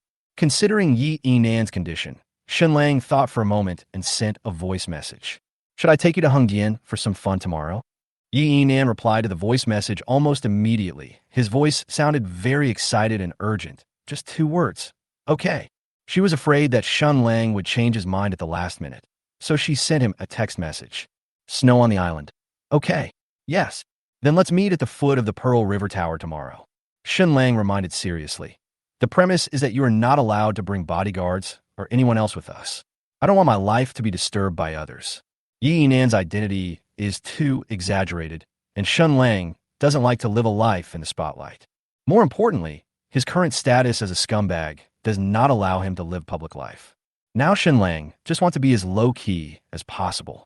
Otherwise, if Shen Lang wanted to make money by shooting short videos, he would have asked Su Lishuan and himself to perform in person long ago. Why would he still need to look for a male and female protagonist? Snow on the island. Can the bodyguard drive me to the Pearl River Tower? I'm not familiar with this place, and I'm afraid I'll get lost and not be able to find you if I go out alone. Sleep until dawn. Okay, but don't let them play with us, okay? Snow on the island. Okay, I promise you. The two began to chat again. In order to alleviate her condition a little, Shen Lang chatted with her directly on the voice call. The mood in Yi Inan's voice gradually became cheerful, completely different from the morbid fatigue at the beginning. Maybe this is the rumored talk therapy? Your illness is actually not a big deal. Go out more, talk to people more, and everything will be over. Shen Lang yawned lightly. Okay, let's go to bed. We have to go out tomorrow. You should go to bed early too.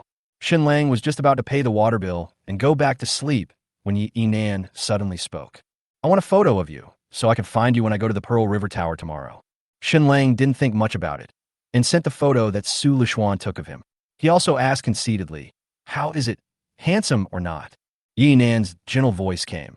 Not handsome. I have seen more handsome Chinese people abroad.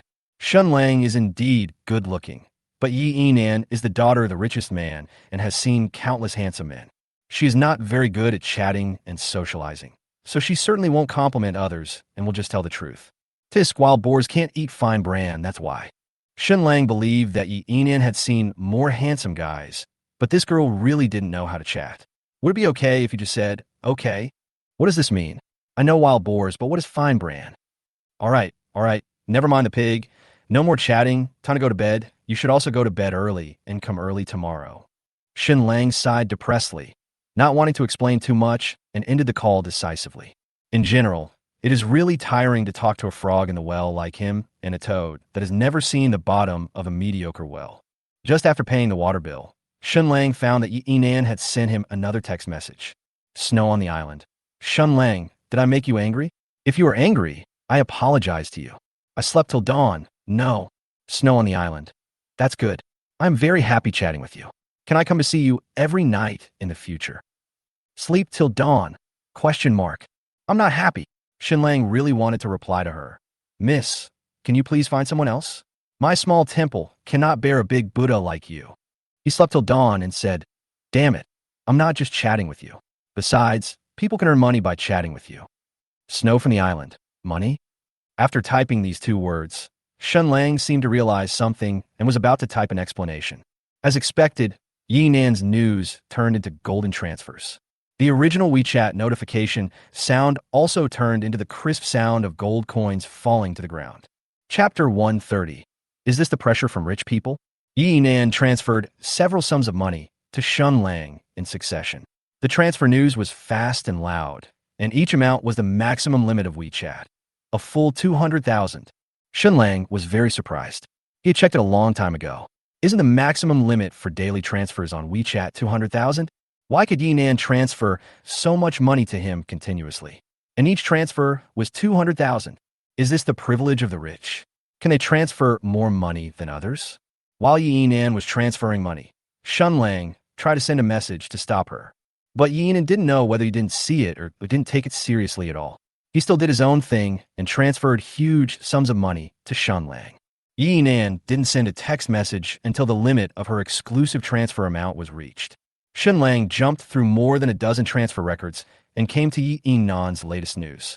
His eyebrows twitched in fear, and he was stunned by the way rich people played. Zio did XU. The amount in my account has reached the limit. I will use my overseas WeChat account to transfer the money to you. I slept till dawn. No. Please, I don't want to be in prison for fraud. Can we just have a normal chat? Kneel down and beg you. Snow on the island. Why? You didn't cheat me. I gave it to you on my own initiative. After a good sleep, he said, forget it. You are from a wealthy family. If your father finds out that you transferred so much money to me, he will sue me in court. I can't beat you. Snow on the island. Wait for me. After waiting for a few minutes, Yi Nan sent another message that made Shen Lang dumbfounded. Snow on the island.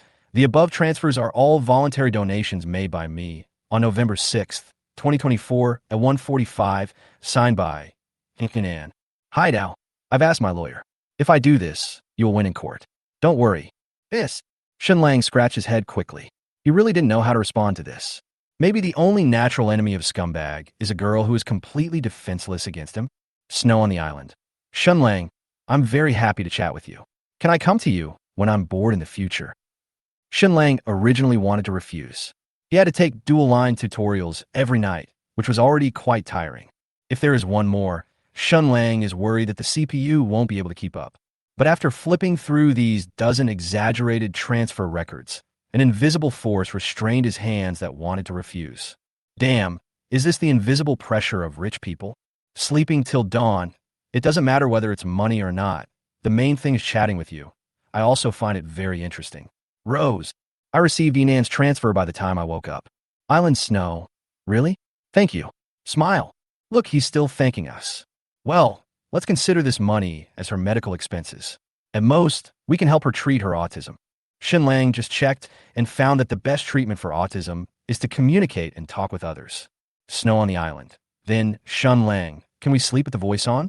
I have been suffering from insomnia since returning to China. I feel like I can sleep comfortably when I listen to your voice. Sleeping through the night.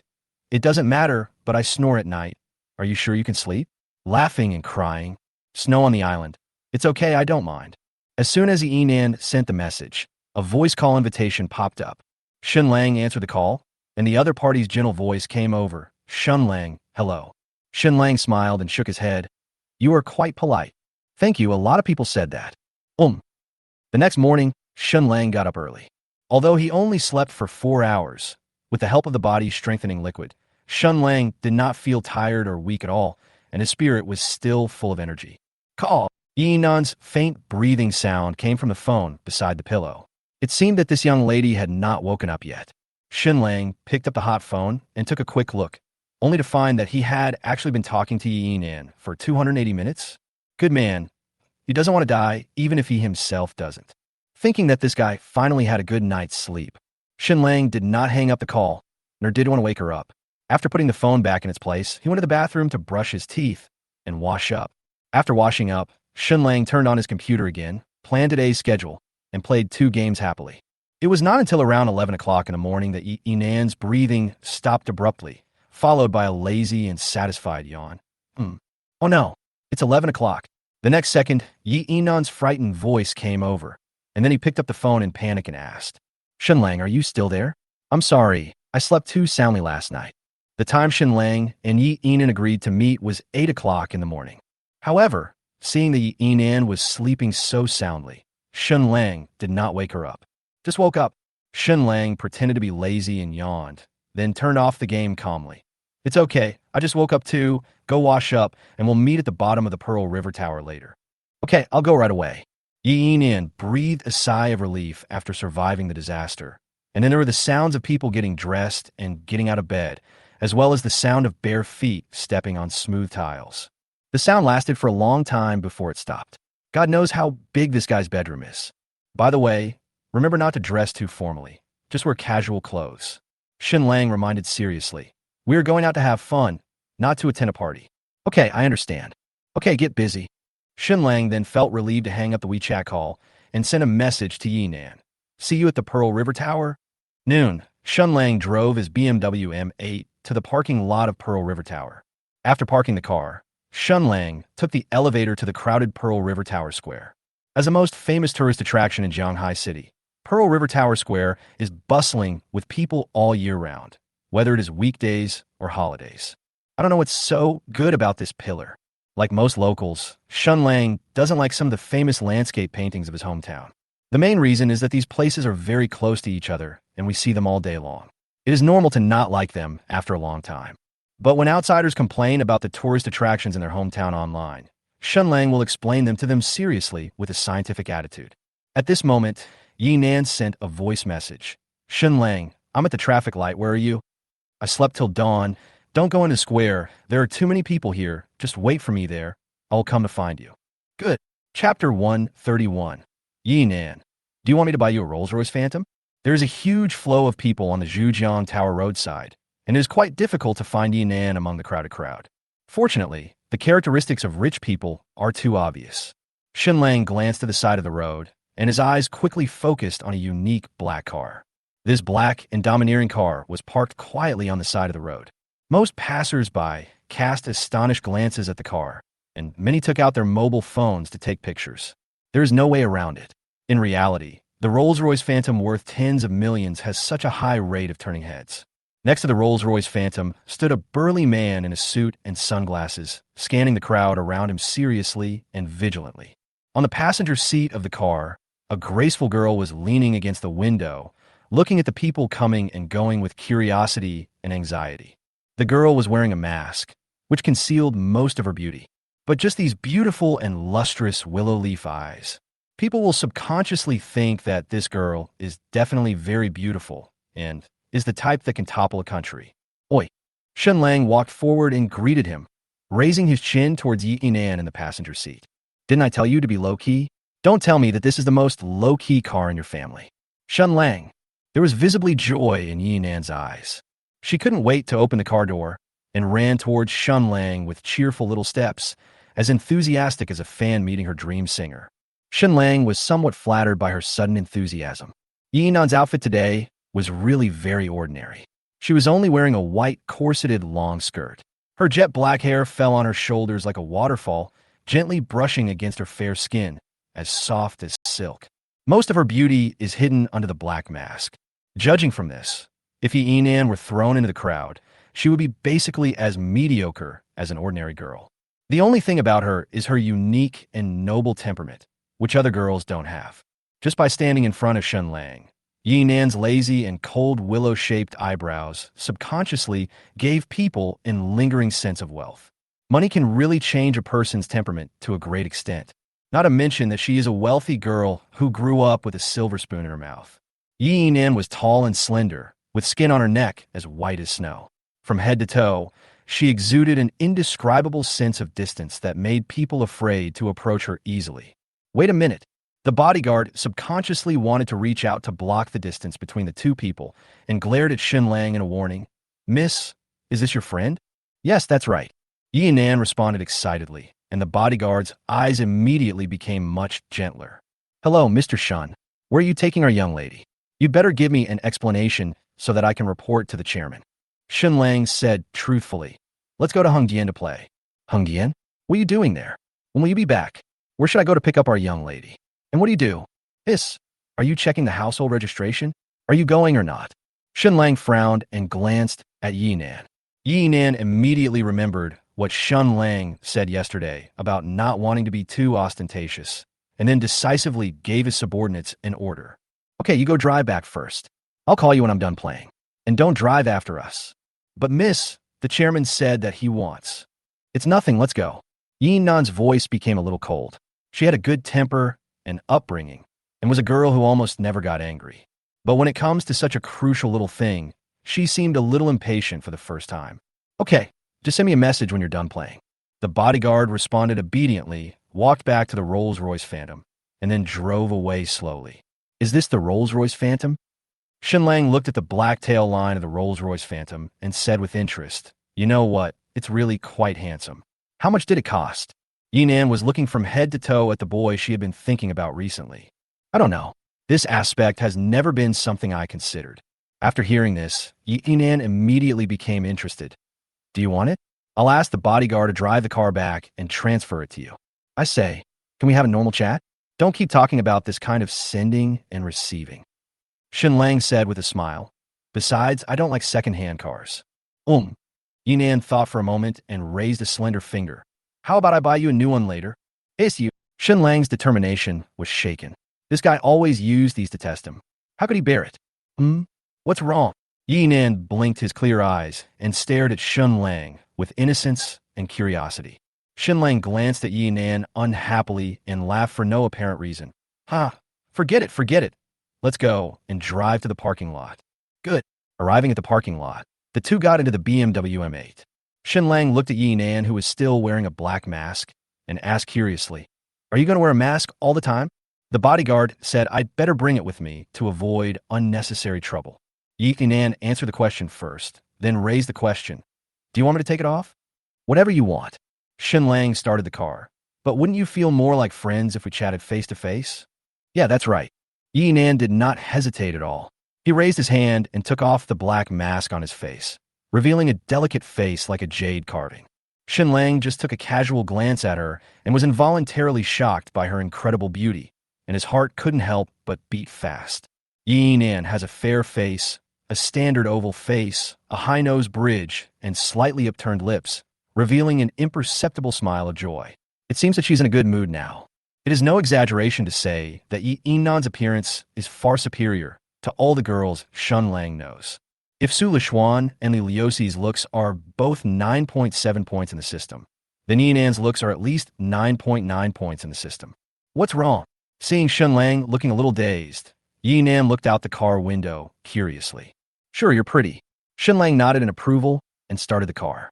I know. Yi Nan responded as a matter of course. Many people have said so.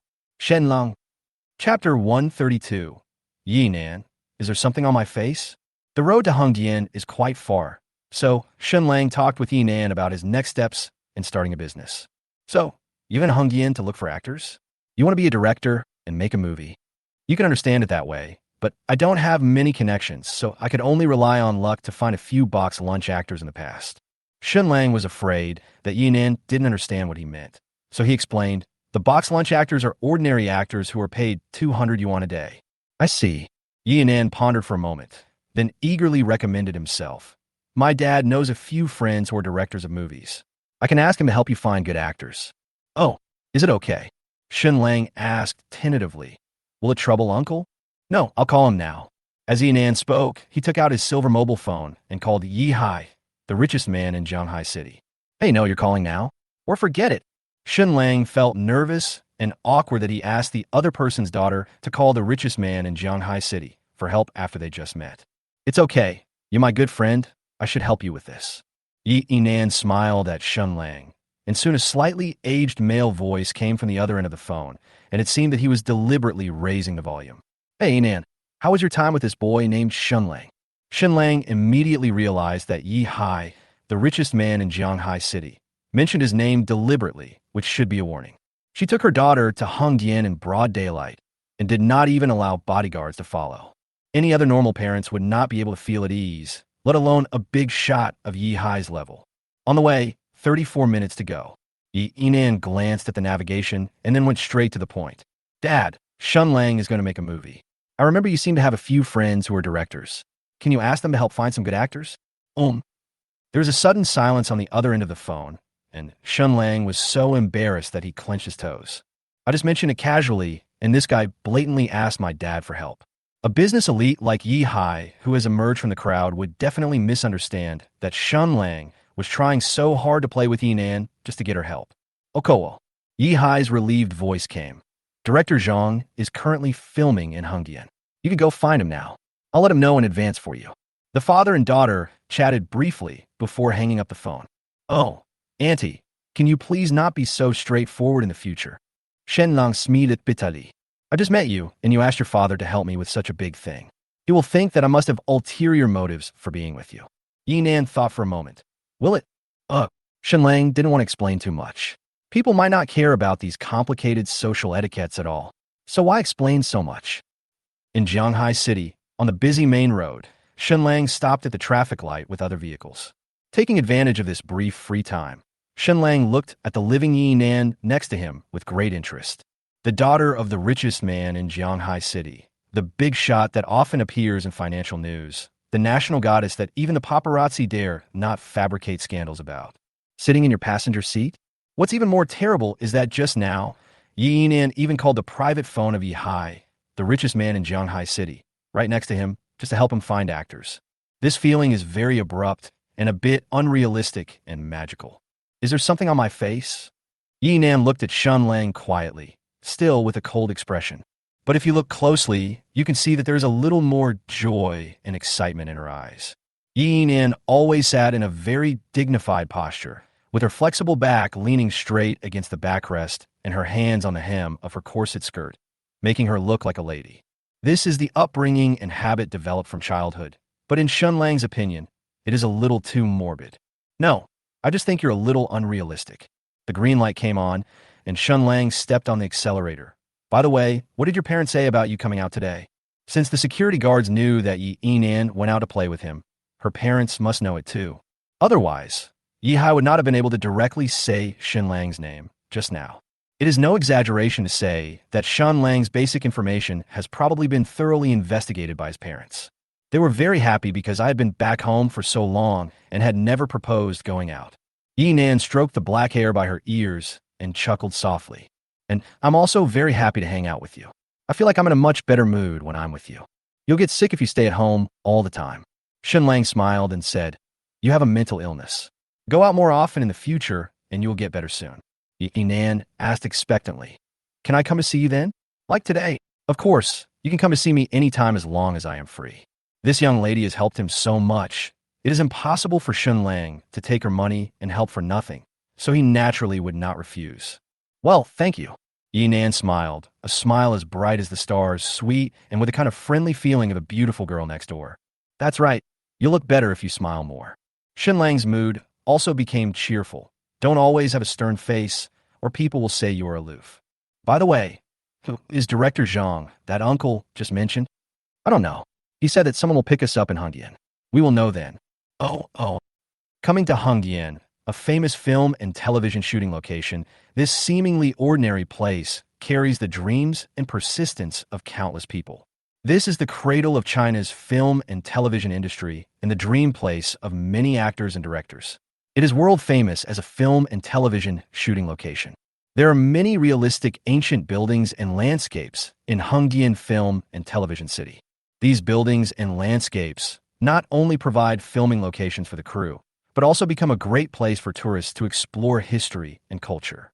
Just then, a thin uncle wearing a baseball cap walked towards the two of them with quick steps. Shen Lang squinted his eyes and looked at the uncle. Then his lips opened wider and wider, and his pupils were trembling. I'm just making a short video based on a novel. There's no need to invite such a big shot, right? Don't think that the city is too chaotic and you can't figure out whether the protagonist is in Shanghai, Beijing, or Zhejiang, because I incorporated many of the city's famous attractions into this novel. Here's the real deal. This story is pure fiction. Chapter 133. Maybe this is the old actor. Hello, monsieur. Bossy just spoke to me on the phone. Zhang Mao's hunched body bent slightly, and he greeted Yinan warmly and kindly with a tentative tone. I heard that Missy wanted to make a movie. When Zhang Mao came to Jianghai City to film, he met Yi Hai several times, and naturally he had also met the daughter of the richest man. Although the two of them had little in common, they still had to show courtesy and enthusiasm. Yinan smiled politely. Uncle, it's not me. It's my friend Shen Lang. Oh, hello. Zhang Mao had a warm smile on his face and shook hands with Shen Lang indifferently. But this name kept coming to my mind, and I felt like I had never heard of such a person in the film and television industry. He looked at Shen Lang again and realized that he had never seen him before. I guess it's some coal boss son who came out to have fun with his dream of making a movie. Zhang Mao originally made his career by making niche films.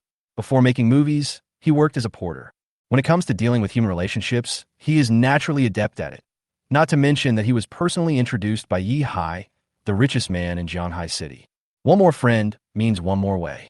In a circle of this level, no one will refuse a friend recommended by a big shot himself. Even if this young man doesn't have much real power and can't provide any practical help to Zhang Mao in the future, it can still be considered a small favor to Yi Hai. Zhang Mao saw beads of sweat on Yinan's forehead and quickly said, let's go my set to talk first. It's too hot here. The three of them came to Zhang Mao's studio office, and Shen Lang quickly and concisely explained his career and ideas to him. I didn't expect you to be such a great writer. Zhang Mao said something polite. He couldn't help but feel a little curious about how an internet writer, who had nothing to do with him, could get close to a big shot like Yinan. However, Zhang Mao had no interest in knowing about this kind of thing. After analyzing Shen Lang's request briefly, he said thoughtfully, I have adapted novels before, but I have never adapted online novels that young people like you read. I don't know much about your industry. However, I recently met a friend who is very good at this field, and he is also filming in Hongyan today. I can introduce you two to each other. How about it? Sure. I'll trouble Director Zhang then. Shen Lang thanked him repeatedly. He was just starting a small business. So how could he allow such a big-name director to personally help him find actors? What's more, None of Zhang Mao's actors are well-known actors worth millions. People can get hundreds of thousands of tips for just a casual live broadcast. How could they be willing to remake a short video of a novel like my own? Even if these high-priced actors are willing, what about their salaries? They're all high-priced, ranging from hundreds of millions to tens of millions. If Shen Lang had that much money, how could he still make short videos to make money? It's impossible to let them star in the film for free, right? Zhang Mao made a phone call, and the other party answered almost immediately. Both Shen Lang and Yi Nan could hear the polite and flattering tone.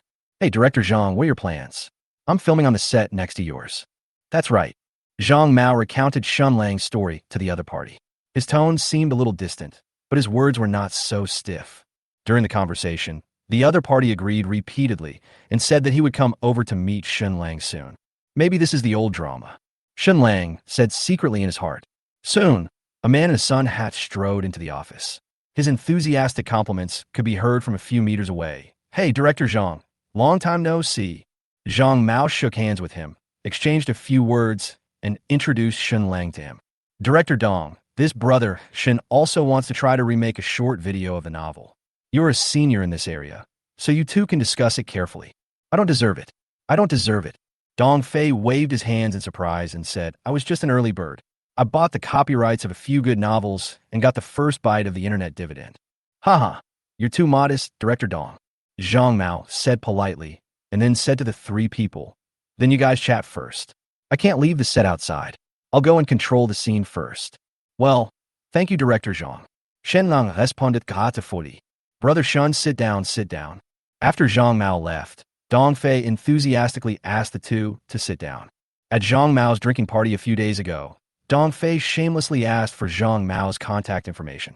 He originally thought that a multimedia director like himself would never have any intersection with such a living fossil director in this life. I didn't expect that just a few days later, Zhang Mao would personally ask me for help. Even if the other party is someone he has never heard of, Dong Fei would not neglect him. What if the other person is a big shot who doesn't want to be high profile? As for Yi Nan, who was standing next to him and looked cool, Dong Fei, who didn't pay much attention to finance, didn't know her. He just thought that this girl was really beautiful.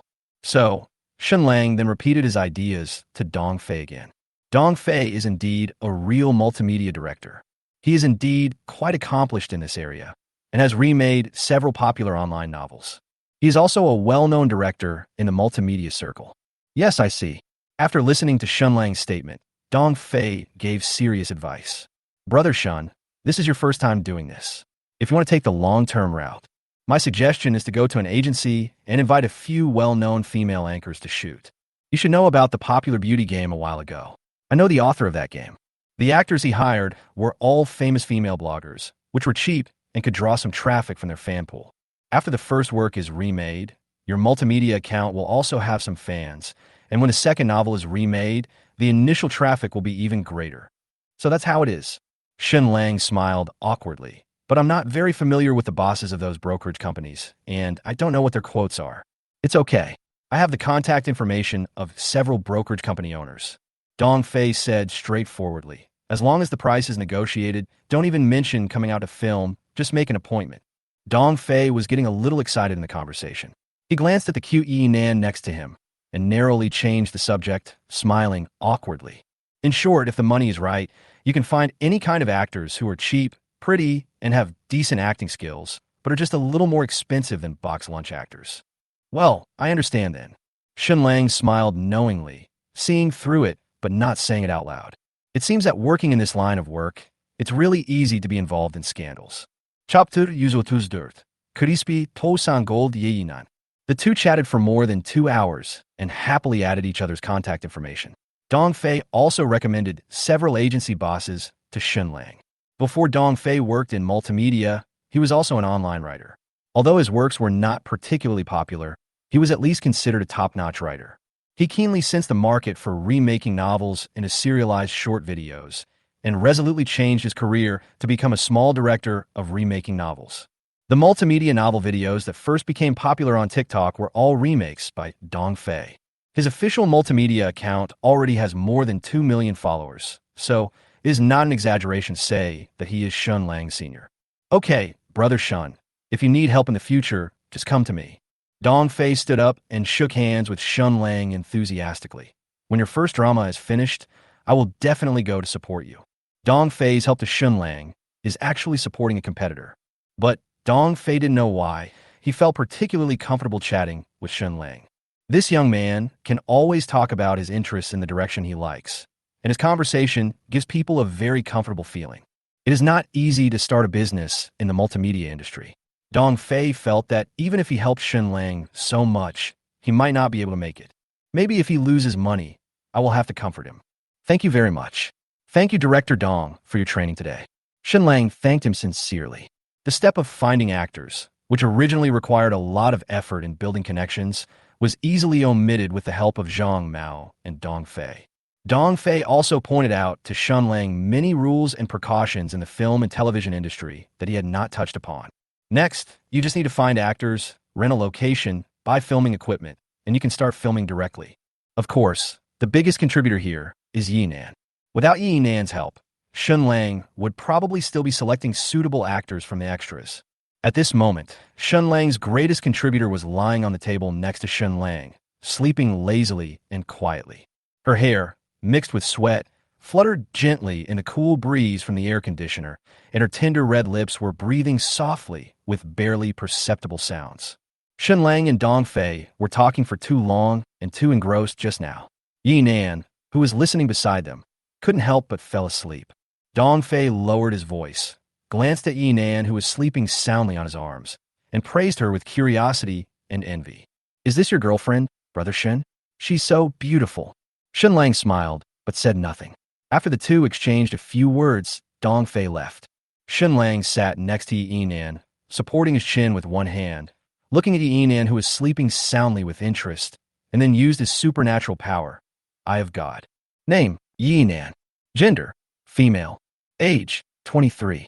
Appearance, 9.8. Height, 172 cm. Weight, 53 kg.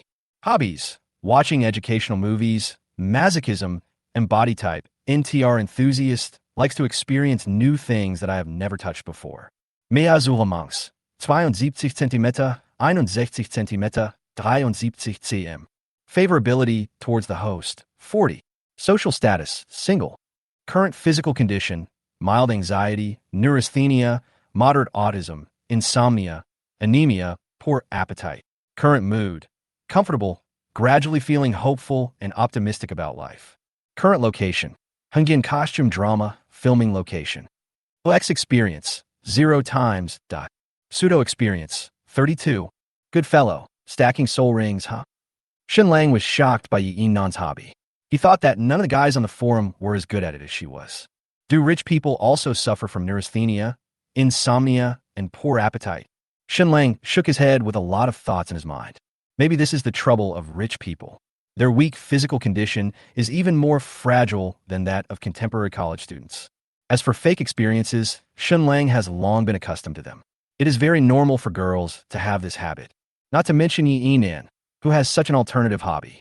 She has only done it more than 30 times, which can be considered restrained. I gradually began to feel a sense of longing and hope for life. Shen Lang recited this to himself, gave up the idea of waking her up, and sat quietly beside her, reading a novel. To some extent, Yinan's life may not be as free as that of Liosi, the naive girl sitting opposite Shen Lang. It was not until around 7 in the evening that the extras went off work one after another. Yinan opened his eyes drowsily and looked at Shen Lang sleepily. It took him a long time to come back to his senses. Have you finished talking? We're done. Shen Lang looked at Yinan's fair face and the red marks left by his arms and sneered. You can sleep like this for an entire afternoon. You're pretty impressive. I don't know why, but I always feel like I sleep very comfortably with you next to me. Yinan stretched comfortably, inadvertently showing her soft body. These 2 days are probably the most comfortable days I have slept since I returned to China. Are you hungry? Shen Lang stood up and said, You have helped me so much today. I will treat you to a meal. You can choose any place. Good. Yinan responded expectantly and stood up with the help of the table. Just after standing up and taking a few steps, Yinan suddenly felt dizzy and fell backward subconsciously. Fortunately, Shen Lang was quick to hug her. Don't walk so fast if you have anemia. Shen Lang reminded him, and then asked worriedly, How do you feel now? Do you want to call your bodyguard over? Seeing the boy she had been thinking about so close to her, a feeling that had been accumulating for a long time surged in her heart. Instigated by this unknown emotion, Yi Nan actually grabbed Shen Lang's arm and kissed him subconsciously. Shen Lang was startled by Yi Nan's sudden action.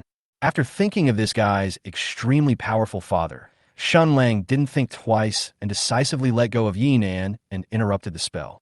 As a result, Yi Nan was not careful and fell heavily to the ground, and his white arms were scratched. Fuck, sorry, are you okay?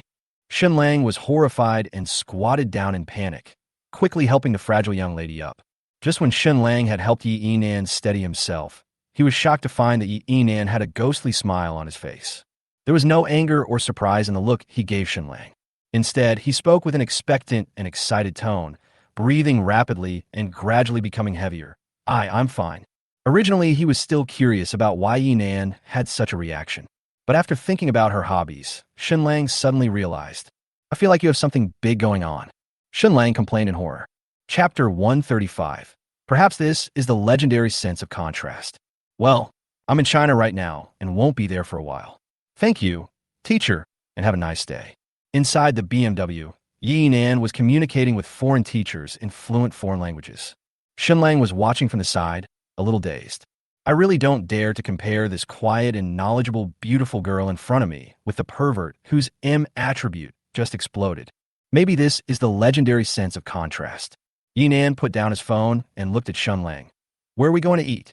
You choose. Shen Lang opened the food navigation on his phone, handed her his phone, and casually found a topic to chat. Your English is pretty good. How long have you been studying abroad? It's been 7 years. How come you don't know how to do it? Yi Nan held the phone and tilted his head. I remember you said that you just graduated from college not long ago. You should be able to speak English, right? Of course not.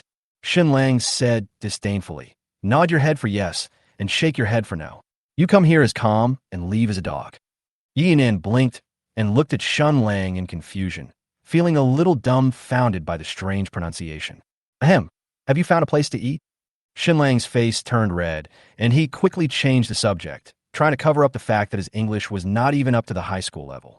If it weren't for the fact that Yi Nan was a girl, Shen Lang would have said to her, yes is just a compliment. OMG is recognition. Yi Nan was bored and scrolled through the various famous restaurants on his touchscreen phone. For some reason, these restaurants with excellent reputations could not attract her attention. At this moment, Yi Nan's attention was attracted by a barbecue stall outside the car window. When Yi Nan was a child, she once smelled this pungent, oily aroma, which made her very greedy at the time. Yi Nan's parents were extremely strict with her diet and would never allow her to eat such low-quality junk food. Recalling his childhood memories, Yi Nan decisively pointed to the barbecue stall across the street and said excitedly, Shen Lang, I want to eat that. Barbecue stall? You really know how to pick a place. Shen Lang chuckled and decisively turned the steering wheel. As expected, daughters of wealthy families will be attracted to this kind of junk food. The romantic TV dramas are true. Parking the car in front of a barbecue stall on the roadside, Yi Nan was as excited as a little girl. I quickly ran to the barbecue stall filled with pungent smoke and glanced at the ingredients in a mobile refrigerator with curiosity and excitement. It feels like a royal princess meeting a candied Haas vendor on a secret visit. Shen Lang, I want to eat this. Yi Nan pointed at a bullfrog lying on its back with blood all over it and shouted, Wow, it's so heavy right from the start, isn't it? Shen Lang teased, took out a basket, picked up 2 bullfrogs, and handed the basket to her. Take whatever you want to eat. Good. Yi Nan smoothed the black hair by her ear and selected the ingredients in the refrigerator patiently and curiously like a lady from a noble family. In just a few minutes, her small basket was full of meat, without any vegetables or anything else. Those who don't understand might think she has never eaten meat at home. After ordering the food, the two sat down at a small table on the side of the road. It was the first time for Yi Nan to eat on the side of the road. He looked around excitedly and occasionally shook his legs excitedly. It felt very interesting. Shen Lang placed his car keys, mobile phone, and cigarettes on the table. You ordered so much, and if you can't finish it later, let's see what you will do. If you can't finish it, you can take it away. Yi Nan reminded proudly. Oh, you still know how to pack? Shen Lang was a little surprised. I thought a rich woman like you would usually order a large table of dishes, then just eat a few bites and leave. Please, I am rich, but I'm not a fool, okay? Yi Nan corrected him unconvincedly. and saving food is everyone's responsibility. Shen Lang, don't you know the poem Mercy for the Peasants? Awesome, awesome. I didn't expect you knew all this. Shen Lang nodded in approval. Much better than those international students who always think the moon is rounder in foreign countries. I have never been a Westerner. Ever since getting off the car, Yi Yinan has been very excited, as if he had become a different person. He even raised his hand to take the cigarette that Shen Lang had placed on the table and observed it over and over again. I'm curious, why do you guys smoke? Yi Yinan asked curiously while holding a cigarette. Is it to show off in front of others? I also smoke when I'm home alone. Shen Lang smiled and said, Are you trying to be cool in front of the ghost? Yeah, that's right. Yi Yinan nodded, opened the cigarette cap, took out a cigarette, put it in front of his tall nose and sniffed it, then put it in his mouth awkwardly, having a lot of fun. Don't go crazy here. Just when Yinan was about to light the cigarette with a lighter, Shen Lang quickly snatched the lighter and cigarette and complained with lingering fear. If your father knew that I brought you out here and let you learn to smoke, he would chop me to pieces. Yinan agreed. Well, you are right, my dad might really do something like this. Shen Lang, boss, did you just get off work? The boss saw that the two drove such a nice car and came to take care of his business, and ordered so much meat at once. After preparing all the ingredients, he came over happily to say a few words and enthusiastically handed Shen Lang a cigarette. What about mine? Yinan stopped the barbecue stall owner who was about to leave and said, I am also a customer. Why don't you have a share for me? Oh, yes, yes. The boss smiled. It is not uncommon for girls to smoke in this society, so she quickly took out a cigarette and handed it to Yinan. Hey, hey. Yinan took the cigarette with a silly smile, feeling a sense of being recognized. Then she took the cigarette, played with it for a while, and handed it to Shen Lang generously. Here you go. I don't smoke either. You are really pure and original. Shen Lang was amused by this naive young lady. Is this the silly girl released from that village? The two chatted for a few minutes, and then a few skewers of shrimp were grilled and served. Yinan, who had never eaten shelled creatures, looked at the shrimp in front of him at a loss, then looked up at Shen Lang, who was peeling the shrimp. Then she put on disposable gloves and imitated Shen Lang in peeling shrimps. However, she failed after several attempts. Not only did she tear a lot of the shrimp meat, but she also got her fingers pricked by the shrimp shells. How stupid! Shen Lang taunted her mercilessly, then handed her a peeled shrimp tail. Come on, rich woman. Yi Nan's eyes moved. She opened her plump pink lips and bit the shrimp tail that Shen Lang handed over. How's it going? It's still okay. Damn you. Shen Lang felt uncomfortable when he felt his fingers being licked by the flexible tongue. Chapter 136. So what is our relationship now? Fuck, what are you doing? Feeling the tips of his fingers being continuously wrapped by the soft tongue, Shen Lang quickly pulled his fingers out. There was a popping sound unexpectedly, and there was even a crystal clear thread of saliva attached to them. Can you please be normal? Someone might see us. Shen Lang blushed and took off his disposable gloves. He looked around fearfully. Fortunately, no one noticed them. There was only one male customer next to him who was shaking his legs and watching Douyin, and the sound from the player was incredibly loud. Look, this boy is called Xiao Zhuang, and he is surrounded by hundreds of little karami. Huh. Yi Nan exhaled heavily, his delicate face showing excitement and joy, his eyes carrying a dazed charm. This terrible expression was just short of making a scissors gesture with his hands. Very strange, Shen Lang. Yi Nan's breathing became noticeably heavier. I don't feel this way when I bite my own fingers. So why do I feel so special when I bite your fingers? I don't know, and I don't want to hear it. Please talk about something normal. Shen Lang shook his head and pretended to be confused. He really wanted to know why this guy bit his finger. I want to try again.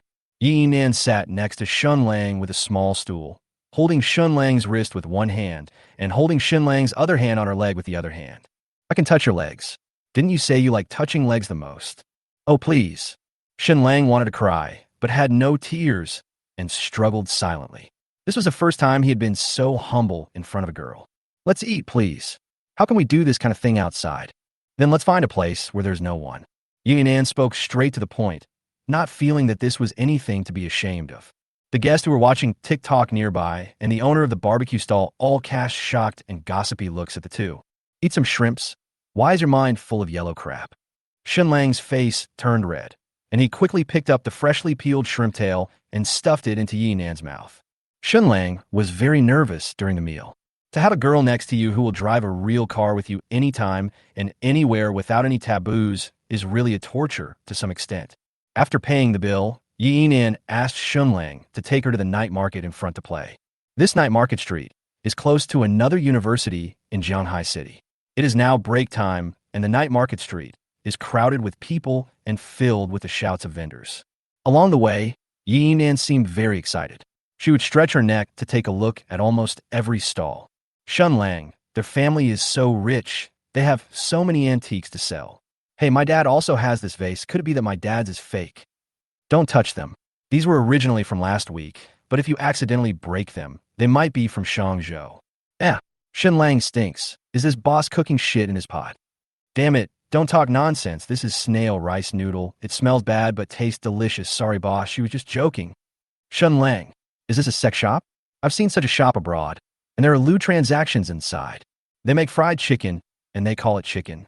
This is the name of their store, although it's a little suspicious. Shen Lang, I want to see this, a human head and a snake body, and there's a girl in a vase. Let's go. I also want to see what this thing is.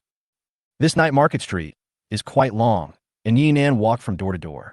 It took more than 2 hours for the two of them to come out from the end of the street carrying large and small bags. After a round of shopping, Yinan bought a lot of strange little gadgets. If you didn't know him, you would think he was a supplier from Yiwu. Along the way, Yinan was obviously unusually happy. Even the tone of his voice was filled with joy, no longer as cold as before. Shen Lang. In the underground parking lot, Yinan stopped.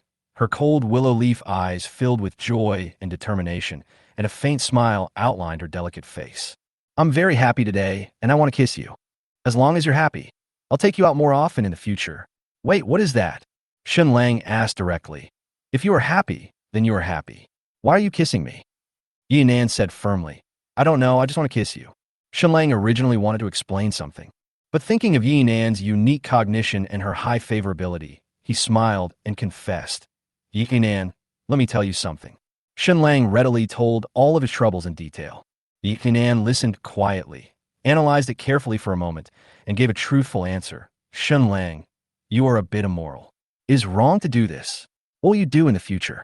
Are you going to immigrate abroad? Well, it's good for you to know that I'm not a good person. Shen Lang laughed at himself and said, so we'd better not get too close. We can play as friends, but you'd better not get too involved in playing with me. This is good for both you and me. So do you like them? Will you be responsible for those girls? Yinan asked pointedly. Of course. Shen Lang responded without hesitation. Although there was a girl I didn't like at first, I was just attracted to her.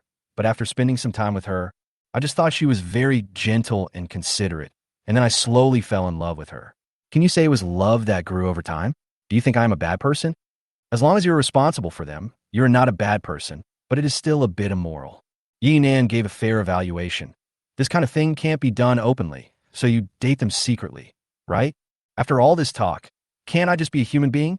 Shen Lang sneered and didn't want to explain too much. He thought that although Yinan looked stupid, he was actually quite smart. This was also the main reason why Shen Lang was willing to chat with Yinan on the social software. Her personality was straightforward and bold enough. For many complicated matters, she can put aside worldly factors and give answers based on her own understanding. How should I put it? Yinan is like an AI robot with some emotions, a saint in the atonement room of a church. No matter what Shen Lang confided to her, she could always give her own rational opinion. Okay, let's go, or your father will come to me and ask for me later. Shen Lang, carrying a lot of bags, walked past the graceful Yinan and went straight to his BMW M8. Da. Yinan ran over quickly, raised her snow-white neck and asked, you haven't said whether you agree or not. Chapter 137. Yinan, Shen Lang, can you give me a slap? Go away, no kiss for me.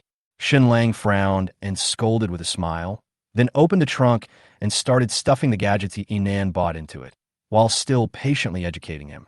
As a girl, you need to be more reserved when you go out. Even if I'm handsome, I can't be so direct. Shen Lang closed the trunk and just turned around when Yinan's cold and soft lips pressed against his. Fuck you. Shen Lang pressed her shoulders unexpectedly, and when he was about to say something, he was interrupted by Yinan. Shen Lang, I always feel happy when I'm with you. Although you're not very handsome, I'm very satisfied just by listening to your voice. Although it was a confession of love, Yi Nan expressed it in an unusually calm manner, with a sense of confusion as if facing an unknown emotion. I feel like I've fallen in love with you.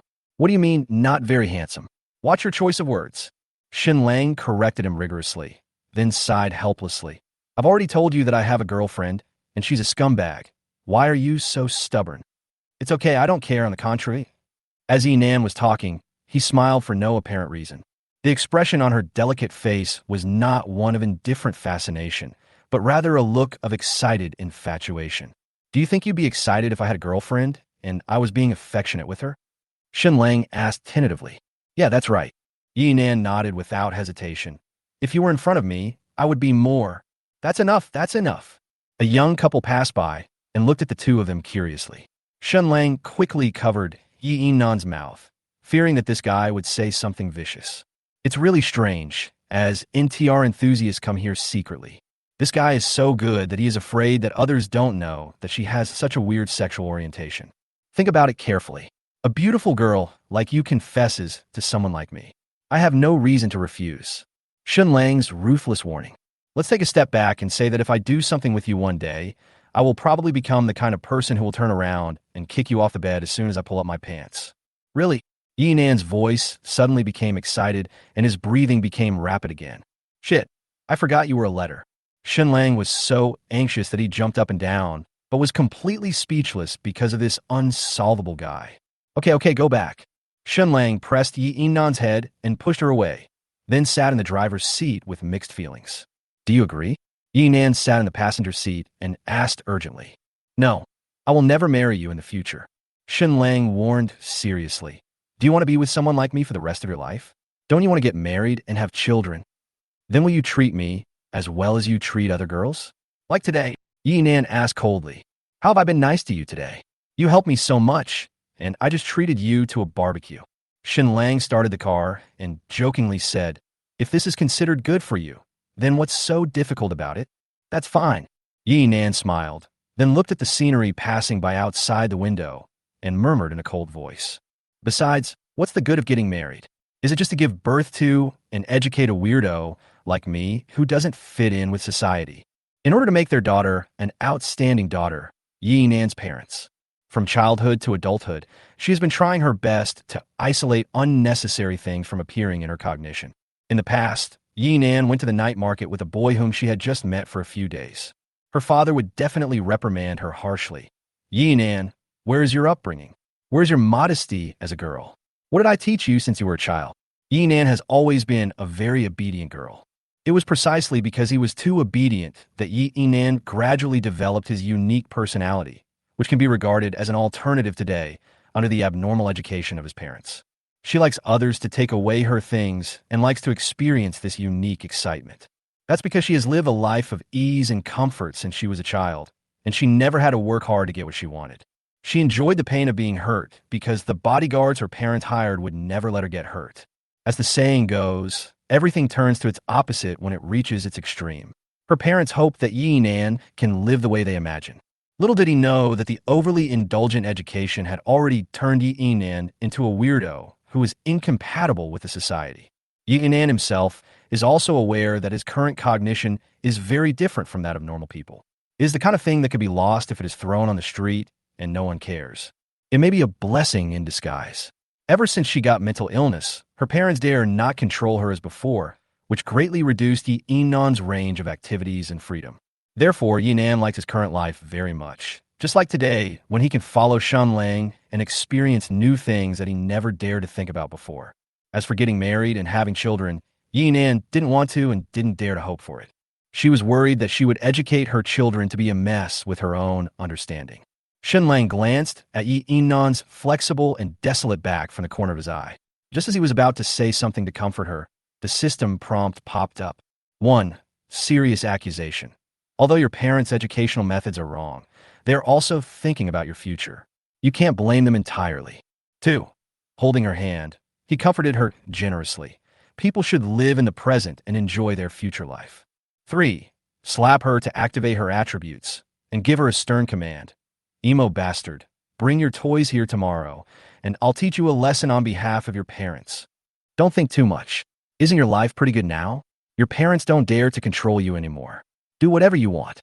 Shen Lang controlled the steering wheel with one hand, holding Yi Nan's fair and delicate palm. People should live in the present and enjoy their future life. I will be busy outside for the next few days. If you feel bored, just follow me out and hang out. Every day, okay? Until I'm done, that's fine. Okay. Thank you, Shen Lang. Yi Nan's mood recovered a lot, with a smile of surprise and expectation on his face. Then Yi Nan held Shen Lang's hand as if he had found a treasure, raised it, and placed it on his face and patted it gently, with a slightly excited look on his face. Shen Lang did not take the initiative to exert force, so the force could not be strong. Yi Nan looked at Shen Lang with a lingering feeling. Shen Lang, I wonder if you could stop the car somewhere and slap me? Shen Lang. Chapter 138. Yi Nan, I will be responsible. Can you be normal? I'm driving. Shen Lang blushed, and his heart beat fast as he pulled his hand back. He actually had a slight thought of wanting to meet Yi Nan's request just now. No wonder people say on the internet that every normal person has a demon in his heart. It is possible to fall in love with alternative hobbies at any time and anywhere. It seems that this is not groundless. There is such a beautiful girl next to you, begging you to reward her. I would like to ask, in this situation, which boy can refuse? Even Shen Lang, a pure love war god with extremely normal interests and hobbies, almost had his faith wavered just now. Are you going to play again tomorrow morning? Shen Lang changed the subject guiltily. I'm going to the agency to pick actors tomorrow. Do you want to come and have some fun? Yes, I do. Yi Nan responded, but his eyes were still fixed on Shen Lang with unsatisfied eyes as he held the steering wheel. Ugh. Shen Lang sighed quietly, feeling that he had provoked a woman even more exaggerated than Liliosi. After sending Yi Nan to the place designated by the bodyguard, Shen Lang drove home alone. Just when I had finished taking a shower and was about to go to bed, Yi Nan sent me a WeChat message. Snow on the island. Shen Lang, I'm curious. What is our relationship now? 1. Answer truthfully. More than friendship, but less than romantic relationship. 2.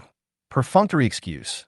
I don't know, but I've only known you for a few days, so I guess we can only be considered friends. What do you think? 3. Malicious curse. You are a masochist, a white lotus with less common sense than a primary school student. Why are you staying up late at night to make a presence? You just like me to curse you, right? System, that's enough. Shen Lang complained weakly. But he knew that if he really answered according to this option, Yi Nan, a girl with alternative hobbies, would definitely be more favored. Why not give it a try? This guy likes this anyway. Shen Lang thought for a moment, then reluctantly typed out the answer to option 3 and sent it out. Anyway, Yi Nan likes this, so there's nothing strange about catering to his preferences. Ding!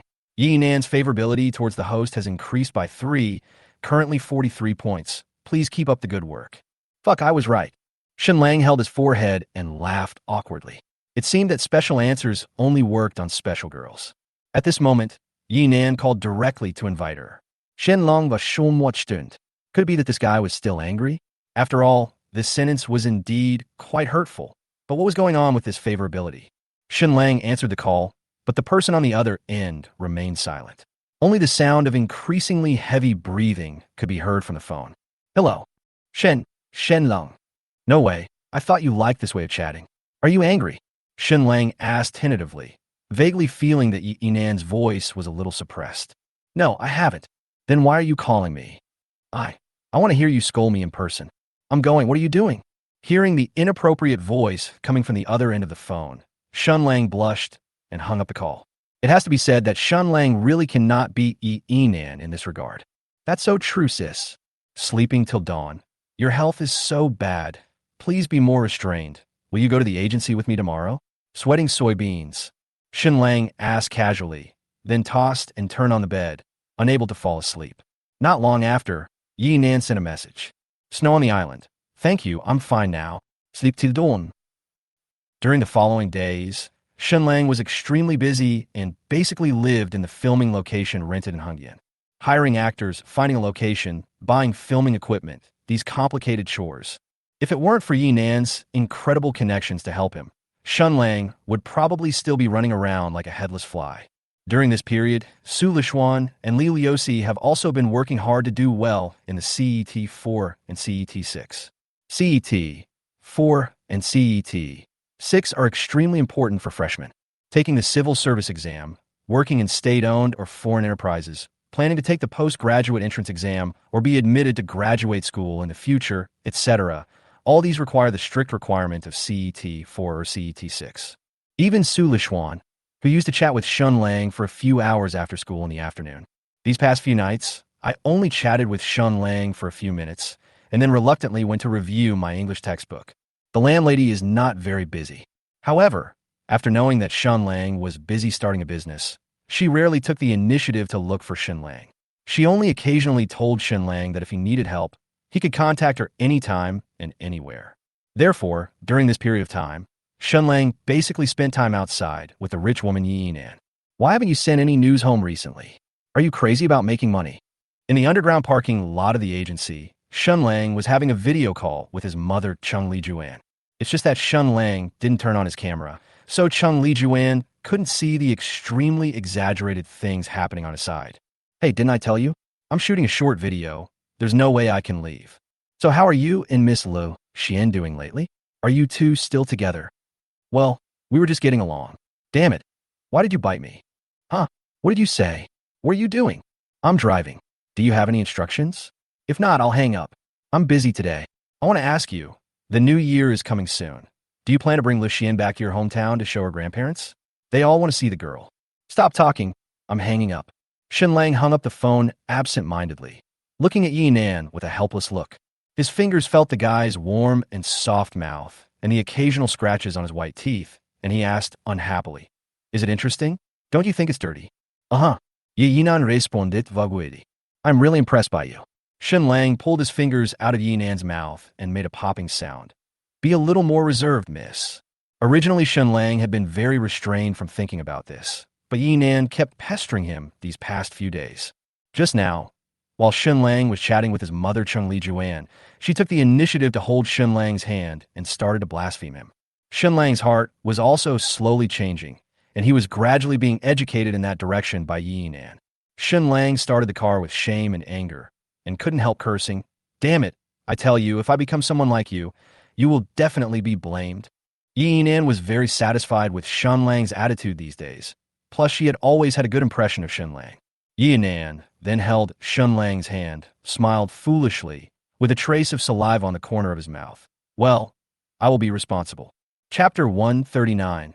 Li Liosi. Can you please stop blaming me? Ha ha ha. Shen Lang, we passed. One Friday afternoon, Shen Lang was driving home when Su Lishuan called him via video with great joy to share the good news. I got 530 points in the English Level 4 test. Shinju, am I awesome? Awesome. Shen Lang nodded in approval. The full score of the CET 4 English test is 710. Su Lishuan's score of 530 is not particularly impressive, but it is just above the passing level. But if your girlfriend shares this news with you so excitedly, she must want you to praise her. After all, this result is the result of her hard work in reviewing. Hee, this is called hard work pays off. It's worth my hard work in reviewing for so long. Su Lishuan boasted a few more times, and then said expectantly, Chenju, how are you doing recently? Are you ready to start shooting the short video?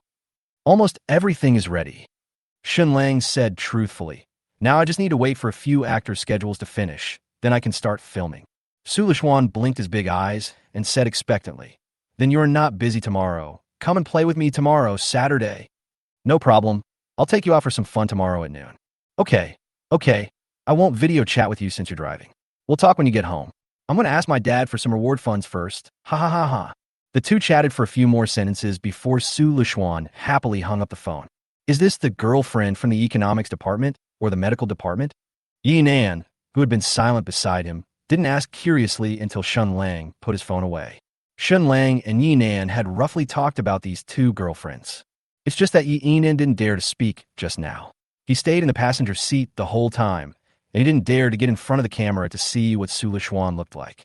Maybe this is the pressure from being a real girlfriend. From the Department of Economics. Shen Lang responded nonchalantly.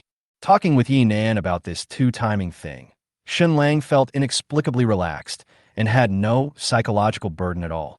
She seems to be lively and cheerful. Yi Nan gave a fair evaluation. This is a girl who sounds youthful and sunny just by listening to her voice. Well, why else would I note her as a female elf? Shen Lang smiled faintly. I couldn't help but recall the scene when Su Lishuan jogged over to me and asked for my WeChat ID that day when the sun was setting. Shen Lang felt that if Su Lishuan had not taken the initiative that day, he might never have had any contact with her in his life. Yi Nan became interested. Then what did you note for me? Little rich woman. Shen Lang said bluntly. What a blunt remark. Yi Nan frowned, somewhat dissatisfied with this remark. I obviously have so many advantages, but you only care about my money. Oh, then may I ask, little rich lady, was the note you gave me? Shen Lang raised his eyebrows and asked. A half-bad, half-good scumbag. Yi Nan said softly. Haha, is this true? Shen Lang smiled and asked back. Did you really give me this note? Yi Nan nodded and clicked on Shen Lang in the WeChat list.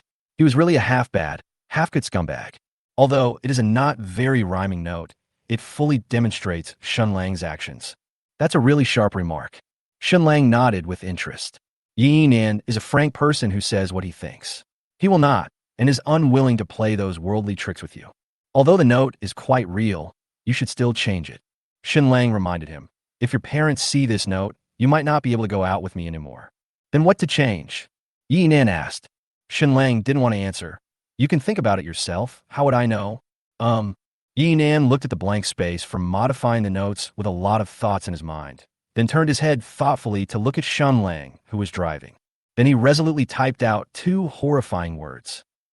After sending Yi Nan to the bodyguard, Shen Lang drove back to Fulong Community in high spirits. Now that he has finished all the busy work during this period, Shen Lang has to wait until those actors finish filming the last few days of their scenes before he can start shooting his own short video. Then you can have some fun in the next few days. Hey, you're back. As soon as Shen Lang walked out of the elevator, he saw Li Liusi wearing an apron and holding a mop, standing at the door of her house at a loss, with a pitiful look on her face. What's wrong? Shen Lang noticed something was wrong and quickly stepped forward to ask, what happened? Shen Lang. Li Liusi's eyes were red, and she opened her mouth as if to say something, but no words came out. She just kept sobbing softly, silently wiping the tears sliding down her cheeks with her sleeves. What's wrong with you? Tell me. Shen Lang thought for a moment, then asked fearfully, did something happen to your grandma back home? Li Liusi shook his head gently and then begged, I'll tell you. Can you please not blame me? I really didn't mean it. Well, I don't blame you. Tell me, what happened? Upon seeing this, Li Liusi reluctantly confessed everything. It turned out that Li Liusi came home from school and came to Shen Lang's house to prepare dinner. She saw that Shen Lang's computer desktop was a little dirty, so she wanted to help wipe it. As a result, when she was carrying a basin of water into Shen Lang's bedroom, she accidentally fell and the whole basin of water poured directly into Shen Lang's host. Li Liusi didn't know much about computers, but under such circumstances, she actually pressed the power button to see if there was any problem with the computer. As a result, when she pressed the button, the host was filled with water and sparks flew everywhere. In less than a minute, Shen Lang's host computer, which was equipped with the 4090 graphics card given by Su Lishuan, was completely scrapped. Shen Lang checked the host computer, which smelled burnt, in the hope of getting lucky, and even took a quick look with the eye of God. Unfortunately, too much water poured in. The most critical thing is that the machine was turned on when the internal circuits were full of water. It would be difficult for it not to be scrapped. The graphics card and host computer that Su Lishuan sent are not particularly important. The key is that the host computer contains Shen Lang's tens of thousands of words of manuscripts. Now that the host is broken, Shen Lang has lost hundreds of thousands of dollars in royalties. Fortunately, no fire occurred. Li Liusi wiped her tears and apologized timidly. Shen Lang, I really didn't mean it. Damn it, who asked you to help? Do you know how valuable the documents in my computer are? You are such a country bumpkin who is always causing trouble and not helping anything. 2, let's break up. I'm tired of it. The host is soaked in water and can't be turned on. You don't even know such simple knowledge. Keeping a stupid woman like you around will only make me more miserable. 3, check her wounds and ask her gently, did you fall anywhere? Chapter 140. Li Liusi. Can we not break up? Shen Lang sighed imperceptibly, stood up, and said with a wry smile, it's okay. If the computer breaks, you could just buy another one. Did you fall anywhere? Shen Lang is not a compassionate saint. When encountering this situation, he is subconsciously quite angry. This computer not only has tens of thousands of words of manuscripts, but also contains the Valentine's Day gift from Su Lishuan, as well as many videos of Shen Lang's cool gaming operations and high-level screenshots that he had kept. These things are as important to a gaming geek as a wall of figures to a 2D geek. But what can we do? They didn't do it on purpose. They just did something wrong with good intentions. The thing is already broken beyond repair, so there is no point in making a big fuss about it. Lil Yossi was already worried that Shen Lang would get angry because of this. Shen Lang now tried to comfort her instead. Lil Yossi suddenly buried herself in Shen Lang's arms and cried even more sadly. Shen Lang could even feel the warmth and wetness on her shoulder. I'm sorry, I really didn't mean it. I just wanted to help you wipe the table. I really didn't mean it. Okay, it's broken, so let it be. Shen Lang hugged Lil Yossi's tall body, smiled, and patted her back gently. I was thinking about buying a new computer, and you helped me make up my mind. When I have time, you have to accompany me to buy a computer. Do you hear me? Lil Yossi felt so guilty that she was too embarrassed to speak. She just nodded slightly as a response. Ding! Lil Yossi's favorability towards the host has increased by 10 points. Currently, it is 70 points. Please keep up the good work. Okay, did you fall anywhere? Shen Lang held Lil Yossi's wrist and checked it patiently. Sure enough, he found some bruises. It seemed that he had fallen quite badly. Go change your clothes and come with me to buy safflower oil to apply on you. Shen Lang wiped the tears from the corners of Lil Yossi's eyes and said, You're going to take a rest tomorrow, right? Do you want to go to the internet cafe with me to play all night? I'll write some words while I'm at it. I haven't updated tonight yet. Good. After Lil Yossi left, Shen Lang removed all the wires from the host computer and planned to take the host computer to a repair shop and asked the boss to remove the graphics card. This was the Valentine's Day gift Su Lishuan gave to him. Even though it was broken, Shen Lang couldn't bear to throw it away and decided to keep it as a souvenir. Well, maybe this is the retribution for being a scumbag. Shen Lang put his hands on his hips, looked at the dark computer host, and laughed at himself bitterly. Hey brother, you must have picked up this console from Syria. In the computer repair shop, the boss couldn't help but make a joke while disassembling Shen Lang's burnt-smelling computer host. Shen Lang smiled without saying anything. Lil Yossi beside him was snapping her fingers guiltily, watching Shen Lang's reaction anxiously. Yes, it has been removed. The boss removed the graphics card from the host computer and handed it to Shen Lang, saying with concern, TSK, this graphics card was installed not long ago, right? I can't stand seeing this in my line of work. It hurts my heart to see it. It's such a pity, but why do you still keep it? It's 100% useless. It's okay. Keep it as a souvenir. Please keep it for me first, and I will come and get it tomorrow morning. Shen Lang paid the money generously, left the computer repair shop with Lil Yossi, and went straight to a nearby internet cafe. Shen Lang was lucky. After taking Lil Yossi to dinner, he actually found a double-row private room in the internet cafe on a Friday when the customer flow was extremely high. Hey, it's been a while since I stayed up all night. Shen Lang sat comfortably on the cushioned chair, and his melancholy mood seemed to improve a little. Lil Yossi sat in a seat near the inside, still looking at Shen Lang with hesitation, a tentative and fearful expression on her face. Shen Lang ordered a lot of snacks and drinks. Then, seeing Lil Yossi looking aggrieved and wanting to say something but not being able to, he couldn't help but ask, Why do you have such a stern face? Lil Yossi asked in a surprising tone. We didn't break up, did we? On the way to the internet cafe, Shen Lang didn't talk much and looked depressed the whole time. Lil Yossi was worried whether Shen Lang was considering breaking up with her. Shen Lang was stunned. Why? You want to break up with me? No, not at all. Lil Yossi was frightened by this sentence and quickly shook her head to deny it. I don't want to break up with you. I like you very much. If it were like before, when Lil Yossi realized that she had said such embarrassing love words, she would definitely shrink her neck, then lower her head like an ostrich and blush. But now she begged in fear and trepidation. Let's not break up, okay? I can't bear to leave you. I really know I was wrong. Shen Lang didn't know whether to laugh or cry. No. Why do you think I want to break up with you? Lil Yossi opened her pitiful eyes and said, I felt that you were in a bad mood. You didn't talk much along the way. I have to break up with you just because I'm in a bad mood? What kind of logic is this? Shen Lang was surprised and said, If this is true, then our relationship is too fragile. Well, then let's not break up, okay? Lil Yossi held Shen Lang's fingers with both hands and apologized sincerely and pitifully. I will never go to your bedroom again. Li Liuxi has a simple personality and has never met other boys. She fell in love with Shen Lang in a confused state. Many times she could only rely on her sensitive and humble brain circuits to guess Shen Lang's thoughts. Moreover, under the influence of inferiority complex, Li Liuxi basically assumed the worst. Silly boy, you can see that I'm in a bad mood, so you must give me some time to adjust. Shen Lang held Li Liuxi's slightly cold hand and patiently comforted her. Your boyfriend is also a human being. How can he get better just because he's in a good mood? Today's incident was quite a blow to Shen Lang, and it was inevitable that his mood was affected. He couldn't find anything else to vent his anger, so he could only hold it in his stomach and digest it slowly. Sorry, Li Liuxi still feels guilty about the computer incident and always feels that it is all his fault. Since the talk therapy didn't work, Shen Lang leaned over and took a deep breath of Li Liuxi's rosy and plump lips and said with a smug smile, "It doesn't matter." Li Liuxi pursed her rosy lips, feeling both the joy of regaining what she had lost and the grievance of being flattered. Her eyes were full of this boy who always thought of her. You know, when I was kissing you just now, I suddenly realized that there's a camera in our box. Shen Lang teased nonchalantly. Perhaps our every move just now was seen by the internet cafe's boss lady. Li Liuxi kissed Shen Lang boldly and proactively, breathing a little hurriedly. As long as you are with me, I don't care. Coincidentally, me too. Shen Lang stroked Li Liuxi's cheek, kissed her passionately again, and his hands began to move restlessly.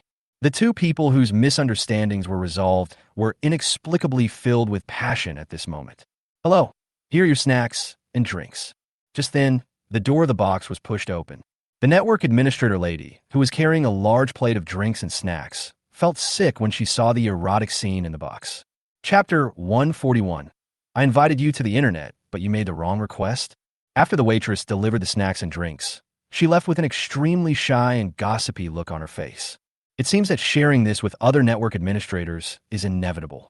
Shen Lang didn't care, as he didn't come to this internet cafe often. It is normal for couples to show affection, and a young girl probably wouldn't make a big deal out of such an accidental encounter. See, it's all your fault. I told you there were cameras, but you still acted like a hooligan. Shen Lang smiled and pushed all the blame onto Li Liuxi. Now you've ruined my innocence. I guess the network administrator won't let me go online anymore. Li Liuxi straightened the wrinkled collar on her chest and glanced at Shen Lang shyly and resentfully. I was too embarrassed to argue with Shen Lang about such a shameless thing, so I could only take the blame silently. I say, why don't we go to the hotel? Shen Lang asked with an unsatisfied look, with an expectant and harmless smile on his face. What does it mean for a man and a woman to go to a hotel alone? No matter how naive Li Liuxi is, she still knows the meaning. But she didn't expect Shen Lang to be so straightforward. Li Liuxi first opened her mouth in surprise, hesitating for a long time, and then shyly turned away from Shen Lang's gaze. Her slender fingers were nervously intertwined with each other, and her cherry lips with a trace of saliva were tightly pursed, as if she was struggling with something. Li Liuxi is a girl who likes to be passive. This attitude of neither agreeing nor rejecting clearly shows the answer. Shen Lang knew there was a chance as soon as he saw it. If he got off the plane now, he could easily take this naive and simple girl to the hotel. Do you want me to open a machine for you? Shen Lang stopped teasing her. After brainstorming for a while, Li Liuxi pursed his lips tightly and whispered in a mosquito-like voice as if he had made up his mind. I don't have my ID card with me. Can I go home first? It's okay. I have an app for surfing the internet. Shen Lang answered irrelevantly and read the random reply. As long as you memorize your ID number, you can open a temporary machine. Li Liuxi was stunned for a moment, and then he realized from Shen Lang's laughing expression that he had been teased by him again. You are so annoying. Li Liuxi shyly turned sideways, leaving Shen Lang with her red neck and graceful body curves. Wow, I asked you to go online and you asked me the wrong thing. Shen Lang laughed and complained. In the past, I invited my friends to surf the internet all night, and they all wanted to give me a drink. Shen Lang had indeed been coveting Li Liuxi's body for a long time. The main reason why I agreed to be with her in the first place was, to put it nicely, love at first sight, but to put it bluntly, it was just lust at first sight. At this critical juncture, Shen Lang really had no plans to do anything with Li Liuxi. At least we have to wait until the triangle. Oh no, the four-corner relationship is completely stabilized before we can count the endless evil that Li Liuxi possesses. Yes, it is indeed a sin. Shen Lang took a deep look and rub his fingers subconsciously. The fingertips seemed to still echo the fascinating softness just now. In the following time, Shen Lang was typing with peace of mind. Liliosi was wearing headphones like a good kid, with his hands on his knees, watching the movie quietly. From time to time, he glanced at Shen Lang beside him, and finally his eyes were gradually attracted by the words typed by Shen Lang. Liliosi pressed the pause button and praised softly, "Your writing is very good." This is not an exaggeration. Liliosi's strong point is Chinese. She just read a few paragraphs of Shen Lang's description and could feel the strength and sense of substitution of this writing style. What surprised Liliosi even more was Shen Lang's typing speed. His hands were typing so fast that his fingertips jumped on the keyboard so quickly that even after images could be seen. "Learn from this, little sister." Shen Lang snorted proudly, then opened his mouth and made an odd gesture. Liliosi understood what he meant and stuffed a stack of potato chips into Shen Lang's mouth. While holding a potato chip in his mouth, Shen Lang playfully poked Liliosi's slender fingers with his tongue and then began to chew it proudly. Liliosi's face turned slightly red. Seeing Shen Lang chewing with great interest, she also had a satisfied smile on her face. She kept feeding snacks to Shen Lang and was constantly being redirected by Shen Lang. This kind of disgusting behavior may seem unreasonable or even disgusting to outsiders, but this is a normal thing for a couple in love. How to say it? There are all kinds of naughty behaviors that couples in the passionate love period do, such as peeing in their pants. It may seem sexy to outsiders, but only the couples who are in it know how heartwarming it is. Finally finished knocking. After finishing typing the word for the past few days, Shen Lang asked expectantly, "Do you want to come and eat chicken?" Ah. Liliosi's face was red enough to bleed, and she took a step back subconsciously. Are you here? What else? Do you think I brought you to the internet cafe just to write code?" Before Shen Lang could react, he subconsciously stood up and patted the potato chip crumbs off his body. Seeing that Liliosi didn't react, Shen Lang thought that she didn't like playing this kind of game. So he said calmly, "Forget it if you don't want to come. I'll play by myself. You can continue watching the movie." Liliosi looked at Shen Lang's pants, raised her eyes, and looked into Shen Lang's calm eyes, and asked in a low voice with great embarrassment and shyness, "There are cameras here. Let's go to the hotel, okay?" No matter how much Liliosi likes Shen Lang, she is even willing to do such a low-class and ambiguous thing. But under the surveillance of others, she was still embarrassed to do such a shameful thing. "What did you say?" Shen Lang tilted his head in confusion for a moment. Then he suddenly realized that this guy had misunderstood what he meant. "Fuck, I was talking about games." Shen Lang sat back in the cushioned chair, opened the chicken game in Nandong, and explained with a helpless smile. "I'm talking about this game. Its nickname is Chicken Dinner.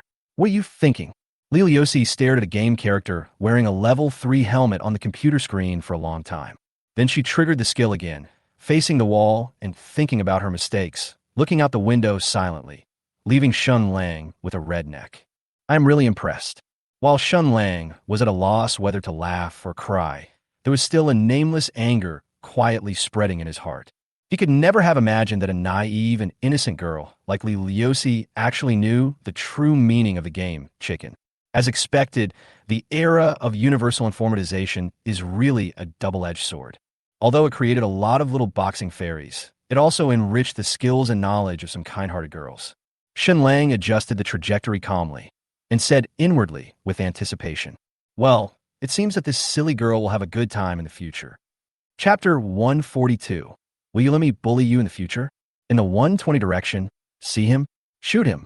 Shen Lang, someone hit me. It seems like someone surrounded me. You threw the smoke bomb at your feet first, and I'll come to save you now. Damn, you threw a grenade. Haha, I'm dying of laughter. If I cut this video and post it on TikTok, it will definitely go viral. Don't laugh at me. In the double row box, Shen Lang and Liliosi were passionately playing chicken, a shooting game that was popular on the internet in ancient times. This game is now flooded with cheats, and there's also a moving target that can only crawl on the ground and can't even fire a gun. No matter how good Shen Lang's skills were, he almost always scored, and his best result was only in the top 4. Liliosi had never played online games, let alone this kind of shooting game that involves fighting and killing.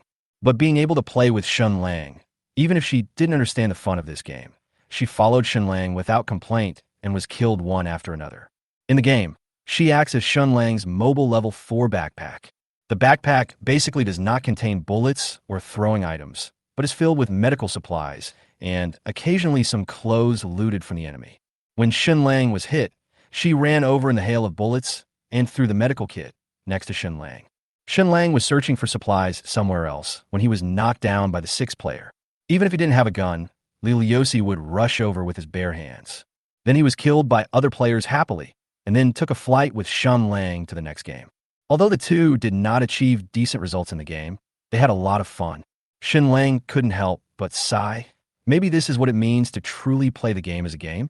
It was late at night, around 3 in the morning, and it was unusually quiet outside the box.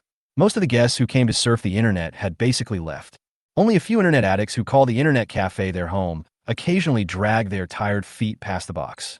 Either he was going to the bathroom, or he was reminding the sleeping network administrator to buy something. Nowadays, internet cafes and internet bars are heading towards a declining market. In the past few years, Friday nights were usually packed with people, and there would definitely not be the situation of being deserted like it is now. Unlike the energetic boys, Liliusi was already a little tired. This time point was already far beyond her biological clock, and she was clearly not in good shape. She was so drowsy that she couldn't even hold the mouse steadily. Okay, go to sleep. Shen Lang raised his hand and took off Liliusi's headphones. I'll play by myself for a while, and we'll go out for breakfast at 7 o'clock. Liliusi responded sleepily, leaning back lazily on the cushioned seat. Liliusi's legs were relatively long, and the space in the box was relatively narrow, so she could only curl up on the seat to sleep. This sleeping position did not look very comfortable. Take off your shoes, move the chair over, and lie down to sleep. Shen Lang reminded. Sleep more comfortably like this. Otherwise, you will be sore all over in the morning. No, there are cameras. Liliusi was embarrassed to take off his shoes in public and looked at the camera above his head guiltily. Silly, what's wrong with this? Shen Lang said disdainfully. I used to push the computer to the farthest corner and sleep with half of my body resting on the computer desk. Shen Lang stood up and put his chair together with Liliusi's chair, then patted Liliusi's plump thighs. Come on, don't be shy. You're still being distant with your boyfriend, right? No. Liliusi reluctantly took off her shoes and socks, revealing a pair of white feet, which she placed on Shen Lang's thighs awkwardly. He tickle you. Shen Lang playfully tickled Liliusi's feet, making Liliusi giggle, and then she pouted and looked at him resentfully. Shen Lang patted Liliusi's feet in relief and said, Go to sleep, go to sleep. I'll call you when we get off the plane. I want to change direction, okay? Liliusi lowered her voice and asked quietly. This was one of the few times she took the initiative to promote their relationship. Okowo.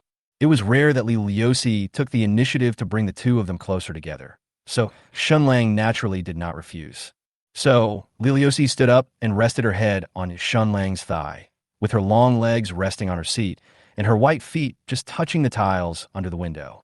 In this position, Shen Lang found it difficult to play PlayerUnknown's Battlegrounds, so he turned on the game and played Henteing Wars.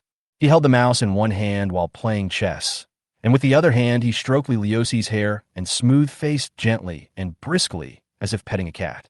Shen Lang, I really like you.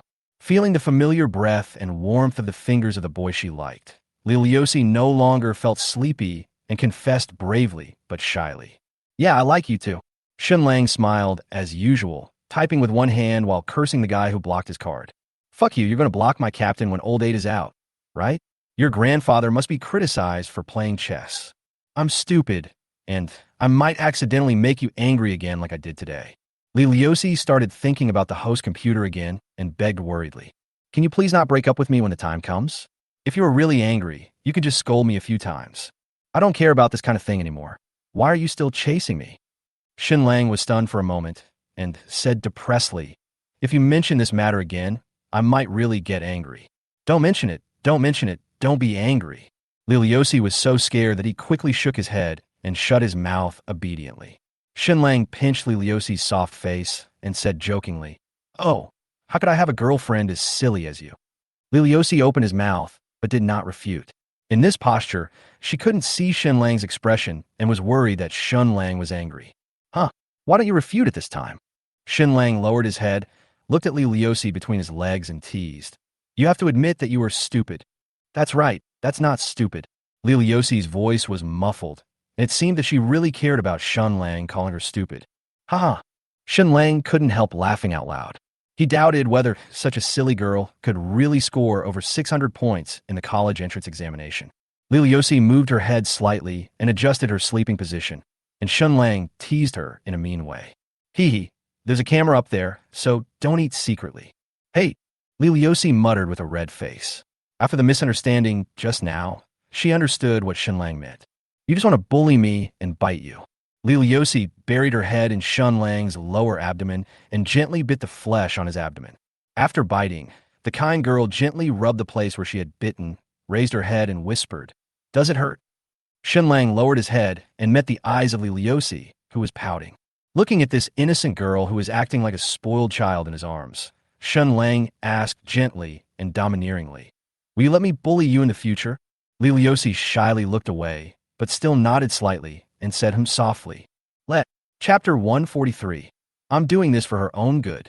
The next afternoon, in the famous Timid Mountain Mental Hospital in Jianghai City, two burly bodyguards, like a city wall, were guarding the stairs outside the clinic. In the corridor outside the clinic, a middle-aged man in a suit and tie with a slicked back hair. He paced anxiously in the corridor outside the clinic with his hands behind his back, casting anxious glances into the clinic from time to time. This person is the richest man in Jianghai City and the founder of Yi Group, Yi Hai. In front of Yi Hai, there was a woman who would occasionally lie on the door of the clinic, trying to hear some movement inside. She was his wife, Zhong Meiru. Although the old couple are well-known figures in Jianghai City, faced with their daughter's psychological problems, they were like most ordinary parents. They blamed themselves for the wrong education of their daughter and were extremely worried about her condition. Seeing his wife leaning against the door without caring about her image and showing no demeanor of a general manager, Yi Hai suddenly felt furious. Hey, Dr. Zhang has told me several times that this door is soundproof and we can't hear anything going on inside. Can you please behave normally? What do you care about me? Zhong Meiru glared at Yi Hai fiercely. Mr. Yi, it's all because of you that Yinan has become like this now. In front of the camera of the financial channel, the two are the economic benchmarks of Jianghai City. In the eyes of the company's employees, the two are a couple who support each other. In the eyes of the public, they are both gentle and wealthy people. But in private, because of their daughter's education, their relationship almost reached a freezing point. They were on the verge of a showdown whenever they met, and their relationship as husband and wife only existed on a paper contract. Zhong Meiru's love for her daughter is the same as most mothers. She just hopes that her daughter can live an ordinary life like a normal girl. But Yi Hai hopes that her daughter can become the perfect lady she wants, so she lets her learn all kinds of celebrity culture since she was young. The two had quarreled countless times over their daughter's education, and even had a physical fight. I'm not doing this for her own good. Yi Hai refuted confidently. Bullshit. You think I don't know what you're thinking? You're a hypocritical hypocrite. Zhong Meiru angrily cursed. For the sake of your own face, you don't care about the opinions of your wife and daughter at all. You are not worthy of being Yinan's father. Whatever you say, I have nothing to say to people like you. Yi Hai didn't want to argue with him and turned his eyes away in anger. I'm telling you, Yi Hai, when Yinan recovers, I'm going to take her abroad. Zhong Meiru said sternly, don't even think about seeing my mother and I again in your life. You dare. Yi Hai warned sternly. She has the same surname as me, Yi. You and your daughter can only stay in China for the rest of your lives. Yi Hai, you bastard. Zhong Meiru pulled Yi Hai's tie and acted like a spoiled brat. She didn't act like a general manager at all.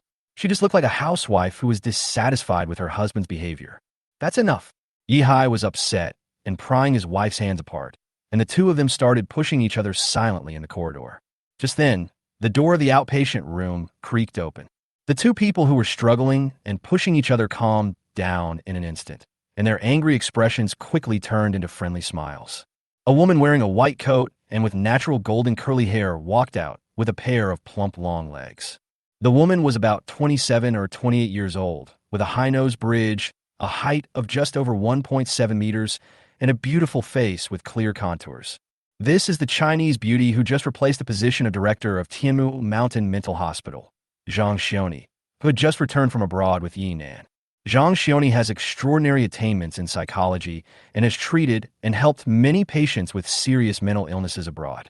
He is the psychologist that Zhong Meiru hired at a huge price to provide one-on-one counseling to Yinan.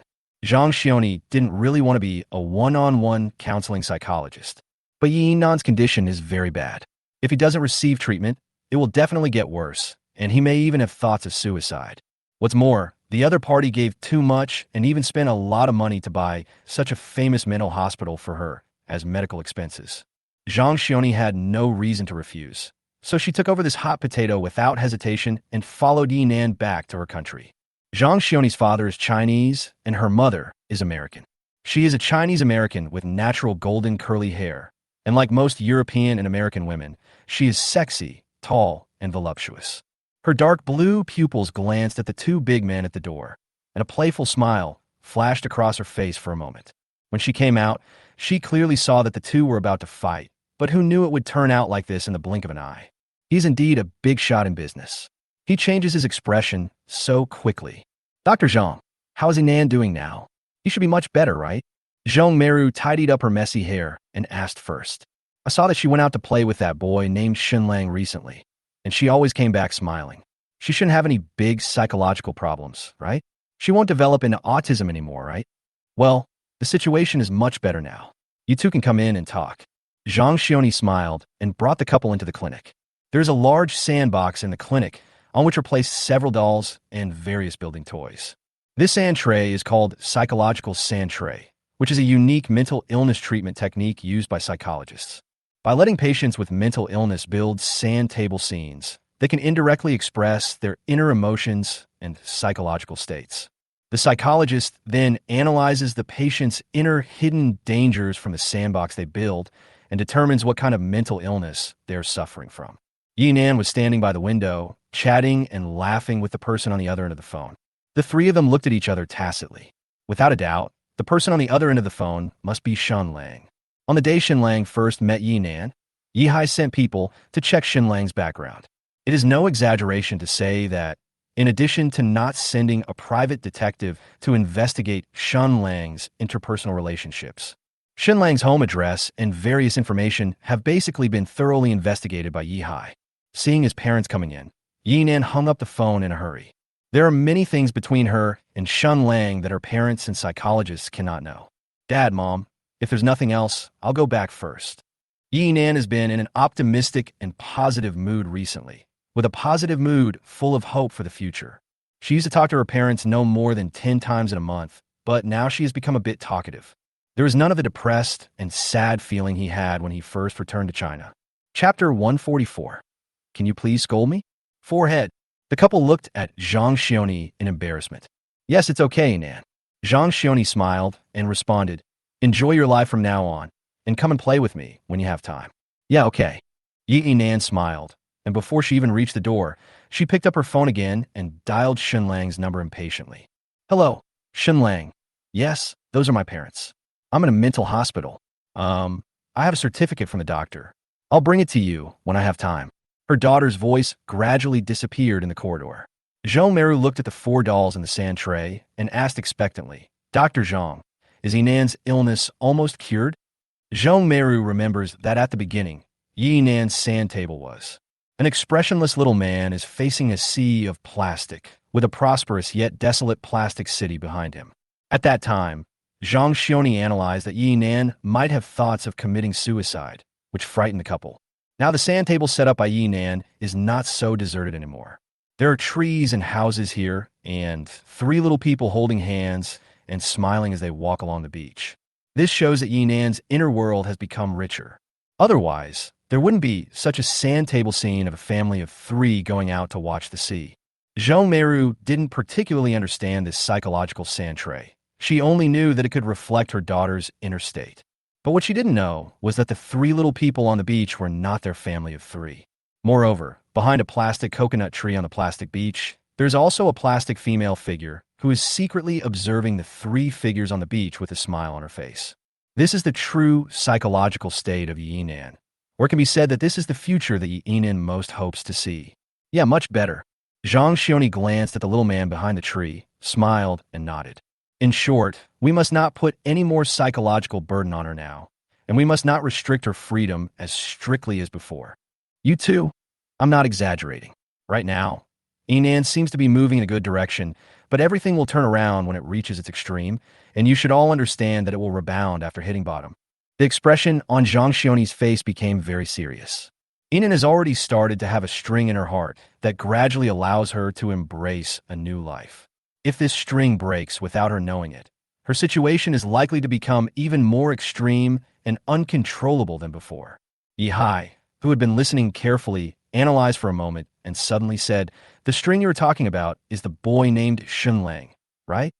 "Yes, let's not analyze the motives of this boy, named Shen Lang, for approaching Yinan for now."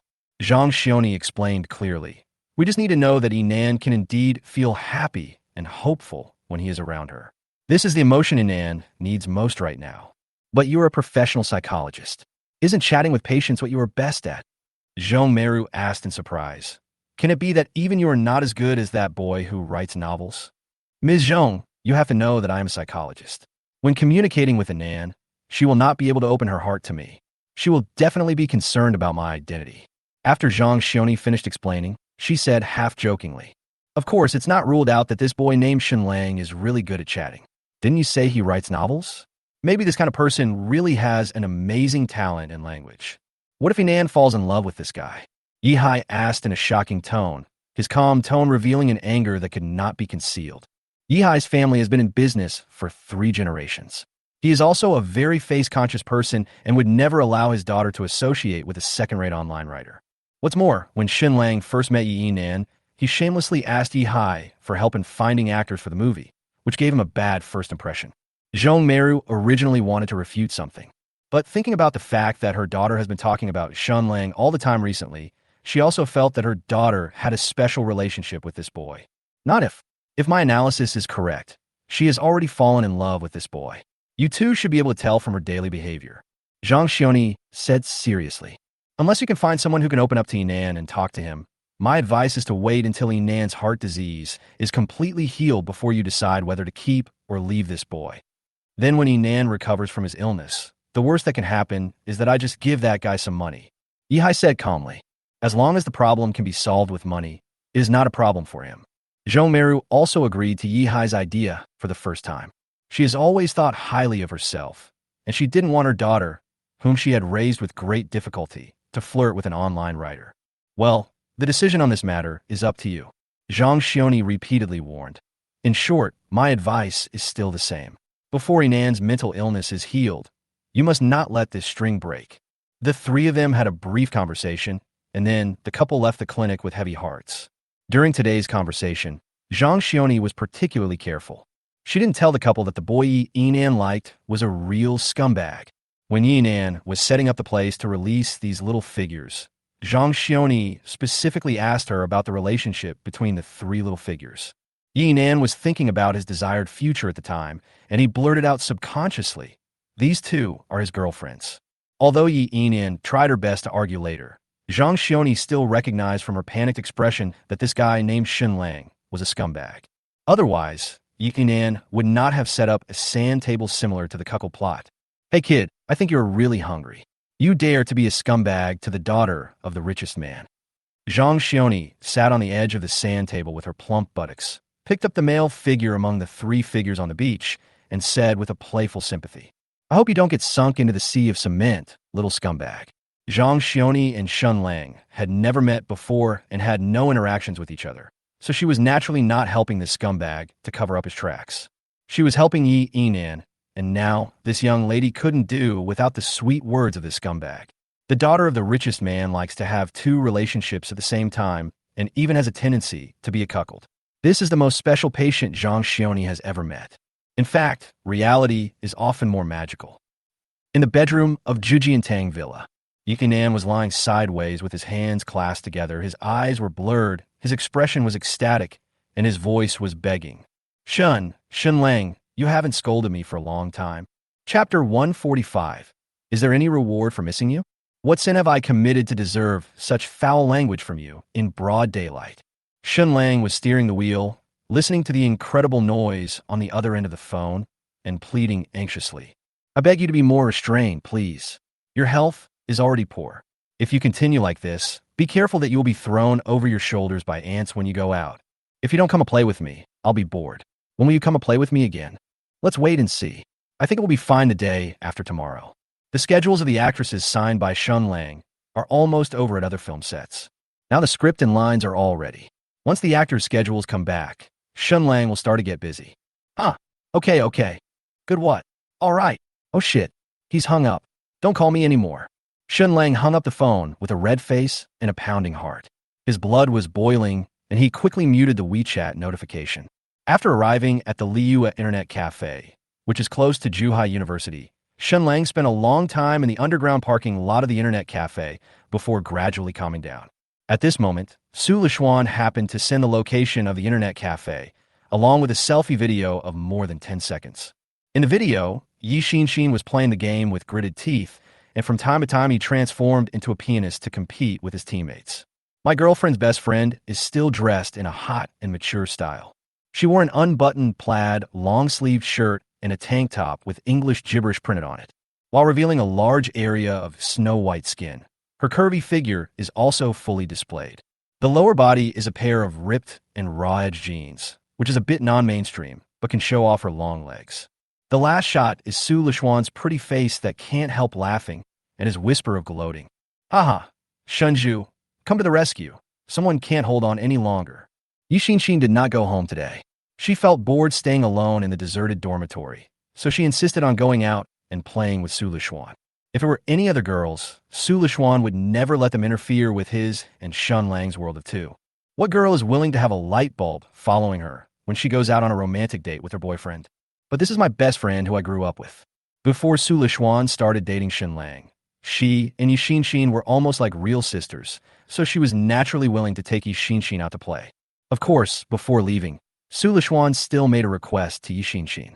That is, after dinner in the evening, Yi Xinxin could no longer follow the two of them. There are some things that you should never let your best friend get involved in. This is a matter of moral principle. While Yi Xinxin readily agreed, she also teased her best friend with a charming remark. Forget about friends when you see a beautiful woman. The campus network was under maintenance today, and the two were bored waiting in the dormitory, so Yi Xinxin suggested waiting for Shen Lang in the Internet Cafe. Liyue Internet Cafe is very close to Zhuhai University, and half of the customers who come here to surf the internet are students of Zhuhai University. When Shen Lang was in school, he was also a frequent visitor to this Internet Cafe. Every Friday and Saturday night, he would come to this Internet Cafe with a few roommates and stay up all night. Today is Saturday, and the Internet Cafe is very crowded with people.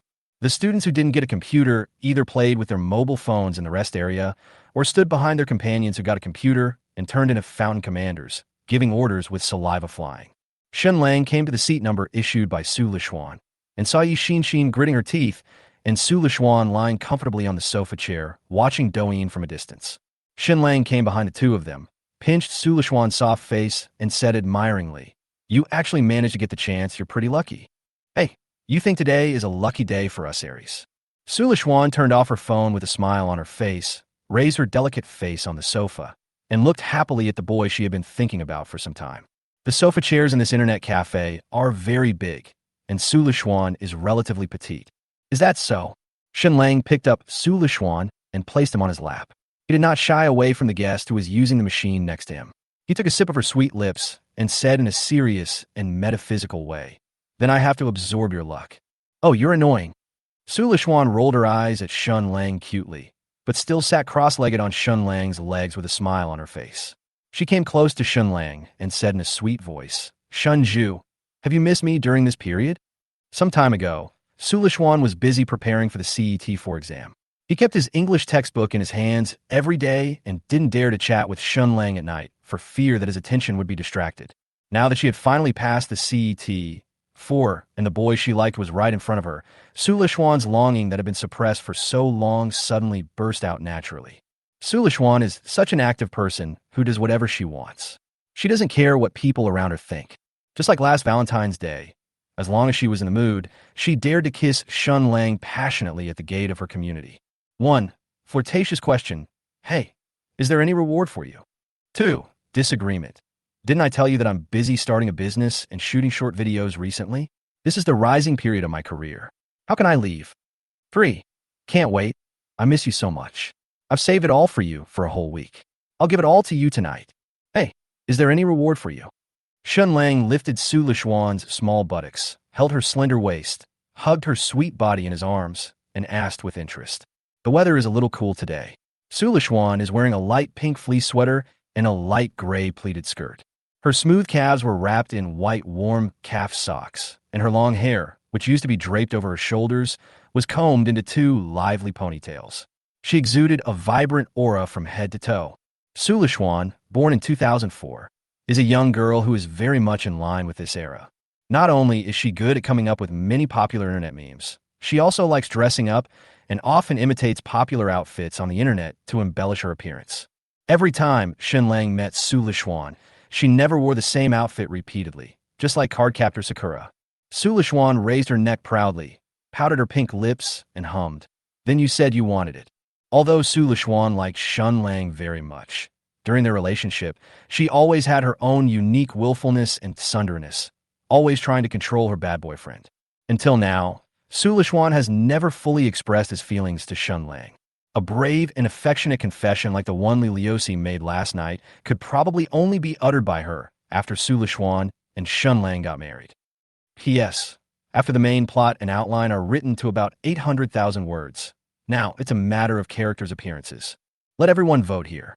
Those with more votes will have more roles in the future.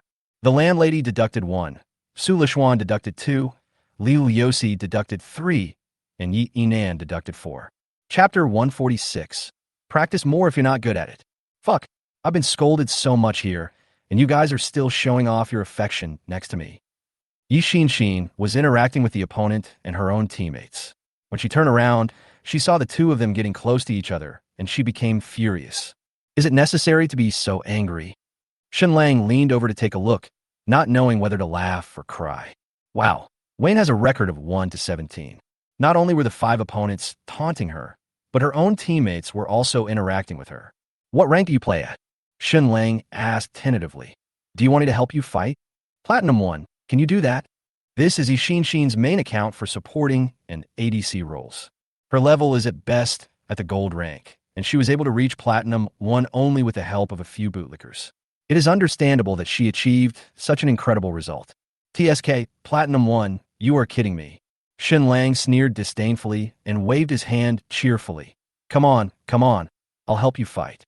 Just kidding, in the qualifying round of the Diamond Kings division, as long as Shen Lang performs well, he can basically kill everyone, not to mention that this is Platinum 1 in the suburbs.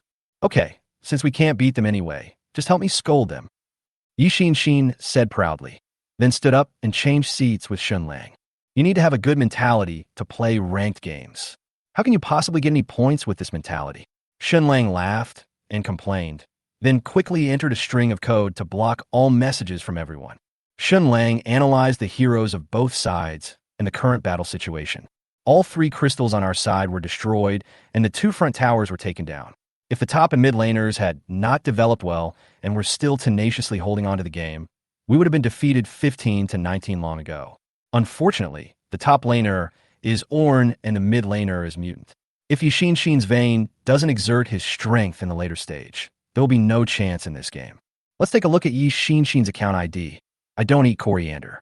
Now what's coming up is I don't eat beef.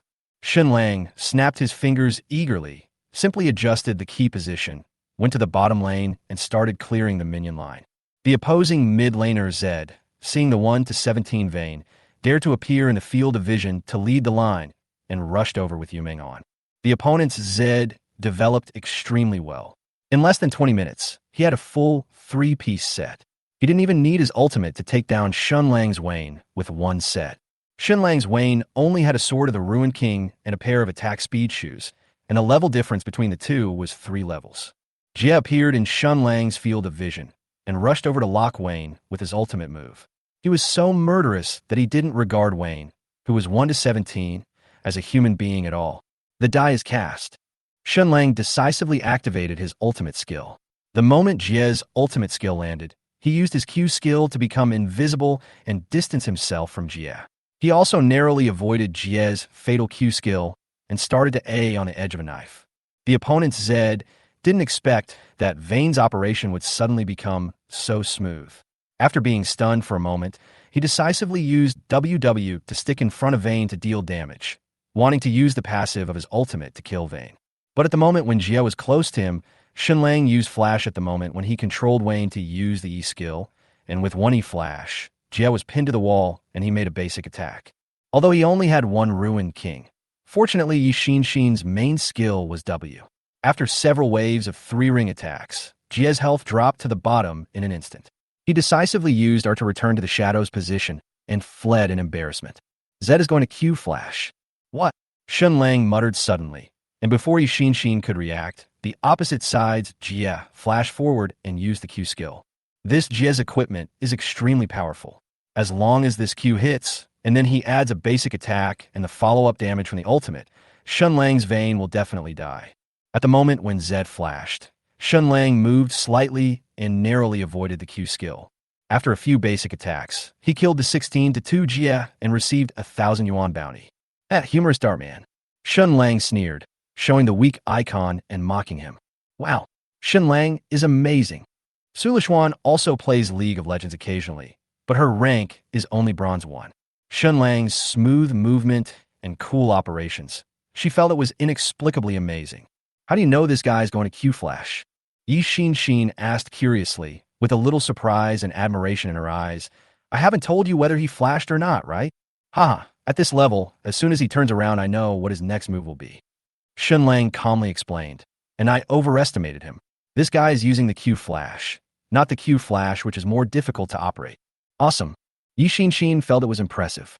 Only then did she suddenly remember that when she helped to identify whether Shen Lang was a scumbag, she had looked at Shen Lang's circle of friends, which was full of updates about games.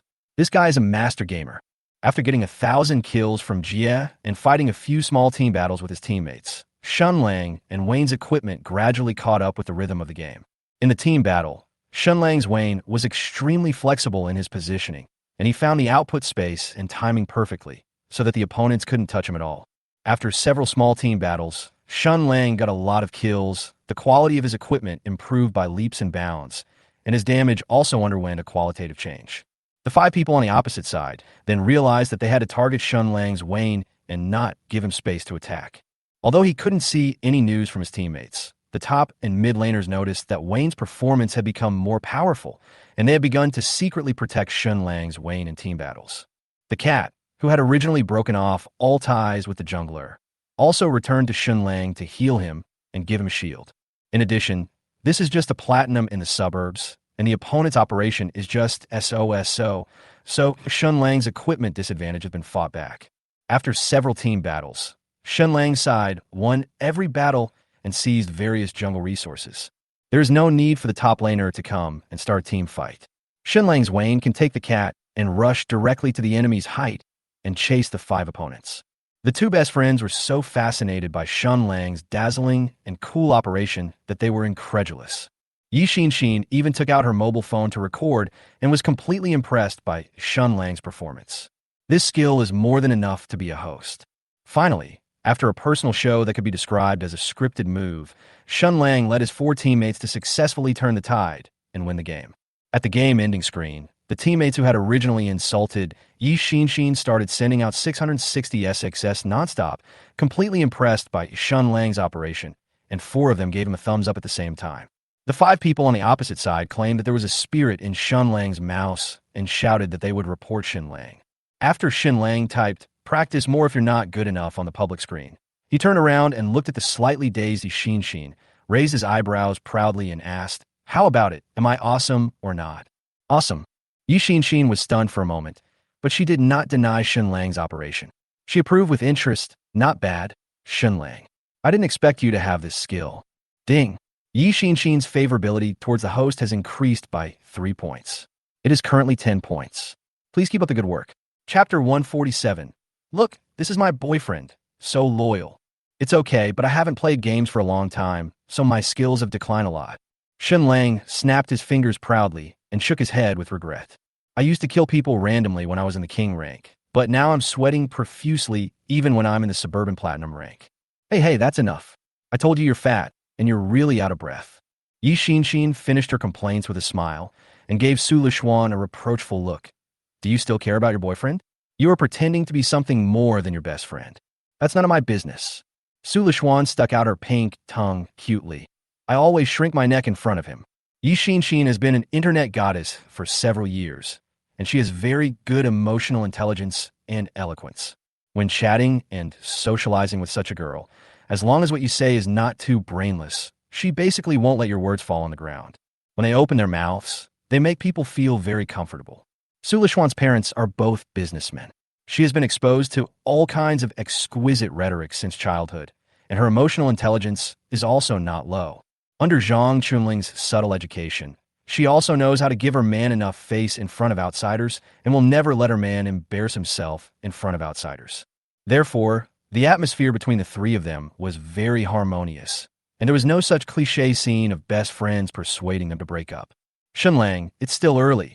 Please help me play a few more rounds. Yi Xin said expectantly. I'm only 40 points away from reaching diamond. I'm fine with that. What do you think? Do you want to go out for a walk now? Shen Lang gave the decision of whether to stay or leave to Su Lishuan, which was considered as his respect for her status as a girlfriend. If I agreed to Yi Xin's words immediately, it would mean that I didn't care about her thoughts. This is no exaggeration. If a slightly more sensitive girlfriend were asked the same question, she would even imagine whether her boyfriend was having an affair with her best friend.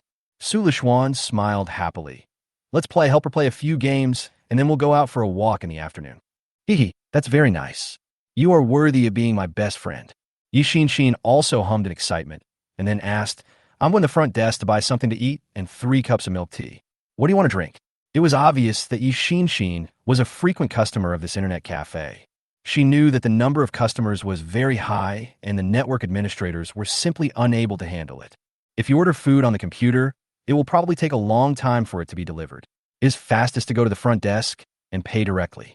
Shen Lang said, coffee will do. Su Lishuan glanced at the internet cafe supermarket on the computer desktop. I want to drink bobo milk tea. Oh, do you want ice? Yi Xin asked ambiguously with interest, with a playful smile of on her delicate face. Su Lishuan's face turned red. She raised her fist and threatened fiercely. Hey. Yi Xin finally walked towards the front desk with a smile on her face, as if her trick had succeeded. How annoying. Su Lishuan muttered with a blushing face, and just as he turned around, he met Shen Lang's extremely expectant eyes. So, do you want ice in your milk tea? No. Su Lishuan let out a cry, revealing her slightly sharp fangs. She arrogantly pushed Shen Lang's cheek away and gave him a shy and depressed look. You two are really birds of a feather. You might as well just date Xin. I think you two are a good match. Wrong. Shen Lang comforted his girlfriend with a helpless smile, saying that his girlfriend was so stubborn but cute. More than 10 minutes later, the network administrator prepared milk tea for several people and brought it over, as well as a large plate of various snacks. Su Lishuan held a cup of icy milk tea in her hand and munched on potato chips in small sips. Her pretty face was slightly hot. She sat in front of the computer pretending to watch a movie, not wanting to look at the ghostly eyes of her boyfriend and best friend. Luckily, nothing happens tonight. Shen Lang breathed a sigh of relief. It has been a long time since I last saw her, and I haven't been intimate with my female elf. This time the two of them met after such a long time, so tonight I, the Red Flame Troll, must make full use of my abilities. Next, the Platinum game, which Shen Lang personally handled, was naturally a massacre. Perfect gaming talent, coupled with outrageous extreme hand speed. In the next 2 qualifying matches, he won the MVP title and crushed the whole time, making the local Platinum players run away in fear and call him Xiao Dai. Li Xian, now I know why you fell in love with Shen Lang in the first place. Yi Xin glanced at Shen Lang's hands dancing on the keyboard and whispered in Su Lishuan's ear, with this hand speed, anyone would be confused. You're annoying. Su Lishuan understood instantly, blushing and slapping this devilish girlfriend. Okay, Diamonds. After successfully winning another qualifying match, Shen Lang gave a sincere suggestion. I suggest you play less ranked matches recently. It's a new season and it's full of junior players. It's good to play some Aram. Shen Lang's subtext here is, don't play ranked games to cheat others. Shen Lang used to look down on those female players who relied on bootlicking to gain points and then acted badly and sprayed nonsense in the game. Of course, this is my girlfriend's best friend, so I can't say such harsh words to her. Then Shen Lang, I'll give you my password and account number. Please help me with the game when you have time. Yi Xin said coquettishly. My account was the champion last season, and I want to be the champion this season too. Su Lishuan tilted his head and asked a question directly. Why does this line sound so familiar? Isn't this what Yi Xin said to her group of licking dogs? How did she use it on her boyfriend?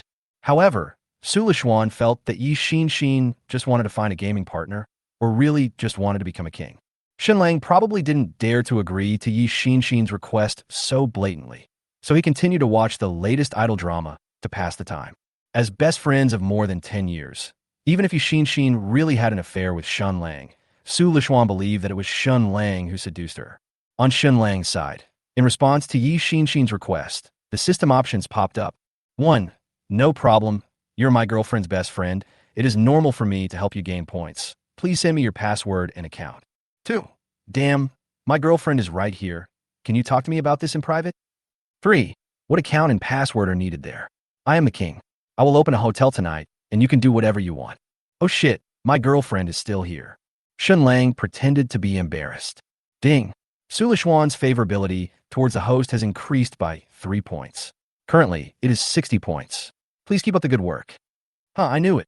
Su Lishuan proudly raised her snow-white neck, very satisfied with Shen Lang's answer.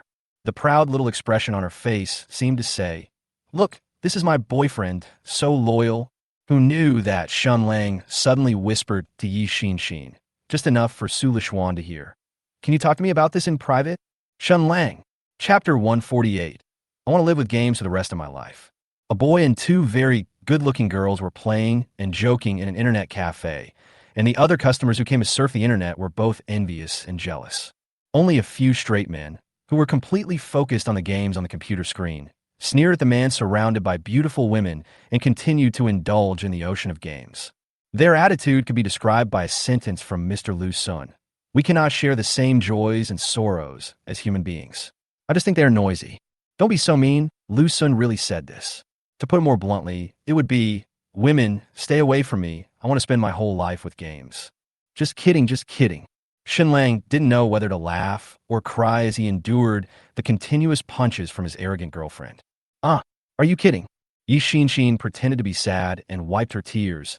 I thought you were sincere, but I was wrong after all. Damn, that's enough. It's acting so real. Shen Lang took advantage of Yi Xin's teasing to change the subject. I'm about to start shooting a short video. If you come for an interview, you will definitely be the leading actress. Are you going to start filming? Su Lishuan really stopped his fist and blinked curiously. Well, probably the day after tomorrow. Shen Lang smoothed Su Lishuan's ponytail that was stuck in her clothes. The script and lines are ready. Once those actors' schedules arrive, I'll have to get busy. Then we won't be able to see each other for a long time. Su Lishuan muttered gloomily. As she is in a passionate period of love, she naturally does not want to experience the feeling of reluctance of a long-distance relationship. I don't shoot all day. Actors need to have holidays too. Shen Lang comforted him. Besides, if you miss me, you can always come to the set to play with me. Really? Su Lishuan asked expectantly. I have never been to Hungyan World Studios. Can I come and play with you on Saturday or Sunday? Sure. Shen Lang agreed decisively. But when you want to come, you must inform me the day before, otherwise the security of the filming site will not let you in. Shen Lang was subconsciously trying to stop Su Lishuan and Yi Nan from meeting. Even though Yi Nan was a smart girl, she would never expose the alternative relationship between her and Shen Lang in front of Su Lishuan. But what Shen Lang hopes is that these 2 girls will never meet each other.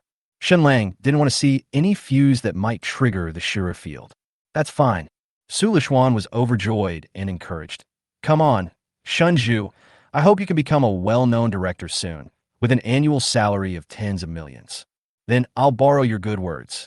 Shen Lang nodded and agreed, pretending to enjoy it. But in fact, he had no intention of becoming a director at all. To shoot short video novels, Shen Lang does not need to show up in public to solicit investments. He only needs to invest money in a short video app to attract traffic. If he really becomes a famous director who is known to everyone. If the paparazzi follows and films him for a few more days, and Shen Lang's affairs are exposed again, it will definitely become a hot topic. By that time, even Shen Lang wouldn't know how to turn the situation around. Shen Lang's ultimate goal is to temporarily shoot short videos to gain popularity, and then switch careers to become a movie screenwriter. This job can be done behind the scenes, without having to show up in public to find actors or attract sponsors. The money he earns is no less than that of the chief director, and he can also write a few more good scripts and sell them to those big directors. Shen Lang can also take the opportunity to invest in the movie he wrote, which is a perfect position for him. If there really were news media interviewing him, Shen Lang could use the power of the little rich woman's family to help him eliminate those gossips. Hey, you're showing off your love again, huh?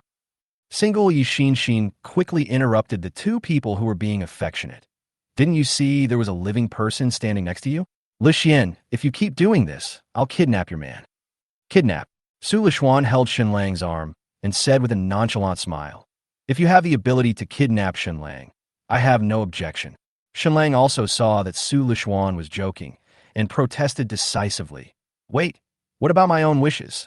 Oh, my bestie is so pretty and has such a great figure, and you're not happy about it? Well, to be honest, a little bit. Didn't I say at the beginning that if I hadn't met you, I might have pursued your best friend? Shen Lang. Hey, I'm just kidding, don't bite me. Hey, are you still little?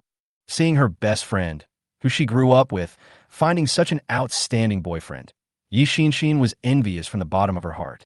Shen Lang is handsome, has a good figure, can make money, is ambitious in his career, and has excellent eloquence. He knows how to make his girlfriend happy, has a very good grasp of the ways of the world, and knows how to take care of girls' emotions. More importantly, this guy is so good at playing games that I can't see any shortcomings at all. If he were a dozen years older, he would be Yixin's ideal boyfriend.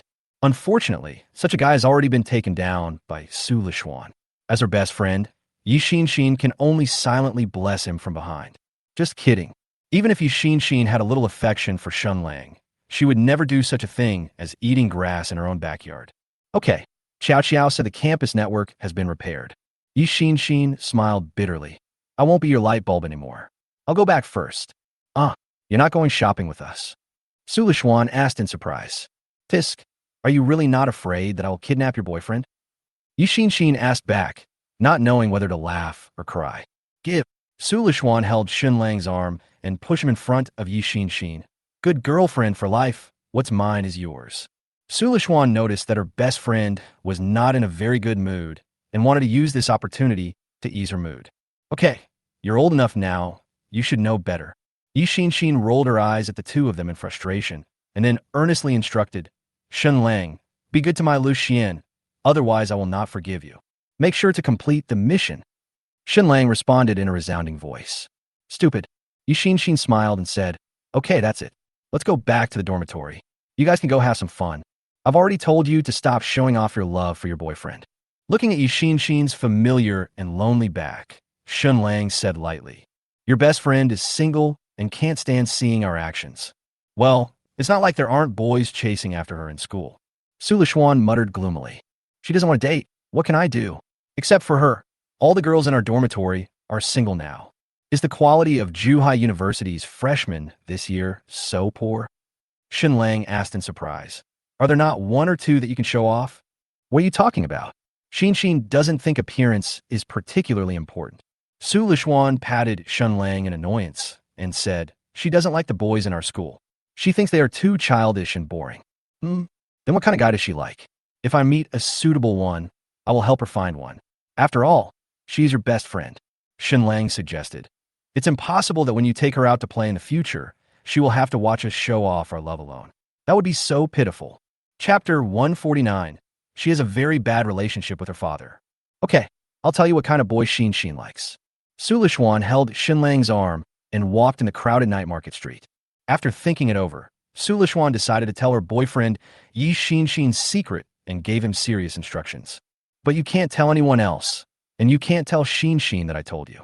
This is a secret between the two of us. Do I look like a big-mouthed person? Come on, tell me. Who knows? Maybe I really have a friend who's the ideal match for your bestie. Shen Lang didn't take it seriously, which was a perfectly normal phenomenon. No matter which of the two best friends has a boyfriend, she may be doing it out of kindness, or she may be trying to dispel the boyfriend's intentions towards her best friend. She will definitely talk to her boyfriend about some of her best friend's matters, or some more private secrets between them. Judging from Su Lishuan's unspeakable attitude, Shen Lang guessed that Yixin's criteria for choosing a partner must be a little unconventional. Shen likes older boys.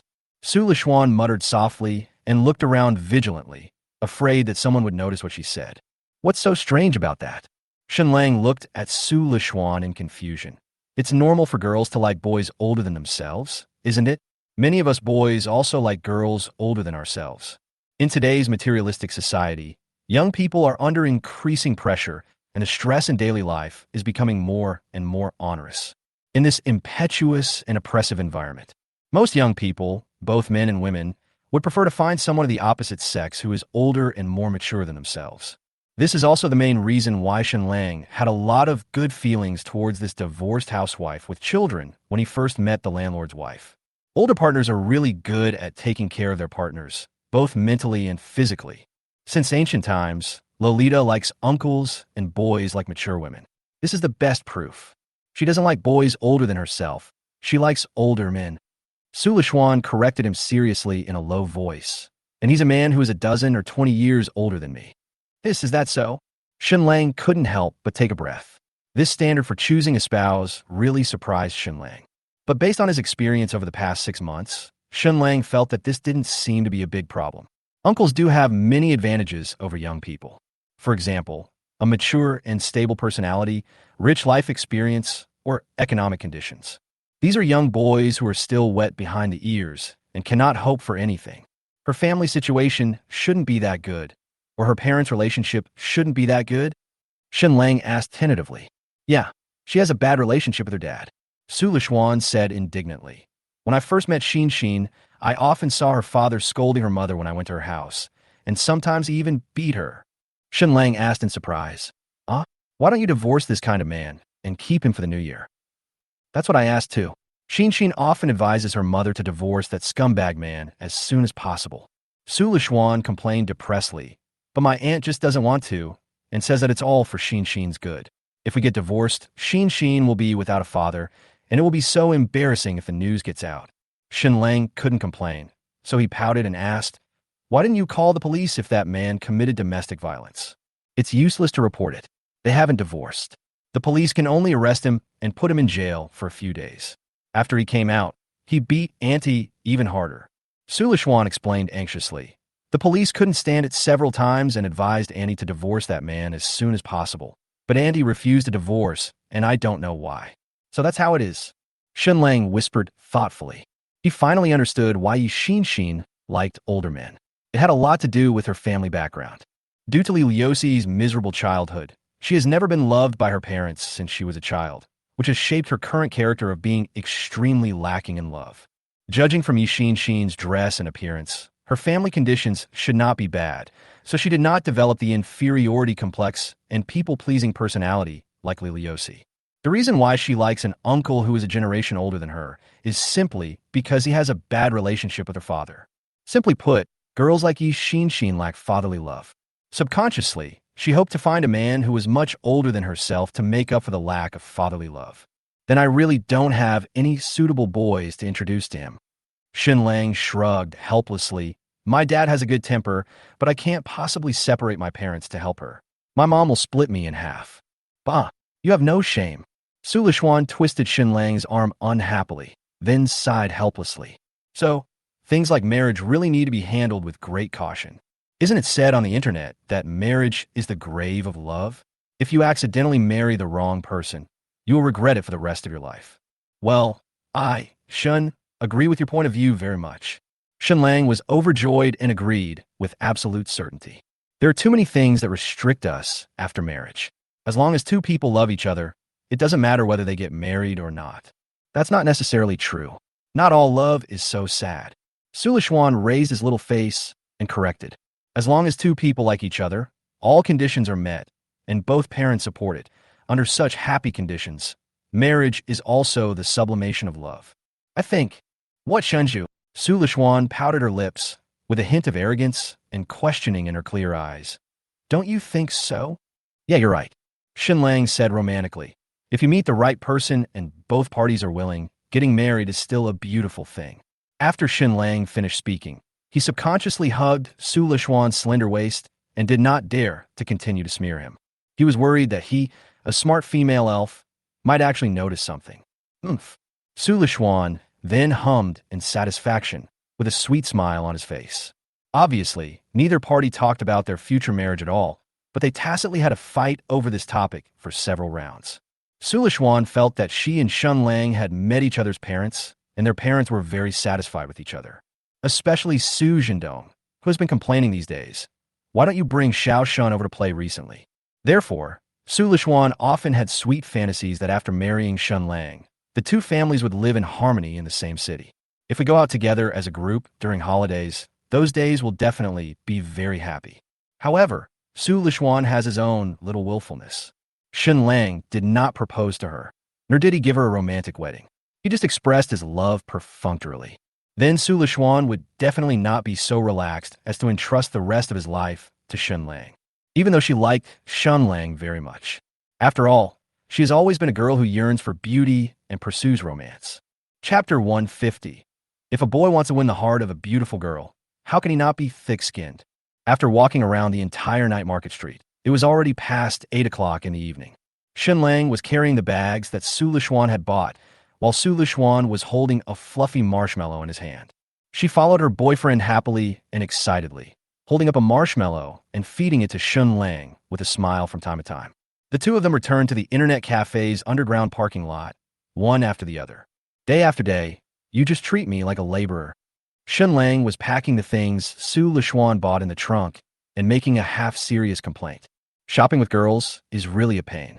When Shen Lang was a child, he had such thoughts when he went out shopping for groceries or shopping with his mother or two silly girls. Now that he has grown up, Shen Lang never expected that he would have to go through such inhuman torture again. When they were walking around the night market just now, whenever they passed a clothing store, Sulishwan would take Shen Lang inside for a few rounds. As long as she thinks the clothes look nice, she will ask to try them on. What's even more terrible is that Shen Lang has to be very alert and give an evaluation to Sulishwan after he changes clothes. You can't praise too obviously, and you have to point out the advantages and disadvantages objectively, which is very troublesome. Shopping is just shopping. Shanju, I think you just stay at home for too long. Sulishwan said with a smile. I suggest you go out shopping with me when you have time. Sooner or later, you will like going out shopping. Stop, stop, stop, Shen Lang said with a trembling heart. I think it's good to stay at home. Even the dog can't walk as well as you. Ha ha, that's too much.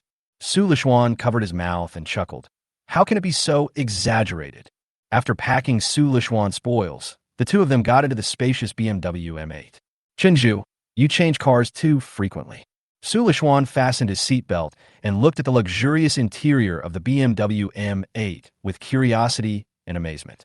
Even if you have money, you can't spend it like this. Where's your Mercedes? I remember you bought it not long ago. Did you sell it as secondhand? No, I still have it. How about you pass the driving test? Shen Lang asked while fastening his seatbelt. How about I lend you that car?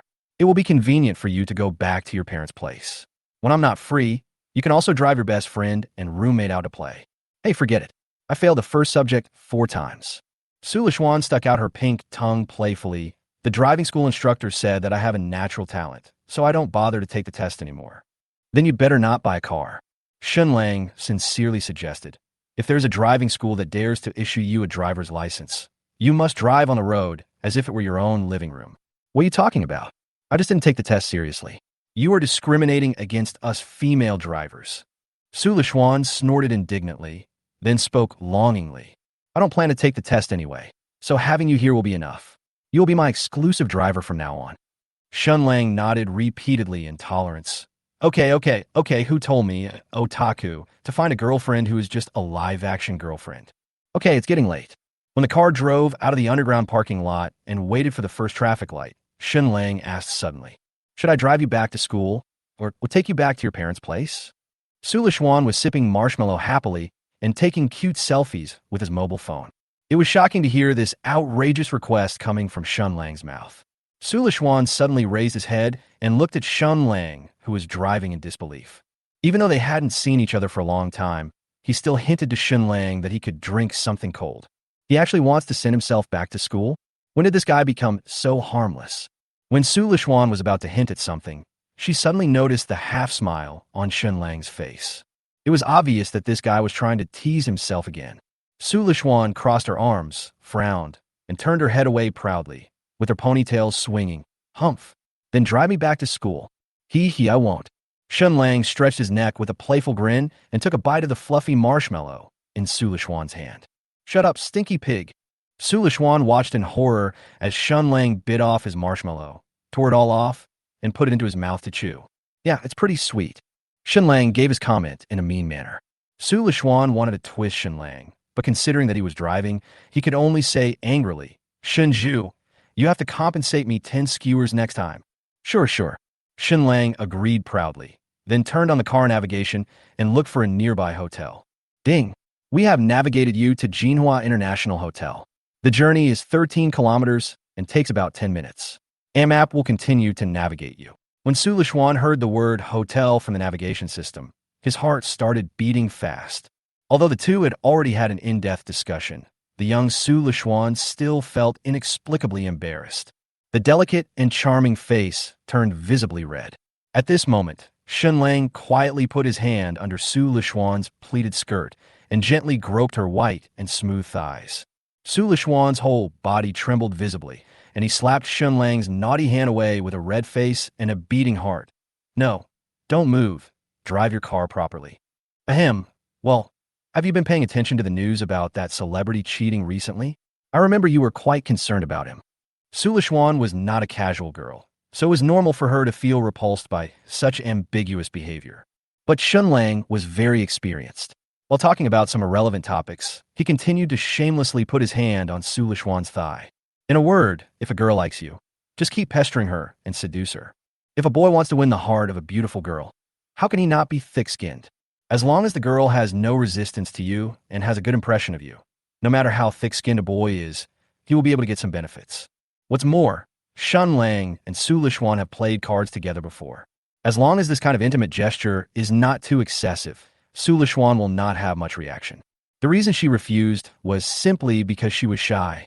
You are so shameless. After being rejected several times, Su Lixuan glared at Shen Lang with resentment. His fierce and helpless expression was very cute. He stopped slapping away Shen Lang's naughty hands. She was even worried that if Shen Lang stretched his hand too far, it would affect his driving, so she took the initiative to move her legs, which were wearing white calf socks, a little closer to Shen Lang without making a sound. After noticing this inconspicuous action, Shen Lang's breathing became a little rapid, and he asked excitedly, Baby, how about I drive and find a place where there's no one, and then we can— No! Su Lixuan knew what Shen Lang wanted to say with his toes, and directly refused. Drive quickly, or I won't let you touch me anymore. Chapter 151. Xin doesn't want to be good and asks you to add her as a friend. Hello, Shen Lang. I just made a reservation on the app for 2 people, deluxe room, for 1 day. Thank you. At the front desk of Jinhua International Hotel, Shen Lang put his arm around Su Lixuan's slender waist, handed his ID card to the waiter, and then asked expectantly, Baby, where's your ID? Give it to them quickly. We need to check in. Su Lixuan took out his ID card hesitantly and handed it to the waiter, blushing as he tried to avoid the waiter with that friendly smile that seemed to see through everything. The waiter held the room card in both hands and handed it to Shen Lang. Hello, Mr. Shen. This is your room card, 0220. Thanks. Shen Lang took the room card and couldn't wait to hold Su Lixuan in his arms and walk towards the elevator. This time, Su Lixuan still had a sense of half-hearted compromise, but at least it was better than last time. Last time, Shen Lang had to use all his words to coax Su Lixuan into the room, and she even tried to change her mind halfway through. Today is Saturday, and hotel business is booming. The elevator was full of couples, and Shen Lang and Su Lixuan were standing at the innermost part of the elevator. Thinking about the people around him, they all came to the hotel to do this kind of thing, and looking at the ecstatic look on Shen Lang's face. Su Lixuan twisted Shen Lang's arm out of shame and anger, causing Shen Lang to gasp in pain. Shen Lang rubbed his arm, looked at Su Lixuan with a proud look, and thought to himself, You can show off all you want. Wait and see how I get back at you. Walk out of the elevator and find your room. Shen Lang took out the room card and opened the door. He took Su Lixuan's hand, who walked stiffly, and walked impatiently into the luxurious room with extravagant decoration. After the baptism of the landlady and the system refinement for more than half a year, Shen Lang has long since evolved from the socially phobic and introverted teenager into a free-spirited wanderer. Entering the hotel was like going home. He changed in his slippers skillfully, took out all the sundries in his pockets, and threw them on the table under the LCD TV. Like most men, Shen Lang only takes a few things with him when he goes out: a cell phone, cigarettes, a lighter, and car keys. Su Lishuan's reaction was exactly the opposite of Shen Lang's. She walked over hesitantly, first looked at the hotel's layout curiously, and then cast a shy, nervous, and resentful look at Shen Lang. This was Su Lishuan's second time coming to the hotel. The last time, he was coaxed and tricked into coming in by Shen Lang. It was normal for him to have such a shy reaction. After all, she is still a young and immature girl. If she acts calm when she comes to the hotel with her boyfriend to do bad things, then it should be Shen Lang who should be nervous. The new year is coming soon. Do you want to go back to your hometown to celebrate the new year, or stay in Shanghai City? Shen Lang held Su Lishuan's soft and smooth little hand, let her sit on his lap, and found a topic that could distract attention. Do you want to tell your uncle and aunt to come to my hometown to play? Su Lishuan's mouth was pried open, and he asked nervously, are we going to meet the elders so soon? Isn't it too soon? I think it's okay. I'm not asking for your opinion. Shen Lang's eyes wandered over Su Lishuan's graceful figure, mostly lingering on the pair of long legs and calf socks. I have to go back and ask my parents, and only after they agree can I— Oh, what are you doing? It turned out that while Su Lishuan was thinking, Shen Lang's hand had already gently rested on Su Lishuan's calf socks. Dry. Shen Lang gently rubbed Su Lishuan's hot and red earlobe and responded from the bottom of his heart. You. Su Lishuan held down Shen Lang's increasingly mischievous hand, stared at Shen Lang's piercing eyes for a moment, and muttered resignedly, I want to take a shower. Well, go ahead. Shen Lang let go of Su Lishuan and raised his hand to pat her little butt. Su Lishuan raised his little fist and shook it, looking a little fierce and cute. Then she entered the bathroom wearing a bathrobe and disposable slippers on her white jade feet. Soon the sound of water was heard. Shen Lang sat comfortably on the bed, turning on his phone to kill time. He will never get tired of this kind of plot of coaxing girls to take a bath. Instead, he feels that this kind of half-hearted atmosphere creates a more romantic atmosphere. If a girl followed Shen Lang into the hotel and was more impatient than him, Shen Lang would find it boring. What's more, Su Lishuan's personality is lively and bold. If we continue dating for a while, I'm afraid we may never see her again because she is so shy. It is no exaggeration to say that by then it might be Su Lishuan who would pester Shen Lang every day to take her to a hotel room. At this moment, Shen Lang's WeChat notification sounded. He opened WeChat and saw that it was a friend request. Xin doesn't want to be good and asked to add you as a friend. Why did my best friend add me? Shen Lang muttered curiously and decisively accepted the friend request. Yi Xin only has a 10% favorability rating towards Shen Lang, so Shen Lang naturally wouldn't think that way, especially since this is his girlfriend's best friend. Rabbits don't eat grass near their burrows. Xin didn't want to be good. Has it started yet? Pervert. Oh my goodness, there's a lightning strike at the opening. Shen Lang was startled and typed. I don't know what you're talking about, cute. Xin didn't want to be good. If you can reply to me, then I guess Lishuan is still taking a shower? Sleeping till dawn. You should add me, not to ask such boring questions sweating soybeans. I just added you as a friend. I hope you don't misunderstand me. Don't be greedy while having your cake and eating it too. Even rabbits don't eat grass near their burrows. Xin didn't want to be good. I've sent you the password and account number. Remember to help me gain points when you have time. That's it. I'm going to look for food. I wish you good luck in getting pregnant. Fuck, who is that person? Shen Lang didn't know whether to laugh or cry. He didn't know how two girls with such different personalities could become such good friends. But when he thought of Xin's family situation and her alternative criteria for choosing a mate, Shen Lang felt inexplicably sympathetic. Hey, didn't Wenjie add her as a friend? Shen Lang suddenly remembered that the last time they got together, his college roommate, Wenjie, added Xin as a friend, but he didn't know how the relationship between the two of them developed. So, Shen Lang searched through his friend list, found Wenjie's friend, and sent a message to ask. I remember you added Yi Xin's WeChat last time. How did your conversation go? Any progress? Woke up and went to see the sea. Damn, don't mention it. I asked her to play duo with me that day, and she said she was playing PUBG, but I found out that her blue hole was not online at all. Breaking down in tears. P.S. I've never asked for gifts, but considering how diligently I've updated the post over the past 2 days, I like to ask for some rewards and free ads. I'll see if I can resume updating 4 or 5 times a day tomorrow. Chapter 152. Chunju, you must be nice to me. Wen Jie sent a lot of chat records with Yi Xin. Shen Lang glanced at them. It can be seen that my girlfriend's best friend is of a very high level. With just a few words, he captivated his buddy so much that he even offered to buy skins for Yi Xin. Combined with her gaming skills that were not up to her level in the internet cafe, Shen Lang guessed that she should be an esports queen who specialized in deceiving those game geeks and helping her gain points for free. However, judging from the chat records, Yi Xin should just be a scumbag who coaxes the otaku into helping her gain points. As long as it involves money or offline meetings, Yi Xin will cleverly find excuses to get around it. Shen Lang thought, maybe this was Yi Xin's bottom line. Shen Lang had often seen female players like this when he was playing games before. Not only do they trick otakus into helping them gain points, they also try every possible means to get them to explode with gold coins.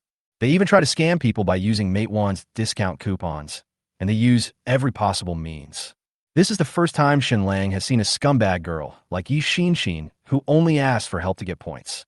She can be considered a breath of fresh air in the circle of esports scumbag women. After briefly chatting with Wen Jie for a while, Shen Lang hurriedly turned off his phone. The sound of water in the bathroom stopped. Shen Lang, who was lying on the bed, could vaguely see Su Lishuan wiping his body and putting on a bathrobe through the hazy glass. Soon, the sliding door of the bathroom slowly moved to the left. Su Lishuan, wearing a bathrobe, walked gracefully from the bathroom to the bedside, accompanied by a wisp of steam. The delicate and slightly water-stained face was flushed with a reproachful and shy look.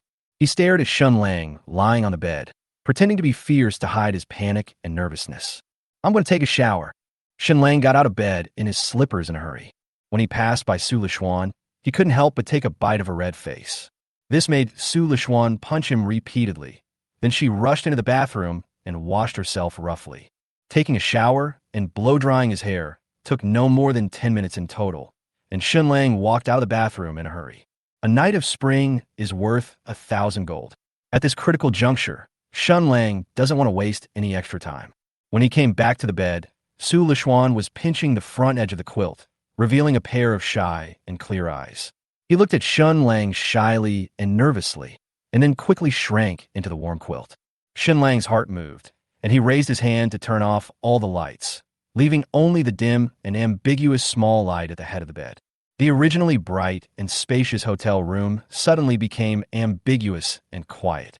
Shen Lang climbed onto the bed quietly, got into the quilt quietly, and gently embraced Su Lishuan, who still smelled of shower gel, in his arms. As soon as their palms touched, Shen Lang clearly felt a tremor coming from Su Lishuan, indicating that she was still a little nervous.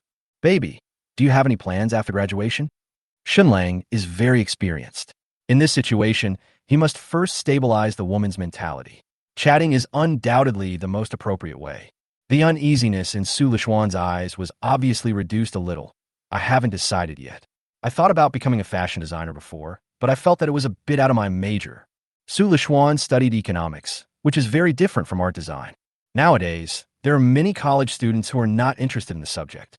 They always want to study a major that will enable them to achieve success in the future and forget about their original ideals and plans. When I was really about to graduate, I felt that the major I had worked so hard to study was not better than the major I had dreamed of in the first place. That's fine. If you want to go, just go and try it. You always look good in the clothes you wear. Even though I don't know much about dressing, I think you have a good understanding of clothes. Shen Lang gently stroked Su Lishuan's hot skin, encouraging and praising him. If you really make a name for yourself, you can turn what you like into a job. In fact, I have always wanted to apply to change my major. After Shen Lang's comfort, Su Lishuan's topic was brought up. But I always feel that if this happens, what I have learned for almost a year will be wasted. What are you afraid of? Just do it if you want to. Shen Lang patiently comforted him. You were born in 2004. You're only in your early 20s, so young. There is no need to have too much psychological burden. Hey, if it doesn't work out, why don't you come and make a movie with me? Shen Lang half-jokingly said, You are so beautiful. I promise to make you more famous than Yang Mi.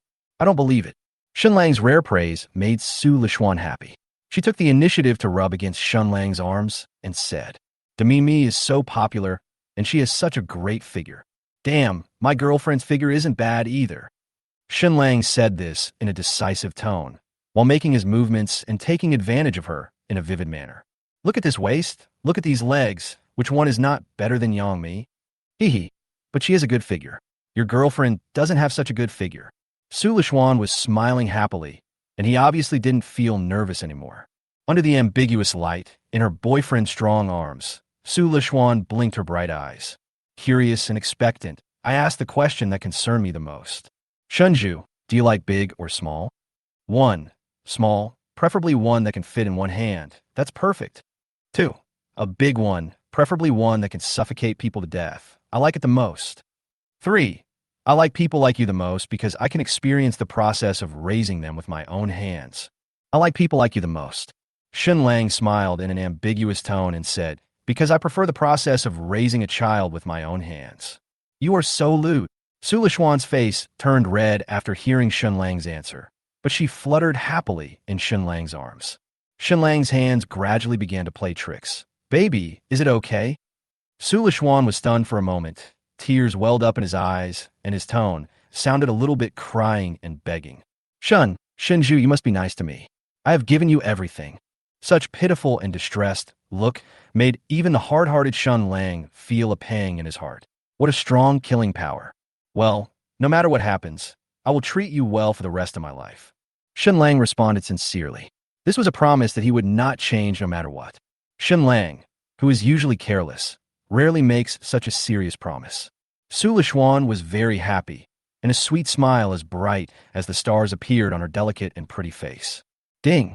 Su Lishuan's favorability towards the host has increased by 5 points. Currently, it is at 65 points. Please keep up the good work. Shinju, I like you so much. So, the female elf who was shy and uneasy just now took the initiative to hook her slender white arms around Shen Lang's neck and pressed her lips passionately against Shen Lang's. Chapter 153. You're pressing on my hair again. In the early morning, dark clouds suddenly floated in the sky, accompanied by flashes of lightning and thunder, and then a heavy rain poured down. The icy raindrops hit the glass windows with a crackling sound, and Shen Lang was awakened by the noisy rain. After opening his eyes and being dazed for a while, Shen Lang picked up the phone beside the pillow and took a look. It was already past 7 in the morning, but the sky outside the window was dark and looked as depressing and dreary as the evening. Shen Lang got out of bed naked and came back from the toilet. He glanced around the messy room in confusion and couldn't help but smile knowingly. The sofa that was originally placed in the corner inexplicably appeared in front of the TV, and Su Lishuan's bathrobe also fell in the most conspicuous position in front of the floor-to-ceiling window. Su Lishuan was lying on the soft big bed, sleeping soundly. Her pair of pink and white feet felt the cold air, and they shivered suddenly, and then she curled up cutely into the quilt. It was pouring rain outside, and it was as quiet as the end of the world. There was a beautiful girlfriend lying on the bed, talking in her sleep. This feeling of comfort is no less than when you know you don't have to go to work tomorrow, you turn on your computer to find that the game has been updated, all your friends are online, and then a sudden storm breaks out outside. Is there any feeling in the world that is more comfortable than this? Shen Lang rubbed his hands happily and couldn't wait to get back into bed. He hugged Su Lishuan's soft body in his arms, gently kissed his girlfriend's sweet cherry lips, and closed his eyes to rest again.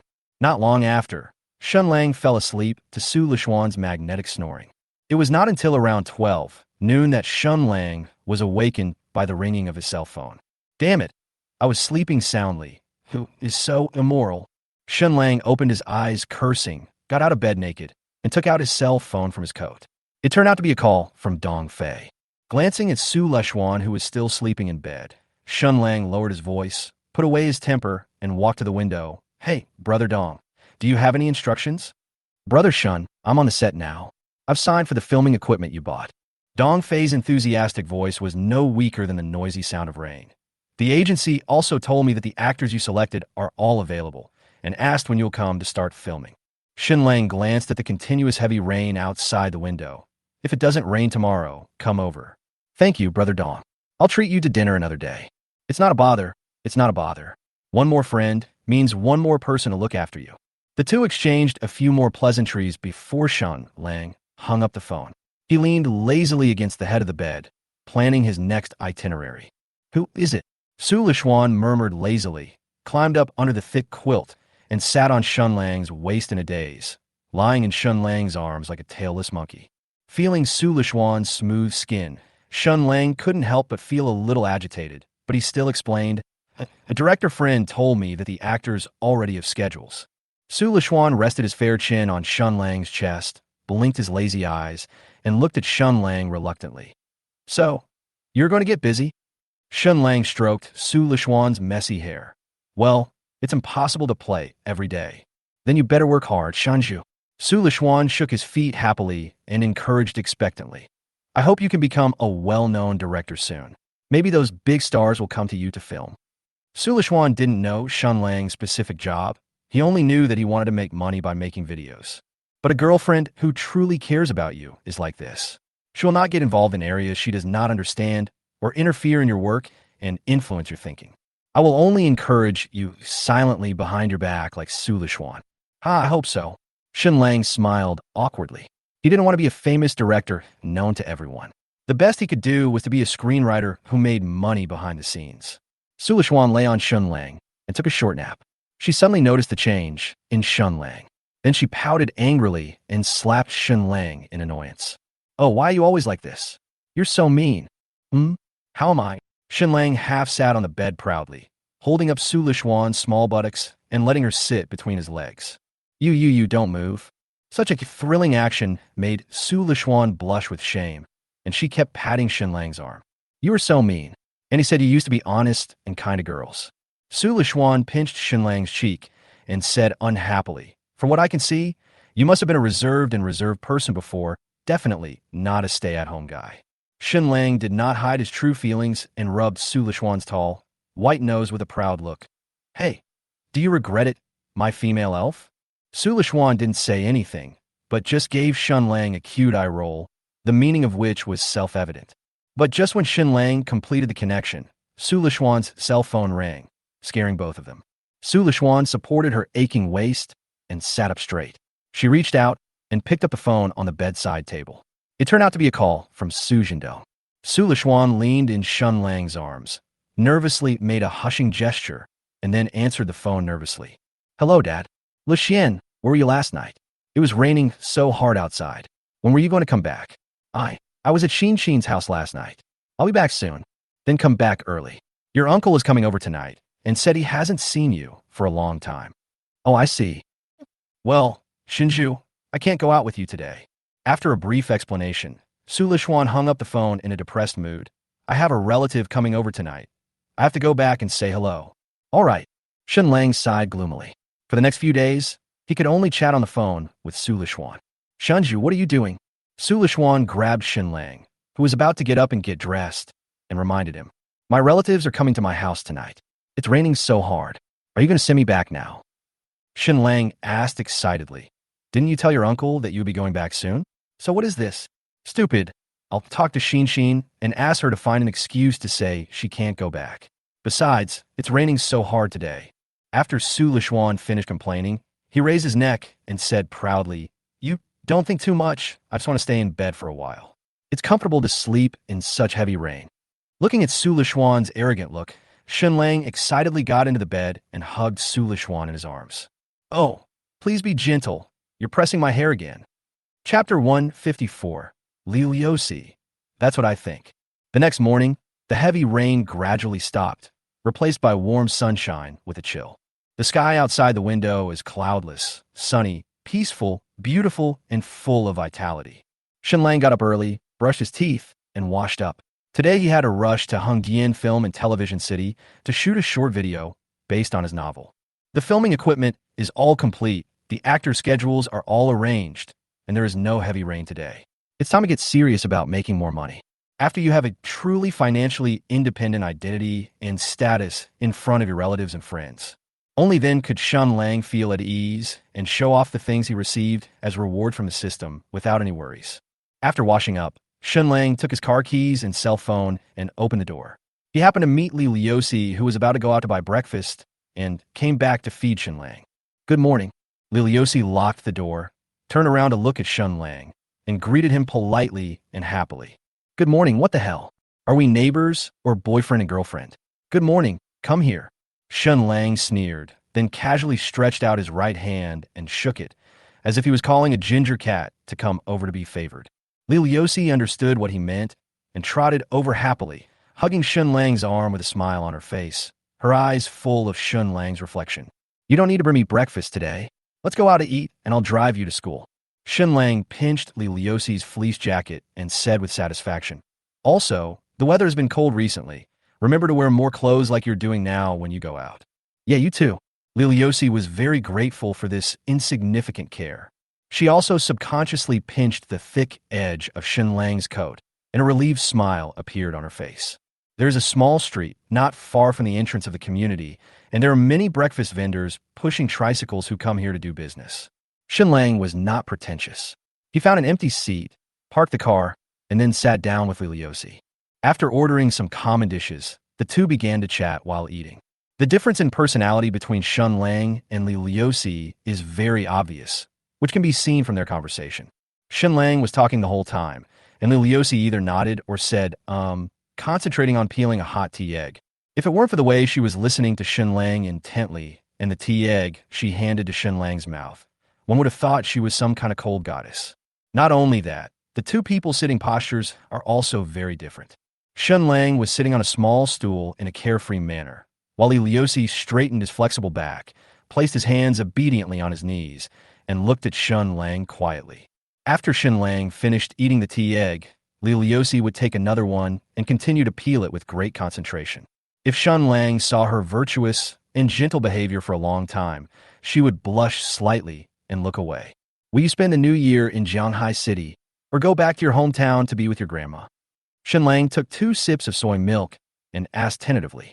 The new year is only 2.5 months away, and Shen Lang's situation is so complicated. He has to figure out what all the women are thinking before the new year comes, and then plan how to properly handle his interactions with his girlfriends during the new year. The landlord's wife and Meng Meng must be there for such an important reunion festival. For a woman like Xia Shui who longs for the warmth of family, important days like the Chinese New Year are more important than Valentine's Day. Shen Lang had something urgent to discuss with Su Lishuan yesterday and forgot to ask. He could just find another time to ask. Yi Yinan has a wealthy family, so he probably doesn't need me to accompany him during the new year. So now only this silly girl is left. Liliosi said truthfully, My cousin asked me to go back for the new year, and my grandmother also called a few days ago and said she missed me. Cousin? Is your cousin good to your grandmother and sister? Shen Lang observed Liliosi's micro-expressions and checked Liliosi's family situation. Yeah, okay. Liliosi nodded. A lot of my tuition was paid by my aunt, and my grandma and sister's various subsidies were all applied for and received by my aunt. Oh, that's good. Shen Lang breathed a sigh of relief. It seemed that there weren't so many unreliable relatives in this world. Then how about I come to your house during the new year? I haven't been to Sweet Potato yet. Shen Lang asked directly. I've been watching that video on Douyin recently, and it makes me want to try the whole sheep's head. You want to go to my house? Liliosi was obviously startled. Why? You're not welcome? Shen Lang asked, tilting his head. No. Liliosi quickly shook his head to deny it, and said humbly and embarrassedly, My house is very shabby, and the road is not easy to drive. It will take you a long time to drive. Stop. Just tell me whether you want me to go or not. Shen Lang was too lazy to listen to Liliosi talking about these trivial things, so he asked directly. Yes. Liliosi nodded quickly. She certainly hoped that her grandmother and cousin could meet the boy she liked. That's all. Why are you saying these useless things? Shen Lang peeled a tea egg and handed it to Liliosi in a bad mood, then said after thinking for a moment. Then it's decided. A few days before the new year, I'll drive you back to your hometown to play for a few days. Liliosi responded happily and took the peeled tea egg from Shen Lang flattered. Liliosi took a bite of the tea egg, hesitated for a long time, and then said seriously, But before the new year, I also want to meet my uncle and aunt and the 2 sisters you mentioned before. We'll talk about it next year. Shen Lang drank soy milk calmly and said calmly, My parents are very busy at work. I don't know if they will come back for the new year this year. I see. Liliosi did not doubt it, but asked again, Shen Lang, your 2 sisters will be here, right? Can I meet them? They live in Guangdong province and are probably busy preparing for the college entrance examination during this period. Shen Lang calmly evaded the question. Anyway, if they come back for the new year, I'll take you to meet my family. Liliosi, who is a humble and introverted person, dared to so bravely propose to meet Shen Lang's family. That means she has already decided in her heart that Shen Lang is her only destination for the rest of her life. But given Shen Lang's current situation, how could he dare to let Li Liusi meet his parents? If the old couple found out that he was having so much fun outside, he might have to eat a meal of stir-fried pork with bamboo shoots in front of relatives and friends on New Year's Day. If they don't come back, Shen Lang, won't you have to spend the new year alone? Li Liusi asked distressfully. Shen Lang laughed and complained. Why else do you think I would go to your house to play? Why are you so anxious to meet my parents? Are you planning to marry into my family and become my daughter-in-law? Shen Lang used a teasing tone, trying to subtly divert this sensitive topic. If Li Liusi had heard these words in the past, she would have blushed and remained silent, and then Shen Lang would have blatantly changed the subject. But at this moment, Li Liusi looked at Shen Lang solemnly for a long time. After hesitating for a moment, his little face flushed, his hands clenched into fists and placed on his knees, his head slightly lowered, and responded seriously. Yeah, that's what I thought. P.S. I'm going to bed. I'll update tomorrow morning. Good night, everyone. Chapter 155. Sincerity is the eternal killer move. Shen Lang didn't expect that Li Liusi would dare to admit such feelings so blatantly, and he couldn't help but be stunned. As expected, sincerity is the eternal killer skill, and this statement is really true. Faced with such a serious and innocent girl, even Shen Lang, who thought he was a heart of stone, found that the conversational words that he used to be able to speak fluently were stuck in his throat, and he couldn't utter them. The atmosphere at the small table became somewhat depressing. Li Liusi seemed to have sensed something and asked nervously and anxiously, what do you think? Okay, we are already like this. What's the inconvenience? Shen Lang took a big sip of soy milk and smiled suddenly. My parents should like you very much too. If they come home for the new year this year, I'll take you to meet them. Li Liusi swept away the uneasy feelings in her heart and put on a bright and expectant smile, thinking that her future with Shen Lang was already a done deal. Little did he know that there was definitely a but behind Shen Lang's words. But we are still young. You're only a freshman and you still have several years to study. You will also be busy after graduation. I also have videos to shoot, and I may be even busier in the future. Shen Lang's but came out. After our affairs are settled, let's think about the future carefully, okay? Yeah, it's okay. Li Liusi responded without hesitation. I can wait for you. It doesn't matter how long it takes. Don't be anxious. Just take your time. It was impossible for Li Liusi to get married and get a marriage certificate with Shen Lang while she was in school. This kind of thing had to wait until after graduation and after they had met each other's parents. TSK. You are really good, Li Liusi. I didn't expect you to be so dull and indifferent at ordinary times, but you would talk about marriage as soon as you open your mouth. Shen Lang chewed the steaming buns and teased with interest. Tell me, have you been clinging to me for a long time? Is marriage just a cover? Hearing these words that contradicted Tiangang, Li Liusi felt a little embarrassed, but she didn't shrink her neck shyly like usual. Instead, her pretty face was slightly red. She didn't answer, nor did she deny. She ate the buns in small bites with a smile on her face and seemed to be in a very good mood. This simple girl is very happy to be able to go both ways with the boy she likes.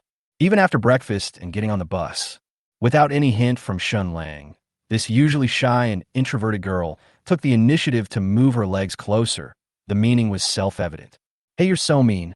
Shen Lang glanced at Li Liusi with disdain, but he still acted honestly and put his hand on Li Liusi's slightly plump thigh and gently groped it.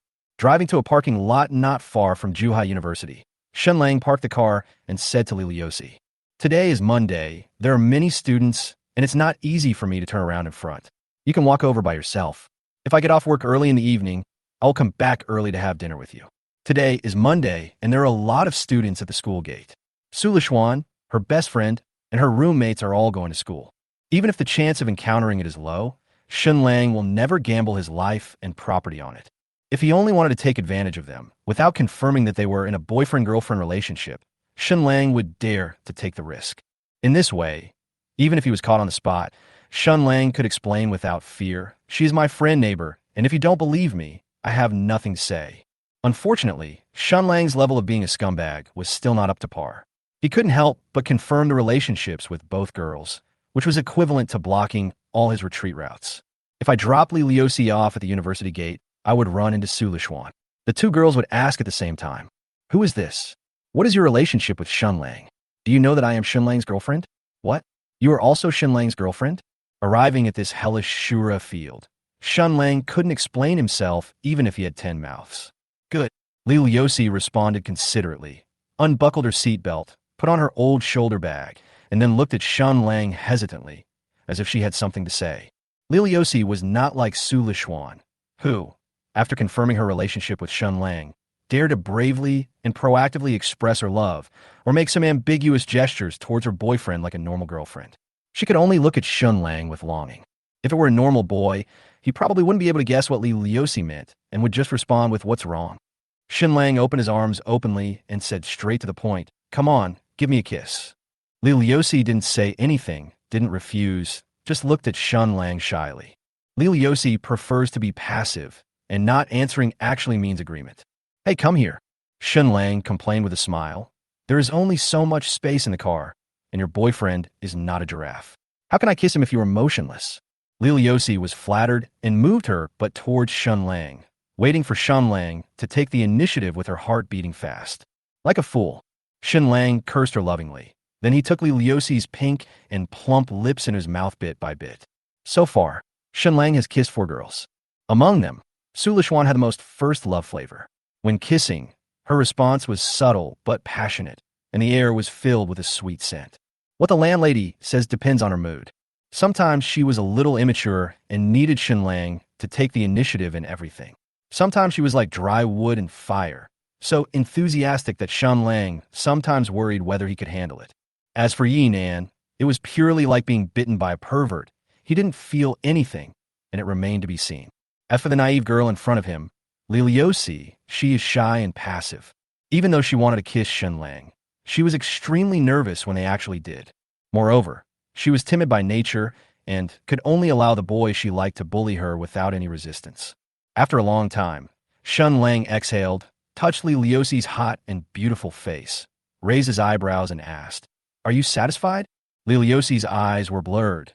It was unclear whether she was acting like a spoiled child, complaining, or showing off her assets in disguise. She murmured in a mosquito-like voice, "Don't touch me next time, okay? Just kiss me properly." 1. Sincere rejection. "No, I like it this way. If you don't want to, I won't kiss you next time." 2. Retorted, "Don't be so mean, I'm not an octopus. I only move my hands when did my feet move." 3. He kissed her madly without hesitation, held her on his lap, and said domineeringly, "Honey, can you take a day off today? I want to test whether my car is earthquake resistant." Let's talk about the direction of the book. Before I knew it, I have reached 300,000 words, and the book has officially entered the main storyline. Here are a few questions I would like to discuss and explain to you. From the first few chapters of this book, everyone can tell that this is a harem novel. It just might be a bit trashy. Although the protagonists of several of my books on fanxia are all scumbags, it's not that I like writing about scumbag protagonists. It's mainly because my writing skills are not good enough and I can't handle such a compact worldview. Novels with a single female lead are too complex and I simply cannot grasp the topic. If I really write them, it will probably take 300,000 words to finish. It's impossible to have sweet stories from beginning to end. I feel sick just thinking about it. So I really admire those authors who can write a story with a single female protagonist to 1,000,000 words or more. Since it is a harem novel, readers will definitely hope to see a perfect ending with everything included. However, the process of the ending might be a little bit cruel, so I hope everyone will show mercy and be gentle in criticizing the author. To achieve this ending, basically you can only write the protagonist as a bit of a scumbag, so that there will be a reasonable ending where everyone gets together. It's impossible to send away all the other heroines and only leave one heroine to get married, right? If I really wrote an ending where someone died from poisoning, I'm afraid you would actually report it offline. Therefore, even if I write the protagonist as a scumbag or a jerk of birth, I will not miss a female protagonist. This is a matter of principle. In addition, this book has performed well and has received high ratings, which is obvious to everyone. There are no comments on the latest chapter, it's just that everyone is following too quickly. As soon as I upload a new chapter, you click and read it. You're like living in tomato.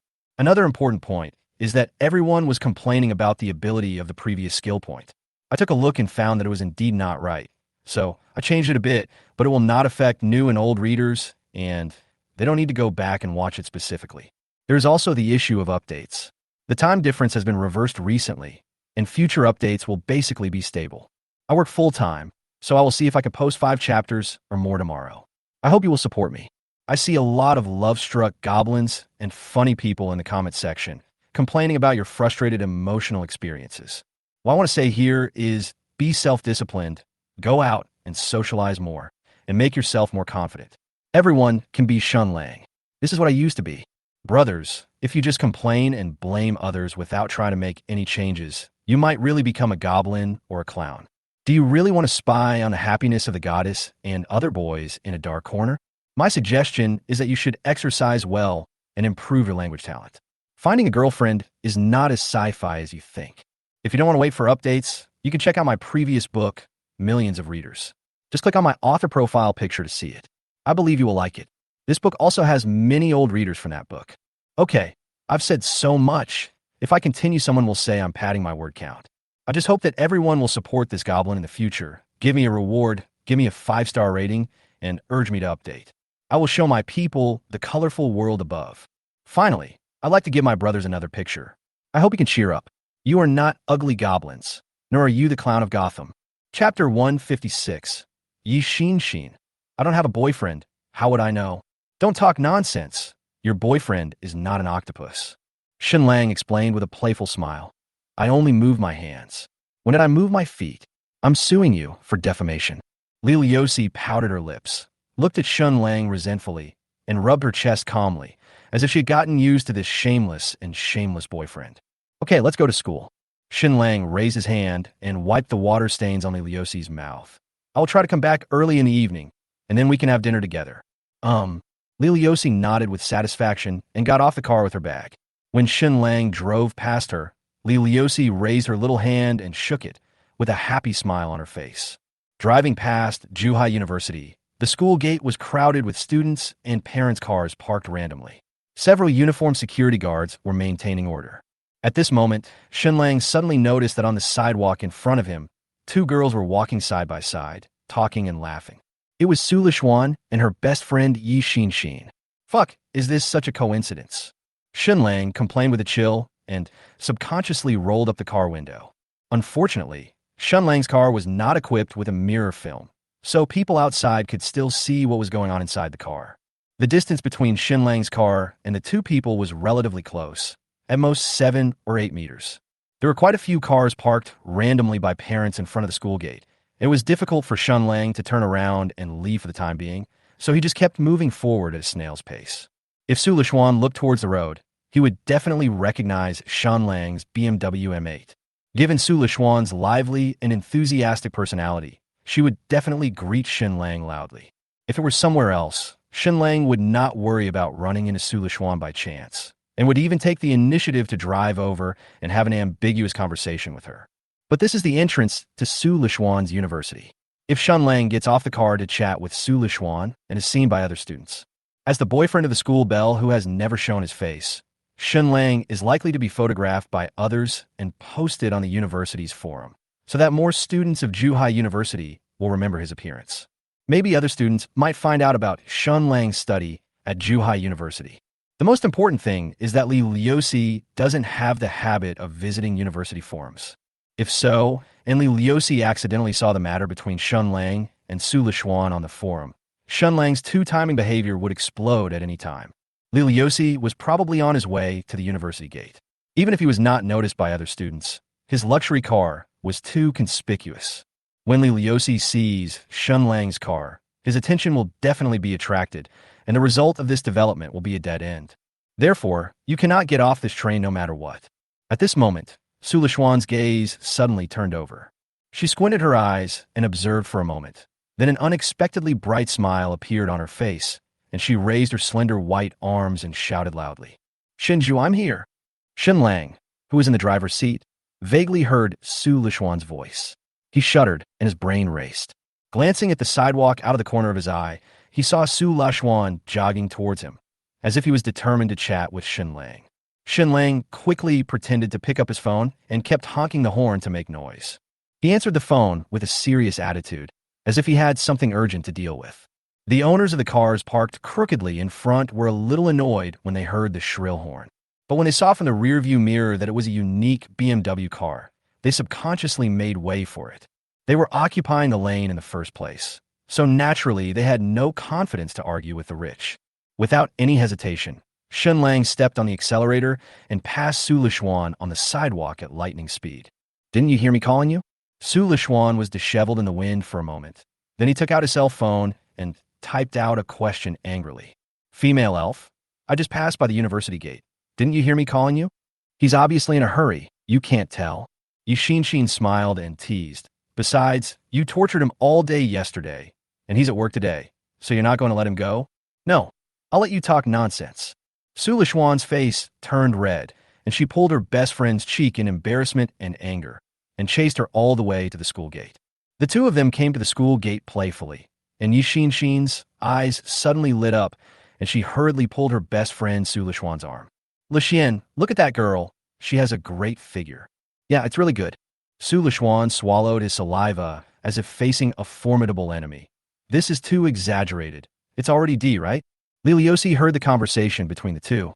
Her face turned red, and she subconsciously covered her talent with her arms, quickening her pace as she walked towards the school. "It's so scary. How do they do this?" Su Lishuan looked down at his slender figure again and couldn't help feeling discouraged. Yixin could tell what her best friend was thinking at a glance and teased her. "Xian, didn't you say size doesn't matter in high school? Why are you sighing now?" "Ben, it's not important in the first place. Anyone who thinks the bigger the thing, the better, has a problem with their brain." Su Lishuan held his head high and retorted proudly. "And Shen Lang said that he doesn't like big ones. He likes normal ones like me." "Xian, just fool your sisters, but don't fool yourself. What boy doesn't like big ones?" Yixin naturally didn't believe it, but instead suggested in a low voice. "But you don't have to worry too much about it. Go find Shen Lang to help you. It's said on the internet that having a boyfriend is more effective than eating papaya and milk for a month." "Ah, is it really effective?" The two of them were good friends who could talk about anything, so they naturally wouldn't be shy about such things. Instead, Su Lishuan asked curiously and seriously. "Shen Lang told me this yesterday, but I thought it was fake. Is it really effective?" "Hee hee. You'll know after you try it. I don't have a boyfriend, so how would I know? How about I go find Shen Lang to try it, and then come back and tell you about the results?" Yixin. "Damn it. I won't send you next time even if you kill me." After narrowly escaping from the edge of the Shura field, Shen Lang breathed a sigh of relief with lingering fear. "I secretly decided in my heart that no matter what, I would never be able to send Li Liosi to school in person in the future." The WeChat on his mobile phone rang, and Shen Lang opened it and saw that it was a message from Su Lishuan. "I just passed by the university gate. Didn't you hear me calling you?" Piggy with arms akimbo. Shen Lang pondered for a while and did not reply immediately. He planned to explain to her at noon. The longer he didn't reply, the more it proved that Shen Lang was extremely anxious. In this state, it is understandable that people are not in the mood to pay attention to the surrounding environment and do not hear Su Lishuan's voice. When he returns to Su Lishuan at noon or in the evening, Shen Lang can still give her the feeling of using the time he squeezed out to explain the reason to her. This would actually make Su Lishuan feel that Shen Lang cares about him very much. Chapter 157. Director Shen, I suggest you shoot more movies that the audience likes to watch. Shen Lang drove to Hongdian World Studios and came to the filming location he had rented, an inconspicuous vacant lot and several retro buildings. Shen Lang was just shooting a low-budget short video based on a novel. It's not like Zhang Mao's big action and scene-filled movies with tens of millions of investments, so there is naturally no need to rent a large filming location. Makeup room, prop room, actor's lounge, basically everything needed for filming a movie is ready. Coupled with Shen Lang's god-level directing talent, it is more than enough for him to remake his popular novel. Director Shen, good morning. Just then, a girl in ancient costume came forward and greeted us warmly and friendly. Tang Yinyan, who is signed by Shen Lang from Yuxing Agency, is the heroine of Shen Lang's play. She's also a slightly famous anchor on Douyin. Whether it was the leading role or the supporting role, Shen Lang basically checked them with the eye of God when he went to the agency to select people. As long as they are good-looking, the price is right, they have a good figure, good acting skills, and no serious black history, Shen Lang will sign a contract with them without hesitation. Just like this Tang Yinyan. although 30% of her is filler. As long as it doesn't affect the appearance and doesn't look like he's dribbling the ball into someone, Shen Lang won't care about it. After a brief chat with Tang Yin, Shen Lang started to socialize with employees in other positions, getting to know each other and talking about work matters. Director Shen, I am Gu Tian, who plays the male lead fan. I have read the novel you wrote before. I didn't expect that I would play the male lead today. I was so happy that I didn't sleep all night last night. Director Shen, for the costumes, I suggest you choose the costumes of the Tang dynasty, which is more in line with the background and worldview of the protagonist in your novel.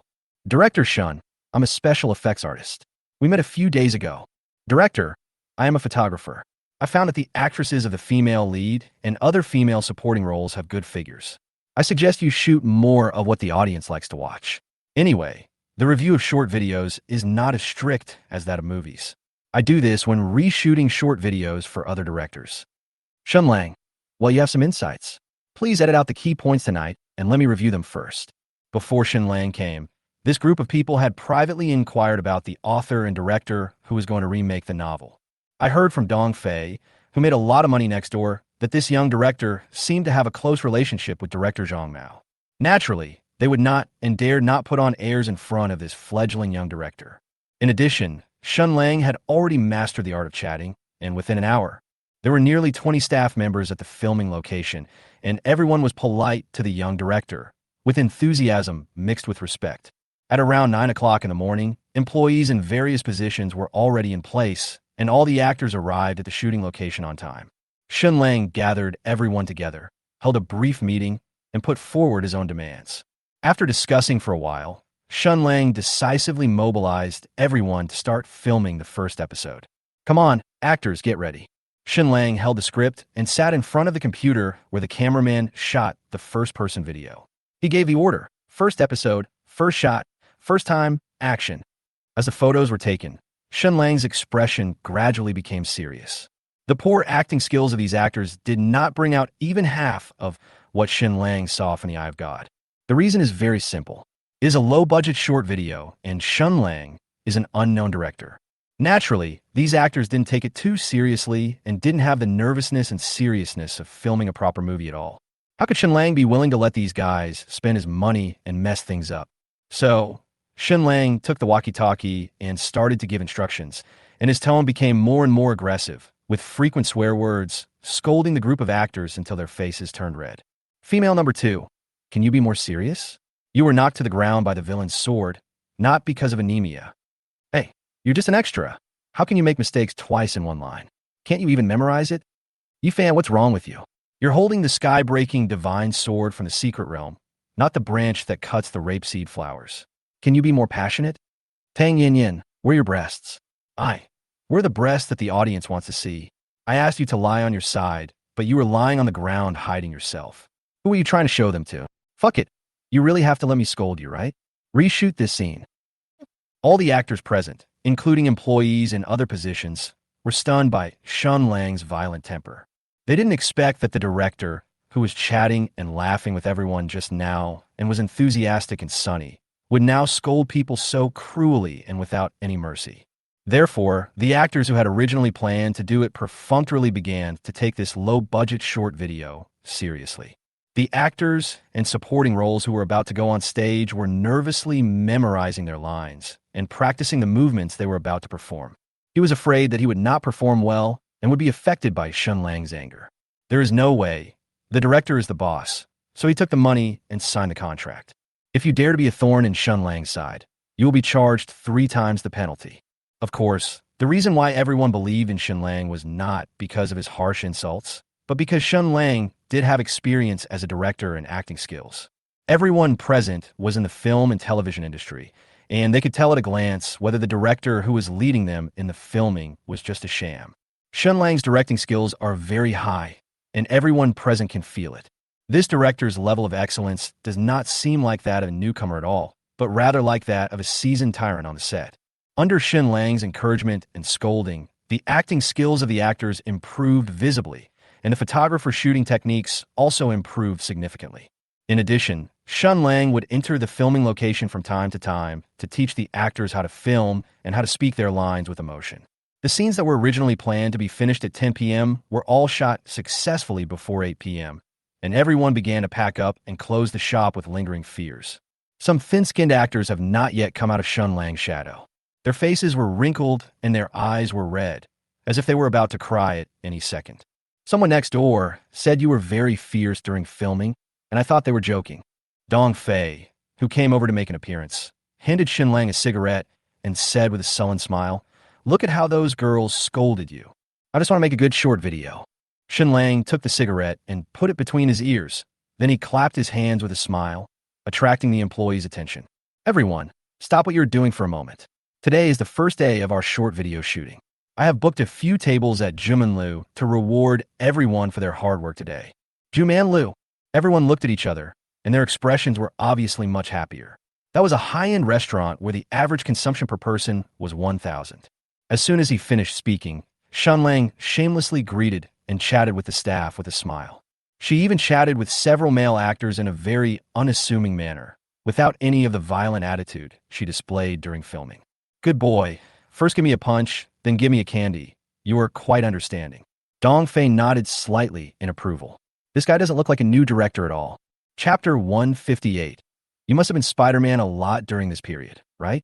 The next morning, Shen Lang drove to the Pearl River Tower Square early, ready to pick up Yinan, the little rich woman, to take a stroll on the set.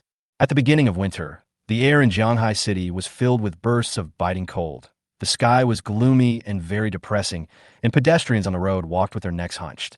Only tourists from other places were still happily taking pictures of this towering building, exhaling puffs of white mist visible to the naked eye while chatting and laughing.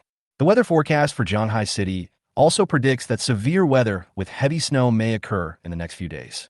Shen Lang held the cold steering wheel, glanced at the roadside, and soon found the dark and domineering Rolls-Royce Phantom. Driving closer to the luxury car, Shen Lang raised his hand and honked the horn, and also shook the windshield wipers proudly as a greeting. The door of the Rolls-Royce Phantom opened with a click, and the first person to get out was the bodyguard he had met last time. He stood behind the car door like a city wall, looking domineering and fierce, holding the open door tightly with both hands. After Yinan slowly got out of the car, the bodyguard ran over quickly. He opened the passenger door of Shen Lang's BMW with an expressionless face and patted the passenger seat with his white-gloved hand. Then he raised his strong arms to protect the roof of the passenger seat. The tough guy tenderly escorted Yinan to the passenger seat, where he sat down obediently and quietly. The bodyguard then closed the door quietly and sped away in the Rolls-Royce Phantom. "You rich people know how to enjoy it." Shen Lang looked at Yinan's cool and pretty face and sighed with a smile. "People getting on and off the bus don't need to open the door themselves. Bodyguards are like this." Yinan explained as usual, then subconsciously looked at Shen Lang's palm with a slightly red face as if he wanted to do something. Shen Lang stepped on the accelerator and reminded while holding the steering wheel, "Let me make it clear first, I can't take you out for a stroll today. I have to be busy on the set. It's okay. I can wait until you're done with your work." Yinan shook his head indifferently. While waiting for the traffic light, Yinan calmly took Shen Lang's hand. Due to the small space in the car, Yinan could only put Shen Lang's hand on his face, rubbing it gently and lovingly, with a hint of confusion in his eyes. Shen Lang had long been accustomed to this eccentric young lady, and even laughed and teased. "Your hands are so cold. You must have been playing Spider-Man a lot during this period, right?" Yinan tilted his head. "Spider-Man? What do you mean?" Shen Lang smiled, but said nothing, not wanting to explain too much. "Can you please be more normal? Just touch it properly and stop thinking about these things all the time." When Yinan couldn't help but open her cherry lips, Shen Lang blushed and pulled his hand back. "I'm driving, miss. Please stop thinking about making trouble." "It's okay, just drive slowly. There aren't many cars on the road right now." There was a hint of hunger in Yinan's tone, and he couldn't wait to take Shen Lang's hand and do something unspeakable. The repeated harassment made Shen Lang, who was driving, a little impatient. "Damn it. I'm driving. Don't force me to beat you." Yinan's breathing suddenly accelerated, and he pleaded impatiently. "Quick, come to Shen Lang. Beat me." Shen Lang. "Yifan, what's wrong with you?" "Tang, Yin weighs less than 100 pounds. Can't she hold you like a princess for even a few seconds? Cut down, let me do it." "Female number 2, what are you going crazy about? I want you to moan, not scream. You're playing a female knight, wandering around the world, not the top girl in a brothel. Yes, Tang Yin performed very well today. When filming, focus on her feet first, then move upwards from her feet. Slow down the speed of the camera on her upper body, and finally give a close-up of her profile. Damn it, you took 3 takes on such a simple scene. I'm really impressed by you guys. Do it one more time. If it doesn't work, get out of here. Okay, everyone has worked hard. Let's go have lunch first, and then we can shoot the next scene. At 2 o'clock in the afternoon, after filming 3 episodes neatly, Shen Lang contentedly asked the actors to go for lunch. Although everyone's acting skills improved a lot today, in Shen Lang's opinion, there were still many flaws. He couldn't help but get angry at them several times during the filming. Sometimes I just can't help it and swear uncontrollably. In this depressing shooting environment, all the staff were inexplicably afraid of this moody director. When not filming, Shen Lang got along very harmoniously and friendly with the staff, and even chatted with the uncle who was moving equipment. Once the filming started, Shen Lang seemed like a different person.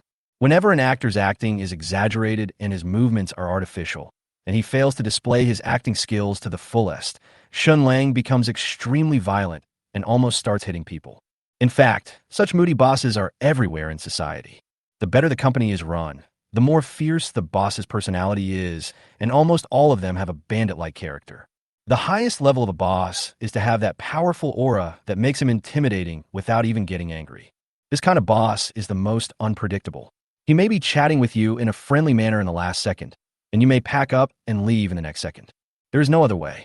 As a boss who pays salaries and leads employees, you have to be a little fierce, especially to a new and unknown director like Shen Lang. If Shen Lang had treated this group of staff politely and with a pleasant expression yesterday, creating an attitude that he was easy to talk to, they would subconsciously think that Shen Lang had little strength and a bad temper and was easy to fool. For example, Shen Lang's father, Shen Chungrun, started out as a construction site supervisor. When he went to inspect a new construction site for the first time, he saw the workers were smoking and he talked to them in a friendly tone about his experience. As a result, the next day, no matter how the workers gave orders, no one listened. Some workers with hot tempers even verbally contradicted Shen Chungrun.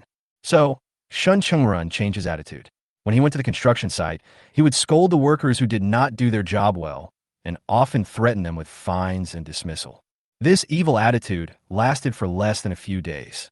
When Shen Chungrun went to the construction site again, the workers saw him from a distance and ran over to give him cigarettes. In a word, if you want to get involved in society, you must admit your mistakes and stand at attention when you are beaten. When there is no work, bosses and employees can get along however they want. But since you have taken the boss's money, you must show the right attitude at work and do well what the boss asks you to do. Otherwise, it is completely justified for the boss to scold you. Shen Lang, will you always film like this in the future? Yi Nan held the cheap lunchbox and asked urgently, "Can I help you?" "Don't think about it. I know what you are thinking." Shen Lang smiled in a friendly manner, showing concern for the mentally retarded. "We don't want perverts in our crew." Chapter 159. Yi Nan, if you admit it, I will touch your legs. For half a month, Shanghai City was hit by gloomy and bad weather.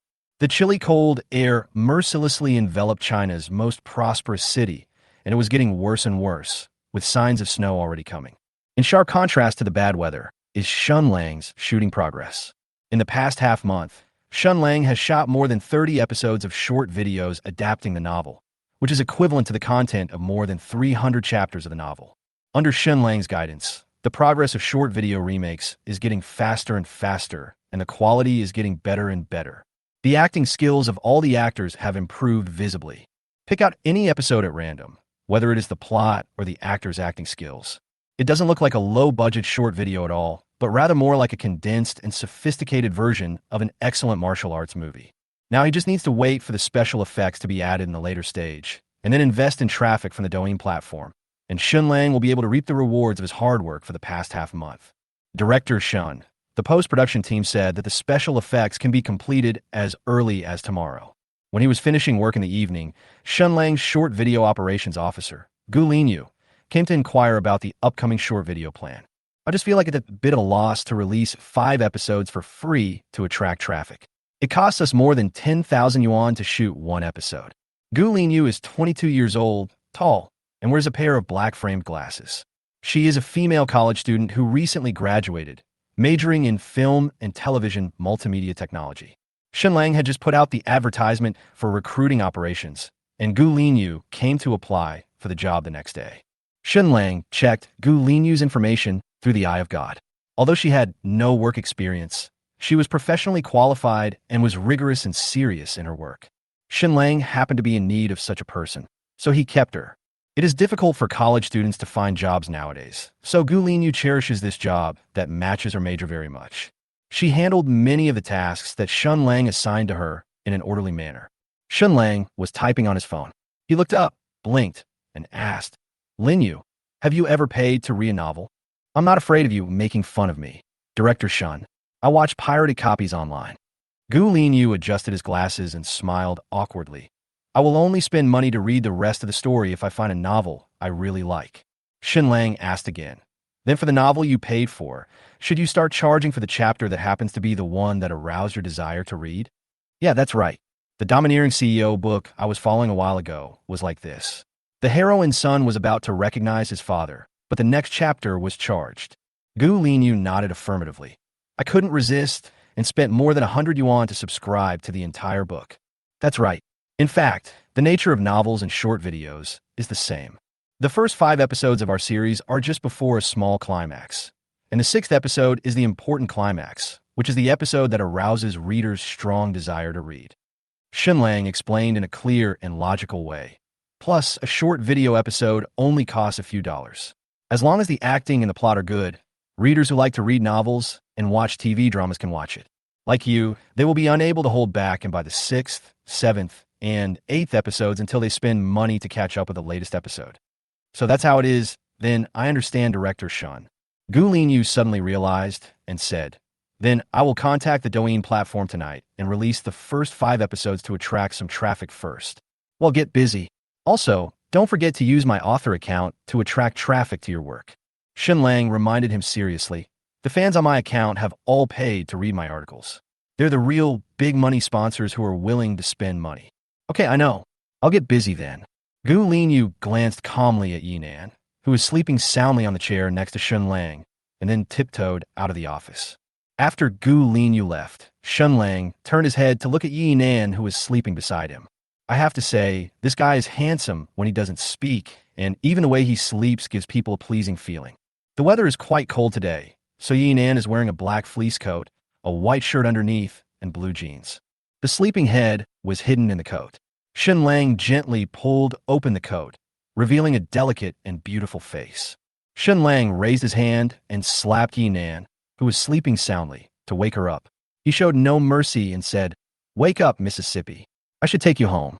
Yinan opened his eyes sleepily, yawned dazedly, and looked at Shen Lang lazily. Are you done? Well, I'm done. Shen Lang said absent-mindedly as he tidied up the clutter on the table. Is it fun to play with me every day? You might as well sleep at home. You're sleeping here anyway. Shen Lang has been extremely busy recently. She basically lived on the set for her daily life. She hardly chatted with her girlfriends, let alone went to the Pearl River Tower to pick up Yinan. Her bodyguards drove her to the crew. Yinan had a lazy and satisfied smile on his cold face. It's comfortable to sleep next to you. I can't sleep at home. Shen Lang looked at this rich young lady, and a strong sense of dependence was written all over this delicate face. Thinking about the help Yinan had given him during this period, Shen Lang spoke. There's nothing to do around here. Come on, I'll take you to the night market we went to last time and let you stretch your body. Shen Lang pinched Yinan's slender white arm and shook his head in disdain. You spend all day either scratching or sleeping. I guess your body is overdrawn. Okowo. Yinan responded without hesitation, his bright eyes full of anticipation, and quickly helped Shen Lang clean up the clutter on the table. After packing up, Shen Lang said hello to the staff who were still finishing work and drove Yinan to the night market street where they had been last time stroll around. After strolling around the night market, it was already past 9 o'clock in the evening. The two walked side by side on the street, howling in the evening breeze, and soon arrived at the underground parking lot to drive back. Are you cold? Shen Lang subconsciously pulled Yinan's collar. Do you want a coat to wear? Just bring it back to me tomorrow. Yinan looked up at Shen Lang for a moment, then asked bluntly, Shen Lang, are you teasing me? Shen Lang became interested. Oh, you also know the meaning of flirting? Where did you learn that? Yinan thought for a moment and said, I learned this from a beauty blogger. She said that if a guy doesn't do these things for you, it means he doesn't love you. Watch less of these people's videos. They're useless. Shen Lang curled his lips in disdain, opened the car door, sat in the driver's seat, and complained while fastening his seatbelt. These people clearly taught girls how to put on makeup in the early days, but now they are teaching girls how to exploit boys. Watching their videos will drive you crazy. Yes, I understand. Yi and Ann agreed at first, then asked again, "Were you teasing me just now?" "No, it's just a favor between friends. Don't think too much about it." Shen Lang responded with a heart of stone and took out his mobile phone navigation without distraction.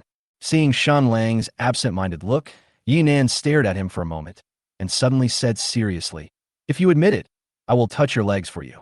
"Yeah, baby, I'm teasing you. Baby, your jeans are of good quality and warm. Come closer." That's right. Chapter 160. Shen Lang. I have other girls to accompany me. Shen Lang, my 24th birthday is coming. Yi Nan pulled down his rolled-up trouser legs little by little, gradually covering his snow-white legs. "I want you to come to my house and spend time with me." Shen Lang didn't agree immediately. "When is your birthday?" "January 17th, next Sunday." Yi Nan asked expectantly. "You will come, right?" "1, not on Sunday. You know my situation. I have to accompany other girls." "2, okay, then what birthday gift do you want? I can prepare it for you in advance." "3, sure. After your birthday, prepare the things you bought before, and I will give you a coming-of-age ceremony alone in the evening." "Sunday?" "No." Shen Lang didn't even look at the system options and decisively refused. "You know my situation. I have other girls to accompany me." "I see." Yi Nan responded without any emotion. She turned her head and looked at the dark night view outside the window as if nothing had happened.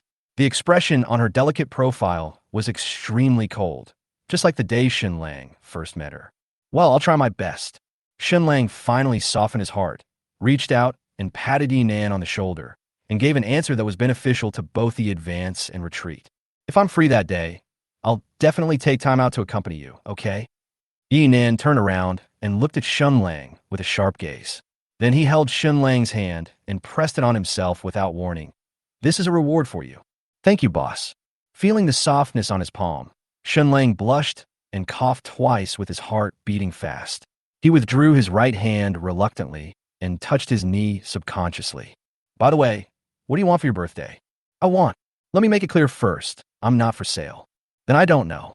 Yi Nan choked for a moment, then smiled nonchalantly. "But I'll like anything you give me." "We'll see then." At around 10 o'clock, Shen Lang returned to the Fulong Garden community he had not visited for a long time. "As soon as I walked into my tiny house, Gu Linyu sent me 5 short videos and a WeChat message to attract traffic." Shen Lang decisively opened TikTok and searched for the official account of his crew. Sure enough, there were 5 martial arts short videos, each lasting 20 minutes. Shen Lang spent 500,000 yuan to cooperate with Douyin, asking them to help his short video novel attract traffic and advertise. The duration is 1 month, with a daily traffic of 100,000 people. The reason why it is so expensive is because Shen Lang chose precise user traffic. Shen Lang's advertisement will only be seen by viewers who like to read novels or like to watch novels adapted into short videos. "I hope to earn more." Shen Lang prayed silently, then copied and pasted the link of his short video and sent it to his WeChat moments. "Sleep Till Dawn. A hit martial arts drama adapted from a novel is coming. Click the link below, open the TikTok platform, and watch it for free." Shen Lang doesn't have many friends who like to read novels, so he naturally doesn't want to attract traffic to his circle of friends. Shen Lang was mainly spreading the news that he was working hard to make money to his girlfriends and relatives and friends. After the short drama became popular, Shen Lang's income also increased. Then no matter how extravagant Shen Lang's actions are in the future, it will not cause much waves. Of course, the more important reason is that Shen Lang is trying to prove to his girlfriends that he is really busy during this period and to dispel any doubts in their hearts. Shen Lang took a shower, and when he came out, the status he just posted had received more than 30 likes and more than a dozen comments from his friends. The first friend who liked the post was actually Shen Linlin. Vampire number 1 liked your post and replied, "Keep it up, Lao Ding." The second person to like the post was Yi Nan, but he did not leave a comment. Then came the likes and comments from the landlord's wife, Su Lishuan, Liliosi, my parents, a few close friends, and a few WeChat friends who didn't have any notes but seemed familiar. Zhuhai University female elf. I am making a video call to you. The wealthy investor. I just found a very good resource. Do you want me to send it to you? Landlady. Have you finished your work? When can you come to my place for dinner? Meng Meng said she missed you. Neighborhonar, come on, Shen Lang. Thumbs up. In order not to attract the attention of other girlfriends, Shen Lang changed the notes of Li Liuxi, Xia Shuyi, and Yi Nan. The ambiguous and intimate remarks between the three of them would not arouse suspicion from the person himself, and would also give Shen Lang sufficient reasons to explain when asked about it by other girlfriends. Xia Shuyi is so young and beautiful. There's nothing wrong with calling her the landlord, right? Yi Nan has helped me so much, and she even asked Zhang Mao to personally help me get to know Dong Fei, a big shot in the multimedia industry. It's not too much to call her a rich investor, right? My neighbor Li Liuxi does have a simple and honest personality, so there shouldn't be anything wrong with using this more down-to-earth remark, right? Hey Xian, why aren't you sleeping yet so late? Shen Lang answered Su Lishuan's video call invitation, and at the same time, he was busy chatting with the landlord's wife, Li Liuxi, and Yi Nan. There's no way. A scumbag's life is so simple and fulfilling. The next day, Shen Lang was awakened by the ringing of the phone. He picked up the phone in a daze and answered it. Hello, who is this? Gu Linyu was so excited that she was incoherent. Director Shen, now there's good news and better news. Which one should you listen to first? Listen first. Shen Lang smiled calmly. There's no need to guess. It must be the result of the number of views of my short video, and it is a very good one. Wait, how much did you say? Over 50 million. Shen Lang sat up abruptly. More than 50 million views in one night? How is that possible? Shen Lang knew that the quality of his short videos was indeed good. But no matter how good the quality is, it is impossible to achieve such incredible results overnight. Director Shen, I sent you the second good news on WeChat. You will know when you read it. Gu Linyu reminded in ecstasy. Shen Lang quickly opened WeChat, and what Gu Linyu sent him was the number of video views in the background of his crew account, as well as a screenshot of the amount of investment and drainage. 5 million. Shen Lang was shocked by the amount of money his total investment attracted. I clearly invested 500,000 yuan, so how come it has become 5.5 million yuan now? Even if you're a loyal fan of your original work, it is impossible for you to spend so much money to attract traffic for yourself. Originally, Shen Lang thought that this was an investment helped by Yi Nan or the landlord's wife. After all, among the people Shen Lang knows, they're the only two who can afford such a large sum of money. But what is strange is that after this account invested 5 million to help Shen Lang attract traffic, it simply canceled the Douyin account and ran away. Shen Lang knew their personalities and knew they would never do such a thing as traveling at night in fancy clothes. Oh my god, who the hell is this? P.S. Anyway, it's not Yi Nan Lao Deng. Guess who invested in this? Chapter 161. Can you be less jealous? Who cares? As long as they are not underage, they can get a refund. Shen Lang was overjoyed to accept this unexpected windfall and opened the comment section of his official account. I'm a local dog. I really love watching this. The adaptation of this novel is pretty good. The plot and the acting skills of the actors are great. Damn it. Why is there no next episode? Where's episode 6? Please release it quickly. I paid for it, isn't it? 666. When the heroine fell to the ground, the ball swayed a bit. The coolest thing is that the director even gave a close-up. Now I have to chase it. Oh my god. I just realized that this is the popular martial arts novel I've been following recently. It was actually adapted into a short video. Thumbs up. This plot is really good. I'm looking for the original work online.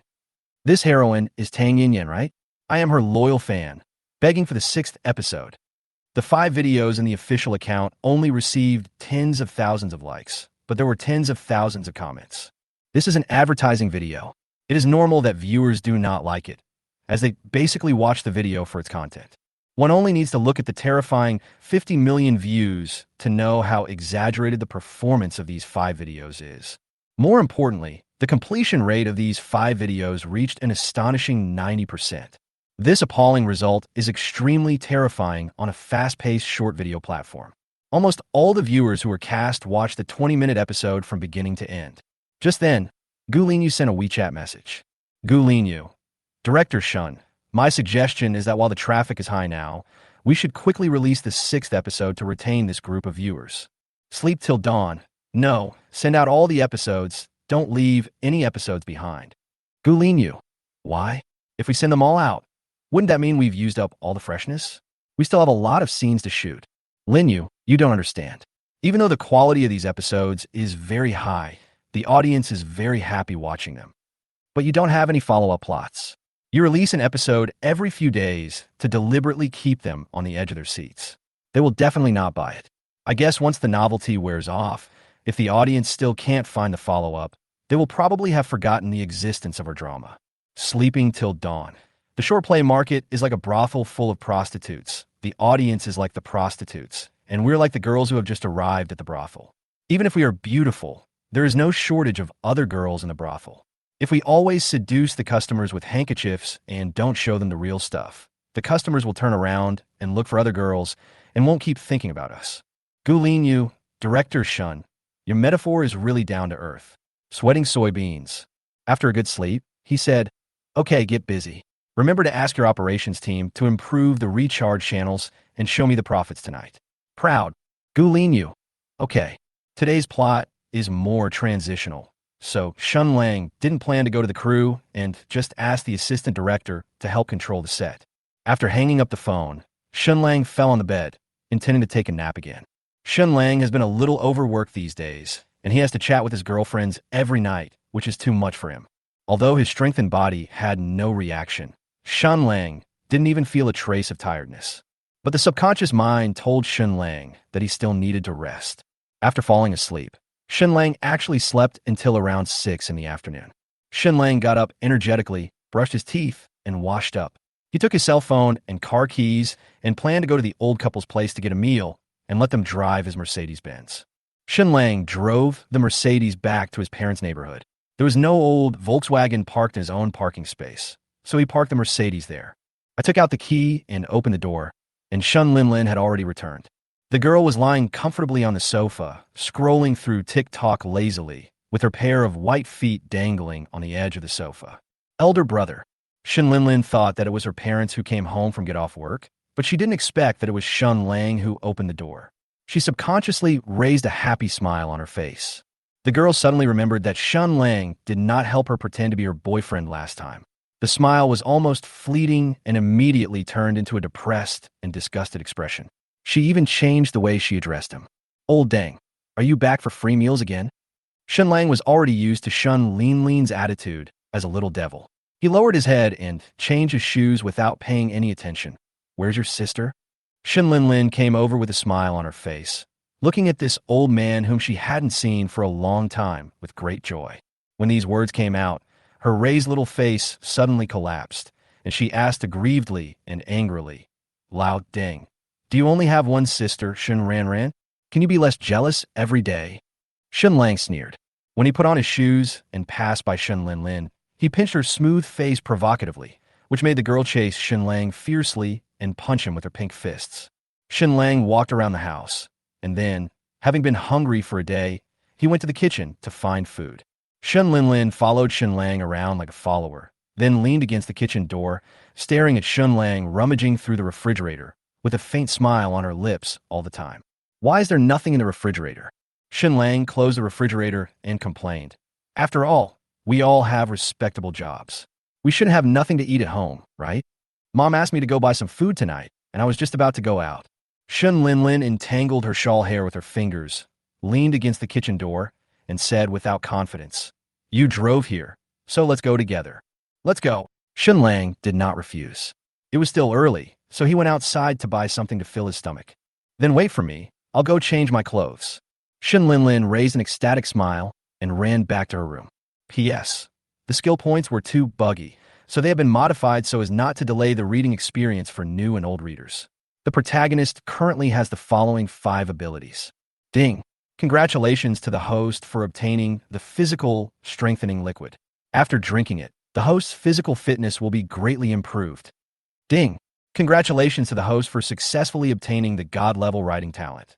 The host's writing inspiration will be qualitatively improved, reaching the realm of true godlike writing. Ding!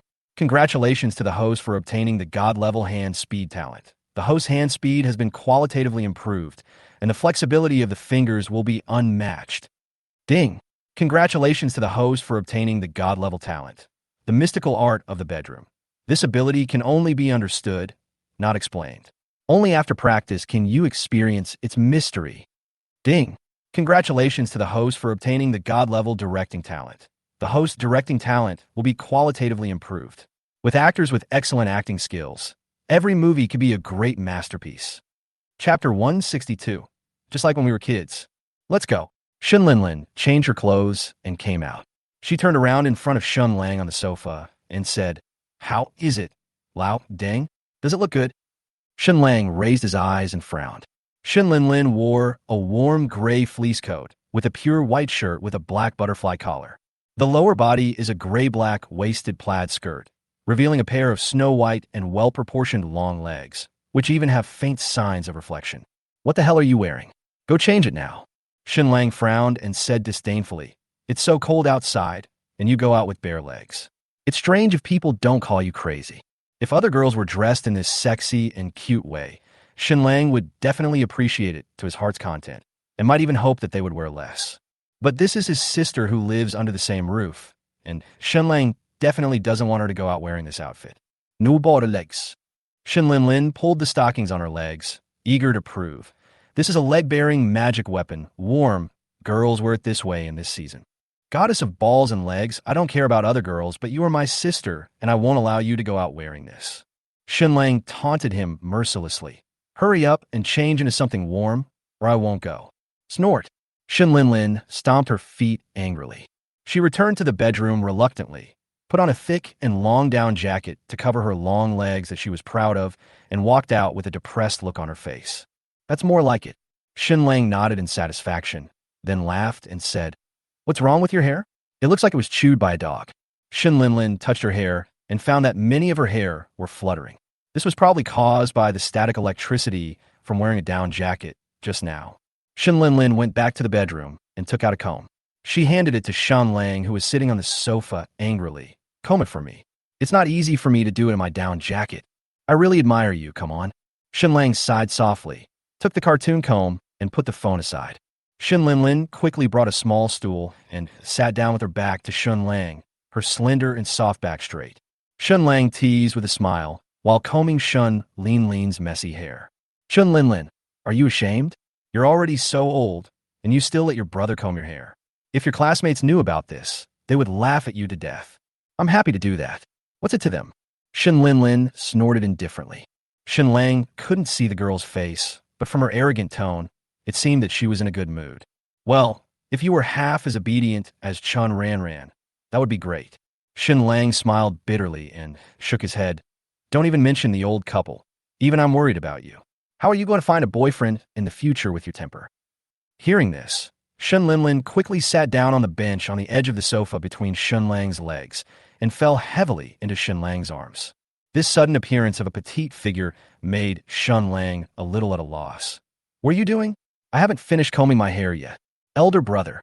Shen Lang fell into Shen Lang's arms and asked in a resentful and aggrieved tone, "Am I your sister? Aren't you talking nonsense?" Shen Lang smiled and asked, "Could it be that I was really picked up by the old couple from outside? Then why do you always bully me? Every time I do something and want you to praise me, you always give me a perfunctory response." Shen Lang complained aggrievedly. "No matter what Chun Ran did, you and Mom and Dad always praised her. It's just that her academic performance was better. It made me feel like an outsider." Shen Ling's heartfelt words of grievance made Shen Lang a little overwhelmed. It was the first time that this girl said so many heartfelt words. In fact, this is very normal. Most Chinese parents' requirements for their children are based on their academic performance, not to mention that they are girls. Shen Ran has good grades and speaks sweetly. She has been a polite and good girl since she was a child and almost grew up in praise. Shen Ling's academic performance was terrible, and she had always been a mischievous child. It is impossible to say that the parents were not biased in the education or care they gave to their two younger sisters. Shen Lang has been stuck in the middle since he was a child, and the most common educational quote he heard from his parents was, "Chun Lin, can you be as obedient as your sister? I wish you were half as smart as your sister." Under this kind of educational method, Shen Lang got used to and accepted the way his parents educated his two younger sisters. Naturally, he would favor his younger sister Shen Ran more when he grew up. "I'm sorry I was wrong. I shouldn't favor you two sisters." Shen Lang put his legs together and let Shen Ling small but sit on his legs. He subconsciously put his arms around Shen Ling's slender waist, leaned over to look at her aggrieved face, and apologized sincerely. I will never be partial to you again. I will treat you all equally, okay? Feeling Shen Lang's hand on her waist, Shen Lin was flattered and interlocked her fingers, speaking in an embarrassed tone. I'm not asking you to do anything. I just hope that parents and you can treat me fairly. After all, I'm also a member of this family. Yeah, yes, my sister's right. Shen Lang nodded sincerely. Brother, I will definitely take good care of you in the future to make up for my previous concern for you. That's more like it. Shen Ling's aggrieved face suddenly turned from gloomy to bright, and she smiled brightly with joy. The next second, Shen Lin realized that she was sitting on Shen Lang's lap, with his hand still around her waist. She muttered with a slightly red face. Brother, is this not good for us? Sorry, it's a reflex. I hugged too many girls. Shen Lang withdrew his hand calmly. This was what he really meant. Otherwise, if other girls sat on his lap, Shen Lang would do more than just hug her waist. Well, there are too many girls. Shen Lin narrowed her eyes with a sly smile on her face. Brother, besides that Su Lishuan, have you hugged other girls? I can't even count them all. Shen Lang knew that this girl was deliberately trying to catch his fish, so he said proudly, one a day anyway, no two fish are the same. Just keep bragging. You're so proud of chasing after school beauty. Shen Lin said with disdain. Be careful that when you break up, you'll have to hide in the room and post on WeChat moments again. You will never trust a woman again in your life. Come on, it's done. Shen Lang had no intention of showing any sympathy to a beautiful woman. He raised his hand and pushed Shen Lin away, handing her the comb. Hurry up and change your shoes. I've been hungry all day. Shen Lang was the first to leave the room and prepared to press the elevator. Shen Lin closed the door, ran over, let out a cry, threw herself on Shen Lang's back, and hugged Shen Lang's neck affectionately. They looked so close, just like the brother and sister when they were children. Chapter 163. Brother, how much money can you make by shooting this? Oh, it's so heavy, stop it. While saying these words of disdain, Shen Lang raised his hands, held Shen Ling's legs, and carried her towards the elevator. Shen Lin retorted seriously. It's not heavy, I'm only 95 centimeters, and Ran is 102 centimeters. Then I'll treat you to a good meal in a few days, so that you can weigh more than that girl. Okay, there's a new Western restaurant opened behind our school. Brother, take me there when you have time. Okay. Shen Lin, what's wrong with you? Shen Lang turned his head and asked, You seem to be getting more and more comfortable calling me brother. Why don't you call me Lao Deng anymore? Shen Lin turned away from looking at Shen Lang, buried her face in Shen Lang's broad back, and snorted proudly. I'm in a good mood today. I can call you brother a few times. Then you should call me Lao Deng. I feel more comfortable hearing that. Oh, I don't. When the brother and sister came back from buying groceries, the old couple had just returned home from get off work. Chun Ran also came back from tutoring and was sitting on the sofa with headphones on, practicing English listening attentively. Why aren't you talking? After Shen Lang changed his shoes, he found the old couple standing in the living room, staring at him without saying a word, as if they were worried about something. The atmosphere in the living room was eerily quiet. I'm glad you're back. Father Shun Chengran forced a far-fetched smile, walked forward to take the fruits and vegetables from Shen Lang's hand, looked at Shen Lang deeply, turned around, and walked into the kitchen to get busy. Mom? I'm back. Shen Lang tilted his head, looked at the silent Ms. Chung, and asked in a funny way. Don't you have anything to say? I haven't seen you for a few months, and here comes my son. Do you want me to bow to you? Chung Lijuan sneered and patted her tall and strong son lovingly. Well, that's a correct reaction. Just when Shen Lang was looking at Chung Lijuan with a grin, she hurriedly turned away from Shen Lang and went to help in the kitchen. Something's wrong. Shen Lang would definitely not have been able to notice these subtle changes in expression before. However, after being baptized by the system, Shen Lang's ability to read people's expressions has become extremely strong. He could vaguely feel that the old couple must be hiding something from him. You also feel something is wrong? These days, Mom and Dad are always worried. Shen Lin whispered a reminder beside Shen Lang. Especially my mom, she's always alone in the bedroom, flipping through her old photo albums and sighing. And every time she comes out, she's crying. Shen Lang took a serious breath. Could it be that Dad cheated on his wife? Have they been behaving abnormally recently? I think it's very likely. My dad has been chatting with a phone caller a lot lately. Shen Lang said in a serious voice. Now, whenever Dad's cell phone rings, he goes back to the bedroom to answer it. Mom follows him and warns us not to go over to answer it. Oh my God, this isn't really an affair. Shen Lang muttered with a shudder. Is this the punishment for being a scumbag? An old couple still having an affair at such an old age? But in Shen Lang's impression, his father Shen Chengren is an extremely family-oriented man and doesn't seem like the kind of person who would have an affair. Shen Lang suddenly had an idea and decisively activated the ability of the God's eye and began to carefully check the detailed information of the old couple. What is puzzling is that there is nothing abnormal about the couple's marital status, and there is no suggestion of infidelity. If the old man didn't have an affair, then it must be something else. Shen Lang breathed a sigh of relief. The old couple has no intention of divorce, so there must be other things that have affected their mood. A family of 5 may encounter all kinds of complicated and trivial things. How can everything be smooth sailing? The old couple both have good jobs that ensure a stable income, so their family is not short of money. If I were short of money, my mother Chung Li Juan would definitely ask me for money first. Since it's not a matter of money and the old couple are unwilling to talk about it, Shen Lang is helpless and can only let them solve it themselves. Yeah, brother, when did you come back? Shen Ranran took off her headphones and looked at Shen Lang, who was serving the dishes with great joy. If you work harder, you can become one with the machine and enter the realm of English. Shen Lang teased and said lovingly, Go wash your hands and get ready for dinner. Uh-huh. The dining table was set, and 5 people sat side by side around the round table. Unlike the usual lively and noisy atmosphere, the atmosphere at the dinner table tonight was inexplicably quiet, with only a few occasional and plain household conversations. The gossiper who used to be extremely concerned about her 3 children, Chung Li Juan. At this moment, he was eating his meal with a heavy heart, and from time to time he looked at the 3 noisy brothers and sisters with complicated eyes. After dinner, the 3 siblings sat on the sofa and chatted and laughed. The old father, Shen Chengren, sat beside them, watching the noisy 3 siblings quietly. A faint smile of relief appeared on the slightly weathered face, and there seemed to be barely perceptible tears in the corners of the eyes. Chung Li Juan brought a bowl of strawberries and placed it in front of the 3 of them, then patted the moved Shen Chengren and gave him a suggestive look. Mom and Dad, I just bought a new car. You can take it and drive it. Shen Lang took out his Mercedes-Benz car keys and placed them on the table, smiling and comforting. Also, I don't know a lot of things when I'm not at home, but don't keep anything to yourself. I met a lot of friends while filming, and they were able to help me a lot locally. Silly boy, what can happen to us? We are living in a society ruled by law now. There shouldn't be so many evil tendencies. Shen Chengren held Chung Li Juan's hand and smiled with relief. Your mother and I still have some savings, so we don't need your money for now. Dad knows you can make money recently, but you shouldn't be extravagant. Money can be spent very quickly. Exactly. How long have you been driving this car?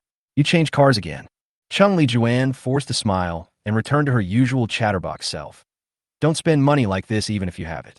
When you marry Miss Sue in the future, you will have more places to spend money. I can make money now, and there's not a lot of places where I need money. Shen Lang smiled complacently and said, Anyway, if the family needs money in the future, you too can call me anytime to get it. The same goes for you too. You can buy whatever you want. Good. Love you, bro. The 2 sisters clung to Shen Lang's shoulders in ecstasy. The parents looked at each other and also smiled with relief. Hey, brother, how much money did you make from that short video? Shen Ranran looked up at Shen Lang and asked excitedly. I heard that thing is very profitable. There's a director who made several million in a month. Now TikTok is full of short dramas adapted from your novels. When Shen Lang was about to say something, his WeChat account suddenly rang. Gulin Yu just sent him today's short video earnings. Chapter 164. Brother, are you a billionaire now? P.S. The review said that it is necessary to explain that they are not biological sisters before the 2 sisters can be accepted, so the previous chapter has been changed. Everyone should go back and take a look to avoid being confused. The plot in which both sisters can be obtained can only be obtained after another plot. That's just the amount of money. Shen Lang logged into his official Douyin account, opened the revenue flow in the background, clicked on the total revenue of dozens of short dramas today, and then handed the phone to Shen Ranran. Shen Ranran took the phone, and her cheerful face suddenly tensed up, and her eyes became blank. What's wrong? What's wrong? How much money? Shen Lin looked over like a curious baby and was stunned. He raised his head and looked at the old couple in disbelief, his lips trembling, and he was unable to speak. How much money can you get by playing tricks on others? Chung Li-Juan rolled her eyes at the two sisters and snatched Shen Lang's phone. Shen Chengren also moved his, but squinting his slightly wrinkled eyes and looking at Shen Lang's phone screen. 1, 10, 100,000, 10,000, 100,000, 1 million, 1,000, 10 million. The next second, the old couple suddenly raised their heads, their movements surprisingly consistent, staring in amazement at Shen Lang, who was smiling. More than 17 million. Is this true?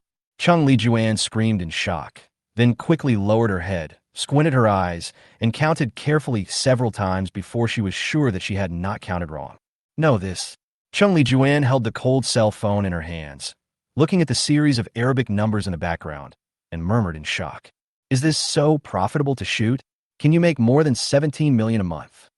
Mom, that's not what I earned in a month. Shen Linlin reminded excitedly, almost screaming. This is the money that brother earns in a day. What? One day?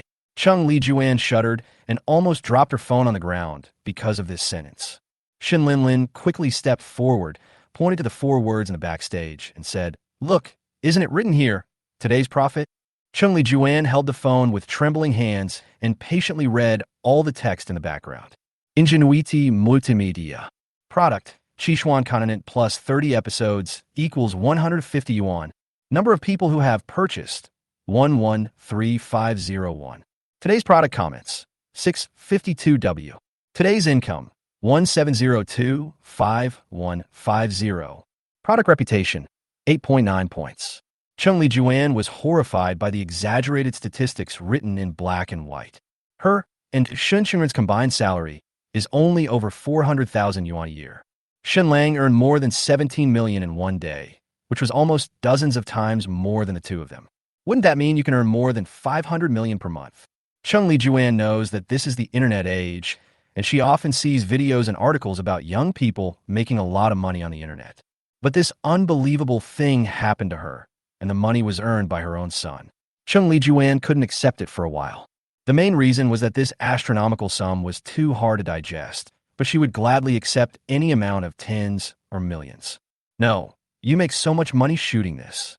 Shen Chengren, the usually steady father, cast an exaggerated look of surprise at Shen Lang.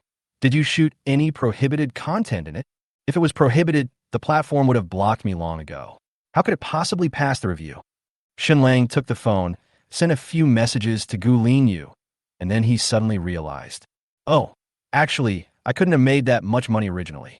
Someone invested over 5 million yuan to advertise my work, which attracted a lot of traffic. More than 5 million. Who is it? Shen Linlin asked in shock. Is it your school beauty girlfriend? Her family isn't that rich.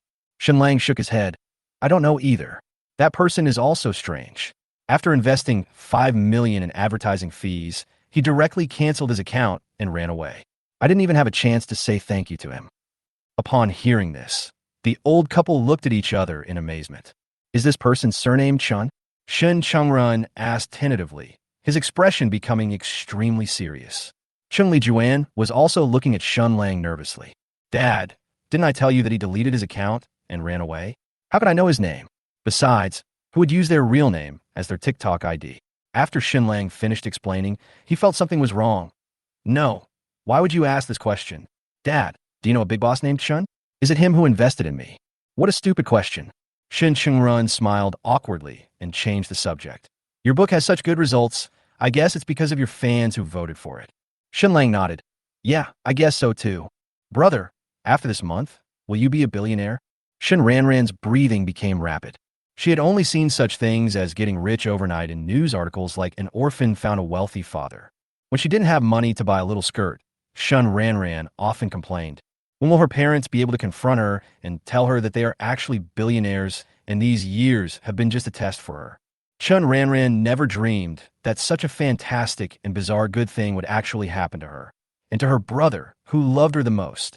I guess so. Shen Lang was quite calm. If you still can't make this much money, even with the support of the system, you can completely unbind it.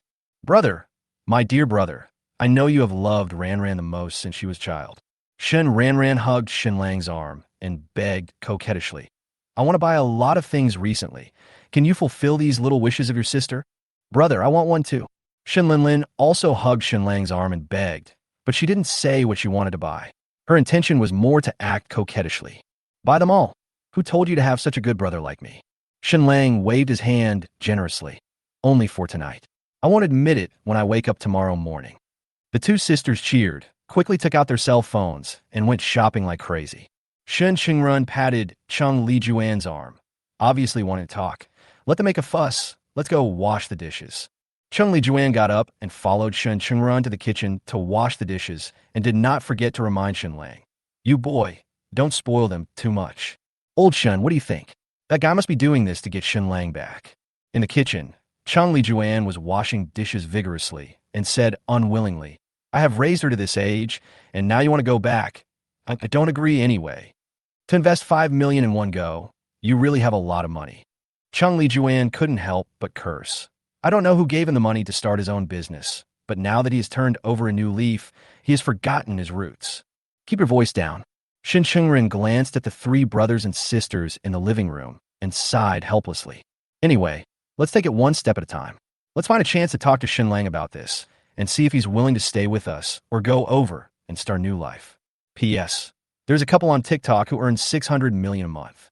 My protagonist has the support of the system, so it's not too much for him to also earn 600 million a month, right? Chapter 165. Happiness that warms your bones. Short plays are a big hit. A well-known writer made over 30 million yuan in a single day by doing short plays. Shock. The author of Sichuan Continent remakes a short drama, and the monthly income is expected to exceed 500 million. The real internet trend, short dramas are the end of the novel world. The monthly income of the authors of Sichuan Continent is exposed. The popular martial arts novel, Seven Mysterious Continent, has received over 200 million views. Click the link below to watch the live-action version of Seven Mysterious Continent, played by the popular anchor Tang Yinyan. In the following few days, the revenue from Shen Lang's dozens of short dramas was calculated by many professionals based on the popularity and views of the short videos. Now, almost all the authors and viewers in the online literature and short video circles on Douyin are discussing the exaggerated profits of Shen Lang's short drama, as well as the perfect quality of the short drama and the actor's superb acting skills. There is no doubt that Shen Lang's remake of the martial arts short drama has become completely popular on TikTok and online literature forums, whether it is the exaggerated single-day revenue or the over 200 million topic volume. In this environment, Shen Lang went to the shooting location less frequently, as he had never intended to do anything that would put him in the spotlight. His ideal in life is to make money quietly behind the scenes and live a leisurely life with his girlfriends. Therefore, Shen Lang specially invited Dong Fei, who had just finished filming a new drama, to assist as assistant director in shooting the next plot. The drama is very popular at present, and the actors have all gained some fame and their net worth has increased a lot, so they dare not and do not want to give up. Because other crews are vying for these actors who are cheap and have good acting skills, and the cost effectiveness is much better than those actors who are paid a few hundred yuan for box lunches. Especially Tang Yinyan, who played the heroine. With her superb acting skills that were brought out by Shen Lang's scolding and her curvy figure that swayed when she walked, she shined in this martial arts fantasy short drama. Since the show was broadcast, Tang Yinyan, who originally had only a few 100,000 fans, suddenly had nearly 1 million loyal fans. Now that she is very famous, she can earn tens of thousands of RMB by just competing with other anchors or showing off her skills with some of the top players on the list. Even Tang Yinyan has already planned to terminate her contract with her original agency and switch to Shen Lang's crew to specialize in shooting short videos based on novels. Others didn't dare to give up at this critical juncture. If they were kicked out of the crew by Shen Lang, it would undoubtedly be a self-destructive act. On Friday night, Shen Lang drove to his father-in-law Su Jindong's house and answered a call from Tang Yinyan. Hey, Director Shen, what are you doing? Driving, what's wrong? Shen Lang held the steering wheel and teased Tang Yinyan on the other end of the phone with interest. Why are you looking for me to talk if you don't focus on filming? Miss you. Tang Yinyan's sweet and coquettish voice came from the other end of the phone. Director Shen, aren't you coming to the set today? I have something to do today. Come tomorrow. You must listen carefully to Director Dong's arrangements and don't cause any trouble for me. If the old Shen Lang had heard this voice, he would have stood still long ago. Unfortunately, Shen Lang is now a seasoned man and is no longer the socially anxious and introverted rookie. He has long been immune to this kind of woman. More importantly, Shen Lang used the eye of God to observe and found that Tang Yinyan had more than 500 experiences. Although he didn't have any disease, he was definitely a slayer of hundreds of people. Shen Lang has no interest in developing any story with this kind of woman, but it's okay to chat with her over the phone. Tang Yinyan's popularity is still good now, so Shen Lang still has to PUA her a little bit. Once she signs a contract with her own multimedia company, she can continue to use her technological body to cheat those passionate men out of their money in her next movie. I just want to follow your instructions. Tang Yinyan's suggestion was a direct one. With just one phone call from Shen Lang, he can play a game between adults with this popular anchor who has millions of fans. It's a pity that Shen Lang doesn't like washing pots for others. Except, of course, the landlady. Shen Lang curled his lips and decisively declined. No need to talk anymore. I have a call coming in. Hang up. It seems that having money is really a good thing for everyone. Shen Lang sighed and deleted the call records. After driving for a few minutes, Shen Lang turned into Yulongwan Community, parked the BMW in the parking space reserved for his girlfriend's family, and walked into the elevator carrying large and small bags. Arriving at the door with the Pikachu sticker on it, Shen Lang put the cigarette and alcohol in one hand, raised his right hand, and pressed the doorbell. Xiao Shan must be here. Standing outside the door, Shen Lang could hear Su Jindong's excited voice and the sound of footsteps approaching. With a click, the door opened. Hey Xiao Shan, long time no see. The person who opened the door was indeed the tall and strong Su Jindong with a smile on his face. Behind him followed Zhang Chunling and Su Lishuan, mother and daughter, all with happy smiles on their faces. Xiao Shan, you've been very popular on the internet recently. Su Jindong patted Shen Lang on the shoulder and praised him. My goodness, it's you every few videos. It's you every few videos. I can't even find a decent novel to listen to. Apart from other girlfriends, Shen Lang and Su Lishuan basically have no secrets. I have basically discussed with Su Lishuan the revenue and future development of my short drama. Su Lishuan also talked to his parents with great pride about Shen Lang's recent huge fortune. Shen Lang, the rich son-in-law, is coming over for dinner tonight. The old couple took a day off at noon and spent the whole afternoon preparing meals at home. Oh, uncle, you prefer to read other novels instead of supporting the short drama I made. Shen Lang smiled and made a joke, then handed him the gift and changed his shoes calmly and naturally, as if he was returning home without any courtesy. How is that possible? Su Jindong took the gift, handed it to Su Lishuan next to him without even looking at it, and retorted seriously. I've read your novel from beginning to end several times. So how could I not have seen your skit? Oh, don't mention Xiao Shan. Zhang Chunling walked up and said with a smile, your uncle watches your skit every night and has almost memorized the lines. Hey, Shenju, where are my presents? Why are there only my parents? Su Lishuan opened the bag and flipped through it casually and said something that Shen Lang had teased him with when Su Lishuan first went to Shen Lang's house. Similarly, Zhang Chunling, like Chung Li Juan, slapped her naughty daughters but in an unpleasant manner, which made everyone smile. Xiao Shun, tell me, are there any changes to the plot? The heroine is still Tang Yinyan, right? Wow, that woman's figure. Ahem, her acting is great.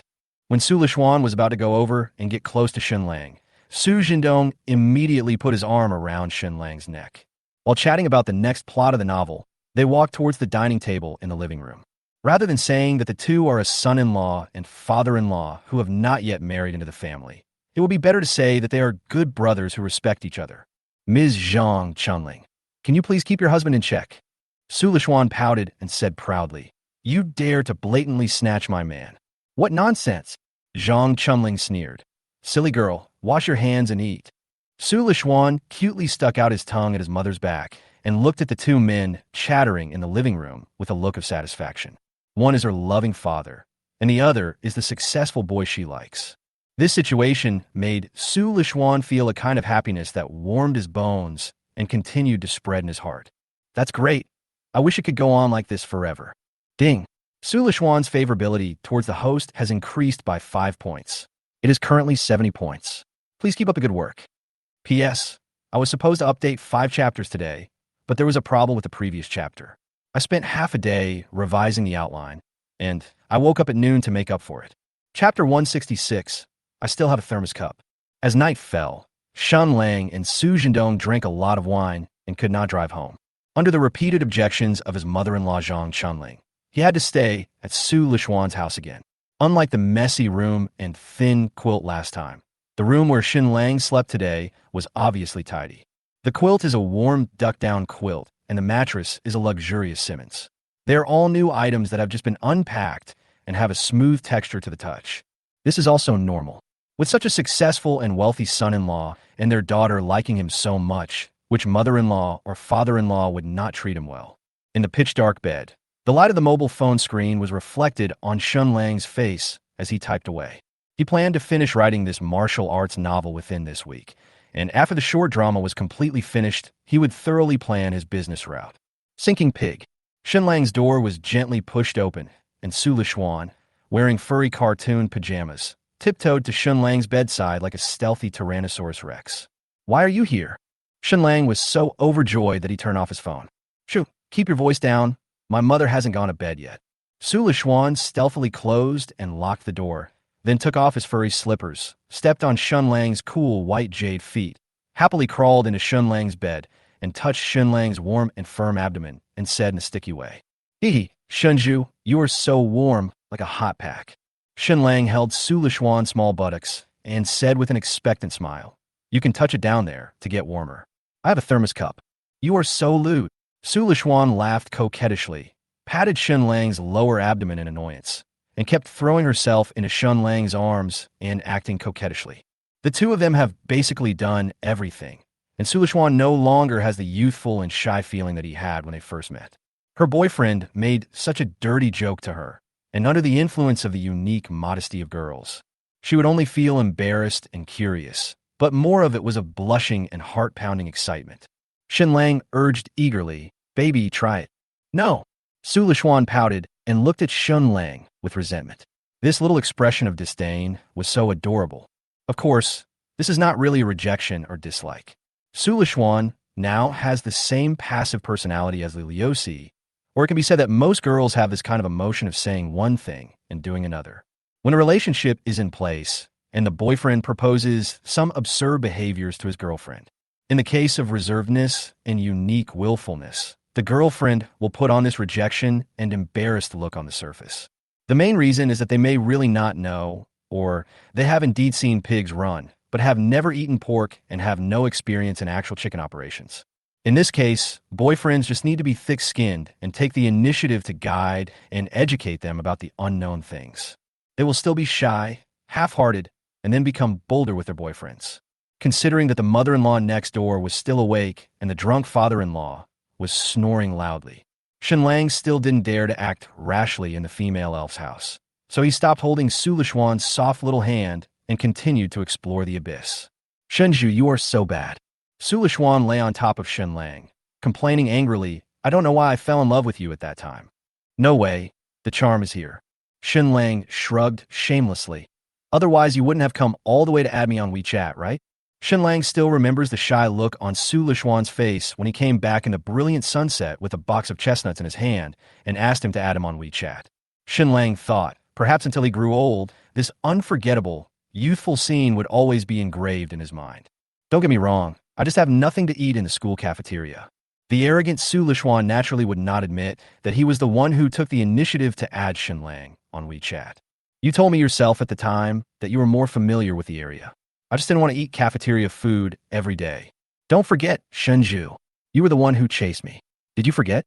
When we first added each other on WeChat, you were the one who sent me messages every day." Su Lishuan touched Shen Lang's nose, and her jade feet in the quilt teased him constantly, like a dragonfly skimming the water. "They even tricked me into leaving by saying they were treating me to duck, but it turned out that the duck in that restaurant wasn't tasty at all." "Yes, I think it's delicious. I remember you ate a lot, right?" "It's really not tasty. The sauce is too greasy. I'm from Guangdong, and I can't get used to it." "Oh, then can I understand that you don't like it, but you care about my feelings, so you can only pretend that it tastes good?" "Hate it." "No, and that Yeshawan you took me to was so boring, cold, and dark." "Ha ha, is this true? Did you really think so at that time?" Just like that, the two of them started chatting for no reason again. From when the two first met, their subsequent dates, and their first trip to the hotel. In short, we just talk about whatever comes to mind. There is no script or routine involved. It's just an awkward chat with the heart open. Although the topic was boring, the two of them had a great time chatting. Because these are the sweet memories they share, Su Lishuan feels that after she marries Shen Lang, she can talk about these things for a long time. Su Lishuan did not change her attitude and way of speaking toward Shen Lang, just because Shen Lang now makes so much money. She is still the same arrogant and willful female elf. As they chatted, the topic of their conversation gradually escalated. There was cold air outside the quilt, but the smell inside the quilt was gradually becoming ambiguous.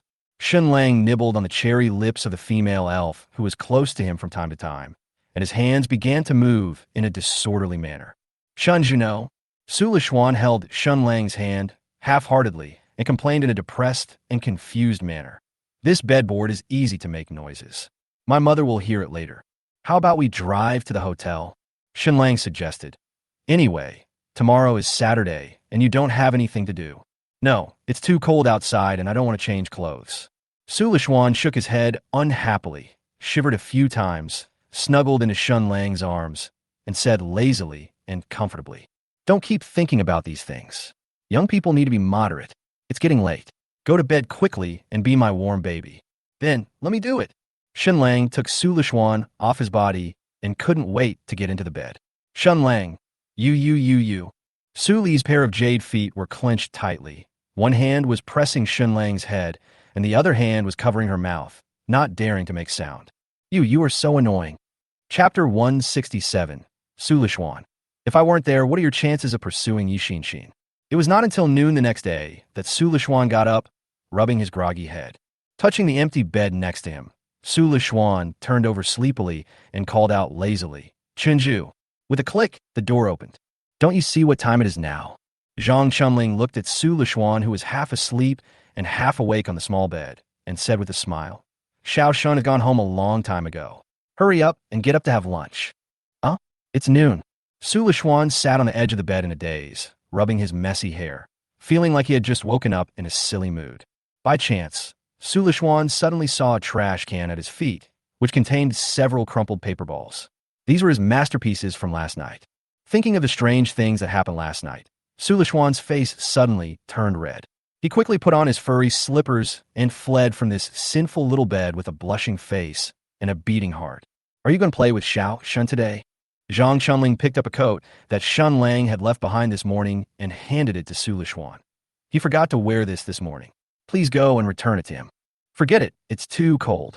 Su Lishuan held Shen Lang's coat, looked at the frosted glass window, and couldn't help shuddering. "It's troublesome for him to drive here. Let's return it to him another day." "Li Xian, I remember you told me last time that Shen Lang lives alone, right?" Zhang Chunling asked tentatively. "Yeah, what's wrong?"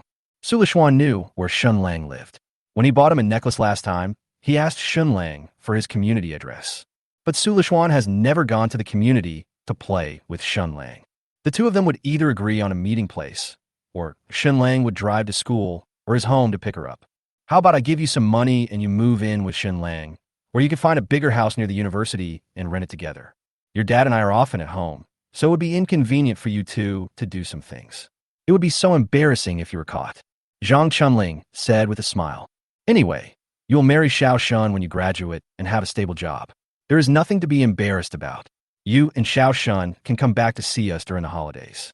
As someone who has experienced this, Zhang Chunling does not feel embarrassed to talk about these things. After all, it can be considered a form of educational enlightenment. Like most mothers treat their daughters, she discussed this rather obscure matter with Su Lishuan seriously and respectfully. Su Lishuan instantly realized that his mother had noticed what he did last night, and his delicate face turned red. Su Lishuan was silent for a while, buttoning Shen Lang's coat shyly, lowering his head and muttering softly, "Well, then let me ask." Of course, Su Lishuan was willing to live with Shen Lang. She had thought about living together before. When he was bored, Su Lishuan often imagined the atmosphere of two people living together. Every day, when she got out of school, Shen Lang would drive to pick her up. If she got home first, she could cook a nice dinner for Shen Lang. On Saturdays and Sundays, you can invite your best friends and roommates to your home, play cards and chat together, and get together for a hot pot in the cold weather. How wonderful those days are. The most important thing is that when the two of them are intimate, they don't have to pay too much attention to the surrounding environment like they did last night. What's more, Zhuhai University is not far from both parents' homes, and Shen Lang has a car, so it is very convenient for him to come and go freely. Sulishuan felt that it would be a nice thing to live with Shen Lang.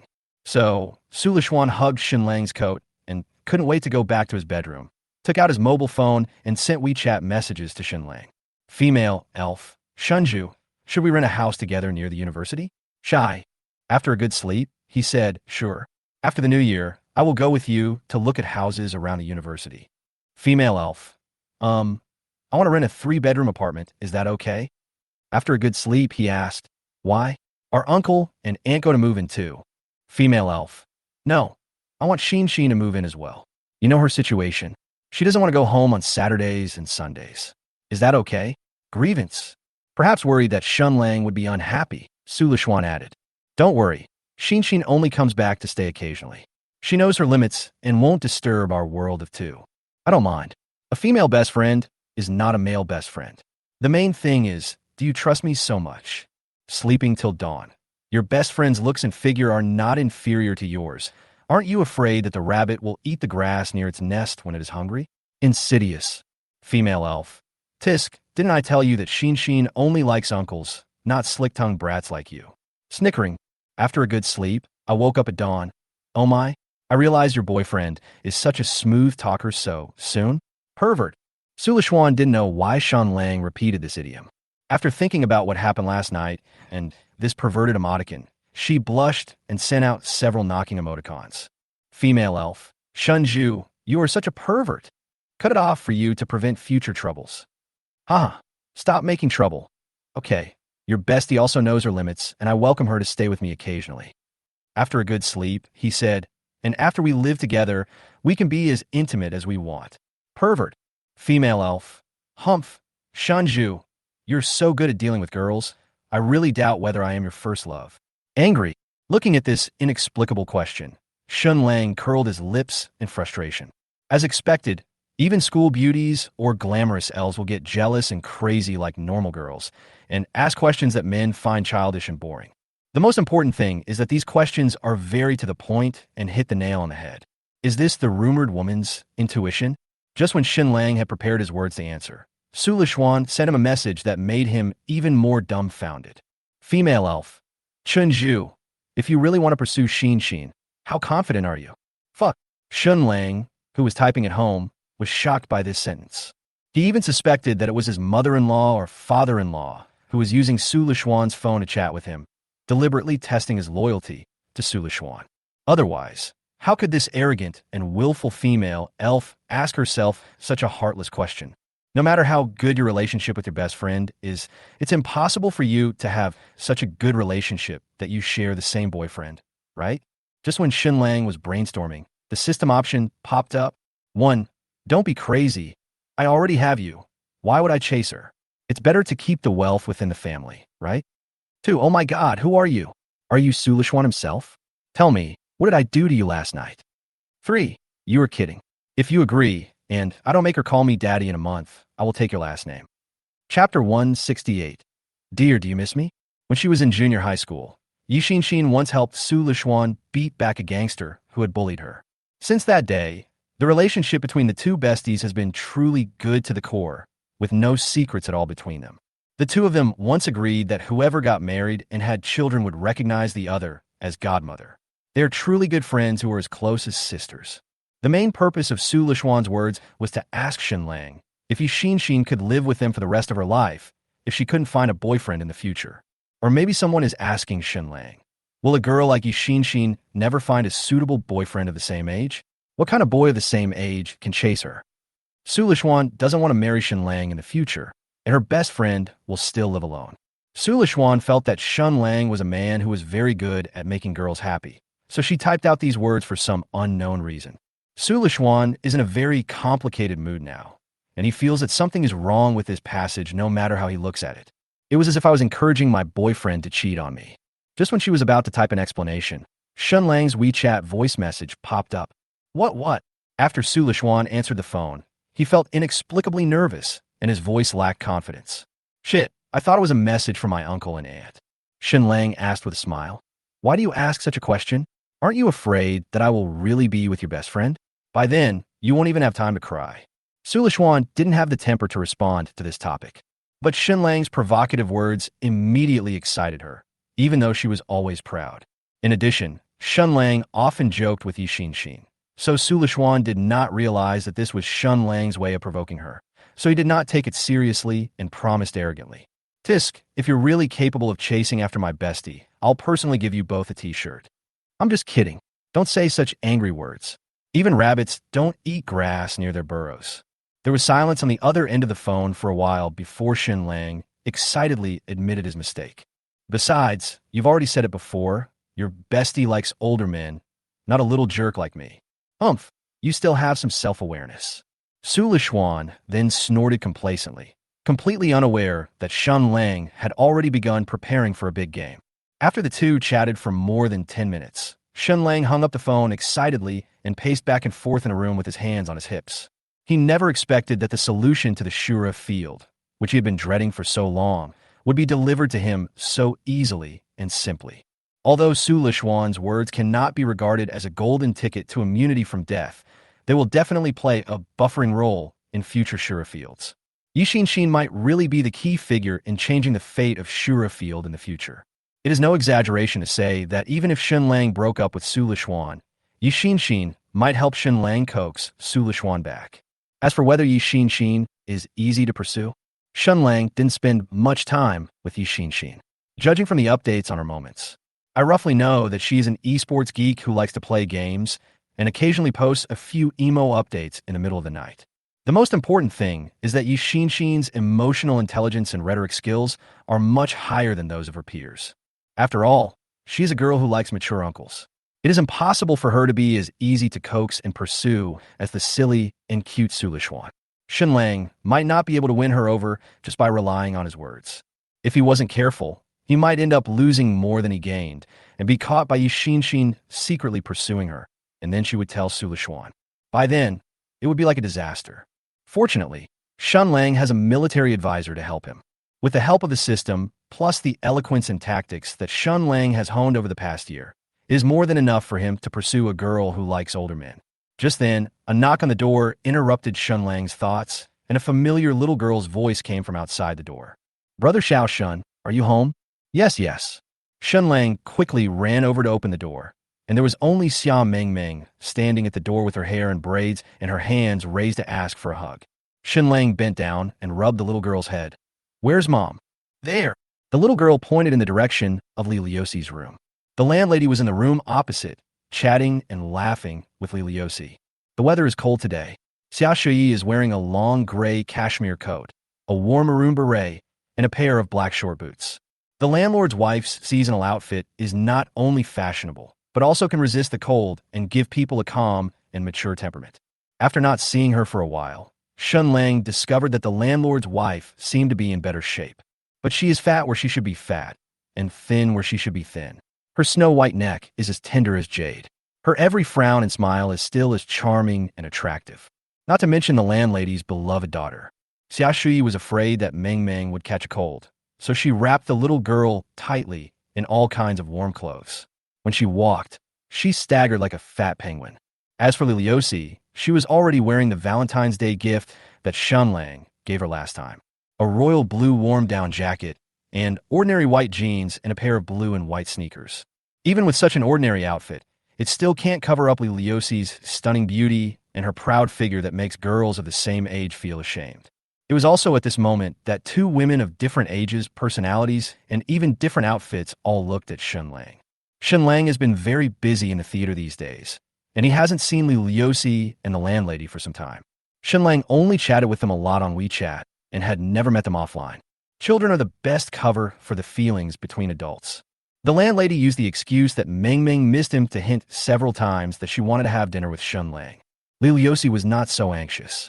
When Shen Lang told her that he would be busy for a long time, Li Liuxi would wait obediently for Shen Lang to finish his work. If she really missed Shen Lang, she would tentatively ask Shen Lang on WeChat if he had finished his work. After finishing her work, Li Liuxi could chat with Shen Lang with peace of mind. Li Liuxi would never disturb Shen Lang for a minute until he finished his work. He would only ask Shen Lang whether he would return to the community tomorrow or whether he wanted him to bring him breakfast and cook dinner. Dear, did you miss me? Shen Lang boldly opened his arms to the two women at the same time, Come over and hug one. The landlady's heart moved, and she almost forgot the relationship between the girl next to her and Shen Lang, and subconsciously wanted to walk over. Fortunately, the landlady was very determined and managed to control her thoughts. She pursed her bright red lips, gave Shen Lang a faint look behind Liliosi, then patted the silly girl's shoulder with a smile. Your boyfriend is calling you, go now. Liliosi naturally didn't know what had just happened, and walked towards Shen Lang with joy. Then the bulging down jacket collided heavily with Shen Lang. Seeing the man she liked hugging this girl, Xia Shui pouted and thought to herself, how could she not be jealous? It's really strange. P.S. I will make up the rest tomorrow. Good night, everyone. Chapter 169. It doesn't feel like old beef. Building 3, 1702, the landlord's wife's home. In the huge living room, on the soft sofa, Shen Lang was holding the fat penguin Xia Mengmeng and watching the cartoon playing on the LCD TV. Li Liuxi and Xia Shui, two gentle and virtuous women, were chatting and laughing in the kitchen while making lunch. Li Liuxi, who was rather thin-skinned, would occasionally peek at Shen Lang in the living room with a slightly blushing face. She had no idea what the landlady had said to her. Maybe this is the day I've been looking forward to. Shen Lang absent-mindedly held the little girl in his arms, his eyes always fixed on the flexible backs of the two women. If this warm and harmonious scene could be joined by the female elf that he has been thinking about, and her best friend Yixin Xin, Shen Lang doesn't need to worry about the so-called Shura field. Everyone can live in harmony. Then Shen Lang is really straight in this life.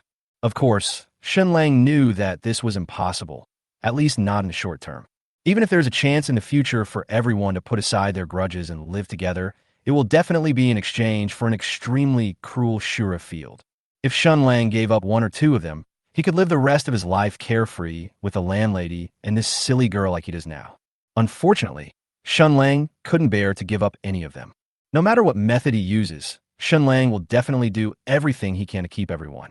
Anyway, from the very beginning, Shen Lang was already a pile of ruins, and there was no such thing as a collapsed house. It's just a scumbag. Anyway, don't disappoint any good woman.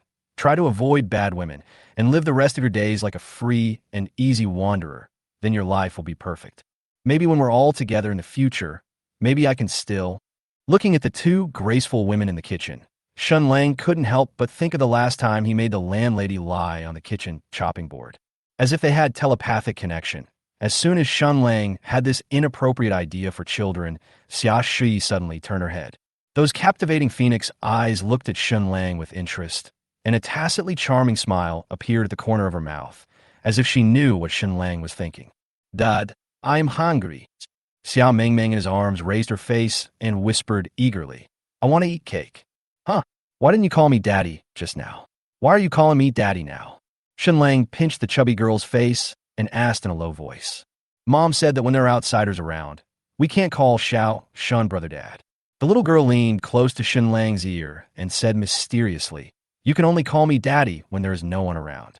I see. Shen Lang smiled and realized that was the case. I thought that the landlady really understood me so well that she had even started to help secretly maintain my messy relationship. Is this the charm of mature women? Then Daddy will get it for you. Is there a cake there? The little girl was worried that Xia Shui would scold her, so she didn't dare to say anything and quickly pointed to the refrigerator in the kitchen. Shen Lang got up and went to the kitchen, opened the refrigerator, and took out the chocolate cake bought by Xia Shui. Xia Shui couldn't help but frown. Oh, it's almost time for dinner. Don't give her cake. It's okay for the kid to eat a little. Shen Lang smiled indifferently, then squeezed between two tall women and approached Li Liuxi, who was cutting cooked beef. Chef Li, your knife skills are pretty good. Come on, show me your skills. The stove was in a small space, and the tall Shen Lang squeezed in front of the two women, like a high wall, blocking the two women's view. Shen Lang opened his mouth expectantly, but his left hand boldly pressed on Xia Shui's soft buttocks. The landlady was so frightened that she shuddered and looked at the audacious guy with her beautiful eyes filled with astonishment. Li Liuxi didn't notice what happened. Her face was slightly red as she stuffed the cut corned beef into Shen Lang's mouth. Yeah, not bad, Sister Xia.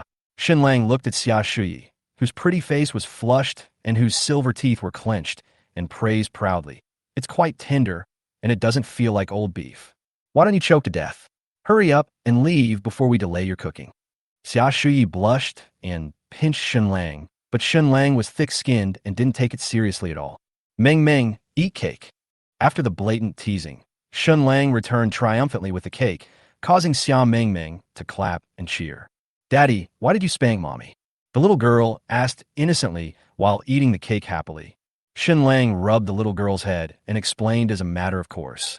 If mommy doesn't listen, daddy will definitely spank her. Didn't Meng Meng also get spanked by mommy? Yeah, it hurt when mom spanked me. The little girl pouted, raised her eyebrows, and whispered proudly, Dad, remember to hit me a few more times next time to help Meng Meng get revenge. Shen Lang nodded and accepted it happily. No problem. After dinner, the four of them sat happily on the sofa, and the LCD TV was projecting a short drama shot by Shen Lang. I saw on TikTok that your show made tens of millions, almost 100 million. The landlady asked curiously, is it really that profitable to shoot this thing? Now, it's the internet. Shen Lang patiently explained, it's just like your era, Sister Xia. As long as you catch the wind, even a pig can fly. Well, that's true. Xia Shuyi did not deny that she herself came from an era full of opportunities. She has seen too many examples of people getting rich overnight. Didn't the richest man in Shanghai City make his first fortune through speculation in the early days? Next, I plan to buy a building and sign a few young stars. I will focus on making movies and short dramas in the future. Shen Lang gave a brief outline of his business plan. Li Liuxi sounded not very happy and felt that the gap between him and Shen Lang was getting bigger and bigger. Shen Lang quickly caught the depressed mood of this naive girl and held her hand and made some domineering arrangements. I'm about to start my grand plan, and you have to come and help me when the time comes. Do you hear me? Shen Lang would certainly not let Li Liuxi be his heroine, and he would never be short of manpower in the future. Sometimes, appropriate lies can take care of girls' emotions to a great extent. This is also the main reason why girls are obsessed with scumbags.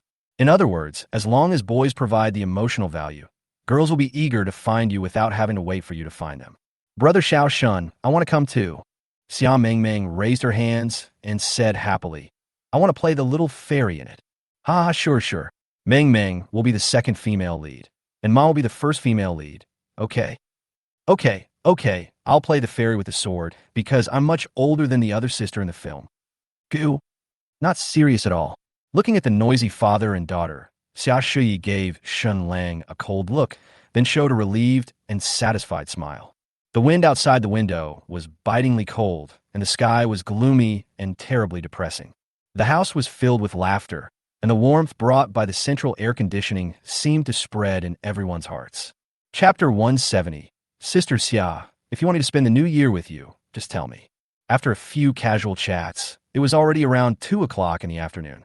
The cold air outside the window was getting stronger and stronger, and when it blew through the glass, it left a layer of faint icy mist on it. Li Liuxi had already gone home to read, so Shen Lang naturally stayed behind on the pretext of discussing buying a house with the landlady. In the living room, a family of 3 sat happily on the sofa. Shen Lang helped the little girl tie her hair. In the afternoon, Meng Meng had to go to teacher Li's cram school to practice piano. The little girl still can't understand why teacher Li always has important courses for her to study whenever Brother Shen comes. Xiao Shun, the new year is coming soon. Xia Shui asked suddenly, do you want to stay here or go back to your hometown? I must go back home. Shen Lang complained absent-mindedly. My grandparents are not used to life in the city, so we have to go back to visit them every year. That's good. The environment in the countryside is better than in the city. Xia Shui muttered casually, and then asked indirectly, what about Li Liuxi? I asked her just now. Did you promise to send her back home for the new year? Yes, I did. Shen Lang did not deny it. I'll go back to see your hometown, play there for a few days, and then transfer to my grandparents' place. Oh, I see. Xia Shui said, oh, and coughed suddenly. Meng Meng, who was happily playing with her mobile phone, suddenly felt a chill on her back.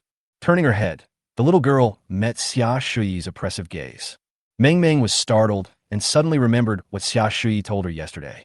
She quickly turned around and acted cute and coquettishly. Dad, can you come spend the new year with me and Mom? Every year, Mom and I spend the new year alone. It's so pitiful and lonely.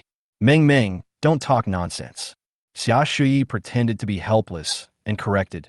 Teacher Li can come to our house to celebrate the new year this year. Meng Meng pouted and looked at her mother, who said one thing and did another.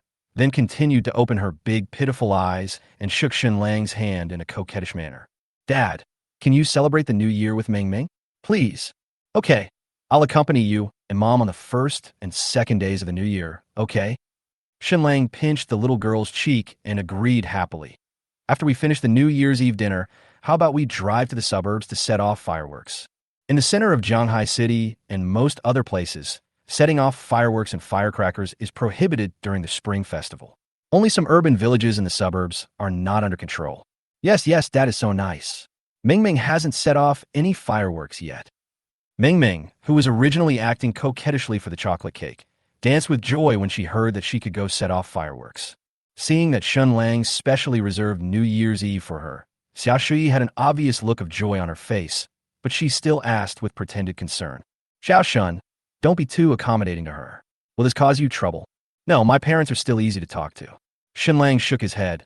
As long as I go back to visit Grandpa and the others during the new year, that's all. Lil Yossi's New Year's time had been arranged some time ago, and the landlady was a woman who paid great attention to family atmosphere.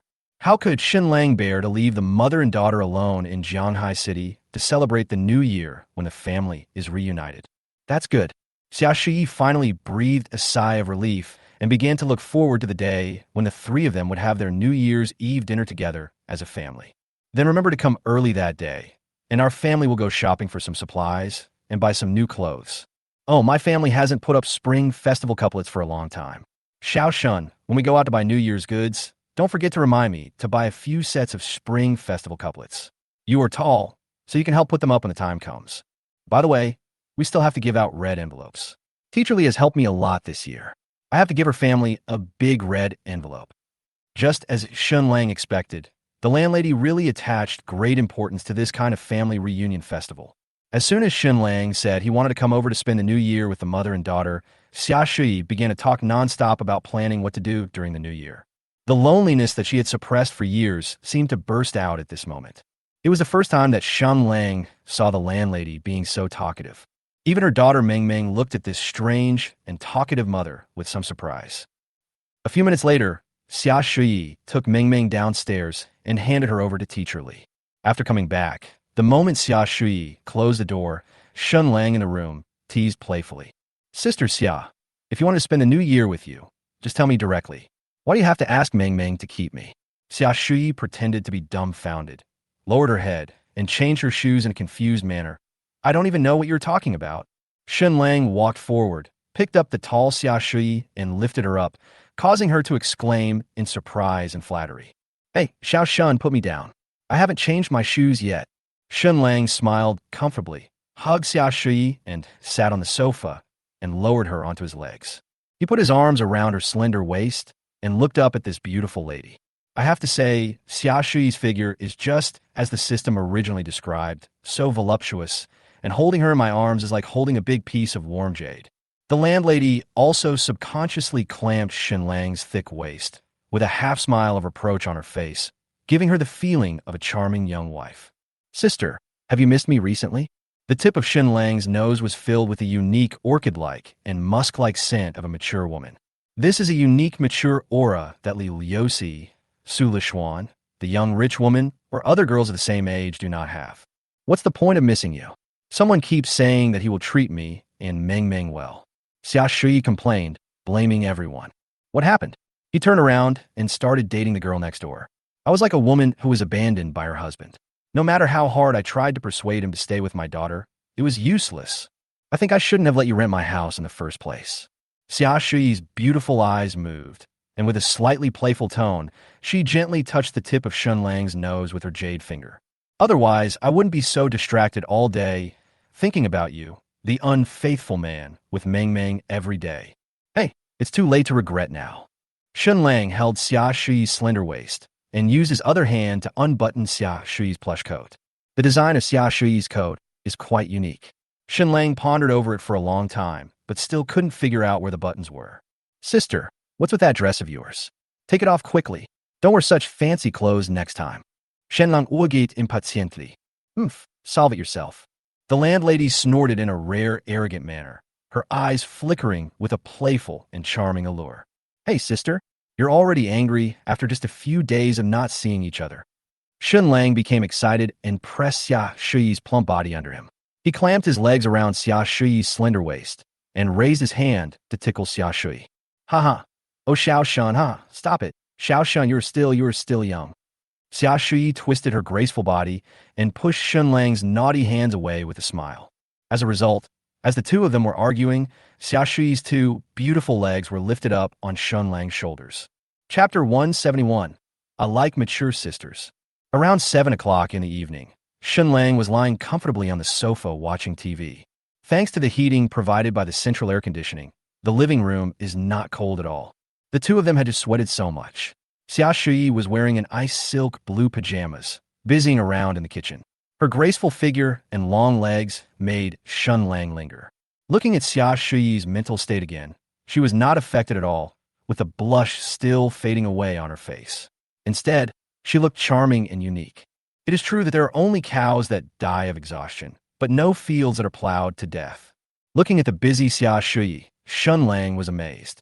A queen of this age is really scary. Come on, my little enemy. Xia Shui said teasingly in ambiguous words, brought a bowl of hot noodles and placed it in front of Shen Lang, while she took a red apple and started to eat it. A pair of beautiful eyes looked at Shen Lang with satisfaction and relief and nodded slightly in approval. This is the look of satisfaction that most women will show to their men afterward, similar to a compliment. The landlady was very satisfied with Shen Lang's performance just now.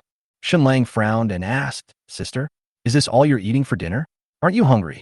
I'm on a diet. Just eat your food and leave me alone. Xia Shui was chewing a red apple, her plump, white thighs bent and swaying sideways on the sofa. Xia Shui's graceful figure, slender waist, round and plump buttocks, and straight and long legs are basically the result of exercise and dieting. In the past, Xia Shui didn't care so much about her figure. She would eat 3 meals a day and occasionally have some high-calorie takeout. Ever since she met Shen Lang, she has taken great pains to take care of her figure and pays close attention to changes in her diet, fearing that she would lose control and gain weight. For the elderly Xia Shui, since age is irreversible, the only thing left is her figure and appearance to keep Shen Lang by her side. Sister, I prefer a fuller figure. Shen Lang picked up the chopsticks and said with a smile, It's ugly to be too thin, and it hurts my bones. Eat your noodles. Xia Shui hesitated for a moment as she bit the apple with her red lips, rolled her eyes at Shen Lang, then walked toward the kitchen calmly and took out the cake that Meng had left over from lunch. Shen Lang smiled triumphantly and used chopsticks to pick up the steaming noodles and found that there was actually a whole poached egg inside the noodles. It is normal to have eggs in noodles. If a woman other than your mother cooks noodles for you and adds a whole poached egg to it, then the problem becomes complicated. This is an ancient traditional custom, and it is probably only known by people of the landlord generation. During the relationship between a man and a woman, the woman cooked a bowl of noodles for the man and put a whole egg in it. This shows that the woman is sincere and really wants to live with the man. Xia Shui was watching a short video on her phone and absent-mindedly reminded him, Eat quickly, or it will get clumsy later. Shen Lang smiled knowingly, picked up the egg with chopsticks, bit it, and put it into his mouth bit by bit. Xia Shui saw everything out of the corner of her eye, and the corner of her mouth raised in a beautiful arc. Meng had dinner at Teacher Li's place in the evening and will rest there too tonight. After dinner, they went to the bathroom to take a shower together. In the steamy bathroom, the two of them were like an old couple applying shower gel to each other and gently wiping their bodies. The two have known each other for almost a year and have done everything together. Xia Shui is a mature woman and naturally would not feel shy about such a small thing. By the way, Xiao Shun, are you free the day after tomorrow? I'm going to a party.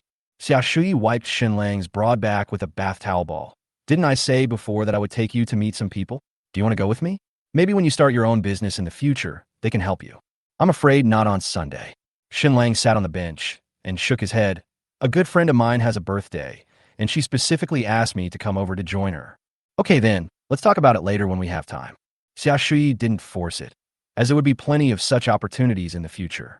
She thought it was a coincidence because she was also going to attend a birthday party the day after tomorrow, and it was the 24th birthday of the daughter of the richest man in Jianghai City. Xia Shui has a wide network of contacts in Jianghai City, and many of her former business friends will be attending this birthday party. Xia Shui also wanted to use this opportunity to help Shen Lang meet more friends. Xiao Shun. Xia Shui lay on Shen Lang's back without any hesitation, her plump body swaying gently back and forth, with a happy smile on her face. I feel so happy. I wish I had met you when I was a few years younger. 1. If you were a few years younger, I probably wouldn't like you anymore because I like older sisters who are more mature. 2. You're so stupid. If you were a few years younger, I wouldn't even be an adult yet. You want to go in and use the sewing machine, right? 3. If you were a few years younger, your husband wouldn't be dead yet, right? You like to have sex with your husband, right? Feeling the softness on his back, Shen Lang said comfortably, Sister, if you were a few years younger, I would not like you. Xia Shui was obviously stunned. Huh? Why? Because I like girls who are older than me, and a girl like you is perfect for me. Shen Lang gently held Xia Shui's hand and said from the bottom of his heart, She is both sensible and gentle, and has experiences that little girls don't have. Why wouldn't I like her? Shen Lang thought that he was now capable of becoming a master, but unfortunately he still could not reach the level of the system.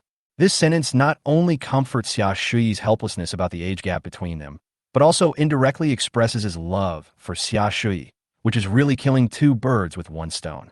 The system is indeed a system. Shen Lang added half-jokingly, Don't they say on the internet that young people don't know the good of young women and mistakenly treat young girls as treasures? Humph, you always have something to say to coax me.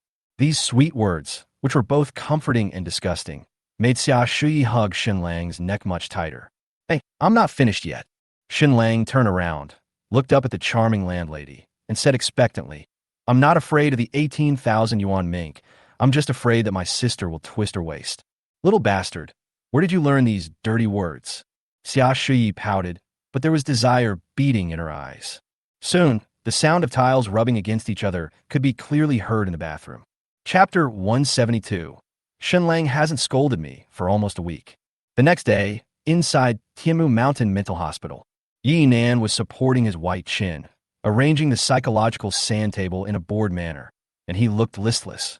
Zhang Xioni was standing next to him, holding a cup of warm black tea, patiently observing Yi Nan's every move, afraid of missing any of Yi Nan's micro-expressions. Recently, Yi Nan's condition has gradually improved. The expressions on her face have become much richer, and the communication between her and him has become more frequent. It is estimated that after some time, her condition will be completely recovered, and she will become a normal girl. The only thing that surprised Zhang Xioni was that Yi Nan's tone of voice became rough. She no longer has the innocent and beautiful feeling she used to have, and she has even learned to swear. Sometimes when Yi Nan was chatting with her excitedly, he would blurt out some vulgar words. Zhang Xioni was not surprised. Yi Nan, who had been reborn, was now relearning and absorbing the things around him. What's more, the boy she likes is not very serious.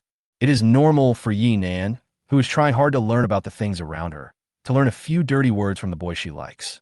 Damn boring. Yi Nan irritably overturned the sand table he had built and looked gloomily at the bustling city outside the window. What's wrong? Seeing Yi Nan's lost look, Zhang Xioni smiled friendly. Can't think of anything to put out for the moment? Would you like to have a cup of tea to relax? I miss him, Yi Nan said bluntly, with a hint of helplessness and resentment in his cold expression. Shen Lang hasn't scolded her for almost a week. Shen Lang has not contacted Yi Nan during this period. When Yi Nan took the initiative to chat with him, Shen Lang just said a few perfunctory words and said he was busy. Zhang Xioni took a sip of her tea and rolled her blue eyes. Didn't you take the initiative to look for him? I looked for him, but he said he was busy. Yi Nan murmured dejectedly. Busy with other girls? Zhang Xioni asked bluntly. She knew about Shen Lang's scumbag behavior. Yi Nan shook his head. I don't know, probably. Damn it, this bastard is really not afraid of death. He dares to blatantly scumbag the daughter of the richest man. Zhang Xioni's mouth twitched a few times, and then she asked with a smile, It's your birthday tomorrow. Have you told him? Will he come?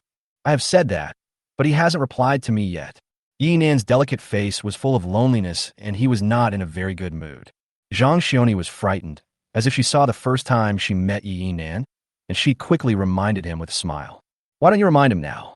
Maybe he has forgotten it. Don't want. Yi Nan shook his head stubbornly. I told him before, there is no point in reminding him again. Yeah, he's vain, and he gets a little tantrum wine jealous. Zhang Xioni subconsciously took out a pen and paper and wrote down the conclusion. Yi Nan's condition has obviously improved, and she will be almost the same as a normal girl in a while. What also makes Zhang Xioni uneasy is that Yi Nan's illness is likely to rebound. If that scumbag doesn't attend Yi Nan's birthday party tomorrow, Yi Nan's condition will definitely get worse. At this moment, Yi Nan's WeChat message rang. Yi Nan's heart moved, and he couldn't wait to take out his mobile phone and open it. The next second, Yi Nan's gloomy face suddenly cleared up, revealing a happy smile as bright as the stars. Sleep till dawn. Send me the address. I can come over tomorrow. Is it Shen Lang? Zhang Xioni asked tentatively. Yeah, he still remember my birthday. Yi Nan nodded happily, typed quickly, and sent his address. Damn it, this scumbag is making me nervous. Zhang Xioni then breathed a sigh of relief and drank the black tea in the cup happily. It seems that the payment for this business in China should be settled in advance. The next morning, Shen Lang got up early. After spending half an hour carefully dressing himself up, Shen Lang set off with the birthday present he bought for Yi Nan yesterday. When driving past the Pearl River Tower, Shen Lang noticed that the commercial building next to the Pearl River Tower was flashing a red light visible to the naked eye. It's a short birthday wish. Happy 24th birthday to Yi Nan. You have to be rich to celebrate your birthday differently. Shen Lang couldn't help but sigh. This advertisement cost tens of thousands of yuan per minute. This birthday greeting has been flashing from yesterday until now. God knows how much it cost. Rich people are very good at keeping secrets, even if someone wishes Yi Nan a happy birthday in such a high-profile manner. In the entire Shanghai city, or even the entire China, it is estimated that few people know Yi Nan's true identity. Only those who pay attention to financial news know that this is the daughter of the richest man in Shanghai city. Yi Nan's birthday was held on a cruise ship, so Shen Lang drove to the private dock under the Yi Group. After parking his car in the parking lot near the pier, Shen Lang walked out of the parking lot and saw a huge super luxurious cruise ship docked at the pier. Shen Lang had learned about this cruise ship on Douyin. Ida Magic City, the largest and most luxurious cruise ship in Shanghai City. It is as large as 2 football fields, has 16 decks, more than 2,000 guest rooms, and can carry more than 5,000 tourists. From a distance, the windows of the guest rooms look like a densely packed honeycomb. At the entrance of the cruise ship, there were wealthy people dressed in suits and wearing jewels, chatting and laughing as they entered the cruise ship. The security guard in uniform is directing the on-site work patiently and seriously. When Shen Lang walked over with his birthday present, he was stopped by the security guard at the door because he was in casual clothes. Sir, where is your invitation? Invitation. Shen Lang was embarrassed. The rich lady only told me the location, but didn't send me any invitation. Seeing that Shen Lang had not responded, the security guard smiled politely. If you don't have an invitation, I'm sorry, I can't let you in. This sudden change caused other guests attending the birthday party to look at Shen Lang curiously. Everyone thought the security guard caught a guy who wanted to go in and eat and drink for free. Damn, this little rich woman is so sloppy in her work. Shen Lang couldn't help but curse. Mr. Shen doesn't need an invitation. Just then, the bodyguard who used to drive Yi Nan showed up. He spoke a few words to the security guard at the door, and then, under the security guard's shock gaze, he spoke to Shen Lang. Mr. Shen, my lady has been waiting for you for a long time. Please come this way. Chapter 173. Xia Shui. Xiao Shun? Why are you here? Mr. Shen, the young lady will perform piano here later. You should eat something and wait for her. I'll go get busy first. The bodyguard led Shen Lang to the reception hall on the 16th floor. He got into the elevator and left. Shen Lang was left alone, looking confused in the crowded reception room. The reception room was beautifully decorated, and the banquet hall was filled with flowers and candles, creating a romantic and warm atmosphere. The long dining table was filled with a variety of delicacies, from exquisite appetizers to hearty main courses to mouth-watering desserts. Each dish was carefully selected and could be called a work of art. The reception room was filled with businessmen in suits and ties, young ladies decked out in jewels, and quite a few hooked-nosed foreigners who spoke fluent Chinese. These people didn't know each other, but after just a few words, they started chatting passionately. There's a brand new piano in the center of the reception room, and around the piano, there's a Western band composed of foreigners. The band played cheerful and joyful light music, and the faces of the guests in the entire reception room were filled with joy. To be honest, Even if Shen Lang is no longer socially anxious, he still can adapt to such a wealthy and powerful scene, and he has an indescribable sense of tension. Forget it. Let's eat something first. Shen Lang walked straight to the gorgeous and long dining table, which was filled with delicacies from all over the world, and there was hardly any Chinese delicacies. Shen Lang picked for a long time but really didn't know what to eat. So he took the plate, picked up a big shrimp tail, found a corner with few people, and started to eat it quietly. During this period, many well-dressed and polite big bosses came to talk to Shen Lang. Today is Yi Enan's birthday party. Most of the guests here are here to celebrate Yi Enan's birthday and get acquainted with other bigwigs in the business circle. More friends mean more paths. The guests who are eligible to attend this party are basically rich or noble. Businessmen will never dislike having many friends. Shen Lang didn't really want to get to know these people. He just wanted to finish the meal and wait for the rich lady to come out and finish her performance before giving her the birthday present. It is said that business people always observe people's words and expressions.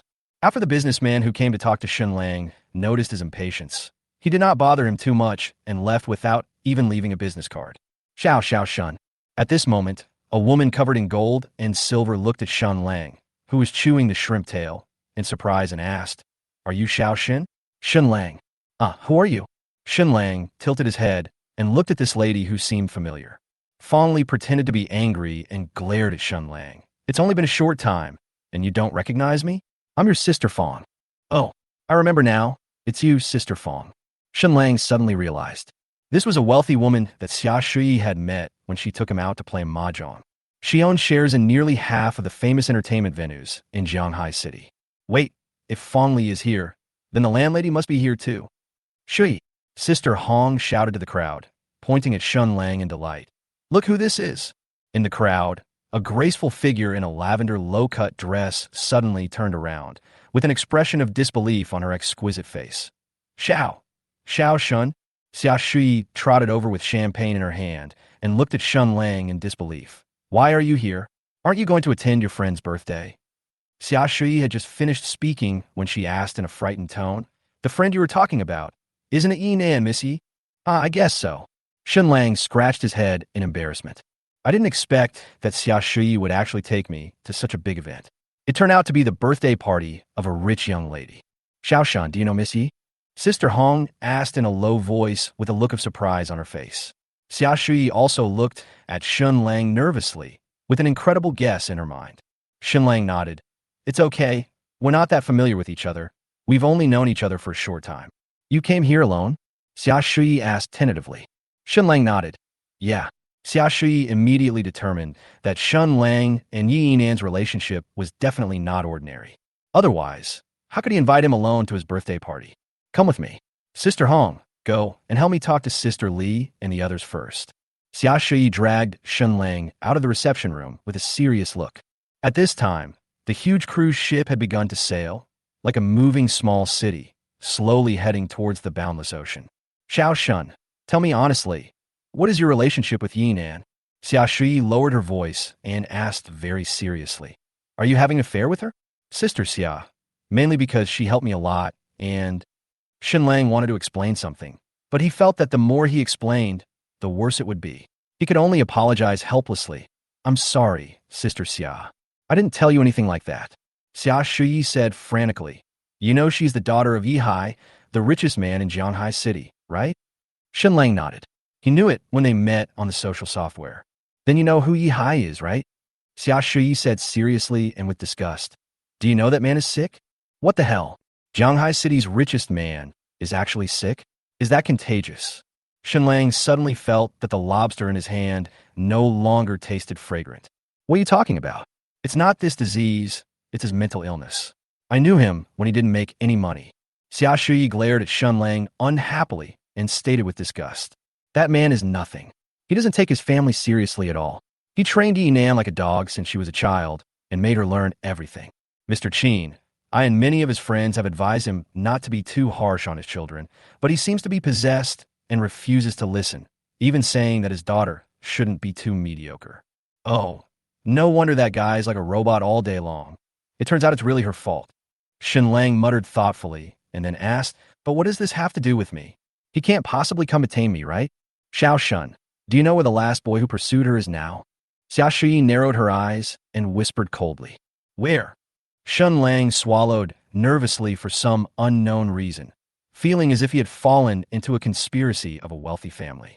Xia Shui stepped lightly on the deck covered with brightly colored carpets and spoke in a cold tone. In the ocean right under our feet, it's probably already in elementary school. Chapter 174. Sister Xia, have you ever killed anyone? The richest man in Jianghai City has killed someone? Is that true or false? Shen Lang asked back with a shudder. This shocking news clashed violently with his peaceful worldview. He always felt that such bloody things only happened abroad. What do you think? Xia Shui looked around and saw that no one was approaching. She said seriously, which boss who can eat and chat here didn't have a few lives on his hands when he started his business and made money in the early years? It turns out that among those powerful and influential people, few have clean hands. Perhaps it was because Shen Lang had been writing novels for too long and had a rich imagination, so he quickly absorbed and accepted this shocking news. In addition, Shen Lang has a system, so he is naturally fearless about such things. Who doesn't have some special experiences or identities these days? So, Sister Xia, have you ever killed anyone? Shen Lang asked curiously, full of thirst for knowledge. Xia Shui was slightly stunned, and a playful smile appeared on the corner of her mouth. What do you think? Buzz. The cruise ship began to accelerate, and a huge roar resounded through the sky. The cool sea breeze with a slightly salty scent gently blew the landlady's hair, inadvertently covering her slightly ghostly smile. When the sea breeze died down, the landlady raised her hand to smooth her messy hair, and her expression became gentle and virtuous again. That ghostly smile was just like the landlady's unknown past experiences, which she concealed very deeply. Shen Lang took a deep breath and got the answer he wanted. Perhaps Xia Shui's identity was the same as he had guessed earlier. She was definitely not a landlord who simply collected rent. Sister Xia, your necklace is very beautiful today. Shen Lang interrupted the brief silence with a smile and raised his hand to stroke the necklace around Xia Shui's snow-white neck. This half-finished cheap necklace was a gift Shen Lang bought for her on Valentine's Day. He didn't expect that the landlady would be willing to wear it to such a grand occasion. Just like the landlady had said before, she wanted to bring Shen Lang to such a grand occasion to meet other friends. She doesn't care about Shen Lang's ordinary identity. So how could Shen Lang care about what the landlady did in the past? You said so. The necklace is a little small. I even asked someone to alter it. Xia Shui smiled. She understood that Shen Lang had accepted his unknown past. I haven't bought these things before. Shen Lang raised his eyebrows and smiled. Then let's go together next time. I'll pick you a thicker one so you can hang it around your neck with dignity. Silly boy, the necklace is not thick and fine. Xia Shui looked at Shen Lang with disdain and murmured with relief. It depends on who gave it to you. Hee, that's true. Shen Lang responded with approval. So what are you going to do from now on? Xia Shui leaned against the fence next to Shen Lang and took a sip of the champagne in her hand. Are you still planning to hang out with Yinan? I don't know. If his father tries to stop it, then that's it. Shen Lang couldn't make up his mind and smiled awkwardly. After all, I cheated on someone's daughter. I'm not in the right anyway. How dare you say that? You're always flirting with this guy or that guy. Now you even don't let go of the daughter of the richest man. I don't know how I fell in love with a scumbag like you. After Xia Shui finished complaining angrily, she asked again, so, do you have any other girls outside now? Xia Shui had never investigated Shen Lang's basic information, nor had she sent a private detective to investigate Shen Lang's interpersonal relationships. Naturally, he knew nothing about what Shen Lang was doing outside. Now, please welcome our protagonist today, Chairman Ye's daughter, Miss Yinan, to perform. At this critical moment, the host's loud microphone voice came from the reception room. Sister, the little rich lady is about to start her performance. Let's go in and see what she is singing. Shen Lang smiled awkwardly and hurried into the reception room. You little bastard. Xia Shui was extremely angry at Shen Lang's reaction of trying to cover up his guilt. As expected, a scumbag is a scumbag. He always eats from the bowl and looks at the pot. When Shen Lang re-entered the reception room, grand and solemn Western classical music suddenly sounded in the reception room. In the direction the MC raised his hand to indicate, the little rich lady appeared like Ultraman. She was wearing a light blue princess dress, gracefully holding the sides of the skirt, dragging the glittering tool, and stepping on a pair of white stiletto heels. Under the gaze of the crowd, She walked towards the piano in the middle of the living room with calm and graceful steps, as if she were a real princess. The hundreds of people present were unusually quiet. They all stared at Yi Nan quietly, looking at today's heroine in amazement. Again, no matter how luxurious Yi Nan's outfit is, it can never compare to her innate wealthy temperament. Just by standing there, the rich young lady gave people a sense of distance, that is, someone who could only be admired from afar and not touched, as if she were a real princess of the kingdom. Yi Nan's cold expression was filled with a hint of urgency, and his slightly dim eyes were searching for the figure he had been longing for among the crowd around him. It was not until he sat down in front of the piano, with his slender white fingers gently placed on the black and white keys, that Yi Nan's eyes locked on Shen Lang in the corner. Shen Lang, who was gnawing on a lobster, noticed the rich lady's gaze. He picked up the fresh and chewy lobster tail and raised it towards the rich lady as a greeting. Yi Nan's exquisite face suddenly showed a bright and charming smile, as if she was remembering the good days when Shen Lang took her to eat at a roadside stall. This faint and touching smile made the rich kids of the same age around her feel itchy. They couldn't help but sigh in their hearts. She is worthy of being the daughter of the richest man in Jianghai City. Soon, melodious piano sounds came from Yi Nan's fingertips, and a soothing and light melody filled the crowded reception hall. The expressions on everyone's faces were relaxed and happy, and they were all immersed in the soothing melody. Even Shen Lang, a layman, couldn't help but marvel at how beautifully the rich young lady played the piano. But who on the scene could have imagined that?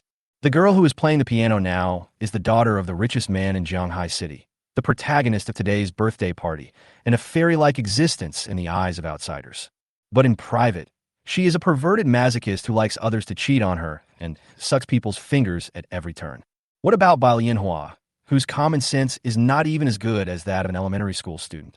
Shen Lang chewed the chewy shrimp tail and complained with a smile. Well, it would be better if it wasn't so perverted. Chapter 175. The Fairy with the Smell of Corn. Shen Lang knew nothing about music and had no idea what the rich young lady was playing. He played for a long time, but couldn't finish, so he had to continue squeezing to the dining table to find food.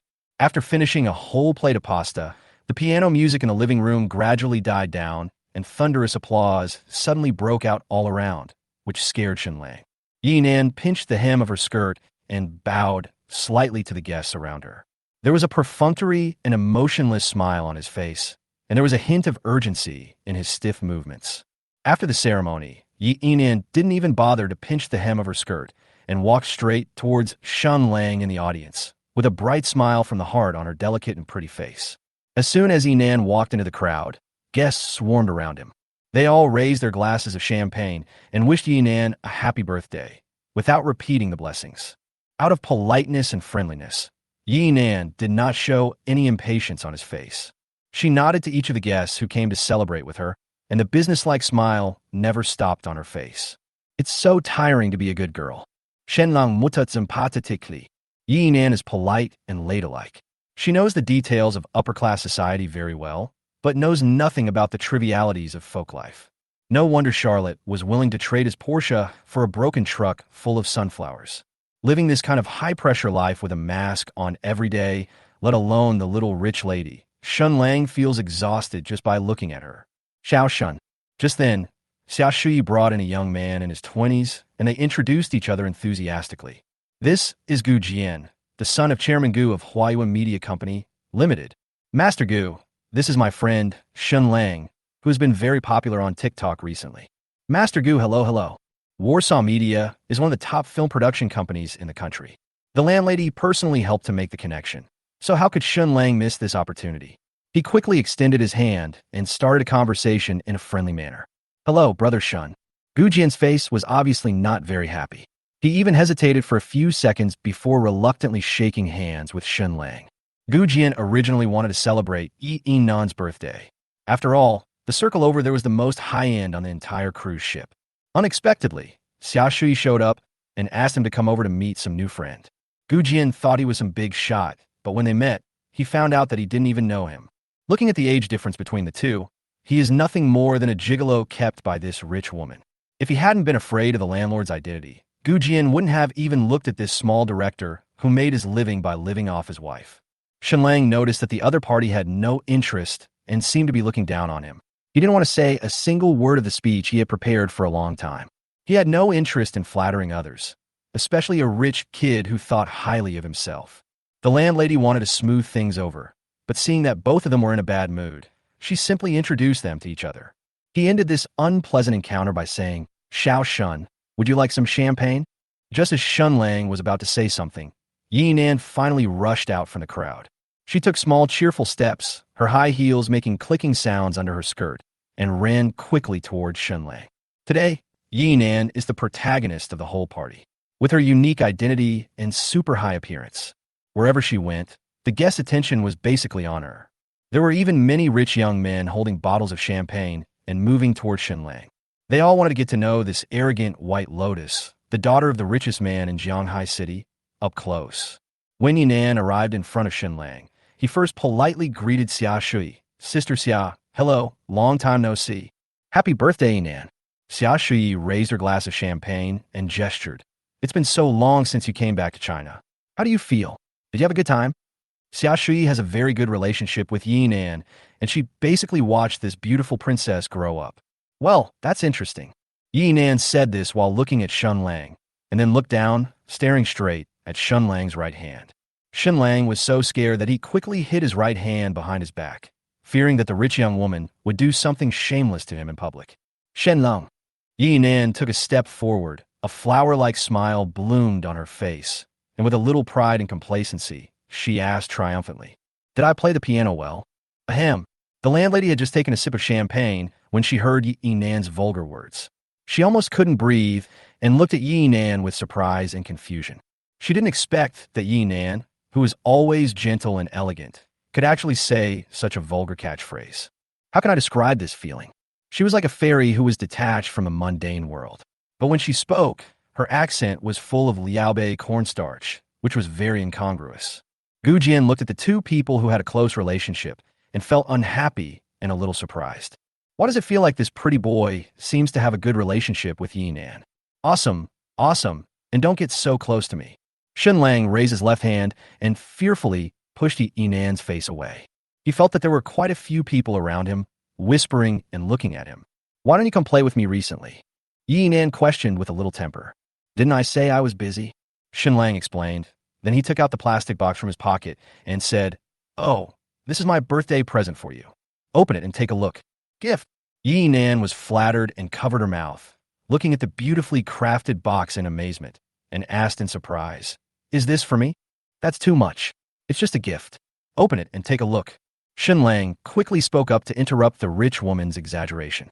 Yinan opened the plastic box, revealing a fist-sized snow-white liquid crystal bead. The inside of the bead is transparent, and by shaking it up and down, it can artificially create a colorful scene of falling snow. "Isn't your WeChat name Haidao Shui?" Shen Lang explained beside him. "When I was out shopping yesterday, I thought this thing matched your WeChat name, so I bought it for you. How about it? Do you like it?" Yinan carefully took out the snow-white liquid crystal bead from the box, held it in his palm lovingly, and nodded heavily. In the past, when Yinan celebrated his birthday, the guests who came to his party were all his parents' business partners, and they gave him gifts such as gold, silver, jewelry, or stock funds. Yinan didn't have many friends, so he didn't receive any heartfelt birthday gifts. All he got were business dealings from his parents. How could I not like this unique little gadget? Especially since it was given to me by the boy I like. Ding. Congratulations to Yinan for increasing his favorability towards the host by 10 points. Currently, it is 53 points. Please keep up the good work. Ding. Congratulations to the host for obtaining a mysterious treasure chest. Would you like to open it? Well, he seems quite happy. Listening to the voice of the system in his mind, Shen Lang smiled with satisfaction. Fuck, add WeChat. Not only Gu Jian and the landlady, but even the other boys who gathered around were shocked by the news. This is Yi Nan, a real rich girl who just came back from abroad. Her father is Yi Hai, the all-powerful man in Jianghai City. None of these people's parents have added Yi Nan on WeChat. This boy, who looked ordinary and even a little worldly wise, actually added Yi Nan on WeChat. Has their relationship gotten to this point? Damn, why should he? By the way, does a goddess of Yinan status also use social software that is used by ordinary people in China? Snow on the island. Everyone wrote down this ID name, thinking of adding it on WeChat when they got home. Brother Shun, this thing looks very exquisite. It should be worth a lot, right? Gu Jian leaned over, looked at him curiously, and asked in a tentative tone. It's not expensive, only 500.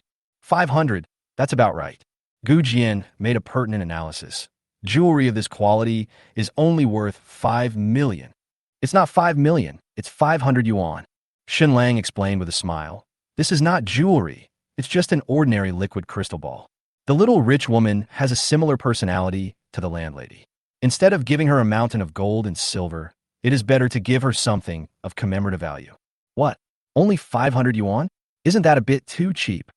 Gu Jian said with a disdainful smile on his face and shook his head unhappily. I'm not saying anything bad about you, Brother Shun, but who on this cruise ship would be willing to give Miss Yi a 500 yuan gift? Master Gu, what you said is wrong. As the saying goes, a small gift may be a token of great sentiment. The landlady smiled and tried to smooth things over. She would not easily turn hostile until the relationship was completely broken. When we give gifts, it's about the thought, not to compete with others. Shen Lang squinted his eyes and looked at Gu Jian for a while. He didn't want to pamper this guy. But when Shen Lang was about to confront Gu Jian, Yi Nan raised her eyebrows, her expression frighteningly cold. She raised her fair jade finger, pointed at Gu Jian, who didn't take it seriously, and cursed in a stern voice. Fuck you, get away from me. Chapter 176. Shen Lang, I'm suing you for defamation. Quiet, deathly quiet. The atmosphere between the few people was suffocatingly quiet. The few young men from wealthy families who had come over happily to talk to Yi Nan all showed looks of astonishment on their faces. They simply couldn't imagine that they could hear such authentic and vulgar national quintessence at such a luxurious and elegant banquet. What's even more exaggerated is that this obscene curse word was spoken by the protagonist of today's banquet, Yi Nan, the daughter of the richest man in Jianghai City, word for word, in a clear and melodious voice. Everyone present was dumbfounded. Not only the landlady, but even Shen Lang couldn't believe that such crude and vulgar words could come out of Yi Nan's mouth. Gu Jian, who was being pointed at and scolded by Yi Nan, looked at Yi Nan with a cold expression, at a loss. The arrogance on his face no longer existed. Although Yi Nan's expression did not show much emotional fluctuation, her delicate features were still beautiful beyond compare, and her cursing voice was also flat. But anyone with a discerning eye could see that the rich young lady was really angry. This inexplicable feeling of oppression made Gu Jian sweat profusely. He subconsciously staggered back a few steps with an awkward smile on his face, as if he wanted to break this weird atmosphere, but also wanted to apologize to Shen Lang. With a snap, the sound of glass breaking rang out around several people. It turned out that the waiter was passing by and accidentally heard Yi Nan swearing. The champagne on the tray fell to the ground, and the orange-yellow wine instantly soaked the bright carpet. I'm sorry. I'm sorry. The waiter apologized, terrified. Such a dispute between big shots was not something that a waitress like her could get involved in. So she quickly bent down, picked up the broken glass, and quickly left the group. Due to the waiter's mistake, the strange silence gradually spread throughout the entire living room. Everyone present keenly noticed the uneasy atmosphere on Yi Nan's side and cast curious glances at them. Businessmen have strong powers of observation. They just glanced at the faces of a few people, and then all cast their surprised eyes on the sweaty Gu Jian. The originally noisy and bustling reception room suddenly became quiet, and even the music of the Western band stopped. A few foreigners looked at the quiet crowd in confusion, thinking that these Chinese people didn't like the music they played, and they whispered to each other whether they should change the song. At this moment, Gu Jian felt as if he was being pointed at by thousands of people. He looked around at the people who were looking at him awkwardly and nervously. He wanted to say something, but he didn't know what to say. The rich young woman's sharp and cold eyes were still fixed on him. Okay, it's okay. Shen Lang didn't want this kind of thing to ruin the little rich woman's birthday party, so he raised his chin impatiently towards Gu Jian, motioning him to leave. Gu Jian, who became the target of public criticism, smiled with gratitude for surviving the calamity and quickly escaped from the pressure of this rich woman. It's okay. It's okay. The landlady quickly came out with a smile to smooth things over. After the atmosphere gradually eased, she even said something in fluent English to the foreign band members. Don't mind it. The music continues. Why are you so angry? Shen Lang patted Yi Nan on the shoulder and said with a sullen smile. You have even learned how to curse. Who did you learn from? Yinan raised his head, still with some anger in his eyes, and said truthfully, I learned it from you. Fuck, stop talking nonsense. Shen Lang refused to admit it and looked around in horror. When did I teach you to use dirty words when I am such a well-mannered person? I will sue you for defamation. Yinan blinked his innocent and bright eyes, and the corners of his mouth drew up a beautiful arc. You taught me that. You also said that when you're in a bad mood, you can feel better by cursing more. Look at you, you're such a fool. Shen Lang laughed out loud and handed her his plate. Go, get some food. Let's go outside to chat and get some fresh air. I have social phobia and don't like to stay in crowded places. Yinan responded happily, took the plate from Shen Lang, and ran over to get the food. You kid, you ignored everything I told you just now, didn't you? I told you not to hang out with her. You really want to be fed to the fish. Seeing that Shen Lang dared to order Yinan so blatantly, the landlady slapped Shen Lang's arm in horror. You even asked her to get something to eat. You are really not afraid of death. You treat Yihai's daughter as a waitress. It's okay, we are good friends. Uncle will understand. Shen Lang explained indifferently, and then asked expectantly, Sister Xia, besides Gu Jian, do you have anyone else you can recommend to me? It would be best if they are in the film industry. I don't want this trip to be in vain. Xia Shui was speechless and choked. You already have such a powerful backer. Who else do you need to know? Well, you don't understand, Yinan. Shen Lang didn't know how to explain. Forget it. I can't explain it to you in a short time. I'll come to see you in the evening. Let's go shopping together. Yinan's birthday party lasted a whole day. The entire cruise ship had 16 floors, and each floor had a variety of recreational facilities and delicious food. Anyway, since he has nothing to do these few days, Shen Lang plans to experience the luxurious life of rich people. I'm always worried every day. Xia Shui rolled her eyes at Shen Lang in frustration. Then she muttered, Let's talk about it tonight. Here, Shen Lang. Soon Yinan brought a basin full of food, accompanied by a waiter who looked like he wanted to cry, but had no tears. She was probably worried that her boss would see her, the daughter of the richest man, doing the job of serving tea and water herself, and she would be fined or criticized. Thank you. Shen Lang took the plate and looked at Xia Shui. Sister, let's go out and talk together? No, I don't need that. I still have a lot of friends I haven't greeted yet. Xia Shui shook her head helplessly and showed a weak smile. You guys go and have fun. We can talk later when we have time.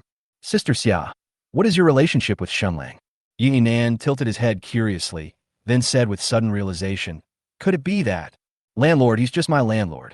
Shen Lang interrupted him quickly, fearing that this guy would say something shocking. Let's go quickly. Take me around your boat. Shen Lang, this is a cruise ship. Well, it's all the same. They all float on the water. Shen Lang, I found a very good movie yesterday. I have never seen many actions in it. Do you want me to send it to you? Fuck, keep your voice down. Send me a WeChat message tonight. Looking at Yinan, who was following Shen Lang around, the landlady sighed with both helplessness and admiration. How did this kid do it? Chapter 177. Chinese culture is profound and extensive. The huge and luxurious cruise ship sails slowly on the sea, which is like moving a first-tier city to the vast ocean. The tourists on the ordinary sightseeing cruise ships passing by had to look up with great effort to see the entire appearance of this huge cruise ship. The luxury cabins on this cruise ship all have exclusive access decks for sea viewing. Just like the floor-to-ceiling windows in high-end residential communities, guests can have an unobstructed view of the blue sea from the deck. From time to time, rich young men holding bottles of champagne would pass by the door of the box. They all came under the pretext of wishing Yinan a happy birthday to try to see if there was a chance to get in touch with him. In the upper-class circles, Yinan is basically a household name. All the rich kids who had met Yinan before praised her highly and described her as a fairy from heaven. When Yinan returned to China this time, the other young masters who were originally skeptical were completely convinced by Yinan's appearance. Knowing that Yinan was still single, these rich kids all wanted to give a try to see if there was a chance to talk to this White Lotus and meet her. If he succeeds in pursuing Yinan, it would not just be about getting a goddess-level girlfriend, but also the golden key that could help his family business to achieve a qualitative change. Unfortunately, there was a tall and strong bodyguard standing at the door of the box. Whenever someone approached with champagne, the bodyguard would politely refuse them. But if these rich kids were allowed in, perhaps their worldview would suffer an even more devastating blow. Inside the luxurious box, on the exclusive aisle deck, Shen Lang was absent-mindedly gnawing on the shrimp tails, looking depressedly at Yi Nan, who was sucking his fingers in front of him. He really didn't know what kind of seasoning he had put on his hands to make the rich woman linger on it and suck it more enthusiastically than she did on lobster tails. After finishing his mouthful, Yi Nan held Shen Lang's palms with both hands and rubbed them with her fair and smooth face as if she had found a treasure. She raised her beautiful willow leaf eyes full of longing and revealed a smile of satisfaction that was tinged with infatuation. Shen Lang, the gentle and elegant young rich woman, just now seemed like a different person. There was a slightly crazy look on her face, and her tone was filled with hunger. She suddenly threw herself into Shen Lang's arms, breathing heavily. You haven't scolded me for a long time. Can you scold me? Hey, can you be more normal? Shen Lang pushed Yi Nan's smooth and delicate face in fear, fearing that she would learn other dirty words from him. If Yi Louding knew that she learned this set of dirty words from him, the chances of him sinking into the sea would increase. I'm not normal there. Yi Nan retorted seriously and stubbornly. Didn't you say that my hobby is just a niche one? Oh, I'm not in the mood now, okay. Then I'll touch your legs. Yi Nan raised his little face and said firmly. Hiss. Mainly, how do you touch this skirt? Shen Lang compromised instantly. The lower part of Yi Nan's princess skirt was like an inverted bowl, and the fluffy gauze covered her legs tightly. It's impossible to reach under the skirt and touch her. That's too perverted. Give. Yi Nan pinched the fluffy hem of the skirt and pulled it up, revealing a pair of beautiful legs as white as snow, which made Shen Lang exclaim with excitement. Fortunately, a strong wind blew from the seaside, blowing the hem of the rich woman's skirt into a flutter. A flash of white passed through Shen Lang's sight. Ah! Yi Nan exclaimed shyly, and quickly held down the hem of her skirt that was swaying in the wind with her hands. She looked at Shen Lang with a slightly red face. You saw it? I saw it. What's wrong? It's white. Shen Lang answered truthfully. He was used to the abnormal communication with the rich woman. You are obscene. Yi Nan whispered as softly as a mosquito, shyly turned her eyes away, and looked at the endless sea, leaving Shen Lang with a silhouette that was so beautiful that it was beyond compare. Me? Obscene. Shen Lang scratched his head in confusion, wondering what was wrong with this rich young woman's sense of shame. It was obvious that what she had just done was so exaggerated. It was as if those two words were written on her face. Didn't I just glance at her panties by accident? Is that obscene? What's more, anyone on the entire cruise ship can say that they are obscene except you. Having said that, this was the first time Shen Lang saw Yi Nan being shy. Okay, I won't look at you for nothing. Shen Lang picked up the shrimp tail on the table next to him and said, as if he was teasing a puppy, Lulu, come on, little rich woman, eat one. Yi Nan pouted angrily and opened her cherry mouth to bite him. Shen Lang immediately raised the shrimp tail in a mean manner. After going back and forth several times, the little rich woman couldn't help but smile, puffing out her white cheeks, throwing herself into Shen Lang's arms, holding Shen Lang's thick waist tightly with both hands. She raised her pretty face that was bullied and complained unhappily, Shen Lang, you are so annoying. Thank you, a lot of people say that. Shen Lang happily put the shrimp tail into his mouth, put his arms around the slender waist of the rich woman, and comfortably felt the sea breeze blowing towards him. I have to say, the life of rich people is really different. The sea breeze is always south here. The rich young woman was in Shen Lang's arms, quietly looking at the man she had been thinking about these days, and her heartbeat inexplicably became much faster. Shen Lang suddenly lowered his head, looked at Yi Nan in his arms, and smiled playfully. Little rich woman, I remembered a joke, can I tell you? Yi Nan nodded and looked at Shen Lang obediently. Shen Lang looked at the boundless sea and said in a clear and loud voice, Do you know why the Titanic sank? It was because it hit an iceberg. Some also said that the cargo in the cabin was not placed in the standard position, which caused the weight of the cruise ship to tilt and capsize. Yi Nan, who was knowledgeable, answered decisively. She has watched this classic movie several times abroad, so she is naturally familiar with the cause and effect. Wrong. Shen Lang grinned and replied dimly. It's because Jack loosened the screw. What do you mean? The rich young lady tilted her head innocently and tried to analyze how Jack had managed to loosen the screws of such a large cruise ship. Shen Lang leaned close to Yi Nan's ear and explained in a low voice. Yi Nan's pretty face suddenly turned red, as if blood could drip out. Shen Lang, you are so bad. The young rich woman felt that her pure soul had been greatly tarnished. She had never expected that the name of the protagonist of such a romantic movie could be used as such a metaphor. What do you know? Shen Lang boasted in a frivolous way. This is called the profoundness of Chinese culture. Chapter 178. Yi Nan. Damn it, I become a bad boy. Nonsense, this is clearly hooliganism. Yi Nan retorted with a blushing face. Jack loosened the screw, and the words lingered in her mind. Hey, are you blushing? Let me see. Shen Lang tilted his head in a frivolous manner and looked at Yi Nan's red face. He finally understood what was going on with Yi Nan's strange sense of shame. The main reason why Yi Nan didn't care about his previous series of abnormal behaviors. It was because when Shen Lang first met her, he told Yi Nan that her hobbies were normal, just relatively niche. Yi Nan believed it to be true, so he didn't feel shy when doing those things, but felt very excited instead. The reason why I feel shy about this kind of dirty joke and the exposure just now is that's because these were things within Yi Nan's knowledge, and she had not been fooled by Shen Lang. It was normal for her to feel ashamed. You are so mean. Yi Nan hugged Shen Lang's thick waist tightly, buried her red and hot face in Shen Lang's arms, and blamed herself shyly.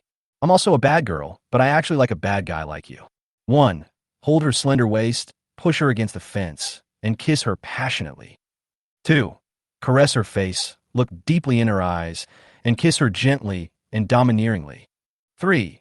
Carry her back to the room in a princess hug, throw her on the soft big bed, and take possession of her roughly. Shen Lang thought that in such a good atmosphere, it would be unreasonable not to have a bite. He put his arm around Yi Nan's slender waist, stroked her hot cheek, looked at her shy gaze that kept dodging, and leaned down. Wait a minute. Just when the collision was about to be completed, Yi Nan suddenly screamed, pushed Shen Lang away with force, and turned away with a blushing face and a pounding heart. I'm not ready yet. Shen Lang was confused again. She thought the rich woman had more fancy ideas. The result is that they are not ready yet. What kind of brain circuit is this? Plop, plop. Yi Nan covered her wildly beating heart. She couldn't understand why she rejected Shen Lang. I didn't feel anything when we kissed last time, but this time I felt inexplicably nervous just looking into Shen Lang's eyes. What's wrong with you? Shen Lang patted Yi Nan's shoulder and asked curiously. You, don't come over here yet. Yi Nan shuddered as if he had received an electric shock and quickly distanced himself from Shen Lang, pointing at the space between them and said, just stand there and don't move. What are you doing? Shen Lang frowned and said in surprise that today's rich lady was very strange. Yi Nan walked over hesitantly, without looking up to meet Shen Lang's eyes. Instead, he took Shen Lang's palm and shook it, then gently patted his face. As if she had found some familiar feeling, Yi Nan closed her eyes, pursed her lips slightly, and waited nervously for Shen Lang to launch his attack. Shen Lang smiled with relief. He understood what Yi Nan's train of thought was like now. Yi Nan has never had much contact with boys since she was a child. Not to mention having an ordinary relationship with a boy. Even if a boy approaches her, he will be driven away by her bodyguards. Yi Nan's favorability towards Shen Lang has exceeded 50, which is definitely the level of a girl in the passionate love period. It's just that Yi Nan doesn't know how to deal with this emotion that she has never experienced before, and she doesn't know how to face the boy she likes. Apart from those abnormal behaviors, Yi Nan's cognition is almost the same as that of an ordinary girl. It's natural to feel shy about kissing a boy you like.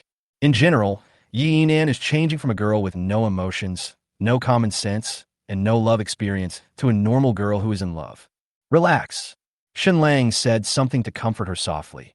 Then he bit the rich woman's lips into his mouth little by little. The inexperienced Yi Nan hunched his shoulders, and his breathing became rapid and uneasy. The hands that had originally wanted to push Shen Lang away again were now clenched into fists nervously. He couldn't find where to put his hands, so he could only put them randomly on his chest, like a boxer. On the first floor below is a crowded reception room, filled with business tycoons who came to attend a birthday party. Thinking about today's protagonist, the much-anticipated rich lady, the daughter of the richest man in Shanghai City, who was lying in his arms allowing himself to be bullied at will, and the bodyguard who followed her at all times was helping to stand guard at the door. Shen Lang's movements became more and more outrageous, and his excited hands covered it lightly without his control. Unexpectedly, the little rich woman has such a good figure. No, Shen Lang, you're annoying, you're bad. As if she had seen it before, The rich girl said the same ambiguous line as when she kissed the female elf. With the unique sense of reserve of a girl, Yi Nan held Shen Lang's wrist weakly with both hands. She wanted to push it away but couldn't bear to do so she could only hold it symbolically. After a long time, Yi Nan collapsed exhausted in Shen Lang's arms. His white throat kept moving, like a fish thrown ashore, gasping for breath. Damn it, I've become a bad kid. Shen Lang thought that if he became a bad boy by eating something, then if the two of them did that in the future, wouldn't it be a heinous crime? It's all your fault. Yi Nan threw herself into Shen Lang's arms and complained coquettishly. Obviously, I would never be like this before. I'm sorry, I apologize to you? Shen Lang teased with a grin. Unnecessary. After a tender moment, Yi Nan took a step back, put his slender white hands behind his back, straightened his flexible and graceful figure, showed a bright and expectant smile, and confessed bravely and frankly. Shen Lang, I like you and I want to be with you. I know. Shen Lang smoothed the rich woman's hair that was messed up by the sea breeze and nodded gently, without setting an example. He knew that the rich young woman would definitely have something to say next. I want to be your girlfriend too. The word also in Yi Nan's sentence not only implies that she knows everything about Shen Lang's other girlfriends, but also means that she doesn't care about Shen Lang's scumbag behavior. No problem. Shen Lang agreed without hesitation. Yi Nan is so beautiful and has such a good figure. She can also help me with my career, and she doesn't even care that I'm a scumbag who is cheating on me. What reason could Shen Lang have to refuse? Your kiss makes me feel so comfortable. I want to kiss you again. Yi Nan took a step forward, raised her snow-white neck, and closed her eyes boldly and expectantly. You're addicted to kissing, aren't you? Shen Lang teased and moved forward without refusing. At this moment, Shen Lang thought, if the little rich girl received a normal education like other girls and experienced normal parental care, when I grow up, I should be like the open-minded and cheerful person I see now, right? Chapter 179, Yi Hai. Money is not a problem, just leave it in. Yi Nan's outfit was rather troublesome, so Shen Lang helped her tidy it up for a long time before the two of them left the box one after the other and returned to the magnificent reception hall. Yi Nan's parents finished chatting with a few old friends in the private room on the 14th floor. They also appeared in the reception hall and were chatting and laughing with other businessmen. When Shen Lang and Yi Nan walked into the reception hall, talking and laughing, the couple looked at each other, exchanged a few words with a smile, and walked towards the two with mixed emotions. And Anne, the noble lady Zhong Meru called out to the two of them with a joyful smile on her face. Mom was chatting with Mr. Qin downstairs just now. I'm sorry I didn't come up to host the event for you. No. Yi Nan smiled indifferently. It was not until Yi Hai gradually approached that a fleeting look of disgust appeared on her face. Yi Hai stood motionless next to Zhong Meru, his attention basically all on Shen Lang. His square face, which looked intimidating even without anger, was calm and expressionless, with no discernible change. This must be Shen Lang. What a handsome young man. Zhong Meru said politely, with an enthusiastic look. Xiao Shun, my Yinan just returned to China and doesn't know much about the local culture. I'm sure he's caused you a lot of trouble recently, right? No, Annie. Shen Lang smiled warmly and said, on the contrary, she helped me a lot. That's good. That's good. Zhong Meru smiled. It was just a simple conversation. There was no routine or temptation. Although Zhong Meru has a somewhat self-righteous personality, she is grateful from the bottom of her heart to the boy who helped cure her daughter's autism. I heard that you just scolded Uncle Gu-san in front of other uncles and aunts. Yi Hai spoke suddenly and looked at Yi Nan with a sharp gaze. Yeah, I scolded you. Yi Nan nodded slightly. Why? I don't remember teaching you to curse. Yi Hai's expression contained a hint of anger, as if he was about to explode in the next second. He laughed at my friend. Yi Nan lowered his head and explained in a low voice. She was a little afraid of her father, a fear she had developed since she was a child. Then you shouldn't. Yinan, Mom bought you a necklace as a birthday present. How about we go try it on first? Zhong Meru patted Yi Hai's arm, and quickly smiled and pushed the unhappy Yinan away. Xiao Shun, let's talk later when we have time. After the mother and daughter left, Shen Lang and Yi Hai looked at each other tacitly, each with their own little thoughts in mind. Xiao Shun, thank you for taking care of Yinan for me during this period. After the mother and daughter left, Yi Hai invited them in a friendly manner. It's like this, I have something to talk to you about. Can you come to the box and meet up? Can. Shen Lang hesitated for a moment and agreed. Today is Yinan's birthday. As a father, It is impossible for him to cut off the roots right now, right? It is probably just a warning. So, Shen Lang followed Yihai to a luxurious box, where there was a beautiful secretary in a low uniform, who was concentrating on writing something. Yihai pointed to the red wooden soft chair next to him and said, "Xiao Shun, please sit down." "You're welcome." Shen Lang used his divine eyes to glance around the room. There were no hidden weapons, and there was no one else except the beautiful secretary. Only then did he sit down with peace of mind. "Xiao Shun, you should know that Inan has autism, right?" Yihai sat on the chair next to him and poured a cup of hot tea for Shen Lang. "I heard from her attending physician that this kind of disease means that the patient likes to communicate with others and can chat with anyone." "Yeah, I heard her say that." Shen Lang responded, feeling that there was something else behind what Lao Deng said. "Her condition has improved a lot because of you, my friend."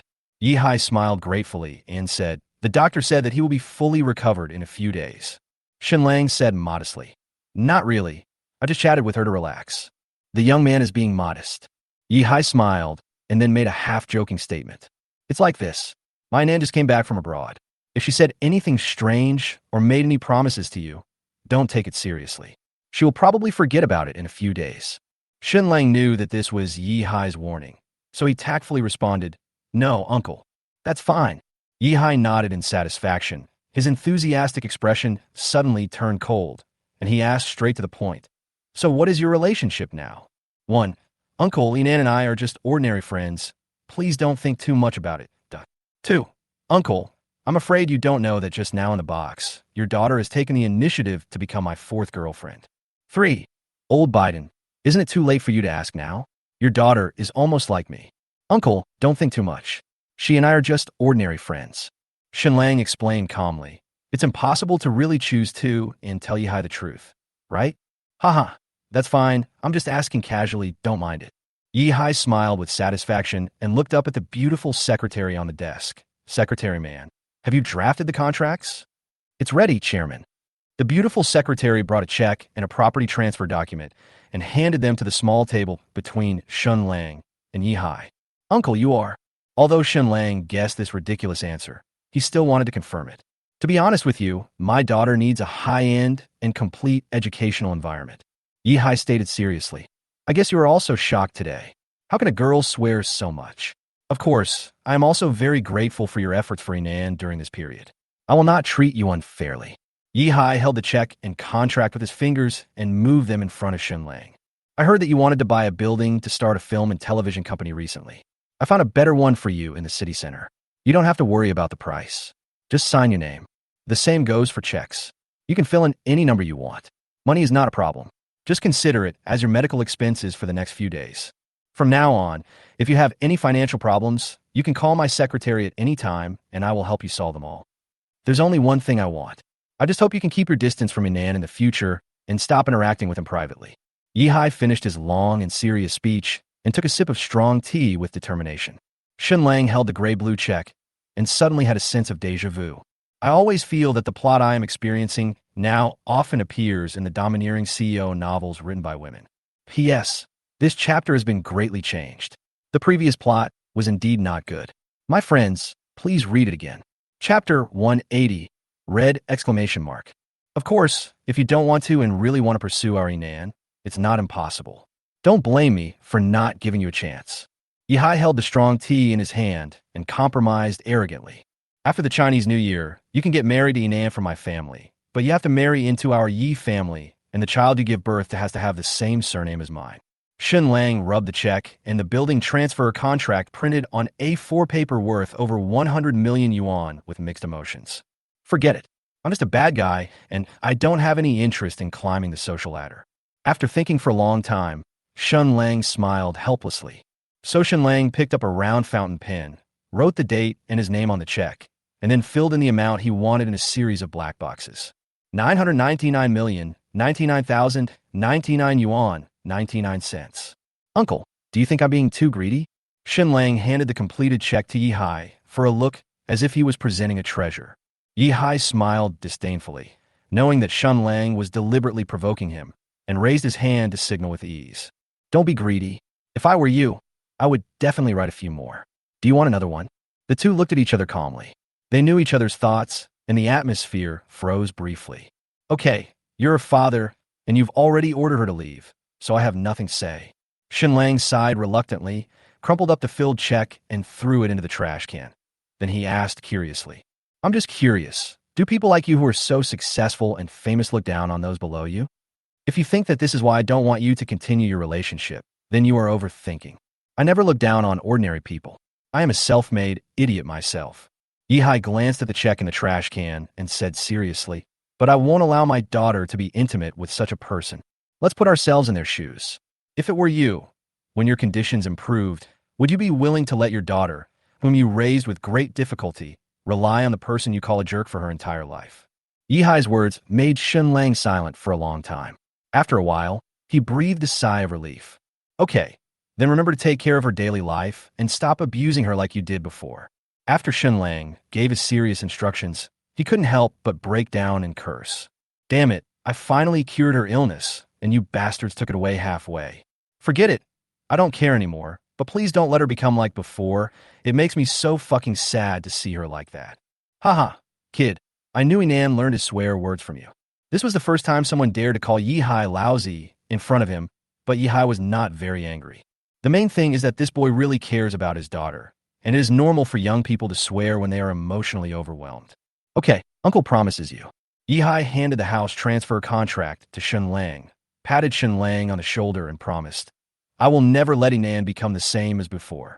Damn it, I have money. Keep it for yourself. Shen Lang angrily slapped the contract open and left the box, leaving behind the secretary with a look of astonishment, and Yihai, who seemed to be thinking about something. Hiss, are all young people so irritable nowadays? Yihai looked at the densely packed words on the paper contract and murmured with interest, actually, if you think about it carefully, this guy is actually not that bad. At around 9 o'clock in the evening, Shen Lang returned to his box and tossed and turned in bed, unable to fall asleep. The words Yihai said to him kept appearing in his mind.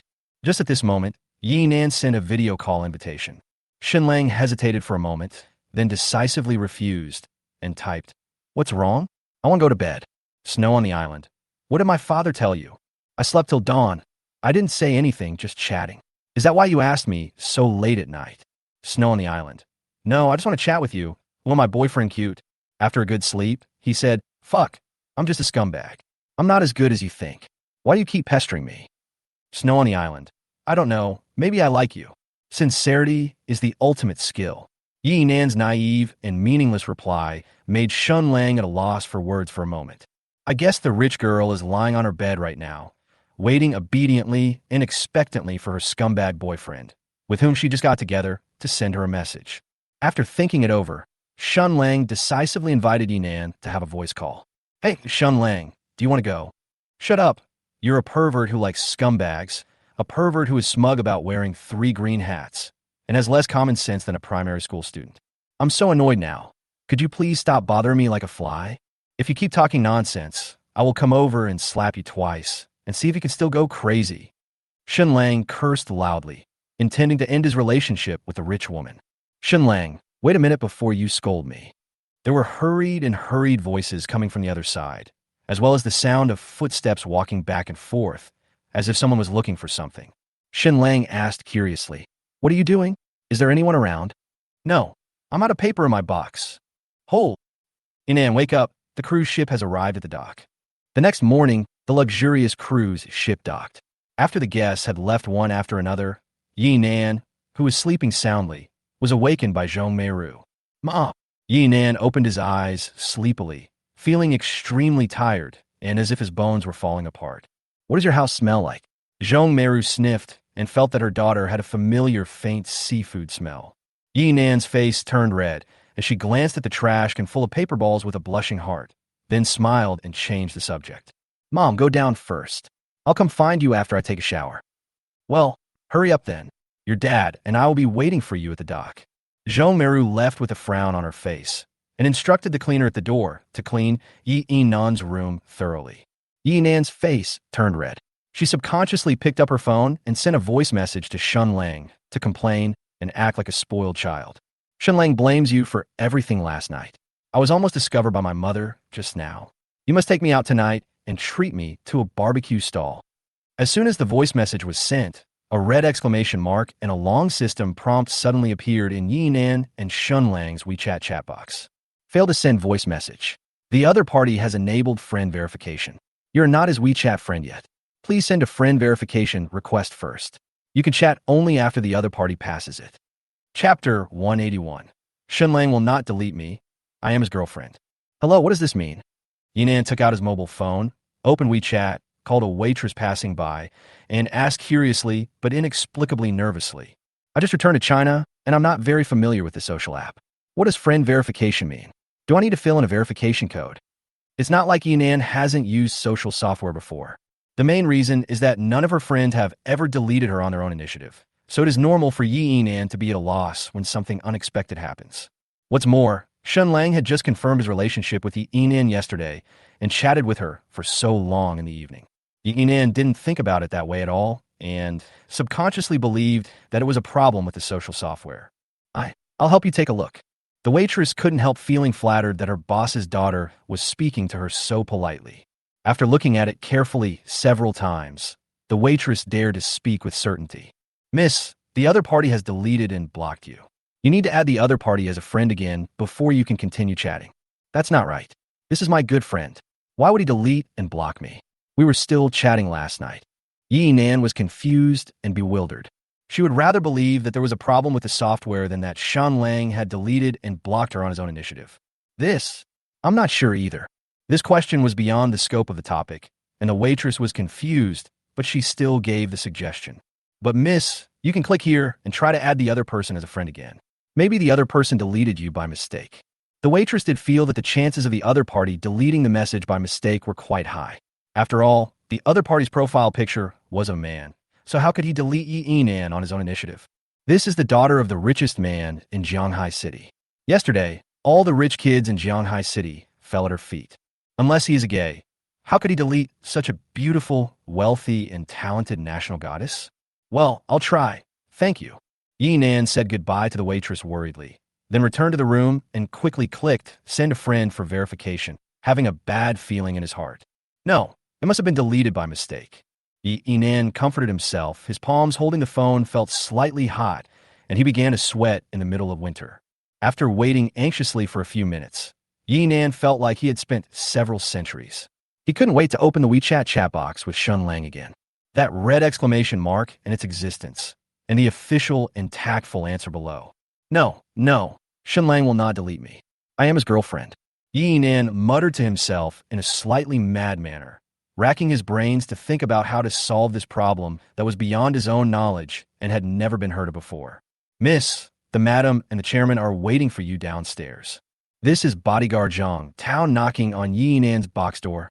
Excuse me, when are you ready? With a bang, Yinan suddenly opened the door of the box, stared at the bodyguard Zhang Tao, and gave orders seriously. Where is Shen Lang? Take me to find him. It was the first time that Zhang Tao had seen a young lady with such a hot temper, and he explained in a dull tone. As for Mr. Shen, as soon as the cruise ship docked in the morning, he left with the other guests. Gone? Why didn't you tell me? Don't you know he's my friend? Thinking about Shen Lang's leaving without saying goodbye, and the fact that he had deleted and blocked her on WeChat, the answer that Yinan refused to accept was getting closer and closer to reality. Yinan's emotions suddenly burst out for no apparent reason, which frightened the tall and strong Zhang Tao so much that he trembled and quickly apologized. Yes, I'm sorry, Mississippi. It was my negligence. No, it's not your problem. Yes, I'm sorry. Yinan realized that it was not the bodyguard's fault, and he quickly calmed down and apologized with deep regret. She has always been a well-educated and polite girl. After a long silence on the deck, Yinan said anxiously, "Let's go back first." When they returned to the Rolls-Royce, Yinan found that his mother's eyes were red again, and his father still looked serious, harsh, and impatient. Yinan has become accustomed to the old couple's attitude. She was not in any mood now and didn't want to care what happened between the old couple. She just wanted to know why Shen Lang left without saying goodbye and why he blocked and deleted her WeChat. Yinan, are you okay? Zhong Meru held her daughter's cold hand and asked worriedly. She already knew everything that happened between Yi Hai and Shen Lang last night. Zhong Meru hated her heartless husband for driving away the boy her daughter had a crush on at her daughter's birthday party yesterday. Even if it takes some time until my daughter's condition is completely healed It won't be too late to slowly separate the two of us. Yi Nan showed no emotion and did not respond to his mother's words. She just lowered her head quietly. Her face looked unusually cold, and her pupils seemed to have lost all color. It seems that he is even more depressed than when he first returned to China. Damn it! I told you not to have any private contact with us, but I didn't tell you to be so cruel. You just left when I said you would. Yihai rubbed his temples irritably. Looking at his haggard and anxious daughter through the rearview mirror, Yihai prayed silently in his heart, hoping that this silly girl would not be upset by this incident. Returning to the Jujintang villa area, Yi Nan followed the old couple with a dead heart, entered the villa like a zombie, and walked upstairs with heavy steps. Zhong Meru glanced at her daughter's back with heartache and warned her viciously. Mr. Yi, if anything happens to our daughter again, I will divorce you immediately. Yihai felt like there was something stuck in his throat. He was also worried that his daughter would become her withdrawn self again. He even wanted to call Shen Lang to come over. Yi Nan returned to her room, took out her computer, and started searching for WeChat's official customer service phone number. She wanted to make a final attempt. Hello, my boyfriend accidentally deleted me as a friend on WeChat. How can I add him back? Hello, we suggest you click resend verification. After the other party agrees, you can become his friend again. I have tried, but he doesn't agree. What should I do? We are so sorry. There is nothing we can do about this. Then can you please send me my boyfriend's address so I can find him myself? Sorry, we are obliged to protect the personal privacy of all WeChat users and cannot provide you with other users' personal information. I can give you money. Madam, this is not about money. 10 million or 20 million if that doesn't work. Please, he is really important to me. Beep, beep, beep. Chapter 182. Extreme Repression Rebound. Why is that? Listening to the busy tone on the other end of the phone, Yi Nan stared at a corner of the room, helplessly and confusedly, muttering to himself. She didn't know what she had done wrong or what she hadn't done well enough. I don't understand why Shen Lang left without saying goodbye after just one night. He even deleted and blocked her on WeChat, not even giving her a chance to apologize. Yi Nan felt a wave of nausea coming from her stomach. She covered her stomach and retched a few times, but nothing came out. Just then, the couple opened the door and ran into Yi Nan, who was retching continuously. Zhong Meru was so scared that she ran over and asked while putting her arm around her daughter's shoulders. Nan, how are you? Tell mom what's wrong with you. Seeing her daughter like this, Zhong Meru felt so distressed that her voice was filled with tears. Yihai stood in front of the mother and daughter with his hands on his hips, pursed his lips nervously, and looked at his haggard daughter with an attitude that hesitant to speak. Mom, where's Shen Lang? Yi Nan murmured with despair, her pretty face turning pale. Mom, I don't know either. Zhong Meru was in a dilemma and didn't know how to tell the truth to her daughter. Yesterday, Xiao Shun told me that being with you was too stressful and that he wanted to part ways with you in peace. Yihai couldn't bear it anymore, so he took out a crumpled check and handed it to Yi Nan, then decided to just go for broke and cut the Gordian knot. I see that he has been with you every day recently, so I plan to give him some money to support his future career. Who knew that this guy would not want the check after filling it out, and even asked me to tell you something, asking you to live a good life and stop thinking about him. Yihai's vivid words were an attempt to perfect Shen Lang's character, so that he could make the lie come true. Unfortunately, what Yihai didn't know was that the two of them had already confirmed their relationship in the box yesterday. How could Yi Nan believe such a flawed lie? Impossible. Yi Nan threw the check aside without even looking at it. Then he stood up suddenly, walked quickly towards Yihai, stared into his eyes, and questioned him. Do you know something? Did you do it? Did you ask Shen Lang to delete my WeChat? Tell me, tell me. Yihai remained silent, his brows filled with reluctance and helplessness. Zhong Meru quickly stood between the father and daughter and tried to smooth things over with earnest words. Yi Nan, don't get excited. Calm down, okay? Your dad is doing this for your own good. Seeing the old couple singing the same tune, Yi Nan knew that all this was really caused by his father, who had a strong desire for control. At this moment, shock, confusion, fear, unwillingness, despair, all the negative emotions, along with the repressed emotions that had been suppressed with great difficulty for more than a decade, all surged in my heart. Even the hope and love that Shen Lang brought to Yi Nan yesterday, which had not yet dissipated, were all intertwined with these negative emotions. Yihai, fuck your mom, are you still my dad? You want to control everything. Fuck your B. Yi Nan completely exploded, cursing his father by name. The voice was so angry that it was frightening, and he hysterically cursed out almost all the swear words he could remember in his mind. These crude and vulgar curses stunned both the couple. The bodyguard Zhang Tao at the door was in disbelief. He never expected that the formerly gentle and refined lady would actually curse the chairman with such vulgar words. The greater and longer the repression, the more exaggerated the rebound will be. In the past, Yi Nan was a good child in the eyes of all parents. Whether in terms of academic performance or moral etiquette, he is abnormally excellent and is proficient in music, chess, calligraphy, and painting. But the more obedient Yi Nan is, the more strictly her father controls her, and the more depressed and closed Yi Nan becomes deep down in her heart. The longer she stays at one extreme, the easier it is for her to jump to the peak of another extreme with just one opportunity. Insulting your parents is an act of treason no matter where you are in the world. This is the main manifestation of Yi Nan's transformation from a good girl to an extremely rebellious character. Vomit, a feeling of nausea, came over him again, and Yi Nan began to retch again, shaking all over. People cannot cry when they are in extreme despair and anger. Instead, they will tremble uncontrollably and retch like this. Due to the incessant verbal abuse, Yi Nan's brain suffered a brief lack of oxygen, and he almost couldn't breathe. This time, the dry heaving directly caused green bile to come out. Although it was just a little bit on the white dress, it was enough to scare the old couple. Inan, are you okay? Don't scare Mom. Although Zhong Meiru had just recovered from the insults from her daughter, she still hugged her daughter, whose steps were unsteady, with heartache, and cried out, Zhang Tao, hurry up and prepare the car to go to the hospital. Yes, ma'am. Zhang Tao turned around and ran to the garage downstairs.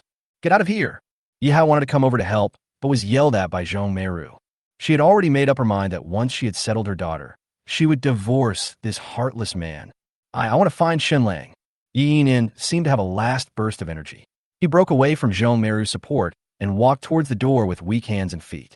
She wanted to explain to Shen Lang that all this was caused by her father and she didn't want to be separated from him. Zhang Tao stopped the lady quickly. Yi Hai quickly shouted. Yi Yin had difficulty climbing the stairs in this state. How could Yi Hai dare to let her go out? Zhang Tao understood what he meant and quickly grabbed Yi Nan's slender and cold arm. Miss, calm down. Let me go.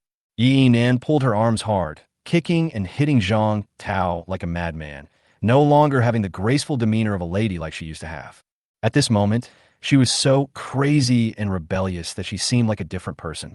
However, Zhang Tao's strength was so great that Yi Nan, who had thick skin and flesh, couldn't hit him at all.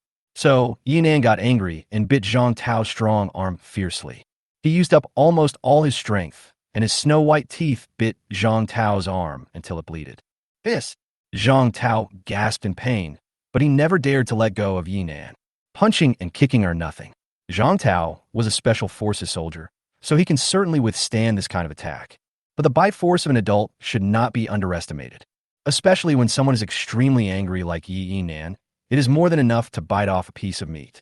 I'm gonna fuck all of you. After Yi Nan yelled in exhaustion, he suddenly felt a rush of blood in his head, his vision went dark, and his brain went dizzy. Finally, he fell into Zhang Tao's arms like a puddle of mud. Inan, send my daughter to the hospital. Chapter 183. Does Shen Lang live here? Ding!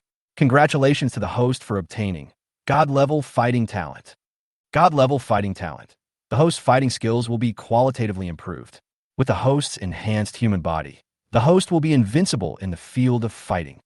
Around 6 o'clock in the evening, in Shen Lang's rental house in Fulong Garden Community, Lil Yossi was cooking in the kitchen wearing a cartoon apron. Shen Lang, who had just finished taking a shower, opened the treasure chest he had swiped from Yi Nan in the bathroom. In an instant, countless fighting skills and experiences flooded Shen Lang's mind and were finally deeply engraved in Shen Lang's brain. Although Shen Lang got such a good thing, he was not in a very good mood.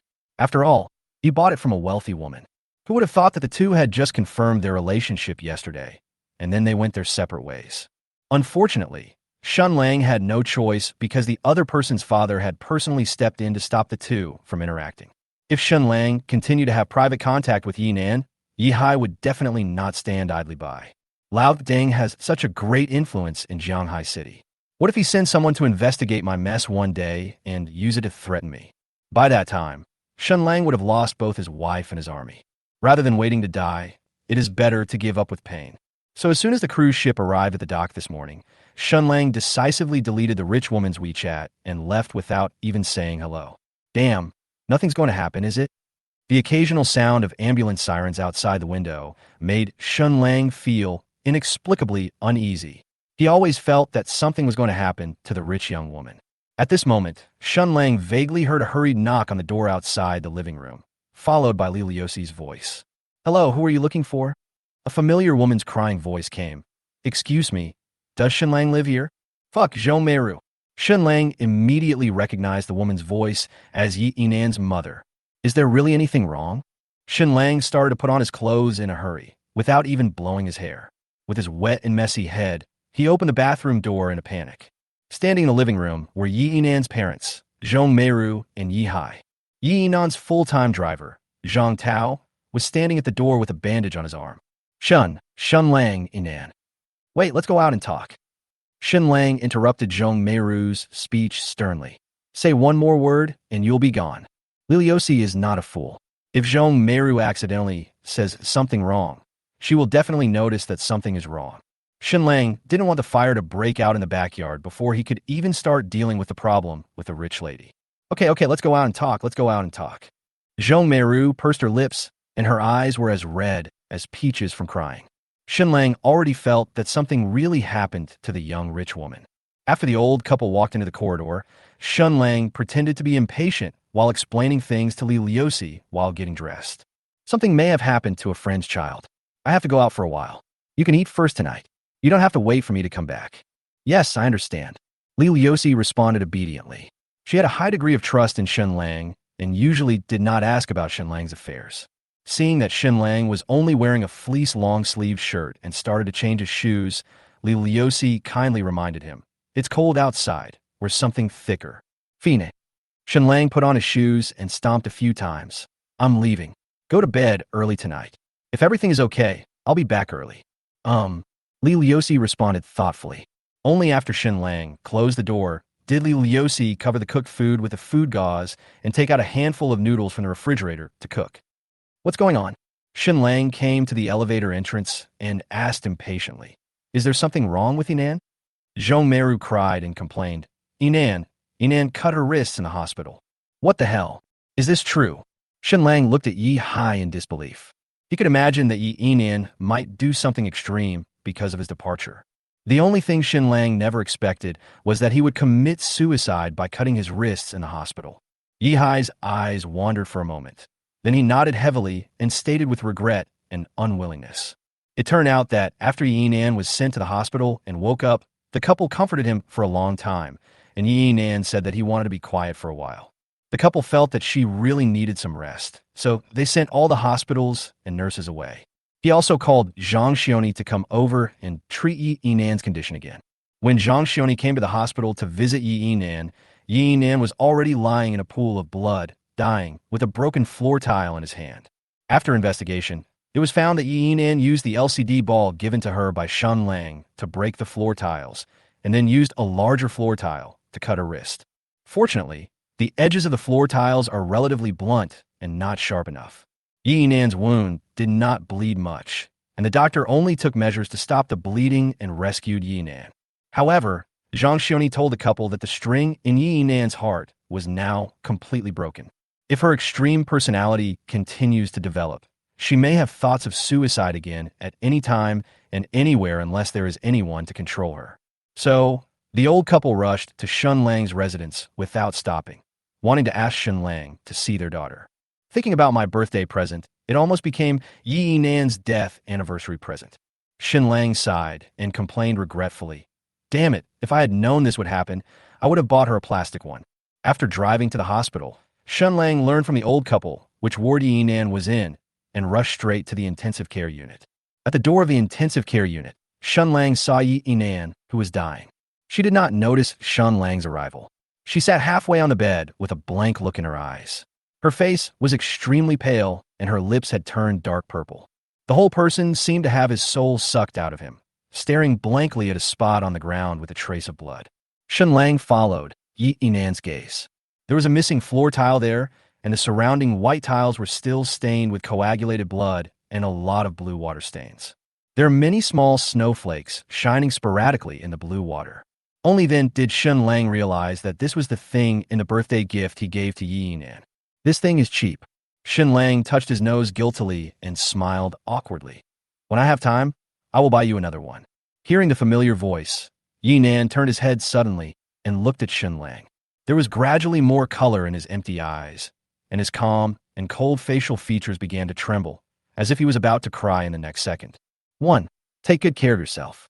When you recover, move in with me. I will never leave you again. 2. Why are you so stupid? Does it hurt? Don't do this again next time. 3. That's awesome.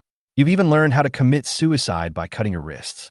But for someone like you, the pain from cutting your wrists is probably a reward, right? Chapter 184. You are the most beautiful mixed-race girl I have ever seen. You are so awesome. You even learned how to commit suicide by cutting your wrists. Shen Lang walked to Yi Nan's bedside and sat down, holding Yi Nan's cold white arm, looking at the gauze on his wrist that was oozing blood and teased with heartache. But for someone like you, the pain from cutting your wrists is probably a reward for you, right? Ding! Yi Nan's favorability towards the host has increased by 5 points. Currently, it is 58 points. Please keep up the good work. Yeah, it hurts too. Seeing the boy she had been thinking about coming back to her side, Yi Nan raised her hand to wipe away her tears, her shoulders shaking violently, and she complained with tears of joy. Shit, it wasn't comfortable at all when I was cutting it, but the thought of you leaving made me feel even worse. It feels like nothing else matters anymore. Yi Nan did not blame Shen Lang for leaving without saying goodbye, nor did he blame Shen Lang for deleting his WeChat friend. For this girl who had just recovered from extreme emotions, Shen Lang's return to her was the greatest happiness. Shen Lang raised his hand to wipe the tears from Yi Nan's cheek and asked with interest, I heard from your dad on the way that you scolded your parents at home. They said you took their money and told me to part ways with you in peace. A trace of hatred and unwillingness flashed in Yi Nan's pupils, and he nodded with grievance. But I know you're not that kind of person. It must be my dad who threatened you. This old Biden. Shen Lang turned his head and glanced at the old couple who were eavesdropping at the door and cursed secretly in his heart. It was you who told me to leave the little rich woman, and it was also you who told me to go back to the little rich woman. It would be fine if he was ordered around, but he actually put all the blame on himself. Fortunately, nothing happened to Yi Nan, otherwise Shen Lang would have died of guilt. You can't scold them like that in the future. It's not lethal. Shen Lang taught with a proud look on his face. If they act unreasonably again, just call them old Biden. It's straightforward and direct. My sister used to call me that. Why is it not lethal? Yi Nan blinked his eyes curiously. And what is old Biden? It means you are disrespectful to your elders. As for why it has no killing power, it's because you don't have the tools. After Shen Lang explained, he explained with a lot of evil humor. These dirty words are only effective when used by boys. If you're a girl and you are so pretty, people will be eager for you to take action. Yi Nan was stunned at first, then shrank into the quilt shyly, revealing shy eyes, and complained unhappily. You are still so annoying. I'm glad to know. Are you feeling unwell anywhere else? No. Once you come back, I feel like there are no problems anymore. The two began to have a pleasant and awkward chat. Yi Nan's mood was gradually recovering, and he would occasionally laugh out loud at Shen Lang's amusement, and his pupils, which had lost their color, gradually regained their brightness. The couple at the door and Zhang Xioni, who had just returned from communicating with the doctor about her condition, were all stunned by the harmonious and friendly scene on the hospital bed. They couldn't imagine that Yi Nan, who was trying to commit suicide just now, was coaxed by Shen Lang like a little girl who got candy in just a dozen minutes. If it weren't for the wound on Yi Nan's hand from cutting her wrist, no one would dare to believe that this girl who loved to make jokes on the hospital bed had committed suicide by cutting her wrist with a tile half an hour ago. Zhang Xioni sighed in admiration. This boy is so eloquent. It's a pity that he doesn't hang out with me. What do you think? Should we still stop the two from interacting? Zhong Meru looked at her daughter, who loved to make jokes, lying on the hospital bed with lingering fear. At this moment, Yi Nan was more lively than ever before in all the years that Zhong Meru had been a mother. What else can I see? Yi Nan can't leave this boy. Yihai sighed helplessly. Forget it. Let's talk to his parents after the Chinese New Year and find a good day after the Chinese New Year for the two of them to get the certificate. Yihai thought about it carefully. Although Shen Lang was born in a poor family, he did have some commendable qualities. Yihai had also watched the short videos shot by Shen Lang. although the shots were a bit vulgar and contain a lot of content that was borderline illegal. But no matter what, he made real money, and it shows that this guy has the ability and money-making mindset. After they get married and get their marriage certificate, Yihai plans to support Shen Lang to work in his own company and get him a position, which would make him a decent son-in-law. Of course, these are all secondary. The main thing is that my silly daughter is now completely dependent on this boy. Yihai couldn't think of any other solution except to throw the jar into the ground. About 10 minutes later, the couple and Zhang Xioni entered the ward. Seeing this, Shen Lang tactfully left the bedside, leaving the space for the couple. Hello, Shen Lang. I'm Zhang Xioni, Yi Nan's attending physician. When we were together, I often heard Yi Nan talk about you. Zhang Xioni extended her hand in a friendly manner and smiled warmly. Also, I've been following the short video about the novel you made, so I'm considered your fan too. Hello, hello. Shen Lang smiled friendly, shook hands with Zhang Xioni, and casually looked at Zhang Xioni's figure. I have to say, this girl has a really great figure. With her striking features of blonde hair and blue eyes, there is no doubt that this girl is of mixed race. He was wearing a gray business suit. The clothes were stretched so tight that the buttons seemed about to break. The lower body was wearing a pair of gray casual trousers, which wrapped around her plump buttocks. The lines of the trousers were bulging and looked like they were about to burst. Tall figure, plump figure, and a body as ripe as a peach. It's hard to imagine that this is the figure of a 25-year-old girl. If Li Liuxi's figure is like thin branches with big fruits, then Zhang Xioni's figure is the standard foreign beauty's figure with thick branches and strong leaves. It's a pity that Shen Lang heard that the blooming period of foreign beauties is relatively short. Most foreign beauties will become bloated and fat after a few years, no matter how good their figures are, and their appearance will be greatly reduced. Oh, that's not right. Why am I getting more and more off track the more I think about it? The little rich woman is still sick next to me. Shen Lang shook his head calmly and shifted his eyes away from Zhang Xioni. But at this moment, the system option appeared. 1. You are the most beautiful mixed-race girl I have ever seen. Do you know that there are stars in your eyes? Can you teach me English? What is your WeChat ID? 2. Ask about Yi Nan's condition to open up a topic. Then, ask for her contact information on the pretext of wanting to know more about her condition. Then, invite her out for dinner and chat. Repeat this process, and you will definitely win her over. 3. Hello. Are you interested in being my heroine? I think you have a nice figure. If we shoot a scene of you falling to the ground, you will surely be able to swing around a lot, right? Chapter 185. We are just pure friends. Oh, how's Nan doing now? Shen Lang asked worriedly. Will the wound on your wrist get infected and leave scars? No, these are minor problems. Zhang Xioni lifted her golden hair and said seriously. Right now, her heart disease is quite serious. She can't be stimulated like this for a while. I see. Shen Lang responded thoughtfully, quietly watching the old couple talking with Yi Nan. Now he has no intention to seduce this foreign beauty. Shen Lang, add me as a friend. I guess I'll have to stay in China for a while. I'm still Miss Ye's attending psychologist. Zhang Xioni smiled enthusiastically and said, Now you are the key person to cure Miss Ye's illness. Add me as a friend so that we could discuss Miss Ye's condition in the future. No problem. Shen Lang took out his mobile phone without hesitation and added Zhang Xioni on WeChat. This is all for the sake of the rich young lady who might go berserk at any time. How are you, daughter? Are you feeling better? Zhong Meru touched Yi Nan's cheek, which was gradually getting more radiant, and said with concern, From now on, Dad and Mom will no longer prevent you from interacting with Xiaoshen privately. You must take good care of your health and never have such thoughts again. Yi Nan was stunned and looked at Zhong Meru in disbelief, as well as Yihai, who was standing behind her with his arms folded in a complicated expression. Dad won't take care of you like before. You should take good care of yourself. Although he was unwilling, Yihai still said helplessly, After the new year, you can marry Shen Lang. Hey, what's the point of getting married right after the Chinese New Year? Shen Lang was thinking of some notes for Zhang Xioni, and when he heard that his lifelong event had been decided in this way, he quickly came up to interrupt her. Are you two my father or my mother? Why do you have the right to control my affairs? I don't agree.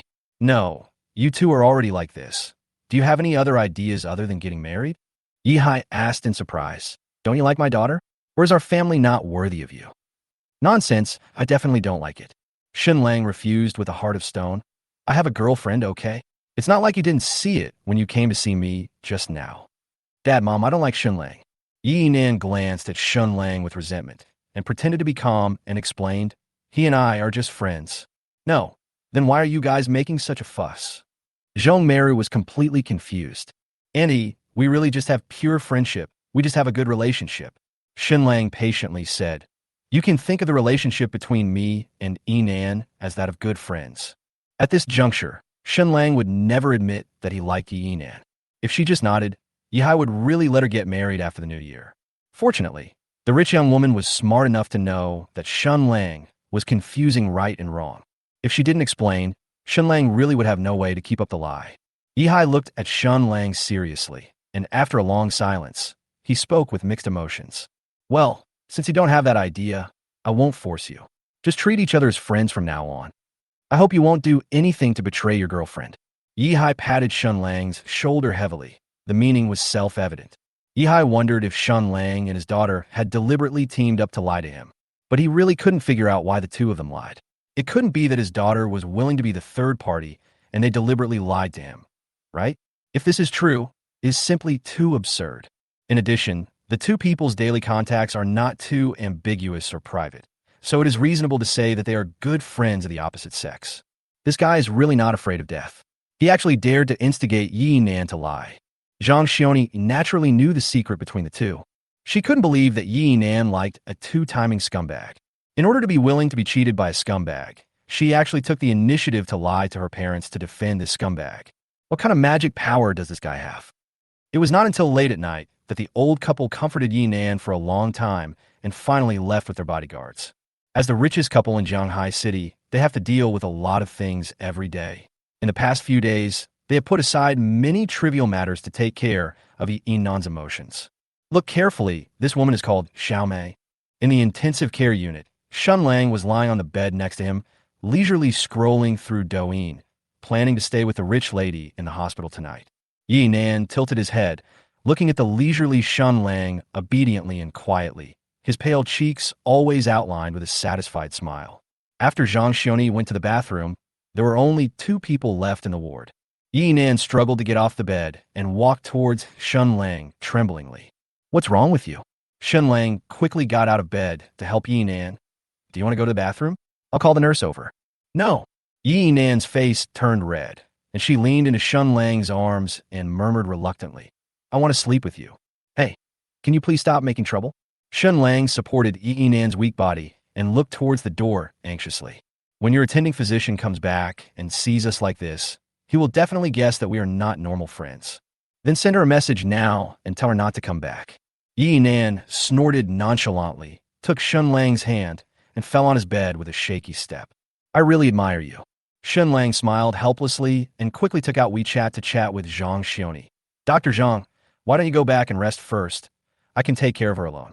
After the other party had been typing for a while, he sent a clear and concise message. "Okay, you're the best medicine now. If there is any special situation, you could just find a nurse. I will go back first. Come quickly, Shen Lang, it's cold outside." Yi Nan lifted the warm quilt and patted the bed next to him expectantly. Apart from her pale face, you couldn't tell at all that she was a patient who wanted to commit suicide. "Damn, why do we feel like we're not in a hospital, but a hotel?" Shen Lang complained, feeling both amused and helpless, but still crawled into the bed of the rich woman. In the bed with a slight smell of disinfectant, the rich young woman happily clung to Shen Lang's arms. Holding his strong arms, she raised her delicate fair face and said something shocking in anticipation. "Shen Lang, let's do what love does." "I know this is what you want to say." Shen Lang quickly interrupted. "You are not well yet. Can we talk about it after you are well? Can we just watch Douyin honestly?" Chapter 186. Can you be more normal? "Shen Lang, why are all your Douyin videos full of girls dancing, and they all wear so little? You must be kidding me. This is a top quality number. I won't sell it for any amount of money. Hee. When you recover, you can also jump for me, okay? Okay, when I get better, I'll go and learn. Hey, this is where the scenery looks so beautiful. Irai Lake, I heard it's the love sea for young people, but I guess it's just a stretch. It's not that interesting." "The Sea of Love? Then, can you take me there someday? I want to go and see it." "No problem. I'll wait until you're better." Hey, let's chat, but don't put your hands in my crotch." "Damn, what are you doing with that hand?" "Sister, this is a hospital. Can you be normal?" Around 2 a.m., in the intensive care unit, on a warm and spacious bed. Yi Nan rested her head on Shen Lang's arm, with a lazy and sweet smile on her face. She lay quietly in Shen Lang's arms, watching the Douyin short video in Shen Lang's hand comfortably. Feeling the familiar masculine scent, Yi Nan felt extremely fulfilled. For this young girl who is not very worldly wise, perhaps this is the feeling of being in love with a boy. Even though he did nothing, Yi Nan felt very happy and secure just by being with Shen Lang. Shen Lang, what is our relationship now? Yi Nan's eyes were filled with joyful anticipation. Are we in love? Shen Lang responded with a nasal sound, raised his hands to hold Yi Nan's neck, and hugged her slender and weak body into his arms. This insignificant little act of care made Yi Nan very happy. She, who has always been gentle and aloof, actually excitedly nudged Shen Lang's cheek with her head, like a calf charging at a target. Oh, are you still little? This childish coquetry made Shen Lang laugh and cry. You are the daughter of the richest man. My sister is not so childish now. He's so childish. Yi Nan smiled innocently, and his smile was both healing and brilliant. Sure enough, a girl like this who usually has a cold personality can make people linger with her sweet smile from the heart. Shen Lang began to understand a little bit about King Yu of Zhou's foolish act of lighting beacons to trick the princes just to win a beautiful woman's smile. Yi Nan moved his weak body, got close to Shen Lang, and raised his neck in anticipation. Shen Lang, I want you to kiss me. Oh, don't let your imagination run wild. Shen Lang turned his head away in disdain and scolded with a smile. Hurry up and lie down and watch Douyin. Go to sleep and rest obediently later. This is a hospital. Don't keep thinking about driving. Let me touch your legs. Yi Nan held Shen Lang's hand and placed it on her thigh covered with hospital gown. Baby, you're so nice. Come closer. How could Shen Lang refuse? He put his arms around Yi Nan's slender waist and started to nibble on her. His hands, which were wrapped around the legs of the rich woman, gradually became unruly. Shen Lang, you are bad. You bully me. Yi Nan's eyes were full of confusion, and this aggrieved expression of being bullied made Shen Lang very agitated. After taking a few short breaths, Shen Lang hugged the little rich woman and started to eat her again. If it weren't for the injury on her hand, Shen Lang might really do something out of line with Yi Nan in the hospital. Shen Lang, tell me you like me. Yi Nan held Shen Lang's head, breathing heavily, and pleaded expectantly. Shen Lang was a little surprised. Why are you saying it now? Yi Nan complained in a tearful voice. You just said you don't like me. I'm so sad. 1. Baby, I like you. Will you be my girlfriend? I will treat you as well as they do. 2. Don't make any response. Continue to take advantage of her and reach a reasonable position where you can attack or defend. 3. Baby, there may be a doctor here to check on us. Let's go to the bathroom. Can you please leave me? I will love you forever. Baby, I like you. Will you be my girlfriend? Shen Lang made a sincere confession, but he didn't have the heart to say the second half of the sentence in such a sweet atmosphere. Although this can make Yi Nan clearly understand his position, Shen Lang is still not so heartless. Shen Lang thought, maybe he was not born to be a scumbag. He was so attentive to every girl. Yi Nan's expression was moved. He sniffed and said nothing. A line of tears slowly flowed down his face. He nodded heavily. Shen Lang knew that in this situation, he should implement option 2 and continued to kiss her passionately. After a long time, the two gradually calmed down, snuggled together affectionately, and continued to watch short videos on TikTok. Shen Lang, why did you bite me just now? Yi Nan pursed the tip of her pink tongue, as if savoring the pain just now. It's to mark you. Shen Lang shamelessly argued. From now on, you'll be mine, okay? Yeah. Yi Nan nodded happily and bit the spot hard, as if he wanted to deepen the mark left by Shen Lang. Shen Lang stayed in the hospital for 2 days and then happily accompanied the rich lady to be discharged. The main reason is that Yi Nan doesn't have any physical illness. With Shen Lang by her side doing talk therapy, her mental illness healed even faster. After simply treating the wound on his wrist, Yi Nan followed Shen Lang and was discharged from the hospital obediently. Okay, Mom, I'll be back soon. Shen Lang is driving me there. Yeah, I got it. In the underground parking lot, next to Shen Lang's BMW.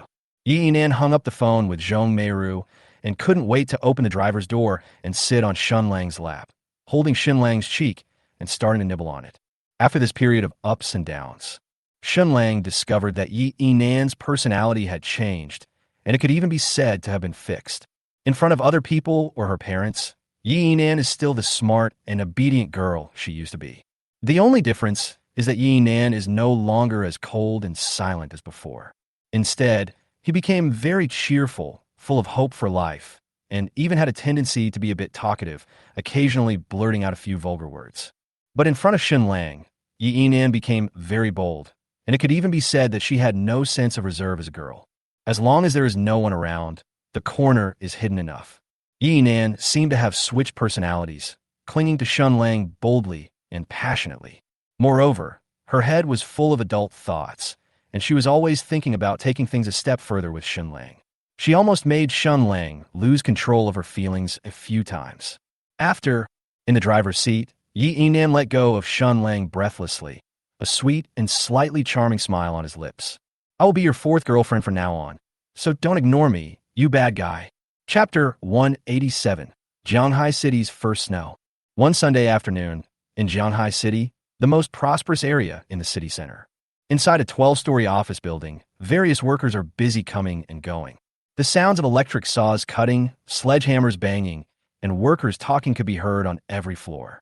Hundreds of workers are renovating this office building worth more than 500 million yuan into an agency for film and television entertainment. This office building was exactly the expensive office building that Yi Hai proposed to Shen Lang in order to get him to leave Yi Yinan during the birthday cruise of the Little Rich Woman.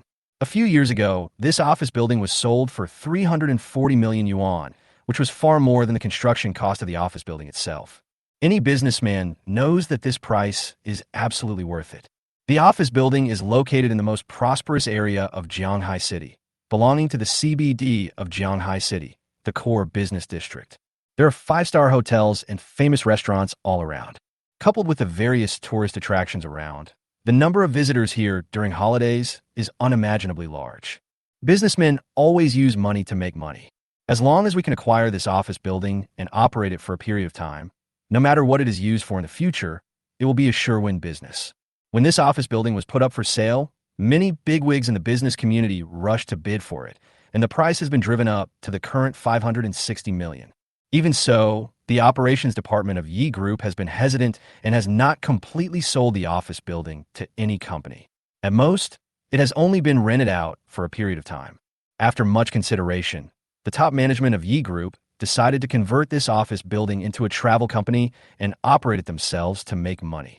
But none of the staff in the operations department expected that Mr. Yi Hai would just wave his hand.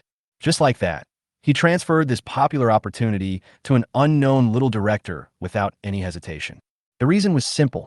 The old couple's daughter seemed to have been reborn and became well-behaved and obedient. I smile a lot more often on my face every day, and I am no longer as depressed as before. Didn't the old couple live most of their lives just for their daughter? Now that their daughter has changed so much, the old couple are naturally very grateful to Shen Lang. Although Yi Hai still has doubts about the pure friendship between the two. But as long as Yinan doesn't admit it, Shen Lang doesn't take the initiative, and the old man doesn't catch them in bed, there's really nothing he can do to the two of them. At this moment, Shen Lang was sitting in the office, constantly signing various paper documents. The office building given by Mr. Yi is still under renovation, and it is estimated that it will not be officially operational until after the Chinese New Year.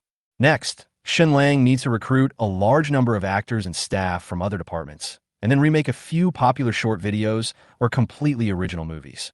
Shen Lang can then lay a solid foundation for his agency in the film and television industry. Fortunately, the short video of the novel he had adapted before earned Shen Lang a lot of fame, and Shen Lang still has some say in the film and television industry.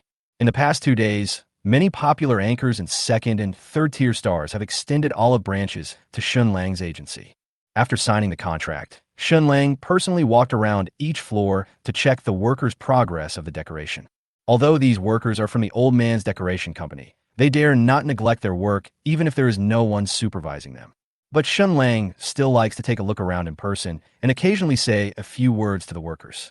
When we arrived at the first floor, employees from the billboard design company had just arrived, holding a plaque with the words Jiangxin Media in their hands. This is the name of Shen Lang's agency. These gold-plated fonts are the company's logo to be built on the top floor. Shen Lang nodded and greeted them, and the workers nodded enthusiastically in response. They all knew that this young man was the owner of this company. Hmm? Is it snowing? Shen Lang suddenly noticed that these workers were covered with some snowflakes. Then he quickly walked out of the gate and looked up.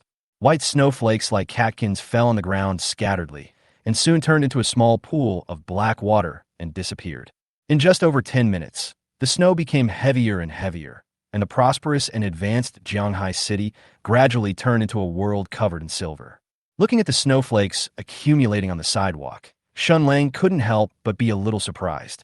As a southern city, Jianghai City has basically never had any snow. Even if there would only be a few imperceptible snowflakes, which passed by quickly like an experience ticket.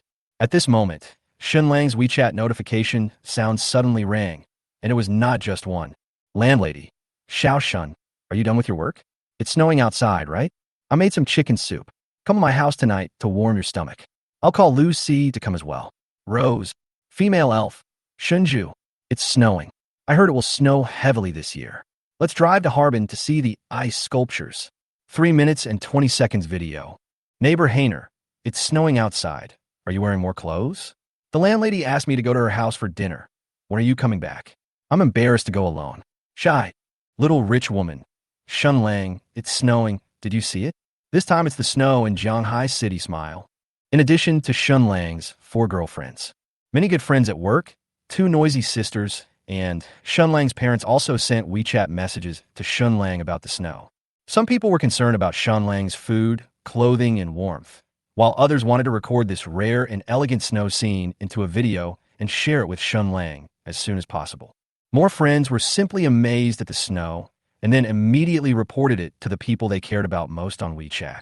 Many of Shen Lang's relatives and friends have seen the tremendous changes in his career and love life this year, especially when the news that Shen Lang owned an entire office building was passed on to the family group by his mother Chengli Juan. Many relatives who had never cared about Shen Lang before began to show concern for him during this period. There were also many aunts clamoring to help Shen Lang find a match when he returned to his hometown. Maybe it's because he has followed the rich woman and seen the upper-class circles and has seen too many materialistic girls like his blind date. Shen Lang didn't feel much about his relative who suddenly became reasonable. After replying to my girlfriend's messages one by one, Shen Lang walked on the wet and thin snow and came to the underground parking lot, intending to go to the landlady's house to have a bowl of chicken soup to warm his stomach. Driving back to the Fulong Garden community, Shen Lang arrived at the familiar door of room 1702 and rang the doorbell expectantly. Brother Xiao, Shan is back. Mengming's ecstatic voice came from inside the door. After the door opened, the little girl rushed over happily like a fat penguin. In the living room with heating on, the landlady and Liu Liusi were setting the table in a virtuous manner. When Shen Lang came to the living room carrying the little girl, the 2 women simultaneously gave him smiles of joy that could not be concealed. At this moment, Shen Lang's imagination ability from his previous social phobia was involuntarily activated. He imagined that his female elf was combing the little girl's hair, and that the rich young woman was chatting and laughing with Yi Xin, who had the same surname as him. Even the 2 sisters, Shen Lin and Shen Ran, were chattering and making a lot of noise in this room. Well, if you work hard, you can have everything. Shen Lang encouraged himself secretly. Chapter 188. Sister Xia, you really love cleanliness. Hey, Mom, Daddy's snoring is so loud, just like a pig. Silly girl. How can you say your father is a pig? But he does look a lot like one. The next morning, Shen Lang was awakened by the sound of playing. After drinking the chicken soup yesterday, Shen Lang did not return to his rental house, but stayed at the landlady's place to sleep. He had already gotten used to it. Now at the landlady's house, Xia Shui has prepared all the daily necessities that Shen Lang needs, such as toothpaste, toothbrush, towels, bath towels, and even spare underwear. Every time Shen Lang came to the landlady's house to eat and chat, it was like returning to a hotel, extremely convenient and fast. Of course, there are no beautiful young women to sleep with you in the hotel, but there are a landlady here. When I opened my eyes on the soft big bed, I saw the little girl and the landlady, one cute and adorable face, the other beautiful and virtuous, right in front of me. The little girl ran onto the bed at some point and crawled into the bed between Shen Lang and Xia Shui. Xia Shui hugged her daughter lovingly, and the mother and daughter looked at Shen Lang happily and contentedly. The landlady still had an exquisite oval face, virtuous and charming phoenix eyes, and she looked at the man beside her pillow with interest. The little girl blinked her big eyes and looked at her young father with curiosity and excitement. You know what? There really is a cozy feeling of a family of three. Silly girl, when did you come? Shen Lang raised his hand and pinched Xiao Mingming's soft face. The little girl smiled and dodged Shen Lang's fingers, happily broke free from Xia Shui's arms, and then climbed into Shen Lang's arms and started to make a fuss. Dad, it's snowing heavily outside. The little girl raised her face happily. Can you take me downstairs to make a snowman later? In such bad weather, Xia Shui was worried that her daughter would catch a cold, so she would definitely not let Ming Ming go out to play. The little girl wanted to go out and play in the snow again, so she had to turn to Shen Lang for help. Children are very good at observing people's words and expressions. Ming Ming knows that now at home, her mother's say is not as important as Shen Lang's. Ming Ming found that there were many things she couldn't do before, but now she can do them as long as she acts coquettishly with her young father, and he will basically agree to them. No problem. Shen Lang rubbed the little girl's nose lovingly and promised, let's build a big snowman later, bigger than Ming Ming, okay? Okay. The little girl was still a little afraid of Xia Shui's veto power, so she quickly shouted to Xia Shui with a smile. Mom will come too later. I'll help her make a bigger snowman. Just pet her. Xia Shui pouted helplessly and relievedly, pinched the little girl's face and complained, don't think that I won't dare to do anything to you just because you have a backer. The little girl shrank into Shen Lang's arms in fear. Dad, Mom is so fierce, like a tiger. Yo, you dare say I'm fierce, little guy? You're itching for trouble, right? Xia Shui pretended to be angry, then threw herself into the little guy in Shen Lang's arms with a smile, and the family of three began to make a noise with joy. After a few minutes of fussing, Shen Lang hugged Xia Shui's plump body, and the little girl was sandwiched between the two of them, talking incessantly about all sorts of things. Children's minds are very active, and the little girl can talk for more than 10 minutes. The two of them did not interrupt the whole process, and Shen Lang would occasionally tease the child's wild thinking logic. The landlady caressed the little girl's head lovingly, her face filled with a peaceful smile of good times. For a divorced wife like her who is waiting to be married, this kind of family warmth is the happiest moment. Shen Lang interrupted the little girl only after her stomach growled. Okay, Ming Ming, go brush your teeth and wash up. After breakfast, Daddy will take you downstairs to make a snowman. Yes. Xia Ming Ming responded expectantly and couldn't wait to get out of Shen Lang's arms. The little girl was in such a hurry to get out of bed that she accidentally stepped on Shen Lang with her foot. He shrank back in pain and gasped. Huh, Dad, what's wrong with you? The little girl blinked her innocent big eyes and looked at Shen Lang curiously. It's okay. Shen Lang waved his hand indifferently and rubbed it a few times subconsciously. Xia Shui was standing beside him, covering her red lips and giggling, her almond-shaped eyes narrowed into slits. Only after the little girl left the bedroom and closed the door did Xia Shui couldn't help laughing out loud. That girl probably doesn't want a brother or sister anymore. Laugh. Shen Lang curled his lips in disdain. If it really breaks, let's see what you will do in the future. Hateful, so frivolous. Xia Shui stopped smiling immediately and slapped Shen Lang with a red face. The relationship between the two had long surpassed the realm of husband and wife. Shen Lang and his landlady often told and did these kinds of explicit jokes at the same time. Shen Lang took advantage of the situation and moved in front of Xia Shui, rubbing the landlord's plump buttocks, and said aggrievedly, Sister, please help me, it hurts. Hey, stop making trouble. Ming Ming is still outside. Xia Shui struggled for a few times with a red face and a pounding heart, and even stuck her head out to look at the wide-open door. The sound of Ming Ming walking back and forth in the corridor was extremely clear. Isn't this difficult to handle? Shen Lang threw back the quilt, walked to the bedroom door, and shouted to the little girl in the bathroom. Ming Ming, Daddy and Mommy need to do something. After you wash up, go watch some cartoons. Yeah, I know. After receiving the little girl's obedient reply, Shen Lang quickly got into the landlady's arms and said, Sister, your body is so warm, like a piece of warm jade. Boys always show their slightly childish side in front of the opposite sex who are older than themselves. Not to mention in front of a married woman like Xia Shui, who still has charm. Ever since Shen Lang met the landlady, he has always been childish and naive in front of her. This is a side of Shen Lang that his other girlfriends will never see.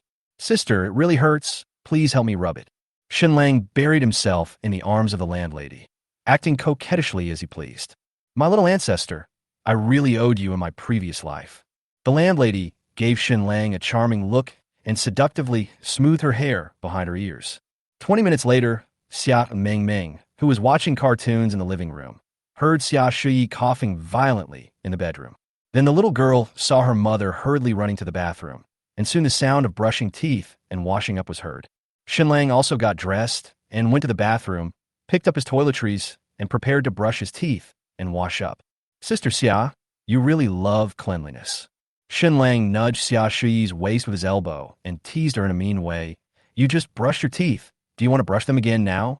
Xia Shui spat out the toothpaste foam in her mouth, raised her hand and twisted Shen Lang's waist fiercely. How dare you say that? I almost vomited my dinner. I'm wrong, Sister Xia. It hurts, it hurts. Shen Lang was at a loss for words and begged for mercy immediately. Chapter 189, High School Class Teacher. After making a snowman with the mother and daughter in the community square in the morning, it was already 3 o'clock in the afternoon. Shen Lang drove to the company that was being renovated, intending to see how the renovation was progressing. Today is Monday, and it is still snowing heavily. Cars on the road are driving very slowly for fear of accidentally skidding and rear-ending each other. Shen Lang's car had not driven far when it was stuck on the road with other vehicles. Several cars ahead had rear-ended each other, and the traffic police and car owners were handling the scene. There were more than 10 or 20 cars stuck on the road behind, just like the highway during the spring festival travel rush. It is not always the case that 4 wheels are more convenient than 2 wheels. In this situation, the electric vehicles that were once inconspicuous become extremely valuable. On the non-motorized vehicle lane, an electric bike would pass by from time to time. Every car owner had a more or less gloating smile on his face. At this boring time, Shen Lang was like other veteran drivers. Either open your phone to watch videos or chat, or enjoy the scenery of heavy snow outside the window. As a scumbag, Shen Lang has an aversion to mobile phones except when chatting with his girlfriends. This is the after effect of a long-term, high-intensity 1v4 confrontation on the mobile phone. So Shen Lang opened the car window and watched one electric scooter equipped with parasols after another passing by on the non-motorized vehicle lane next to him. Shen Lang didn't dare to install this kind of parasol when he rode an electric bike before. Even though this thing can block the sun and rain, if there's a strong wind, it is very likely that both the car and the people on it will be overturned. Many electric vehicle accidents are caused by this little gadget. When Shen Lang was watching intently, on the non-motorized vehicle lane, a small electric donkey with a parasol attached to it slipped. The female car owner, who was wearing a safety helmet, fell out with her car, and the props in the car exploded all over the ground. The drivers, who were already bored, heard the noise and rolled down their windows, looking curiously at the fallen electric bike and the owner who was getting up in a panic on the non-motorized vehicle lane.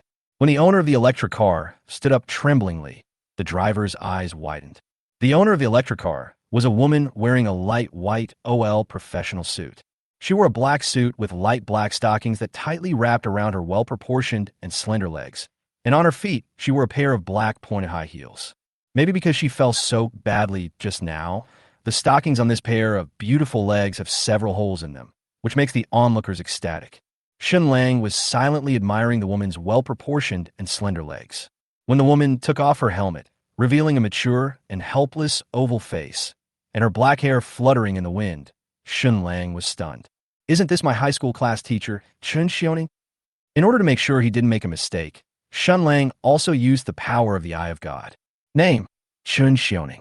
Gender, female. Age, 31. Appearance, 8.8. Height, 167 cm. Weight, 52 kg. Hobbies, reading, shopping, traveling. Measurements, 84 centimeters, 51 centimeters, 90 cm. Favorability towards the host, 1. Marital status, none. Current mood, I am upset and will be late for class. Current location, 100 meters in front of Fulong Community, non-motorized vehicle lane. OX experience, 0. Damn, he really is the class teacher. Shen Lang exclaimed. I didn't expect to meet my high school class teacher in this place.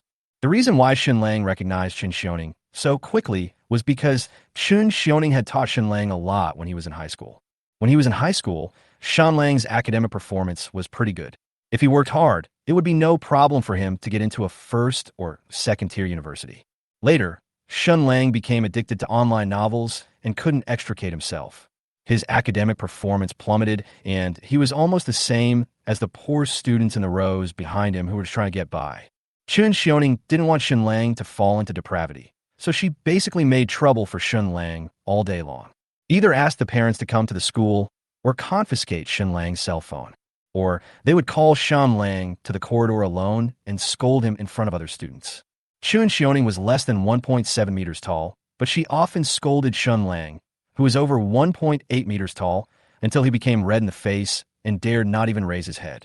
Shen Lang was so scared of being scolded at that time that he would avoid Chun Xiaoning whenever he met her in or outside the school. In order to avoid being bullied by Chun Xiaoning, Shen Lang started to study very hard and was admitted to Zhuhai University for the first time. In the past, Shen Lang was both afraid and resentful of this vicious head teacher. I even suspected that this guy had a tendency to abuse others. Why did he cause trouble for me every day? Now, thinking back, this kind of teacher may be a good teacher who truly cares about students, right? Otherwise, even if they don't care about you, you can still get the salary from a school. It's not like they have nothing better to do than to pick a fight with you every day. The non-motorized vehicle lane was full of passing electric vehicles, and no one stopped to help Chun Xiaoning pick up things. Chun Xiaoning's feet seemed to be damaged after the fall, so she could only stand on her torn black stockings, grit her teeth, and hop around to pick up the supplies she had dropped. It was both embarrassing and somewhat funny.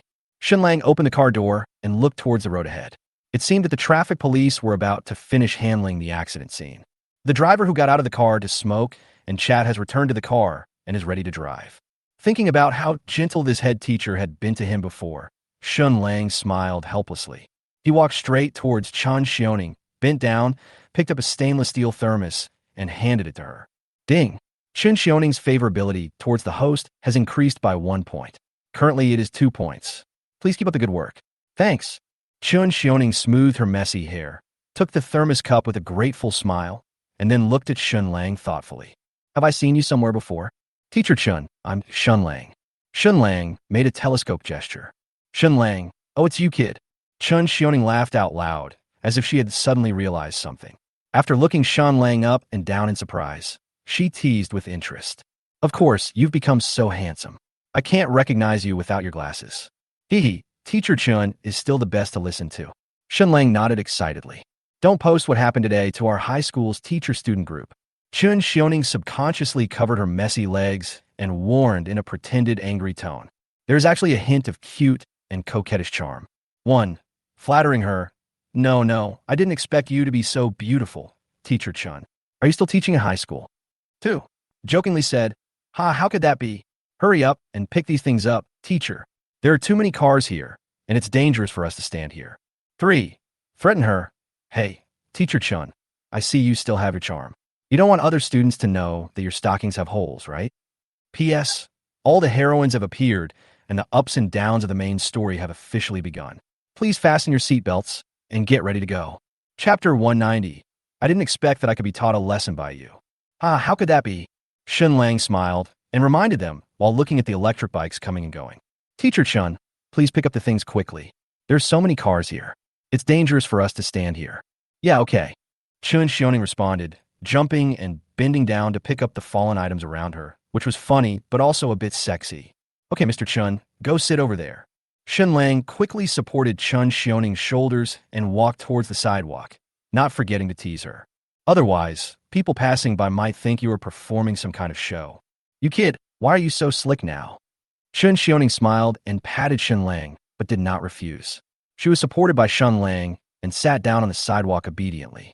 Shen Lang picked up all the fallen items neatly and put them next to Chun Xiaoning. He then picked up the electric bike that had fallen to the ground and parked in front of a nearby convenience store. Teacher Chun, the bike is not broken, but you can't ride it like this now. Wait until your wound is almost healed, then come over and ride the bike away. After discussing with the store owner, Shen Lang ran back and told Chun Xiaoning, Don't worry, I'm quite familiar with the owner of the canteen, so it's no problem to leave the car with him. I'll drive you to school. Yes, no problem. Thank you, Shen Lang. Chun Xiaoning responded with satisfaction, with a hint of politeness in her tone of gratitude. Ding! Chun Xiaoning's favorability towards the host has increased by 2 points. Currently, it is 4 points. Please keep up the good work. If it was a younger girl, and such an embarrassing thing happened in front of everyone, Shen Lang would appear as a hero saving the beauty. No matter how considerate you are in handling all these troublesome matters, at least you will get 5 points of favorability. I never thought that when it came to Chun Xiaoning, there was only a mere 2 points of favorability. I have to say, a teacher is indeed a teacher. She is not the kind of little girl who longs for a Prince Charming. Her mentality is much more mature and stable than that of an ordinary woman. Shen Lang put his arm around Chun Xiaoning's slender waist, carried her on her uniform shoulders, and limped towards his BMW, not forgetting to give her a word of education along the way. Teacher Chun, the sunshade on your electric bike is too dangerous. Remember to take it down after you recover. It poses a huge safety hazard. Yeah, got it. Chun Xiaoning responded nonchalantly, with a strange smile on her delicate oval face. It's really a changing world. I never thought I'd be taught a lesson by you. Shen Lang said solemnly, Wow, that's incredible. I have to write down today's date later. Haha, why have you become so smooth-talking? Chun Xiaoning smiled and asked curiously, I remember you used to be a quiet student. Why have you changed so much now? I've always been like this. Shen Lang recalled, mainly in front of you, I dare not even breathe. That's enough. I'm not some hack. Am I that scary? Well, it's pretty much the same. I was wrong, Teacher Chun. You little brat. Chun Xiaoning glanced at Shen Lang, who was bending over and supporting her with a satisfied smile on her face. During high school, Chun Xiaoning had taught many bad students like Shen Lang. But not all bad students who indulge in depravity can understand the true meaning of Chun Xiaoning's vicious education. When Chun Xiaoning met other students outside school, they would at most say lukewarmly, Hello, Teacher Chun. Some rebellious students would even take the initiative to come forward, maliciously provoke and mock Chun Xiaoning, in order to retaliate against the harsh education Chun Xiaoning inflicted on them during school. Chun Xiaoning thought that Shen Lang was probably the only student who could take care of her after she got into trouble like today. Ding! Chun Xiaoning's favorability towards the host has increased by 1 point. Currently, it is 5 points. Please keep up the good work. Shen Lang, what are you doing after graduation? In the BMW with the heater on, Chun Xiaoning looked at the luxurious and exquisite interior of the BMW and asked curiously, pretentious or shown off in high school campus groups? He never revealed his own deeds to other students. He basically observed the current situation of his high school classmates secretly through the screen. If Shen Lang hadn't helped today, Chun Xiaoning probably wouldn't have remembered this student whose presence wasn't very strong. Chun Xiaoning doesn't know much about cars either. But anyone with a discerning eye can see from the interior and decoration of this car that the price is definitely not low, definitely at least 300,000 or 400,000. Shen Lang touched his nose and said with a little pride, It's the industry that you, Teacher Chun, used to scold me for not doing my job properly. Chun Xiaoning thought for a moment, then suddenly realized and asked, Are you writing an online novel now? Well, make some money for food. Shen Lang nodded sincerely. Well, it turns out that I was wrong about you before. You were actually the right material for this. Chun Xiaoning nodded in approval, with a hint of admiration in her beautiful eyes. Chun Xiaoning knew that Shen Lang was being modest. He was driving such a nice car, so how could he just make a living? Of course, it was impossible for Chun Xiaoning to take the initiative to ask how much money he made, as their relationship was not that good yet. It's snowing so hard, please drive slower. Chun Xiaoning glanced at her phone and smiled helplessly. I've asked another teacher to substitute for me. There's no need to drive so fast. No problem. Do you want me to drive you to the hospital and get some medicine for your scrapes? Shen Lang glanced at Chun Xiaoning's legs in black silk stockings. There were abrasions of varying depths at the torn places. If not treated in time, scars might be left. Chun Xiaoning was slightly stunned, then shook her head nonchalantly. No, this minor injury is nothing. Just drop me off at the entrance of Zhuhai University later. Ding! Chun Xiaoning's favorability towards the host has increased by 2 points. Currently, it is 7 points. Please keep up the good work. Listening to the system in his mind, Shen Lang took a deep look at Chun Xiaoning, who had a pleased smile on her face. I thought, so what if she's a teacher? Her heart isn't made of iron. No matter how strong her appearance is, Chun Xiaoning is still a woman. In this situation, how could she not want a man to care about her? Not later. Zhuhai University? Shen Lang asked in disbelief. Teacher Chun, aren't you at Swaling No. 2 Middle School? When did you become a university teacher? And a teacher at Zhuhai University? Huh. I became a teacher at Zhuhai University at the beginning of this year. Chun Xioning asked back as a matter of course. Didn't you see our teacher-student group? I told you this news a long time ago. Haha, so that's how it is. Shen Lang smiled awkwardly. I was thinking about whether I should take a DD car to take Chun Xioning to Zhuhai University. He didn't want to drive into Zhuhai University with such fanfare. Chapter 191. I always thought you were pretty. After thinking it over for a while, Shen Lang gave up this inhumane idea. Shen Lang really couldn't bear to leave the disheveled Chun Xioning on the side of the road to wait for the DD driver. Aren't you a student of Zhuhai University? Chun Xioning looked at Shen Lang curiously. I remember that after you were admitted to Zhuhai, you boasted to me in the teacher-student group. Why is there such a big reaction? The main reason is that I haven't been back to my alma mater since graduation, and the first time I go back to my alma mater, I have such a beautiful teacher with me. Shen Lang shamelessly gave an awkward compliment to change the subject. I'm afraid that if the students in your class see us, they will misunderstand that we are dating. I don't want to become the target of public criticism. Ding! Chun Xioning's favorability towards the host has increased by 1 point. Currently, it is 8 points. Please keep up the good work. Haha, I'm afraid you'll be disappointed. My students won't envy you for bringing a 30-year-old woman back to your alma mater. Chun Xioning not only did not feel shy or repulsed by this slightly ambiguous way of speaking, but instead accepted her fate and compromised in a tone. I guess you're the only one who would praise me like this. A 30-year-old leftover woman who still hasn't found a boyfriend and can only rely on blind dates to find a partner. As soon as these words came out, Shen Lang's brain started thinking quickly. Immediately found out why Chun Xioning was still single at the age of 30 and even had no experience. Too straightforward. The best years for dating are spent on education. I have never met men of the same age, have no experience in love, and don't know how to get along with men of the same age. These are the main reasons why Chun Xioning is still single at the age of 30. Don't be fooled by Chun Xioning's beauty. Her looks and figure are only slightly inferior to those of the landlord's wife. She is simply the standard template of a mature lady, and even has the buff blessing of a female teacher.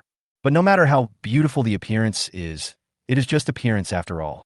Women of Chun Xioning's age basically look for a partner with the intention of getting married. It's impossible to start dating at the age of 30, right? That's too unrealistic.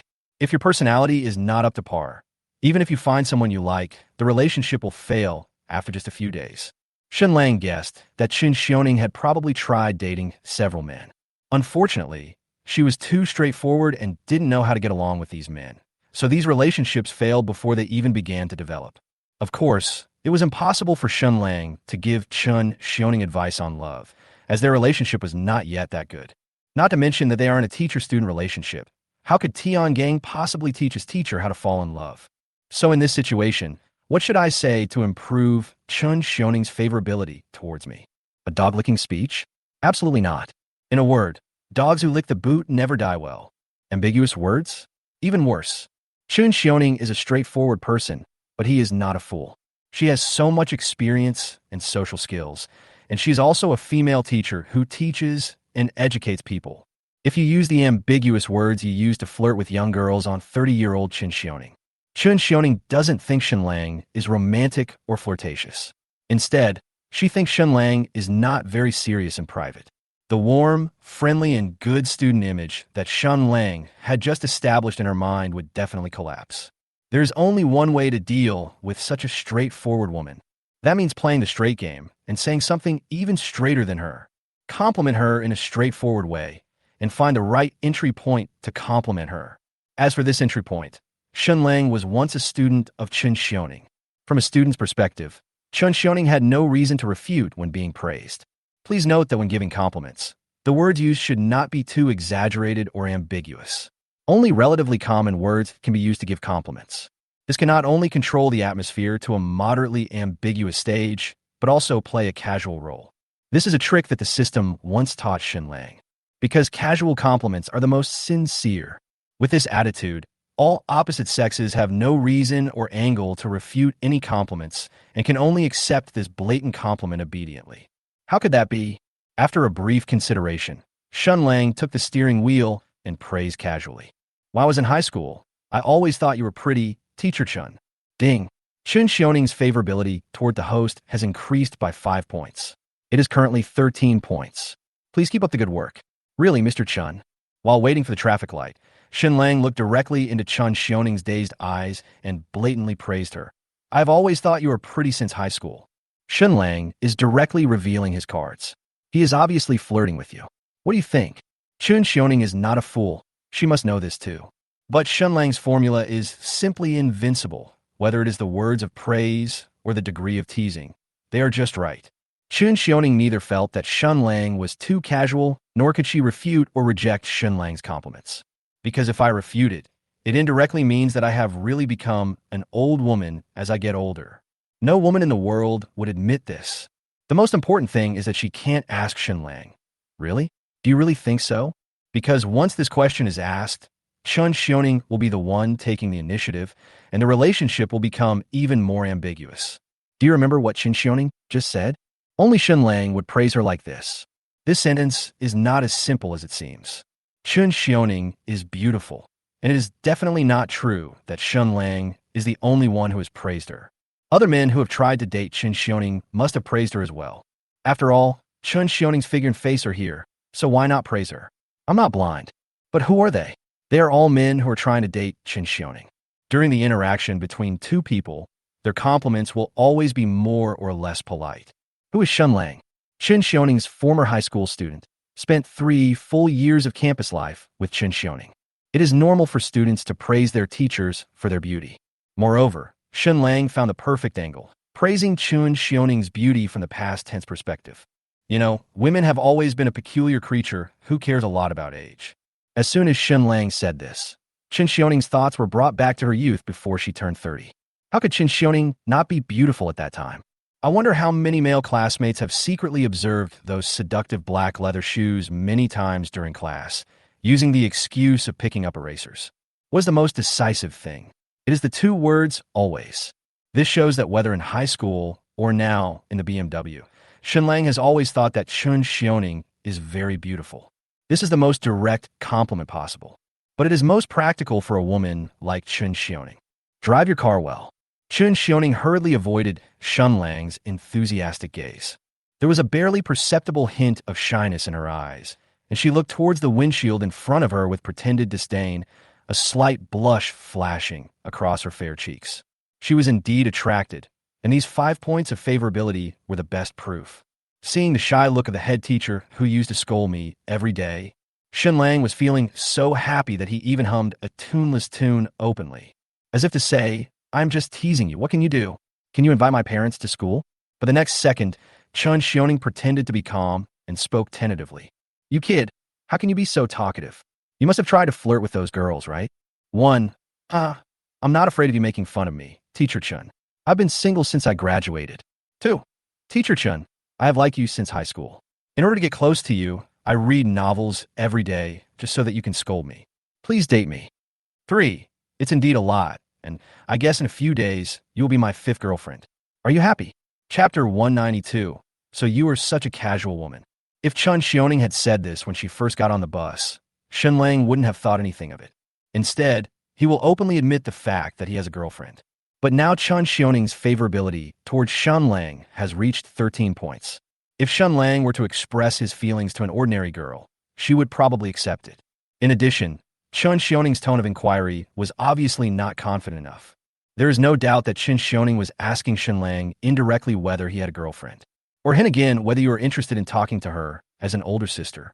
Of course, Chun Xiaoning herself did not admit the second half of the sentence. But if you think about it that way, it would be a bit embarrassing. I'm not afraid of you laughing at me, Teacher Chun. I have been single since I graduated. Shen Lang smiled naively and even added a decisive word. And I really think you're pretty, Teacher Chun.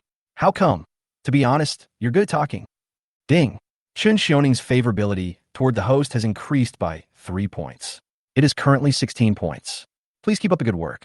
For some unknown reason, Chun Xiaoning found herself being teased by Shen Lang again. Shen Lang's acting skills are very good. Chun Xiaoning didn't know that Shen Lang played so many straight balls just to tease her, so she could only give Shen Lang a resentful look. Why is it so inexplicably cute? Chun Xiaoning suddenly felt a little angry, and she didn't know why she felt this way. Shen Lang was clearly praising herself, and she did feel happy, so why would she be angry at the student who praised her for her beauty? Chen Xiaoning has experience in dealing with people, but has no experience in dating a boy. This feeling is easy to understand. It was nothing more than that Shen Lang aroused Chen Xiaoning's favor, but he did not fulfill his due responsibilities. It was his seemingly proactive, yet irresponsible and non-admitting attitude that made Chen Xiaoning feel inexplicably angry. The most important thing is that Chen Xiaoning cannot express this emotion too obviously. After all, Shen Lang was just praising your beauty, and you developed a crush on him so easily. What does it have to do with Shen Lang? If you say it out loud, it will be truly embarrassing. Instead, it gave Shen Lang a feeling. I just praised you a few times, and you have a good impression of me? So you are such a casual woman? In this state of anger, where she couldn't show any signs of it, Chen Xiaoning took off her black stockings in a fit of anger. Mr. Chen, what are you doing? Looking at the black stockings gradually peeling off, revealing a little bit of white thighs, Shen Lang blushed and swallowed his saliva with a beating heart. As favorability is almost 20 points, I can hit a home run. Should I just accept my fate and lie down, or should I suggest moving to the more spacious back seat? What do you think? Chen Xiaoning glared at Shen Lang indignantly. We're almost at school. How am I going to teach my students like this? They'll definitely call me a pervert. I see. Shen Lang was alarmed for nothing. Chen Xiaoning's stockings were full of holes, exposing large areas of her white thighs. Going to class dressed like this, regardless of what the female students will think, the male students will definitely not be able to concentrate on their studies. But I actually felt disappointed in my heart. What was going on? And Shen Lang glanced at the erotic scene next to him again. Who among my family members understands? The high school teacher I just met was taking off his stockings on the passenger seat of my car. It was such an infuriating feeling. The damn thing is, Shen Lang is a leg control freak. This kind of grand scene has a fatal attraction to Shen Lang. As long as the road conditions are good and there are few vehicles around, Shen Lang's eyes will always be on the white thighs of his class teacher. How could Chen Xiaoning, who has caught students cheating for years, not notice such an obvious action? What Chen Xiaoning didn't understand was where this feeling of pride came from. Not only was I not angry about my former students seeing my thighs for nothing, but why did I feel inexplicably proud? Could it be that at the age of 30, I still have something to show for myself? That's why I feel proud. In this conflicting and proud emotional collision, Chen Xiaoning caught Shen Lang's eyes peeking at her thighs. Chen Xiaoning, who was already very unhappy with Shen Lang's attitude of not admitting his mistake, suddenly shouted out, "You dare to do it, but not take responsibility for it, right? If you want to watch, then watch carefully. Why are you doing this sneakily?" Chen Xiaoning's voice suddenly stopped in the middle of her words. Her pretty face turned red, and it looked like blood was dripping out. Realizing how outrageous her words were, she quickly looked out the window with a red face, trying to escape this cruel and embarrassing reality. "Help me, I got pregnant that year. Why would you say such shameless words to your students?" Chen Xiaoning, are you crazy about men? You actually have feelings for your own student. What's even worse is that it took less than half an hour from the time they met each other to the time they got on the bus. Am I really such a casual woman? Snap, snap, snap. The atmosphere inside the BMW was eerily quiet. The sound of the windshield wipers brushing away the snow was particularly clear. Ahem. Well, Mr. Chun, just taking a look is a sign of respect. Shen Lang smiled awkwardly, trying to ease the awkward atmosphere. Keeping watching means always respecting. Do you think what I said makes sense? Come on, come on. Tell me, what kind of truth does this make? Chen Xiaoning turned her head and glared at Shen Lang in anger. This sharp look was exactly the same as the one Chen Xiaoning used when she scolded Shen Lang in the corridor in high school. 1. Because your legs are beautiful and well-proportioned, I keep looking at them. If they were bloated, I wouldn't even look at them. 2. I'm sorry, Mr. Chun. Can you please not tell my dad that I will never peek at your legs again? 3. Are you kidding me? There's a beautiful lady taking off her stockings next to me. If I don't take a few more glances at such an erotic scene, do you want to shorten my life? In the past, Chen Xiaoning's look might have really scared Shen Lang. But now Shen Lang's face is thicker than the crooked city wall. How could he be scared? Because your legs are beautiful and well-proportioned, I keep looking at them. Shen Lang explained seriously. If it's too bulky, I won't even look at it if it's handed to me. Ding. Chen Xiaoning's favorability towards the host has increased by 4 points.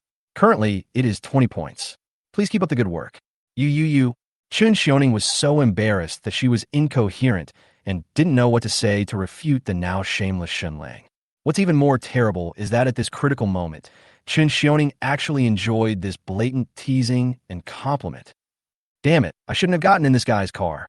Chun Xiaoning covered his head and said madly. She now wished she could stuff the stocking she had just taken off into this boy's mouth. Chapter 193. I haven't added his contact information yet. Fortunately, the road conditions were very smooth and there was no congestion. Shen Lang drove Chun Xiaoning to the gate of Zhuhai University smoothly. As a key demonstration university in Jianghai City, Zhuhai University covers an area of more than 100 acres and has a building area of up to 100,000 square meters. There are office buildings, science and technology museums, teaching buildings, libraries, student cafeterias, faculty cafeterias, student dormitories, sports fields, etc. on campus. There are more than 8,000 students on campus, making it the university with the largest number of students among all universities in Jianghai City. From the school gate to the office building or teaching building, you have to walk along a campus road of several hundred meters. Chun Xiaoning has difficulty moving, so it is impossible for Shen Lang to just leave her at the school gate and let her limp into the school alone. That would be too inhumane. When Shen Lang drove to the school gate, the security guard saw that it was a strange car that had not been registered and was a unique BMW model. Thinking it was a high-ranking official making a secret visit, I quickly came up to him with an enthusiastic and nervous smile, saluted and asked, "Hello, your vehicle has a license plate that we have not registered. May I ask, what is the purpose of your visit to the school?" "Master, I am a graduate of Zhuhai University." Shen Lang smiled and explained to the security guard, "Teacher Chen's leg is injured. I'll take her in and leave." The security guard breathed a sigh of relief, checked his work badge number with Chun Xiaoning, and opened the door and let her in without asking any questions. The wide, thick black tires pressed through the dense snow and entered the university. At this moment, it was just the end of get out of class. The snow-covered campus roads and the wide playground are filled with the laughter and joy of young and beautiful college students. The appearance of Shen Lang's BMW car conforms to the aesthetic taste of all boys and girls of this age group for sedans. As soon as the BMW entered the campus road, it immediately attracted countless college students to watch. Even the boys playing ball on the playground were fascinated by the sight of this cool BMW sports car. Some university students who knew a lot about cars explained and analyzed the cost and performance of Shen Lang's car to other students. The other students were amazed and stretched their necks to look at the driver curiously. Everyone wanted to see which department the teacher was from, driving a BMW worth more than 2 million yuan and entering the school so ostentatiously. Such a luxury item has entered the eyes of college students who are about to come into contact with society. Naturally, this group of college students who are about to be beaten by society feel inexplicably restless and envious. Many students also took out their mobile phones and took pictures of Shen Lang's BMW. Oh shit! Feeling the countless gazes directed at him, Shen Lang suddenly broke out in a sweat. He was so nervous in the middle of winter that he was sweating all over. Chun Xiaoning noticed that Shen Lang's behavior was nervous, and a layer of sweat appeared on his forehead. She couldn't help but tease him. "Why are you so nervous? Did you get into trouble with that teacher at university again? Are you afraid of seeing her when you come back? How is that possible? How could any teacher be more fierce than you?" Shen Lang smiled and turned the tables. His eyes were like a 360-degree radar, scanning the students around him quickly and vigilantly, fearing that Su Lishuan and Li Liusi would pop out from somewhere. It was as if God was playing a joke on him. At this moment, a group of students in sportswear rushed out from not far from the teaching building. They were going to the playground for physical education class. Among this group of students, a tall, rosy-faced female college student stood out. Who else could have this figure that could make men speechless and women cry other than Li Liusi? Li Liusi still looked timid. "I want to fit in with my classmates, but I also seem to be afraid of something." I could only keep my head down and walk carefully along the edge of this group of students. "Shen Lang, there are students of mine in front who are having physical education class." Chun Xiaoning pointed at Li Liusi, who was walking with his head down in front of him, and said, "Just put me down here. No need to drive in." "Good." Shen Lang responded without hesitation and quickly stopped the car. "Lucy." After Chun Xiaoning got off the car, he waved his hands and shouted loudly to Li Liusi in front of him. Li Liusi blinked his curious eyes and saw that it was his math teacher. The melancholy pretty face couldn't help but break into a smile and walked quickly towards Chun Xiaoning. It can be seen that in school, Chun Xiaoning is very nice to the introverted Li Liusi. However, the closer Li Liusi got to Chun Xiaoning, the more curious she became. She felt like she had seen this BMW somewhere before. It's Shen Lang's car. Li Liusi immediately smiled like a flower, and even her small steps turned into a long and fast run. Running brings out Li Liusi's impressive figure, which shocks the female students around her. Damn it, God. Please kill me. Is this such a coincidence? Looking at Li Liusi, who was walking towards him, his eyes gradually became confused and finally turned into overjoyed surprise, and he even ran. Shen Lang knew that his car must have been recognized by this silly girl. Shen Lang slapped the steering wheel in fear, and without any hesitation, he turned the wheel in a hurry. At this critical juncture, if anyone dared to say a word to Li Liusi in school, it would definitely be a bloody battlefield in the future. Thank you, Shen. When Chun Xiaoning saw Li Liusi approaching, she was about to say thank you to Shen Lang. Unexpectedly, Shen Lang had already turned around, and without saying hello, he drove his BMW towards the school gate as if he was running for his life. The exciting engine sound echoed in Zhuhai University, which was full of scholarly atmosphere and attracted dissatisfied rebukes from several teachers in the back. This kid, Chun Xiaoning, had not yet recovered from a more than 40 minutes of ambiguous communication between Shen Lang and her.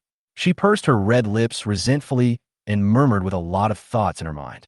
I haven't added his contact information yet. Lucy, I accidentally fell down. Teacher Chun was the owner of that car, just now Shen Lang. Before Chun Xiaoning could speak, Li Liusi asked breathlessly, staring straight at the BMW that disappeared at the school gate. Well, you know Shen Lang? Chun Xiaoning felt inexplicably nervous and asked, what is your relationship with Shen Lang? He and I are friends, and we are also neighbors in the community. How could a college student confess his or her love affair to his or her teacher? For the simple and introverted Li Liusi, this is even less likely. Haha, so that's how it is.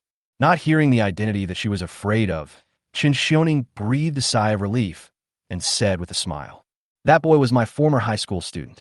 Today I accidentally fell off my bike, and he took me to school. So that's how it is. Li Liusi didn't think much about it.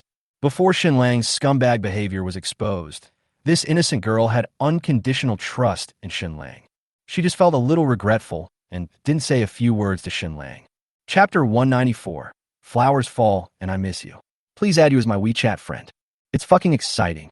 After leaving the crisis-ridden Zhuhai University and nearly triggering a bloody Shura field, Shen Lang sighed with lingering fear. If he had hesitated for a few seconds, Shen Lang would have had a chat with Li Liusi. The longer they stayed in Zhuhai University, the more likely it was that Su Lishuan or her roommates would discover Shen Lang and Li Liusi chatting. If it really came to the point where blood flowed like a river, Shen Lang would have no way to defend himself. What is this? Shen Lang noticed from the corner of his eye that there were two black objects under the passenger seat. Shen Lang bent down to pick it up and saw that it was the original black stockings that Chun Xiaoning had taken off. He didn't expect that she didn't take it away. Could this be a hint? Shen Lang muttered with a blushing face and a pounding heart. After thinking for a moment, Shen Lang put this ridiculous idea behind him. Chun Xiaoning is a dedicated and responsible teacher. Even if he has some feelings for me, it is impossible for him to make such blatant hints. This is inconsistent with her upright and straightforward character. Why are you wearing such thin stockings in the middle of winter? Shen Lang gently pinched the thin and torn stockings in his hand. Thinking that these were the original stockings taken off by his high school class teacher, Shen Lang suddenly felt hot all over. Quickly put the torn black stockings into your pocket. This is actually a very normal phenomenon. When boys are at the age when their hormones are rising, they basically have moments when they have fantasies about their class teachers. The prerequisite is that the head teacher's appearance and figure must be good enough. Shen Lang is no exception. During high school, whenever he took Chun Xiaoning's class, Shen Lang, who was usually introverted and honest, would accidentally drop his eraser several times during the class. After picking up the eraser, Shen Lang childishly hinted that it was not his fault. Who asked this female demon to scold him every day? This is retribution. At this moment, Shen Lang's WeChat notification sounded, and it was a message of a friend request. I miss you so much. Please add you as a WeChat friend. Note, Teacher Chun smiles. Shen Lang hesitated for a moment, but finally agreed to Chun Xiaoning's WeChat friend request. Shen Lang still needs help to get the electric car back, and Chen Xiaoning helped Shen Lang so much in high school. Morally and logically, Shen Lang had no reason to reject Chen Xiaoning. Of course, as a qualified scumbag, when Shen Lang accepted Chen Xiaoning's friend request, he decisively closed his circle of friends to her. Shen Lang's circle of friends contained the official announcement with Su Lishuan, but this update was blocked for all friends of the opposite sex. The moment the friend passed by, Chen Xiaoning sent a message. Hua Luo Hua Xiang Si. I will come to you in a few days to get the electric car. Smile. Shen Lang is still in the high school WeChat group, and Chen Xiaoning can negotiate such matters with Shen Lang in the WeChat group. Chen Xiaoning chose to actively add Shen Lang as a friend, and even brought up the electric car issue as an excuse. This is simply a case of trying to cover up one's own mistake. Of course, this idea is not set in stone. Shen Lang hesitated for a moment and just replied with a casual. He was testing Chen Xiaoning's thoughts. Logically speaking, Shen Lang is Chen Xiaoning's student, and such a reply is normal for their relationship. If Chen Xiaoning had the desire to negotiate with Shen Lang, then this would seem rather cold to her. In this situation, Chen Xiaoning would feel anxious and worried, and subconsciously would find other topics to chat with Shen Lang. This is how scumbag men arouse women's curiosity and desire for communication step by step. The prerequisite is that the other party must have a certain degree of favorable impression of you. Otherwise, they will not bother to care what you reply. Hua Luo Hua Xiang Si. Why are you leaving so fast? Confused, it's a rare opportunity for you to come back. Why don't you take a good look around your alma mater? Snickering. Seeing that Chen Xiaoning sent such a highly debatable topic, Shen Lang's lips curled up into a confident smile, showing that he was determined to win. This is no longer a feeling of worrying about gains and losses. It is no exaggeration to say that Chen Xiaoning is trying to build a relationship with Shen Lang beyond that of a teacher and a student. This is not groundless. Anyone who has some experience in picking up girls can see that Shen Lang was flirting with Chen Xiaoning so much when he was in the car. If Chen Xiaoning had not had such thoughts after Shen Lang sent her to school, it would be impossible for him to take the initiative to add Shen Lang on WeChat, and it would be even more impossible for him to find such a topic to discuss and chat with Shen Lang. Just because Chen Xiaoning has never been in a relationship doesn't mean she has low emotional intelligence. After all, she is a woman in her early 30s, and she has chatted with many students' parents. She knows how to chat and socialize with people, and her conversation skills are definitely good. Shen Lang still deliberately didn't reply and navigated to the nearest gas station, intending to refuel the car. In less than 2 minutes, Chen Xiaoning sent another message. Hua Luo Hua Xiang Si. Are you driving? Confused, combined with the previous few messages, even a boy who has never been in a relationship can see from this message how strong Chen Xiaoning's desire to communicate with Shen Lang is. If you really don't understand, this sentence can be translated as, why don't you reply to me? Are you driving? I slept till dawn. Well, I just got to the gas station and refueled the car. Proud teacher. What about you? When are you going to class? This is nonsense because of Chen Xiaoning's attitude towards students and the rigor of her career. As long as she has classes to attend or something else to do, it is impossible for her to send messages to Shen Lang again and again. Of course, if you want to chat with a girl you just met and who has a crush on you, you must learn to find topics to discuss with her. Even if it is nonsense, you have to say it out loud so that you can pass the initiative of the topic to the woman and let her take the initiative to talk to you about her things. Just like that, Shen Lang took the school curriculum as an opportunity to have a chat with his once fierce head teacher. During the conversation, Shen Lang always spoke to Chen Xiaoning in the tone and perspective of a student, showing the image of a friendly and polite student to the fullest. Chen Xiaoning prefers obedient students, not to mention Shen Lang, who extended a helping hand to her today. Not only that, Shen Lang often brings the topic back to his 3 years of youth in high school. Shen Lang's perfect speaking skills, combined with his unparalleled writing skills, can make the other party feel involved in the conversation to a great extent. When talking about the days in high school, Chen Xiaoning's desire to communicate becomes particularly strong.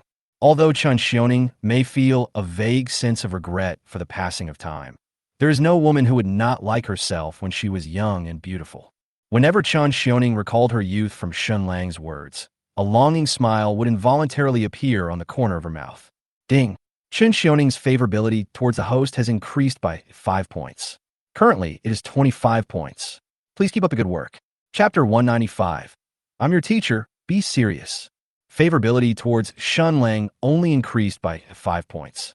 Shen Lang was not surprised. He and Chen Xiaoning were just chatting without using any flirting techniques. A 5-point increase was already very high. Strict female teachers like Chen Xiaoning or older women like sisters cannot use ambiguous words to tease her. They're all adults, and their experience and life experience are much richer than those of girls in their early 20s. In addition, they have all been in the mixed society and must have seen all kinds of people. They will definitely be wary of the opposite sex. To pursue such a woman, you must proceed step by step, gradually let down her defenses, let her feel your kindness, and occasionally flirt with her in an appropriate manner. It won't take long before things become a natural progression without you even having to make your relationship clear. If you're too eager for quick success, it will definitely backfire. After a good sleep, he said, "Teacher Chun, let's talk again when we have time. I guess you will be off work soon, right?" High school class teacher. "Well, it's almost time. I had asked for leave today, and I just came to see the students. I slept till dawn. Okay, I'm going to take a shower. We can talk again when we have time. Tell me if you have anything." "Rose, you little brat." Seeing this bright cartoon Rose expression, Chun Xiaoning's pretty face blushed slightly, but she still felt inexplicably happy in her heart. This was a level of pleasure she had never experienced when chatting with the men before. During the conversation, Shen Lang provided a lot of emotional value, leaving this sister in her early 30s wanting more. Of course, Chen Xiaoning couldn't express her joy directly because she was Shen Lang's high school class teacher. If she lowers herself in front of Shen Lang, it will make her, as the class teacher, appear to have no authority at all. Chen Xiaoning typed in the input box, "I'm your teacher, be serious." After taking a look at these words, Chen Xiaoning felt it was too embarrassing to chat with her former student in this way. Especially the word "law" that I couldn't help but type. It was like a little girl acting coquettishly, both disgusting and embarrassing. This was a sign that Chen Xiaoning was gradually letting down her guard against Shen Lang. So, Chen Xiaoning blushed, and her heart beat fast as she deleted the word "law." "I'm your teacher, be serious. I'm your teacher, be serious." If you remove the word "law" from this sentence, the meaning will instantly change. It was as if he was acting like a teacher and sternly warning Shen Lang, his student, not to have any improper thoughts about his teacher. No, this won't work. Chen Xiaoning felt that this reply was too harsh and was worried that Shen Lang would think too much and not come to chat with her in the future. She didn't want to destroy the ambiguous atmosphere that she had worked so hard to build. How should I put it? At this moment, no one dared to believe it. The class teacher who used to have a strong aura was like a girl in love. For a piece of news that couldn't be simpler, she tapped the table with her slender fingers, feeling shy and anxious, thinking about how to respond to this trap that was full of conspiracy. More importantly, the other party was one of her former students. After thinking it over again and again, Chen Xiaoning had an idea and added a crying and laughing emoticon after this sentence. Then she sent the message nervously, like a girl confessing her love, and threw the phone aside with a blushing face. "High school class teacher. I'm your teacher, be serious." Laughing and crying. Chen Xiaoning has been a class teacher for several years, even though she has no experience in dating boys. But having dealt with all kinds of parents, her communication skills are still quite good. This sentence not only reflects her dignity as a teacher, but the laughing and crying emoticons can also indirectly tell Shen Lang that she is not acting like a teacher. To translate it more directly, it means, I really like this kind of chat atmosphere. There's no way around it. Adult love is so complicated and scheming. In the process of communication, everyone is trying to test each other's intentions. Anyone who takes the initiative in relationships will inevitably fail miserably. Unfortunately, what Chen Xiaoning didn't know was that she had already lost from the moment she got into Shen Lang's car. Around 7 o'clock in the evening, most of the students had left, and Chen Xiaoning walked to the school gate with awkward steps. Her legs have almost healed. After all, they were just some scratches. She can walk without any problem, but she can't run. Chen Xiaoning usually rides an electric bike to and from get off work, but today she can't ride the electric bike, so she plans to take a DD car to go back. Thinking that she would have to limp to the hospital alone to buy medicine for her abrasions, Chen Xiaoning couldn't help feeling lonely. This is the unique feeling of emptiness that a 30-year-old single woman has. It is impossible for a physically and mentally healthy woman to wish to live alone. Chen Xiaoning also wants to find a man to accompany her. Otherwise, she wouldn't dress up beautifully before every blind date. Unfortunately, During the best years for love, Chun Xiaoning devoted herself to her career and knew nothing about love. Later, her father developed acute hypertension. Not only did the family sell everything they had to pay for the medical expenses, but her father also could not be saved. Chun Xiaoning was depressed for several years because of this. Chun Xiaoning feels that after living for more than 30 years, the only thing she can boast of is that she has taught many students with excellent grades. Chun Xiaoning arrived at the school gate and was about to use Didi to hail a taxi when a woman wearing white gloves, carrying a bag of medicine, walked up quickly and spoke to her enthusiastically. "Excuse me, are you teacher Chun?" "Yes, who are you?" Chun Xiaoning looked at the woman curiously, but had no impression of her. "I'm a Didi driver. I've been waiting for you for a long time. A customer who claims to be your student has ordered a special car service for you." The woman pointed to the black car behind her, then handed the abrasion medicine in her hand to Chun Xiaoning. "By the way, this is the medicine he bought for your abrasions. He also reminded you to take the medicine on time. If you need anything, feel free to tell him." "I see." Chun Xiaoning was flattered to take the bag of medicine. Knowing that my leg was injured, I still had to take a taxi back. Without a doubt, it must be the naughty high school student I met in the morning, Shen Lang. "You little brat, with all these ideas, how could you fail to woo a girl?" Chun Xiaoning muttered nonchalantly, with a proud smile on her lips that showed she was being righteous. Her heart, which had been filled with gloom just a moment ago, was filled with a warm feeling. Ding! Chun Xiaoning's favorability towards the host has increased by 5 points. Currently, it is 30 points. Please keep up the good work.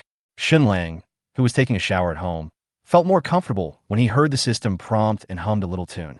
In fact, if you want to win over girls, excellent rhetoric skills and high emotional intelligence are indeed important. But if you make some appropriate and practical efforts, you will often get unexpected rewards. Chapter 196, School Bullying. Hua Luo Hua Xiangxi, Shen Lang, thank you for your kindness. Teacher, please take the money quickly. Smile. As soon as Shen Lang finished taking a shower, Chun Xiaoning sent him a WeChat transfer of 200 yuan. Shen Lang hesitated for a moment and typed a reply. "No need, Mr. Chun. You live in Shanghai City anyway, so just treat me to a meal when you are free." Shen Lang had said this to Su Lishuan before, with the purpose of creating an opportunity for the two of them to have dinner together next time. You can't say this to an older woman like Chun Xiaoning, otherwise she will see through your intentions at a glance. Shen Lang added to this sentence, "You live in Shanghai City anyway." This sentence could not only confuse Shen Lang's intentions, but also give Chun Xiaoning a way out.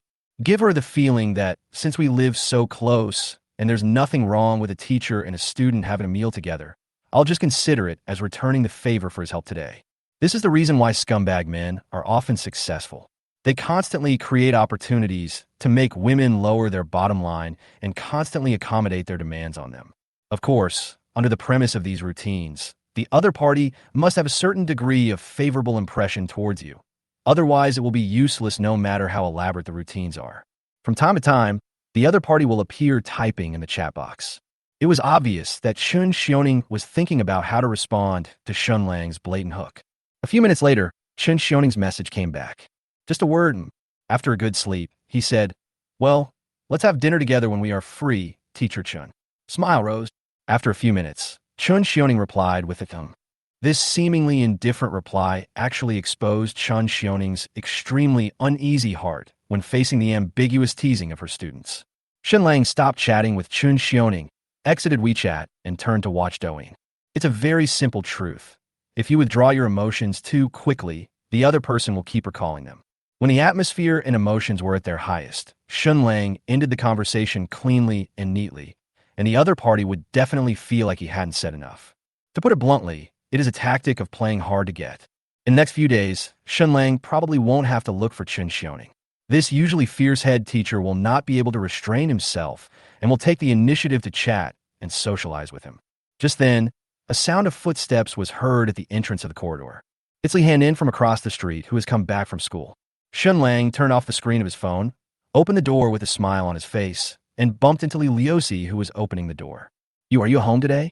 I'll come and cook for you later." Different from the shy and happy look in the past, Li Liuxi's expression today became a little nervous and evasive, and even the movement of inserting the key to open the door became faster. Shen Lang sensed something was wrong. When he approached Li Liuxi, he suddenly smelled a strong smell of cola on her. Not only that, Shen Lang was also surprised to find that many parts of Li Liuxi's hair were stuck together.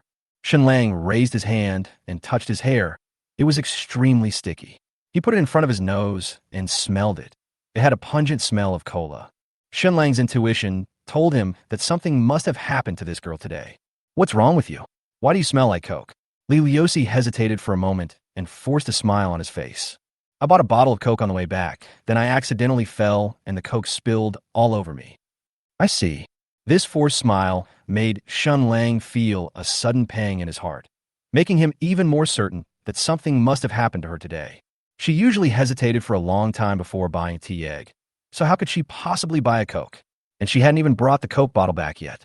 Shen Lang followed Li Liuxi into her room, looked at her lonely back, thought for a while, and asked tentatively, "Has anything happened in your school recently?"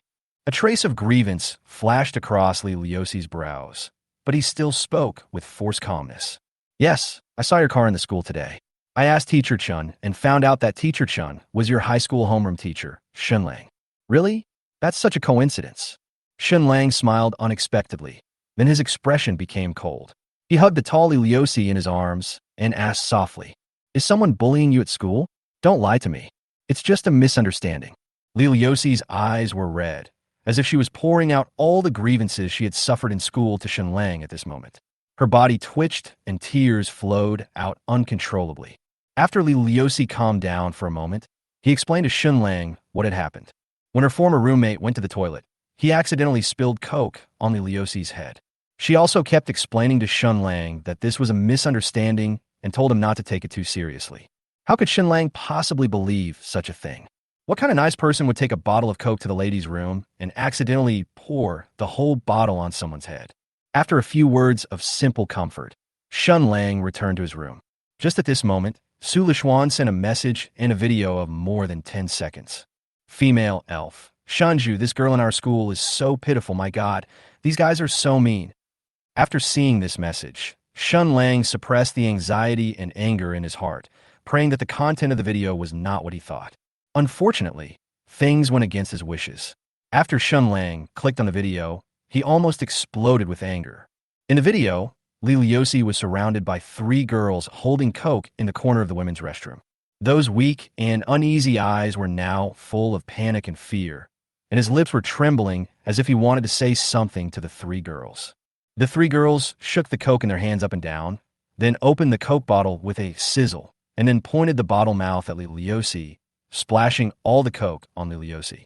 Li Liuxi closed his eyes tightly and covered his head with his arms without saying a word. The scene looked infuriating to both humans and gods. "Damn it, I'll let you hang on again, pretending to be pure mounting paper. Go ahead and file a complaint. I have someone above me, so why would I be afraid of a country bumpkin like you? I'm warning you, you stinky bastard. Stay away from my boyfriend, or next time it won't be as simple as Coke." After the 3 girls sprayed out all the Coke in their hands, they threw the bottles at Li Liuxi, cursing at him with a proud look on their faces. The video ends here, only about 10 seconds in total. The shooting angle was also rather awkward, and the photographer kept retracting his phone from time to time, probably because he was worried about being discovered by the bullies inside. Female elf. This video has gone viral in our campus group. I heard that this girl was pursued by the boyfriends of these bullies when she just started school. That's why these 3 guys targeted her everywhere. I heard that they even kicked this girl out of the dormitory. How pitiful, Shunju. Tears. P.S. The following plot cannot be stuck, otherwise everyone will scold me. I have to finish writing it all in one go before posting it. Chapter 197. Shen Lang. "Come, kneel there." "Fuck you." Shen Lang's expression became extremely ferocious, and his back teeth made a clattering sound, as if he wanted to crush all his anger in his mouth. Shen Lang was once a student and has always looked down upon school bullying. Every time Shen Lang sees videos of school bullying on a short video platform, he hates these bullies who have no one to teach them. Now that the target of bullying is his girlfriend, Shen Lang is extremely angry. It is no exaggeration to say that I even have the urge to kill. After briefly replying to Su Lishuan, Shen Lang tapped the table heavily with his fingers. After watching the video again, Shen Lang focused his attention on the 3 bastards in the video. Use the power of gods to collect all their information. After getting the information about these three bastards, Shen Lang finally understood why Li Liuxi had always kept him from getting involved in this matter. Except for Zhang Li, whose parents are ordinary migrant workers. The other two bullies, Gu Qing and Guan Shumin, both have power that is beyond the reach of ordinary people. Gu Qing also comes from an ordinary family, but she knows a lot of friends from so-called outside forces. He often races cars on the streets with his friends and frequents high-end entertainment venues, where there is debauchery and extravagance. As for Guan Shumin, both her parents are senior executives of a well-known company, and her father even knows some leaders in the education system. Given the social status of these two girls and the power behind them, ordinary college students really don't dare to take the initiative to provoke them. It is very brave of some students to secretly film the video of Li Liuxi being bullied and then spread it, risking being discovered by the bullies. But considering the forces behind them, Shen Lang doesn't take these two bastards seriously. After suppressing his anger and thinking for a long time, Shen Lang called the rich woman. The call was answered almost instantly, and the rich woman's cheerful voice came over. Shen Lang, why are you calling me? I just came back from a music store. Did you miss me? When will you come and play with me? Since the last time they parted, Yinan didn't want to be nagged and controlled by the old couple all day long.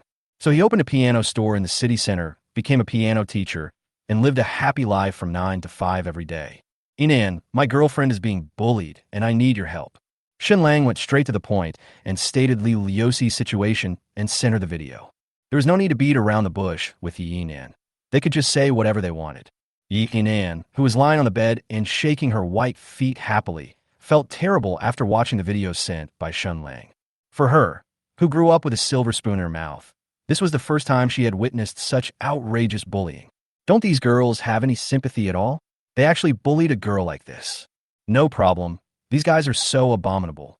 I will definitely help you. After hanging up the phone, Yinan ran downstairs in a hurry, without even putting on his shoes, and shouted to Yi Hai, who was reading a newspaper on the sofa. Loud dang. I need your help with something. After hanging up the phone with Yinan, Shen Lang took his car keys and cell phone and went to Li Liuxi's house. Li Liuxi had just finished taking a shower and was about to go to Shen Lang's house to help with cooking, but her eyes were still red. It seems that what happened today has indeed brought her a lot of psychological haze. Seeing this distressing look, Shen Lang felt even more guilty, as if he had failed to protect his girlfriend. Take a leave for the next 2 days, don't go to school, pack up your luggage at home, and I'll take you to live somewhere else after I'm done. Shen Lang began to arrange his counterattack plan. At the same time, taking advantage of this opportunity, Shen Lang arranged Li Liuxi to live in his Jujiantang villa. Yes, I understand. Li Liuxi nodded and realized that Shen Lang seemed to be going to do something for her and said with some concern, I'm actually fine. Please don't mess around, okay? No, don't worry, I know my limits. Shen Lang smiled faintly, put on his coat neatly, and walked into the elevator with cold eyes. Hello, Sister Fong. It's me, Xiao Shun. Inside the BMW, Shen Lang contacted a wealthy woman whom Xia Shui had introduced her to before, Fong Li.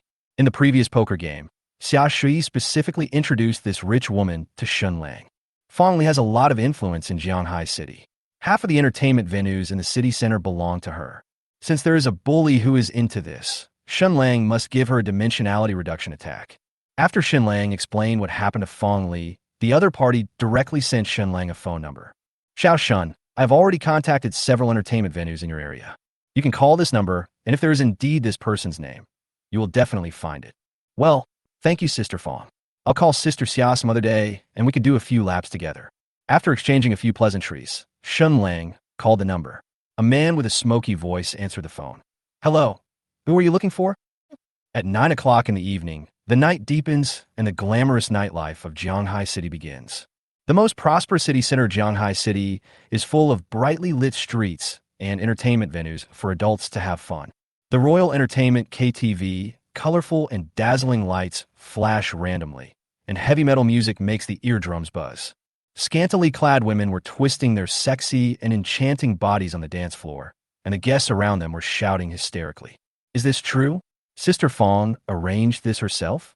You're not lying to me, are you? A young girl dressed seductively with smoky makeup hugged her boyfriend's arm and asked half doubtfully. This is one of the 3 bullies, Gu Qing. Last time you said you were some boss, but you let me play with you for a whole night, and you only gave me 500 yuan. Gu Qing rebuked suspiciously. I notice that you are asking your girlfriend to sell it. How can you say you're selling it? Prices in Shanghai City are so high. If we don't make more money, how will we buy a house when we get married? The boyfriend with colorful hair coaxed her. Don't worry. After you do this for a few years, we can move to another city and get married and live there. No one will know you did this. But I always feel like something is wrong. Gu Qing muttered hesitantly. Well, just go in quickly. You don't need another night anyway. Kakaimeo threatened impatiently. Don't force me to send your video to the boys in your class. Let's go. Gu Qing snorted with lingering fear, but still couldn't resist her boyfriend's threat and walked straight to the designated box. You stinky paper, you really take yourself too seriously. Colorful hair spat in disdain. How could I possibly marry a piece of trash like this who has passed through so many hands? Hello, boss. Gu Qing opened the door of the designated box and found that it was pitch black inside, with only a few dim lights flickering from time to time.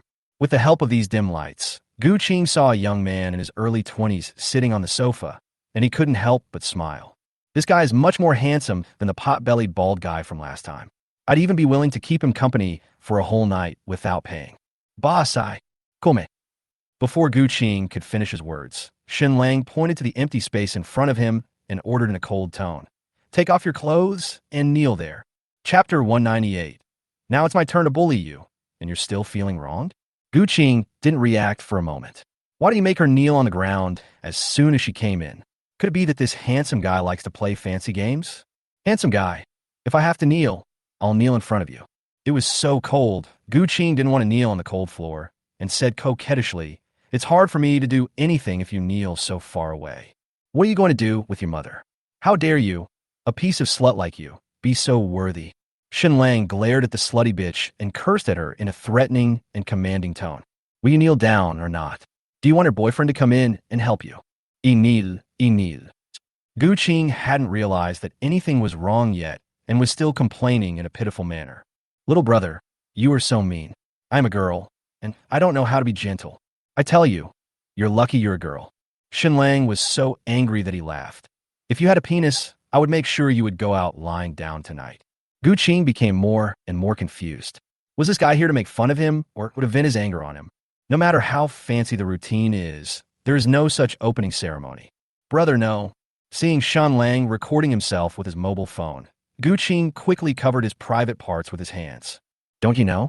Playing is fun, having fun is noise, but taking photos is not allowed in entertainment venues. What the hell? Put your hands down. Shen Lang gave the order. Fuck, who do you think you are? I won't serve you anymore. Gu Qing couldn't bear it any longer after all, and he put on his clothes while covering his forehead with one hand and standing up. This angry and humiliated expression is exactly the same as the one when he bullied Li Liusi in the video. Haha, do you think I can't do anything to you just because you put on clothes? Shen Lang played several videos that Chi Tsai Mao sent to him.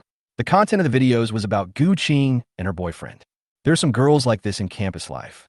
They think that they can be cool and courageous at school because they have the protection of evil forces outside the school, and they have an inexplicable sense of superiority.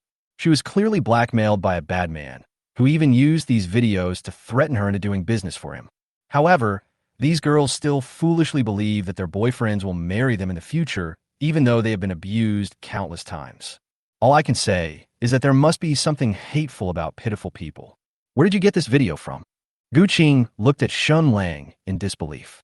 This video is obviously only available to her boyfriend, so how did it get into this man's phone? Your boyfriend sent it to me. Shen Lang asked confidently. Why? Didn't your boyfriend tell you?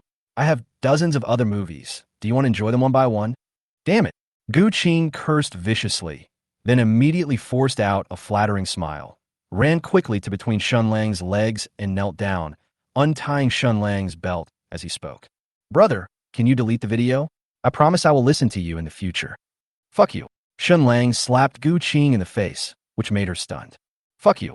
Gu Qing covered his red face, turned his head away ferociously, and acted as if he was going to throw the jar into the ground. But the moment she turned her head, Shen Lang's phone screen switched to a video of Li Liusi being bullied by them. Is this bastard you? A student at the Zhuhai University School of Medicine, Gu Qing. Shen Lang pointed at Gu Qing in the video and revealed all her identity information. Your father's name is Gu Li. Your mother's name is Zhang Tsulan, and you have a brother named Gu Huai who is in high school. They all live in Shanghai Community in Jianghai City, room 302. Am I wrong? Who are you? Gu Qing looked at Shen Lang with trembling lips.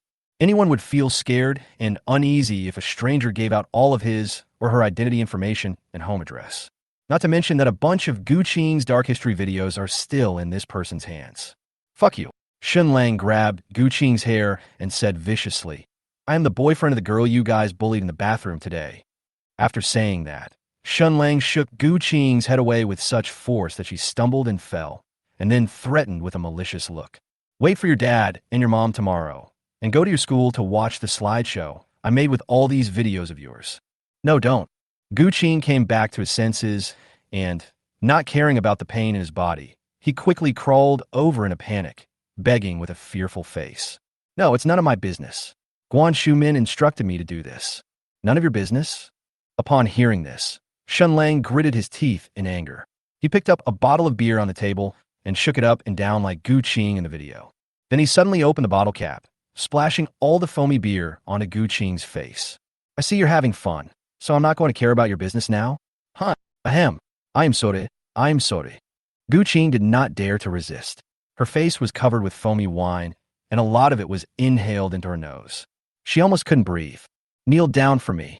Shen Lang gave the order with a proud look, and Gu Qing quickly knelt back to the same position, crying. Why are you crying now? You were so happy when you guys were bullying my girlfriend.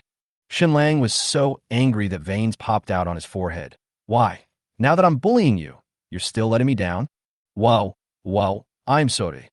Gu Qing cried bitterly and kowtowed to Shen Lang. I will never bully her again. Please forgive me this time. Oh shit. Shen Lang strode up to Gu Qing, grabbed her wet hair, and warned her fiercely. If there's a next time, I guarantee that you will become a famous porn star in your school before you die. Shen Lang shook Gu Qing's head away and opened the door of the box with a proud look, leaving Gu Qing with his upper body naked, lying on the ground and crying loudly. Kikaimeo, who had been waiting at the door of the box for a long time, saw Shen Lang leaving the KTV in big strides and rushed into the box to find out what was going on. Fuck this, is it anime quality? Kikaimeo looked at the beer foam that had not yet dissipated all over the ground and complained in disbelief. Then he kicked Gu Qing, who was lying on the ground and crying with disgust. Hey, are you okay? How much money did that guy give you? Give me half. Fuck you. Gu Qing already hated this guy for sharing his video with Shen Lang, and now he kicked him like a livestock. Gu Qing jumped up, picked up the wine bottle on the table, and chased Chitsai Mao around the box ferociously. Chapter 199. There were a lot of people there that day. I wonder who your father is? The next day at noon, Shen Lang drove a BMW with the little rich woman and two sluts, Zhang Li and Gu Qing, and waited at the school gate for the leader of the bullies, Guan Shumin. Of course, the two girls, Gu Qing and Zhang Li, were not in the car. Instead, they were standing on the snow-covered street, not far from the school gate like streetwalkers. Both girls are now terrified, as if the sky is falling. Especially Zhang Li, who had just come from her parents' house. Her face was swollen from being slapped by her parents, and her whole body was covered in mud. Zhang Li's family is an ordinary family. Her parents are simple people who only care about making money. The old couple had no idea that their daughter, whom they worked so hard to support, would turn out to be such a bad student who did such bad things in college. In fact, there are many parents like Hua Xia who always think that they only need to make money to send their children to school, and that the teachers in school will teach everything. Little do people know that in this kind of unsupervised education, not all students can control themselves.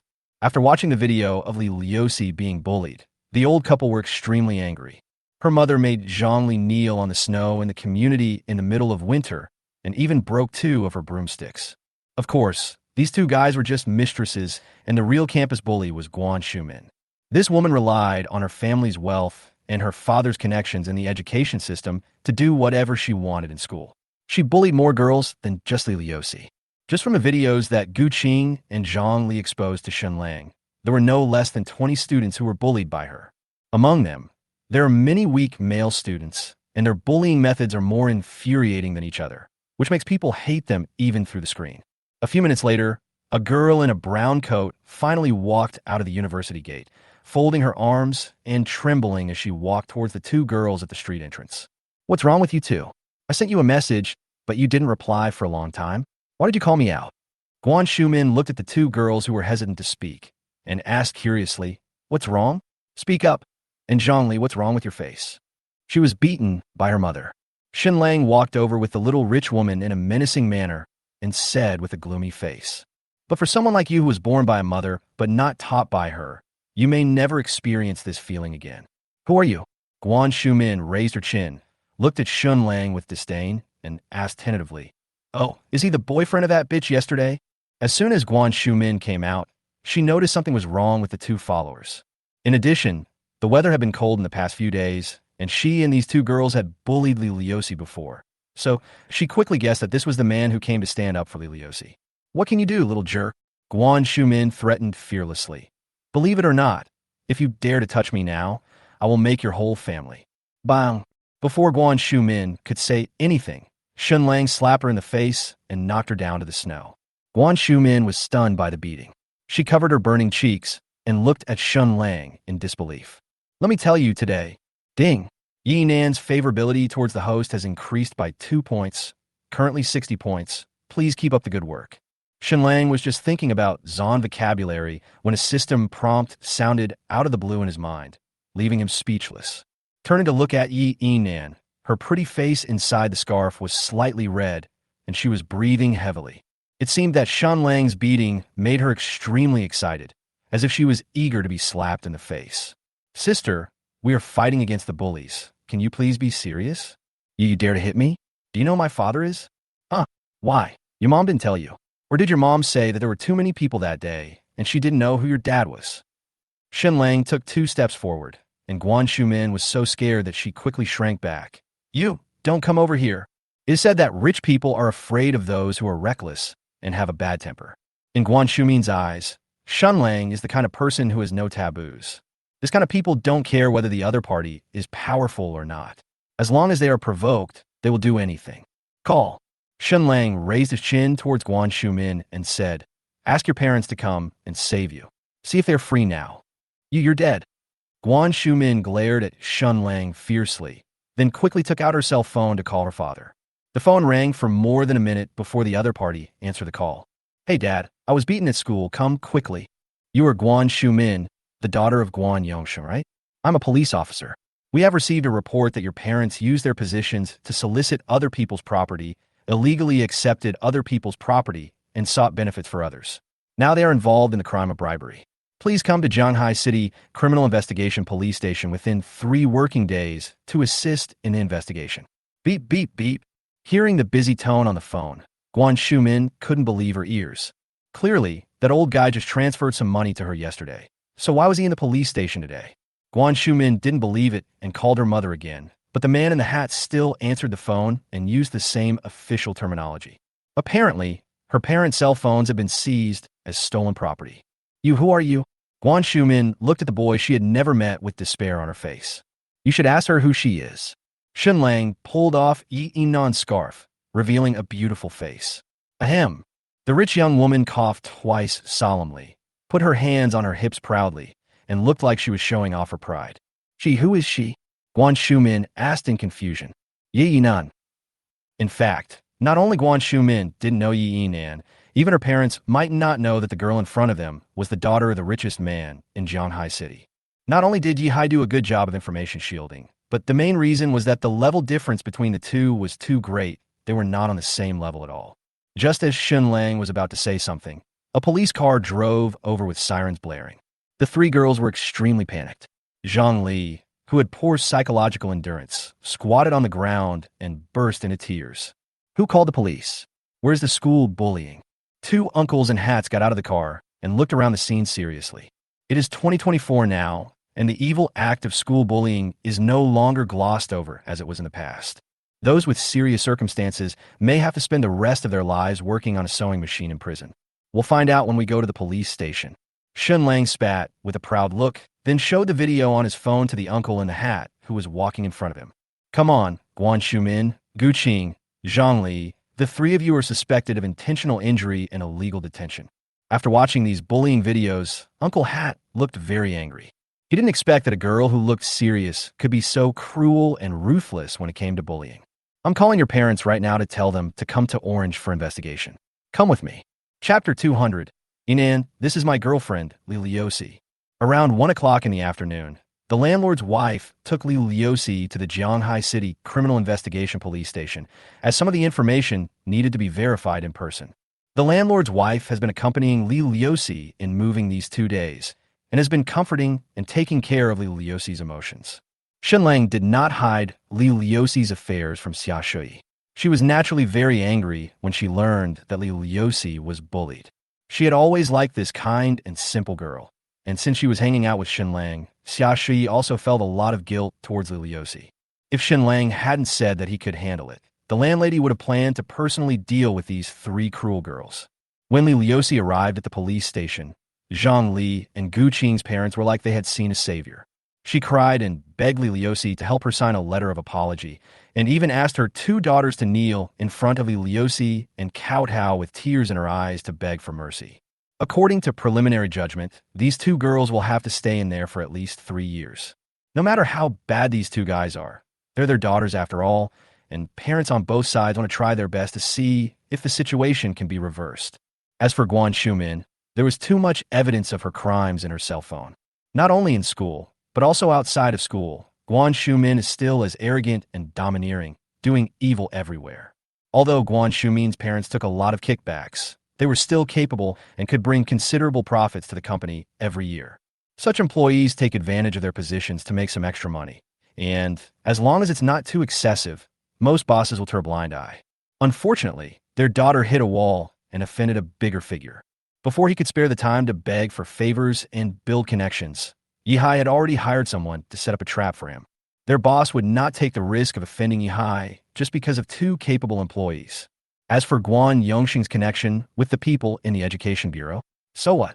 If it were an ordinary classmate, Guan Yongxing would be able to ask his friends in the Education Bureau to come forward to mediate and settle the matter. When the Education Bureau learned that this series of events were controlled by Yihai, the richest man in Jianghai City, Guan Yongxing's so-called connections and friends dared not have any information exchange with him.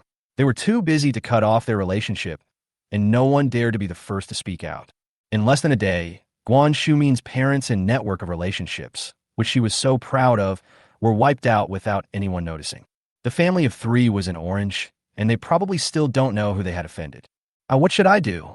Liliosi looked at the parents who were stopped by several uncles in hats with embarrassment, and pushed the choice of this issue to Shen Lang. You can do whatever you want. Whether you sign or not, these 2 people will go to jail. Shen Lang explained it seriously. But after you sign, they will have to stay in the prison for a while less. Anyway, I will take care of anything for you. You just need to make a choice.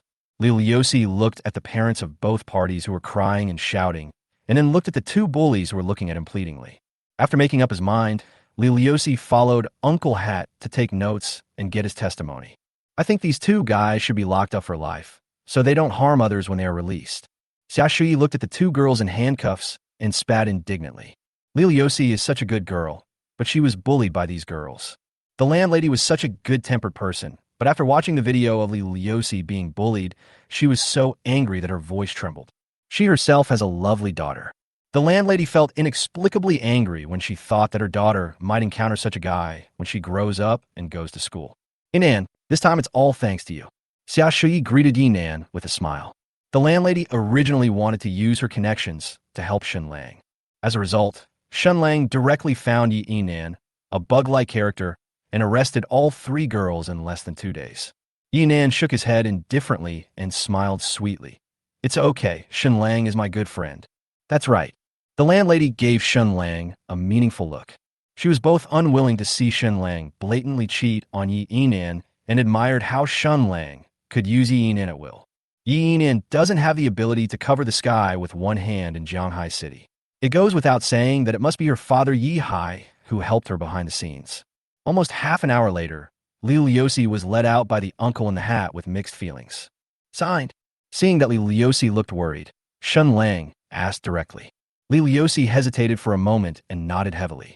Just sign it. After the atmosphere froze for a few seconds, Shen Lang sighed lightly and did not pursue the matter any further. This was quite consistent with Liliosi's character. Even though I was the one being bullied, I couldn't bear to see the other party's parents looking so sad. Some people may become evil people doing all kinds of evil in just a few days, while some people may remain kind and simple people their entire lives. Let me introduce you. This is my friend, Yinan. Now that everything was settled, Shen Lang enthusiastically introduced Yinan to ease the current atmosphere. Yinan, this is my girlfriend, Li Liusi. Hello. Seeing Shen Lang introduce Li Liusi's identity as his girlfriend so solemnly, Yinan felt unwilling and excited at the same time, and his breathing became noticeably rapid. The landlady was also trying her best to bring the two of them together. Lucy, you were able to handle this matter so quickly. Yinan helped a lot behind scenes. Li Liusi did not notice the change in the little rich woman, but bowed to her sincerely and gratefully. Really, really thank you. No need. Yinan shook his head flattered. Okay, now that we're done, let's go back and have a good meal to celebrate. The landlady comforted him gently. Lucy, don't worry too much about what happened in the past few days. The bad guys have been brought to justice. Just study hard in the future. Everyone will help you if you encounter any problems. Well, thank you everyone. Li Liusi responded with tears of gratitude. It is a cold winter with heavy snow outside. But at this moment, Li Liusi felt very warm in his heart. Driving back to the Jujiantang villa, Shen Lang discovered that the villa, which was originally empty, had been arranged in order by the landlady and Li Liusi. There are all kinds of daily necessities, and the huge and deserted villa is full of the flavor of life. In the living room, Yinan and Li Liusi were unpacking the express boxes. These were all the various daily necessities that Xia Shui had helped to buy online. The landlady has already regarded this place as her second home, so naturally she would want to take care of everything in the house.